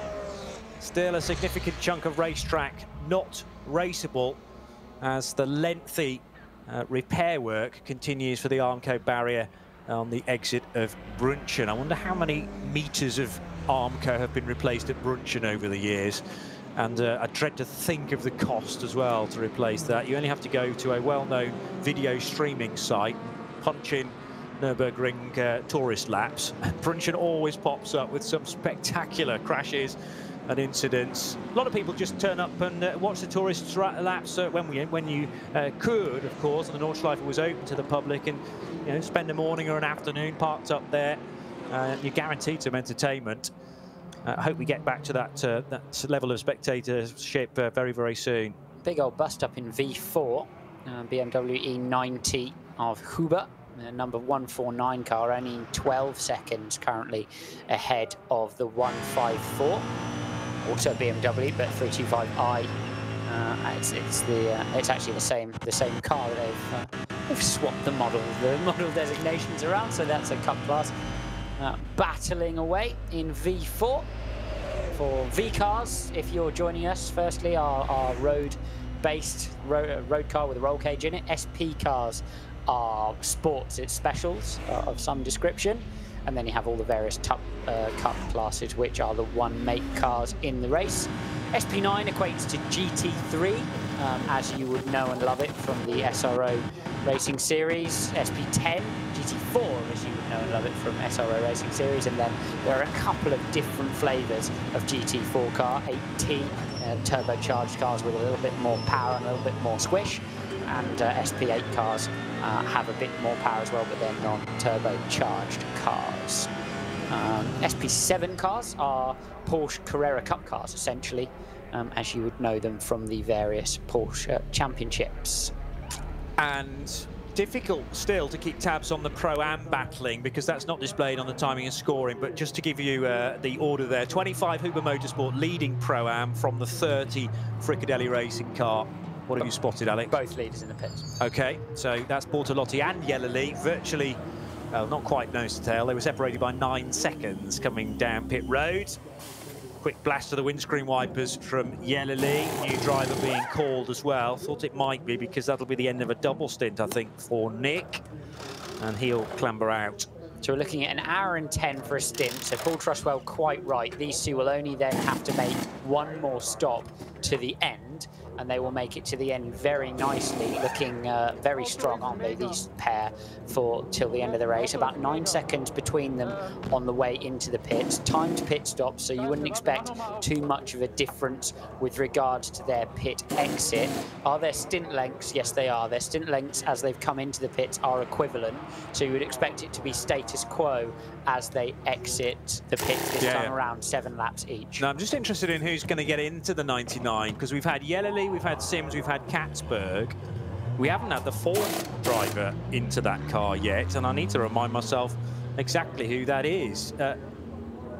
It's because Philipp Eng was named against both cars. So I think they probably are doing it as a trio, and Philipp Eng could have had the option to switch from 98 to 99 if he wished, but he'd been focusing very much on the 98 and getting more than enough attention from Mathieu Jaminet as well. I think they've had to stack Eng, haven't they, behind the 99 car there and wait for a fuel rig, have they not? Or are they running 2 at once? No, it looks like they're running 2 at once. But it looked like 2 cars are on the same rig there for Rover Racing. They found 2, there are 2 nozzles on each rig.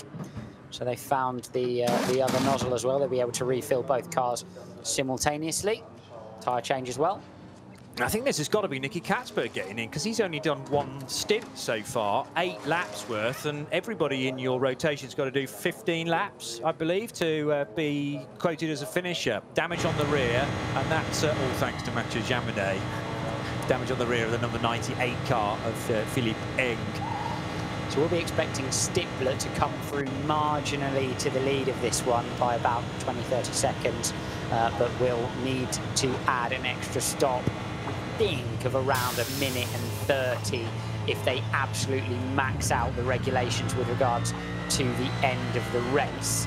And Frank Stippler will indeed come through now to take the lead, but will have certainly work to do to put himself up in a podium position. Over the line goes Stippler then, with the 4 cars ahead of him on timing and scoring parked up, but they will be released very shortly indeed. And Bortolotti will be the first of those away. Yeah, the red and black car rejoining the race. First of the Rover BMWs will be, now let's see, Nick Katzberg will be my bet. Not seen a great deal yet of him. It's Haase into the number 3. It is Katzberg in 99.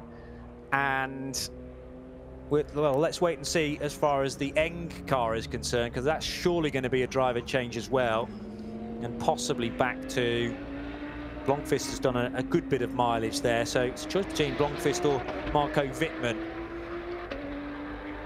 They'll put whoever's the fastest in, you would have thought, for the final stint of the race. Yeah, because the double stint, as you've been mentioning, will take them to the finish. So likely to be the qualifying drivers that we saw on Friday night now into the finish.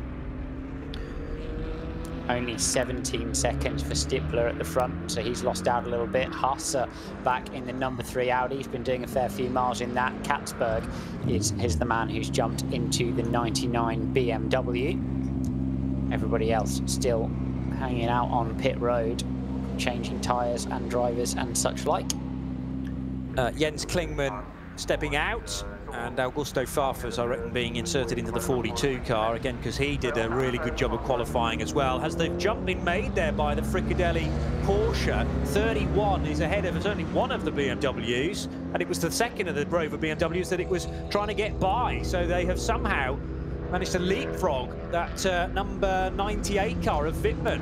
They certainly looked quicker, didn't they, throughout the previous stint, and I guess they've come off sequence. There it is, look, very close on the exit of the pit lane, but Lars Kern sweeps into the apex of T1, just ahead of the Rover car. Yeah, so that was a good couple of laps from Kern. We mentioned Jaminet coming in at the end of his 8-lap stints, so Kern completes 2. And they were always off the rhythm, actually, of the 4 cars that were leading. That car was the car we were discussing with Paul, though, that will be absolutely on the limit of making it to the end of the race.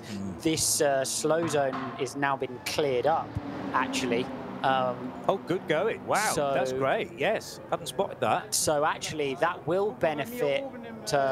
I'm surprised that hasn't benefited Stippler more, having made his pit stop with the slow zone out there, but maybe they've just not been quick enough from behind in the number 1 Audi. Because obviously they made their pit stop in the 1 Audi with a great big slow zone on track. Yes. But in any case, the pure pace of the cars have worked out that he's only leading the race now, owing us a stop by 16 seconds, which won't be nearly close enough. 25 Porsche. Getting a new door. Well, it must be one of the last cars off the cut slick as well. And then you know why he's getting a new door? Because Patrick Kolb hit the barrier between the Grand Prix circuit and the Hatzenbach. They are still leading the Pro-Am part of the SP9 entry, though, and in a stonking battle with the other car from Fricadelli Racing Team. Norbert Siedler has just brought the 30 car into the pit lane as well. So battle of the Pro-Am right on pit road together now. So yes, fighting hard. Kolb and Siedler, 33 seconds between them on the way into the pits. And that's very much assailable through the last couple of hours of the race. So we'll see how that kind of pace works out. The real question for me is if Kern can bring himself into this battle and save enough fuel. If there is a slow zone somewhere, save enough fuel just to make it to the end of the race. If they can't do that, they'll drop well down the order in that 31 Porsche. Nip and tuck, as you say, and this really is the point of the race where the strategists are working out where they're going to be in a little over 2 hours' time. For those that are in the fuel or have just taken fuel and a driver change, that'll be fine. There are those that are not quite at a point to be able to make a stop yet. Oh, Glickenhaus is off. It is, into the gravel at the bottom of the hill of the Grand Prix circuit. So runs out of road into the Dunlop chicane, or the Dunlop hairpin rather.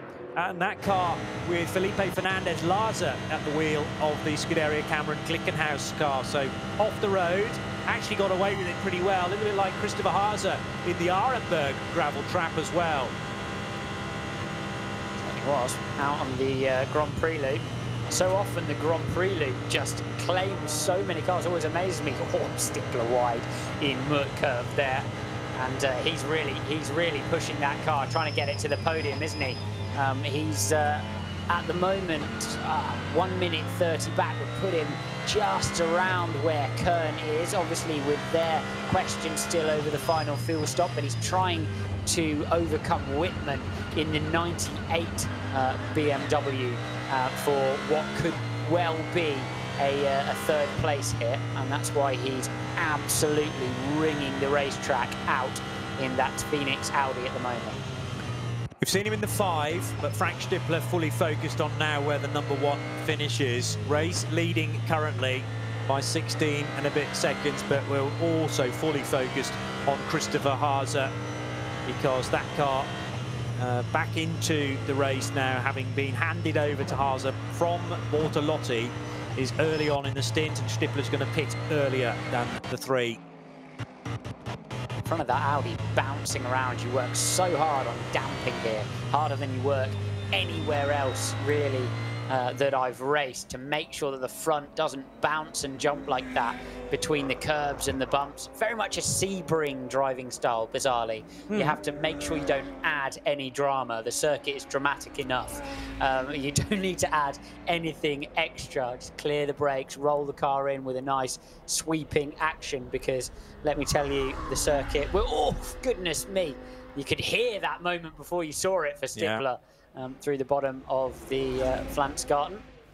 Michelin tyres chattering on the edge of adhesion for Frank Stippler, realising he's got to get a hustle on here. He's got clear road in front of him as well, and practically a dry line all the way around this section of the circuit at least. It's not rained, I don't think, anywhere around the Nordschleife for a good hour or so. 2 hours, 5 minutes to go then. This is the first car on the road. But when this all unwinds after the latest round of pit stops, we'll be left with the 3 and the 99, first and second. 9 seconds the difference. Okay, now I'm jealous. Couple of hours to go, exactly, for the first time. Couple of hours to go, green racetrack, 90 cars on the road. Look how much clear running they're getting, screaming round the Nordschleife. This is certainly going to be the fun bit, and Stippler seems to be enjoying it in that Audi. And heading off down the Dottinger Her with absolutely nothing in front and nothing behind. You can convince yourself sometimes you've got the racetrack to yourself. That'd be nice, wouldn't it? Certainly, and a lot of these guys did have on Friday night as we went for top qualifying. I hope a change in the regulations that will be kept for a good few years, because I like the 2 level of top qualifying that we had for the first time. First one deciding who were going to be the extra 4 cars to then be involved in Q2, little bit like the 3 levels that we get in F1, but yeah, I already had 13 cars that had pre-qualified for the big session, and then 4 available slots. Tends to be the direction with endurance racing now, doesn't it? You have Super Pole in Spa 24, you have Hyper Pole at Le Mans, and I think teams and drivers recognizing that pole becomes, as these races become more and more of endurance sprints, actually getting yourself out of difficulty in qualifying, being in the top 6 or the top 8, is actually more and more of a big deal. Teams wanting to qualify the cars and being frustrated by it basically being a lottery with traffic is, I think, what's driven the Hyperpole setup at Le Mans. It's also great Friday night entertainment here at the ring, whether that be for a TV audience that we've had this year, or for you know, the full Nordschleife campsite gangs that turn out. And, you know, dare I say it, short attention spans because of the distractions out in the Nordschleife with the beer and the music pumping away. But if you can have a short, sharp qualifying, 1 car, single car out at 10-second intervals, yeah, lots of people will sit up and take note, particularly towards the end at about 7 o'clock. Still a battle at the front. Haase now versus Katzberg. Last lap around 3 seconds quicker at Haase, as we get a bit of helmet bumping action in the camera. Raring to go for the next stop, it looks like, and geeing each other on. No shortage of energy levels down there. Most people having probably a good 8 hours sleep last night. Didn't they? It's showing. It's always a bizarre one when you get to the end of the 24-hour race and you've actually managed to sleep a little bit, and it's a lot of teams pushing extremely hard And not seeing the errors, are you? You're seeing some, but normally at this stage of the 24-hour race, you start to see those big tiredness errors. What perhaps for the 9 Mercedes would be the sort of thing that I'm thinking of. Drivers looking a lot fresher. Certainly, René Rast looked like a Duracell bunny when he jumped out of the Audi earlier on.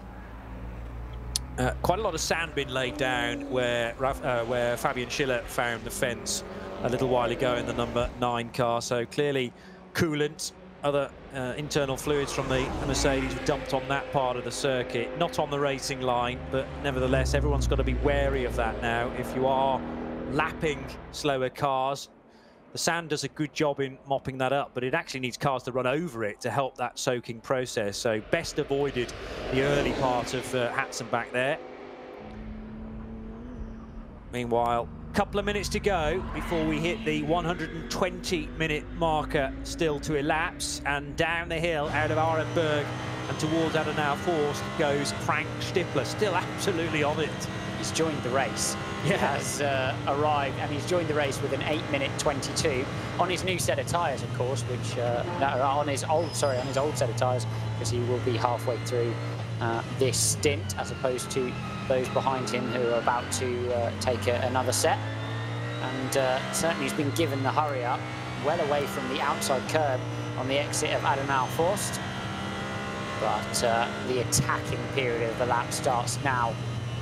Big speed carrying into Metzgersfeld. The front tends to wash wide, then you have to get hard in the anchors, because the second part you must make that camber on the inside. It's another big braking zone down into Kallenhard. You have to resist the temptation to go in too early. Don't get a nasty swapper on through this bumpy left-right, then miss, hit, miss. Miss the first one, hit the second one, then miss the third. On the way down to Versiphen. Give yourself all of the extra track you can. You can commit pretty early to the apex and roll a surprising amount of speed. Use that little bit of curb on the outside over there if you're really on it through the exit of Versiphen. And chatters on the brakes, always down to the Breitscheid Bridge. You've got to make sure you get off the brakes though. Lift early, power it out on the way down to Lauda. Now I'll be judging the distance down to this bit of traffic and trying to decide whether he's going to go around the inside, outside, or through the middle. Lucky boy.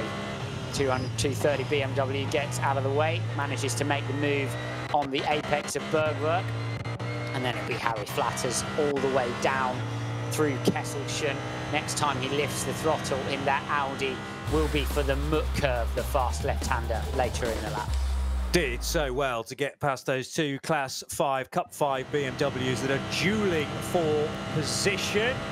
Thanks to Alex Brundle. In fact, Alex and myself, Johnny Palmer, are about to head away for a little while, but of course stay tuned throughout the final 2 hours here on RS1, part of the Radio Show Limited network of channels. We've just crept into the penultimate hour of the 48th edition of the Nürburgring 24, as now arcing its way through the tricky right-hander just before the carousel is Frank Stippler as the race leader. 17 seconds now up the road from Christopher Haase, reaching the concrete with a Porsche Cayman just up ahead. This is quite awkward, going to the left finally of car 301, which is an entry into Cup 3, running 4th in that division. Cup 3 is currently led by the Black Falcon team Techstar Cayman of Reben, 306.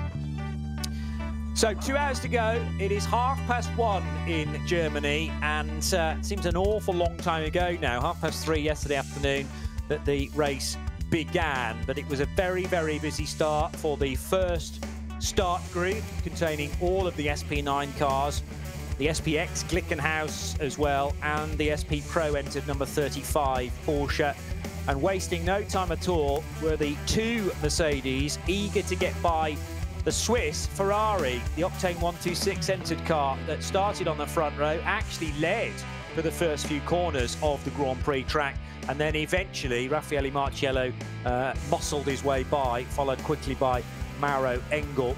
And Engel handing the car over to Manuel Metzger, but sadly, when he was due to, well, Lucas Stoltz, his teammate, was due to get in any moment to the number 4 car.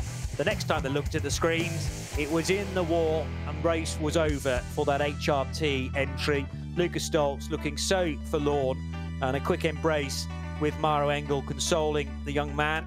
He'll have his chance again around the Nürburgring 24, Lucas Stoltz, and of course he's a big name in GT3 racing around the world these days. Also, the 9 car was pinged for this infringement, spinning an SP7 Porsche around in the darkness, very, very greasy conditions, but Maxi Gertz judged to be at fault. And one of the first things that Maxi Buch had to do, taking that car over once we got the race restarted in the about 8 o'clock this morning, had to take a penalty. Raffaele Marciello, not ever quite seen a mistake like this from the Italian and had an hour force, but then as he gathered things up again, he'd done some damage to the Mercedes, it clattered the barrier, and even more so then when he got to Callenhard. The car just wouldn't turn in. And another Mercedes driver just not able to quite process what had just happened. Head in hands for Raffaele Marciello. Christopher Haase got away with a spin in what will eventually become the race leader again in the number 3 car. This could have been so much worse, with the barrier very close indeed to the left and to the right, and some Audi mechanics there with their eyes on stalks, thinking of kind of what if had that gone wrong. The rain pounded down. The teams were ready to keep their cars in the race, but the officials stepped in and said we would have to go for a lengthy pause to allow the weather system to clear and for the light to come back again. So at 8 o'clock this morning, we started the 24 hours all over again. It was a single file restart, but that meant that the Yokohama S was no less busy than it had been several hours prior. Maxi Buch put into the number 9 Mercedes to overtake Dirk Werner early on. And out on the racetrack right now, Christopher Haase has just set another fastest lap of the race at 8:20.802, because he is, what, only a couple of laps into his current stint. I make it 2 laps completed on this current tank of fuel. He's got newish tyres as well, and he's charging hard in the red and silver Audi, which will become the new race leader just as soon as Frank Stippler comes into pit road to take that stop that he owes us. That will be the 11th stop, therefore, for Frank Stippler. Haas has already had some drama, though, during one of his stints today, when he ran out of brakes at Arenberg and skated through the stones, almost into the barrier, but thankfully kept it out and then thundered his way down the Vauxhall. Katzberg's just gone even quicker in his BMW, and we had an inter-BMW fight between Martin Tomczyk and the other Rover Racing M6. Audi coming in, which is the current race leader for the number 1 Phoenix crew, and it was cut slicks the order of the day for this time at this point in the race. But since then we have moved on to pretty much a fully dry track. There's definitely a dry line all the way around this 25-kilometer circuit now, and that's the reason why we're seeing lap times get even more impressive. 8:18.9. We did an 8:11 on the Thursday of qualifying. That was produced by the Lamborghini Huracan. So only a handful of seconds to try and find before we get to that ultimate pace of the whole weekend, really. Schnitzer's BMW in to the penalty box first of all. That is all done by that stop and go board, and it's lifted to allow the M6 to head down the pit lane. And the Audi with a run to the corner, with the first corner rather, with 1 or 2 back markers to nip by, but he did that successfully. Mathieu Jaminet possibly a little bit impatient to get ahead of Philippe Eng. This is first of all the moment where Eng got in front of Mathieu Jaminet in the Fricadelli racing car, and then Alex Brundle and I witnessed this sort of pummeling of the rear bumper from Mathieu Jaminet as he got more and more eager to get through, nearly spinning Eng out at one point, and that happened outside of the Yokohama S. Looking good on the brakes, the Fricadelli Porsche, and much better mechanical grip, much better drive off the corner, and there was nowhere to go. Fabian Schiller, another error, I'm afraid, for the number 9 car, and the front left corner is taking a battering all race long. He did manage to locate a reverse gear from there and recover his own car, but then the bits continued to fall off the front left corner of that Get Speed Performance Mercedes, and eventually, later on in the lap, he would give things up, and the car is definitely retired now after it came back from the abyss overnight. Audi 1 and 2, BMW's 3rd and 5th in the hands of the Rover cars, with Lars Kern meeting the sandwich there for Frikadelli Racing. But having thought Rover did have the pace to take it to the Audis, not quite sure now. We'll get one back into second place very, very shortly, and that will be challenging the Christopher Haase car, with Stippler probably feeding into 3rd place. That's the car that's off the rhythm as far as the pit stop cycle is concerned. We've had Nico Muller at the wheel of that, and Frank Stippler currently doing the laps as well. This is RS1, the Radio Show Limited network of channels, and Peter Snowden about to join Joe Bradley for the next bit of the race. Boys, you've got the most exciting bit now. 2 hours to the checkered flag. Well, very kind. Thank you, Johnny Palmer, as ever. Most exciting bit, well, none of it's been unexciting, to say the very least, but just you pointed out there, Johnny, in your rundown there, that Christopher Haase has popped in the fastest lap of the race at 8 minute 20.802, and seconds after you said that, Nicky Katzberg in the number 99 Rover Racing BMW M6 in 3rd place popped in an 8:18.9, so virtually, what, 1.9 seconds? Let's call it 2 seconds. He'll call it 2 seconds. It'll only be Christopher Haase, so it's 1.9. But Nicky Katzberg popped in an 18.9 there, the new fastest lap of the race. We've just seen a BMW off somewhere. Don't think it was one of the GT cars. Let's have a quick GT3 car. No, now one of the KCMG Porsches running extremely wide through the gravel and rejoining across the grass. That's the number 18 car. It's running a little bit down the order. That's Bernhard in the KCMG Porsche down in 15th overall, one of the SP9 cars, classic cars. He's been off there. But it is indeed Audi Sport Team at the top. BMW, as Johnny's just said, Nicky Katzberg in 3rd place. Kern in the Frikadelli Racing Team Porsche 911 in 4th, and then a couple more BMWs, Rover Racing and Team Schnitzer, Wittmann and Farfus in those cars. Fastest lap of the race so far, just said a few minutes ago, 8:18.9, and that was Nicky Katzberg in the number 19. Sorry, number 99. My apologies. Rover Racing BMW M6. So we just have another gyrator there. That's the number 305 Cup 3 Porsche Cayman 981 GT4. This is a crossover car. That's the number 305 car. That's just had a little whoopsie there and off and through the gravel, rejoining like he's leaving the beach. Rejoining. Also, a bit of smoke coming from the left-hand side of that car, so I wonder if he's made some contact now. Cause or effect, which one's first there? Has he clipped the barrier and damaged and broken a toe link or put some tracking out on the left-hand side, that number 307 Porsche Cayman? Or is it a tyre issue that's caused that to go in the first place? We'll keep an eye on that as it comes round, the number 307 car. Also seen the number 30, Snowy, heavy contact with the barrier. That's the Frikadelli Racing entry.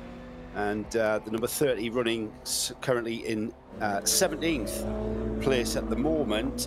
Klaus Abelin at the wheel of that car with heavy contact. We'll try and get an update as to what the situation is with that. I'm not sure whether that was involved with the 305, the Porsche Cayman, and a spin for a Mercedes just coming out of Schaffner, John Schaffner in the number 10 car. So I was about to say, Snowy, Johnny was spot on when he mentioned now same place as the 305 Cayman, yes. So that indicates there's possibly something on the track there. 2 cars off, there's accident, and I think almost we're going to see the Glickenhaus have a similar problem at the same part of the circuit. No, that's the that's an Audi. It is an Audi. My apologies. That's the number 3 Audi.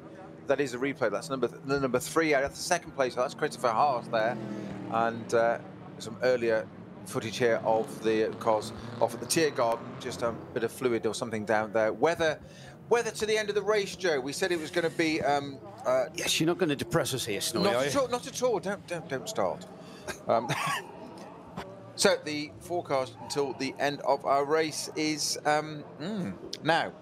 What did we say yesterday about it being virtually no chance of rain? That down to 15%. Well, It's a little bit different now. We are looking at, it's only 9 degrees, Joe, but that 15% precipitation has increased to 85%. Oh, right. So from now until the end of this race. Lorenzo Rocco de Torre Padula. I have to say that for Bruce, it's only the second chance I've had in 4 days, but that one's up there for Bruce Jones. I believe that 87% could well be 100%, because I think that's why we're seeing, well, whatever, but it's turned into 100% because we're seeing cars now with wipers on, and that would explain why certain parts of the track we're seeing cars spinning off kind of in a harmless sort of way. What I mean by that is nothing to do with them carrying too much speed, but just seemingly harmlessly pirouetting off the track. And we're getting teams ready now in the pit lane. I'm wondering if this is an unscheduled stop for those teams that we're seeing preparing themselves in the pit lane. A lot of activity going on down there. I would say most certainly for the number 1 Audi, the car at the front of the field as well. It's number 1 and P1. Frank Stippler in that car at the moment, the number 1 Audi. That's been brought into the pit lane, and we just saw a driver, didn't catch who it was, but absolutely tearing across, shooting across the pit lane and grabbing his seat to pop into that car. Frank Stippler it is that brings the number 1 green Audi in.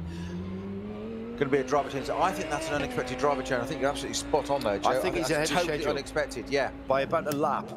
I think that's he's come in on his 7th lap. He's got 6 laps of the stint completed. That will have been the 7th lap completed, according to the data in front of me. So Frank Stippler bringing that car. He was due, of course. He was due to bring the number 1 in from the lead. Now, some work going on. Interesting there. They've got the front cover, as it were, up on that number 1 Audi. Doing some work on it. It looks like some setup change on the front left there. Obviously, on the other side as well, but not just a question of changing the tyres. Slicks coming off that car, being treated to see what goes on. Looks like they're going on to wets on the number 99, the 3rd place car. Nicky Katzberg is in that car, and definite driver change for the number 1 Audi. Frank Stippler out of that car. Can't see who's got in at the moment. We will find that out in a second. But Frank Stippler certainly out of the lead car, and going back onto certainly not a slick tyre. I couldn't see exactly when it went on onto the number 99 car there, the 3rd place car in the pits. The lead car is actually, it is mentioned in the pits. So the lead car is now, of course, Christopher Haas in the Audi Sport Team R8. Katzberg has only done 2 laps, Nui. So that car, the 99, in from 3rd spot. Katzberg out, having pretty much just pitted. He's done 2 laps completed now. He's into the pits for a tyre change. So the decisions are being made. Johnny was right. We are into this, perhaps the most exciting part of any 24-hour race is the final 2 hours. It's like a game of basketball. Everything's down to the final quarter, but we're very much into the final quarter, and then we're just adding a bit of weather, and there's no doubt about it that we've got a situation here where weather is going to play a factor, already playing a factor at the front of the field with into the pits, and pretty much everybody now piling into the pits. The number 1 Stippler car pretty much done and back out. The Fricadelli Porsche is into the pits. Whitman in the Rover BMW 98 also following the team strategy and into the pits. Farfus in with the Schnitzer BMW car 42, and looking at the laps that these cars have done. Yeah, slippery surface flag out at Hudson back there. It's absolutely tipping it. And Joe, we predicted, well, we looked at the forecast yesterday when we said this, when this race, just before it even got stopped last night, we looked at that forecast going through the night. Heavy rain, exactly what happened. Race restarted early hours this morning, and we said it was going to be 15% at the end of the race. That has now changed to 85%. Yes. So yet another twist in this, the 48th running of the Nürburgring 24-hour here on the Nordschleife. As if there hasn't been enough action already. 9-hour stoppage because of weather already. What we thought was going to be a dry run, quite literally to the end. People running on slicks, a dry line appearing. It was single car width, grew and it grew and it grew. The dry line, that is. And all of a sudden now, just at the end, with a couple of hours to go, let's just throw some rain in there again just to change it all completely through. The strategists must be having a breakdown, and all these teams having to deal with all this. We've been lulled kind of into a sense of security, thinking that we're going to have a dry track and consistent track and weather conditions to the finish of this race. Ha-ha, says the Nürburgring. Not a chance. We're just going to add a bit more to the mix. It's almost as if just when you get used to a set of conditions, let's change it again. Yeah, absolutely. Drivers just beginning to settle in, wasn't it? We've had some pretty sort of symmetrical racing stints from the cars at the front, with 8-lap stints from the leading 5, 6 cars maybe, and now that's gone completely awry, with people having to pit after only 2 laps.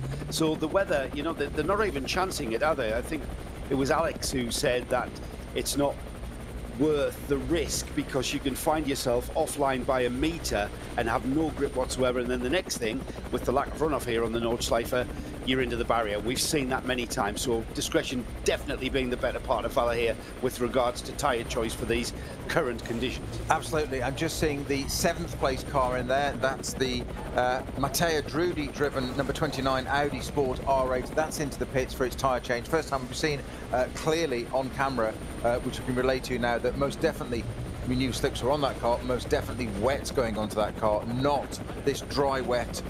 I don't want to say intermediate, because it is intermediate. Well, it's a hand cut. It's a slick.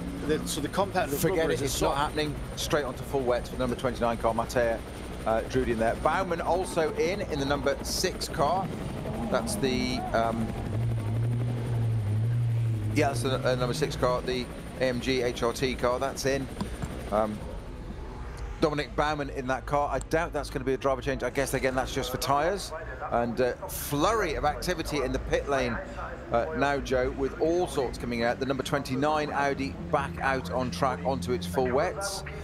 Christopher Haas it is, it's leading, 74 laps completed. And we can see those times straight away there. Nicky Katzberg, that was an outlap, but it's gone up by a minute.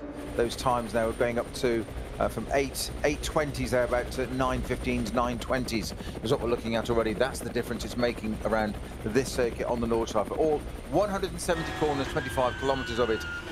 As you say, just another little bit of weather change for us in that one as well. So the drama is certainly not over into the final 2 hours of this truncated 24-hour race, and Augusta Farfus there running out of grip, just keeps it off the barrier on the left and into the Hatzenbach part of the Nordschleife, and we saw the number 9 of Marciello doing exactly the same, where basically he just understeered off across the grass on driver's right and across the back onto the track. But just the proximity of that outside barrier, it came to, it certainly nestled the Mercedes number 9 into it. Not so for Augusta Farfus though, and all the skill there. I think more luck than anything really, because there was nothing which he could do. He was a bit of a passenger. I think completely losing grip there. Downhill across that, we saw a couple of cars do that earlier in the race during the night a bit, before we got the red flag there. But you say, irrespective of how that came about, he nearly ran out of road. As in, couldn't have got much closer to that barrier. I was waiting for that impact, even some kind of scrape, and even just a little tap. The angle he went in at, if he just caught that front left and breaks a toe link or puts the steering out, that's a major problem. Mercifully, Augustus Farfus got away with that. Marcel Duke has confirmed heavy rain at Brunchen and Flansgarten. We're pretty much seeing that rain come in now and spreading across a lot more of the track than the Brunchen-Flansgarten area of the circuit. So that's been the deciding factor on tyre change there, and early pit stops purely to change tyres to a safer wet tyre. Keep the tweets coming in. We are hashtag N24RSL. I'm at Bradders3078. Also at RSL Studio, at Radio Le Mans, at RSC, at RC Racing, and at Blackpool Johnny. Just hashtag N24RSL, we should get it. Keep your inquiries coming in, and certainly as a collective, keep those eyes peeled and keep the information coming in, because it's great to have you on board and joining us towards the finish of this race. Just when we thought it was going to settle into a kind of a sort of straightforward motor race, Snowy, because that's certainly not what the 2020 N24 is going to be described as. It hasn't been in any way a straightforward 24-hour race. 9-hour stoppage, restart at 8 AM, and we are back with a tactical nightmare for those engineers on the pit wall and in the pit garages. They'll be looking at the weather satellite, they'll be looking at the data that's coming in from the cars, and of course, let's not forget the human element, the man or woman behind the wheel of those cars, feeding back information as to what the track conditions are. And of course, as you've just said, Joe, this the weather report being confirmed. You said that from somebody on the scene that's saying Brunchen down to Pflanzgarten, Schwalbenschwanz. That's all before the sort of the second mini carousel, as I call it, going on to Dottingerhohe. So it gives them a chance to get on the radio and say, right, this is what's happening. They've got the chance. That's why we saw such activity from the Audi team, because it's pretty well close to the end of the lap there. You've got that run down Dottingerhohe, admittedly, but they're basically saying, let's get it ready. We need to come in for tyres now. So they haven't got a whole lap to do from the driver's point of view. They haven't got too far to go. From a team point of view, they haven't got long to get those tyres out and ready. And that's why we saw the Audi driver tearing across the pit lane. You're in, Frank Stipler, the swap over there. It's that car taken over by, I'm trying to look, number 1, so my apologies, Christopher Hart, yes. Vantor back into that car, yes. Yeah, Dries Vantor now at the wheel. The number 3 leads, Christopher Harter at the wheel of the car. He's taking a very cautious approach, understandably, and we expect to see Harter picking up the speed of that car, still being very, very tentative, offline around parts of this track, just finding the grip through Tiergarten, and he's into the pits as expected, Snowy. Yeah, I was going to say, because he's on, must be on those slicks still, then, mustn't he? Still come in and change, hasn't changed yet. He's done 3 laps. Has he? Yeah. He's done 3 laps. Okay, fine. That's odd. Why is he back in again then? Because you saw that car today taking almost a middle of the road approach through Tiergarten, nowhere near. Not a question of even getting on the curbs, nowhere near the apexes. Nice and certainly down the middle of the road. Obviously struggling with that car as he came out to the left hand of Tiergarten to go onto the GP circuit. As soon as he touched the throttle, the car twitching all over the place. No wonder he's come into the pits. Something's not particularly brilliant on the grip of that car at the moment for slicks. It was on slicks. I was going to say it was on slicks still. Yeah. I mean, you could see the body language, as I say, of the car. He was teetering on the brink of just sliding off through most of that lap. So hats off and huge respect for keeping it on the island on slicks. When we say 3 laps ago, that's a long time. Yeah, 30 minutes. Recalibrate the mind. This 30 is the minutes. Life. Yeah. So that's understandable. When he came in and changed to slicks, that was the prevailing weather conditions, and then within 3 laps it's become a nightmare of weather conditions. Change for the lead then, as the 99 has gone through, and will Nicky Katzberg take over the lead as the number 3 Audi remains on the pit apron, having that tyre change. Can't see them changing driver, Snowy. Well, the car that just gotten in.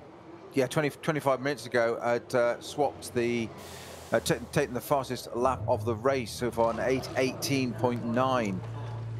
That's, you know what, that's just bad luck, isn't it? That's got nothing to do with pit strategy. That's got nothing to do with tyre strategy. That's just being caught at the wrong place at the wrong time. And Christopher Harter, when that rain came down, heavy rain we've heard at Brunchen, he had to then make his way around pretty much the whole of that Nordschleife circuit, the whole distance back to the pits on slicks. And we've seen it so many times on slicks in heavy rain. You're kind of out of control for pretty much most of the time, aren't you? You're there just trying to slow the car down enough for the rubber of the tyre to actually make contact with the tarmac rather than have a layer of water between it, because it is like driving on ice. Well, absolutely. As you said, driving on slicks there, we said 3 laps to the Nordschleife. As you said, recalibrate. 3 laps to the Nordschleife is approximately 30 minutes. Let's face it. As it's getting wetter and wetter, and you're out there on slicks in an Audi R8 LMS GT3 car, that's it's testimony to that run, that he managed to keep it out of all the scenery, keep it on the grey stuff, albeit a little bit twitchy a couple of points, but it's now on to full wets. Nicky Katzberg it is, that is our race leader now in the, as Joe just said, would inherit the lead. That's the Rover Racing BMW number 99, now goes to the top of the timesheets. Christopher Harter it's in second. Audi Sport Team in second. Vantor in the car number 1 car dropped down to 3rd place at the moment. So BMW it is from 2 Audis, and Rover Racing in 4th place as well in their other BMW. Schnitzer following as well. Augustus Farfus in the number 42 car in 5th place. Porsche it is with Kern at the wheel, the Fricadelli Racing 911 GT3. Drudy in the Audi Sport R8. Then we get to, it's Patrick Assenheimer. That's the first of the Mercedes runners in the Team HRT car, and his teammate Ellis just behind as well in 9th position. Peter Dumbreck it is that rounds out the top 10 currently in the Porsche. So BMW sandwich in 1st and 4th, sandwiching the 2 Audi Sport team cars in 2nd and 3rd place. BMW is therefore 1st, 4th and 5th. Porsche in 6th, Audi again, and then 2 Mercedes and the Porsche, the other Falcon Porsche of Peter Dumbreck rounding out the top 10. I can't help think that, you know, we can't be overly critical of Audi. You know, some people describing it as an error. Haas was left out while the rest of the teams went for wets around about that pit stop time. They've lost 20 seconds on that lap alone and are now left to chase down that number 99. And that's including the tyre stop for the BMW. It kind of sort of things beginning to shape up. You know, we know that the performance is there in the Audi R8, and you know, arguably they've had a slight performance advantage over the course of this race over the BMW. But then you've got to think, you know, BMW have played a really canny game here, and they've got what, 3 cars in the top 5. And at this stage of any Nürburgring race, that is certainly in contention. Yes, you can't rule out the 2 Audi Sport team cars number 1 and 3, and even Fricadelli in there with a shout, Kern at the wheel of that one with their Porsche, the number 31, currently in 6th. But yeah, this is shaping up to be a bit of a, people of a certain age will understand this one, Snowy, a grandstand finish. And now on that note, just add something else into the mix. The weather's just thrown something in for us and changed that from not what we were expecting at all. We commented earlier about looking at the form of these cars and how they perform through the NLS rounds and things that we've seen there. The BMWs become very strong in the dry, but not so much so in the wet. The Porsches have exactly the reverse. Now we have a BMW leading by 46 seconds currently. That's Nicky Katzberg in the Rover Racing number 99 car. But it's only 46 seconds with just coming up to, we're seconds off, 90 minutes of this race to go, an hour and a half left to go.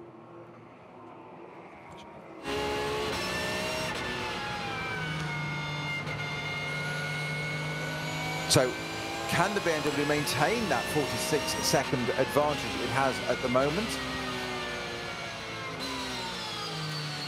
Audi Sport team, we've said this time and time again in this show, haven't we, throughout the 4 days. Never, ever discount Audi Sport team.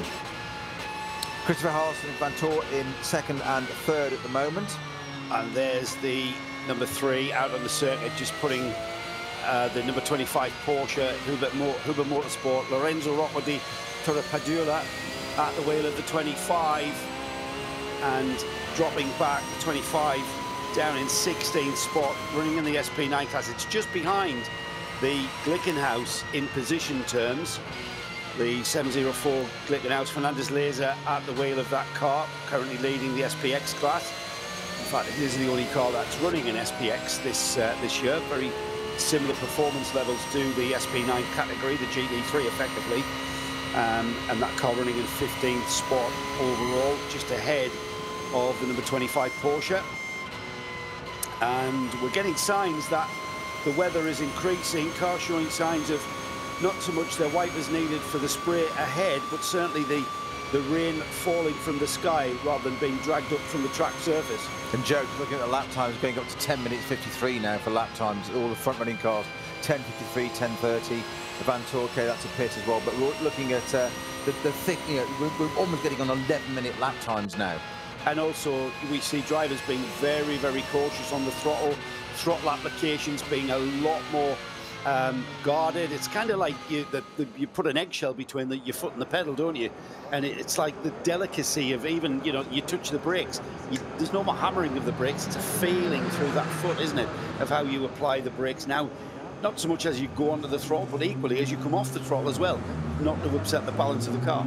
Well, you've always said, haven't you, Joe, that the dry conditions are one thing, the wet conditions bring something else out in the drive. Those that can deal with the wet And it isn't just about visibility or whatever, there is all that of it, of course, but exactly what you're just highlighting there, Joe. How delicate, how subtle, how sublime can you be with the way you put those inputs into the major controls of the car? As you say, steering, braking, throttle. You can't be as animalistic as you might want to be in the dry. You have to take a whole different approach. You've got to have that feel underneath it of what's the car doing, that literally through the seat.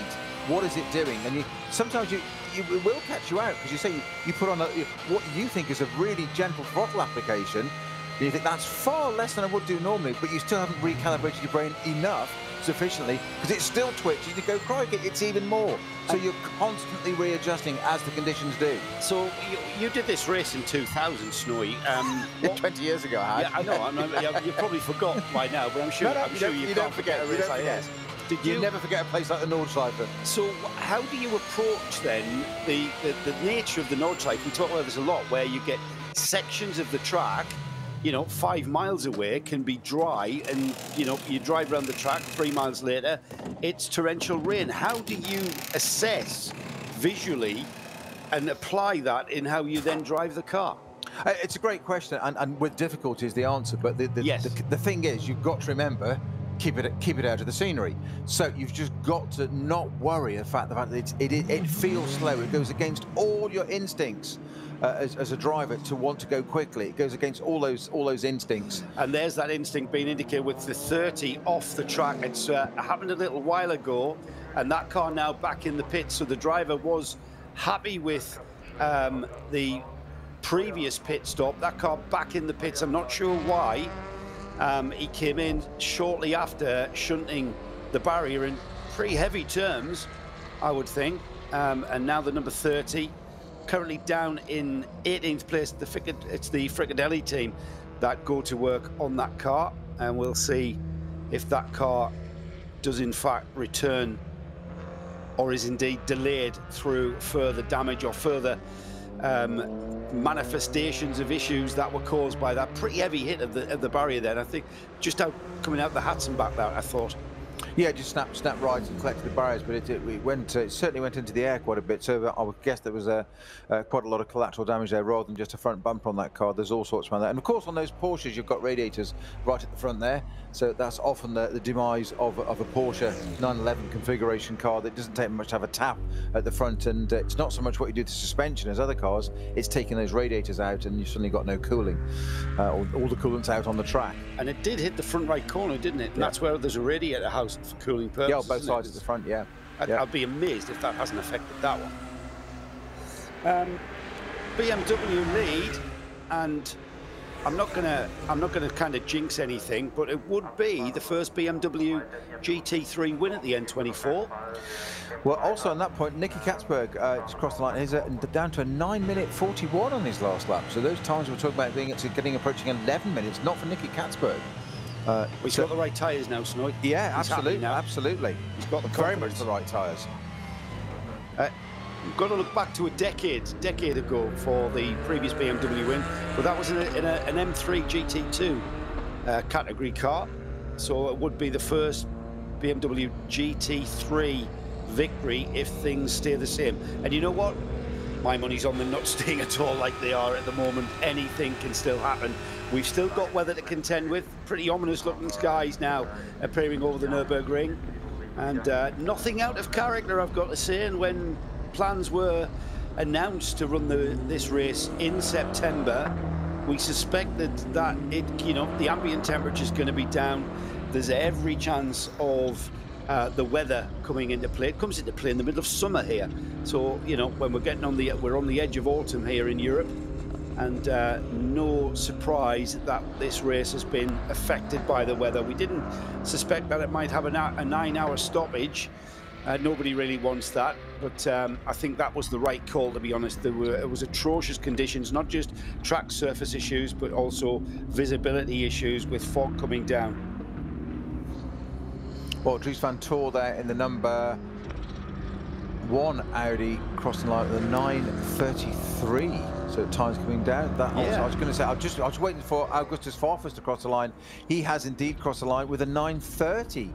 So times are actually beginning to come down again a little bit, but the weather conditions would indicate not.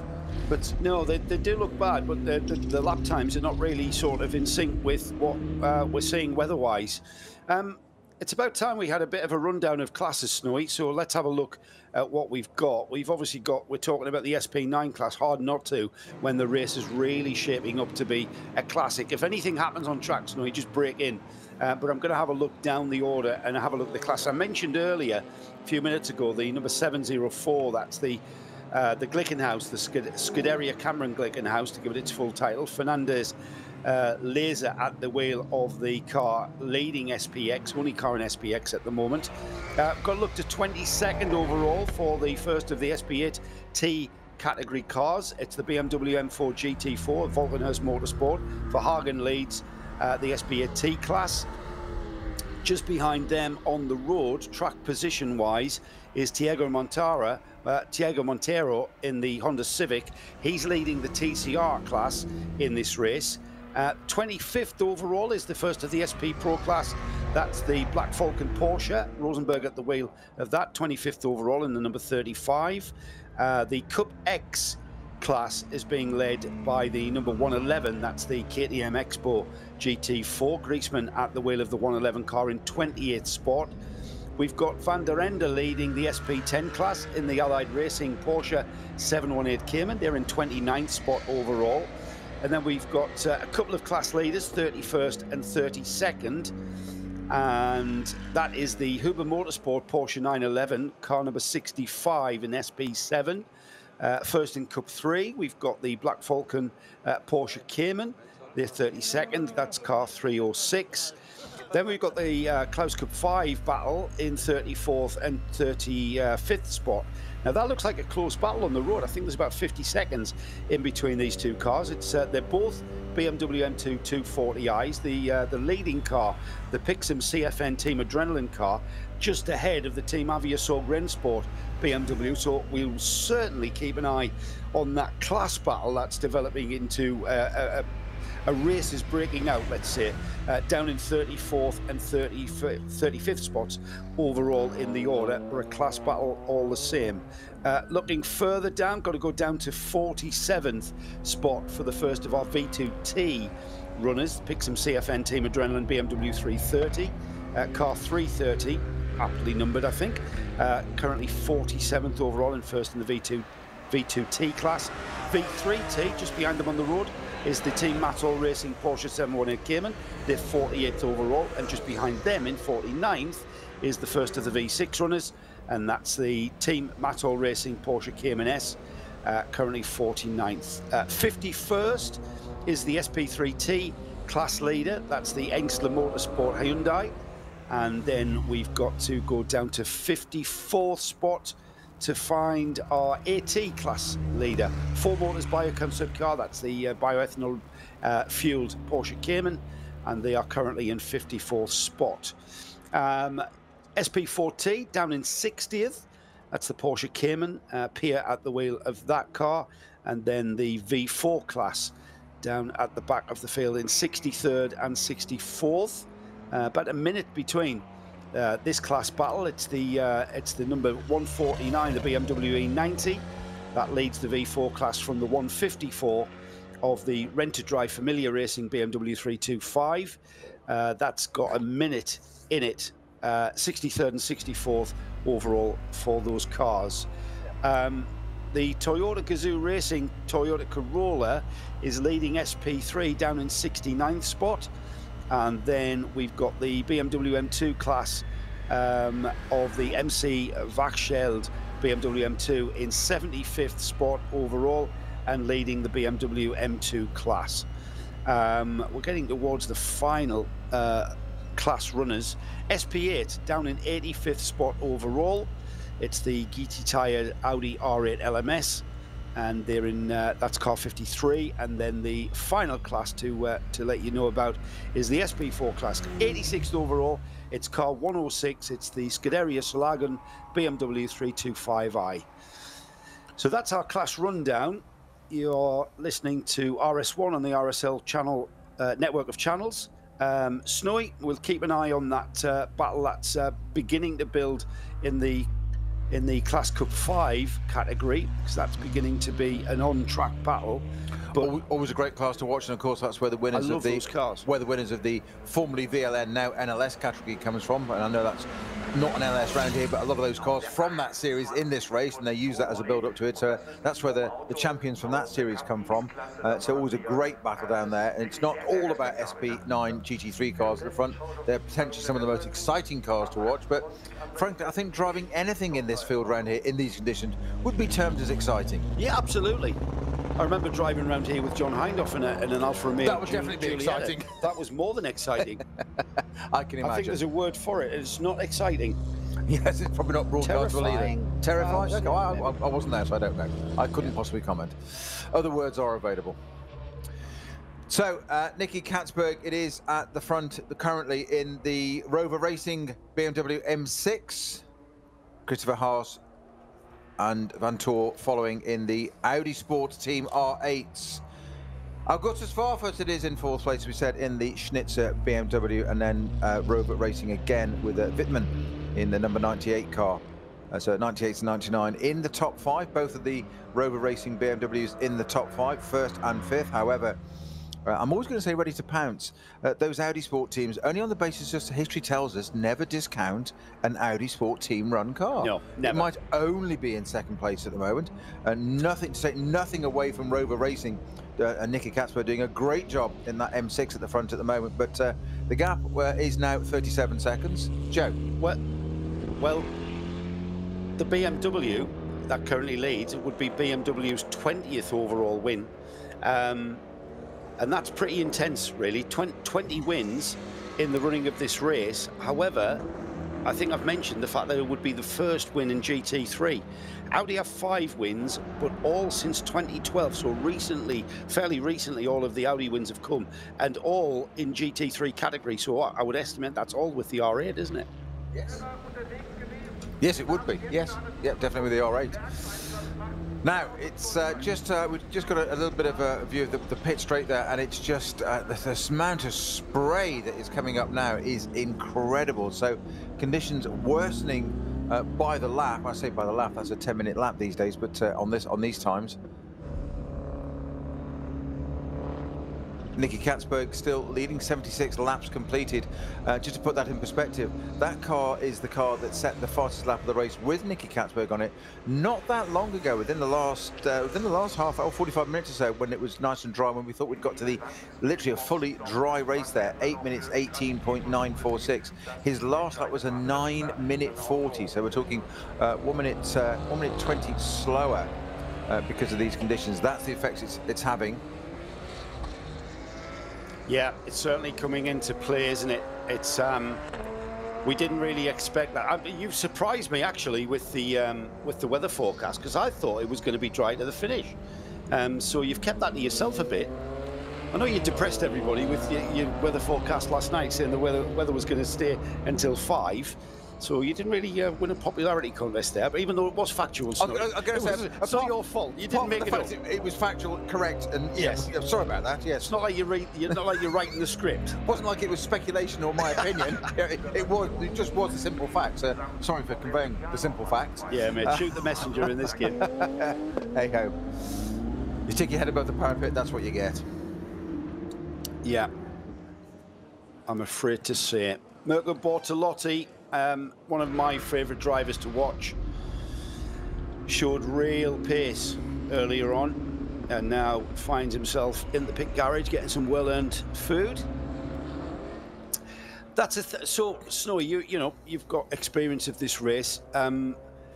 Is it difficult to kind of be disciplined with things like eating because of the intensity of the race? When you get out of the car, the adrenaline's been flowing. Do you have to consciously say to yourself, right, I need to eat, I'm going to have to eat, even though I don't feel like it, because I'm just coming down from an adrenaline rush? How does that work? Well, it's a great question, and it's probably changed in the 20 years that Alex doing this last year. They have dietitians and all sorts these days. From my point of view, doing it 20 years ago, I would work backwards and just say, okay, what's the point of eating? What do you need to do? It's fuel for yourself, isn't it, for the driver? What do you need to avoid? Tired drivers. Tired drivers make mistakes. So you've got to take something on board at the right time that's going to have that effect when you're out there in the car, and that's the bit you've got to avoid. So yes, you do need to do something, but you've got to be very careful that you don't go, you know, kind of sugary and get, as you say, you get a temporary high, if you like, from the sugar. But that's great now. If you're in the car in an hour's time, then you do a stint for an hour. That could suddenly you get that cliff when you come off that high that you don't want to be doing. That's the wrong time to be start to feel suddenly tired, and the sugar hits past, that rush is gone. You don't want to be getting tired in the car. It's the very last thing you want to do. So, you know, you wouldn't sort of, you know, eat a Mars bar. Pasta seems to be the choice food, doesn't it, in pit garages? I'll put it in perspective. Somebody like Alex Brundle will answer this brilliantly, because they say they'll have dietitians and everybody on board. It'll all be spreadsheets and whatever. In my day, it was can of Red Bull, get in the car. Yeah, I would fall foul of that, because that makes me want to use the loo. Oh, there is that as well. Yeah, and there is that. One of the I talked about this with Johnny a couple of days ago at the beginning of this. I think even on Thursday actually, and the week before I did this race in 2020, we were at Le Mans, and I had a conversation with Mr. Wyn Percy as to some advice on this, and you know, man, I've done great 24-hour experience, and Group C, absolutely, and yeah, I had the pleasure of racing against him in those things. But one of the things he said about learning the circuit is what we discussed. You know what's coming up ahead. But one of the other pieces of advice he said was that in terms of taking on board fluids, and he said just take enough on that you basically you pee clear. Yes. Okay, and that's it. So I follow this advice. Now you well know that I'm known as slack bladder, and I took on a load of water at the first stint, and you think you're sitting down, it doesn't matter until you stand up. And I remember getting in the car, and I'd got to Hatson back and thinking, I need the loo, and I've got it. And then they said, by the way, you're double stinting. It's just like, great. That's great. You don't do what Tommy Coronel does, though. We won't go into that. Or used to do. Oh, it's common knowledge, isn't it? Well, exactly. Drivers can. No, I've done it. I've been there. I've sat in the Dutchman's pleasure, as it were. Or you've sat in Tom Coronel's car. Well, yes. Right. Okay. You've been stinted off. Yeah. Right. Okay. Yeah. I was just wondering, even sitting in my own is probably going to be discomfort. That is the point when you think, I really should have listened to the careers advisor at school. Yes, more incident out on the circuit. That's the Mustang again, having a big moment and getting that biofueled power down there in the Mustang. For a bit of front-wheel drive action from the GT Golf as well, showing that front-wheel drive in these conditions is sometimes an advantage. Rear end, I've always said with a front-wheel drive race car, the rear wheels are just to keep the bumper from. That was a mega example of lift-off oversteer there, wasn't it? Turning in. It kind of was, but then you've got to go back on the power to get that those front wheels just to drag the rear end wherever it's going. The gap at the front remains around the 30-second mark. 20 seconds lost in the pit stop for Hasse, having gone out on slicks after 3 laps on those slicks. Track conditions became overwhelming. Hasse having to pit for the correct choice of tyre, which at the moment is most definitely wet tyres, not even a thought about intermediates, let alone slicks at the moment. Katzberg leads, 33 seconds is the gap to the leader, to the Hasse Audi, I should say. Then we've got a further 17 seconds for the second of the Audi Sport team, with Dries van Tor at the wheel of the number 1. Farfus has moved into 4th place, a further 28 seconds ahead, and he's just moved past Whitman in the Rover Racing BMW in 5th. Gap across the line last time by less than a second, or let's call that on the second. It's 0.946 to be exact. So that's a battle that's beginning to develop for 4th place. We'll keep an eye on that, as the number 71 has a pretty harmless spin. That's the Pro Sport car, and that car just spinning harmlessly at turn 1 and pulling off the track to driver's left. Very tight hairpin at turn 1. The track was a little different when you did it in 2000, was it? It's not that, was turn 1 the same with the... No, not quite the same. No, it was more of a chicane then. It was slightly different. Obviously, the Nordschleife was the same. That hasn't changed in many years. I had a hot in mouth moment there. I thought maybe that was that Aston was the Garage 59 car driven by Chris Goodwin, that's having a stonking performance. Currently running up to 27th overall and still P3 in its SP8T class. So great drive from Chris Goodwin there, the former Brands Hatch instructor and ride man actually, when he used to go and have a hot laps round Brands Hatch, and you were taken around by Chris Goodwin. So he's got a huge amount of experience. Imagine being paid to drive around Brands Hatch as fast as you can all day long. It's not bad, is it? It's not a bad job. He's doing exactly the same thing around the Nordschleife at the moment. It's just to confirm the Pro Sport Racing Aston Martin Vantage. Spun harmlessly at turn 1. It's continued. It's down in 52nd place overall, 4th in SP10. And it's the driver at the wheel is Alexander Walker at the moment. And that car has continued. Nico Verdonk, I noticed there. Had the pleasure of working directly with Nico last summer at Spa. And great driver and familiar with that Aston Martin Vantage of Pro Sport. But that car 4th in class and a little bit ground again on the next of the SP10 class runners. He's about 3 laps off the next car in SP10, which is currently the Novel Racing Toyota Supra, up in 38th spot overall, about 3 laps ahead. So they've dropped down the order a little bit. That's 71. Just a quick look at a bit of onboard there with Lars Kern in the Fricadelli Racing 911 Porsche number 31 car. Currently running in 6th position. We just saw a little bit of onboard footage there as he's going up to Klostertal towards the Caracciolo carousel before he gets there. 230 Ks through that bit.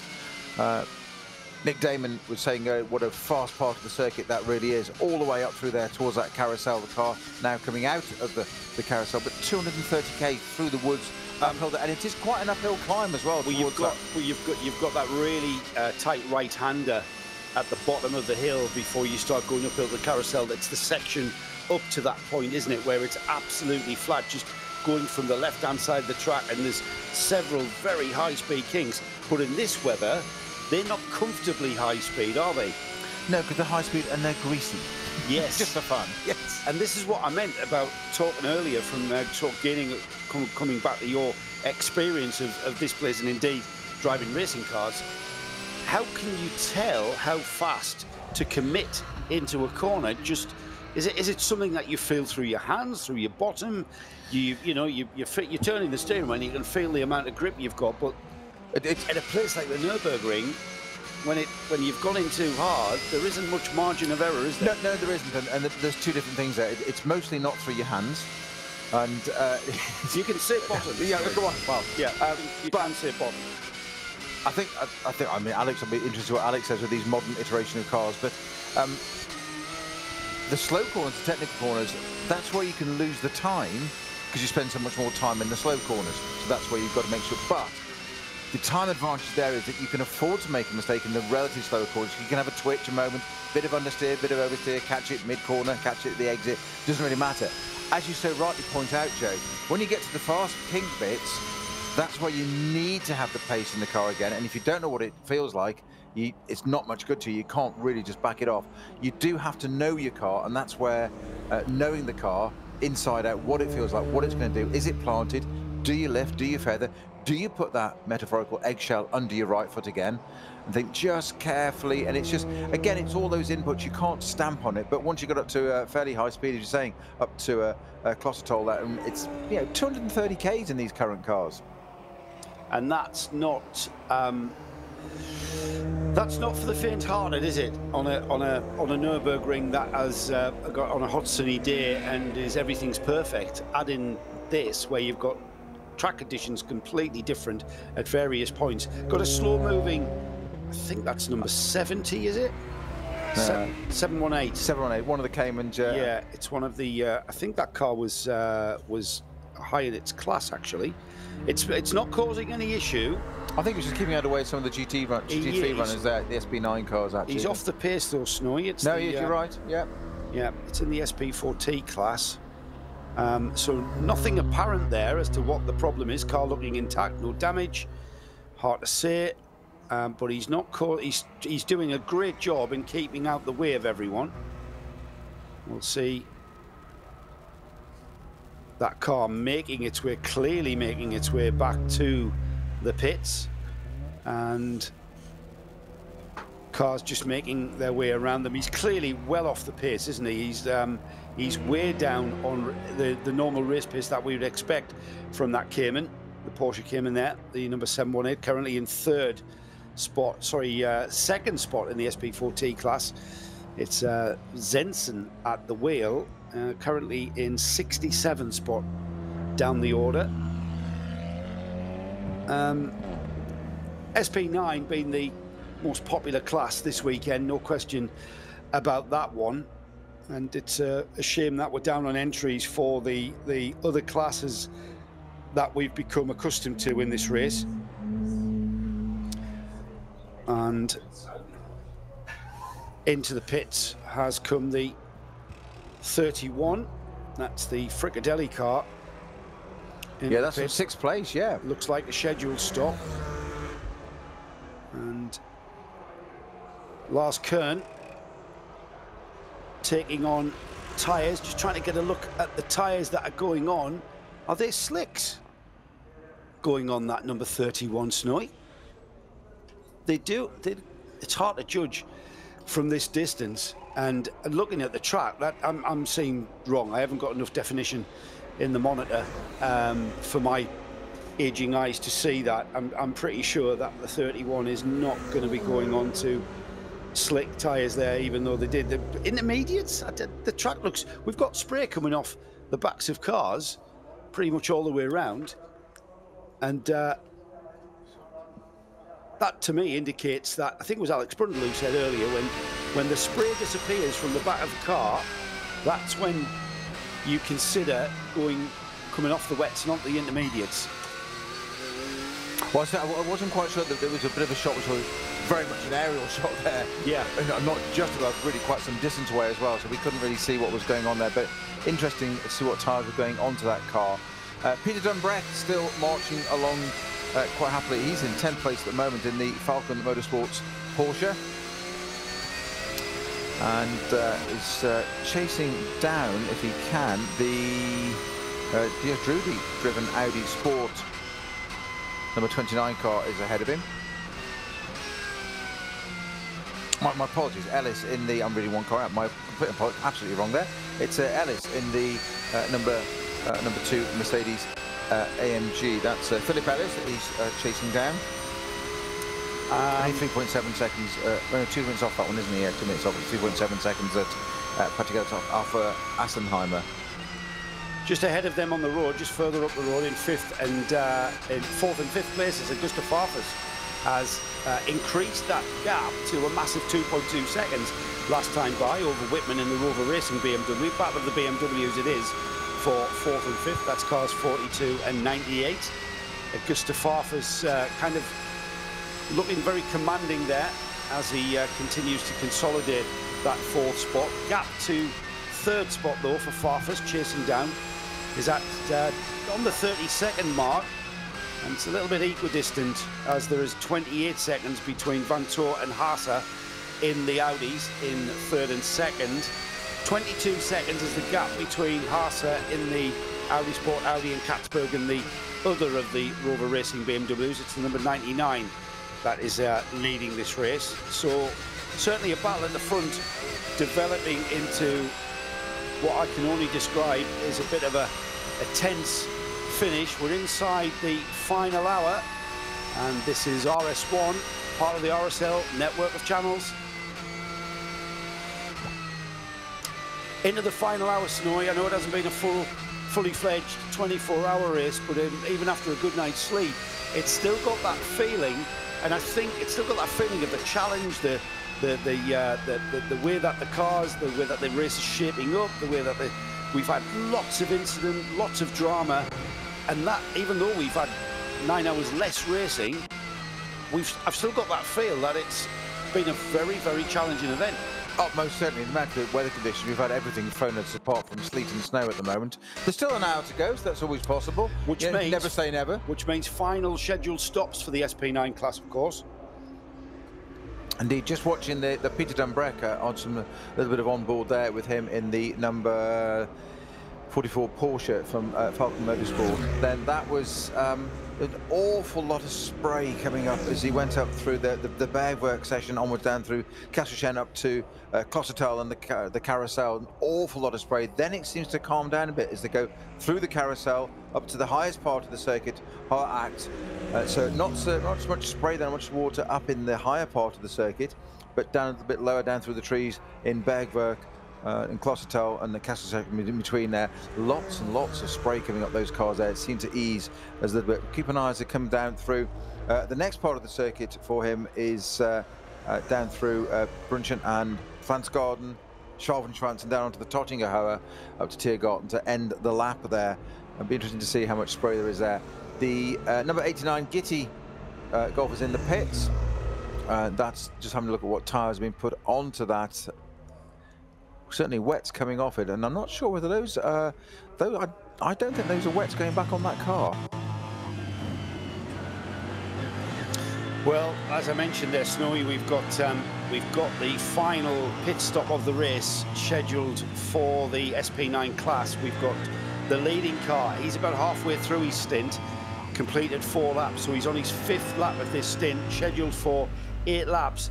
Can't see that stretching to 9 laps. I'm not sure if we've seen anybody do a 9-lap stint. I know somebody who probably be able to answer that, Mr. Truswell. I know he's on a break, he may be listening. I'm not aware of anyone that stretched it to 9, even in the wet conditions. Yeah, I think we did have. Yeah. Did we? Yeah. Did we? Was that purely from the fact that we had wet conditions? Absolutely. And we were able to stretch that out? Yeah. Right. Because that makes sense. You're able to, you know, the speed, the throttle applications, you invariably are logically going to use less fuel. Second place car, that's the Haase car, the Audi. He's on 3 laps of this current stint. The Audi behind him has completed, I think, 4 laps. So here, the Vanthoor car is halfway through their stint, so a little bit off. So the Farfus also completing 4 laps. Whitman in 5th place, also on 4 laps of this stint. So things beginning to hot up, because for me that means, Snowy, that the next pit stops aren't going to be requiring a full tank of fuel. So they're going to be the engineers are going to be monitoring their fuel usage and trying to gauge how much they can get away with regards to the fuel fill. It's a really slow fuel fill here, isn't it? Absolutely. New slow zone at Kasselchen, actually, which is just the that's the bit coming up before we get to just after Bergwerk, between the Bergwerk and the carousel there. So that's the slow zone there. Marshal Post. Always love these Marshal Post numbers here on the Nordschleife. Marshal Post number 129. Yeah, this was a race at Donington. Marshall's Post 129. It'd be at Silverstone. Exactly, yeah. Maybe Mallory, somewhere in between. Yeah, yeah. Looks like that slow zone's disappeared. Did you say Kasselchen? Yeah. I think it's disappeared, Snowy. That was a quick one. Yeah, it has just cleared. You're quite right. Green flag track clear. Christopher Haase almost having a coming together out on the Grand Prix Strecker there, just coming across a Golf GTI. How many times can you say that? Audi R8 coming together with a Golf GTI. That's the Gitti car, not sure of the number. But the closing speed on the more sanitised area of this Nürburgring track, even causing problems for drivers. And we heard Alex describe the Grand Prix Strecker as being absolutely treacherous. And Gustav Farfus showing that it's all about finding the grip offline with some beautiful drifting. And that was purely caused, the 99 car Katzberg there, drifting across the curb on the Grand Prix Strecker where he can use the curb. Because out on the Nordschleife, there are no curbs. Absolutely, there's no runoff either. Yeah, but that's what I mean, yeah. Nicky Katzberg, sign him up for historic racing now. Get him in the revival, get him in a D-type, and let's see it sideways. Yeah, in the dry, that Other brands are available as well. Yeah, of course. Yes, exactly. Well, don't forget, driving historic cars on crossbars is rather like driving these cars in these conditions now. Exactly. Yeah. It's the same thing. We don't get the luxury of grip. As Alex Brundle will find out when he does Goodwood Speed Week next week, I believe. And I think he's driving a Jaguar as well. He's not unfamiliar with historic racing. Dries Vanthoor in the #1 Audi, currently 3rd, having to go off track to get past a couple of back markers there. Harmless though. He's back on the racing line. I say the racing line, it's a very loose term that here, because we're looking for grip anywhere we can. At all parts of this track, we're looking for grip offline where the grip is because of the lack of rubber laid down over the course of the week. And you'll see drivers kind of throwing the textbook out the window as to what a racing line is, and especially so on the Grand Prix tracker. You did say that Dries van Tor going offline, quite right, Joe, but you say a back marker. Was it a back marker, though? Because it looked remarkably like an M6 GT3 BMW to me. Oh, I thought it was a smaller BMW, like an M4 or something. Perhaps I just caught the side of it then. Yeah, it looked a bit like an M4 or something. Again, just the rear of the car, I was unable to get the number of the car. That didn't really cause. I say it didn't cause a problem. I'm sure his heart rate would say differently. Further proving Nick Damon's point that BMW is always being passed in anything car is overtaking car. It's always a BMW in front. Might be an M4, it might be an M6, but it's always going to be a BMW. There's a lot of chances of it being a BMW that you can overtake on this circuit. There's a lot of them out there. Nothing changing with regards to the leading gaps, or the gaps between the leaders, I should say. It remains at 22 seconds between the leading BMW of Katzberg, car 99, and the number 3 Audi of Christopher Haase. Dries van Tor getting a little bit of an increase in heart rate there as he left the track. He continues a further 28 seconds behind in 3rd spot. Then we've got 29 seconds before we see the battle of the BMWs. It's the Schnitzer BMW of Augusta Farfus, car 42 in 4th spot. He's only got that 2.2 seconds that has remained for a little while. I'm hoping as my timing screen updates that is indeed the same. It isn't, it's 3.5 seconds. So in fact, Farfus is increasing that gap ever so slightly, and all it takes is a wheel off or something along those lines, and that gap will disappear, or indeed more than double. Just to confirm, you're absolutely right. It was of that Van Tor, that moment for Dries van Tor.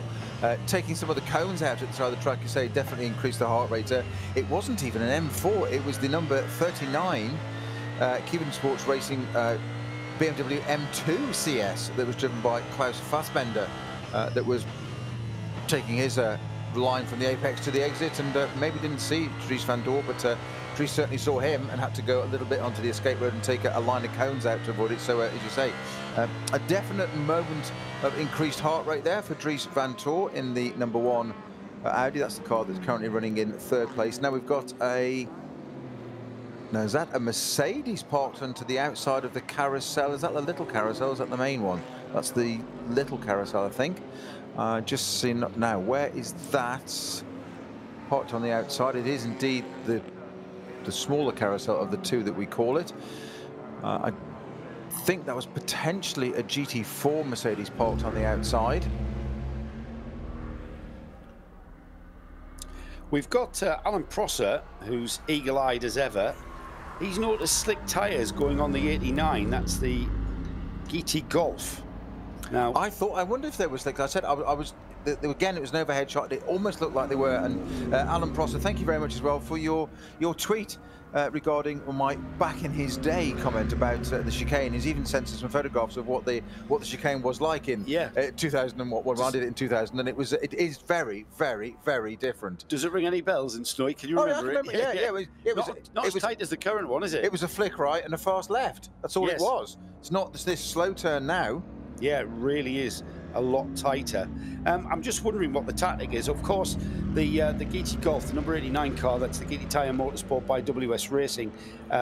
It's got Carrie Schreiner, Laura Kryhammer, and Celia Martin at the wheel of that car. It's the car that has the all-girl crew, the all-female crew, not just in the car, but crew-wise, looking after the car there. I'm wondering if they've gone for wets on the front and slicks on the rear. Just, it's always, you always need the front-wheel drive car to overcome the oversteer, is slacken off the rear in some way and get the rear end to rotate.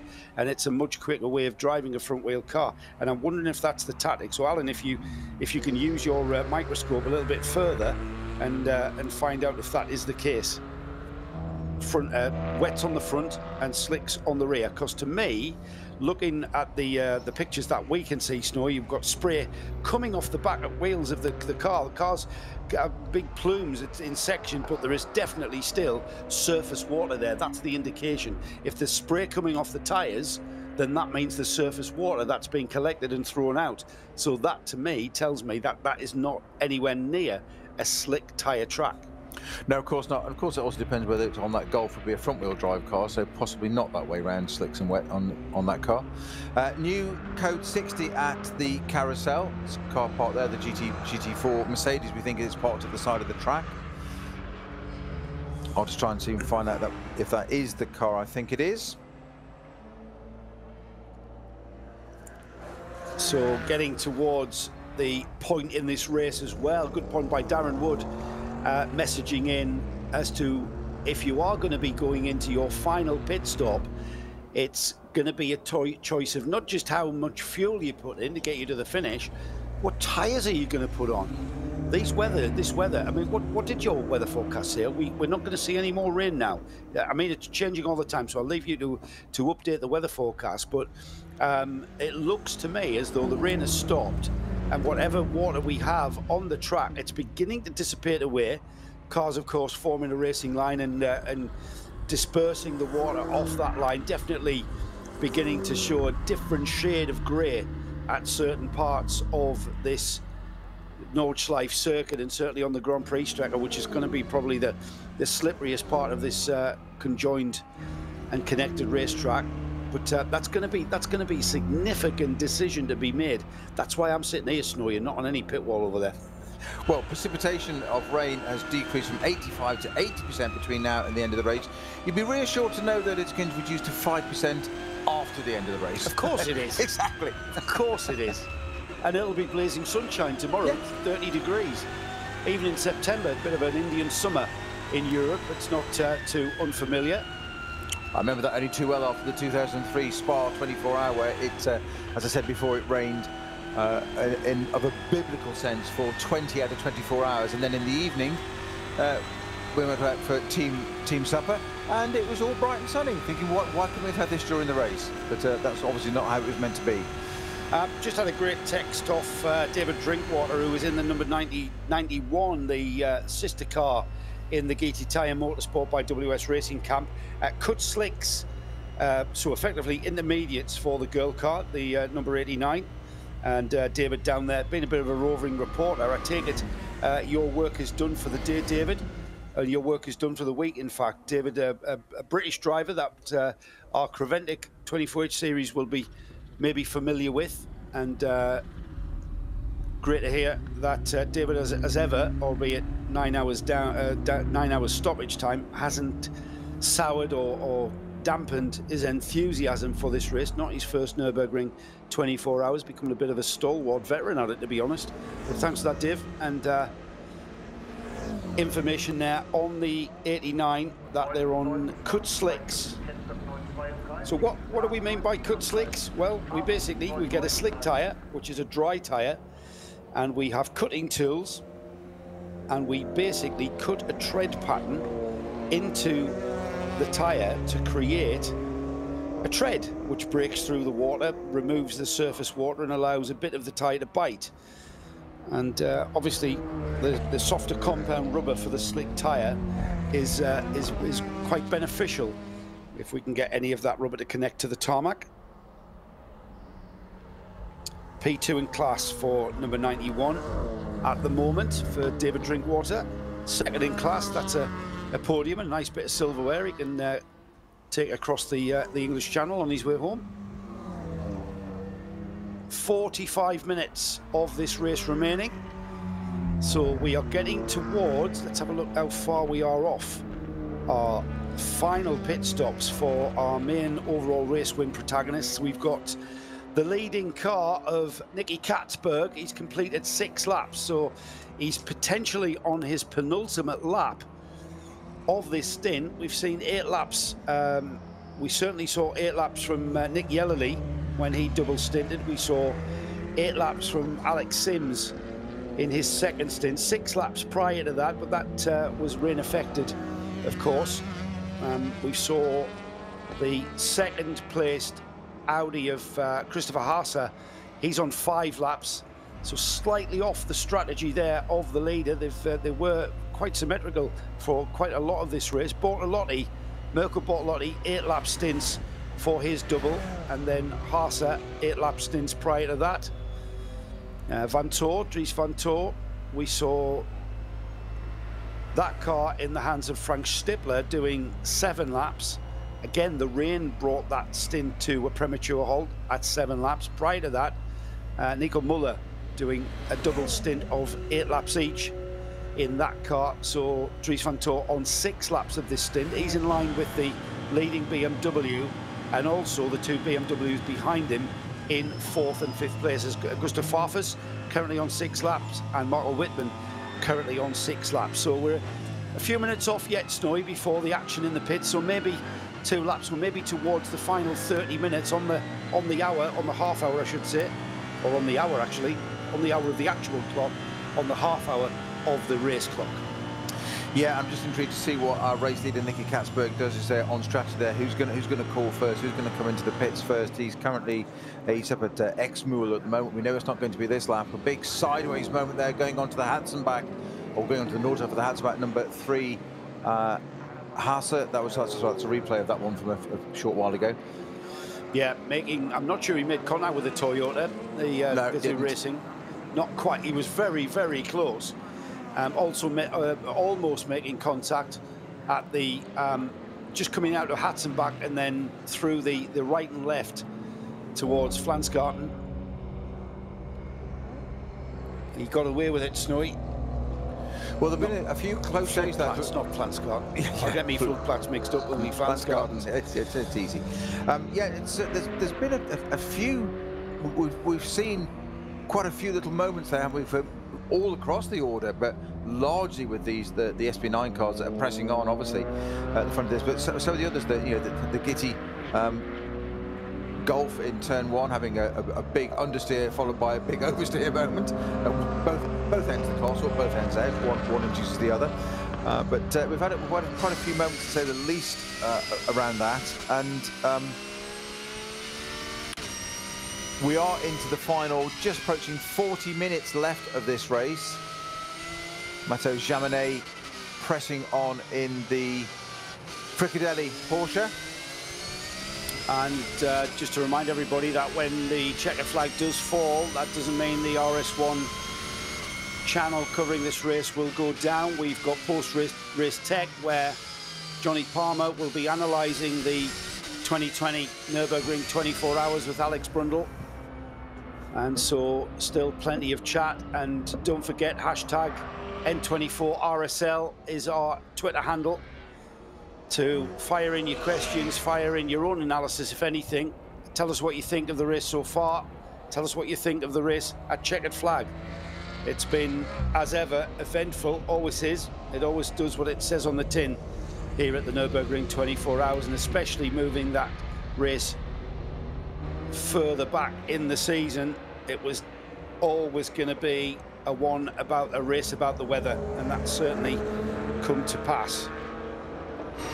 Well, it's certainly looking very gloomy over the Grand Prix section, the pit area of the Nürburgring there.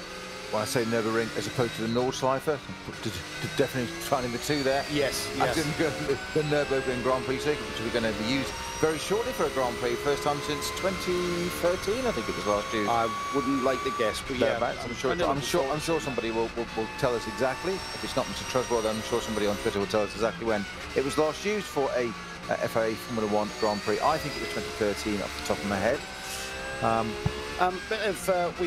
We mentioned earlier the 91 front-wheel drive Golf with the Gitti Tyres team. 91 is the car that I mentioned with David Drinkwater in it, and we saw earlier that car showing how to handle you. I think you mentioned something about a drifting competition.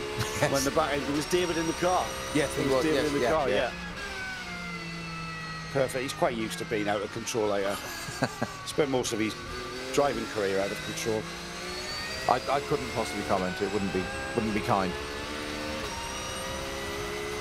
So Sven Muller in the number 44 Porsche now, pressing on down through ADAC over the bridge.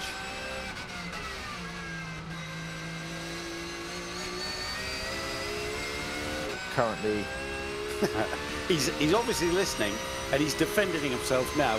I'm not saying you're always out of control, David. Don't take that hard. But he's just said, first lap on cut slicks. Give him a break. I was going to say, you did say he spent most of his career out of control. I did. I think it's a fair and justifiable defence from he's an David there. You stick to your guns, David. You're quite right. It's easy sitting here in the studio. Yeah, it is. That is indeed why I'm sitting here in the studio. You and me both, mate. So damage on the left rear. Got a puncture on the left rear of the number 1 Dries van Toort run Audi. Third spot. 38 minutes to go, and the left rear tyre's completely gone off. We've got a rim exposed there. Bodywork coming off that car. Now lifting the front right up in protest. That's allowed the Augustus Farfus BMW straight past him there. So drama with 40 minutes to go.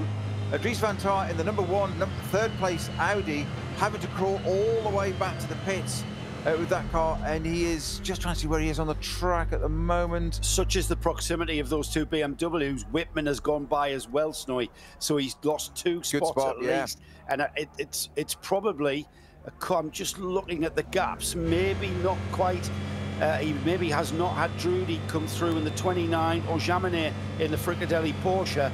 If he can get back round to the pits, though, it's quite a big gap between Drudy now and Van Toort as Van Toort continues to limp. Well, it's not the furthest he could go, but the first we saw of that was up at Brunchen, down through Flansgård, and he's now approaching Schwalbenschwanz, so it's still got a way to go, and actually he's running off the track at the moment. I think he's got a problem. I think he might have to park this car. Or is he just just absolutely nothing at the rear there? Oh, this is the replay of it. Sorry, my apologies. That's the replay of it, what caused it the initial moment. He was lucky to keep it out of the barriers. I thought he was parking because it had finally gone. That was the replay of exactly what caused that left rear tyre failure there for our number 1 car, causing the back to step out, and a real old tank slapper on there for him. And he managed to keep it out of the barriers, but it did have to use the curb over the grass, and there's not a lot of grass there to use, but he's able to keep it up. Maybe that's what caused the bodywork damage, that the left rear just clipped the barrier, because there's no tyre there to flail around, and I thought actually there'd be a lot more substantial damage on that bodywork if the tyre had failed. So maybe he has just caught a little bit of barrier there and just tagged the back of it, but it is only bodywork. Course car onto the Dottinger Hole because we've got quite a bit of debris. I think that is probably tyre debris by the looks of it, from what I can see. It's off in the distance, but just onto the Dottinger Hole straight there, just on driver's right, so kind of off the racing line. We did mention there isn't such a thing as a racing line in these conditions, but just off the racing line, driver's right, lot of what looked like tyre carcass debris. That's going to cause a problem. However, course marshals right on it and are about to clear that away. So there's going to be a slow zone onto the Dottinger Hole, I would imagine.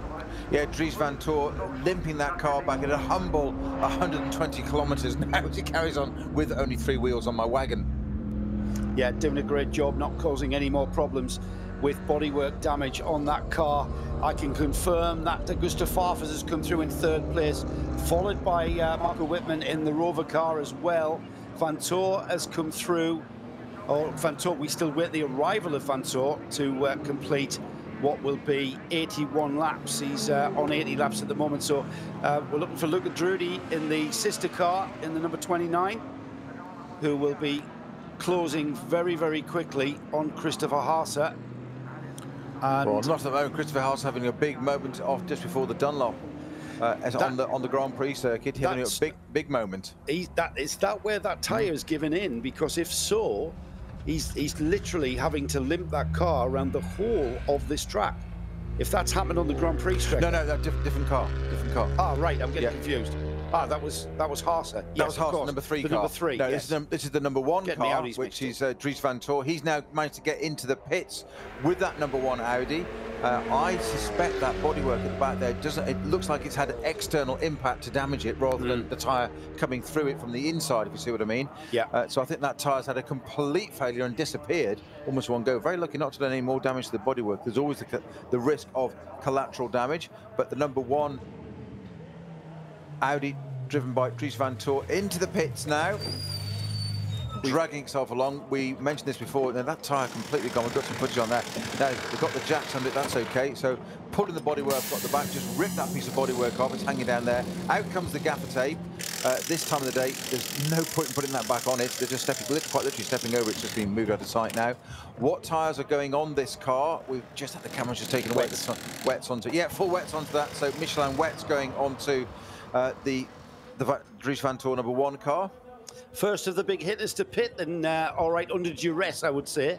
But we were waiting for the final pit stop time. This will be the final pit stop for the #1 Audi. He was running in podium contention there, 3rd overall. It's dropped him kind of out of contention, and because of that track time loss, getting that car back to the pits at this stage of the race with, what, 33 minutes to go, that car is surely out of contention for a podium now. Never say never, and never doubt an Audi. You just don't know. I'm not saying you're wrong. You just never know. It's one of those, or it's a whole mixing bowl of possibilities here, isn't there? Yeah, absolutely. It is at the moment, though. We have the Nicky Catsburg-driven Rover BMW right at the front. 81 laps completed by these top 5 cars. That's Catsburg, Haas, Farfars, Wittmann, and Van Toor, even though he's in the pits, all on 81 laps on the lead lap. Only the 5 cars there. Yellow flag at Klostertal once again. That's the run-up for the Caracciolo Carousel, the very fast part of the circuit. So keep an eye on that as to why that is. And also a slow zone, 1 marshal post after it at Stahlstrecke. #1 back into the race, devoid of that rear bodywork just behind the left-hand rear tyre. I'm not sure it's going to have any effect on it. Into the pits has come the, did I say the 29 in the pits there? I'm just going to update my screen there as we see the carcass of that deflated tyre. That #1 was on wet tyres. There was speculation as to whether the #1 was on slick tyres, and that maybe didn't help the #1 Audi get out of control on Dries van Toor. He's back in the race. The #29 is indeed into the pits. That car just behind him track position-wise. So Drudy was closing the gap on the #1, both from the Audi Sport team. And ahead of them, we've still got 1st, 2nd, 3rd, and 4th now that are owing us a pit stop, and we'll be getting very, very close to those cars making an appearance on pit road. Catsburg on 7 laps. He's on his 8th tour of the track now in this stint, and I can see the Rover team just readying a new set of what I presume will be wet tyres. It's still showing signs of being far too wet out there to consider anything else. So there's still a lot of work. So intervention vehicles busying up at the carousel there. We've got that Mercedes that's parked on the outside of the carousel, still sitting there, still hasn't been recovered. And there's a line of absorbent material being put down on the track to the right hand side. So I'm guessing that that's where the Mercedes had an engine issue or something, their old gearbox or some kind of fluid has come out of that. It looks like that's what's caused it to park on the outside of the track. They will have a look into that a bit further for us. But Christopher Haas, meanwhile, back out. I noticed that when Van Toor got out into that #1 Audi, that as soon as he got onto a relatively wide part of the Grand Prix circuit, the first thing he did was jinking the car left to right, i.e. they put a wheel on it, yes, they put a tyre on that side. Is there anything else? Is it collateral? Does the car feel the same as before? Has something, but can I feel anything different? And this goes back to exactly what you were saying, Joe. How do you understand it? You've got to feel that car, you've got to know it. So he's thrown it around, put a bit of lock into it, just see what it does. It feels okay, so hammer down, hammer time, off we go. We're expecting the leading #99 Catsburg-driven Rover Racing BMW into the pits this time. Christopher Haase in the 2nd place, #3 Audi, however, on a different bit of a pit stop time work. He's going to be able to go an extra lap further on, Snowy. Now, the gap last time through was 13 seconds. I can't tell you how much time it takes to refuel 1 lap of fuel, but that's going to be 1 lap of fuel less that Christopher Haase needs in his pit stop. Let's just add in the complication of obligatory pit stop times in relation to the stint time, so that's going to come into play as well. Well, our race leader Nicky Catsburg just through Flansgarden up to Schwalben-Schwanz. He's going to be with us fairly shortly, and down into the big left-hander and a big sweeping curve onto Dottingerhohe. You're saying, Joe, that he's going to be in with us on this lap. Christopher Haase hunting him down. There's a 13.4 second gap, but we know that Nicky Katzberg is due in on this lap. 81 laps completed. Chris Van Toor out in the number 1 Audi with a lot of ground to make at 1:34 down at the moment. But we'll keep all eyes on the lead car. Nicky Katzberg, number 99, is on the Dottinger Hohet at the fast run down here, 230 kilometres, 240 Ks. He's now pulling down there in these lovely greasy conditions. I'm sure he won't think it's very lovely, but he is bringing that car down towards the pits. Let's see if he does indeed pit on this lap. You predicted that he will, Joe? Yeah, I'm going to try and get a stopwatch on this pit stop as well if I can, and then make a comparison with the Haase car. The Audi is due. Well, Nicky Katzberg just approaching Tiergarten now, so he'll be within our sights any second now for the pit lanes. We'll be able to tell you whether he does indeed dive through the pits. The left, the right, keeping off the curbs, keeping almost the middle of the track. A little bit twitchy, the front end of that BMW there. Indeed, again on the power. We saw the Audi. Does he dive for the pit? He does indeed. Nicky Katzberg, our race leader, dives for the pit lane. Brings the number 99 Rover BMW in. That still seems wrong to say that. The Rover BMW, the Rover Racing BMW into the pit lane. So our race leader is in with 28 minutes of this 48th running, the 2020 Nürburgring 24-hour. And it's been a belter all the way to go. We've still got nearly half an hour to go, just under. And Haase has gone through to do another lap. That's on schedule. He's not off schedule by doing that. He has gone. They're a little bit out of sync with regards to pit stops, and it was how they reacted to the change of weather that have put them out of sync with one another with regards to pit stops. So we'll just keep an eye on the pit stop times as the Rover car, the BMW, Nicky Katzberg, I believe, will stay in the car. Wet tyres coming off, wet tyres going on. Still no chance of any of these drivers kind of rolling the dice. Track conditions still calling for full wet tyres. And the car now off the jacks onto the pit apron. We're just waiting for the mandatory stop time to tick by. We've already been in the pits a minute. It's about 1 minute and 5 seconds. They'll time that car to pit exit though, as the next of our BMWs, this one's the Schnitzer team, the very easy to spot Team Schnitzer livery, the white, predominantly white, but with the red and blue stripes. Augustus Farfus then, is it in the pits? That's first place indeed. Yes. So second and third now, effectively Haase now takes the lead again in the Audi Sport car, of course. Nicky Katzberg it is that stays in that number 99 Rover Racing BMW and rejoins, and we've got Wittmann in as well in the other Rover, so both Rover Racing BMWs in lap in succession. So 2 of the cars that are in the top 5 are already in the pits. The number 1 Van Toor car already pitted because of that puncture. Farfus staying in that car as well. Farfus is staying in. I would think we're not going to see any driver changes, Snowy, going into this final run to the flag.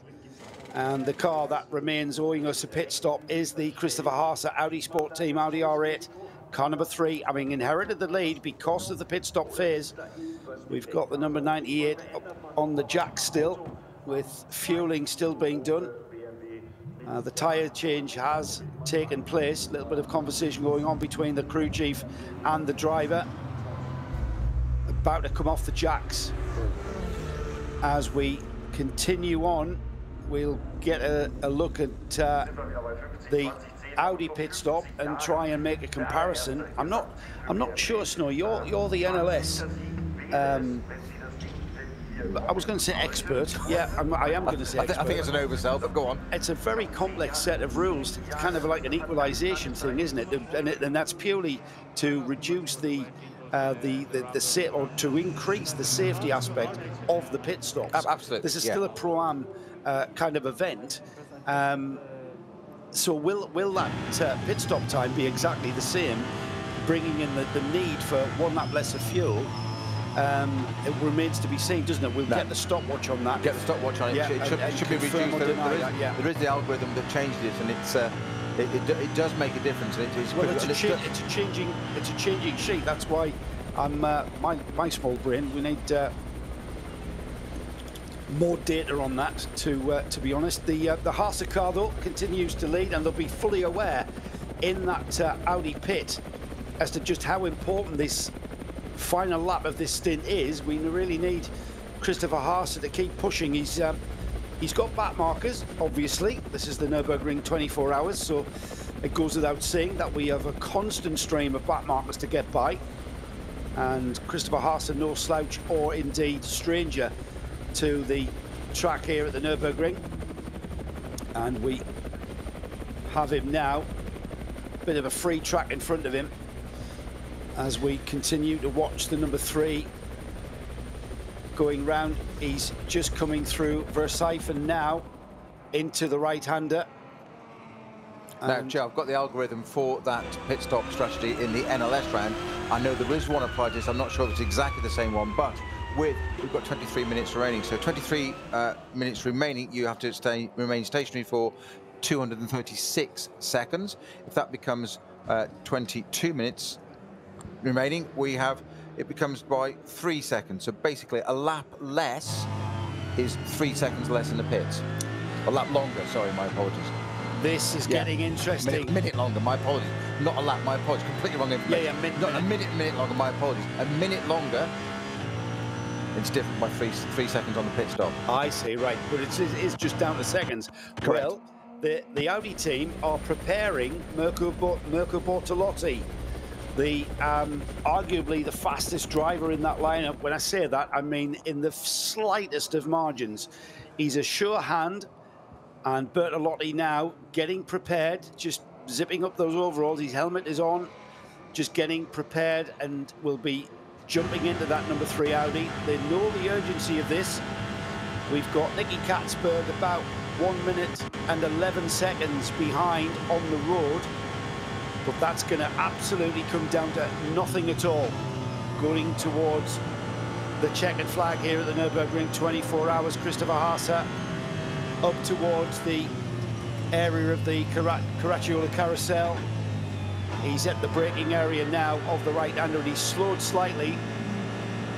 We've still got the slow zone out there, so he needs to get by that Mercedes, but he's going to be stifled somewhat by both the speed of the car, so he has to slow down. But that's the same for everyone. He's not going to gain or lose anything because of this slow zone. Up towards the carousel itself, quite iconic, this corner with the Nürburgring.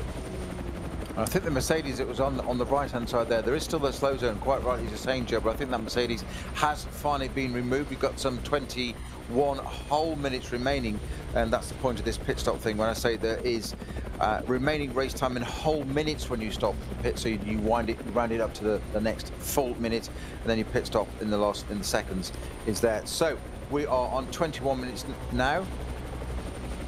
And we've got Christopher Haase already at Horak, the highest part of the circuit here. He's got the very technical sections of perhaps the most technical and demanding sections of this whole circuit coming up now. He's through Horak now towards Wipperman, which is a right-hander, followed immediately by a left, very high-speed part of the track, but not wanting to. Then it tightens for the right-hander at Wipperman, in towards the area of Brunchen now.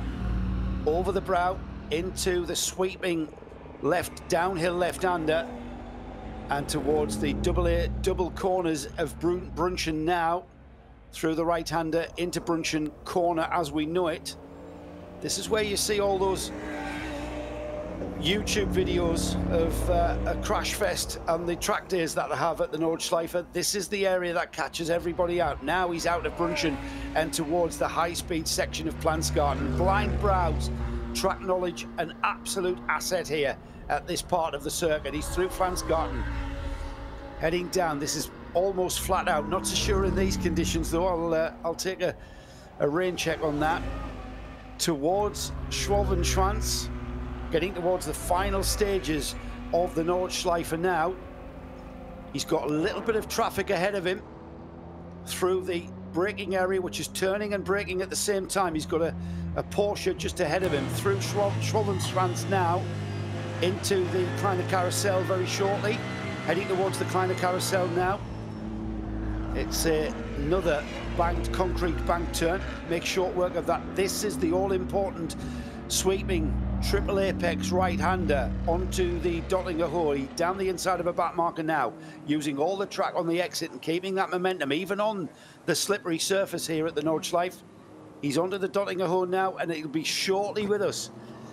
That Audi team now gearing up for this pit stop. The leading Audi, number 3, has got the Katzberg BMW not that far behind him, and when he comes into the pits, we'll try and keep a tab on how much that BMW 99, the number 99 BMW of Rover Racing, Nicky Katzberg at the wheel.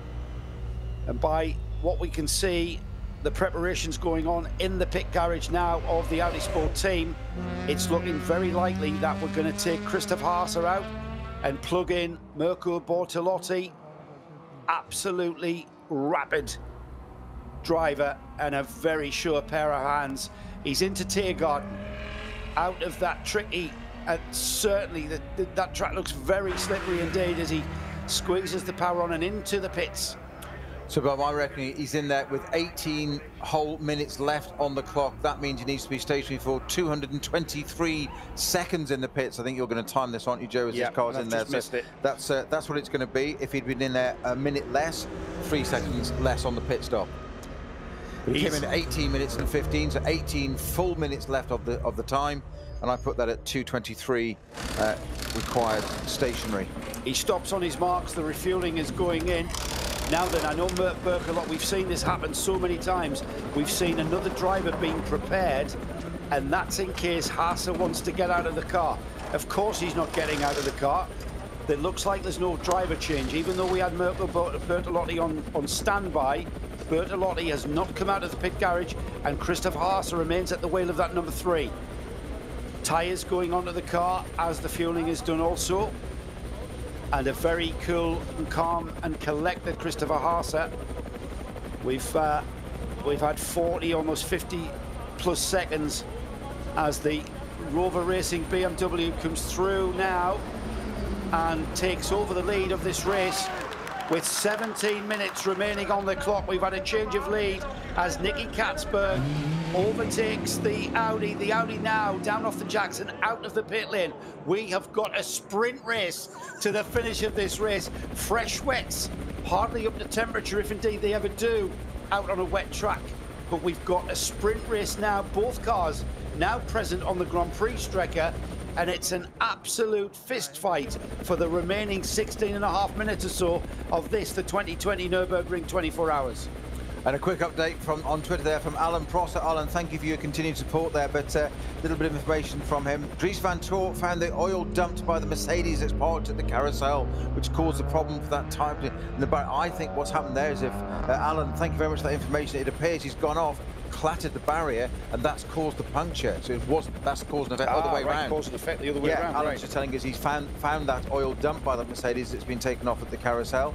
That's now out of the way. So as you say, Joe, we've got 16 minutes to go, and we've got a sprint race to the end. I know we've had our 9 hours off in between, which is not normal in this, so it's still one heck of a race. Under 16 minutes left to go. We've got a sprint. Nicky Katzberg, Haase in these two cars out there on track. BMW Virtus, Audi, Rover Racing, BMW M6, Audi Sport Team. I've said never discount them. BMW, Audi, BMW, Audi, Porsche, Audi.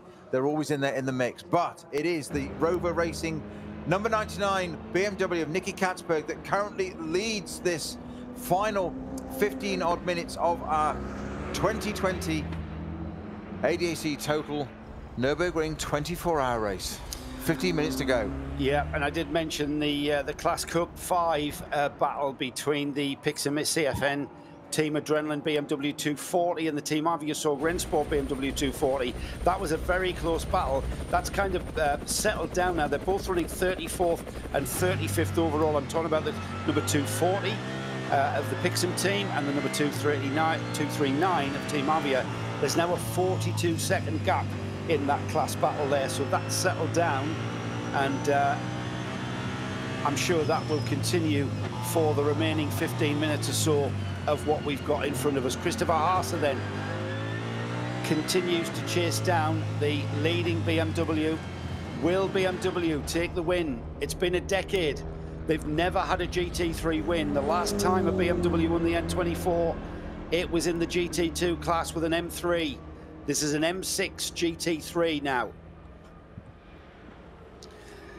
And I'm not going to hex it by saying anything more about it being, it is what it is. It's a potential BMW win on the cards at the moment, and that's purely because he's got an 18-second lead on the car in second place, which is Christopher Haase, Audi Sport Team, Audi R8 of car number 3. Pit stop, he's got enough fuel to go to the finish, and he's got a brand new set of wets. So it's not about tyre management, it's not about fuel saving now, Snowy. This is about pure racing, pure driving. Absolutely, exactly what we want to see. All that stuff's all part of it, but 15 odd minutes to go, and we're down to what we watch it for. If you've got petrol in your veins, we watch it for racing, and that's exactly what we got with 15 minutes to go. Oh, 13 minutes to go, actually, 13 and a half minutes to go of a 24-hour race, exactly as it should be. Nicky Katzberg, 83 laps completed in the 99 Robert Racing BMW M6, right up at the front there.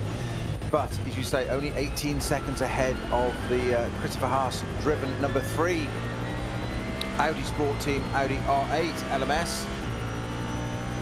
German honours to be won here on the German circuit. They said, you know what, Snowy, they said it was going to be a Mercedes whitewash. What they didn't contend with, though, the people who were saying that, was the Nordschleife itself. The Nordschleife is who picks the winner, and it's certainly been the case here this year. And the favourite for the win at the moment, by dint of it being the leading car, is a BMW. Let's have a look behind that lead battle for a short moment with the battle for third, not exactly being a quiet. In fact, it's a closer battle between third and fourth. That's an all BMW battle. BMW Team Schnitzer, Augusta Farfus in the 42 in third place, has a 13-second gap on Marco Wittmann in the Rover Racing, the sister car to the leading car, that's car 98, in fourth place. We've got 1 minute and 17 seconds before we then see Dries van Toor come through in the Audi Sport Team entry, car number 1, and then the Fricadelli car, the Fricadelli Porsche, Mathieu Jaminet at the wheel of the 31 is in 6th place. Well, the gap maintaining between first and second. We've just got a sector time update there between the leading number 99 BMW and the second place number 3 car. It remains at 18.6 seconds, so despite being most of the way or halfway through that lap, it still hasn't changed. It's within the same second.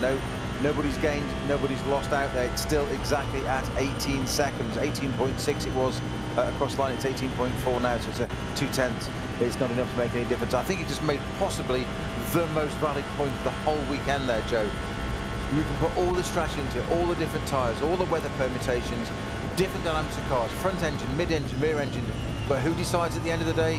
The Nordschleife decides. Darren Wood is saying he's going to put slicks on that Audi. There's nothing to lose. It's a dry line. I tell you what, though, Darren, you know this place. You're a big fan of this race and have been out and watched this race close hand for a lot of years.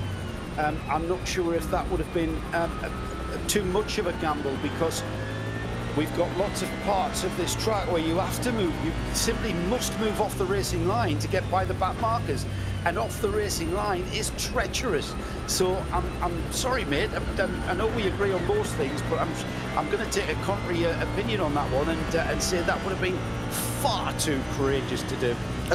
Not like you at all. I have to say, though, what? Not like maybe a bit contrary, or yeah, not courageous? Not likely to be contrary, not likely to be courageous anymore. No, those days are long gone. But no, I would have to say, pains me though it does, I would agree with you. I think, no, seriously, but I think Slick's on that. I understand the thinking. What have you got to lose? Well, you've got a motor race to lose, because, as you say, you go offline, there's too many variables, too many possibilities. You're pushing on that Rover BMW using all the exits of the curve that he possibly can. He's using, absolutely everything to keep that pressing on. Is that not a bit risky, though? That's where the water stays, isn't it? It's got that, like, brick paving across the actual coloured curbing, and the water is retained in there. Exactly. And you're bringing up the water, and it's surely that's slippery. He's in a hurry, though, isn't he? Nicky Katzberg flashing his lights at the back marker. I'm here. Get out of my way. I'm coming through. You can just see the urgency. I use this term all the time, Snowy, the body language of the car. The body language of that leading BMW is he's not settling into this. He's absolutely on the very giddy limit in this final 10 minutes. Well, Christopher Haas has pulled down a couple of seconds out of that, but there is only 9.5 minutes left to go, and it's still a 17.7 second gap, so it is a nail-biter right down to the end. As we can see from some in-car footage there, also not in-car, it's from camera footage, my apologies, of the pit crew for Rover Racing there, and there's people eyes on stalk that time, hands on the top of the head, just keep it all together. Nicky Katzberg, keep it all together. It's a 24-hour race. We're 83 laps in. We had a 9-hour gap during the night, so we all got a nice lot of sleep, didn't we? Yeah, as if. And certainly none of the teams did, because it's nail-biting. Restarted early hours this morning. It's Nicky Katzberg that's now 17.7 seconds in the lead with just under 9 minutes to go. We get ever closer to that checkered flag. It's Nicky Katzberg leading, and we kind of take for granted the driver aspect of watching motor racing. We see the cars kind of lap like clockwork in very, very treacherous conditions.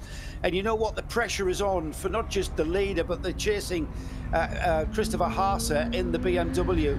He's chasing down that lead out to 19.8 seconds now, so it is increasing. The BMW is pulling away ever so slightly. But what I was about to say is, let's not take for granted the man in that car, Nicky Katzberg. He's got to press those pedals at exactly the right time, turn the steering wheel, feel the balance, feel the car, and stay on the track. And that's not an easy ask at the best of times. So we're on to the final lap now with just under 8 minutes to go, so this should be the final lap of this race. Well, they're running in 9-minute 5s at the moment, so I think this should be the last lap of the race. We get the sector times updates there. We said it went from 18 seconds down to 17, back up to 20 again. Katzberg has responded to Christopher Haas just pushing a little bit there, but I think this could well be the very last lap of the race. Right. Yeah, we're into the final lap, of course. We are. I'm just like, can we just delay the checkered flag and have another few hours of racing at this rate? It's very exciting stuff. Can we tag the 9 hours on it? We missed it, just put it on there. We should do that. Yeah, we finish by Thursday in some cases, wouldn't we? But hey, if the racing's like this, who cares? That's what we're here for. Christopher Haas continues to chase, and you can see the effort that he's putting in. He's putting in a lot of effort there, as we saw. He's on the Grand Prix Strecker. He's about, trying to fathom out the gap there between the leaders. Gone out to 20 seconds there. It's just increasing ever so slightly, pretty much at every opportunity, at every braking point, at every turning in point. That Rover Racing BMW extends that lead, and if Christopher Haas is getting constant updates, that's going to be, you know what, that's going to be a bit disconcerting for him, and surely the team are just staying stum, they're staying quiet, letting him get on with the job. Absolutely, just leave him alone, let him get on with it. A bit like the Kimi Raikkonen thing behind the safety car there. I've done this before. Leave me alone. Just let him get on with it. I'm not suggesting Nicky Katzberg is saying that, but I can understand. I can understand the psyche, the mentality of it. Actually, just back off now. Leave him alone. Let him get on with it. He's doing a sterling job. He's responded. Nearly 21-second advantage now. That's not a lot after almost 24 hours of racing, I grant you, but since we started this time yesterday. But it is Nicky Katzberg in the number 99 car that is at the head of the field. Front-engined BMW leads on the final lap of this, the 48th running of our ADAC Total 24-hour reigning. 24-hour race here on the Nordschleife. Nicky Katzberg down to Haxenbach, my apologies, to the last bit of this. Out onto the Nordschleife for the final time. He's down towards Flugplatz, the high-speed right-hander over the brow and into the almost flat right-hander. It's a double apex corner, and then one of the fastest sections of this Nordschleife down the hill through Schwedenkreuz towards Arenberg. He'll be heavy on the brakes, the car feeling very unbalanced as you come through the high-speed left-hander. He's got back markers in front of him. He's had to back out of it ever so slightly right at the apex of the turn. The GT Golf gets out of the way again. Very difficult race for the slow category classes, of course, wanting to keep out the race. They do not want to influence the result of this race at all. The 99 is already down through Foxhall and towards Ardenau Forst as the Audi of Christopher Haas goes into Arenberg. chasing down that 99. The gap on the track, on the overhead, looks slightly less than 20 seconds. As they click through the sectors, we'll be able to get an update all as the gap ebbs and flows between the leader through Metzfeld, up towards the chicane at Kallenhard, into the left, into the right, and then through the left-hander now, into the right, over the brow of the hill, into the right-hander at Kallenhard, as Haase just going through Metzfeld, down the hill, he's into the Kallenhard chicane now. Gap still at 20 seconds last time through sector 4. So gap remaining a constant. Both of these leading cars absolutely on the edge. The 99 into the section of Exmuller now, through the left-hander, through the right, out towards a very tight section of corners now. It's the left-hander of Exmuller. He'll then come through a right-hander, which is quite tight uphill entry. Gets on the power nice and early. The trees shading the track, so quite a damp track at that part. It's through the fast section towards Bergwerk now for the leader. It's Nicky Katzberg in the Rover Racing BMW M6. He's into the right-hander at Bergwerk. And now it's this very fast section through Kesselchen, where it's just easing off the throttle, just maybe feathering the left foot on the brake, do you think, Snowy? Through this fast section, just checking the speed. The racing line, by the way, looks absolutely dry as a board, so that car will surely be feeling quite stable. Yeah, I think the thing here, just don't do anything any different. Don't try and drive slower. Don't try and stroke it home. Stay where you are. Do what you've always done. Keep in the rhythm, because that's when you make mistakes. Just keep doing what you've been doing. I'm not saying risk it or go flat out qualifying style, but just keep it going up through Klossertal, up to the Caracciolo carousel. He'll be in a moment, that right-hander before you go up to that, and that big slow. Into the right-hander before the carousel. And then he'll charge up the hill through that right-hander, and then up the hill towards the carousel. He's there now, Snowy, and I'm just going to take where is Christopher Haase? The number 3 is just still flat out heading towards that right-hander before the carousel. The 99 into the ball of the carousel and out. Yeah, indeed. There's the Audi just a little bit behind, so they're going to almost pass one another on the opposite side of the track. They're coming out of the carousel. Our race leader Nicky Katzberg, Christopher Haase going into the carousel. That's the visual. That's the closest they're going to be on this track at the moment. Get that in your mind. There's 20 seconds, but you've just seen the race leader going the other way, and I bet Nicky Katzberg clocked that as well. So there's that car there. He's going up through Hoa Act now, the highest part of the circuit, down to Wipperman, and he starts now the descent to come down, the fast hill descent to come down to the Dottinger Hoa for the final time. He's got quite a bit of technical bits though to come, and this is where, if the Audi has a bit of a performance advantage, which we haven't seen, I've got to say, this is where he's going to be able to catch any kind of mistake that Katzberg encounters, because now we're towards Brunchen, and it's the right left of that part of the track that can so easily catch you out. This is where you use all of the curb. Don't say things like that to on the last lap. No, but it is. Absolutely right. So we take it for granted, Snowy, that these guys, you know, they're absolutely just driving these cars on the edge, aren't they? He's through, he's done it, he's down to Plantsgarten. There's quite a bit of traffic he's going to encounter in a minute, so he's going to have quite a little bit of traffic coming up through Plantsgarten, up before Schwalbenschwanz. Nice dry line there, perfect view of that for him. It's all marked out in front of him, just lights flashing already. Nicky Katzberg getting the slower cars there. One of the Caymans nips down through the inside, beautifully kept out of his way for him there. Into the approach, the right-hander into Schwalbenschwanz, then the left. Another left as well, sort of mini carousel as we call it. Yeah. And then it'll be that hard right, the Aston keeping out of the way for him. I think that's the Garage 59 car keeping out of the way there for him. And down into the Dottinger for the final time. Surely the clock has 10 seconds to go, Joe Bradley. He's going to It is the last lap. We are right. 10 seconds to go. That's counting down. 3, 2, 1. The clock has stopped. The 24 hours are now up. The checkered flag will be out. The checkered flag is not for the leader. The cars that are coming across the line, their race is now finished.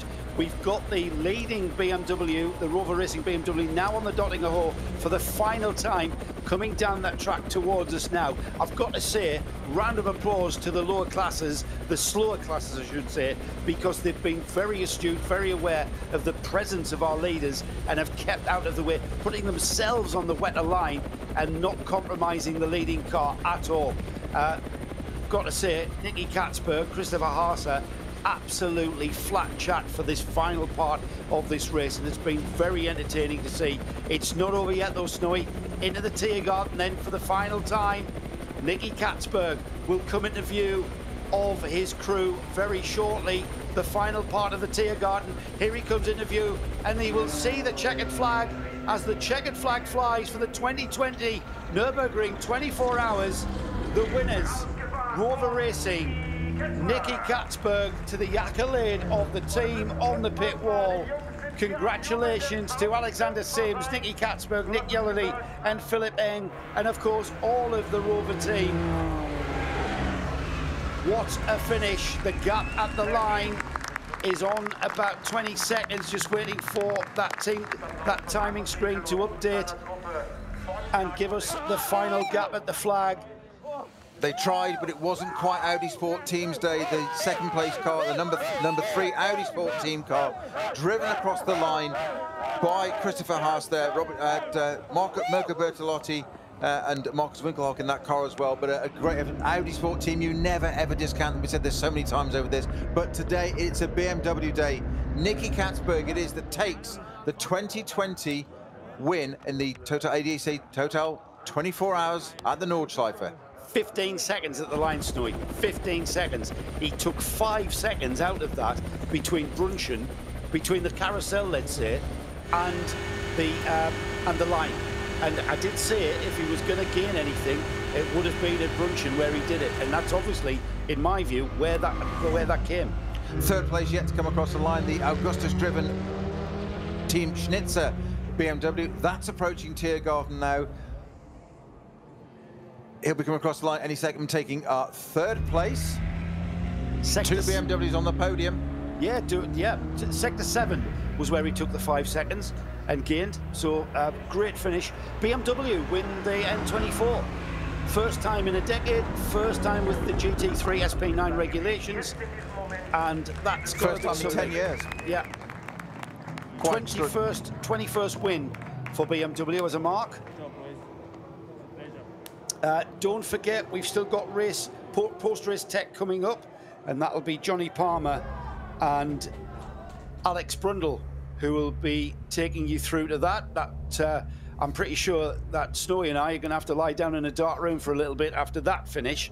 It always delivers though, Snowy, doesn't it? If we take us back to the start of this race, we always knew the weather was going to come into play. We always knew that it was going to be a tactical nightmare for these teams to make the right decisions, to be on the right tyre at the right time.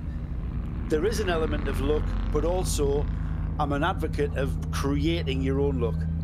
Well, Mother Nature, in terms of the weather, she had control of the dice and just kept rolling it throughout this 24 hours, didn't she? Basically changing it, moving it around. Heavy rain, fog, back on again, dry, back to rain again. What's happening? And yeah, absolutely incredible. So variable for us.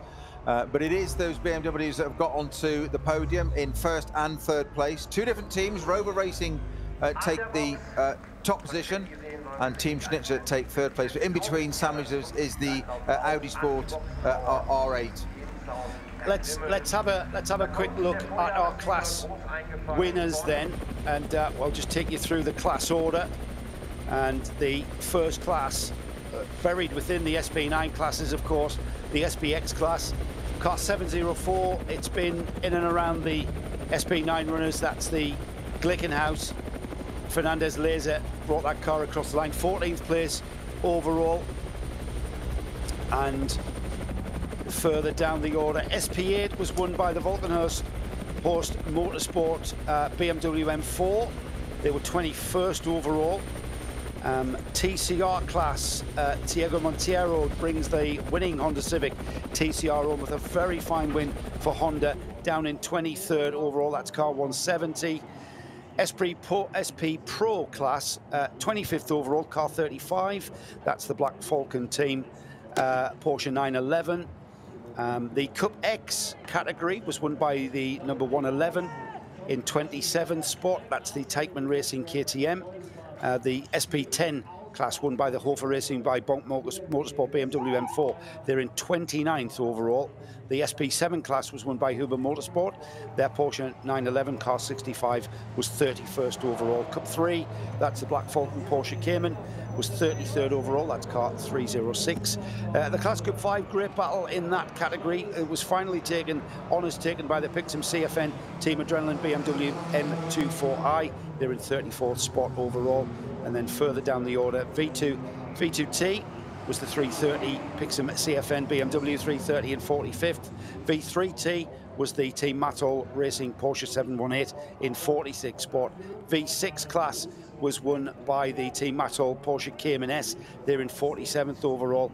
And then the AT class, that's the alternative fuels class, car 320, 50th spot overall. That's, of course, the 4Motors Bioconcept Porsche 911. Looking down the order, SP3T was won by Engstler Motorsports Hyundai in 55th spot overall, car 165. The SP4T class was won by the Porsche Cayman, car 86 in 59th spot overall. And V4 class, first in class, was the BMW E90, down in 62nd place overall. That's car 149. SP3 was the Toyota Gazoo Racing Toyota Corolla car 120, 66th overall in that class. And then we're getting towards the final classification for our class winners. The BMW M2 class was won by the MSC Volkswagen team in 75th overall.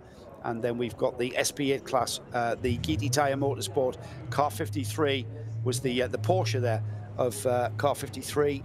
Sorry, it's the Audi R8 LMS. The number 53 in 80th spot overall. Scuderia Soligan was their BMW 325i, won the SP4 class in 83rd overall. That's car 106. And then that is indeed the last of our class finishers. I'm joined by Alex Brundle. Johnny Palmer will be taking over this hot seat in a moment. You're listening to RS1 on the RSL network of channels.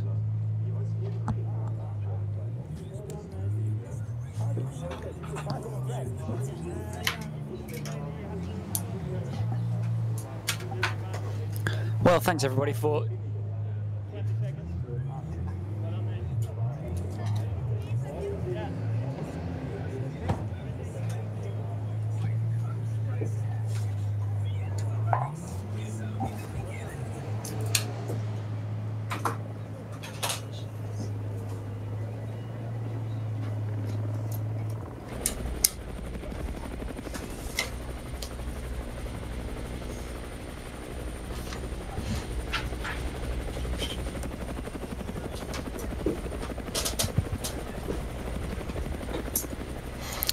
Well, thanks everybody for joining us for that, which was an absolutely incredible finish to the Nürburgring 24 hours and a win for the 99 BMW. Nicky Katzberg taking that car across the line, just 15 seconds clear of Haas in the number 3 Audi. And there are a couple of moments that really stood out to me, Johnny Palmer, who'll join us in just a second's time, through the final phases of that race. The first one, when Haas had to take just that extra lap on those slick tyres, losing out critically to the number 99 BMW. And the second one, Katzberg's pace at the end. He just took off up the road with race-winning pace we hadn't seen from that BMW pretty much until that point.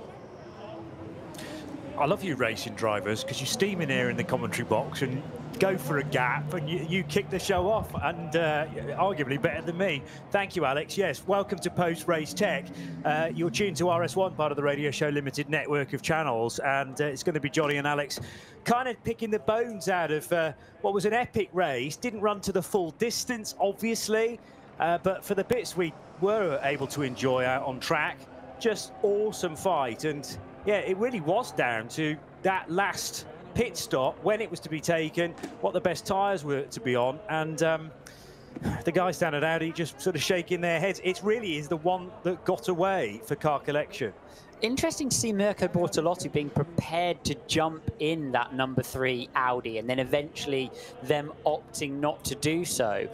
And I watched that final pit stop for the 3. Obviously, they were running to a much shorter time frame than they had for the whole of the rest of the race because of the regulation which associates to times to go. Paul Trustwell was explaining that to us very adeptly through the race, and certainly when you get within 70 minutes of the end of the race, you start to look towards the time to go.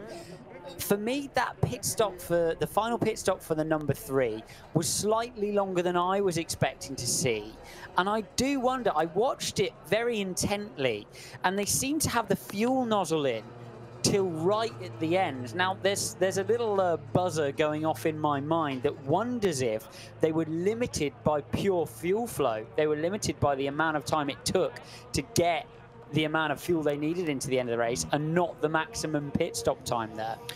Yeah, it certainly fits, that theory, and there's quite a lot that we need to piece together, I think, in the intervening, well, rest of today and next few days, because never can you get all the information all at once in a 24-hour race, and it also depends on how little the team or how much the team are happy to give to you. But yes, the BMW just hit the sweet spot at the right time, and there are differing fuel flows. We've talked quite a bit about that through the course of the race. That's the reason why the minimum pit stop time is in place, but then it's all tracked to the final stint of the race. Schnitzer finishing 3rd with a 42 BMW, and congratulations to Augusto Farfus, who was part of that lineup, along with Jens Klingman, Martin Tomczyk and Sheldon van der Linde, who did an awful lot of the nighttime driving there.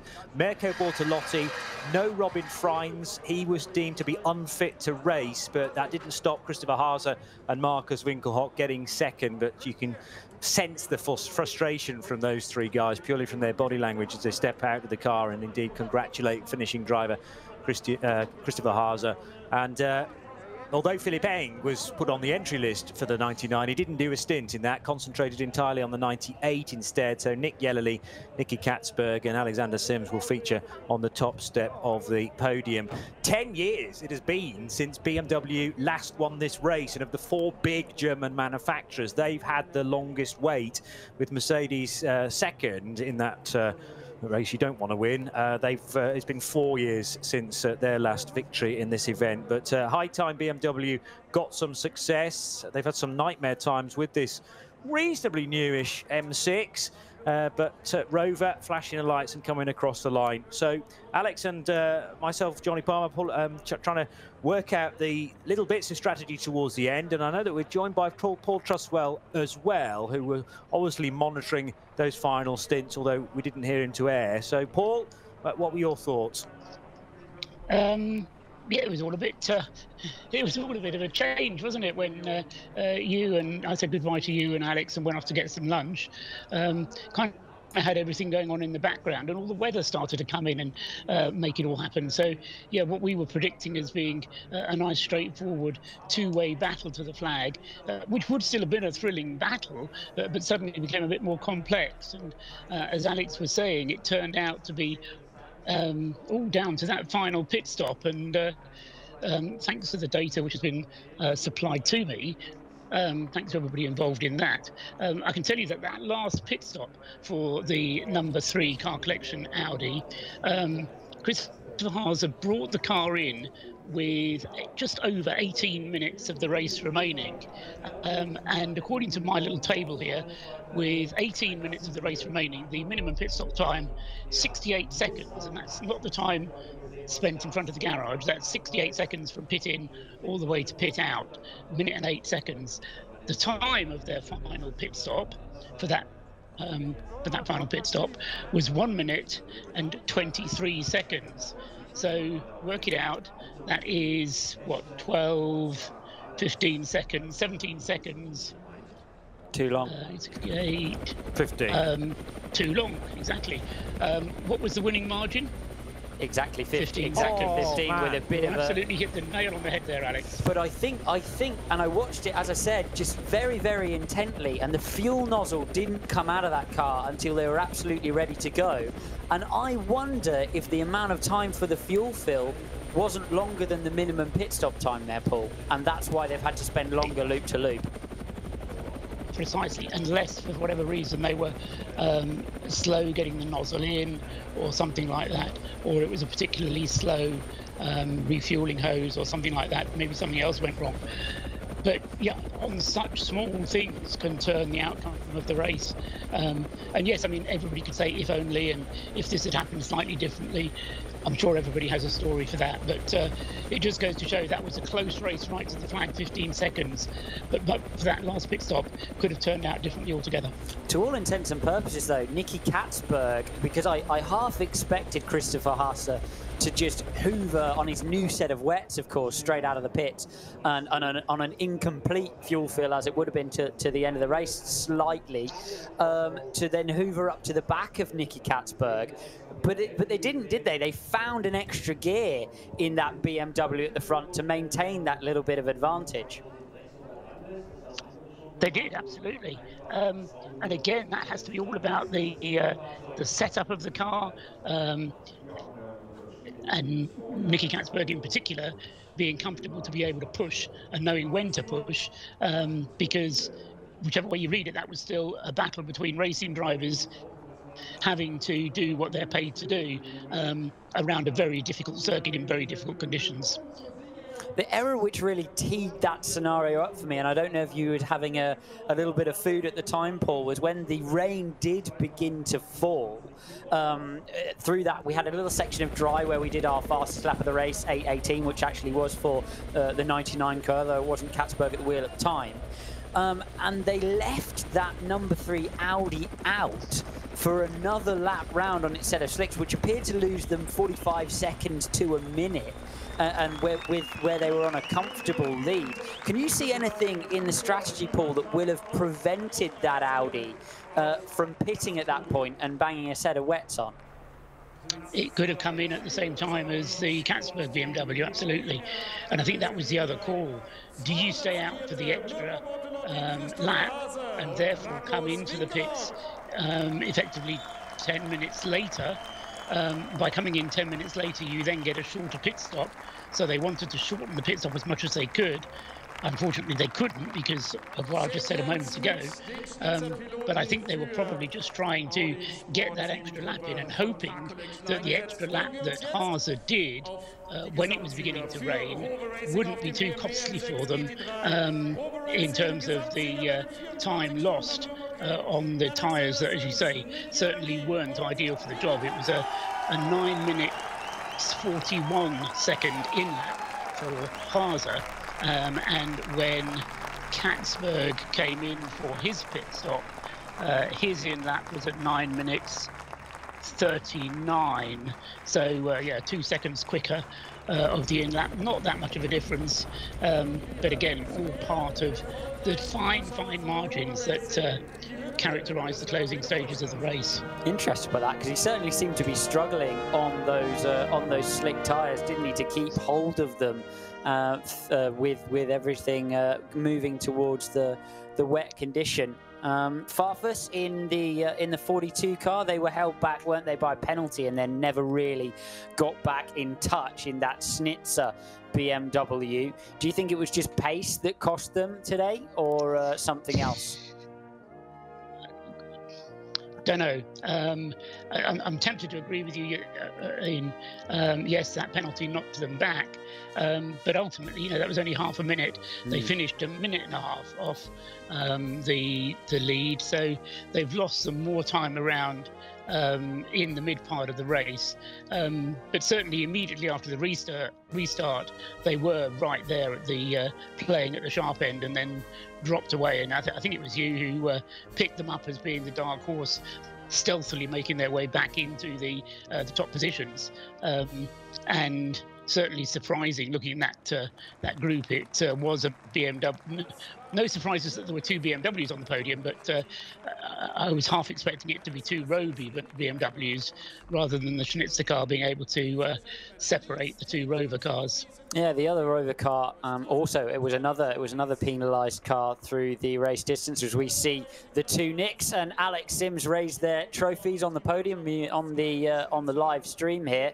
And we got to talk a little bit, I think, about Mercedes and what could have been in the early stages of this race, Johnny, and the amount of pace those Mercedes cars had through the wet conditions significantly, but also as conditions changed, and how they all fell out of the race. I know you've been watching intently just the fall of those Mercedes one after another. I know, and they looked, as you said, so strong on paper. HRT turned up with a stonky lineup with Christodoulou, Engel, Stolz and Manuel Metzger, and yeah, thundering into the night-time hours, the evening, the little bits of darkness that we were able to run.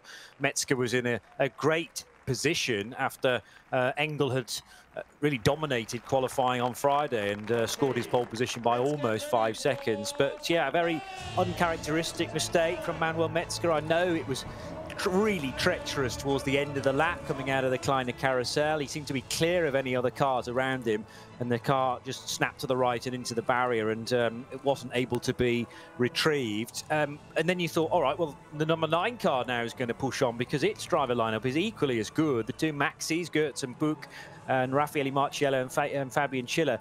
I didn't see a mistake like that for Marciello coming at Adenauer Force. Still haven't quite got to grips with how he ended up on the grass there and tanging the barrier. But it's very un-Mercedes-like, I would have said. They're normally metronomic as long as they're out front and they don't have the problem with the traffic in terms of the other SP9s they got to fight with. They were helped. I mean, really, they built a gap from the off when that Ferrari qualified on the front row, and then they were able to scamper away where everybody else was bottled up behind. Jonathan Hershey, I think, started the Octane 126 car. That gave Marciello an early lead. Maro Engel was doing the chasing, and yeah, in a prime position to push on. Now, we probably would have got to a red flag irrespective of that, but I did expect by the time that the stoppage came, it would have been a Mercedes 1-2. And just errors, sort of unforced errors, which is most unlike them. Paul? Yeah, no, I agree with you. And yeah, I mean, neither Lucas Stolz nor Adam Christodoulou having a turn behind the wheel of the number 4 car. And in the number 9 car, I don't think we had all the drivers getting a turn behind the wheel of that car either. And it really did dent the Mercedes challenge once that had happened.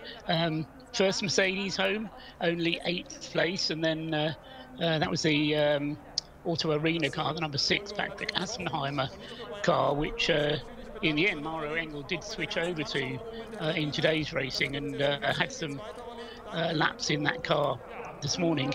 And then the other Mercedes which finally did get to the flag was the number 2 car, which had its own dramas during qualifying on Thursday when it was put off by Jelmer Berman, and that car, having been rebuilt, was always going to be on the back foot. But yeah, very disappointing indeed for Mercedes, and almost equally so for Porsche as well, of course. I think Mercedes have got to leave the event and look at themselves a bit and wonder if their car, I mean, certainly I would be questioning, is our car too difficult to drive? Because there's a lot of, is the visibility bad? Why are our extremely highly regarded professional drivers, I know it's been a difficult race, I know the conditions have been tough, but there were a bit too many for me of the same chassis coming into strife. Yeah. As you say, Johnny, unforced, as you say, Paul, all on their own.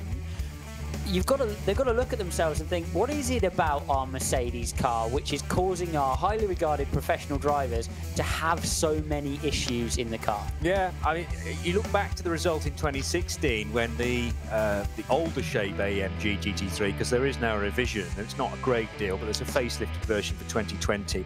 But the winners in 16, Maro Engel, Adam Christodoulou, Manuel Metzger, who crashed, and Bernd Schneider. But that race was heavily affected by rain as well. It was red flag for 4 hours with fog and hail too. So, you know, the older iteration of the Mercedes clearly could deal with the conditions. I don't think it's anything to do with the evolution, the new car, because there's not enough has changed on it, frankly. But it's the unknown factor of this race. you could say Manuel Metzger is the silver-rated driver, but that's only because he's not won a big title yet. He's still very, very capable. And nobody down in the garage when the crash happened was expecting anything like that. I mean, they almost couldn't believe it. Lucas Dodds went to tap Marouenga on the shoulder and said, look, that's our car in the wall. And they were just aghast initially. Doesn't necessarily even have to be something with the race car itself. It could be the way that you're communicating with the drivers. It could be the pressure you're throwing at the feet of the drivers, how much you're asking them to push, how much you're asking of them.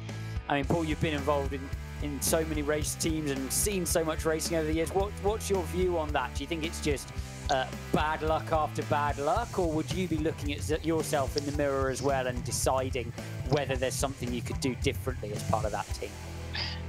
Yeah, I don't think there's very much different I would be doing. Yes, I mean, I do know a few of the guys at HRT, the number 9 car being run by the Get Speed outfit that I don't know very well. But, I mean, they are not, whilst they are all racers, they are not mad, hell for leather, crash or bust type racers. They're very much 24-hour experienced, let's go around this methodically.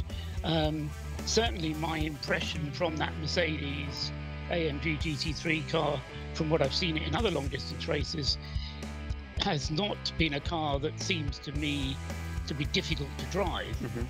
Now, bear in mind, I've never driven a racing car, so this is all relatively speaking, but it's not one of those kind of highly strung, highly thoroughbred type of cars. It's a very much a typical GT3 car that's produced as a customer car to enable all sorts of people to go racing in it and get the best out of it. So I don't think it's the car, I don't think it's the team as such.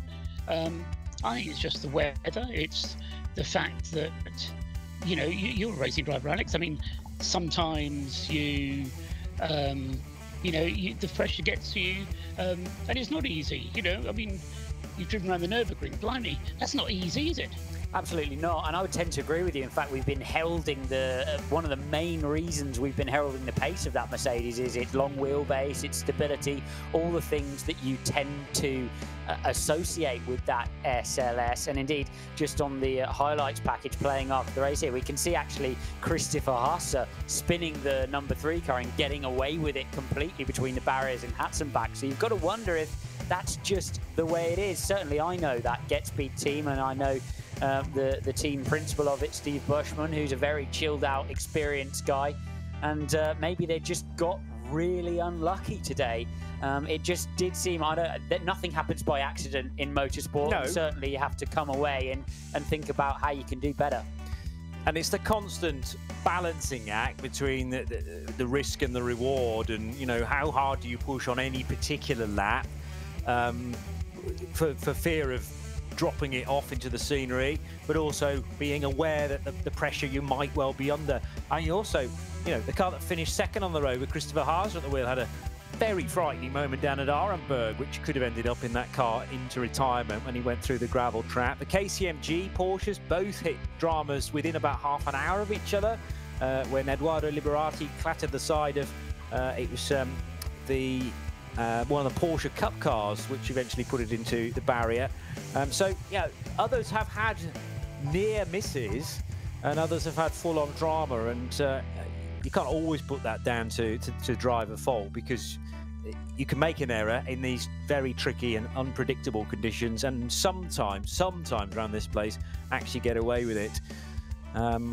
And the law of averages says that, eventually a team that has had to wait 10 years to take victory will finally grab it. And I remember, I think, three years ago, probably, coming back from one of my breaks at the Nurburgring and having a quick chat to Alexander Sims, who was already out of the race after about 7 hours, and he said, it's just not our year, didn't even get much of a stint in the car.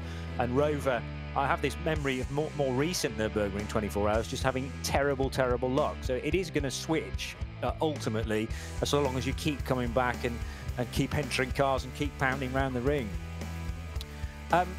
We should also mention, I suppose, the other classes, working our way down the order, because a class, Alex, that you were a part of the winning lineup in last year, SP8T, going the way of the 73 car eventually. We didn't have the numbers, sadly, in both SP8 and SP8T. I think, you know, had this been any other year, that would have been a really nicely populated class. And it's important, I think, that at least some cars were represented on the grid to keep interest up for the remaining NLS races, and then looking ahead to next year's race, which, by the way, if you didn't already know, actually clashes with the 24 Hours of Le Mans on current calendars. So that could be a very busy weekend for certain drivers wanting to do both.